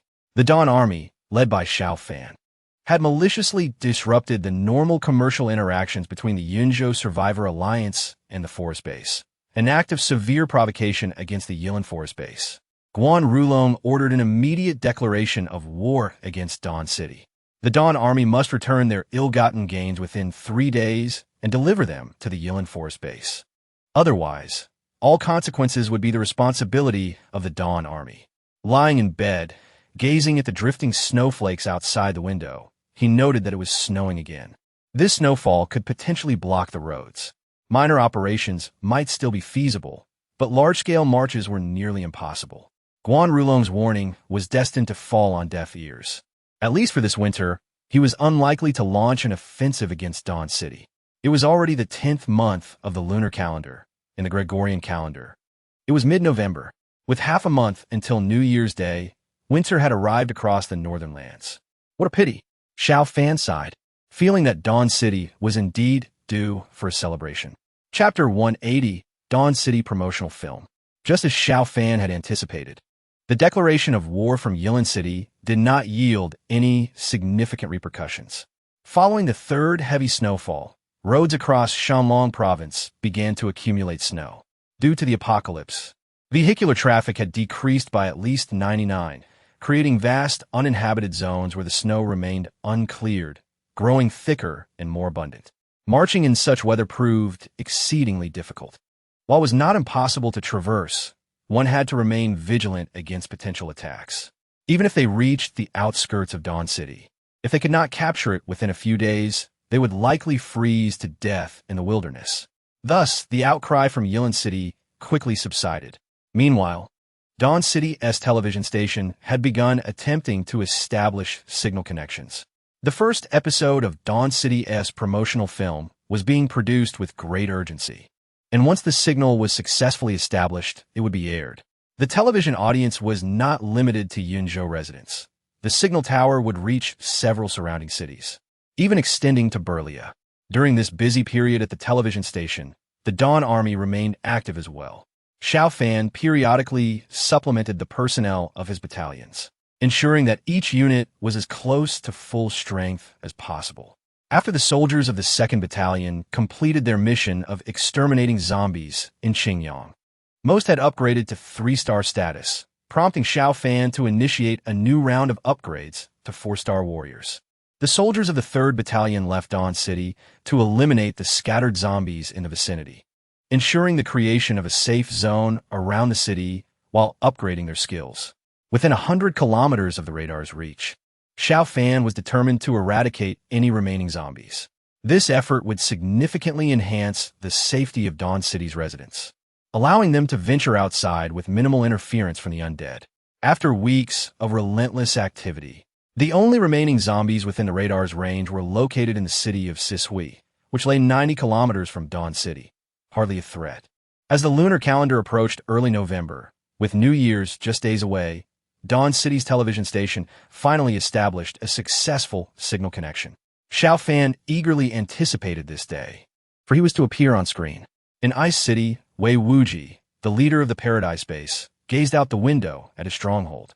This had become the largest survivor base in Shenlong province, with over 1 billion inhabitants before the apocalypse, now reduced to fewer than 1 million survivors. Among them, 500,000 had gathered under his command, making him the undisputed local ruler. Though fortunate to have achieved such status, Wei Wuji was acutely aware that he was not the most fortunate individual. His rise was attributed to a mysterious phone call received before the cataclysm, a call whose content still filled him with dread and disbelief. Much of what he possessed stemmed from that call and the support of its enigmatic sender. He was uncertain of how many such individuals existed, but it was clear that the person on the other end was among the elite of this world. Wei Wuji had his own objectives, the foremost being to establish himself as the unrivaled leader of Shenlong province, if not to seize control of it entirely. Initially, everything progressed smoothly. Neither Heishan, Yilan, Mudanqing, nor Jiankou could challenge the position of the Ice City base. However, the emergence of Dawn City disrupted his plans. If left unchecked, Dawn City could potentially expand its influence over Yunzhou and Yinyan. He was curious to discover what Dawn City truly entailed, but his current status rendered him ill-suited for any risky ventures. While Wei Wuji pondered these matters, one of his subordinates approached with news. "Leader, we have received a television signal." Quickly turn it on." Wei Wuji's spirits lifted, realizing this might be a transmission from Dawn City. As the television flickered to life, it initially displayed static. Since the onset of the apocalypse, all television stations had ceased operations, leaving nothing but snow on the screens. After some adjustments, the image transformed. The footage appeared to be aerial, though it felt as if the camera were perched upon a bird. Wei Wuji settled in front of the screen, captivated after months without television. The landscape of mountains and fields raced beneath the camera. The earth appeared vast and lush, suggesting the footage was recorded at least a month prior, before the snowfall. A brilliant river flowed gracefully into view, accompanied by a gentle, melodious female voice narrating the scene. The fertile black soil nurtured our civilization. The beautiful Haoyuan River has sustained our children. The voice felt familiar to Wei Wuji, reminiscent of something he had heard before the world changed, though he could not recall who it belonged to. The image continued, revealing an astonishing city bathed in sunlight. The setting sun cast a golden hue upon its walls, and the imposing fortifications hinted at their formidable strength. Wei Wuji's expression turned to one of astonishment. He had long heard tales of Dawn City, yet had never witnessed its grandeur firsthand. How on earth was this constructed? In a world ravaged by a lack of labor and rampant zombies, the construction of such a city must have been an immense challenge. The narration persisted. Dawn City stands at the foothills of the farm, the homeland of the red-crowned crane.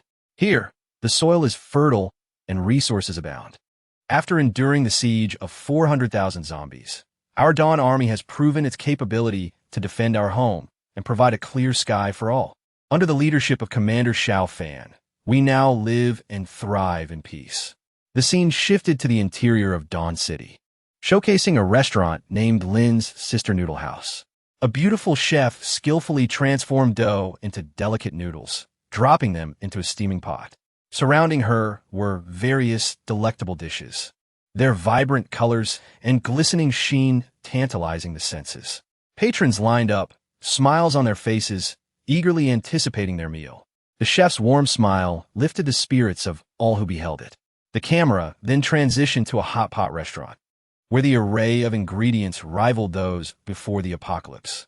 Diners laughed and clinked glasses, creating a lively atmosphere. Further along, a lavish clothing store displayed elegant attire, including international brands. A group of youthful girls giggled as they dashed past, their short skirts revealing fair legs that left onlookers entranced. As the camera panned, the sounds of vendors calling out their wares filled the air. Survivors and vehicles wore expressions of joy, clearly having enjoyed a fruitful outing. In the passenger seat sat another beautiful woman, clad in form-fitting leather that accentuated her alluring figure, a holstered firearm at her waist adding a hint of wildness to her demeanor. A group of strikingly beautiful women walked by, foreigners with golden hair and blue eyes, likely from the Barrier region. Rows of pristine new buildings and the impressive Dawn Hotel stood tall, with the Dawn Grand Theater featuring a leisure plaza at its entrance and a towering television tower nearby. The closing shot focused on a cannon in Dawn City. Computer-generated smoke wafting after a shot was fired. The scene shifted to Xiao Fan, clad in military attire, standing atop the city walls, his deep gaze surveying the horizon. The edited footage exuded an artistic flair, portraying Xiao Fan as both handsome and charismatic. Homeland of the Dragon, Northern Metropolis, dear compatriots, the harsh winter shall pass. I await you in Dawn City. Upon witnessing the final frame of Xiao Fan's striking profile, Wei Wuji couldn't help but furrow his brow slightly. He turned to his subordinate. What are your thoughts on Dawn City's promotional video? After a moment of contemplation, the subordinate replied, the city is vast and possesses considerable strength. And the inclusion of many beautiful women on screen will undoubtedly attract many survivors, predominantly men, to consider joining Dawn City once the video airs. That's hard to say. The subordinate mused.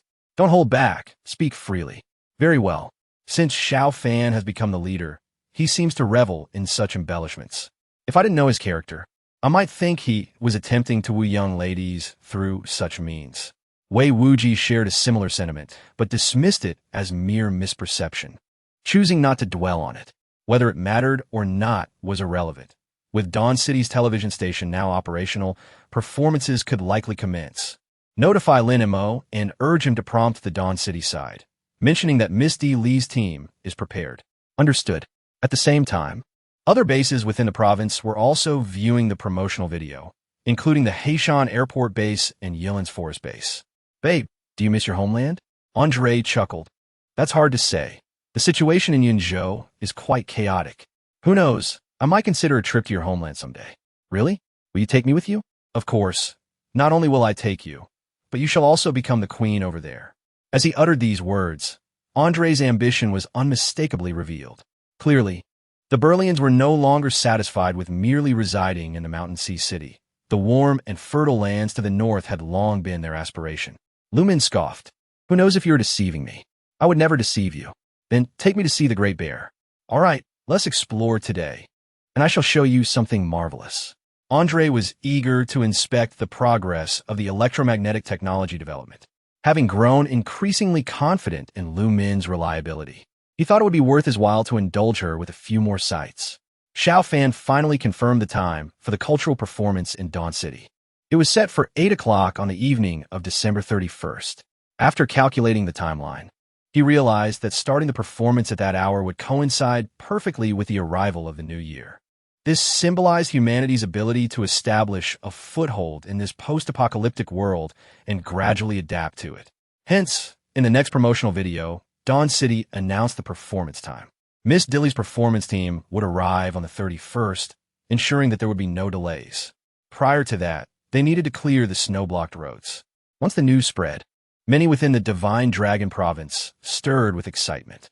Without mentioning Miss Dilly's performance, the promotional video alone had delivered a substantial shock to them. Compared to Dawn City, their own base could easily be described as a doghouse. The video conveyed many messages. From an aerial perspective, there were no zombies surrounding Dawn City, making it remarkably safe. People could even resume production there. This was an immense attraction for those living in a world of despair. Consequently, after the promotional video aired, a new wave of immigration towards Dawn City surged. Not only ordinary survivors, but also individuals from the Alliance began to discreetly leave the Film City base, preferring to trek through the icy wilderness to settle in Dawn City.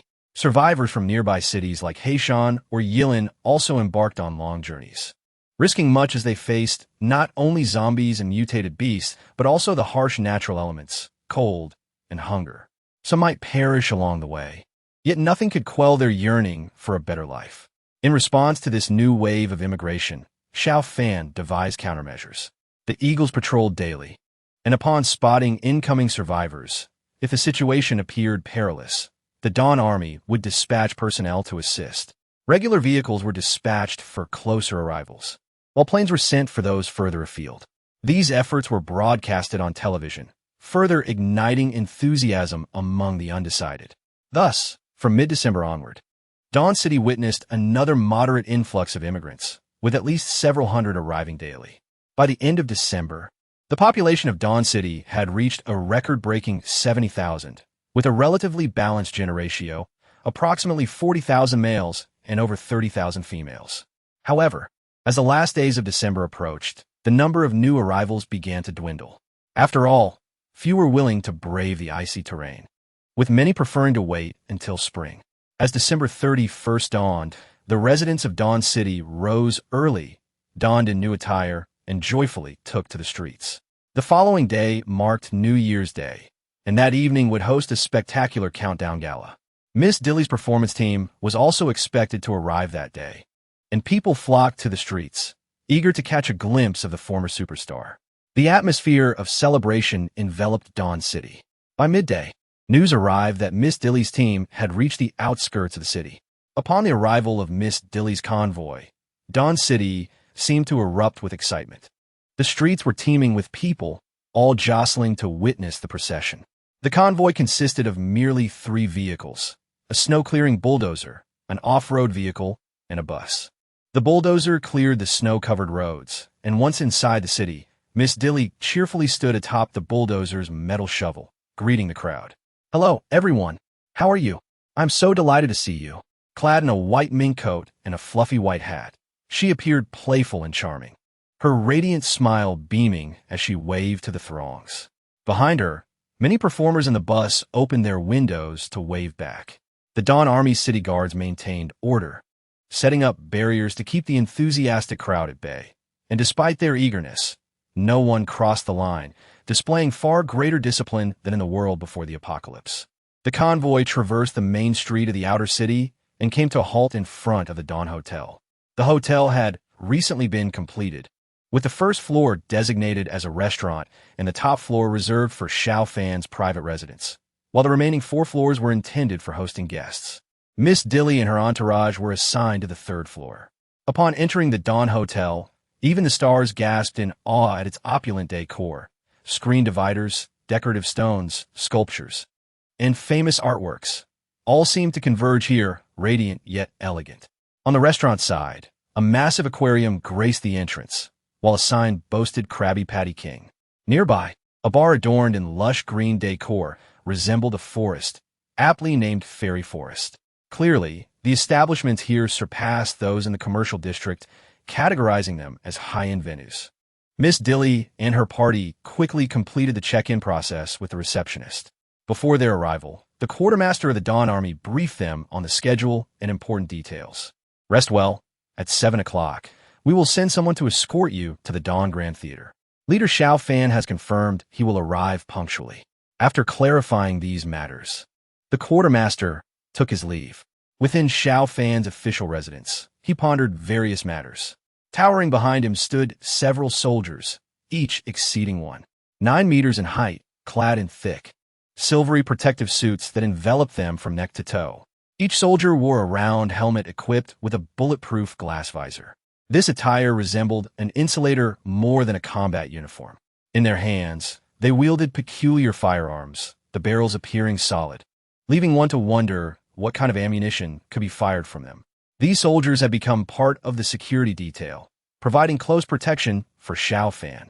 And most were 4-star warriors, marking the zenith of strength since he acquired his system. Yet Xiao Fan remained unsatisfied with the completion of the armored train.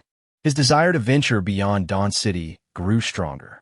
As the snow in the wild deepened and new survivors ceased to arrive, Dawn City found itself in a state of tranquil safety. He had resolved that once the cultural performance concluded, he would leave Dawn City and explore the southern regions.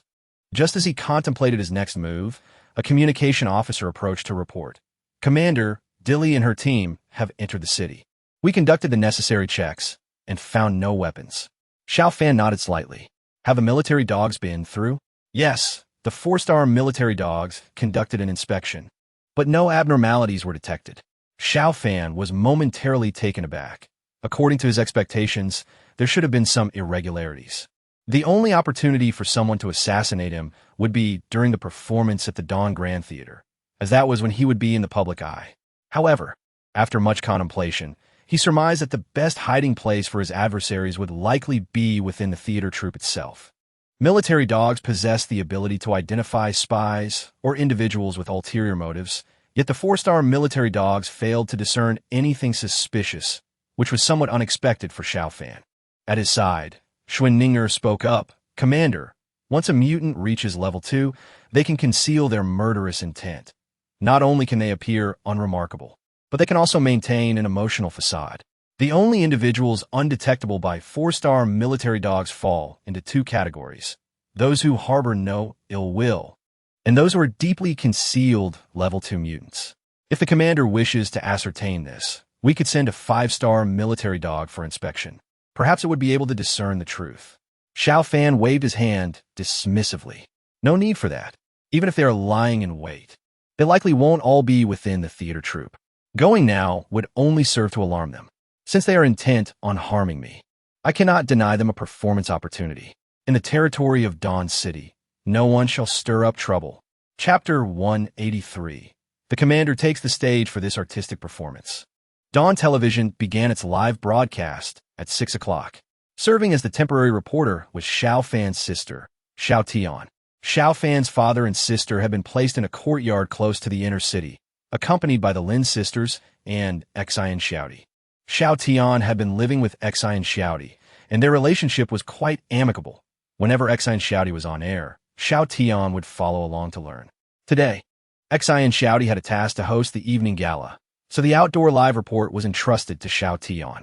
Under the secret protection of the Dawn Army, Xiao Tian, accompanied by a cameraman, began the television broadcast directly on the streets of Dawn City. This was a kind of warm-up, laying the groundwork for the evening's gala. In previous times, the viewership might not have been particularly high, but now it soared as there was no alternative to watch. As the broadcast commenced, Xiao Tian stood before the Dawn Grand Theater, clad in a down jacket and sporting a fan's plush hat. Winter nights fell darkly early, yet the theater's entrance was already illuminated by streetlights and a medley of neon signs. Behind Xiao Tian, a throng of people surged, obliterating any sense of an apocalyptic atmosphere. Hello everyone, this is Dawn City, and I am Xiao Tian. I am currently standing in front of the Dawn Theater. As you can see, the performance is yet to begin, but people have arrived early to await entry. The current temperature hovers around -20 degrees. It is quite cold. Yet the residents of Dawn City seem unfazed by the chill. The outdoor space is exceedingly crowded. As Xiao Tian spoke, her breath formed visible puffs of vapor, underscoring the frigid air. The camera followed her words, capturing the most authentic scenes of Dawn City. The square was bustling with vendors selling an assortment of goods: roasted fish, peanuts, sunflower seeds, beer, beverages, and bottled water. Anyone want to buy some discs? Brothers, want some discs? Buy 30, and I'll throw in a VCD player. Don't tell me you don't have a TV at home. You ask what I'm selling? Let me give you a riddle. Xijing has no Tokyo hot. Do you understand? Bring me a bottle of beer from over there. Sure. Do you want it room temperature or chilled? Is that even a question? Who will want chilled beer in this cold? Just give me room temperature. Here you go. 1 bottle for a point. Is this room temperature? This is just an ice block. Indeed, at -20 degrees, this is considered room temperature. The camera captured the lively atmosphere in front of the Dawn Theater. The performance team would not enter through the front door, but rather through the back, so the performers could not be seen arriving. Nonetheless, the crowd was substantial, with 2 individuals hiding in a corner, smoking and observing the scene. These 2 were none other than Wang Laishun and Zhu Heng, who had visited Dawn City a few days prior. Wang Laishun passed a black Jinlong cigarette to Zhu Heng, and the 2 took a puff while gazing at the sea of people. Laishun, have you got the tickets? I've got them. Soon we'll queue to enter. Wang Laishun expressed his frustration. Zhuge, you're here for something significant, and we're just entering like this? Zhu Heng chuckled, why not? The simpler the method, the more direct and effective it is. You won't need to follow me. We'll part ways. I prefer not to drag you into my affairs. Wang Laishun nodded and then inquired, Zhuge, how many of the top 10 masters do you think will show up? Zhu Heng shook his head. I'm not quite sure, but I'm certain that someone has infiltrated the performance troupe. However, most within the troupe remain unaware, believing they are merely here to perform. What if the task to assassinate Xiao Fan is completed by someone else?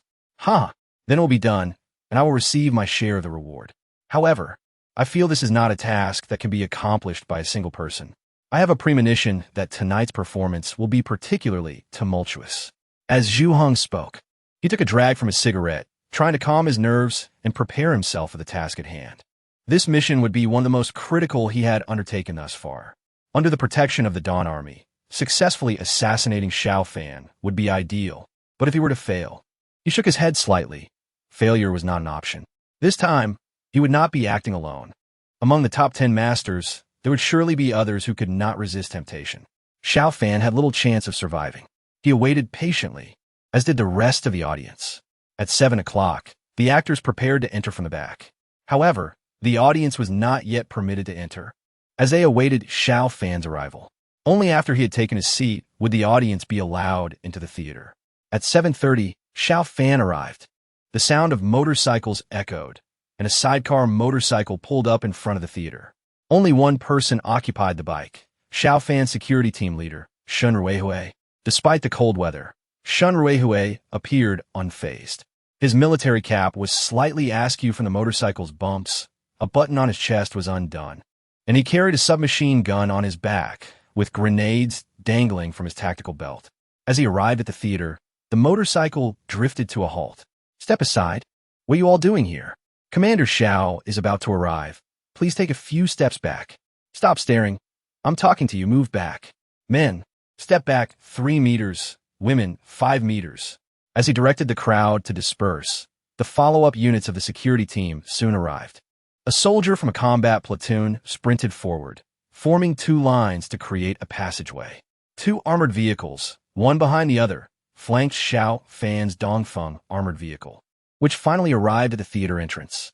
Elite soldiers from the security team disembarked, with Xiao Fan walking at the center. The moment he stepped out of the vehicle, a wave of cheers erupted from the crowd. Xiao Fan smiled, waving to those around him. How wonderful! So many beautiful women. As he moved through the crowd with a smile, he felt a tinge of regret for the modesty of the beauties of Dawn City. Behind him, the television broadcast closely followed. As Xiao Fan entered the theater, music began to play, with a resounding ding-dong, accompanied by an elegant piano piece. The commander made his grand entrance. Afterward, the audience entered, and the long-anticipated artistic performance was about to commence. Chapter 184. The performance begins. The Dawn Grand Theater is an elliptical structure capable of accommodating 3,000 spectators simultaneously. At the center of the northern side lies a colossal circular stage, with a gently sloped auditorium before it. The seating is divided into two sections, the VIP area and the general seating. Upon entering the theater, Xiao Fan was guided to his designated seat by the staff. Surrounding him, the soldiers of the guard unit swiftly dispersed, forming a formidable protective barrier. Behind Xiao Fan, two massive war bears crouched, their formidable presence blocking all angles from the rear, rendering any attempt to attack him from behind nearly impossible. Xiao Fan's loyal companion, Xiao Tian, lay at his feet. Above, the darkened ceiling of the theater was monitored by the keen eyes of war eagles. The soldiers of the Dawn Army were well aware that there might be threats against Xiao Fan, hence the heightened security measures. To his left sat Xuan Ninger, and to his right, Sun Feifei. Both young women were five-star heroes. Xuan Ninger's special skill was rapid shooting, while Xiao Fan remained unaware of Sun Feifei's unique ability. After settling in, a table adorned with an array of fruits and snacks awaited him. Below the stage, several staff members were already present, including those from the television station preparing for a live broadcast, as well as cleaning personnel from the theater. The photographer accompanying Xiao Xiaodi was adjusting his equipment, while an elderly man in work attire was sweeping the stage to finalize preparations. As Xiao Fan took his seat, ordinary audience members began to file in. For a city with a population of 70,000, a theater of 3,000 seats was indeed substantial. However, tickets for today were scarce, and soon the theater was filled to capacity. Xiao Fan observed this with satisfaction, recognizing that it reflected an improvement in the living standards of the people of Dawn City. Following a chaotic seating process, the time approached 8 o'clock. The television station had completed all preparations, with several cameras capturing multiple angles of the stage. The male photographer occasionally directed his lens towards Xiao Fan, though many others, primarily women, would also have their moments in the spotlight. The curtain on stage rose, revealing the final preparations as the countdown to the evening's festivities began. Above, shimmering spotlights flickered on and off. After 2 minutes, the brightest light suddenly extinguished, plunging the venue into darkness as the focus shifted to the stage. The performance was about to commence. A gentle piano melody began to play, and the curtain gradually parted. Xiao Fan reclined comfortably in his seat, anticipating the opening act. On stage, a man and a woman stepped forward. Xiao Xiaodi was resplendent in a red ensemble, her face adorned with light makeup, her hair elegantly styled, and her figure captivating under the stage lights. Beside her stood a male host from iCity, part of Miss D. Lee's performance team. Although he was not previously affiliated with the provincial station, he had become a temporary partner for Xiao Xiaodi due to a shortage of talent. It was evident that the two had practiced together backstage, both wearing smiles and exhibiting no signs of stage fright. Ladies and gentlemen, Xiao Xiaodi began. Good evening, esteemed citizens of Dawn City, and to our compatriots from all corners. The pair bowed, and Xiao Fan led the applause, which erupted into a fervent ovation throughout the theater. The winds of change bring spring back. The flying snow heralds the arrival of spring. The dawn light illuminates the earth. The fiery trees and silver flowers shine upon the starry river. In the first year of the apocalypse, we now commence the New Year's artistic performance in Dawn City. Another wave of enthusiastic applause followed as the audience, having endured the brutality of the apocalypse, understood the significance of this evening's celebration. A silver screen descended, and images began to emerge, revealing the subtitle, Act 1, The Twilight of Humanity. Following the subtitle, scenes from before the apocalypse unfolded, a bustling street filled with vehicles and people engaging in their daily lives. a time that now felt profoundly distant. A voiceover resonated. 5 months ago, we were still caught in the relentless grind of daily life, consumed by thoughts of work, finances, love, marriage, repaying mortgages, and ensuring our children were ready for kindergarten. We pondered how to avoid displeasing our superiors or being labeled as failures by our spouses. How much of our monthly income should we set aside for our parents? With such limited means, how could we live a modest yet fulfilling life? We scrolled through news, played games, and vented our frustrations online, believing we were invincible in a virtual realm. We once thought that was the essence of life, living quietly and simply.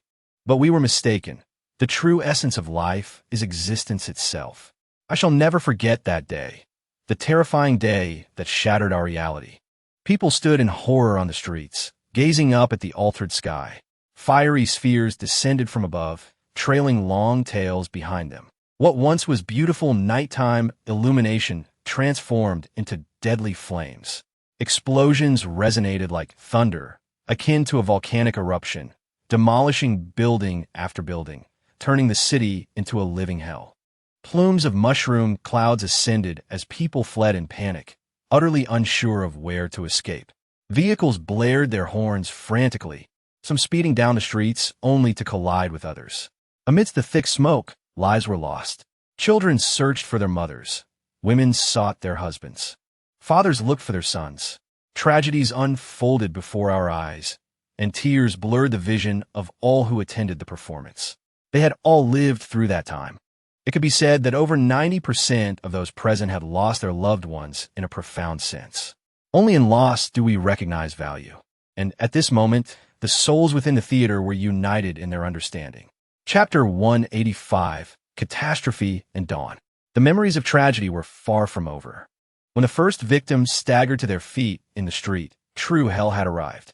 They transformed into a zombie, a beast driven solely by the urge to consume flesh. They lunged at a woman passing by, tearing into her with ravenous jaws.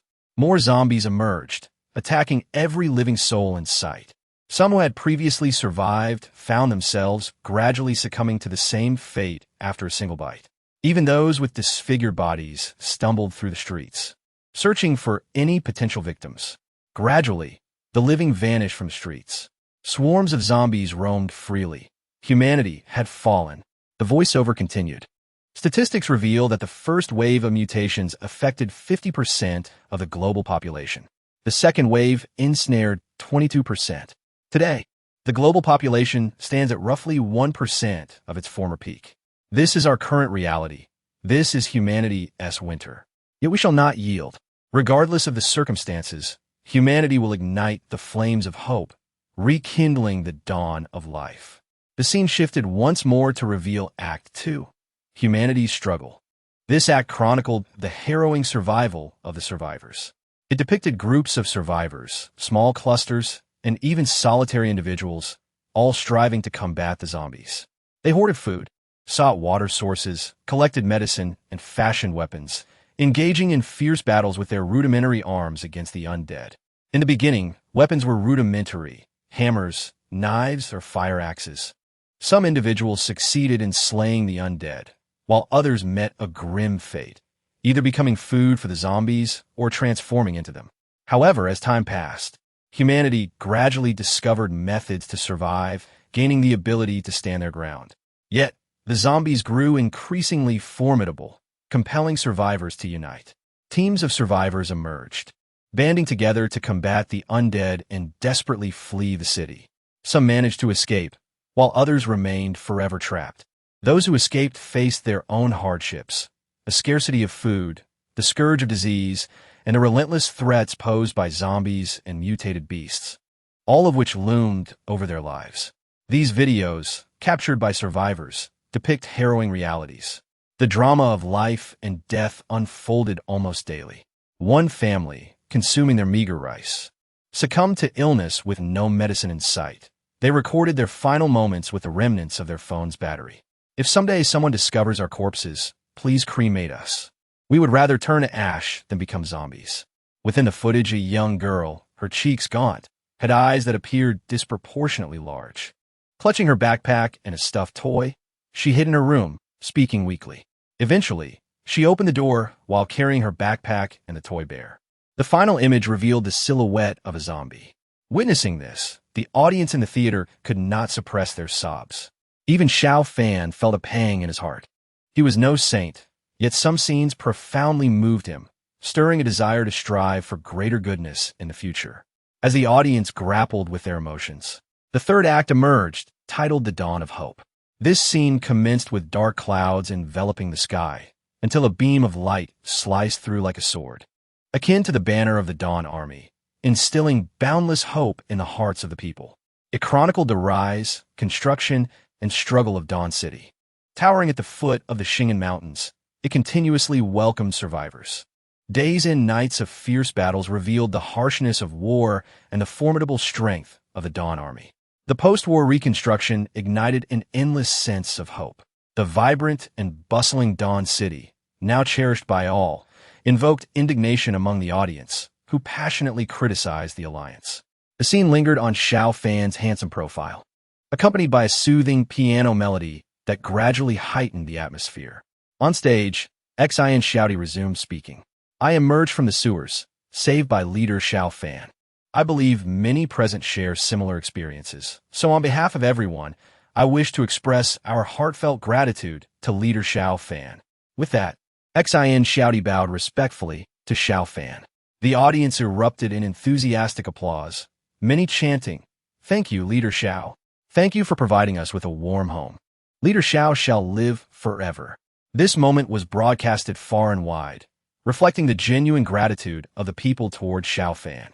He smiled modestly, thinking to himself, could you not just chant slogans, but offer something tangible? On stage, Xian Xiaodi continued cheerfully. Next, please enjoy a performance by the Little Swan Dance Troupe from Beria. They will present a traditional folk song from Beria. The night in the outskirts of Dawn City began. Chapter 186. The night in the outskirts of Dawn City. As Xian Xiaodi completed her announcement and temporarily exited the stage, a piano melody filled the air. On either side of the stage, a group of youthful Berian maidens captured the audience's attention.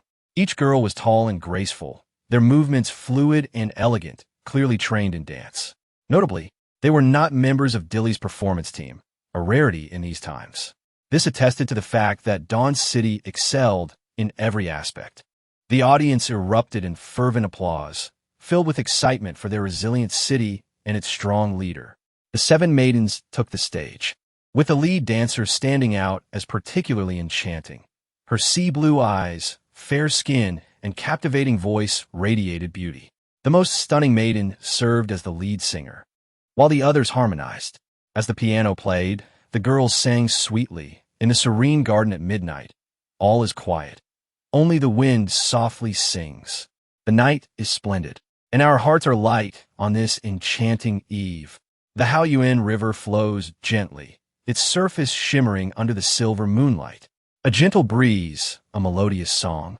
What a tranquil night it is. Our leader, Xiao, sits beneath the moonlight, silently watching us sing. I wish to speak to you, yet no, I cannot. So many words remain unspoken in my heart. The long night passes. Dawn approaches. How many maidens sigh for you? The lead maiden's low, emotive tones conveyed the anguish of unrequited love, evoking sighs from the audience. The harmony of the other maidens elevated the performance to sublime beauty, especially as they swayed gently in unison, prompting the audience to join in. When the performance concluded, the applause was thunderous, nearly lifting the roof. The opening act had set an exhilarating tone for the evening. Xiao Fan clapped gently, recognizing the lead dancer, Yulia, as an exceptional girl, albeit regrettably one who merely spoke without action. Beside him, the head of security, Shan Ruihui, could not help but sigh. What a wonderful girl. Such pure and beautiful love. Yet she loved someone so unreliable. While Yulia sang and danced, in Beria, Andre from the Mountain Sea City gaped in astonishment. He recognized Yulia. She was indeed the individual Mr. Ivan had tasked him with locating, the Princess of Beria.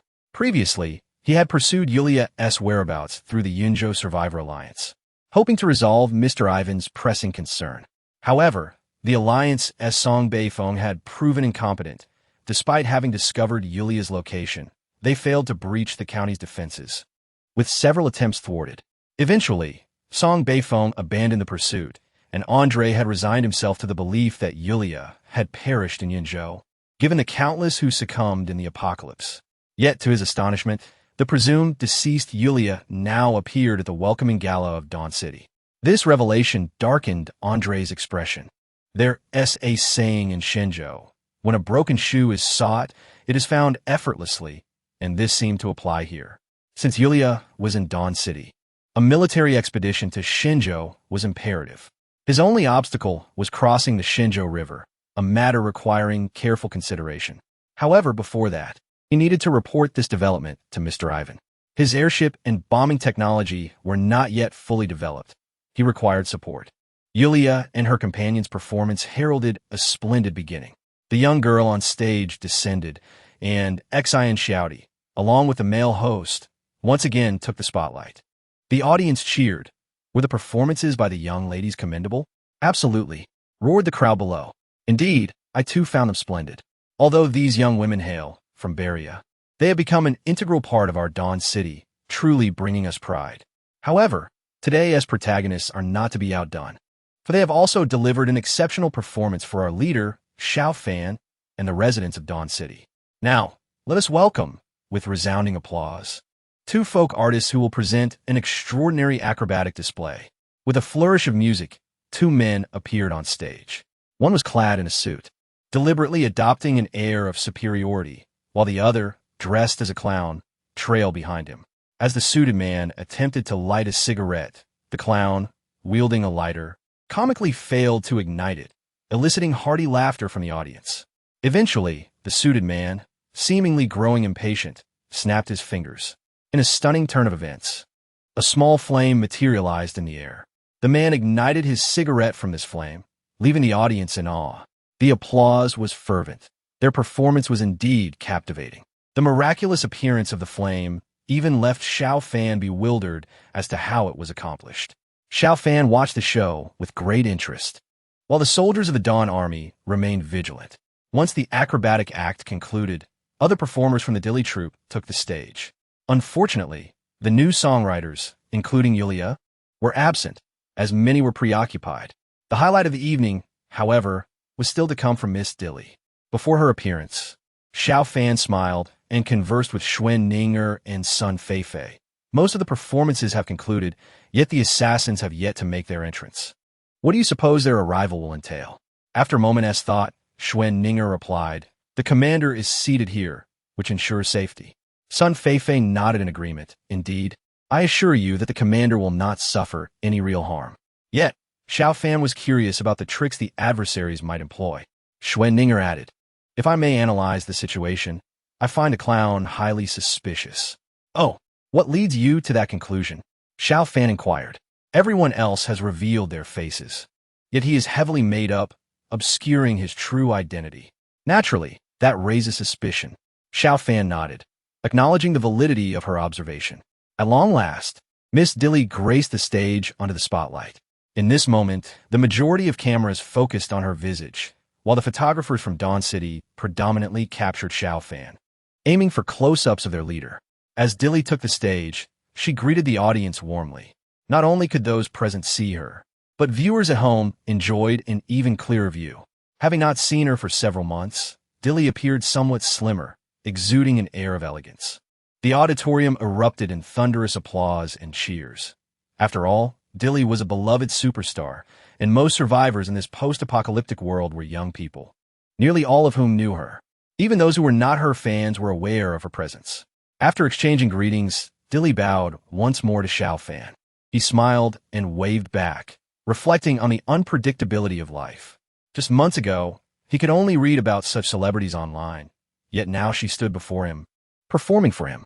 The vicissitudes of life were truly fascinating.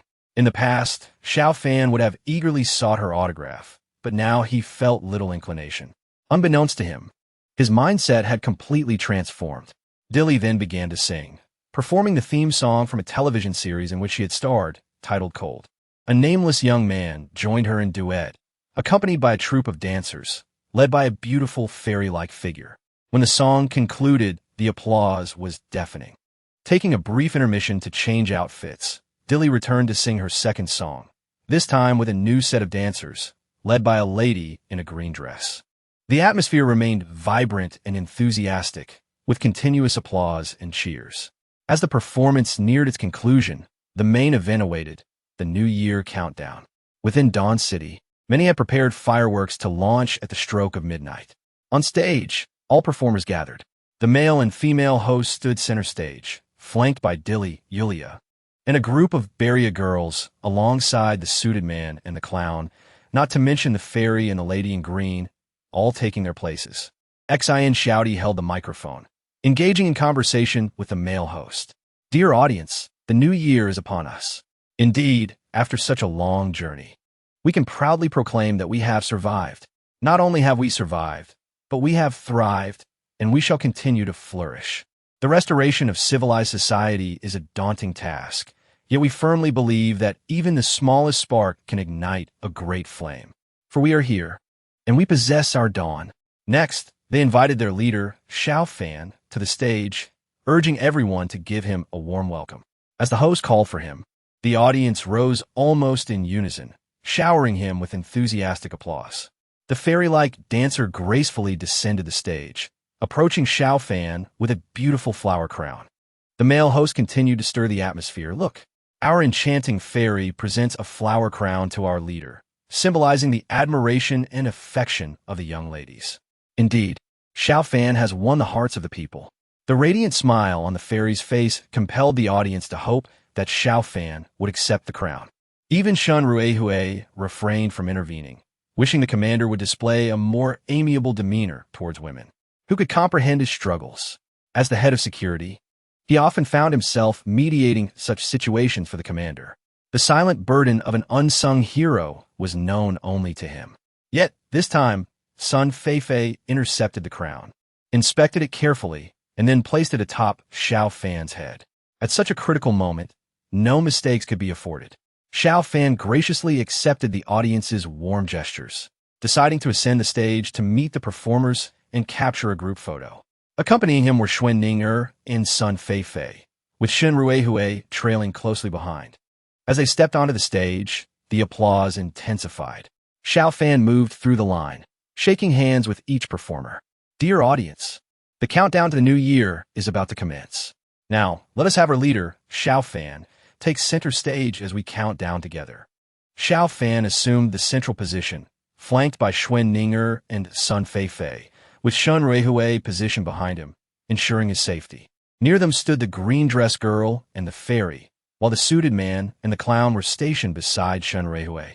Behind them, Yulia and the other members of the barrier troupe joined in for the photo. Below the stage, numerous photographers were busy capturing the moment. A male reporter from Dawn City Television occupied the prime spot, directing his lens toward Xiao Fan.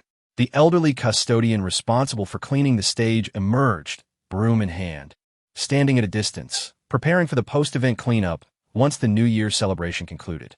The audience, numbering in the thousands, began the countdown, guided by the male and female hosts. 10, 9, 3, 2, 1. Happy New Year, everyone! Bang!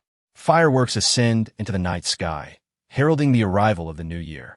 A flurry of camera flashes momentarily blinds those posing for photographs. Among the audience closest to the stage, Zhu Heng, seated below, discreetly reaches for his waist. Chapter 188. Assassination at Zhu Heng's waist. A row of small throwing knives is concealed within his belt. These blades evaded the scrutiny of the Dawn Army, which meticulously checks all attendees for firearms and other weapons, thereby allowing him to carry his knives without issue. Zhu Heng's hand rests on his waist, poised for action. Yet he refrains from striking immediately, having received prior notice of accomplices who would assist him. He intends to await the optimal moment to ensure a decisive blow. His mission is of paramount importance, and he is acutely aware that other skilled individuals are concealed on stage. If he times his move correctly, Xiao Fan will be doomed. Based on his analysis, there is a likelihood that Xiao Fan would ascend the stage to take photographs with the performers. When the camera flashes illuminate the scene, it will undoubtedly present the ideal opportunity. All eyes will be drawn to the stage, while he lurks in the shadows below, unnoticed. The performers above, blinded by the flashes, will be momentarily disoriented, providing him with the perfect chance to strike. He believes that his allies on stage will also be prepared to act. Zhu Heng observes as the male host turns after the photo session, raising the microphone toward Xiao Fan. Leader Xiao, would you like to say a few words? Xiao Fan graciously accepts the microphone, seemingly ready to speak. In that instant, chaos ensues. The male host's expression turns cold as he suddenly reveals a weapon. Every individual entering the Dawn Grand Theater undergoes a security check, with the exception of the soldiers of the Dawn Army, who are prohibited from carrying firearms. Yet the male host possesses a unique weapon, his microphone. Seizing the moment when Xiao Fan grasps the microphone, he violently twists it apart, revealing a gleaming short knife within. The host lunges, aiming the blade directly at Xiao Fan's chest. At that moment, Zhu Heng instantly recognizes the identity of this assailant. It is the ghost blade Wang Chong. Legends speak of his elusive knife skills, and no one knows where he conceals his weapons. Today, Zhu Heng finally witnesses this elusive figure. The man has proven remarkably patient, revealing no signs of his intent throughout the evening, only to strike at this critical juncture. As the situation escalates, the knife emerges from its sheath, and the audience's vision remains impaired. This deadly thrust may very well succeed. However, Zhu Heng underestimates Xiao Fan, who unexpectedly seizes the sharp blade at the crucial moment. Wang Chong's strike narrowly misses its target. Someone is attempting to assassinate Leader Xiao. A voice cries out, plunging the stage into chaos. Xiao Fan and Wang Chong grapple with one another, each exerting their utmost strength in a desperate struggle. Wang Chong endeavors to plunge the blade into Xiao Fan, who resolutely holds on, preventing the fatal thrust. The situation is dire. While some aim to assassinate Xiao Fan, others rush to protect him. Xuanninger and Sun Feifei, positioned beside him, prepare to intervene. Yet, at that moment, two individuals behind them, a flower fairy and a woman in a green dress, launch an attack on the pair. Zhu Heng swiftly deduces the identities of these two women. Among the top 10 experts, two are female, Bamboo Leaf Green Li Qianqian and Venus Flytrap by Xiao Dai. They must be the ones. Clad in a green dress and wearing green gloves, Li Qianqian brandishes her toxic weapon. As she strikes, dark green liquid splatters from her gloves. Hith hith, little girl, you have yet to understand the terror of a level 2 mutant. Today, you shall experience its might. Her strikes are swift as lightning, akin to a venomous snake lunging at Sun Feifei. Though Sun Feifei, a medic with limited combat prowess, manages to maintain her defense against Li Qianqian's relentless assault, she appears unyielding. Meanwhile, by Xiao Dai, the Venus Flytrap targets Xuanninger. Her weapon, a flower crown, conceals metallic components, which she wields with a swift, whistling motion, intercepting Xiao Fan's female bodyguard. You wish to assist your leader? It appears you shall have no opportunity. The flower crown swirls through the air, releasing a fragrant yet perilous aroma. Xuanninger refrains from drawing her weapon, aware that the stage is crowded and the enemy's movements are exceedingly agile. She aims to avoid collateral damage. Moreover, Xiao Fan has already instructed his subordinates on their roles, allowing Xuanninger to focus solely on her duties. As the combatants clash on stage, Zhu Heng silently marvels at the unfolding chaos. He never anticipated that the operation would provoke 4 of the top 10 experts into action simultaneously. Yet, despite this upheaval, they have yet to subdue Xiao Fan, causing him to reassess the capabilities of the Dawn Army. At this moment, Zhu Heng hesitates to reveal his presence. If Wang Chong succeeds with the aid of Li Qianqian and by Xiao Dai, he may not need to act at all. After all, the challenge of retreating after eliminating Xiao Fan looms large. If the attempt fails, his own intervention would likely be futile. Without absolute certainty, he chooses to bide his time. Upon witnessing the assault on the commander, Shen Ruihe, positioned behind Xiao Fan, prepares to assist. 3 individuals currently protect Xiao Fan: Shen Ruihe, Xuanninger, and Sun Feifei. Caught off guard by the 2 female assassins, only he remains capable of safeguarding the commander. However, just as he is about to intervene, the clown beside him seizes his arm. Shen Ruihe struggles to break free, but the clown's voice erupts with a ferocious roar. Stop right there. The thunderous command reverberates like a tiger descending from the mountains, ringing in Shun Ruihui's ears. The clown's grip, akin to a tiger's claw, firmly constrains Shun Ruihui's shoulder. In his haste, Shun Ruihui finds himself unable to escape. It is the Tiger King Du Laoqi. Before the apocalypse, Du Laoqi was a martial artist, and after his mutation, his close-quarters combat ability has become extraordinary. Facing Shun Ruihui, he unleashes a ferocious onslaught, his claws striking with immense force, ensnaring Shun Ruihui. Frustration wells within Shun Ruihui. With the stage crowded, he cannot recklessly fire his weapon and must rely on his fists to contend with Du Laoqi. Meanwhile, the chaos above escalates, and the Dawn Army reacts swiftly, surging toward the stage. A man in a suit, who stands beside the clown, suddenly leaps forth, brandishing a torch. Ha ha ha! Dawn Army scum. Halt!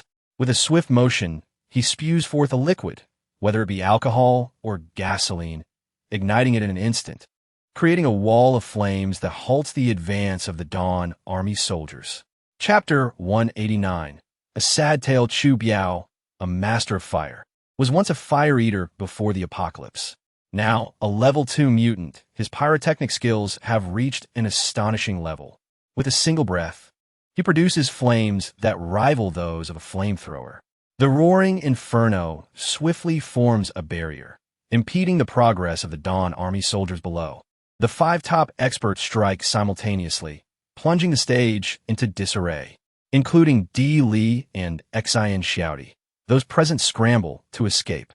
The dance troupe from Beria hastily retreats toward the back exit. Although the Dawn Army soldiers are obstructed by the flames, enormous battle eagles descend from the skies, intent on rescuing Xiao Fan. At this moment, another figure emerges. The photographer who had been stationed at the foot of the stage suddenly leaps into action. In his grasp, he held a remarkable contraption, a support structure beneath a camera. Several legs of this structure had been inexplicably joined together, forming a spear over 3 meters in length. Beneath the stage, he leaped and brandished this long spear, its shaft creating a blur of motion that managed to thwart the approach of a soaring war eagle. The chameleon-like Xiao. No one could fathom how he had disguised himself as a photographer from Dawn Television, yet this individual exhibited remarkable restraint. In truth, he had ample opportunities to strike at Xiao Fan, yet he refrained from doing so.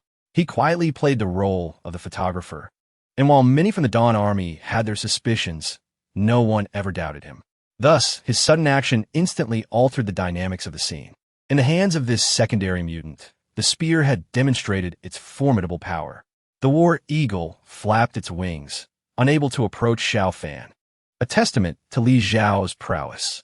Perhaps he could not hold off the eagle for long, but he only needed to delay its support for a few seconds, for he was aware that others were executing an assassination mission behind him. At this moment, Zhu Heng realized it was time for him to take action.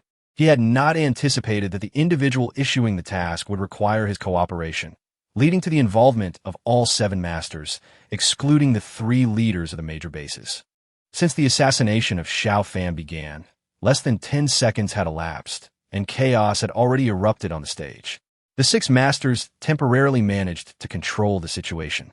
If Zhu Heng failed to seize the moment now, he might as well find a tofu block to smash his head against.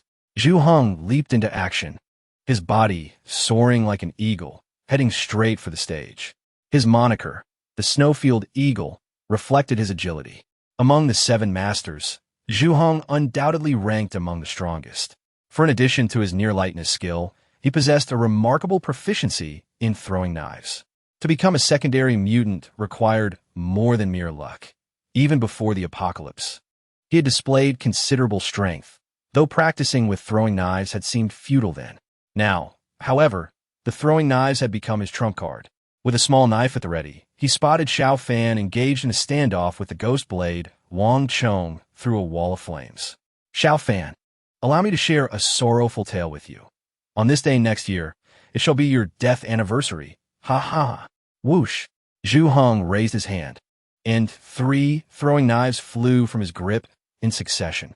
Gleaming streaks of cold light pierced through the fiery barrier, striking Xiao Fan squarely in the chest. Hood, hood, hood.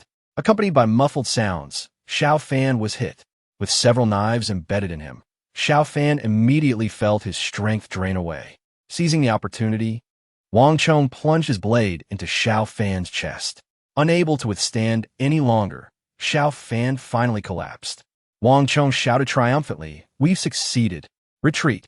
The assassins, still entangled on the stage, immediately scattered. The Dawn Grand Theater had 4 exits: the main entrance, 2 side doors, and a back door behind the stage. The audience had descended into chaos, rushing recklessly towards the exits, making it difficult for the Dawn Army to maintain control. The assassins swiftly dispersed.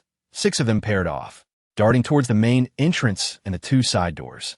Their speed was extraordinary. Upon leaping from the stage, they plunged into the throng. In such tumult, the crowd was undoubtedly the safest refuge. The masses surged forth like stampeding wildebeests, heedless of the danger, and the assassins blended seamlessly into their midst, confident that the Dawn Army would not indiscriminately fire upon them. Once they escaped the theater, they would be essentially safe. Each assassin wore a smile of triumph, having not anticipated the assassination would proceed so smoothly. The fate of the Dawn Army was of no concern to them. Their sole focus was to flee as swiftly as possible. When Wei Wuji issued the mission, he had instructed them to flee immediately upon successful assassination, assuring them that helicopters would be dispatched to extract them once they breached Dawn City. Despite its stringent defenses, those measures were primarily aimed outward. The city's primary fortifications were its walls, yet there existed direct access points leading to the top of those walls from within. Though watchtowers and guards remained, evading bullets had become second nature to these secondary mutants. Thus, they felt confident that breaking through the chaos would not pose a significant challenge. Just as they were about to escape the theater, a convoluted scene unfolded on stage. At that moment, the head of security, Shan Ruihui, crouched beside the fallen Xiao Fan. He suddenly shouted towards the fleeing assassins, "Shall I share a sorrowful tale with you as well?"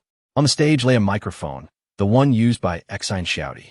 Shan Ruihui's words echoed through the theater's sound system, drawing the attention of the assassins still rushing with the crowd. Zhu Heng heard Shan Ruihui's proclamation, but paid it little mind, having already narrated his own tragic tale, Xiao Fan's demise. Whatever the Dawn Army had to say was merely a futile attempt to salvage their dignity. He smiled, shaking his head, choosing to disregard Shan Ruihui. As the crowd continued to surge outward, Shan Ruihui raised his hand and pulled a mask from Xiao Fan's face. Beneath it lay a relatively unfamiliar visage. Shaking the mask in his hand, he continued to shout, "You nearly eliminated our commander's decoy." The assassins preparing to exit the theater halted in their tracks. This was indeed the most sorrowful tale. As the assassins rushed to the exit, they soon learned that the individual they had slain was not Xiao Fan. Even secondary mutants were reeling from this disheartening revelation, with the exception of Zhu Heng. He did not wish to play the hero by remaining for another attempt at assassination. Rather, he had chosen a different escape route than the others, while the remaining 6 opted for the main and side entrances. Zhu Heng made his way to the back door. His strategy was meticulous. Exiting through the main or side doors would undoubtedly invite the Dawn Army's preparations, and they would likely face sniper fire upon exit. Thus, amidst the chaos, Zhu Heng quietly approached the side of the stage, where actors and a few crew members were exiting.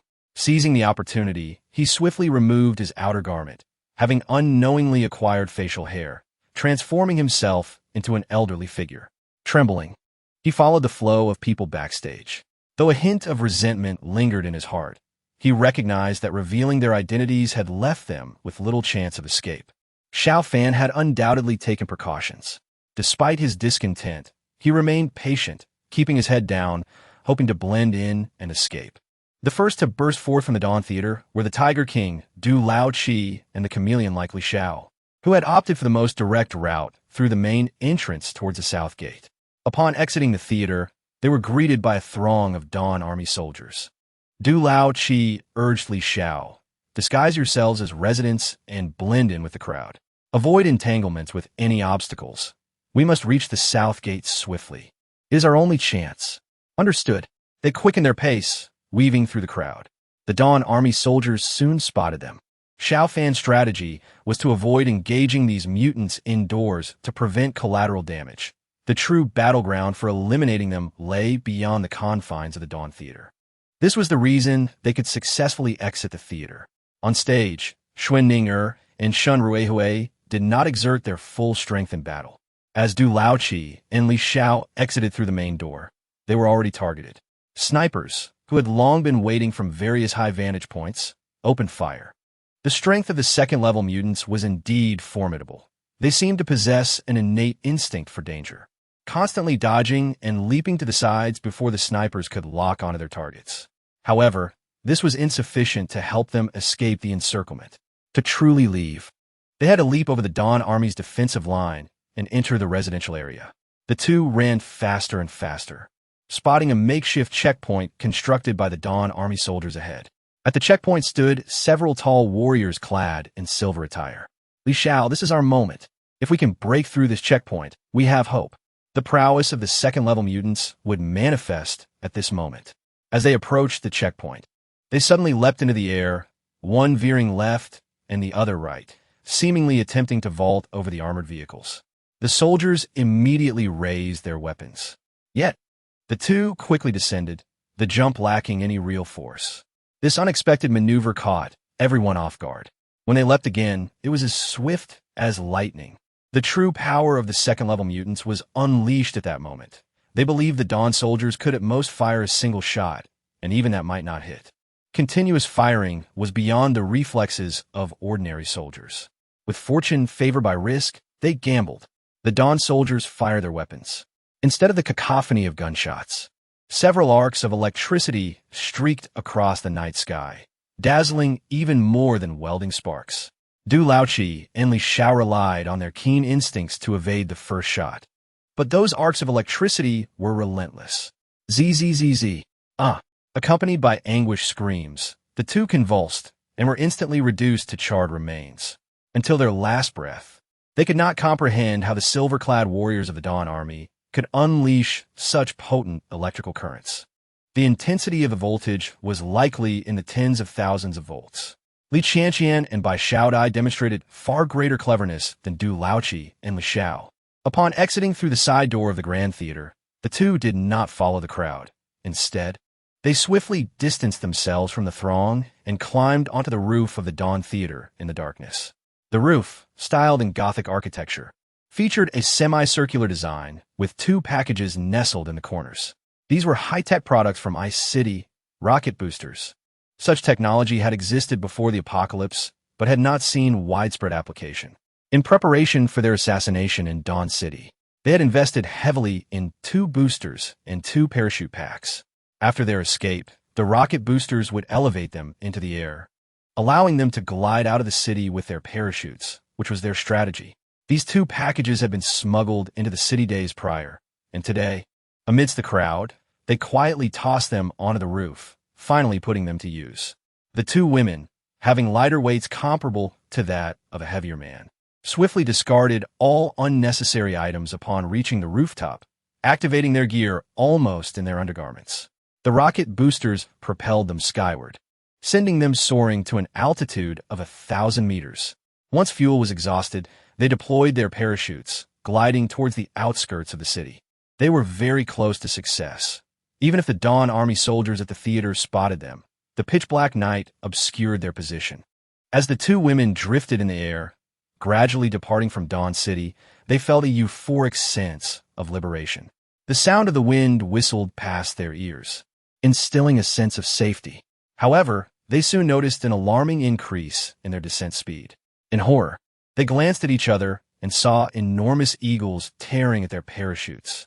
The 2 female assassins let out terrified screams, but regardless of being second-level mutants, they had no wings. Suspended in mid-air, their fates were sealed. Chapter 191. The curtain falls. Ghostblade Wang Chong and Fire God Chu Biao burst out of the theater, their target set on the banks of the Haoyuan River. They had gathered intelligence about Dawn City, piecing together fragments of information and anecdotes that hinted at the existence of a water monster in the river. However, they were uncertain of its true nature. Yet they saw an opportunity. Escaping along the river and slipping through a water gate was their sole chance. faced with the innumerable guns of the Dawn Army. They preferred to confront a water monster. They were well prepared. Chu Biao possessed the ability to ignite fire using chemical substances, and Wang Chong had carried a substantial amount of such materials. Upon emerging, they sprinted recklessly toward the riverbank, successfully evading the Dawn soldiers, but not the military dogs. As they dashed out, dozens of military dogs locked onto them. The pack resembled a wolf pack in the night, their eyes glowing green as they pursued closely behind. At that moment, Chu Biao showcased his prowess. Flames erupted continuously, forcing the dogs to retreat. Animals inherently fear fire. Even the military dogs, despite their rigorous training, could not approach the searing flames and fiery hoops. The two managed to get closer to the riverbank. Biaozi, we've reached the riverbank. The surface of the Haoyuan River was already coated with a thin layer of ice. Don't get too close. Let's run along the riverbank. When we near the sluice gate, I'll ignite the river surface. If the water monster is real, it won't dare approach, and we can dive to escape. Once we pass the sluice gate, no one will be able to catch us. All right. Ghost Blade Wang Chong scattered some chemical substances, and Chu Biao reignited the roaring flames. At that moment, the river suddenly erupted with waves. Be careful, the water monster is coming. Perfect timing. If we strike it with fire, we will win. The two had long been prepared and leapt almost simultaneously. The second-level mutants easily jumped over 3 meters high. From their elevated position, they indeed spotted a massive shadow in the river. Ignite! Chu Biao unleashed a torrent of flames from all the chemical substances he carried, sending them soaring into the air. After all, they would be useless in the water. This was their only opportunity. They believed that all creatures feared fire, and the water monster would be no exception. However, to their shock, the enormous water monster emerged from the depths and exhibited a peculiar behavior. It sprayed water, like an octopus or giant squid. It could eject a jet of black, ink-like water. This water could be used for both escape and attack, and it even contained toxins. The force of its spray was more powerful than that of a fire truck. A jet of black water shot forth, dousing Chu Biao's flames mid-spell. In the air, Chu Biao and Wang Chong became drenched. The putrid black water hurled them to the ground, where the pack of military dogs awaited, having held their breath in anticipation. The dogs surged forward, and the 2 second-level mutants screamed in agony. The ink of the water monster was toxic and already heavily injured. They could not withstand the dog's assault, meeting a gruesome end as assassins. Zhu Heng was still unaware that his companions had perished. Following the troupe of actors, he entered the backstage area. Although he had temporarily disguised himself as an old man, Zhu Heng knew there were no old men among the actors, making his appearance somewhat conspicuous. Thus, he needed to find a less noticeable way to blend in. He noticed in the corner an elderly man, hunched over with a broom, tidying up the area. Zhu Heng immediately recognized an opportunity. He quickly approached the old man, a broad smile on his face, and said, "Good sir, how old are you this year?" The old man glanced at him and replied, "Not yet 100. Zhu Heng chuckled, "You are quite humorous, dear sir. Alas, in this era, there are not many of us of such age left, so we must support one another." The old man nodded slightly in agreement. "You must be frightened by the recent assassination attempt, unable to move, right? Allow me to assist you out." Zhu Heng took the broom from the old man with one hand while supporting him with the other, and together they wobbled toward the exit. In such circumstances, it seemed unlikely that the Dawn Army would intercept them. Upon exiting the theater, they found themselves in a state of martial law. Distant gunfire and the barking of dogs could be heard, indicating that several companions had likely encountered danger.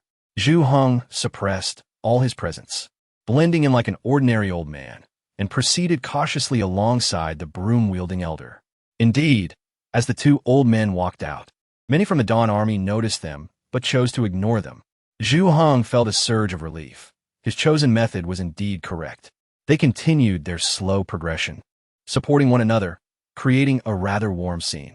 Suddenly, the old man beside Zhu Heng looked at him and inquired, "Why is it you?" "Huh? What do you mean?" "Good sir?" Zhu Heng felt an ominous premonition. The old man continued, "I thought that someone escaping from backstage would likely be an easy impersonation of an actor. Perhaps that flower fairy or the lady in green. I did not expect it to be an old man like you. It's quite disgusting. You. Who are you? Zhu Hong realized he had been unmasked and swiftly drew a small throwing knife, pressing it gently against the old man's waist. Simultaneously, the old man aimed a gun at Zhu Hong's side. Zhu Hong's heart raced. As a second-level mutant, his physical prowess was formidable. Even if he were shot a few times, it would not be catastrophic, provided it was not from a heavy machine gun or sniper rifle. Ordinary firearms posed little threat to them. The identity of the old man in front of him had become less significant. He needed to eliminate the threat immediately. Thus, Zhu Hong decisively struck. With a forceful thrust, the knife plunged down. The old man fired simultaneously. Boom! A shockwave propelled Zhu Hong several meters away, the violent explosion nearly obliterating his lower half. Gun, grenade, blood trickled from Zhu Hong's mouth. He seemed to have deduced the identity of his assailant. Indeed, the old man removed his mask, revealing his true identity, Xiao Fan. On the brink of death, Zhu Hong grasped a fleeting clarity. With the last vestiges of his strength, he uttered, "You, lie in wait for the rabbit." Xiao Fan, wiping his hands, glanced at the fallen Zhu Hong and spat, "Indeed. I intended to wait for a little rabbit, but I did not expect to find a wild boar instead.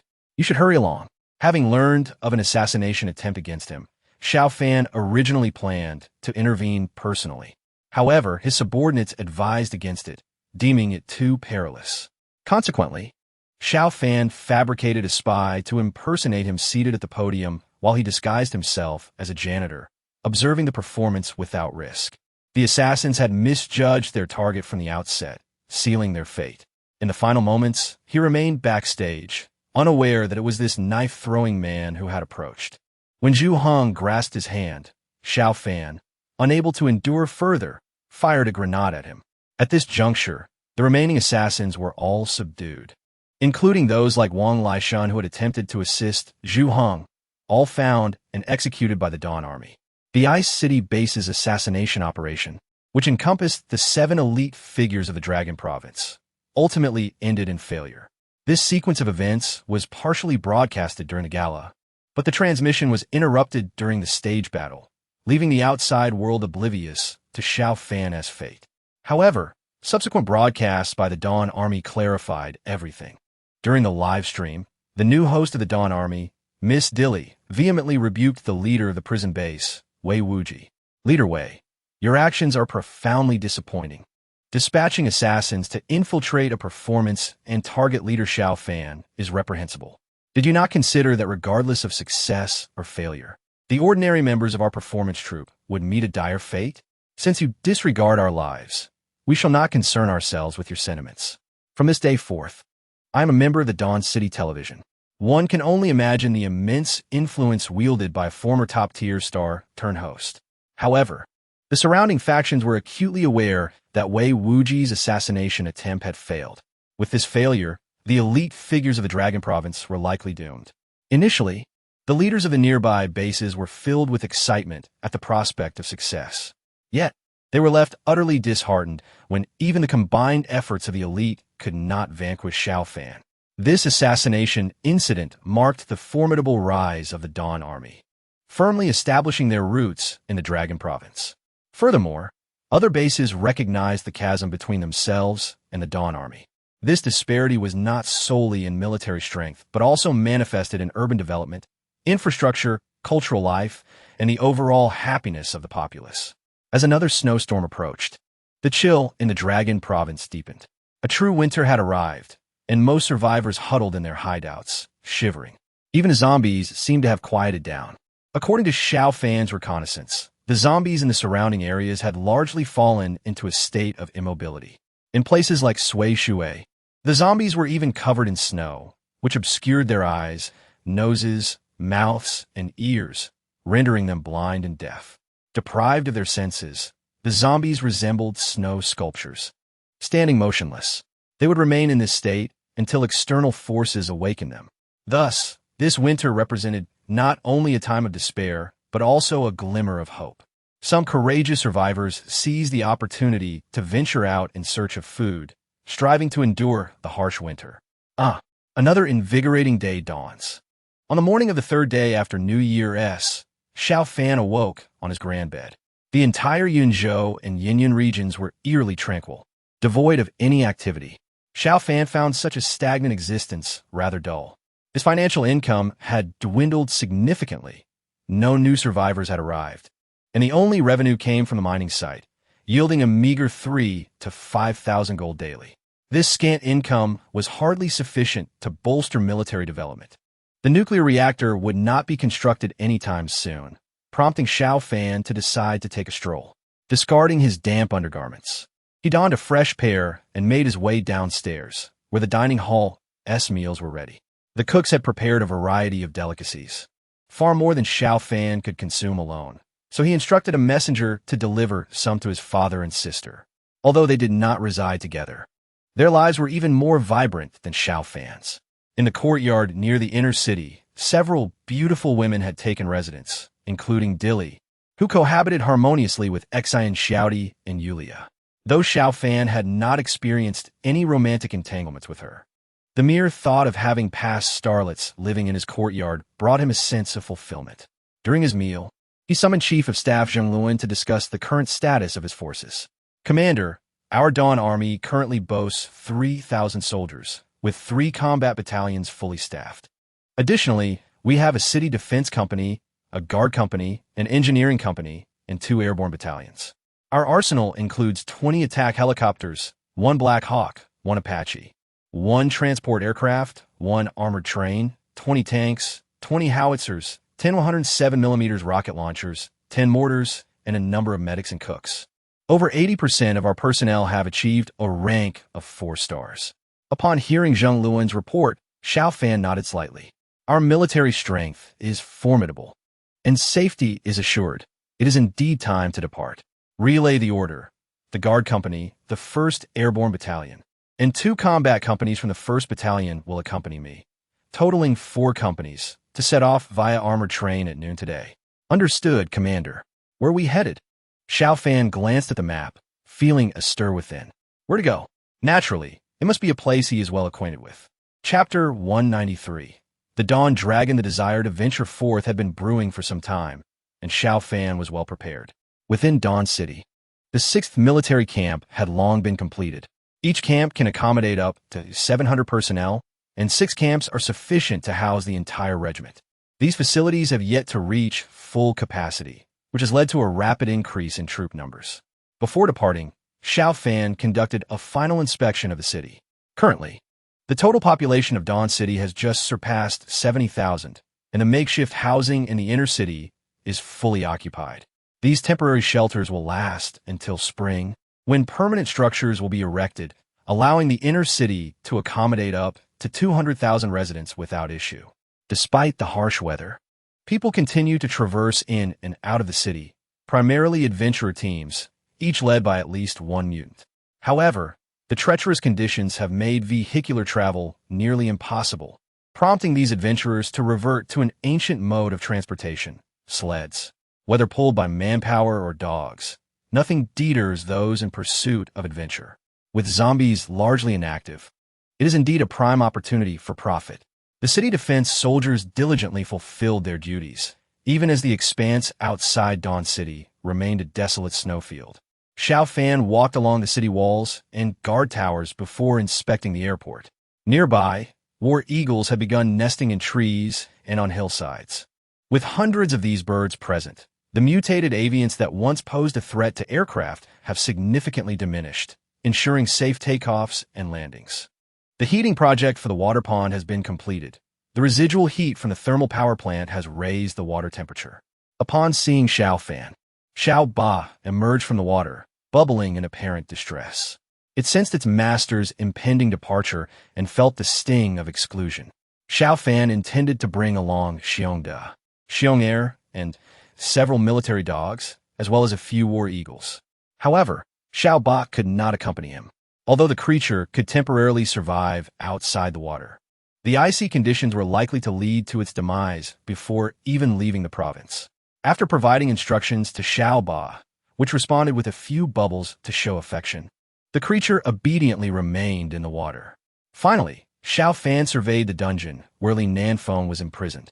Li Nanfeng remained confined, and the bitter cold seemed to have rendered him lethargic, remaining motionless in his cell. After inspecting all crucial locations, Xiao Fan bid farewell to his father and sister.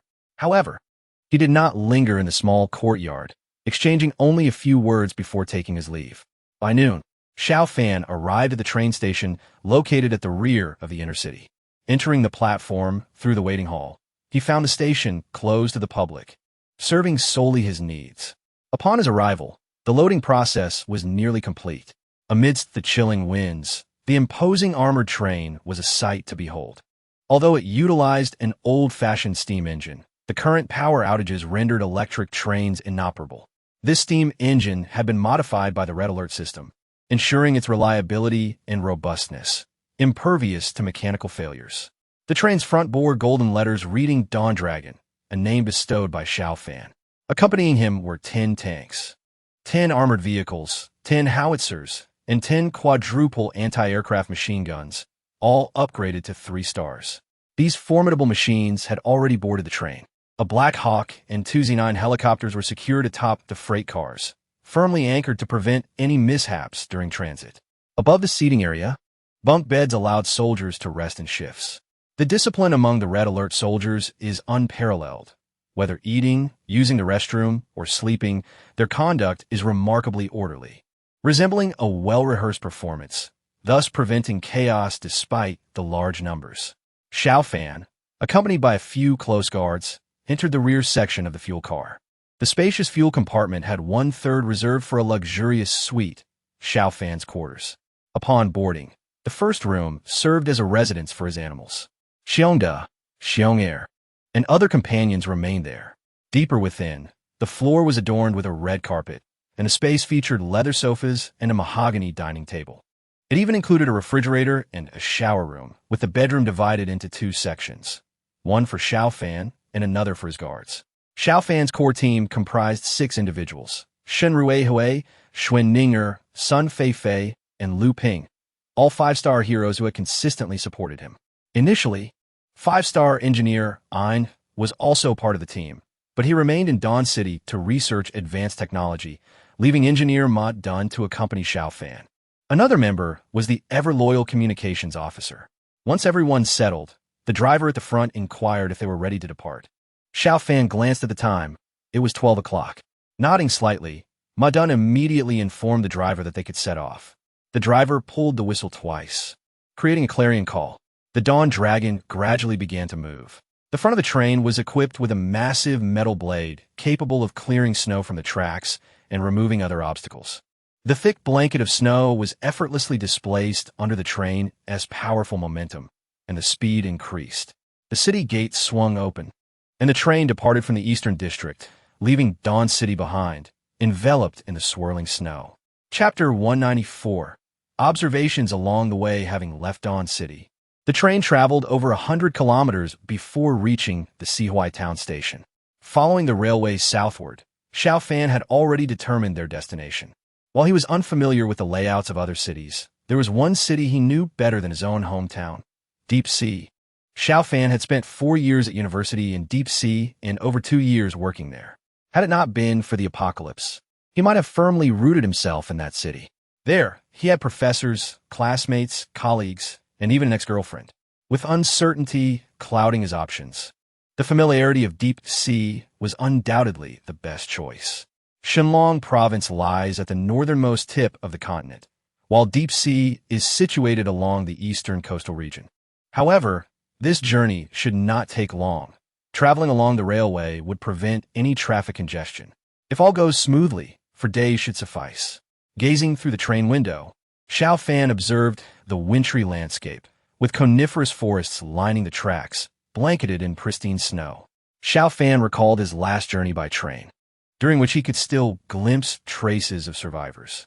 However, this time, as he advanced along the railway, he found nothing but desolation. Were it not for the occasional sighting of birds soaring through the sky, one might truly believe that this world had succumbed to death. With a heavy sigh, he leaned back against his bed, his mind a tumult of thoughts, unsure of what to ponder. Sensing the commander's disquiet, Xuan Ninger and Sun Feifei entered the room. "Commander, We are here to keep you company.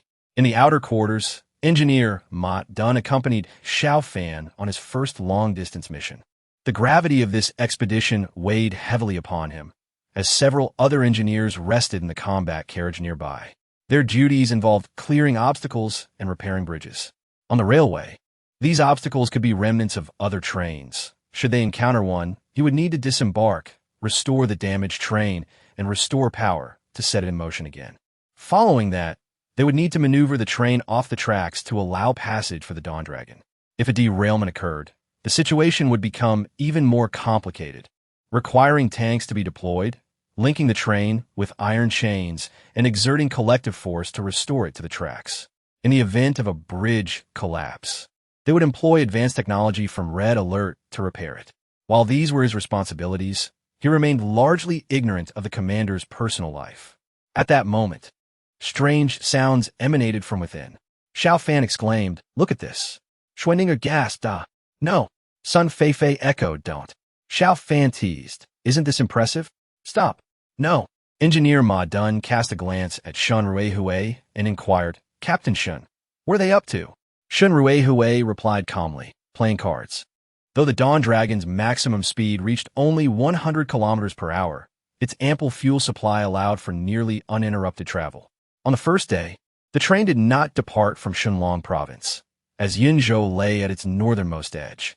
By the dawn of the second day, they entered Baishan province, where winter reigned, albeit with slightly milder temperatures than Shunlong province. During their passage through Baishan, Xiao Fan carefully observed the conditions along both sides of the railway. The radar remained operational, and the communicator tirelessly searched for nearby broadcasts, yet the results left Xiao Fan somewhat disheartened. Perhaps the survivors had not established their bases along the railway, but the desolate scenery indicated that Baishan fared no better than Shunlong province. After traveling 3,000 kilometers, they finally crossed into the territory of Anning province. They passed through several train stations and encountered a few blockages along the way. Although the engineers managed to resolve each issue, Xiao Fan's spirits remained low. There was an eerie absence of people. It was only upon arriving in the provincial capital of Anning, Kaiyang, that Xiao Fan spotted his first survivor.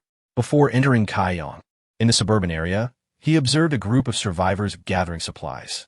Standing along the railway, a few hundred meters away, they stared in astonishment at the armored train racing past. From his vantage point inside the train, Xiao Fan noted that their clothing was not particularly tattered. The temperature in Anning province was significantly higher than in Shunlong province. Although snow had fallen, it was not particularly heavy. The survivors donned winter attire, some even armed with firearms, their bewildered expressions eliciting a touch of humor. Xiao Fan's mood brightened slightly. Judging by their clothing and weaponry, they were not desperate for survival, suggesting the proximity of a survivor base near Kaiyang. Nevertheless, Xiao Fan chose not to stop and investigate further. His destination was the deep sea, and he wished to avoid delays. The confirmation of numerous survivors in the area sufficed for him. As the train continued its journey, the temperature noticeably increased after passing Haiqing Pass, with less snow encountered further south. Along the way, Xiao Fan received several broadcasts, all from survivor organizations. He listened briefly before moving on. The content echoed the situation in Shunlong province, with people utilizing broadcasts for recruitment, trade, and pleas for help. This apocalypse had fragmented the world, forcing individuals to abandon urban dwellings in search of survival, with no sign of any official organizations emerging. On the fourth morning, the train entered the territory of Huanghai province. Deep Sea, the capital city of Huanghai province, held a status akin to Ice City in Shunlong province. Awakening in the early morning, Xiao Fan was served rice porridge and buns by the cooking crew.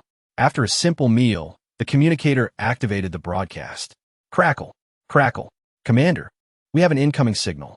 "Let's listen," he replied, aware that they were less than 300 kilometers from Deep Sea, anticipating relevant news about the area. The communicator tuned in, and a voice emerged. "This is the Xinhai City Radio, reporting news from Deep Sea." Upon hearing this announcement, Xiao Fan felt a jolt of surprise. Xinhai City? As far as he could recall, no such place existed. Yet now, not only did Xinhai City appear to be real, but news was also being broadcasted. He patiently continued to listen.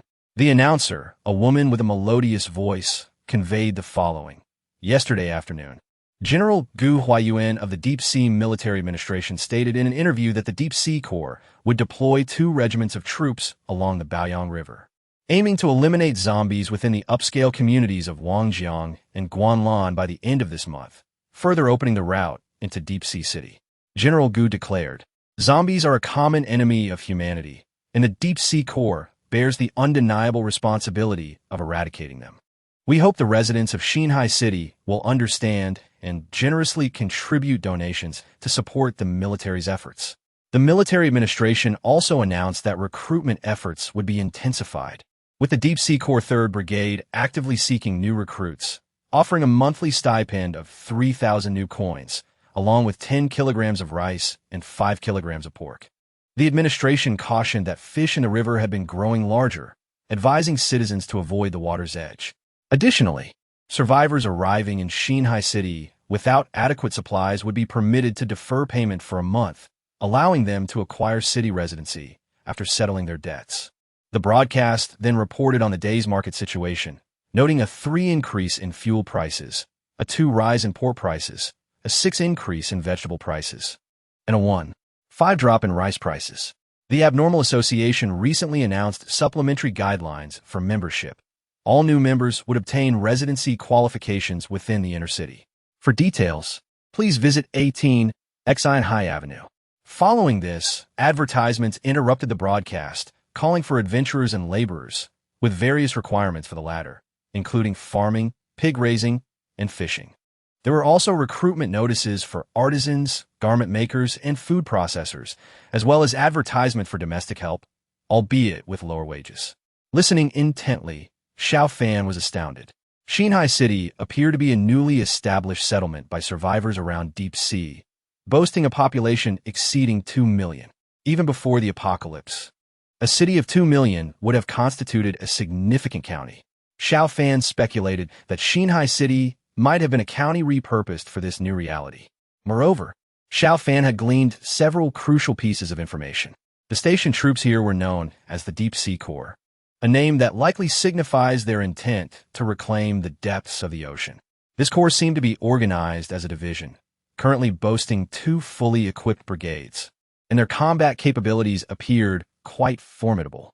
The leader of this corps held the title of general, named Gu Huayuan.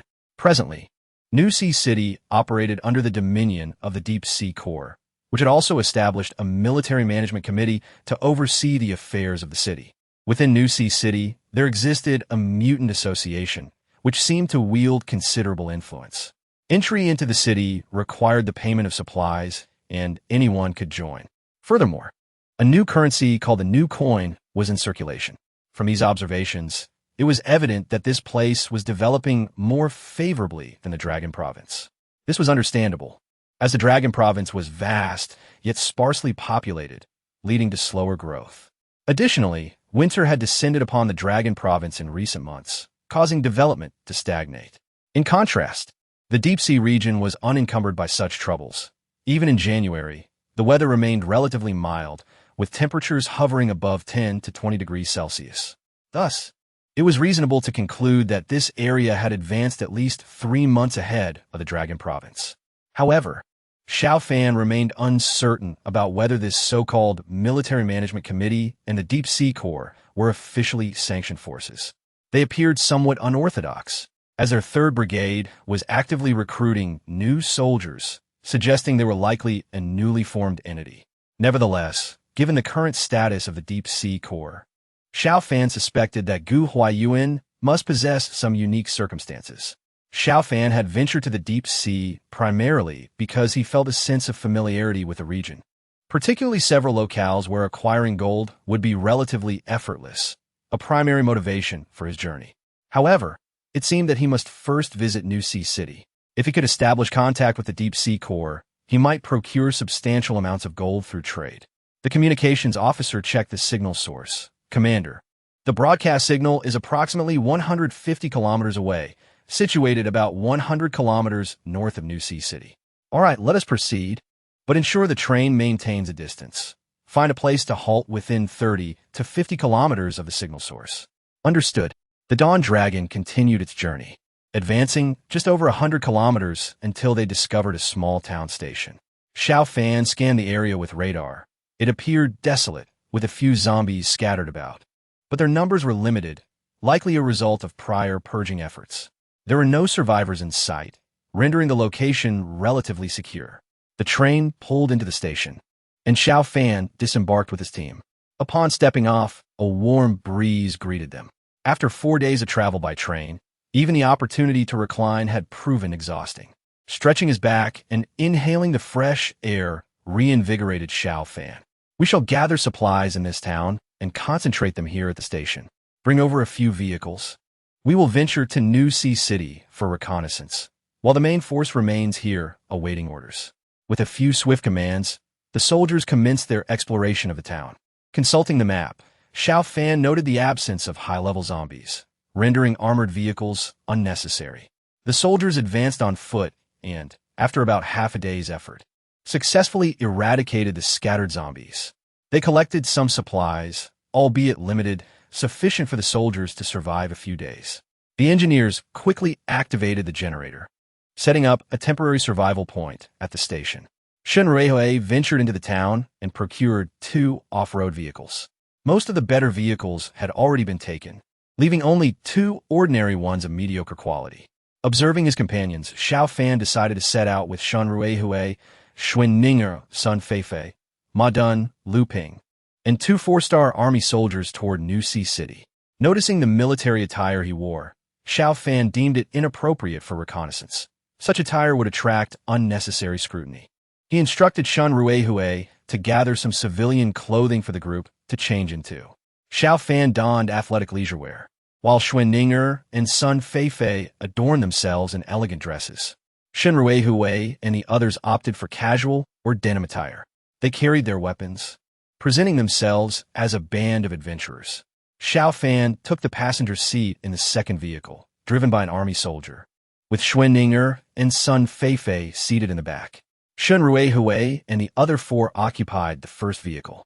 Let us proceed toward New Sea City and ascertain how this southern stronghold compares to Dawn City. Chapter 196. The Colossus of Aqiang. Xiao Fan and his group drove 2 vehicles directly toward New Sea City. Along the journey, Xiao Fan could perceive the differences in this region. The surroundings of New Sea City resembled those near Dawn City. Along the main road, zombies were nowhere in sight. Particularly as they approached New Sea City, the roads became relatively smooth, devoid of congested abandoned vehicles. Lush willows lined the sides of the road, and despite the lack of traffic, the transition from the icy expanse of Dragon Province to this warm locale felt delightful. After driving approximately 40 kilometers, the towering walls of New Sea City came into view, standing about 7 meters high, less imposing than the 15-meter walls of Dawn City, yet impressively wide, accommodating a population of 2 million. A long queue of vehicles awaited inspection at the city gates, predominantly off-road vehicles and heavy trucks equipped with weaponry. In contrast, the 2 vehicles from Xiao Fan's group appeared rather unremarkable. While waiting for inspection, Xiao Fan alighted from his vehicle and approached the gate, where numerous individuals gathered, engaging in conversation. Among them stood a towering, bald man, animatedly recounting his exploits. You have no idea how dire the situation was. That armored zombie was less than 2 meters away from me, and behind me were unarmed survivors.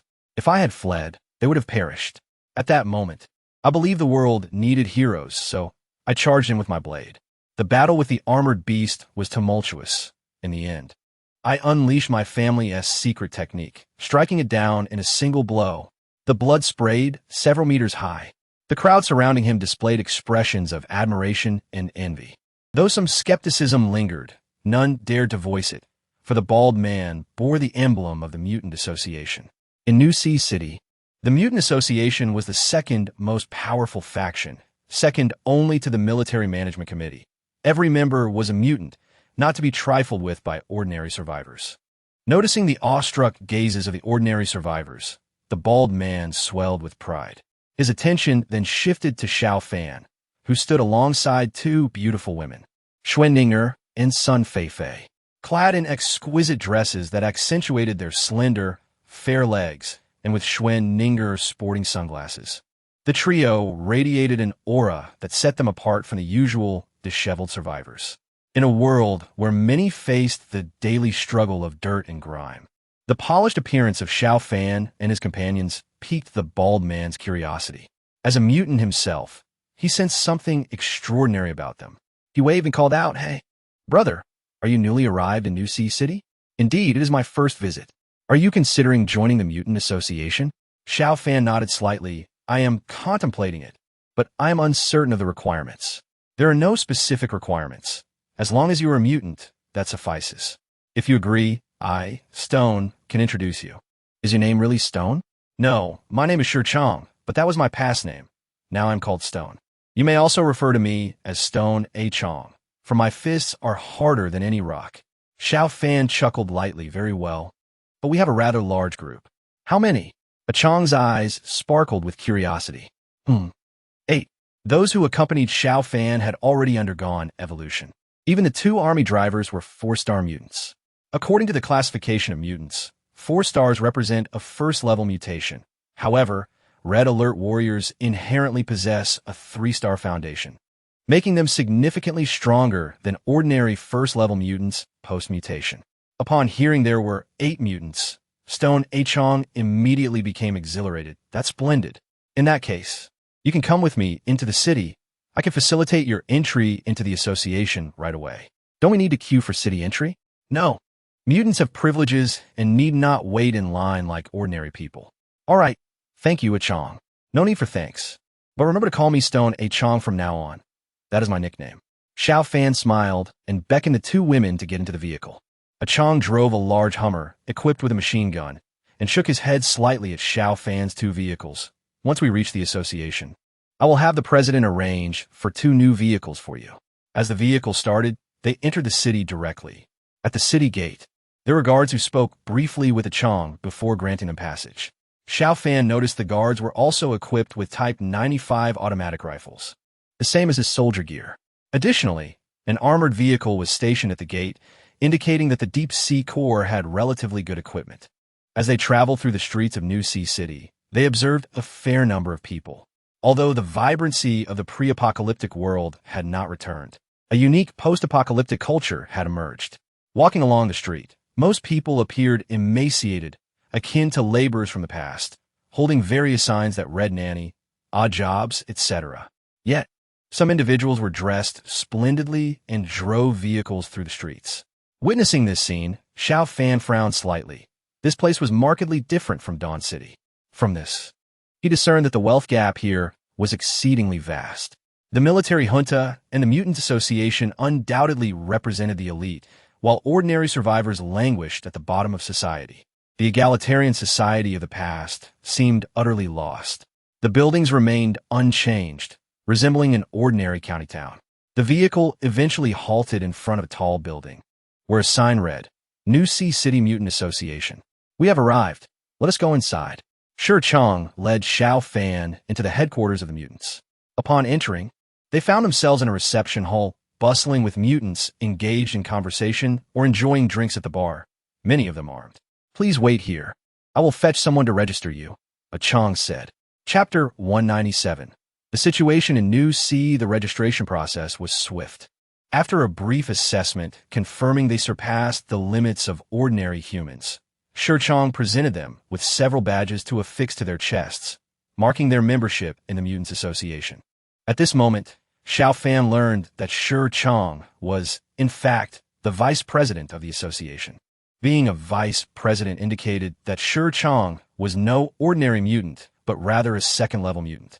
Xiao Fan, congratulations on joining the association. According to the association's rules, a mutant can apply for a housing unit within the city. 5 mutants can apply for a villa, and with 8 of you, you can request a 3-story villa. Very well. Let us reside in a 3-story villa. Certainly. Here are the keys. The location is number 33 on this street. Shi Chong also handed Xiao Fan a satellite phone. This satellite phone is unique to our New Sea City.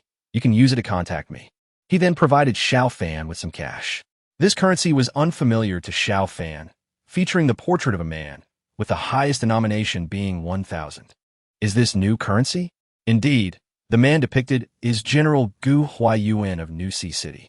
Xiao Fan's interest was piqued. Was General Gu Huayuan a general before? No one knows for certain, but General Gu Huayuan is undoubtedly the founder of New Sea City. Even when we were barely surviving, he was already formidable, possessing many weapons and recruiting soldiers. His influence has only grown since then. Xiao Fan nodded slightly, reflecting on Shi Chang's remarks about Gu Huayuan, which reminded him of Wei Wuji from my city. It seemed Gu Huayuan and Wei Wuji were likely of the same ilk, or more accurately, they had shared similar opportunities. However, the meteor shower had nearly obliterated all official powers. Where did their weapons originate? Xiao Fan felt enveloped in a haze of uncertainty. Yet he now understood that Gu Huayuan was not associated with the official powers. At least, the army he commanded did not represent the official authority. Xiao Fan posed another question to Shi Chang. Where can one exchange for gold in New Sea City? Xiao Fan hesitated momentarily, choosing not to pursue further inquiries. Nevertheless, he had gleaned a crucial piece of information. Most of the gold in New Sea City was controlled by the military junta. After departing from the Mutants Association, Xiao Fan proceeded to the villa he had applied for. Once inside, he instructed his communication officer to turn on the broadcast for further updates on New Sea. Meanwhile, he ordered the Dawn Army that accompanied him to commence immediate collection of supplies in the vicinity. Ascending to the villa's balcony, Xiao Fan began producing war eagles consistently. He refrained from manufacturing vehicles here. Given the vast scale of New Sea City, there might be radar and other equipment available. However, even radar could not detect the war eagles. After all, radar is designed to track aircraft, and few would concern themselves with a solitary bird in the sky. Thus, as war eagles took flight, no one in the villa area paid them any mind. Initially, Xiao Fan had over $1 million in funds after completing the armored train, but he had expended a considerable amount during the Dawn Army's later expansion efforts.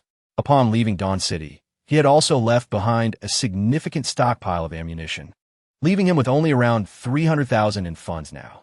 As night fell, 20 war eagles were dispatched, and Xiao Fan had gained a comprehensive understanding of the surrounding conditions of New Sea City.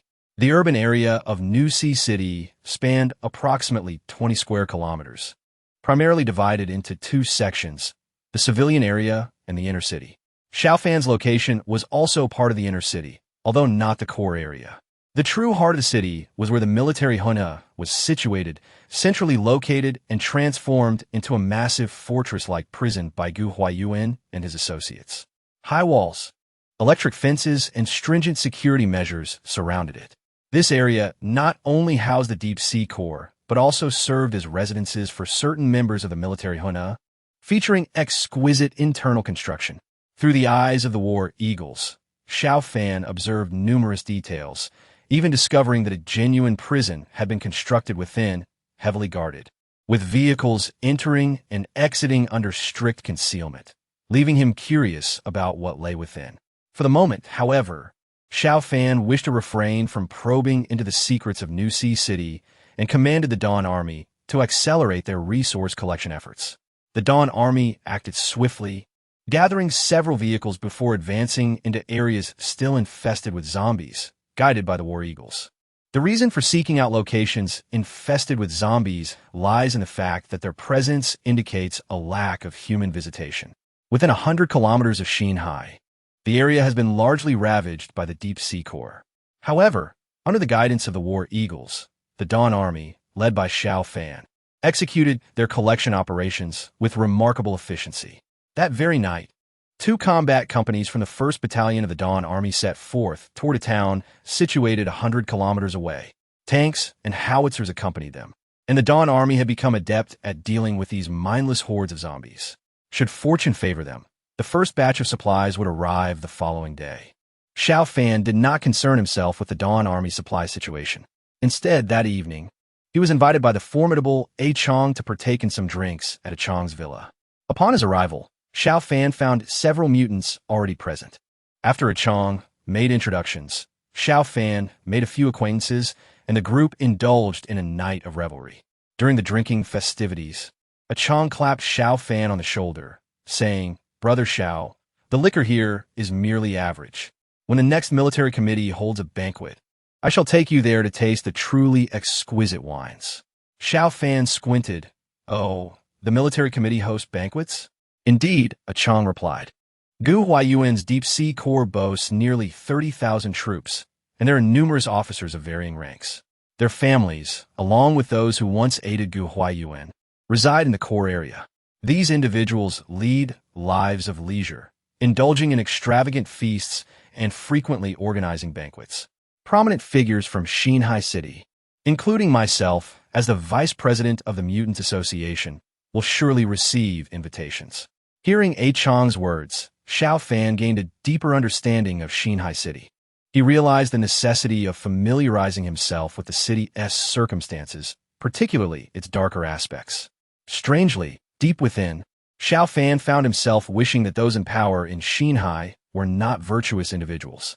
The following day, after a night of heavy drinking with a Chong, Xiao Fan awoke feeling somewhat lightheaded. After putting himself together, he ventured out for breakfast, as the cooking team had not accompanied them into the city, leaving him without a personal chef. Upon leaving the villa, Xiao Fan strolled casually through the streets of Xinhai, accompanied by Xuan Ning'er and Sun Feifei. He had dispatched Shen Ruihui and the others to gather information, hoping they would quickly attain a comprehensive understanding of the city. Soon, he arrived at a breakfast area, bustling with various options. Selecting a modest bun shop, Xiao Fan ordered some buns and settled in to wait. As he sat there, he observed the many beggars on the streets. Unlike the beggars of the past, who often begged out of habit, these individuals clearly struggled to survive. It was evident that during these hard times, there was little spare food or money to share. Sighing slightly at the scene before him, Xiao Fan noted the stark wealth disparity in Xinhai City, a responsibility that lay with those in power. Yet, he felt it was not his place to intervene, merely sighing in resignation. Just as the buns arrived, Xiao Fan's gaze fell upon a small girl standing not far away. She appeared to be around 11 or 12 years old, likely still in elementary school had the world not succumbed to chaos. Dressed in a tattered pink princess dress, her face bore smudges of dirt, and her long hair was tangled. Clutching a stick, the girl rummaged through a nearby trash bin, salvaging scraps of food, which she placed into a large backpack as though they were treasures. Observing the frail girl, Xiao Fan felt a pang of sorrow. In this apocalyptic world, women constituted the vulnerable demographic, and such young girls represented the most defenseless among them. Life without adult guardianship posed a significant challenge. Xiao Fan subtly signaled to Xuan Ning'er, who promptly understood and stepped outside. Moments later, she returned with the small girl in tow. The girl had large, doe-like eyes, hinting at her beauty. However, fear was evident in her gaze as she silently regarded Xiao Fan. He offered no words, simply pushing a plate of buns toward her. "Eat, and do not consume the scraps you found. They may upset your stomach." Perhaps it was Xiao Fan's sincere demeanor or the comforting presence of the lovely Xuan Ning'er and Sun Feifei that eased the girl's trepidation. Gradually, she let down her guard, taking a bun and nibbling at it cautiously. Xiao Fan could hear her stomach growling, yet she maintained a measured pace. After finishing one bun, she hesitated before speaking in a small, childish voice. "Uncle, can I take the remaining buns with me?" Xiao Fan was taken aback for a moment before smiling broadly. "Are you planning to save them for later?" Noticing Xiao Fan's gentle demeanor, the girl gained confidence. "No, I have some younger siblings who have no food. I want to take these to them." Understanding dawned on Xiao Fan.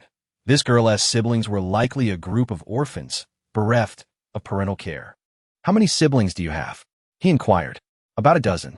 Summoning the bun shop owner, Xiao Fan ordered another 100 buns.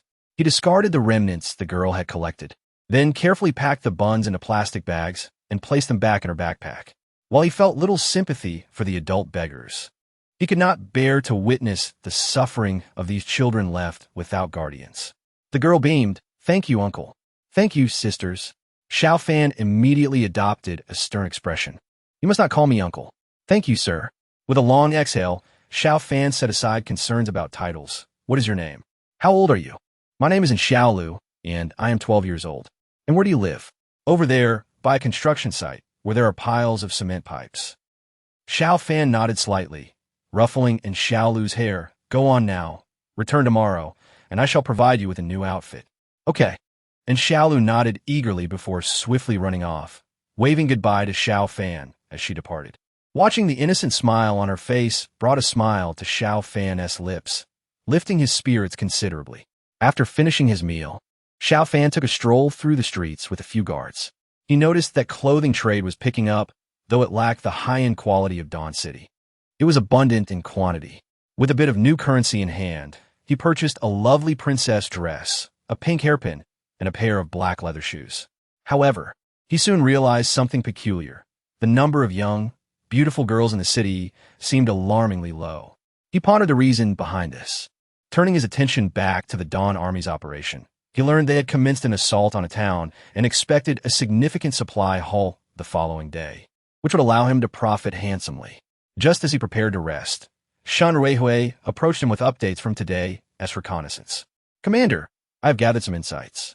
Gu Huayan's rise to power in Xinhai City was not solely due to his recruitment of the Deep Sea Corps, but also the backing of two major factions, Wang Chuan, the current president of the Mutants Association, and certain members of the Deep Sea Chamber of Commerce. Oh, there's a Chamber of Commerce as well? Indeed, the individuals in the chamber were once influential and supported Gu Huayuan. After he became a general, the chamber monopolized commercial transactions within Xinhai City, and its members now reside in the core area, forming the city's upper echelons. Understood. Continue your reconnaissance tomorrow. Chapter 199. The growth of the little one. On the following morning, Xiao Fan once again encountered in Xiao Lu at the bun shop. When Sun Fei brought the freshly groomed and Xiao Lu before him, Xiao Fan's eyes immediately sparkled. This little girl was simply adorable. With her raven-colored long hair, snowy complexion, rosy little lips, and large eyes that seemed to hold a glimmer of spring water, she was reminiscent of a charming magical girl adorned with a pink hairpin. The only flaw was that she was a tad too slender. After Xiao Lu emerged and saw Xiao Fan, her eyes appeared to glisten with tears as she embraced him tightly. Uncle, thank you. Xiao Fan was momentarily taken aback. It seemed that this was the first time he had been hugged by a girl since the apocalypse. Although the girl was quite young, preventing any inappropriate thoughts, he felt a sense of joy in being able to help such a lovely child. However, Xiao Lu did not linger long. After changing her clothes, she bid farewell to Xiao Fan. The food he had prepared for her was already packed in her backpack. She left independently without asking Xiao Fan to escort her. In the afternoon, the transport convoy of the Dawn Army entered the city. Xiao Fan, now a member of the Mutant Association, had the authority to admit others into the organization. Accompanying him were several 4-star soldiers from the Dawn Army, all of whom were mutants. He first allowed a dozen drivers to join the association, which facilitated the smooth delivery of supplies into the city. After paying some entry taxes, the convoy of trucks arrived at the trading market. In this market, every commodity had its price, subject to fluctuations. Xiao Fan decided to lower the prices directly. He did not intend to get caught up in trivial price disputes. With that time, more supplies could be transported in. Due to the competitive pricing, even though Xiao Fan's stall was not ideally located, business thrived. Many affluent buyers even purchased entire truckloads of goods, such as coal, grain, and fuel. By the end of the afternoon, Xiao Fan had earned over 3 million new coins, inciting envy among other stall owners. However, no one dared to voice their grievances, as Xiao Fan's ability to procure such a vast quantity of goods was a testament to his strength. The total earnings amounted to over 331 million new coins. He exchanged 300 million for gold, saving the remainder for personal expenses. Xiao Fan and a few friends spent the day acquiring goods and reaped substantial rewards. Upon arriving at the bank, they exchanged their new coins for gold, which had a favorable purchasing power. 100 new coins equaled 1 gram of gold. Xiao Fan's earnings surpassed 300 million, converting to over 30,000 grams of gold. While not an insignificant amount, this was merely a half-day's work. If he started early the next day, he could easily sell at least 70,000 grams in a single day. Over the course of a month, he could potentially sell 200 million grams, a considerable sum indeed. Xiao Fan's calculations proved accurate, as his business flourished over the subsequent week, with daily earnings sometimes exceeding 100,000 grams. In that week alone, Xiao Fan amassed 600,000 grams of gold, bringing his total funds perilously close to the million mark. As his rapid wealth accumulation drew attention, he caught the eye of others. "Ha! Brother Xiao, you truly are something else, making a name for yourself in New Sea City so quickly." Seeing the confusion on Xiao Fan's face, Chong exclaimed, "Did you know that today is the event hosted by Mr. Du, the president of the Chamber of Commerce? He not only invited me, but also specifically requested your presence. I'm here to deliver the invitation." As he spoke, Chong produced a gilded invitation and handed it to Xiao Fan. Upon examining it, Xiao Fan noticed the details of the time and place, inviting him to attend. After some contemplation, he replied, "I think I'll pass." "Oh, that's simply one to-do. To establish yourself in New Sea City, you must cultivate relationships with certain key individuals. The military administration, the Mutant Association, and the Chamber of Commerce control the entire city. Especially if you wish to conduct business and prosper, you cannot afford to offend the Chamber of Commerce." Xiao Fan considered this and found it reasonable, thus nodding in agreement. "All right, I'll attend today." Shenlong Province, Yinzhou City. Amidst the urban ruins of steel and concrete, a dark tide advanced across the snowy landscape. The little one's head grew ever larger, the iron bucket it wore resembling a helmet shaped by its expanding head. Behind it, countless zombies and mutated rats followed in its wake, departing from Yinzhou. Now, its legion of zombies and mutated rats had reached a staggering 1 million. The sight of the vast horde sent shivers down one's spine.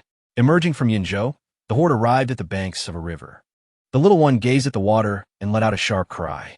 Responding to its command, several giant bear zombies stepped forward, striking the icy surface with their massive fists. The winter chill had frozen the water, but it was not yet the peak of winter, so the ice was not particularly thick. The tremendous blows from the giant bear zombies quickly cracked the ice. Once a section of ice was completely shattered, the little one emitted another sharp cry. A throng of ordinary zombies emerged, plunging into the water like dumplings. The giant bears and armored zombies continued to smash the ice, creating more fissures, while more ordinary zombies surged forward, their momentum resembling an attempt to fill the river entirely. The winter ice clung to the zombies, slowing their movements until they ultimately sank beneath the surface, becoming submerged. The little one remained oblivious to the chaos, merely directing the zombies to continue their advance. 100, 1,000, 10,000, 100,000. The densely packed zombies nearly filled the river. When they could no longer fit, those submerged began to climb back up. Some were swept away by the current, while others remained. When those that stayed resurfaced, their bellies had swollen considerably. If Xiao Fan were present, he would undoubtedly recognize these zombies as akin to those he had encountered in Qingyang County. Their distended bellies, filled with water, would transform into a highly corrosive toxin upon passing through their bodies. Chapter 200. The Alliance Incident. The little one's mind was astute. Upon discovering the formidable potential of these water-dispensing zombies, it devised a method for mass production. It was indifferent to the loss of many subordinates during this process, for the city of Yinzhou was teeming with zombies. As long as it could maintain control, it could recruit recklessly. This process persisted for 3 days and nights. By the time the little one departed Yinzhou, it commanded over 100,000 water-dispensing zombies. Armored zombies, agile zombies, water-dispensing zombies, along with countless mutated rats. The total number of its followers had surpassed 1 million. Yet the little one did not pause. Casting a distant glance towards Dawn City, it felt its power was still insufficient. The winter's cold and snow-covered roads posed little obstacle for the zombies. Even at a slow pace, they remained indifferent to the chill, following in the little one's footsteps as they advanced. The main force departed from Yinzhou, setting their sights on the vast mountainous region ahead. Within those dense forests lay the very destination the little ones sought, for it knew that countless mutated birds resided there. Yinzhou City, Film Base. Song Beifeng was currently in communication with a spy over the radio. "Leader Song, your plan seems sound, but can you be certain that Xiao Fan has indeed left Dawn City? As the leader of the Guan family, it is indeed a certainty that Xiao Fan departed by train, a fact corroborated by numerous witnesses. Our adventurer team has tracked the train's departure, confirming not only his exit, but also that he took with him a substantial armed force. However, their destination remains unknown, and we are unable to pursue them. Another voice echoed through the broadcast. As long as we confirm his departure, it suffices. Xiao Fan believes that the heavy snow has sealed off the mountains and roads, rendering any threat to Dawn City impossible. Yet, he forgets that nothing is insurmountable for those with determination, if we are willing to pay the price and embrace certain risks. This winter shall not be an impediment to our progress. Song Beifeng recognized the speaker as Wei Wuji, the leader of the Ice City base. Following Wei Wuji, another voice joined in. Indeed, Xiao Fan has become a malignant tumor in Shenlong province. Many from our Black Mountain base wish to join forces with Dawn City. We must eliminate him.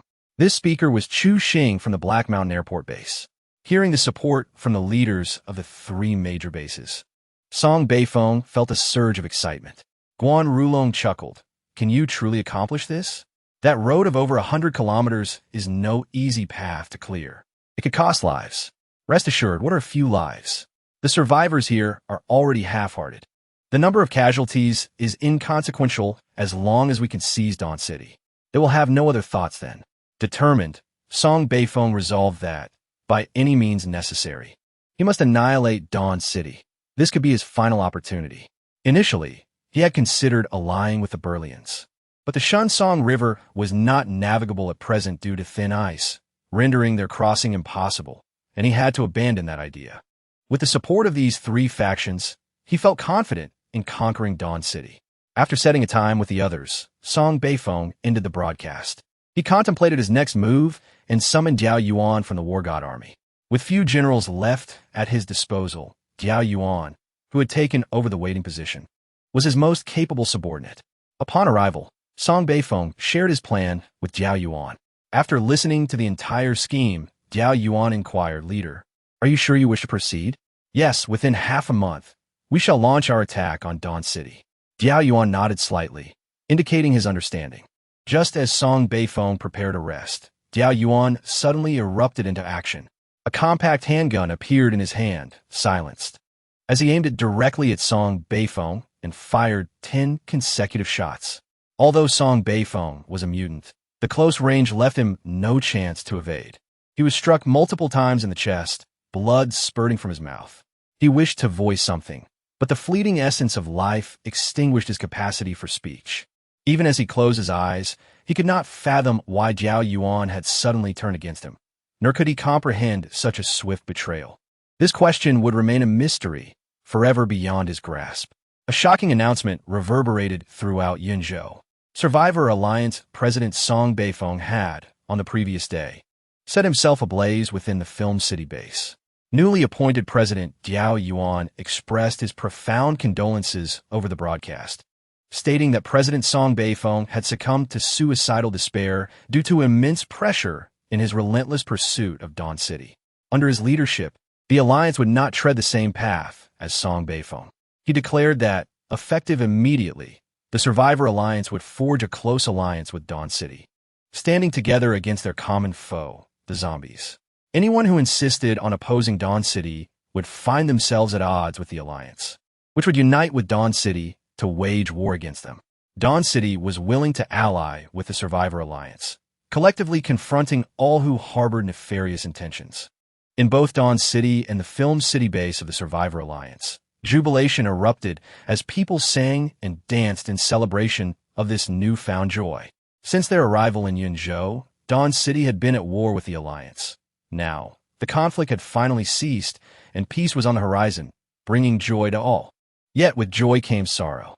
Many expressed their outrage over the broadcast, including Wei Wuji from Ice City and Guan Rulong from Yilin, both bearing deep-seated grudges against Xiao Fan. They had initially planned to exploit Xiao Fan's absence to unite with Song Beifeng for an offensive, but this unforeseen turn of events thwarted their plans. Losing the Film City base as a foothold rendered their coalition futile, inciting their ire. However, with the line to the Film City base severed, their vitriol became impotent, forcing them to seek alternative strategies. Chapter 201. The banquet. When Xiao Fan received this news, he was en route to a banquet. Upon hearing the development, he smiled.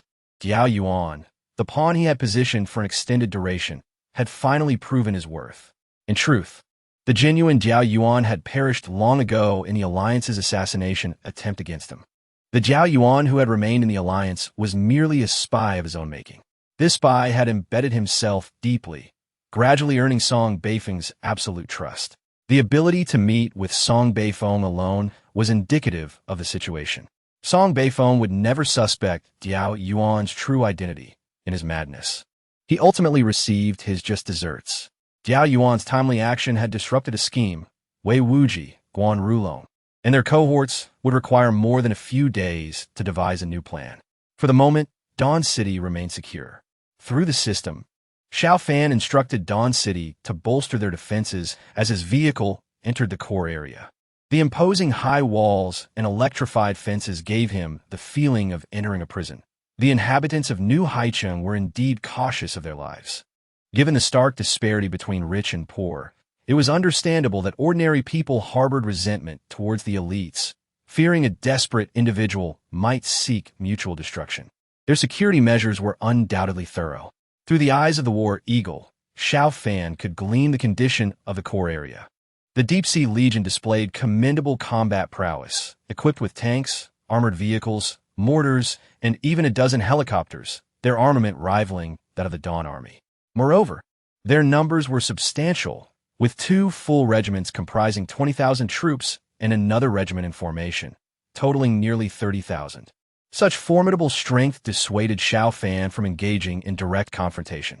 After passing through several security checks, the vehicle arrived at a villa. This particular villa was grand and renowned in New Haicheng, belonging to the Merchant Association's leader, Du Jiaming. Among the 3 prominent figures in New Haicheng were General Gu Huayuan, President of the Mutant Association Wang Chuan, and President of the Merchant Association Du Jiaming. While Gu Huayuan commanded the Deep-Sea Legion and wielded the greatest power, both Wang Chuan and Du Jiaming had their own supporters within the Military Management Committee.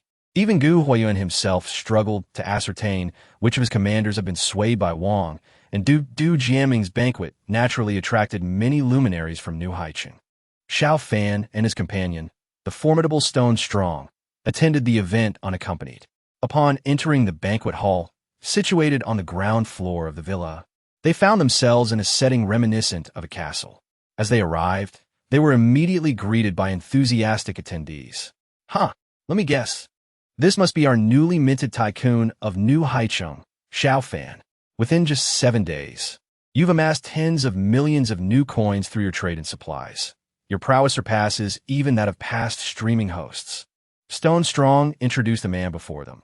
This is President Du Jiaming of the Merchant Association, the one who invited you today.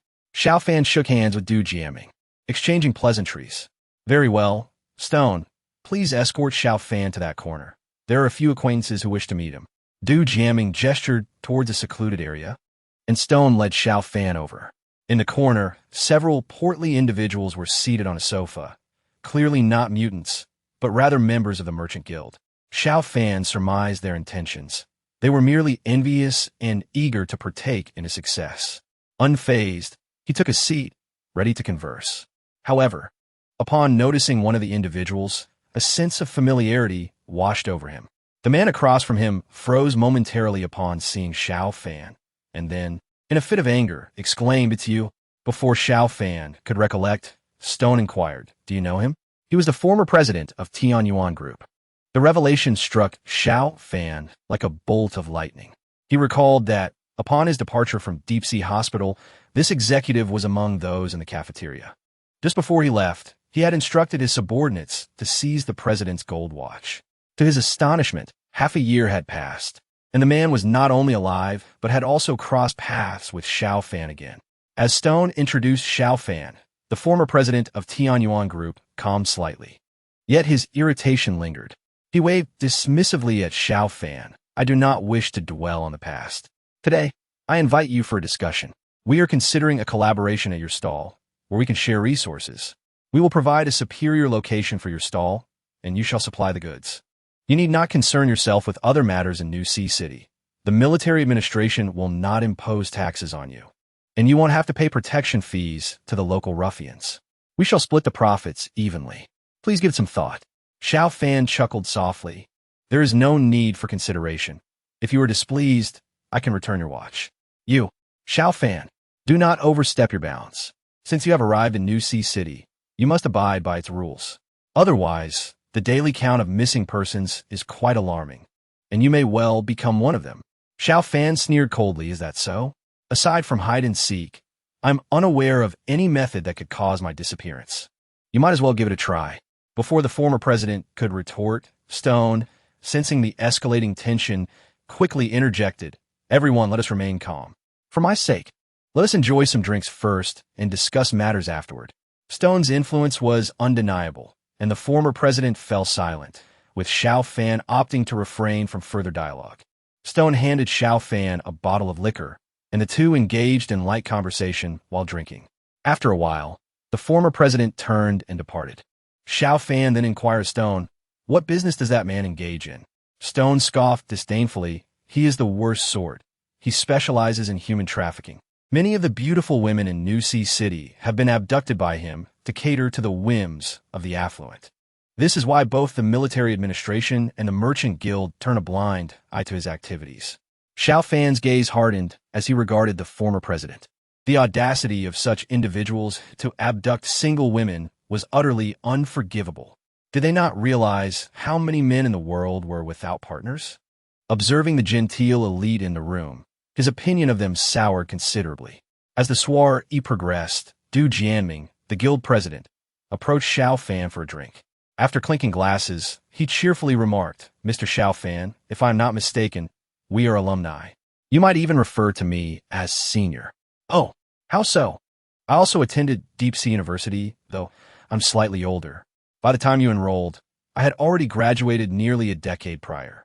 Xiao Fan narrowed his eyes slightly. This man was quite well informed. "Indeed, Mr. Du, your knowledge is impressive." "Huh, it is no great feat while we have established a base here. The records from Deep Sea, including school archives, have not been destroyed. It is not surprising to find information." Du Jianming appeared quite pleased, noticing Xiao Fan's astonishment, as he presumably understood the magnitude of his reach. He continued, "Mr. Xiao Fan, you are truly remarkable. You have made quite the stir in New Sea City in such a short time. Even the generals are aware of your bold gold exchanges. I wonder what necessitates such a large quantity of gold." "Ah, that is a trade secret, not something I can disclose." Du Jianming swirled his glass. "We should all profit together. That is the way to lasting success. I hope you will consider it." With that, he excused himself, though his words were unfinished. Xiao Fan grasped the underlying message. He saw Xiao Fan's acquiescence to the former president's proposal, which was the true purpose of his visit. Naturally, Xiao Fan would not entertain such a proposition and chose to engage only in conversation with Stone until the gathering concluded. A young woman approached him. "Xiao Fan, it has been a long time." Xiao Fan blinked in surprise upon recognizing her. It was Hu Qingqing, his university girlfriend. Their relationship had been brief, ending just before graduation. They had discussed marriage, but she insisted he secure a car and a house in Deep Sea first. Xiao Fan, whose family was not well off, had promised to strive for success, and Hu Qingqing had told him to come back once he had achieved something. They had parted ways, and Xiao Fan had later heard she was seeing someone else. He had never anticipated encountering Hu Qingqing again, especially in such circumstances. In this post-apocalyptic world, meeting familiar faces was exceedingly rare, akin to winning the lottery. Xiao Fan squinted slightly. "Indeed, it has been a while. Shall we share a drink?" Hu Qingqing smiled warmly, her white dress reminiscent of their campus days, appearing quite alluring under the dim lights of the gathering. Xiao Fan nodded, "Certainly." They indulged in several drinks, during which the former president approached again for a toast, and Xiao Fan reciprocated with a smile. Feeling somewhat inebriated, he mumbled a few words before Stone helped him out. In the car on the way back, Stone shook his head. "Brother Xiao, though I am but a simple man, I believe you should seriously contemplate today's events. They are not as straightforward as they seem." Xiao Fan patted Stone's shoulder, choosing not to respond further. Upon returning to the villa, he summoned engineer Ma Dun. In the days that followed, Xiao Fan continued his routine of gathering supplies and exchanging gold. Hu Qingqing had invited him to dinner, and he had done the same. Eventually, one evening, Hu Qingqing stayed overnight at Xiao Fan's villa. The next morning, she awoke radiant, clearly well cared for. During this period, no trouble had emerged from New Sea City regarding Xiao Fan, and the gold exchanges proceeded smoothly. Nevertheless, Xiao Fan understood that such tranquility would not last long. If he did not acquiesce to their demands, they would undoubtedly not relent. He inquired about the system and learned that the current nuclear reactor is the final structure at the commander level. Once the construction of the nuclear reactor is completed, he merely needs to fill his ranks and acquire an additional 1 million in funds to upgrade to brigade commander. Xiao Fan calculated his current financial situation. With a force of 3,000, he estimated that reaching 4,000 would require approximately 1 million in funds. The nuclear reactor itself also demands 1 million, and when combined with the funds necessary for the brigade commander upgrade, he would need a total of 3 million. This is a conservative estimate. Should war break out and ammunition reserves be required, this amount would certainly be further depleted. Thus, according to Xiao Fan's calculations, he should aim for around 4 million in funds to facilitate the upgrade to brigade commander. And what lies beyond that? New troop types would also incur costs, so he ought to maintain a reserve. Hence, Xiao Fan's goal is to accumulate 5 million in funds. Here, he intends to gather as much as he can. As for the Deep Sea Corps, Xiao Fan harbored no desire for conflict with them. He had brought only 4 companies, totaling less than 600 men, while the Deep Sea Corps boasted a force nearing 30,000, with equipment comparable to his own. Therefore, during these days, Xiao Fan hoped to weather the storm peacefully. Chapter 203. Crossing the river in the northern part of Yinzhou City, there exists a ferry terminal named Wangbei Ferry, situated by the banks of the Shenlong River. 150 kilometers to the south lies the Survivor Alliance's Film City base, while 120 kilometers to the southeast is the forest base of Yilin City. However, the authorities in Yilin do not place much importance on this ferry terminal, which originally fell under the jurisdiction of the Yunzhou Survivor Alliance. Since the terminal's opposite bank is Mount Sea Guard, the Alliance previously stationed 100 soldiers here to guard against the Burlians. Although Song Beifeng has passed, and the Alliance is now under the leadership of Jiao Yuan, the 100 troops still remain stationed. As to them, the hierarchy matters little. However, the past few days have been harsh for the sentinels stationed here. The blizzard has been relentless, and supplies from the Alliance have not arrived for several days. On one frigid morning, with the north wind howling and temperatures plummeting to minus 30 degrees, the station soldiers had indulged a bit too much the previous night and were mostly still ensconced in slumber.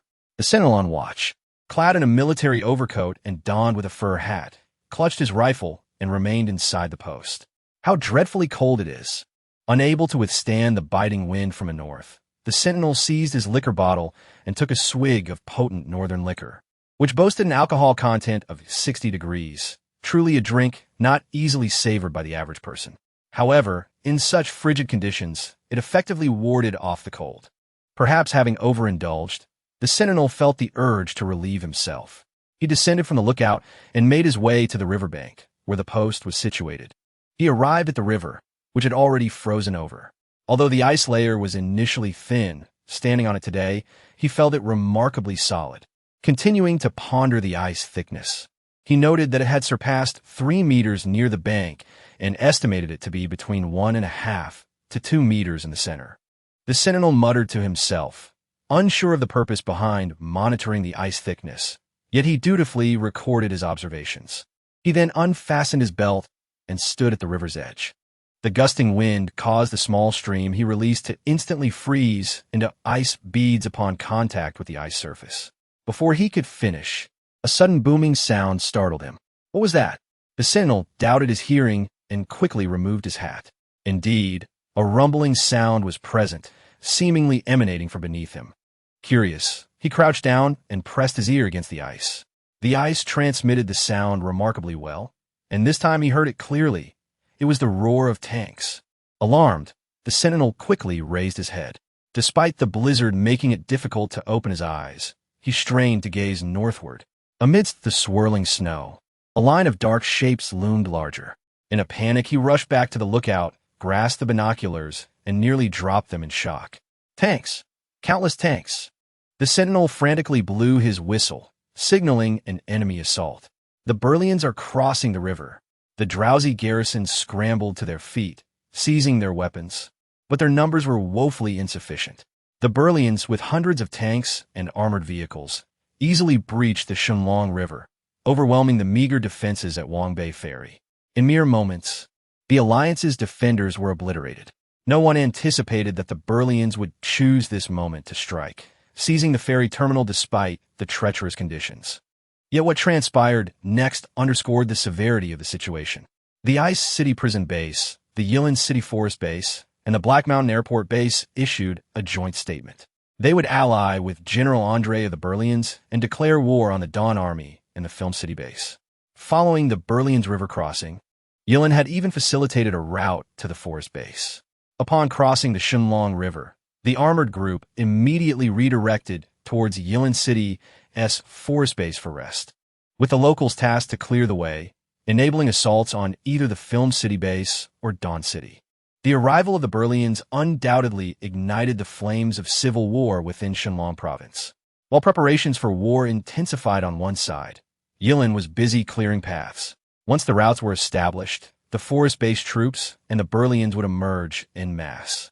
Black Mountain also pledged to dispatch aircraft to join the offensive once they commenced their actions. Ice City promised to send a contingent of 10,000 troops to join the fight, actively working to establish supply routes.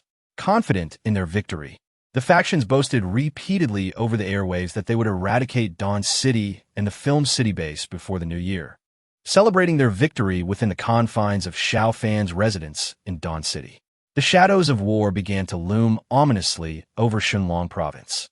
Upon receiving this news, Xiao Fan was also vexed by the maneuvers of New Haicheng. Perhaps sensing Xiao Fan's indecisiveness, the conciliatory policies of New Haicheng had come to an end. They implemented a gold ban, prohibiting the banks from exchanging gold.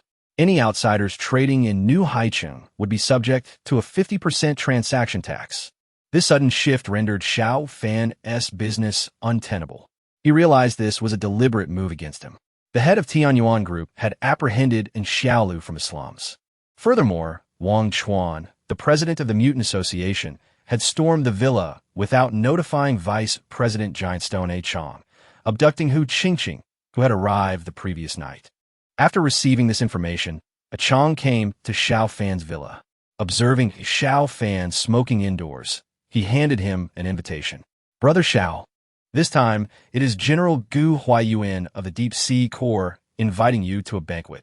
Do you wish to attend? Chapter 204. Preparing for war in New Haicheng. Xiao Fan took a drag of his cigarette and looked at Achong. Achong, let me ask you something. My girlfriend has been taken. Will she be in any danger? Achong shook his head. Not for now. The outcome may only be determined after today's banquet. Brother, let me offer you a word of advice. Do not be too stubborn. Here, one's arms cannot rival the might of a leg. All right, I will consider it. I need to take care of one more thing. Could you find out where my girlfriend is being held? The mighty Achong cast a deep glance at Xiao Fan, wanting to say something but ultimately refraining, merely nodding. I will message you. After that, Achong took his leave. Xiao Fan discarded the cigarette but in his hand, having made a decision in his heart. The actions of the higher-ups in New Sea City had surpassed his limits. If his Dawn army were all present here, Xiao Fan could wage war against New Sea City, but his current strength was evidently insufficient. However, he did not wish to depart in such a manner. Doing so would leave him unable to forgive himself. While conversing with Achong, the military dog Hal Tian remained nearby, sensing Achong's state, indicating that the other harbored no ill intentions and could be deemed reliable. Nevertheless, Xiao Fan resolved to utilize him, knowing that anything Achong learned after leaving would not escape the scrutiny of the higher-ups in Deep Sea. After some contemplation, Xiao Fan had formulated a rough plan. He gathered all the company commanders under his command for an impromptu strategy discussion. Commander, based on the reconnaissance from the War Eagle over the past few days, we have sketched out an internal map of the core area, identifying two particularly noteworthy locations. One is here, the internal prison used for detaining offenders. According to the War Eagle surveillance, after being captured today, and Xiao Lu and Hu Qingqing have been held in two separate detention blocks within the prison. not in proximity to one another. Xiao Fan examined the map. How far apart are their detention locations? Not close, a few hundred meters. And what is the other location? It is here, the basement of the core area. Xuanning Air, holding the map, explained to Xiao Fan, based on our investigation. There has been a basement since the establishment of the core area, serving as Gu Hua Yuan's secret base. The basement is situated 20 meters underground, constructed of reinforced concrete. Gu Hua Yuan has left ventilation openings and a drainage system inside, along with abundant supplies and all the treasures he has collected, including a substantial amount of gold. The door to this basement is exceedingly robust. Even a tank's main cannon would struggle to breach it, and there are several locks inside, some of which cannot be opened from the outside. Since the bank ceased exchanging gold, Gu Hua Yuan transferred all his gold to the basement, and he is quite cautious. If he senses any disturbance, he will promptly retreat to the basement. The keys to the iron locks are with him, according to our information. Since issuing the order to sanction us, he has already entered the basement, meaning no one can access it from the outside.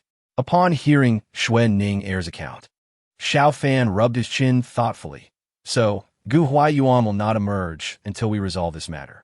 Indeed, he will remain inside, remotely orchestrating everything beyond anyone's reach. Shen Rue, Hui interjected, what a cowardly turtle. Indeed, but one must admit that this tactic is quite effective. After Xuanning Air concluded her introduction, Shen Rue, Hui continued, Commander, over the past few days, you instructed me to monitor external movements. I now have good news and bad news. Which would you prefer to hear first? The good news. The 1st Brigade of Gu Hua Yuan's Deep Sea Corps is currently engaged in combat with zombies 200 kilometers away in a county, meaning we're likely facing only around 10,000 troops within New Sea City. And the bad news? Xiao Fan was momentarily taken aback. Are you saying that besides the Deep Sea Corps, there's another unit collaborating with them? Correct. But we have yet to ascertain the origins of that unit. Xiao Fan glanced at the map. New Sea City was adjacent to the waterways, with the Bao River flowing through it. It appeared that the waters of New Sea City ran deep, as other forces were indeed collaborating with the Deep Sea Corps. Xiao Fan's objectives for the day were clear. One was to rescue the captives, and the other was to acquire gold. Completing these two tasks would require time, particularly the assault on the basement to procure the gold, which would undoubtedly not be an easy feat at present. Xiao Fan had yet to devise a method to unlock the basement door. If he were to face the existing forces of New Sea City alone, he might still stand a chance. However, with the elite 1st Brigade and another mysterious unit providing support, he would undoubtedly find himself at a disadvantage. Thus, should the battle commence, swift action would be imperative. As the subordinates finished presenting the situation, they awaited Xiao Fan's decision. He silently inhaled a cigarette, his thoughts gradually crystallizing. Are we sufficiently stocked with steel and stone for laying the railway? We have been focusing on collection these days. It is adequate. We can extend 30 kilometers from the train station and lay down a 20-kilometer branch to reach the city. Upon hearing this, Xiao Fan nodded, addressing all the company commanders. This battle must be fought, but await my command. We must be fully prepared for the critical moment. Understood. Now, go prepare. The company commanders departed, leaving only Xuanning Air and Sun Fei beside Xiao Fan in the villa. Xiao Fan then accessed the soldier page. He currently possessed 140,000 gold. It was time to bolster his forces. Little did Gu Hua Yuan and Du Jianming suspect that the villa district they occupied would soon transform into a military camp. Chapter 205. The final banquet before the troop reinforcement. Xiao Fan assessed the strength of New Sea City. With the 1st Brigade engaged in external combat, only the 2nd and 3rd Brigades remained within the city. The 2nd Brigade also had a regiment deployed elsewhere, meaning Xiao Fan faced approximately 15,000 troops, with around 10,000 being deployable forces after accounting for some city defense troops. The Dawn Army, numbering close to 600, was still somewhat lacking. Even with sound tactics, the disparity in strength should not be vast. Thus, Xiao Fan resolved to bolster his ranks once more. First, he produced several flamethrower soldiers, who were promptly dispatched. Then, he manufactured 10 tanks. The villa occupied a relatively large area, with 6 tanks stationed in the yard and 4 in the garage. Although the garage could barely accommodate 2 tanks, Xiao Fan had little regard for the constraints and ordered the tanks to breach the walls instead. As long as the villa did not collapse temporarily, it sufficed. Besides the tanks, Xiao Fan also produced 50 anti-air infantry. These infantry units were equipped with missiles effective against both aerial and ground targets, making them highly practical. Additionally, he ordered 10 dual-purpose heavy machine guns, bringing the total to 20. Lastly, he procured 2 armed helicopters, which would undoubtedly find utility that night. Xiao Fan was not concerned about the helicopters being discovered. By the time they were produced, it would already be nightfall, when no one would be paying attention. With the production sequence fully arranged, Xiao Fan expended over 20,000 gold. After enjoying lunch in the villa and taking a brief afternoon nap, evening approached. Xuanning Air approached Xiao Fan, Commander. Chong has arrived. We can now attend the banquet. All right. Xiao Fan reviewed the preparations. Everything was essentially in place. Let's proceed to this banquet. It is a necessary engagement prepared for me. Casting aside his casual attire, Xiao Fan donned the uniform of the Dawn Army. Clad in the crisp uniform, he transformed into the imposing commander of the Dawn Army.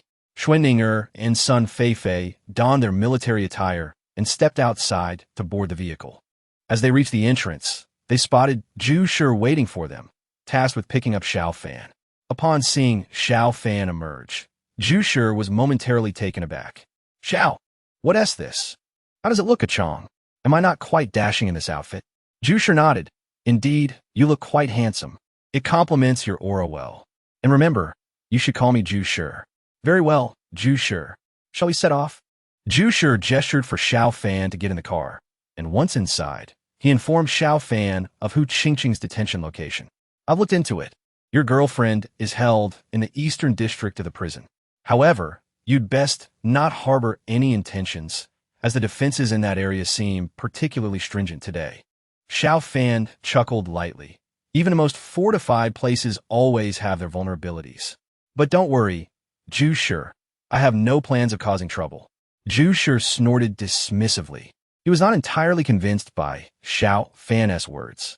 Nevertheless, he felt he could not express much more, as he sensed he was being watched while investigating Hu Qingqing earlier.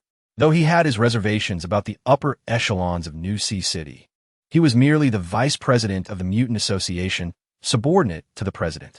Thus, he was not among the elite in New Sea City. The vehicle entered the core area, passing through several checkpoints before finally arriving at Gu Huayuan's palatial fortress. Before entering the castle, Xiao Fan cast a glance at a distant courtyard, the entrance to the underground chamber. Without uttering a word, he followed Zhu Shi into the castle. Upon entering, the opulence of the decor and the vibrant atmosphere instantly transported one into the realm of high society. The hall, soaring over 15 meters, spanned an impressive 3,000 square meters, supported by numerous grand columns, all reflecting the courtly style of the Western continent. The extravagant castle, erected in just half a year amidst the apocalypse, spoke volumes of the general's lavish lifestyle. As Xiao Fan arrived, he was greeted by a chorus of laughter. Look, our greatest supplier in New Sea City has arrived. Du Jiaming approached Xiao Fan warmly, turning to introduce him to the esteemed guest present. The attendees applauded, smiles adorning their faces, seemingly lauding Xiao Fan's accomplishments. Du Jiaming turned back to Xiao Fan. Mr. Xiao Fan, you look quite dapper in your military attire. Do you have any words for us here today? Xiao Fan chuckled softly, addressing the guests, esteemed ones. I am but a newcomer and do not possess the right to speak. However, since the opportunity is afforded to me, I shall say a few words. The room fell silent, all eyes trained on Xiao Fan. He declared, I believe that whether in business or in life, one must uphold integrity and respect for rules. One cannot engage in exploitation or threats, for such actions lead to dire consequences regardless of who one may be. Xiao Fan's words caused Du Jiaming's expression to darken. He anticipated Xiao Fan's blatant disregard for decorum, leaving him feeling somewhat exposed. Having severed Xiao Fan's lucrative avenues and detained both Hu Qingqing and in Xiaolu, it was evident that Xiao Fan was now desperate. At that moment, Wang Chuan from the Mutant Association approached Xiao Fan. Come, Brother Xiao, you are a guest here today. Let's enjoy a drink together. The general will be addressing you via video shortly. This is a rare honor, so make the most of it. Xiao Fan smiled and followed Wang Chuan and Du jamming to a table. It seemed as though he was the guest of honor. Upon his arrival, soft music filled the air. Couples began to descend onto the dance floor, engaging in a gentle opening dance. Numerous charming girls flitted through the crowd, contributing to the lively spectacle. However, Hu Qingqing was nowhere to be seen. Xiao Fan remained silent, quietly sipping his drink. Opposite him stood a television screen and a camera, set for his communication with Gu Huaiyuan. During the drinking festivities, Xiao Fan surveyed his surroundings. The central area of the castle was a dance floor, surrounded by dining tables, a bar, and several lounge areas and restrooms. Many guests were already seated at the tables nearby, most of whom appeared to be mutants. If his suspicions were correct, these individuals were likely sent by the Mutant Association. Tonight's banquet was undoubtedly New Sea City's final chance for him. After his conversation with Gu Huaiyuan, should he acquiesce to their demands, his safety and that of Hu Qingqing and Xiaolu would be assured. Conversely, refusal would seal their grim fates, and Xiao Fan himself could be in peril. These mutants, meticulously orchestrated, were akin to the executioners of the ancient Hongmen banquet. Even Wang Chuan, who sat beside him chatting amiably, was a formidable second-level mutant, likely poised to act against him. Xiao Fan could also envision them potentially using hostages as leverage during the process. He lit a cigarette, taking a deep drag, pondering that until the final moment. The outcome remained uncertain, until the cards were laid bare. Who could say how many he had hidden? After some time, Du Jiaming turned to Xiao Fan. Xiao, the general is ready for the video call. Would you like to speak with him? Xiao Fan nodded. Certainly. Having been in New Sea City for so long, I have yet to meet General Gu, so this is a fortuitous opportunity. Ha ha ha. Perhaps if your conversation goes well today, we might all revel together tomorrow. The video connection was established. Xiao Fan had learned that the television station in New Sea City had resumed operations, though the signal could not reach the distant Dawn City. In Shenzhou, to cover the nation with television signals, one needed to secure a city, and not just any city, but at least a second-tier one, like Bing City in Shunlong Province. Once connected, the screen revealed a man in his 40s, clad in formal military attire, adorned with high-ranking insignia. Upon seeing Xiao Fan in uniform, the man was momentarily taken aback. Is it you, Xiao Fan? Greetings, General Gu. I am Xiao Fan. Truly a pleasure. Unfortunately, I am unable to attend the banquet today due to pressing matters. I hope you will forgive me, and once I am free, I would be delighted to join you for a drink. I trust you will have a wonderful time today. Rest assured, General Gu, I shall enjoy myself. However, I have a matter that puzzles me, and I would appreciate your clarification. Please, speak freely. We can be candid with one another. Then, I shall be direct. I hope that New Sea City will permit gold trading, and I also request the release of a certain individual. At this, Gu Huaiyuan's expression darkened. Xiao, I have treated you well. Haven Ti, you've come here and profited greatly, and I have never complained. Do you naively believe that such coincidences abound? Your first love just happens to be here? Do you have any idea how much effort I have expended to uncover your identity and story? Is this how you repay me? For the sake of trivial interests, you seek to parley with me? Xiao Fan's expression soured. What have you done with Qingqing? She is currently safe, but I cannot guarantee her future. Xiao Fan snorted coldly. Your assurances mean little. I shall await her presence before I believe you. Let's await the outcome with bated breath. However, dear Xiao, I must inform you that if you cannot provide me with a definitive answer before the conclusion of today's soar, the result may not be particularly pleasant. Having said that, Gu Huaiyuan severed the video communication. Observing Wang Chuan's smug expression, Xiao Fan raised his glass to clink with his. I too am filled with anticipation. Within the confines of the core area prison, Hu Qingqing found herself incarcerated in a cell. Her hands were suspended above her head, adorned in a garment stained with numerous blood marks. Her hair cascaded down, presenting the image of someone who had endured a brutal beating. Yet, Hu Qingqing's spirits remained remarkably high, as she engaged in light-hearted banter with her captors. Li, must you go to such lengths to make this seem real? She chuckled. You have me locked up here, and yet you maintain such heavy security. Do you truly believe he can find me? Ah, you are unaware. Xiao Fan is no ordinary individual. One guard replied after surveying the scene. We have conducted our investigations, and it appears he has many mutants at his command, gathering supplies and transporting them to him with astonishing efficiency. From this, we can surmise that Xiao Fan possesses considerable influence. Moreover, he has requested the vice president of the Mutant Association, Giant Stone, to inquire about your location. It seems he is resolute in his intent to rescue you. Hu Qingqing expressed her surprise. Really? Xiao Fan wields such power? The guard regarded her with skepticism. Did you not mention that you have been inseparable from him these past few days, spending every night in his company?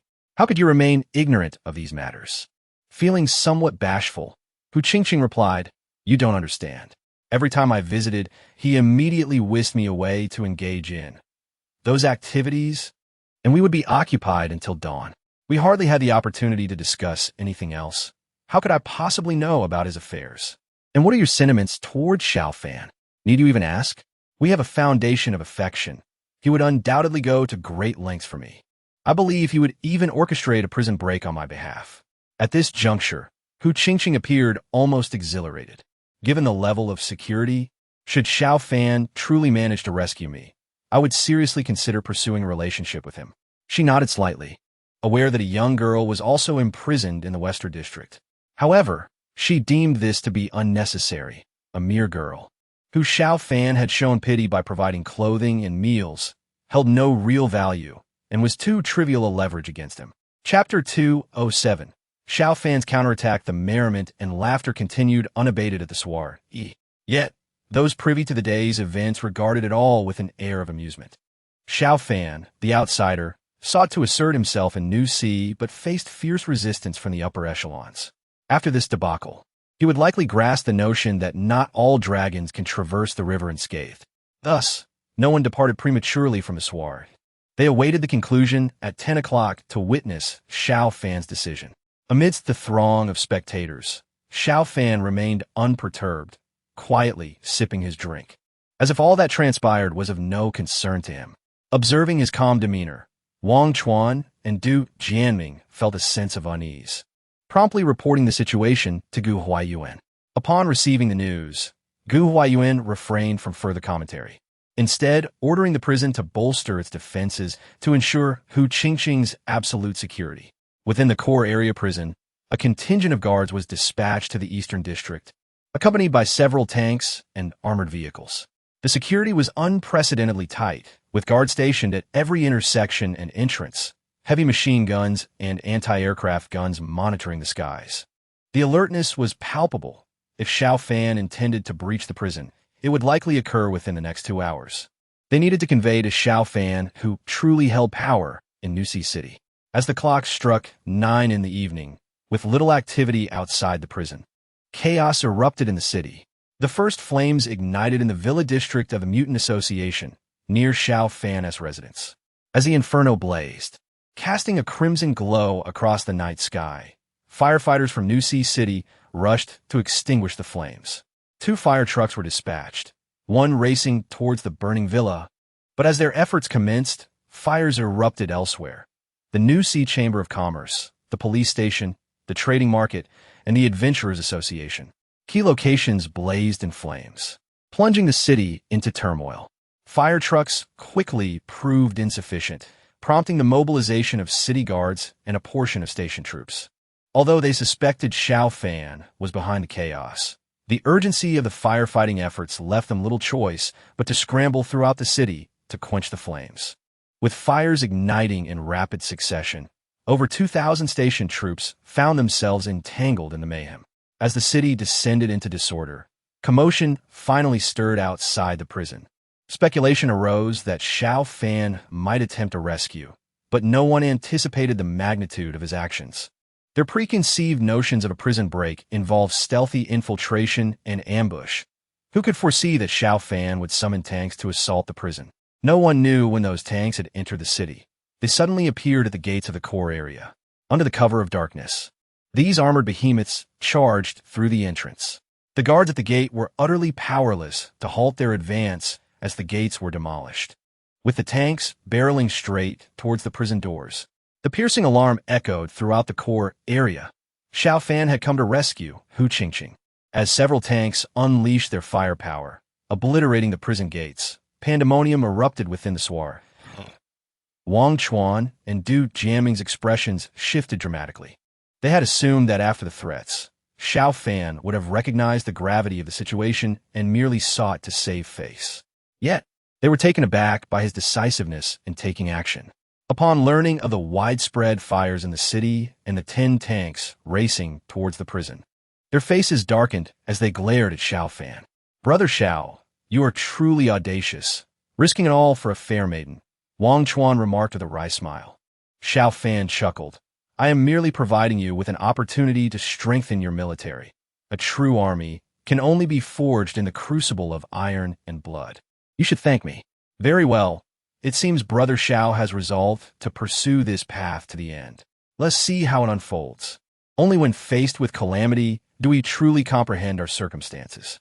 As the sounds of gunfire echoed outside, the guests within the castle continued their revelry. Noticing Wang Chuan and Du Jiaming maintaining their composure, everyone understood that the true confrontation had commenced. With half an hour remaining until the soir's conclusion, they awaited the outcome. Once the prison gates were shattered, the Eastern District descended into a state of combat. The tanks procured by Xiao Fan were ferocious, relentlessly charging forward, their cannons roaring as they attacked the deep-sea core defensive line. Despite the thorough preparations, they had not anticipated that the first wave of attackers would be tanks. The machine gun defenses and sniper placements suddenly seemed futile. They were powerless against the onslaught of the armored vehicles. Only rocket launchers or additional tanks could effectively counter the assault. A few tanks, hastily assembled from the deep-sea core, were pushed to the front lines, while reinforcements from the Western District were dispatched to support them. As Xiao Fan's offensive direction was finally confirmed, the charge of 10 tanks underscored the significance he placed on his girlfriend. Fortunately, the prison had anticipated Xiao Fan's movements, sparing them from being caught off guard. Consequently, the defensive forces in the Western District were once again diminished, and the prison's guards began to converge towards the Eastern District. The battle commenced with an intensity that quickly escalated. The tanks under Xiao Fan's command exerted formidable pressure, rendering the prison's defenders incapable of raising their heads. The few tanks that dared to show themselves were swiftly reduced to scrap metal by concentrated enemy fire. However, the defenders in the Eastern District remained unfazed, as they knew reinforcements from the barracks within the city would soon arrive. They were aware of the agreement from above. As long as they held out until 10 o'clock, Xiao Fan would have to cease his assault for the safety of his girlfriend. Thus, while the offensive was fierce, taking the Eastern District before 10 o'clock was simply unattainable. Flames surged within the city of Xinhai, plunging the entire area into chaos. The cacophony of gunfire echoed from the prison, unsettling those at the nearby banquet, who had previously remained composed. The commotion was undeniably excessive. People anxiously watched the clock, hoping for the arrival of 10 o'clock, when peace would presumably be restored. At 9:50, 2 armed helicopters, veiled by the night, quietly arrived over the Western District of the prison, and Xiao Lu was being held captive there. The individuals who attempted to capture Xiao Lu were not the same group that went after Hu Qingqing. Initially, the guards at Xiao Lu's location had been relatively vigilant. However, upon realizing that Xiao Fan did not care for her in the least, their attention waned. A mere 12-year-old girl held little strategic value, and many of the guards were reassigned to the Eastern District. Therefore, when the 2 armed helicopters appeared above the Western District, the guards remained oblivious. Paratroopers executed a rapid descent from the helicopters. After swiftly eliminating 2 guards with precise shots, they stormed into the prison. The military dog, Xiao Tian, led the way, adeptly tracking Xiao Lu's scent. The soldiers of the Dawn Army took a direct path to her cell. When one soldier shot the lock off the door and kicked it open, the guards inside finally awoke from their stupor. One guard attempted to lunge at Xiao Lu, but Xiao Tian sprang into action, sinking its teeth into the guard's neck before he could reach her. The guard had no time to react and fell lifelessly to the ground. The Dawn Army soldiers rushed in, rescuing Xiao Lu and swiftly retreating undercover. At that moment, the guards outside became aware of the Dawn Army's assault and attempted to provide assistance. But another helicopter opened fire. Multiple air-to-ground missiles were launched, creating massive fireballs within the prison. The resounding explosions incited chaos. The commanding officer issued orders for an immediate evacuation of Xiao Lu from Xinhai City. The soldiers hurriedly escorted Xiao Lu onto the helicopter, while the nearby helicopter's cannon fired vigorously, suppressing the incoming reinforcements from the Deep-Sea Brigade. Retreat. The two helicopters ascended in succession, and amidst the bursts of explosions, the helicopters vanished above the prison base. The operation to rescue Xiao Lu concluded, prompting the tank forces in the Eastern District, which had been engaged in a fierce exchange with the Deep-Sea Brigade, to begin their withdrawal. It was only then that the personnel of the Deep-Sea Brigade grasped the truth. The so-called rescue of Hu Qingqing had been an elaborate ruse from the beginning. Within Gu Huayuan's castle, Xiao Fan took a brief trip to the restroom. Upon his return, Hu Qingqing had already been brought before him. Upon learning that Xiao Fan had launched a surprise assault on the prison and rescued Xiao Lu, Wang Chuan and Du Jiaming wore expressions darker than despair. Hu Qingqing was immediately brought forward, with Wang Chuan gripping her neck tightly while questioning Xiao Fan with a face of fury. Xiao Fan, was this all intentional? Do you not care for your girlfriend at all?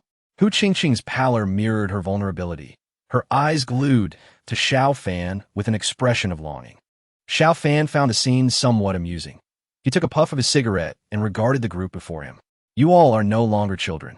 Must you remain so naive? The situation has escalated to this point. Doesn't that speak volumes? Hu Qingqing softly interjected, darling. Silence. Xiao Fan's demeanor shifted to one of seriousness. Do you truly believe that finding my ex-girlfriend will compel me to heed your demands? If I, Xiao Fan, were a man swayed by women, I would not have reached this juncture. He then fixed a cold gaze upon Hu Qingqing. You were instructed to approach me solely to manipulate my decisions and relinquish my profits. I do require funds, so I merely indulge you for a few days. Hu Qingqing, the past is behind us. Since the day we parted ways, our connection has ceased to exist. You must come to terms with that. But we... Hu Qingqing's eyes brimmed with tears, as if struggling to accept Xiao Fan's cruelty. Xiao Fan offered a slight smile. Believe it or not, everything you envisioned was merely a figment of your imagination. Nothing transpired between us. However, there were certain truths Xiao Fan refrained from disclosing. His engineer, Ma Dun, had developed a drug capable of inducing hallucinations, making individuals believe in their authenticity. This drug was already in use among his ranks. From the moment Xiao Fan encountered Hu Qingqing, he had meticulously planned everything, utilizing her to buy time and acquire more gold. When he tasked Zhu Shi with discovering Hu Qingqing's location, he was essentially orchestrating a ruse, leading the people of Xinhai City to believe he sought to rescue Hu Qingqing. In truth, Xiao Fan's objective had always been to rescue Xiao Lu. The innocent girl should not bear the brunt of his troubles. Previously confident, Hu Qingqing felt disoriented by Xiao Fan's words, realizing that she had been the one manipulated all along with the powerful figures of Xinhai City. Wang Chuan, upon hearing this, was consumed by rage. He violently hurled Hu Qingqing several meters away, leaving her sprawled on the ground, and erupted in fury. Xiao Fan, do not presume that your schemes have succeeded, allowing you to underestimate us. Although I am uncertain how you brought tanks into the city, neither you nor your tanks shall leave Xinhai City. With that, Wang Chuan issued a command. Attack! At once, the mutated individuals surrounding Xiao Fan sprang into action, including Wang Chuan himself, all leaping toward Xiao Fan. The negotiations had collapsed. They had lost their patience and decided to silence him. Xiao Fan had anticipated this very scenario. As Wang Chuan prepared to strike, Xuan Ning suddenly intervened, executing a swift maneuver that sent the second-level mutant Wang Chuan crashing to the ground. Before the remaining mutants could act, a horde of towering individuals clad in thick, silver-white insulated suits and round metallic helmets surged forth from the castle's restroom, each wielding peculiar firearms. The barrels of these weapons were solid, crackling with silver arcs of electricity. As they emerged, Sun Feifei, standing beside Xiao Fan, swiftly pulled him aside. Commander, take cover. Including Xuan Ning, the three rolled to the side, their movements somewhat ungraceful as they tumbled together. As they evaded, the others remained oblivious. The towering soldiers raised their firearms. Fire! Crackling sounds filled the air as the lights shattered simultaneously. A cascade of silver electromagnetic arcs enveloped the room in an instant. A tumultuous storm of lightning descends. Behold the magnetic storm infantry of the Dawn Army. Chapter 209. The train enters the city. These magnetic storm soldiers were produced while Xiao Fan took a brief respite in the restroom. Every event today has been meticulously orchestrated by Xiao Fan, including the precise timing of soldier production and the rescue operation. The magnetic storm infantry emerged just in time, as the mutants were poised to strike Xiao Fan, only to be met with devastating retribution. Silver electric serpents danced wildly, enveloping the entire area of mutants.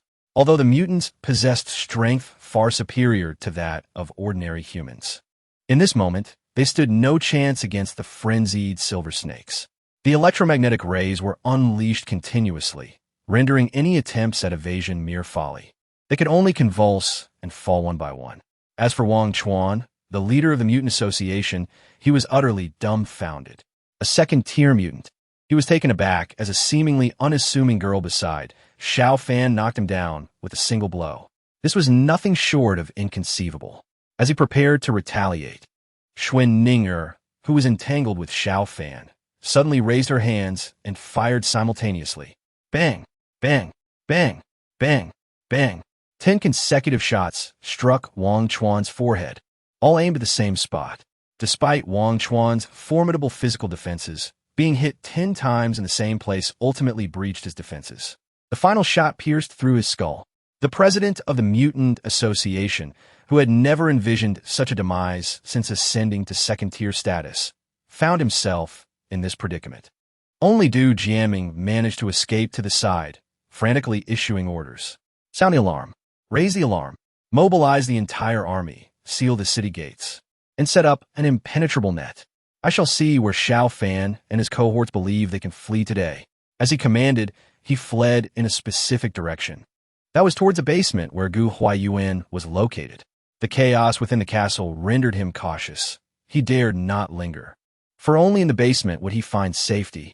Meanwhile, Xiao Fan could not spare a thought for Du Jiaming at this moment, although he had temporarily evaded danger. The sounds of vehicles roaring and footsteps echoed from outside. Reinforcements from the Deep Sea Corps were arriving. Many within the hall were cursing and fleeing. Although they had not yet subdued Xiao Fan, as long as reinforcements arrived, Xiao Fan and his companions would soon meet their end.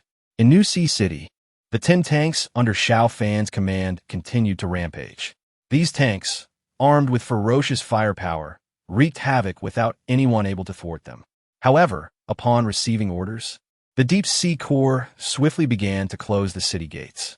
The gates of New Sea City were incredibly sturdy. Even tanks would find it challenging to exit, especially with the city defense army present. Once the gates were shut, they could trap Xiao Fan's group. No matter their capabilities, escape from New Sea City would be impossible. At that point, they would settle the score with Xiao Fan. Outside the northern gate of New Sea City, a railway was silently laid. Engineer Ma Dun had received authorization from Xiao Fan to construct the tracks. Shun Rui drove an armored vehicle, pulling Ma Dun along. As the vehicle traversed, the tracks formed seamlessly. Old Ma, you're quite impressive. While Newton discovered the law of universal gravitation, you, Ma Dun, have concocted a hallucinogenic drug that utterly bewitched Hu Qingqing, that green tea bitch. Ma Dun chuckled awkwardly. How does squad leader Shen know about this? I can surmise with my toes. The commander has no interest in women. How could he possibly be involved with Hu Qingqing? You, old Ma, possess such a drug. Of course, the commander would want to use it. Am I correct? Well, let us not dwell on that, squad leader Shun. Ahead lies the northern gate of New Sea City. They seem intent on closing it. Shen Ruehue scoffed. They shall never close that gate again. Engineer Ma Dun, hold on tight. Rest assured, squad leader Shun. While I am not a combatant, I possess basic military competence. The armored vehicle accelerated towards the city gate. Meanwhile, Several kilometers behind the vehicle, the artillery of the Dawn Army was lined up in formation. Attention! Target straight ahead, 12 o'clock. At the west gate of New Sea City. Unleash a concentrated bombardment. Fire! Boom! Boom! Boom! The artillery opened fire, unleashing a furious barrage upon the west gate of New Sea City. Amidst the cacophony of explosions, the still open west gate was obliterated. Even the defensive structures atop the city walls suffered under the weight of the bombardment. Amidst the cries of despair, the plan to close the west gate was utterly thwarted. An armored vehicle surged through the smoke of battle. This three-star armored vehicle boasted formidable defenses, comparable to that of a main battle tank. The vehicle sped through, demolishing all obstacles in its path, leaving a railway silently emerging behind it. However, the soldiers of the Deep Sea Corps remained oblivious to this rail. Under the assault of artillery, the 10 tanks that had been rampaging within the city now came to provide support.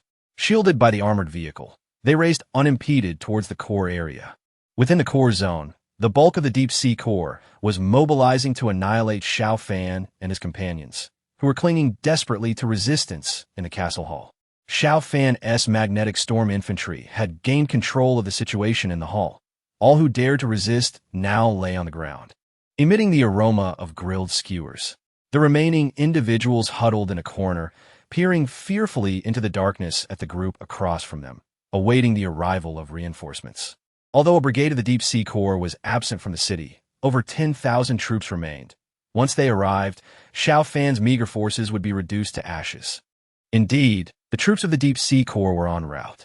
The magnetic storm infantry guarded the entrance, but their hold could not last indefinitely. At that moment, Shun Ruihue's armored vehicle burst onto the scene. The vehicle careened towards the entrance, made a sharp turn, and sped away. The Deep Sea Corps soldiers were momentarily stunned, unable to comprehend the meaning of this sudden incursion. Nevertheless, it was inconsequential. It was merely one armored vehicle and could not alter the tide of battle. Just as they prepared to launch a full assault, a tremendous roar echoed from behind. Honk! Honk! Bang! Bang! A colossal iron train, reminiscent of an ancient beast, charged directly into the core area. Chapter 210. The Train of Unbridled Destruction. Armored trains belong to the era of mid-20th century warfare. Given the advancements in contemporary high-tech developments, they appeared somewhat outdated and even obsolete. Moreover, such vehicles were context-specific. In the current scenario, their practicality seemed nearly null. The Deep Sea Corps had amassed nearly 3,000 personnel outside to encircle Xiao Fan, and with numerous combat vehicles and tanks present, they aimed for complete assurance. This dense formation provided the armored train with ample opportunity to unleash its potential. The soldiers of the Deep Sea Corps could scarcely fathom that a train would enter this core area. They recalled that this place lacked any railway. However, such contemplations were futile now. The armored train had arrived, and its presence was undeniable. Before the Deep Sea Corps could react, the main gun of the armored train fired. This train cannon was comparable to that of a main battle tank. Having adjusted its angle, it obliterated an armored vehicle in a single shot. A fireball erupted, engulfing several nearby soldiers in flames, prompting the Deep Sea Corps to finally realize the threat. Prepare for battle. The soldiers scrambled to ready themselves, while the armored train barreled into the courtyard, causing them to scatter in panic, fearing that this roaring metal beast would crush them. In an instant, the courtyard before the castle was cleaved in two by the armored train. More than 3,000 soldiers of the Deep Sea Corps found themselves in this yard, with over 1,000 on each side, accompanied by numerous battle vehicles. They remained relatively composed. Despite the train's imposing size, it was merely a vehicle, easily dismantled by a few well-placed shots. As the train's speed into the yard began to diminish, the deep sea soldiers hastily adjusted their positions, only for the train to come to a stop just as they did. The front of the train was nearly at the entrance of the castle hall, rendering its main cannon unable to fire. The soldiers instinctively overlooked the front of the train, a grave oversight that would soon cost them dearly. The train's front was equipped not only with a main cannon, but also 2 heavy machine guns and 2 rocket nests. Before the train had even fully halted, The rocket nests and machine guns erupted with a ferocious roar. Whoosh, whoosh. Rockets were launched in rapid succession, and the unsuspecting deep-sea soldiers suffered immediate losses. Flames erupted on both sides of the train. Boom, boom. The continuous explosions echoed relentlessly, with several battle vehicles destroyed on the spot. The heavy machine guns swept through the unprepared crowd, toppling many in an instant. Damn it! Destroy the front of the train. The speed of the train relied heavily on its front. This vehicle was likely here to facilitate Xiao Fan's escape. If they could destroy the front, the situation would be resolved. Fire! Fire! Where are the tanks? Where are the rocket launchers? Move! The deep-sea soldiers shouted in panic as tank crews and rocket soldiers swiftly redirected their fire towards the front of the train. Rockets flew forth, detonating in rapid succession at the front. As fiery bursts erupted, engulfing the front of the train, it appeared it would be obliterated at any moment. However, when the flames subsided, they were astonished to find that the front, though charred, remained largely unscathed. No way. Is the armor really that thick? The armor is too thick. It seems we can't penetrate it. Get on the train. We can take it by force. Just as the deep-sea soldiers prepared to board this iron behemoth, a shocking turn of events unfolded. The emergence of such weaponry heralded a catastrophic disaster. The target of the autocannons was personnel and light vehicles, while the heavy machine guns were solely aimed at infantry. Inside the train, the soldiers of the Dawn Army, controlling the weapons, opened fire almost simultaneously. The moment the shots rang out, the deafening noise could easily render one temporarily deaf. The thunderous cacophony transformed the carriage's sides into a hellish landscape. Boom! Boom! Mushroom clouds ascended as battle vehicles and tanks were continuously destroyed. The roaring of the autocannons rivaled catastrophe itself. Armored vehicles, cash transports, and riot control units were utterly defenseless against these artillery-like weapons. Those targeted by the lethal metal barrage were invariably annihilated. The only distinction lay in the duration before their destruction. The carnage wrought by the heavy machine guns was no less than that of the main cannon and autocannons. Amidst the night, a torrent of golden bullets surged forth, leaving behind a trail of corpses and rivers of blood. The military prowess of the Deep Sea Corps was significantly superior to that of the Alliance forces. Yet they made a fatal error by treating this armored train as an ordinary vehicle. Approaching without caution, they ventured too close to the carriage, rendering their military training nearly irrelevant in such dire circumstances. Under the relentless barrage of machine gun and autocannon fire, their only fate was utter obliteration.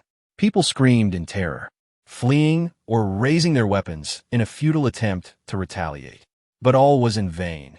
This armored train was akin to an invulnerable fortress, with bullets merely bouncing off its surface. Limbs flew through the air as thunderous explosions obscured their vision. In this moment, the Deep Sea Corps, who had long dominated New Sea City, finally grasped the brutality of warfare. The armored train's relentless firepower utterly suppressed the Deep Sea Corps. The ceaseless explosions painted the sky crimson, resembling a fiery sunset. Regarding the issue of an ex-girlfriend, I had previously hinted at it in the text. After encountering her, I sought out Engineer Martin, the creator of that particular potion. Unfortunately, it seems no one considered this. Chapter 211. The Retreat. The overwhelming firepower of the armored train, combined with the Deep Sea Corps blunders, precipitated a disaster. From the moment the armored train opened fire to the collapse of the 3,000 deep sea soldiers, less than 15 minutes had elapsed. Debris littered the ground, smoke billowed everywhere, and countless casualties lay before the castle. Down in the basement, Du Jiaming and Gu Huayuan wore expressions of grave concern. Gu Huayuan issued commands to the outside, as soldiers began to converge towards the core area like ants returning to their nest. The Deep Sea Corps, regaining their composure, began organizing their forces and retrieving weapons from their arsenal in preparation for a fierce confrontation with the armored train. Just as they were rallying their troops, the Dawn Dragon armored train initiated its deployment. The soldiers of the Dawn Army, who had accompanied the train to New Sea City, prepared to disembark and face the enemy.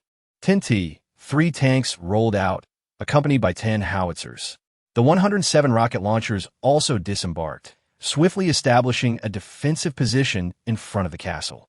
Additionally, the 10 tanks previously produced by Xiao Fan had concluded their errant movements and joined the main forces in the core area. Their primary mission was to hold the line, to temporarily liberate the armored train. For the armored train had another crucial mission. As the battle vehicles descended, without waiting for the Deep Sea Corps to finish their assembly, they charged forward. The 10T-3 tanks became the main assault force, advancing with thunderous roars. Their formidable armor allowed them to press on through enemy fire. The Deep Sea Corps mobilized their tanks for battle, showcasing their strength as a full division by deploying dozens of tanks into the fray. On the Dawn Army side, the 10 tanks were quickly readied for combat again, serviced by multifunctional infantry vehicles equipped with massive metal arms. Approximately 60 tanks from the Deep Sea Corps faced off against 20 from the Dawn Army. Despite this numerical disadvantage, the Dawn Army managed to hold their ground. The rocket launchers and howitzers behind the Dawn Army relentlessly harassed the opposition, preventing them from completing their assembly as the two sides engaged in a skirmish around the castle and prison center. The resounding cannon fire reverberated throughout New Sea City, instilling fear in its inhabitants. Though they remained unaware of the full scope of the events unfolding, it was clear that the once dominant generals of New Sea City were now facing a formidable challenge. Here lay the 1st Brigade of the Deep Sea Corps, approximately 7,000 strong, a premier force equipped with the finest weapons. Yet, the main actors in this battle were not them, but rather another unit. Meanwhile, the remaining forces hastily boarded their vessels. The Bao River, the largest river near Deep Sea City, bordered both Deep Sea and New Sea City. Hundreds of speedboats gathered, each carrying around 20 men. Additionally, 2 large transport ships loaded with tanks and artillery set sail. The brigade commander of the Deep Sea Corps called out urgently, his anxiety palpable. Commander Chen nodded. Indeed, their firepower is formidable, and their tactical execution has proven effective. I hope we can still make it in time. The officer pondered for a moment. Be vigilant. If General Gu's forces falter, I hope to continue collaborating with you, Commander Chun. The helicopter squadron was the first to depart, as requested by Gu Huaiyuan. With the battle intensifying, it was crucial for the helicopter squadron to arrive promptly. Otherwise, he feared for his own safety. The helicopter departed, followed by a fleet of speedboats and transport vessels, slicing through the waves as they swiftly navigated along the Bao River. Armed soldiers stood guard on the boats, ready to fire at any large fish that might surface, as the safety of the speedboats on the river was increasingly precarious. The journey from their starting point to New Sea City spanned nearly 200 kilometers, and the speedboats would take over an hour to reach their destination. They hoped that New Sea City could hold out until then. The combat within the city was no less challenging for the Dawn Army. The enemy's numerical superiority was significant, and once they stabilized their positions, the Deep Sea Corps began to showcase its strength. Continuous bombardments rained down on the castle's main hall, turning it into a battlefield. Yet, Xiao Fan was equally ruthless, directing the Dawn Army to fight from the castle as their stronghold. It was worth noting that today marked Gu Huaiyuan's banquet, attended by the city's elite, all gathered within the castle's grand hall. This circumstance restrained the Deep Sea Corps from launching a full-scale artillery assault. Without the pressure of heavy fire, the Dawn Army's tanks regained their momentum, with the 3-star tanks and repair vehicles withstanding the onslaught of 60 enemy tanks while steadily depleting their resources. The two sides engaged in a chaotic melee in front of the castle. Although the situation appeared grim, it was precisely what Xiao Fan desired.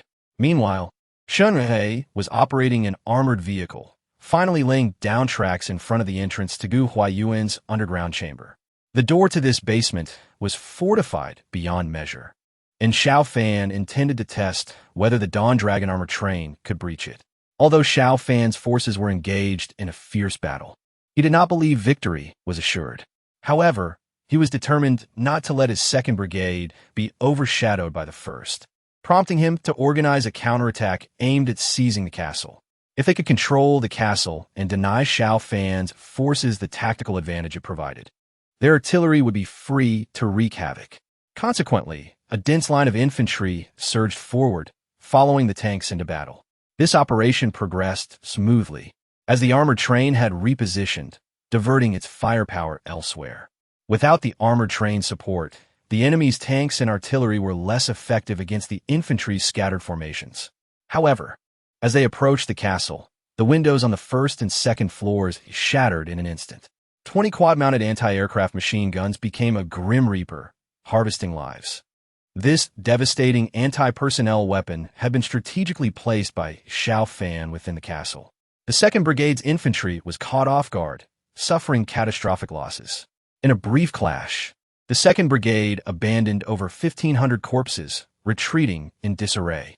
This defeat not only shattered the morale of the 2nd Brigade, but also instilled doubt in Gu Huayuan within the basement. Inside the castle hall, Xiao Fan sat smoking, commanding the battle as it unfolded. At this juncture, he had a singular goal: to breach the basement, seize the gold within, and then depart. The situation in Shenlong province was increasingly dire, and he planned to leave that very night. Having repelled the 2nd Brigade's assault, despite incurring considerable losses himself, he managed to temporarily stabilize the situation. Upon learning that the tracks had been laid to the entrance of the basement, Xiao Fan prepared to act. The commander received word that helicopters were approaching rapidly, approximately 20 in number. Xiao Fan nodded. This would be the final test of the day. If they could withstand this wave of enemy aircraft, the night's battle would conclude successfully. Prepare, but do not rush to attack the basement. Focus on protecting our armored train. Do not give the enemy aircraft too many opportunities. Understood. In the core area, the Dawn Army had begun to set ambushes atop various buildings. The armored train positioned itself beside the castle, minimizing the enemy aircraft's long-range shooting angles. Soon, helicopters with their lights ablaze appeared on the horizon. 20 aircraft formed 4 formations, 5 in each, soaring towards them. Observing the flames rising from New Sea City, the pilots were anxious. Following orders, they headed directly towards the core area. Their mission was clear: swiftly destroy a train. Tunnel 1, this is Tunnel Bend. Please confirm your attack direction. Tunnel Bend, this is Tunnel 1. We have visual on the train and are approaching its front for the first wave of attack. Tunnel Bend acknowledges. We will proceed with the second wave. Be cautious of the enemy's anti-aircraft fire. Oh no! The leader of the second formation ended communication after speaking with the first. The first formation of 5 helicopters paid little heed to potential anti-aircraft defenses. To them, even if there were defenses, they assumed it would only consist of anti-aircraft machine guns. Flying high above, they believed they could easily launch missiles at their targets without concern for the machine guns. However, as they flew over a tall building, several Dawn Army soldiers suddenly launched an assault on them. These were the anti-air infantry produced by Xiao Fan. Armed with portable anti-aircraft missiles, they swiftly opened fire. Whoosh, whoosh, whoosh. Several missiles shot up, trailing fiery tails as they accurately struck the passing helicopters. Boom, boom, boom. Fireworks erupted in the sky, some helicopters exploding while others sustained damage, billowing black smoke as they lost balance and spiraled downwards. With a thunderous roar, 2 aircraft that did not disintegrate mid-air crashed to the ground, one of which belonged to Tunnel 1, who had just been in communication and was filled with confidence. From the formation of 5 aircraft, only 1 managed to escape. The annihilation of the first wave of helicopters served as a wake-up call for those that followed. However, Xiao Fan had produced 50 anti-air infantry, concealed in the shadows, rendering the helicopters oblivious to their presence. One after another, helicopters were shot down from the sky, struggling to approach the vicinity of the train. Explosions lit up the night sky over New Sea City. Occasionally, 2 helicopters drew near, but failed to inflict significant damage on the train. The train was equipped with anti-air missiles, which would launch as enemy helicopters approached, effortlessly destroying them. Only 1 helicopter managed to fire a missile, which struck the cargo section of the train, causing some damage but resulting in no casualties among the Dawn Army. The helicopter formation, once held in high regard by the Deep Sea Corps, saw their attack abruptly falter. After losing over 10 aircraft, the helicopter formation retreated, unwilling to approach the heavily defended area any further. With the helicopter formation's restraint lifted, the train finally broke free from all constraints. Sounding its whistle, the train roared back to life. The path from the castle to the basement was now clear. The train's front was equipped with a massive collision-resistant steel beam, which thundered forward, crashing into the door of Gu Huayuan's underground refuge. The basement was below ground, yet its door was at street level. Gu Huayuan had believed his door to be impenetrable, never considering that it could be struck by a train. With a resounding crash, the door and its frame, along with the reinforced concrete structure, were obliterated, reduced to rubble. The Dawn Dragon emitted a loud roar, the train shaking violently. The collision-resistant beam deformed and even dislodged. But fortunately, the train remained on its tracks, a testament to the Dawn Dragon's immense weight, which ensured stability. The personnel within had long been prepared for the impact, and none had sustained injuries. This operation was executed only after engineers had conducted thorough calculations and determined its feasibility. Witnessing this success, Xiao Fan's heart swelled with joy. Let us proceed to the basement. Xiao Fan, who had been waiting, promptly led his subordinates towards the underground. At the entrance to the basement, the soldiers swiftly cleared away debris, revealing a passageway leading below. The guards of the battalion surged ahead, charging directly into the underground. The formidable firepower unleashed once more, and the already battered 2nd Brigade found itself incapable of breaching the Dawn Army's defenses, forced to watch helplessly as Xiao Fan's men descended into the basement. Inside the basement, Gu Huayuan and Du Jiaming anxiously monitored the entrance. When the door was kicked open, the two men were so startled that they fell to the ground. The soldiers of the guard battalion rushed in, leaving them no opportunity to resist, swiftly taking them into custody. Once the area was secure, Xiao Fan entered the basement. Upon seeing Xiao Fan again, Gu Huayuan and Du Jiaming had lost all their previous arrogance. No, please don't act rashly. We can negotiate. I can make you the president of the Merchant Association, or even the deputy city lord if you wish. Xiao Fan raised his gun. Gu Huayuan, on the verge of despair, pleaded, "Please, Xiao Fan, just tell me what you want. I can grant you the position of city lord, but please don't act impulsively. You must understand, this world is not as simple as you think. Although I am a city lord, the true rulers of this world are not people like me. If you kill me recklessly, it will certainly provoke those behind me, and they're not to be trifled with." Xiao Fan raised an eyebrow, slightly. "Oh, so you have allies?" Indeed. Otherwise, how could I establish New Sea City here?" Without further inquiry, Xiao Fan pulled the trigger. The sound of gunfire echoed twice, and Gu Huayuan and Du Jiaming fell into a pool of blood. In his dying moments, Gu Huayuan still had the audacity to ask, "Don't you want to know who that person is?" "I do not. I shall learn the truth in due time." Xiao Fan was not one to indulge in gossip or pry into secrets. As for the truth of this world, he believed he could gradually uncover it. The two power brokers of New Sea City met their demise within what they had presumed to be a safe haven. Following their elimination, Xiao Fan immediately began to collect resources within the basement. In one room, he finally discovered New Sea City's gold reserves. Gu Huayuan had understood the value of gold. Despite its seeming lack of immediate utility, once stability returned, it would undoubtedly serve as a vital strategic reserve. The saying in prosperous times, antiques, in chaotic times, gold was not without merit. Stacks of gold bricks rose like miniature walls, and Xiao Fan's gaze flickered as he converted them into system funds. "Congratulations, Commander. You have acquired 220 gold." Xiao Fan's heart soared. He had amassed nearly 5 million in funds. Combined with his previous reserves, his total now surpassed 6 million. With such substantial wealth, Xiao Fan could elevate his rank to brigade commander. Upon achieving this status, he would possess the confidence and strength to confront his adversaries in the north. At that point, neither the Ice City, Black Mountain Yilin, nor the Burlians would stand a chance against him. After gathering the funds, Xiao Fan did not linger and exited the basement. Once the bodies of Gu Huayuan and Du Jiaming were discarded, the fighting momentarily ceased.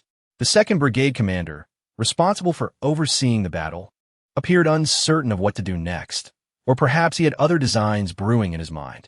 With the demise of Gu Huayuan, Wang Chuan, and Du Jiaming, the three most powerful figures in New Sea City had perished.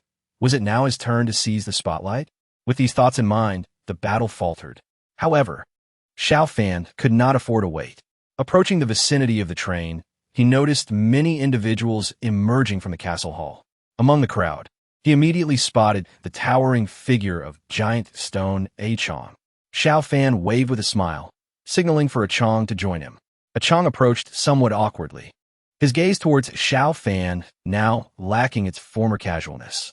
Xiao Fan clapped a hand on his shoulder. "What is wrong, my friend? You seem lost in thought." Chong grinned sheepishly. "What giant stone? Just call me Little Stone." "Haha, that one do. Little Stone lacks gravitas. After all, you are my only friend here." Chong chuckled, finally appearing more at ease. "All right, I will." Chong felt a sudden resolve, clearly recognizing this as a prime opportunity. With the demise of the Mutant Association's president, he could seize control of the association. Seeing that Chong understood, Xiao Fan smiled and turned to board the train. The loading had been completed, and the train roared to life, departing New Sea City. Xiao Fan gazed into the distance toward Baojiang. Chapter 214. Ice City train station. The train journeyed for 5 full days before it finally entered the territory of Shenlong province. Observing the white expanse of the snowy landscape outside, Xiao Fan felt a sense of familiarity. He was returning to his own domain. In his hands, he fiddled with a hat, a gift from Xiaolu. After being rescued, Xiaolu had not flown far in a helicopter, but instead waited outside New Sea City to reunite with Xiao Fan. After the Dawn Dragon left New Sea, the helicopter had landed on the train. During their time on the train, in gratitude, Xiaolu had crafted a hat for him. A light yellow top hat embroidered with the words "Most loved Uncle Xiao Fan." Although the child's handiwork was somewhat juvenile, it was filled with her heartfelt sentiment, which Xiao Fan graciously accepted. However, he did not intend to wear it publicly. It would be cherished as a keepsake. As he fiddled with the hat and gazed out the window, the train approached Ice City. It would pass through one of Ice City's stations. Ice City had several stations, and this was the West Station, which had a smaller population compared to the city center. As Xiao Fan passed through, he noted that the number of zombies on the platform was not substantial, with most congregated in the waiting area. The zombies on the platform posed no significant threat to the train's progress, and thus he paid little heed. As he observed the station, Xiao Fan mused that the group led by Wei Wuji would not manage to reclaim Ice City in just a few months. And what of himself? Once his strength grew, should he consider venturing into Ice City? While lost in thought, a sudden system prompt interrupted him. "Commander, a supply crate has been detected 700 meters to the right front." Xiao Fan paused, looking out the window to discover that the waiting area was indeed just ahead. Upon checking the radar, he confirmed the presence of a supply crate nestled in a corner of the waiting room, seemingly within the ticket sales window. However, the waiting area was packed with at least 10,000 zombies, and the square outside was teeming with more. In the past, Xiao Fan might have chosen to forego the crate, but the circumstances had changed. His subordinates were formidable, and it would be unreasonable to leave the supply crate behind. "Stop the train, retrieve the supply crate, and then we will depart." The train halted near the platform, and Xiao Fan casually placed the hat atop his head before disembarking with his men. As they stepped out, the biting north wind rushed at them, and the presence of zombies was considerable. "We will split into 2 groups. The main force will attract the zombies at the entrance to the waiting room, and then..." Xiao Fan initially intended to send Shenrui Hui to retrieve the supply crate, but at the last moment, he abruptly changed his mind. "Xuen Ninger, will you retrieve the supply crate?" "Rest assured, Commander, I will complete the task." Commence the operation. The troops disembarked and swiftly formed a semicircular encirclement in front of the waiting room. A 3-star tank fired a shell, obliterating the entrance of the waiting room. The zombies inside immediately erupted into a cacophony of roars, advancing toward the entrance. The soldiers opened fire, unleashing a torrent of concentrated firepower that sealed off the doorway. At this moment, Xiao Fan's destructive capability was formidable. A line of quad-mounted machine guns unleashed a metallic deluge that rained down upon the interior, the bullets creating a string of devastation akin to skewered candied hawthorns. Before the ammunition ran out, it was nearly impossible for the zombies to break free.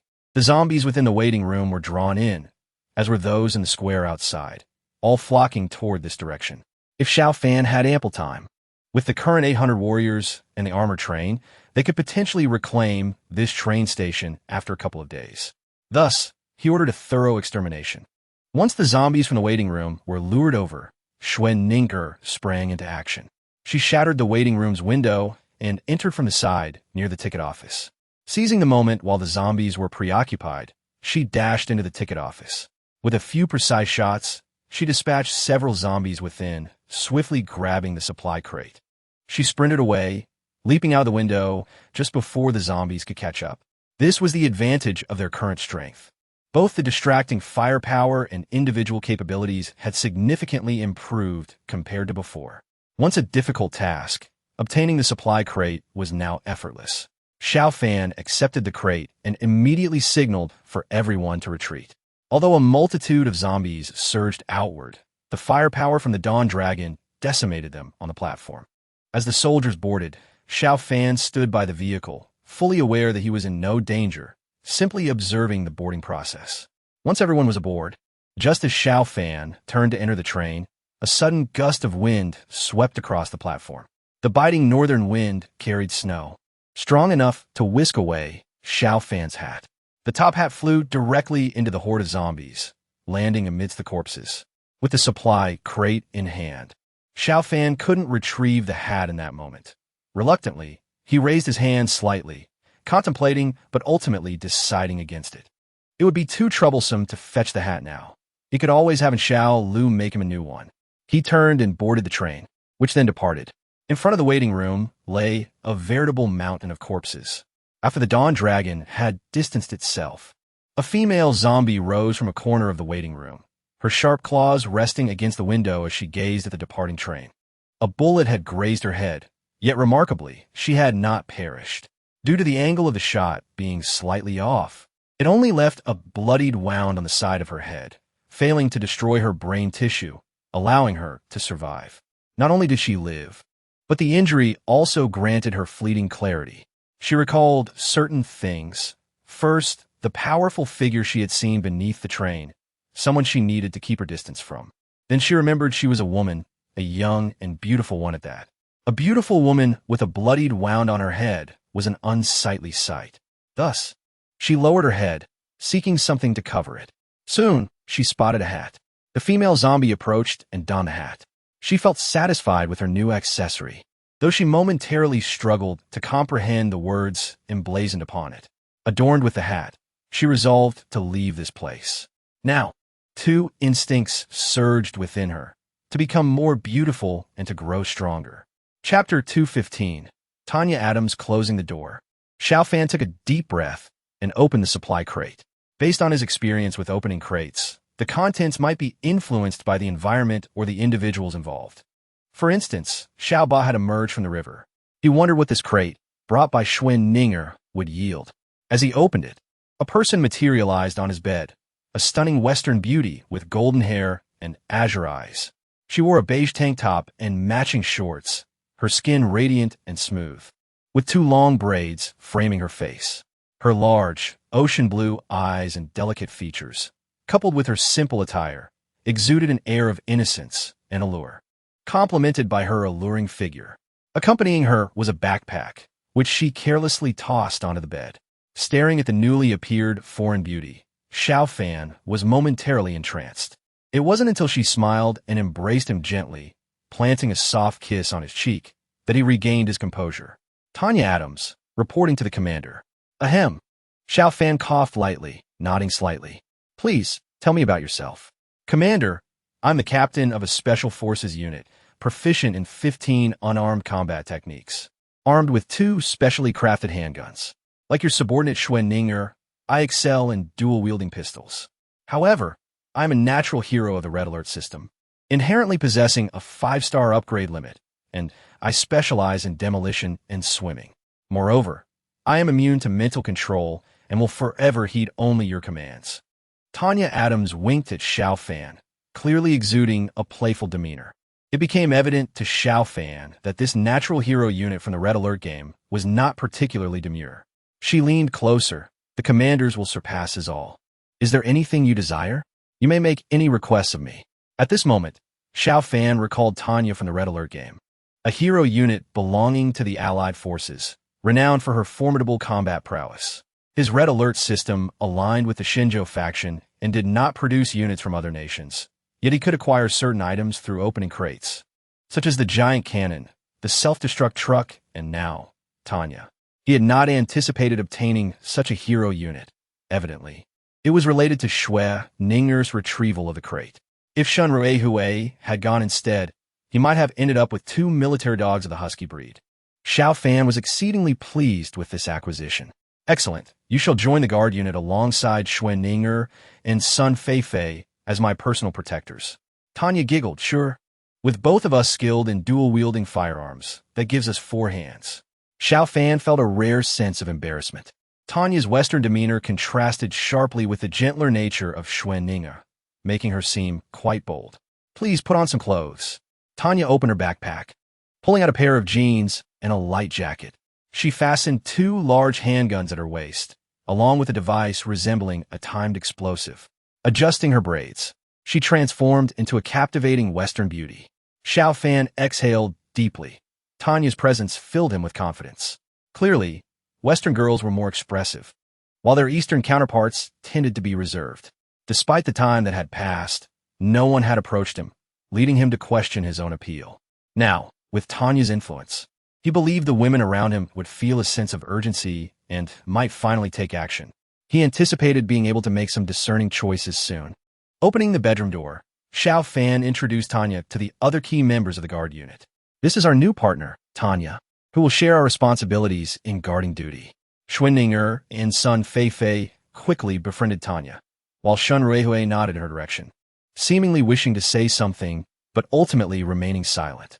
With Tanya's presence, the journey aboard the train became notably more buoyant. Yinyan City, prison base. Recently, the atmosphere in Yinzhou has been fraught with tension, with fresh news arriving almost daily, particularly after the Berlians established a forest base in Yinyan City. Anxiety has spread throughout Shenlong province. Ice City, Yinyan City, and Heishan have formed an alliance, while Shuguang City has joined forces with the Yinzhou Survivors Alliance. The prison base finds itself encircled by these 2 formidable factions. Whether the Shuguang army marches south or the Ice City forces advance north, they will inevitably pass through the prison base, making it impossible to remain detached from the unfolding conflict. Following the demise of the previous leader, Hu Xiaofei, the current chief of the prison base is Han Yu. Although he has occupied this position for several months, he has yet to discover the joy of leadership. It is increasingly clear that remaining neutral is no longer a viable option. One must align with a faction, or risk becoming collateral damage in the power struggle between the 2 sides. Based on geographical proximity, aligning with Shuguang City seems prudent. However, considering the overall strength of the 3 bases, along with the Berlians, that faction appears to wield greater power.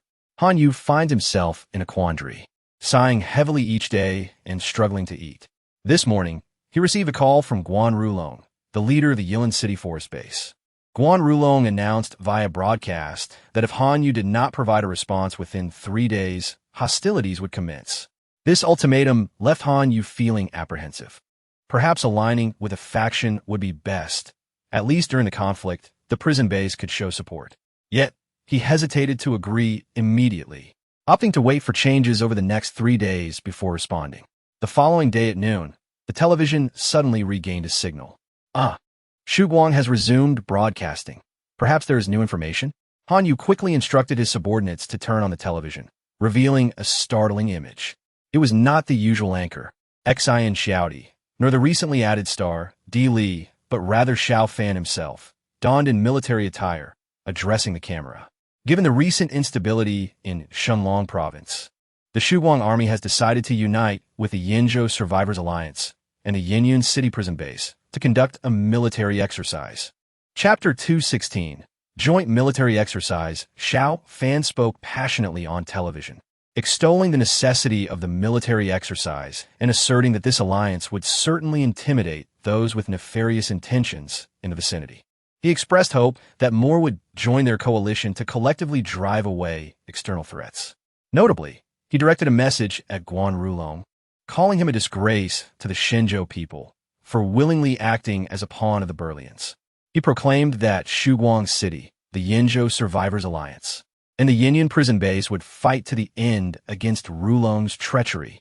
Xiao Fan's address incensed Guan Rulong, and as soon as the broadcast concluded, Rulong declared through the radio that the prison base had now become an enemy. Soon after, both I City and Heishan followed suit, officially designating the prison base as an adversary. Hanyu, who had been slow to react, could only gaze skyward and sigh. What could he do now that war had been declared? He might as well align with Shuguang City. Throughout this ordeal, no one had bothered to consult him. The leader of the prison base, which felt profoundly frustrating. 3 days later, on the 15th day of the 12th lunar month, a joint military exercise, codenamed Dawn Operation, commenced near Pingyuan Town. The Shuguang television station broadcast the entire event, led by the Shuguang Army. The exercise involved cooperation from the Survivors Alliance and the prison base, mobilizing a total of 12,000 troops, 3,000 from the Shuguang Army, 5,000 from the Alliance, and 4,000 from the prison base. The primary focus of the exercise was to simulate an enemy attack on the Survivors Alliance, with the Shuguang Army and the prison base racing hundreds of kilometers overnight to provide support. The Shuguang Army deployed 30 howitzers, 2,107 rocket launchers, 40 tanks, 20 infantry fighting vehicles, 30 armored vehicles, and 10 helicopters. The Survivors Alliance and the prison base also contributed several armored units. Despite suffering significant losses, Xiao Fan had managed to seize a substantial cache of weapons during the conflict in Yinzhou. After both factions agreed to pay the Shuguang Army a portion of gold, Xiao Fan sold them the captured weapons, swiftly restoring their combat capabilities. Under the Shuguang Army's guidance, they began to conduct outdoor combat drills with impressive coordination. The Shuguang Army established a simulated enemy stronghold in Pingyuan Town, initiating the exercise with bombardments of the target area using howitzers and rocket artillery, saturating the enemy positions with fire. Following this, a large-scale armored assault led by the Shuguang Army commenced. Under the cover of aerial units and tank formations, a formidable wave of soldiers surged forward. The obstacles and wooden targets set up in advance were effortlessly dismantled by the skilled marksmen of the Shuguang Army, showcasing their exceptional combat prowess. At the conclusion of the exercise, Xiao Fan arrived at the enemy's command center via helicopter, with cameras capturing his heroic descent. Satisfied with the drill, Xiao Fan noted significant improvements in the combat readiness of both the Alliance and the prison base, marking a return to military proficiency reminiscent of the pre-apocalyptic era. This display undoubtedly served as a deterrent to neighboring factions with ulterior motives. Although 4 factions were united, their dispersed locations and challenging terrain made it difficult for them to disrupt the Shuguang Army. With the current coalition, if the opposing forces did not commit fully, they stood little chance of victory. The Burlians and the Forest Base, initially poised to attack, have now temporarily retreated, recognizing the formidable challenge posed by the 3 allied factions. The ominous clouds of war seemed to dissipate somewhat. In truth, neither the Survivors Alliance, the prison base, nor the citizens of Shuguang City desired conflict at this time.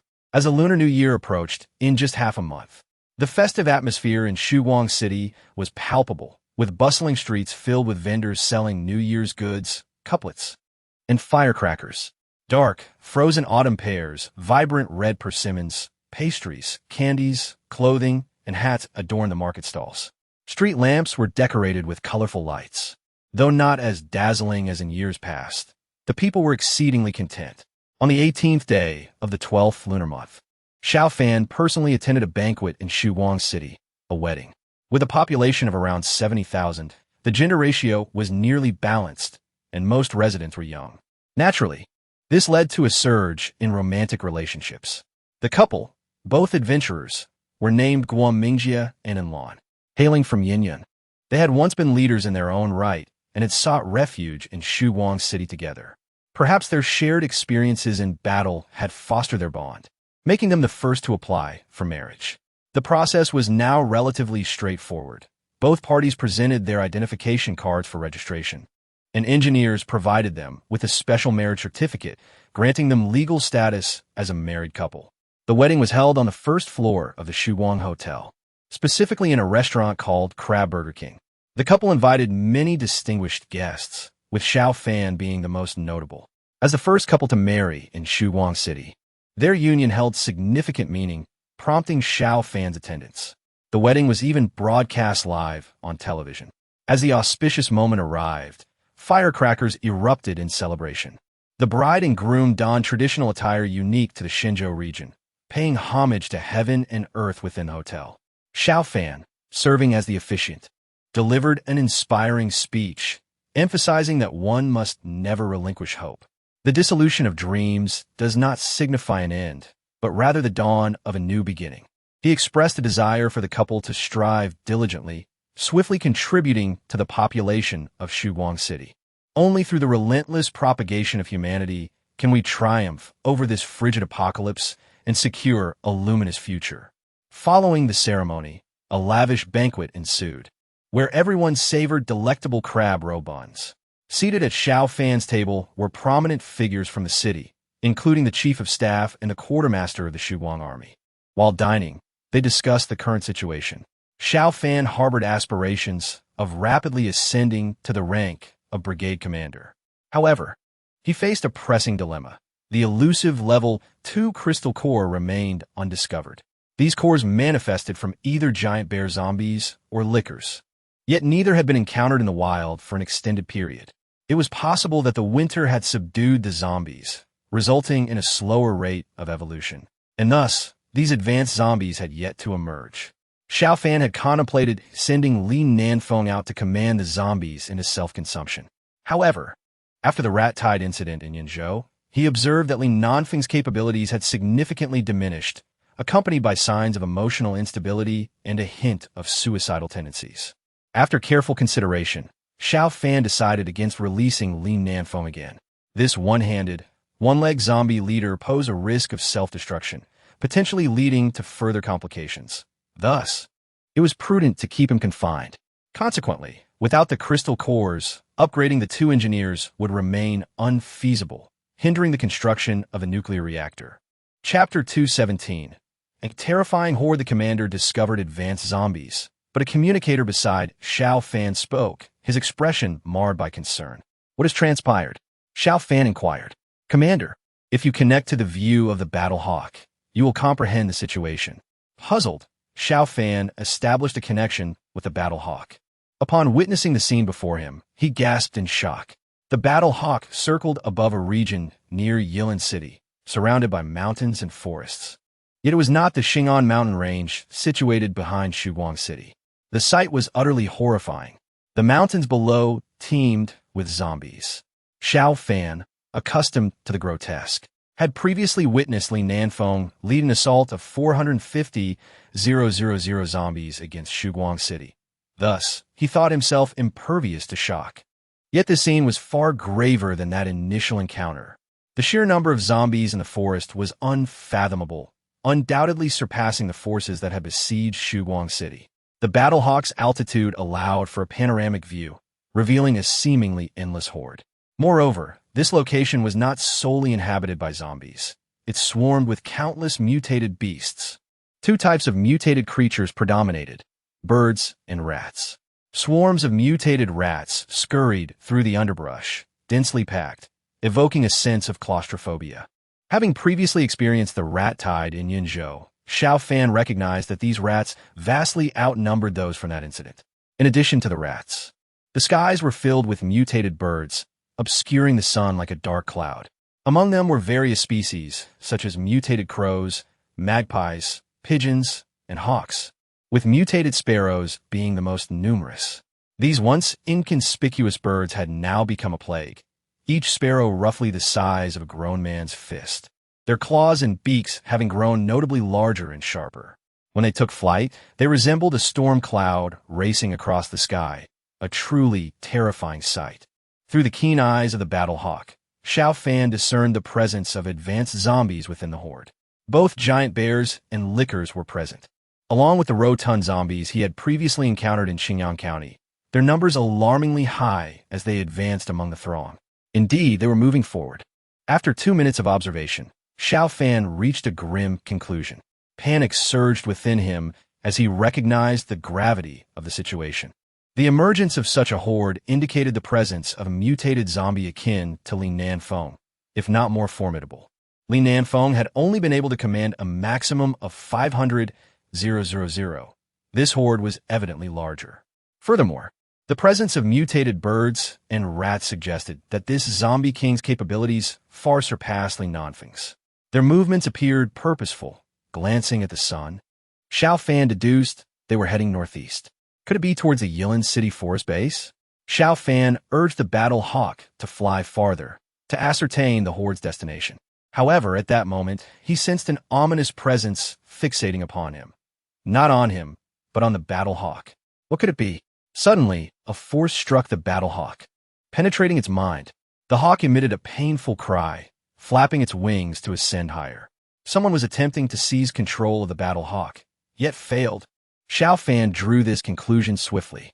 Soon, within the system, Annie communicated to Xiao Fan, Commander, the zombie king attempted to commandeer the battle hawk as one of its minions.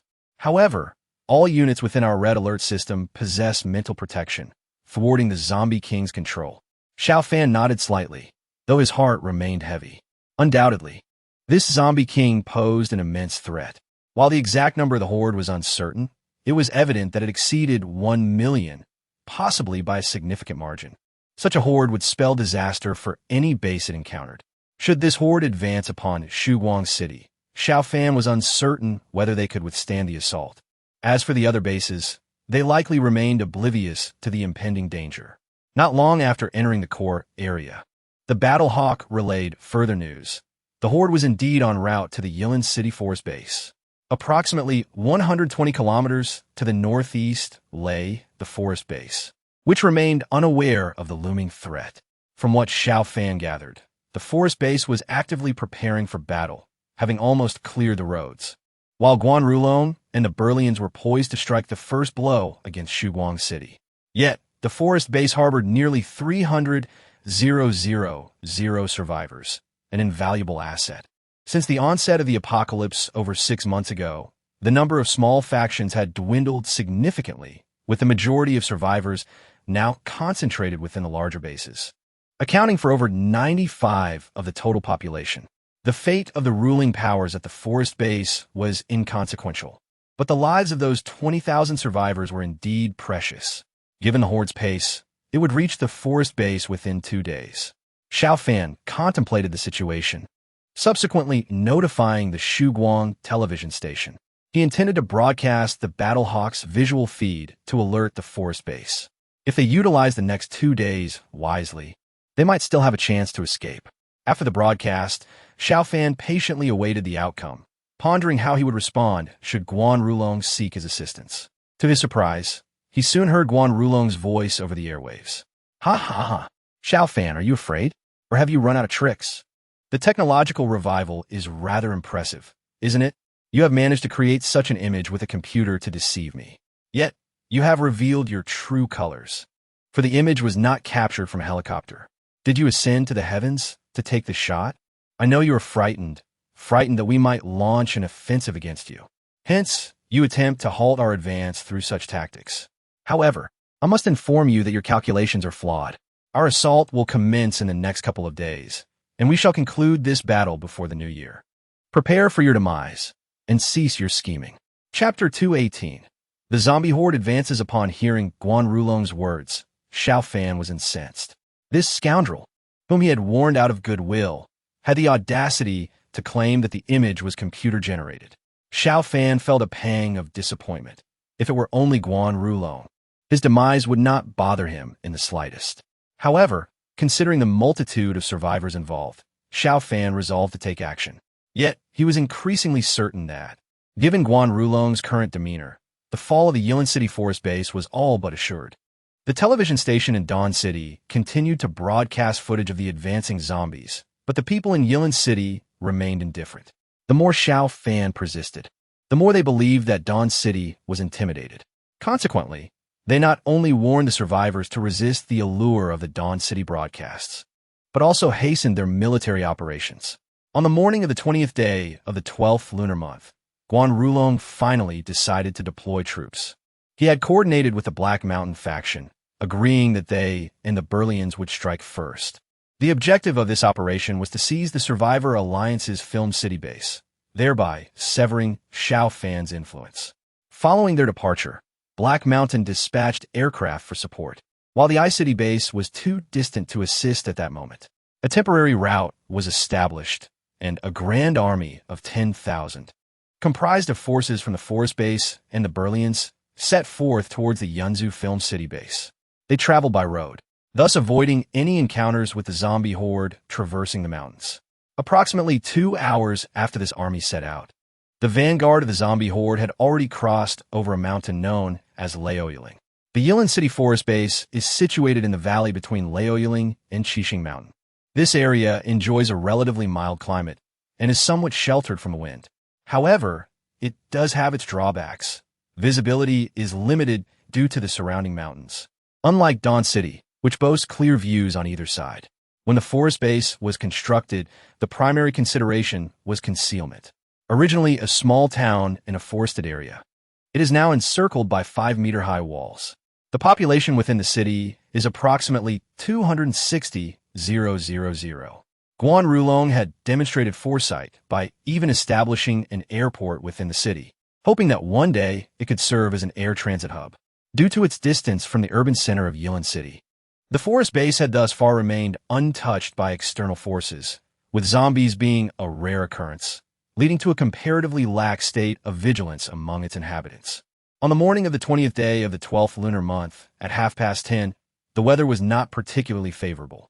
Shortly after the army's departure, snow began to fall once more, and the north wind grew increasingly fierce, causing snowflakes to batter against the window panes. People chose to remain indoors, reluctant to venture outside. On the walls of the forest base, several watchtowers had been erected. At this moment, within a watchtower on the Laoyiling side, a few soldiers were partaking in spirits. A hot pot had been set up on the table, with platters of lamb brought forth. While vegetables were scarce, the mountains often yielded wildlife, and these soldiers had hunted a yellow goat the previous night. Truth be told, they had not truly hunted it. The goat had emerged from the mountains in a panic, even tumbling down a cliff and landing near the city walls. The soldiers had almost stumbled upon a gift, thus leading to today's revelry. Ha ha ha! The lamb has arrived. We are quite fortunate indeed. That yellow goat must have been fleeing from some beast, running blindly into our midst, allowing us to reap the benefits. Indeed, on such a cold day, to enjoy a bit of wine and lamb, life is simply splendid. The men raised their glasses, and one of them downed a shot of strong liquor. As they drank and feasted, it wasn't long before the effects of the alcohol began to take hold. Brothers, if I had to choose, I would rather march against Dawn City. Why is that? Isn't it delightful to drink and feast at home? You lot are truly short-sighted, fixated only on the immediate pleasures of wine and meat. Do you not realize how much bounty awaits us once we conquer Dawn City? Of course we understand. But isn't Dawn City a formidable fortress?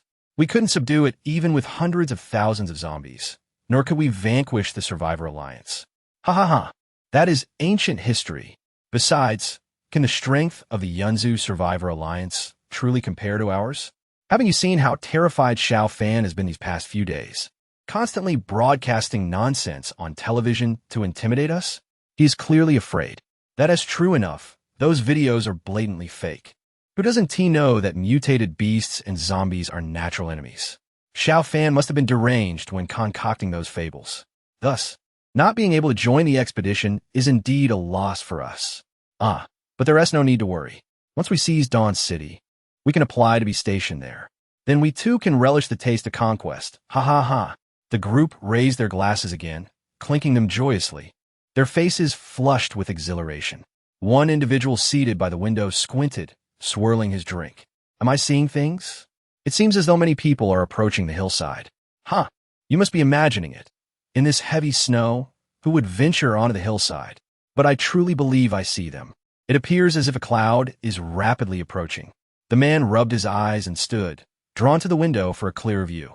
The others, intrigued by his actions, turned to gaze outside. The snow fell thick and heavy, obscuring visibility.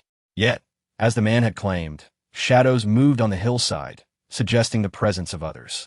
Moreover, A dark cloud was indeed advancing swiftly, casting doubt upon their perceptions.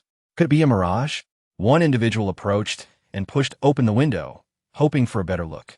The first person to notice suddenly froze. "Oh no! Quickly, shut the window!"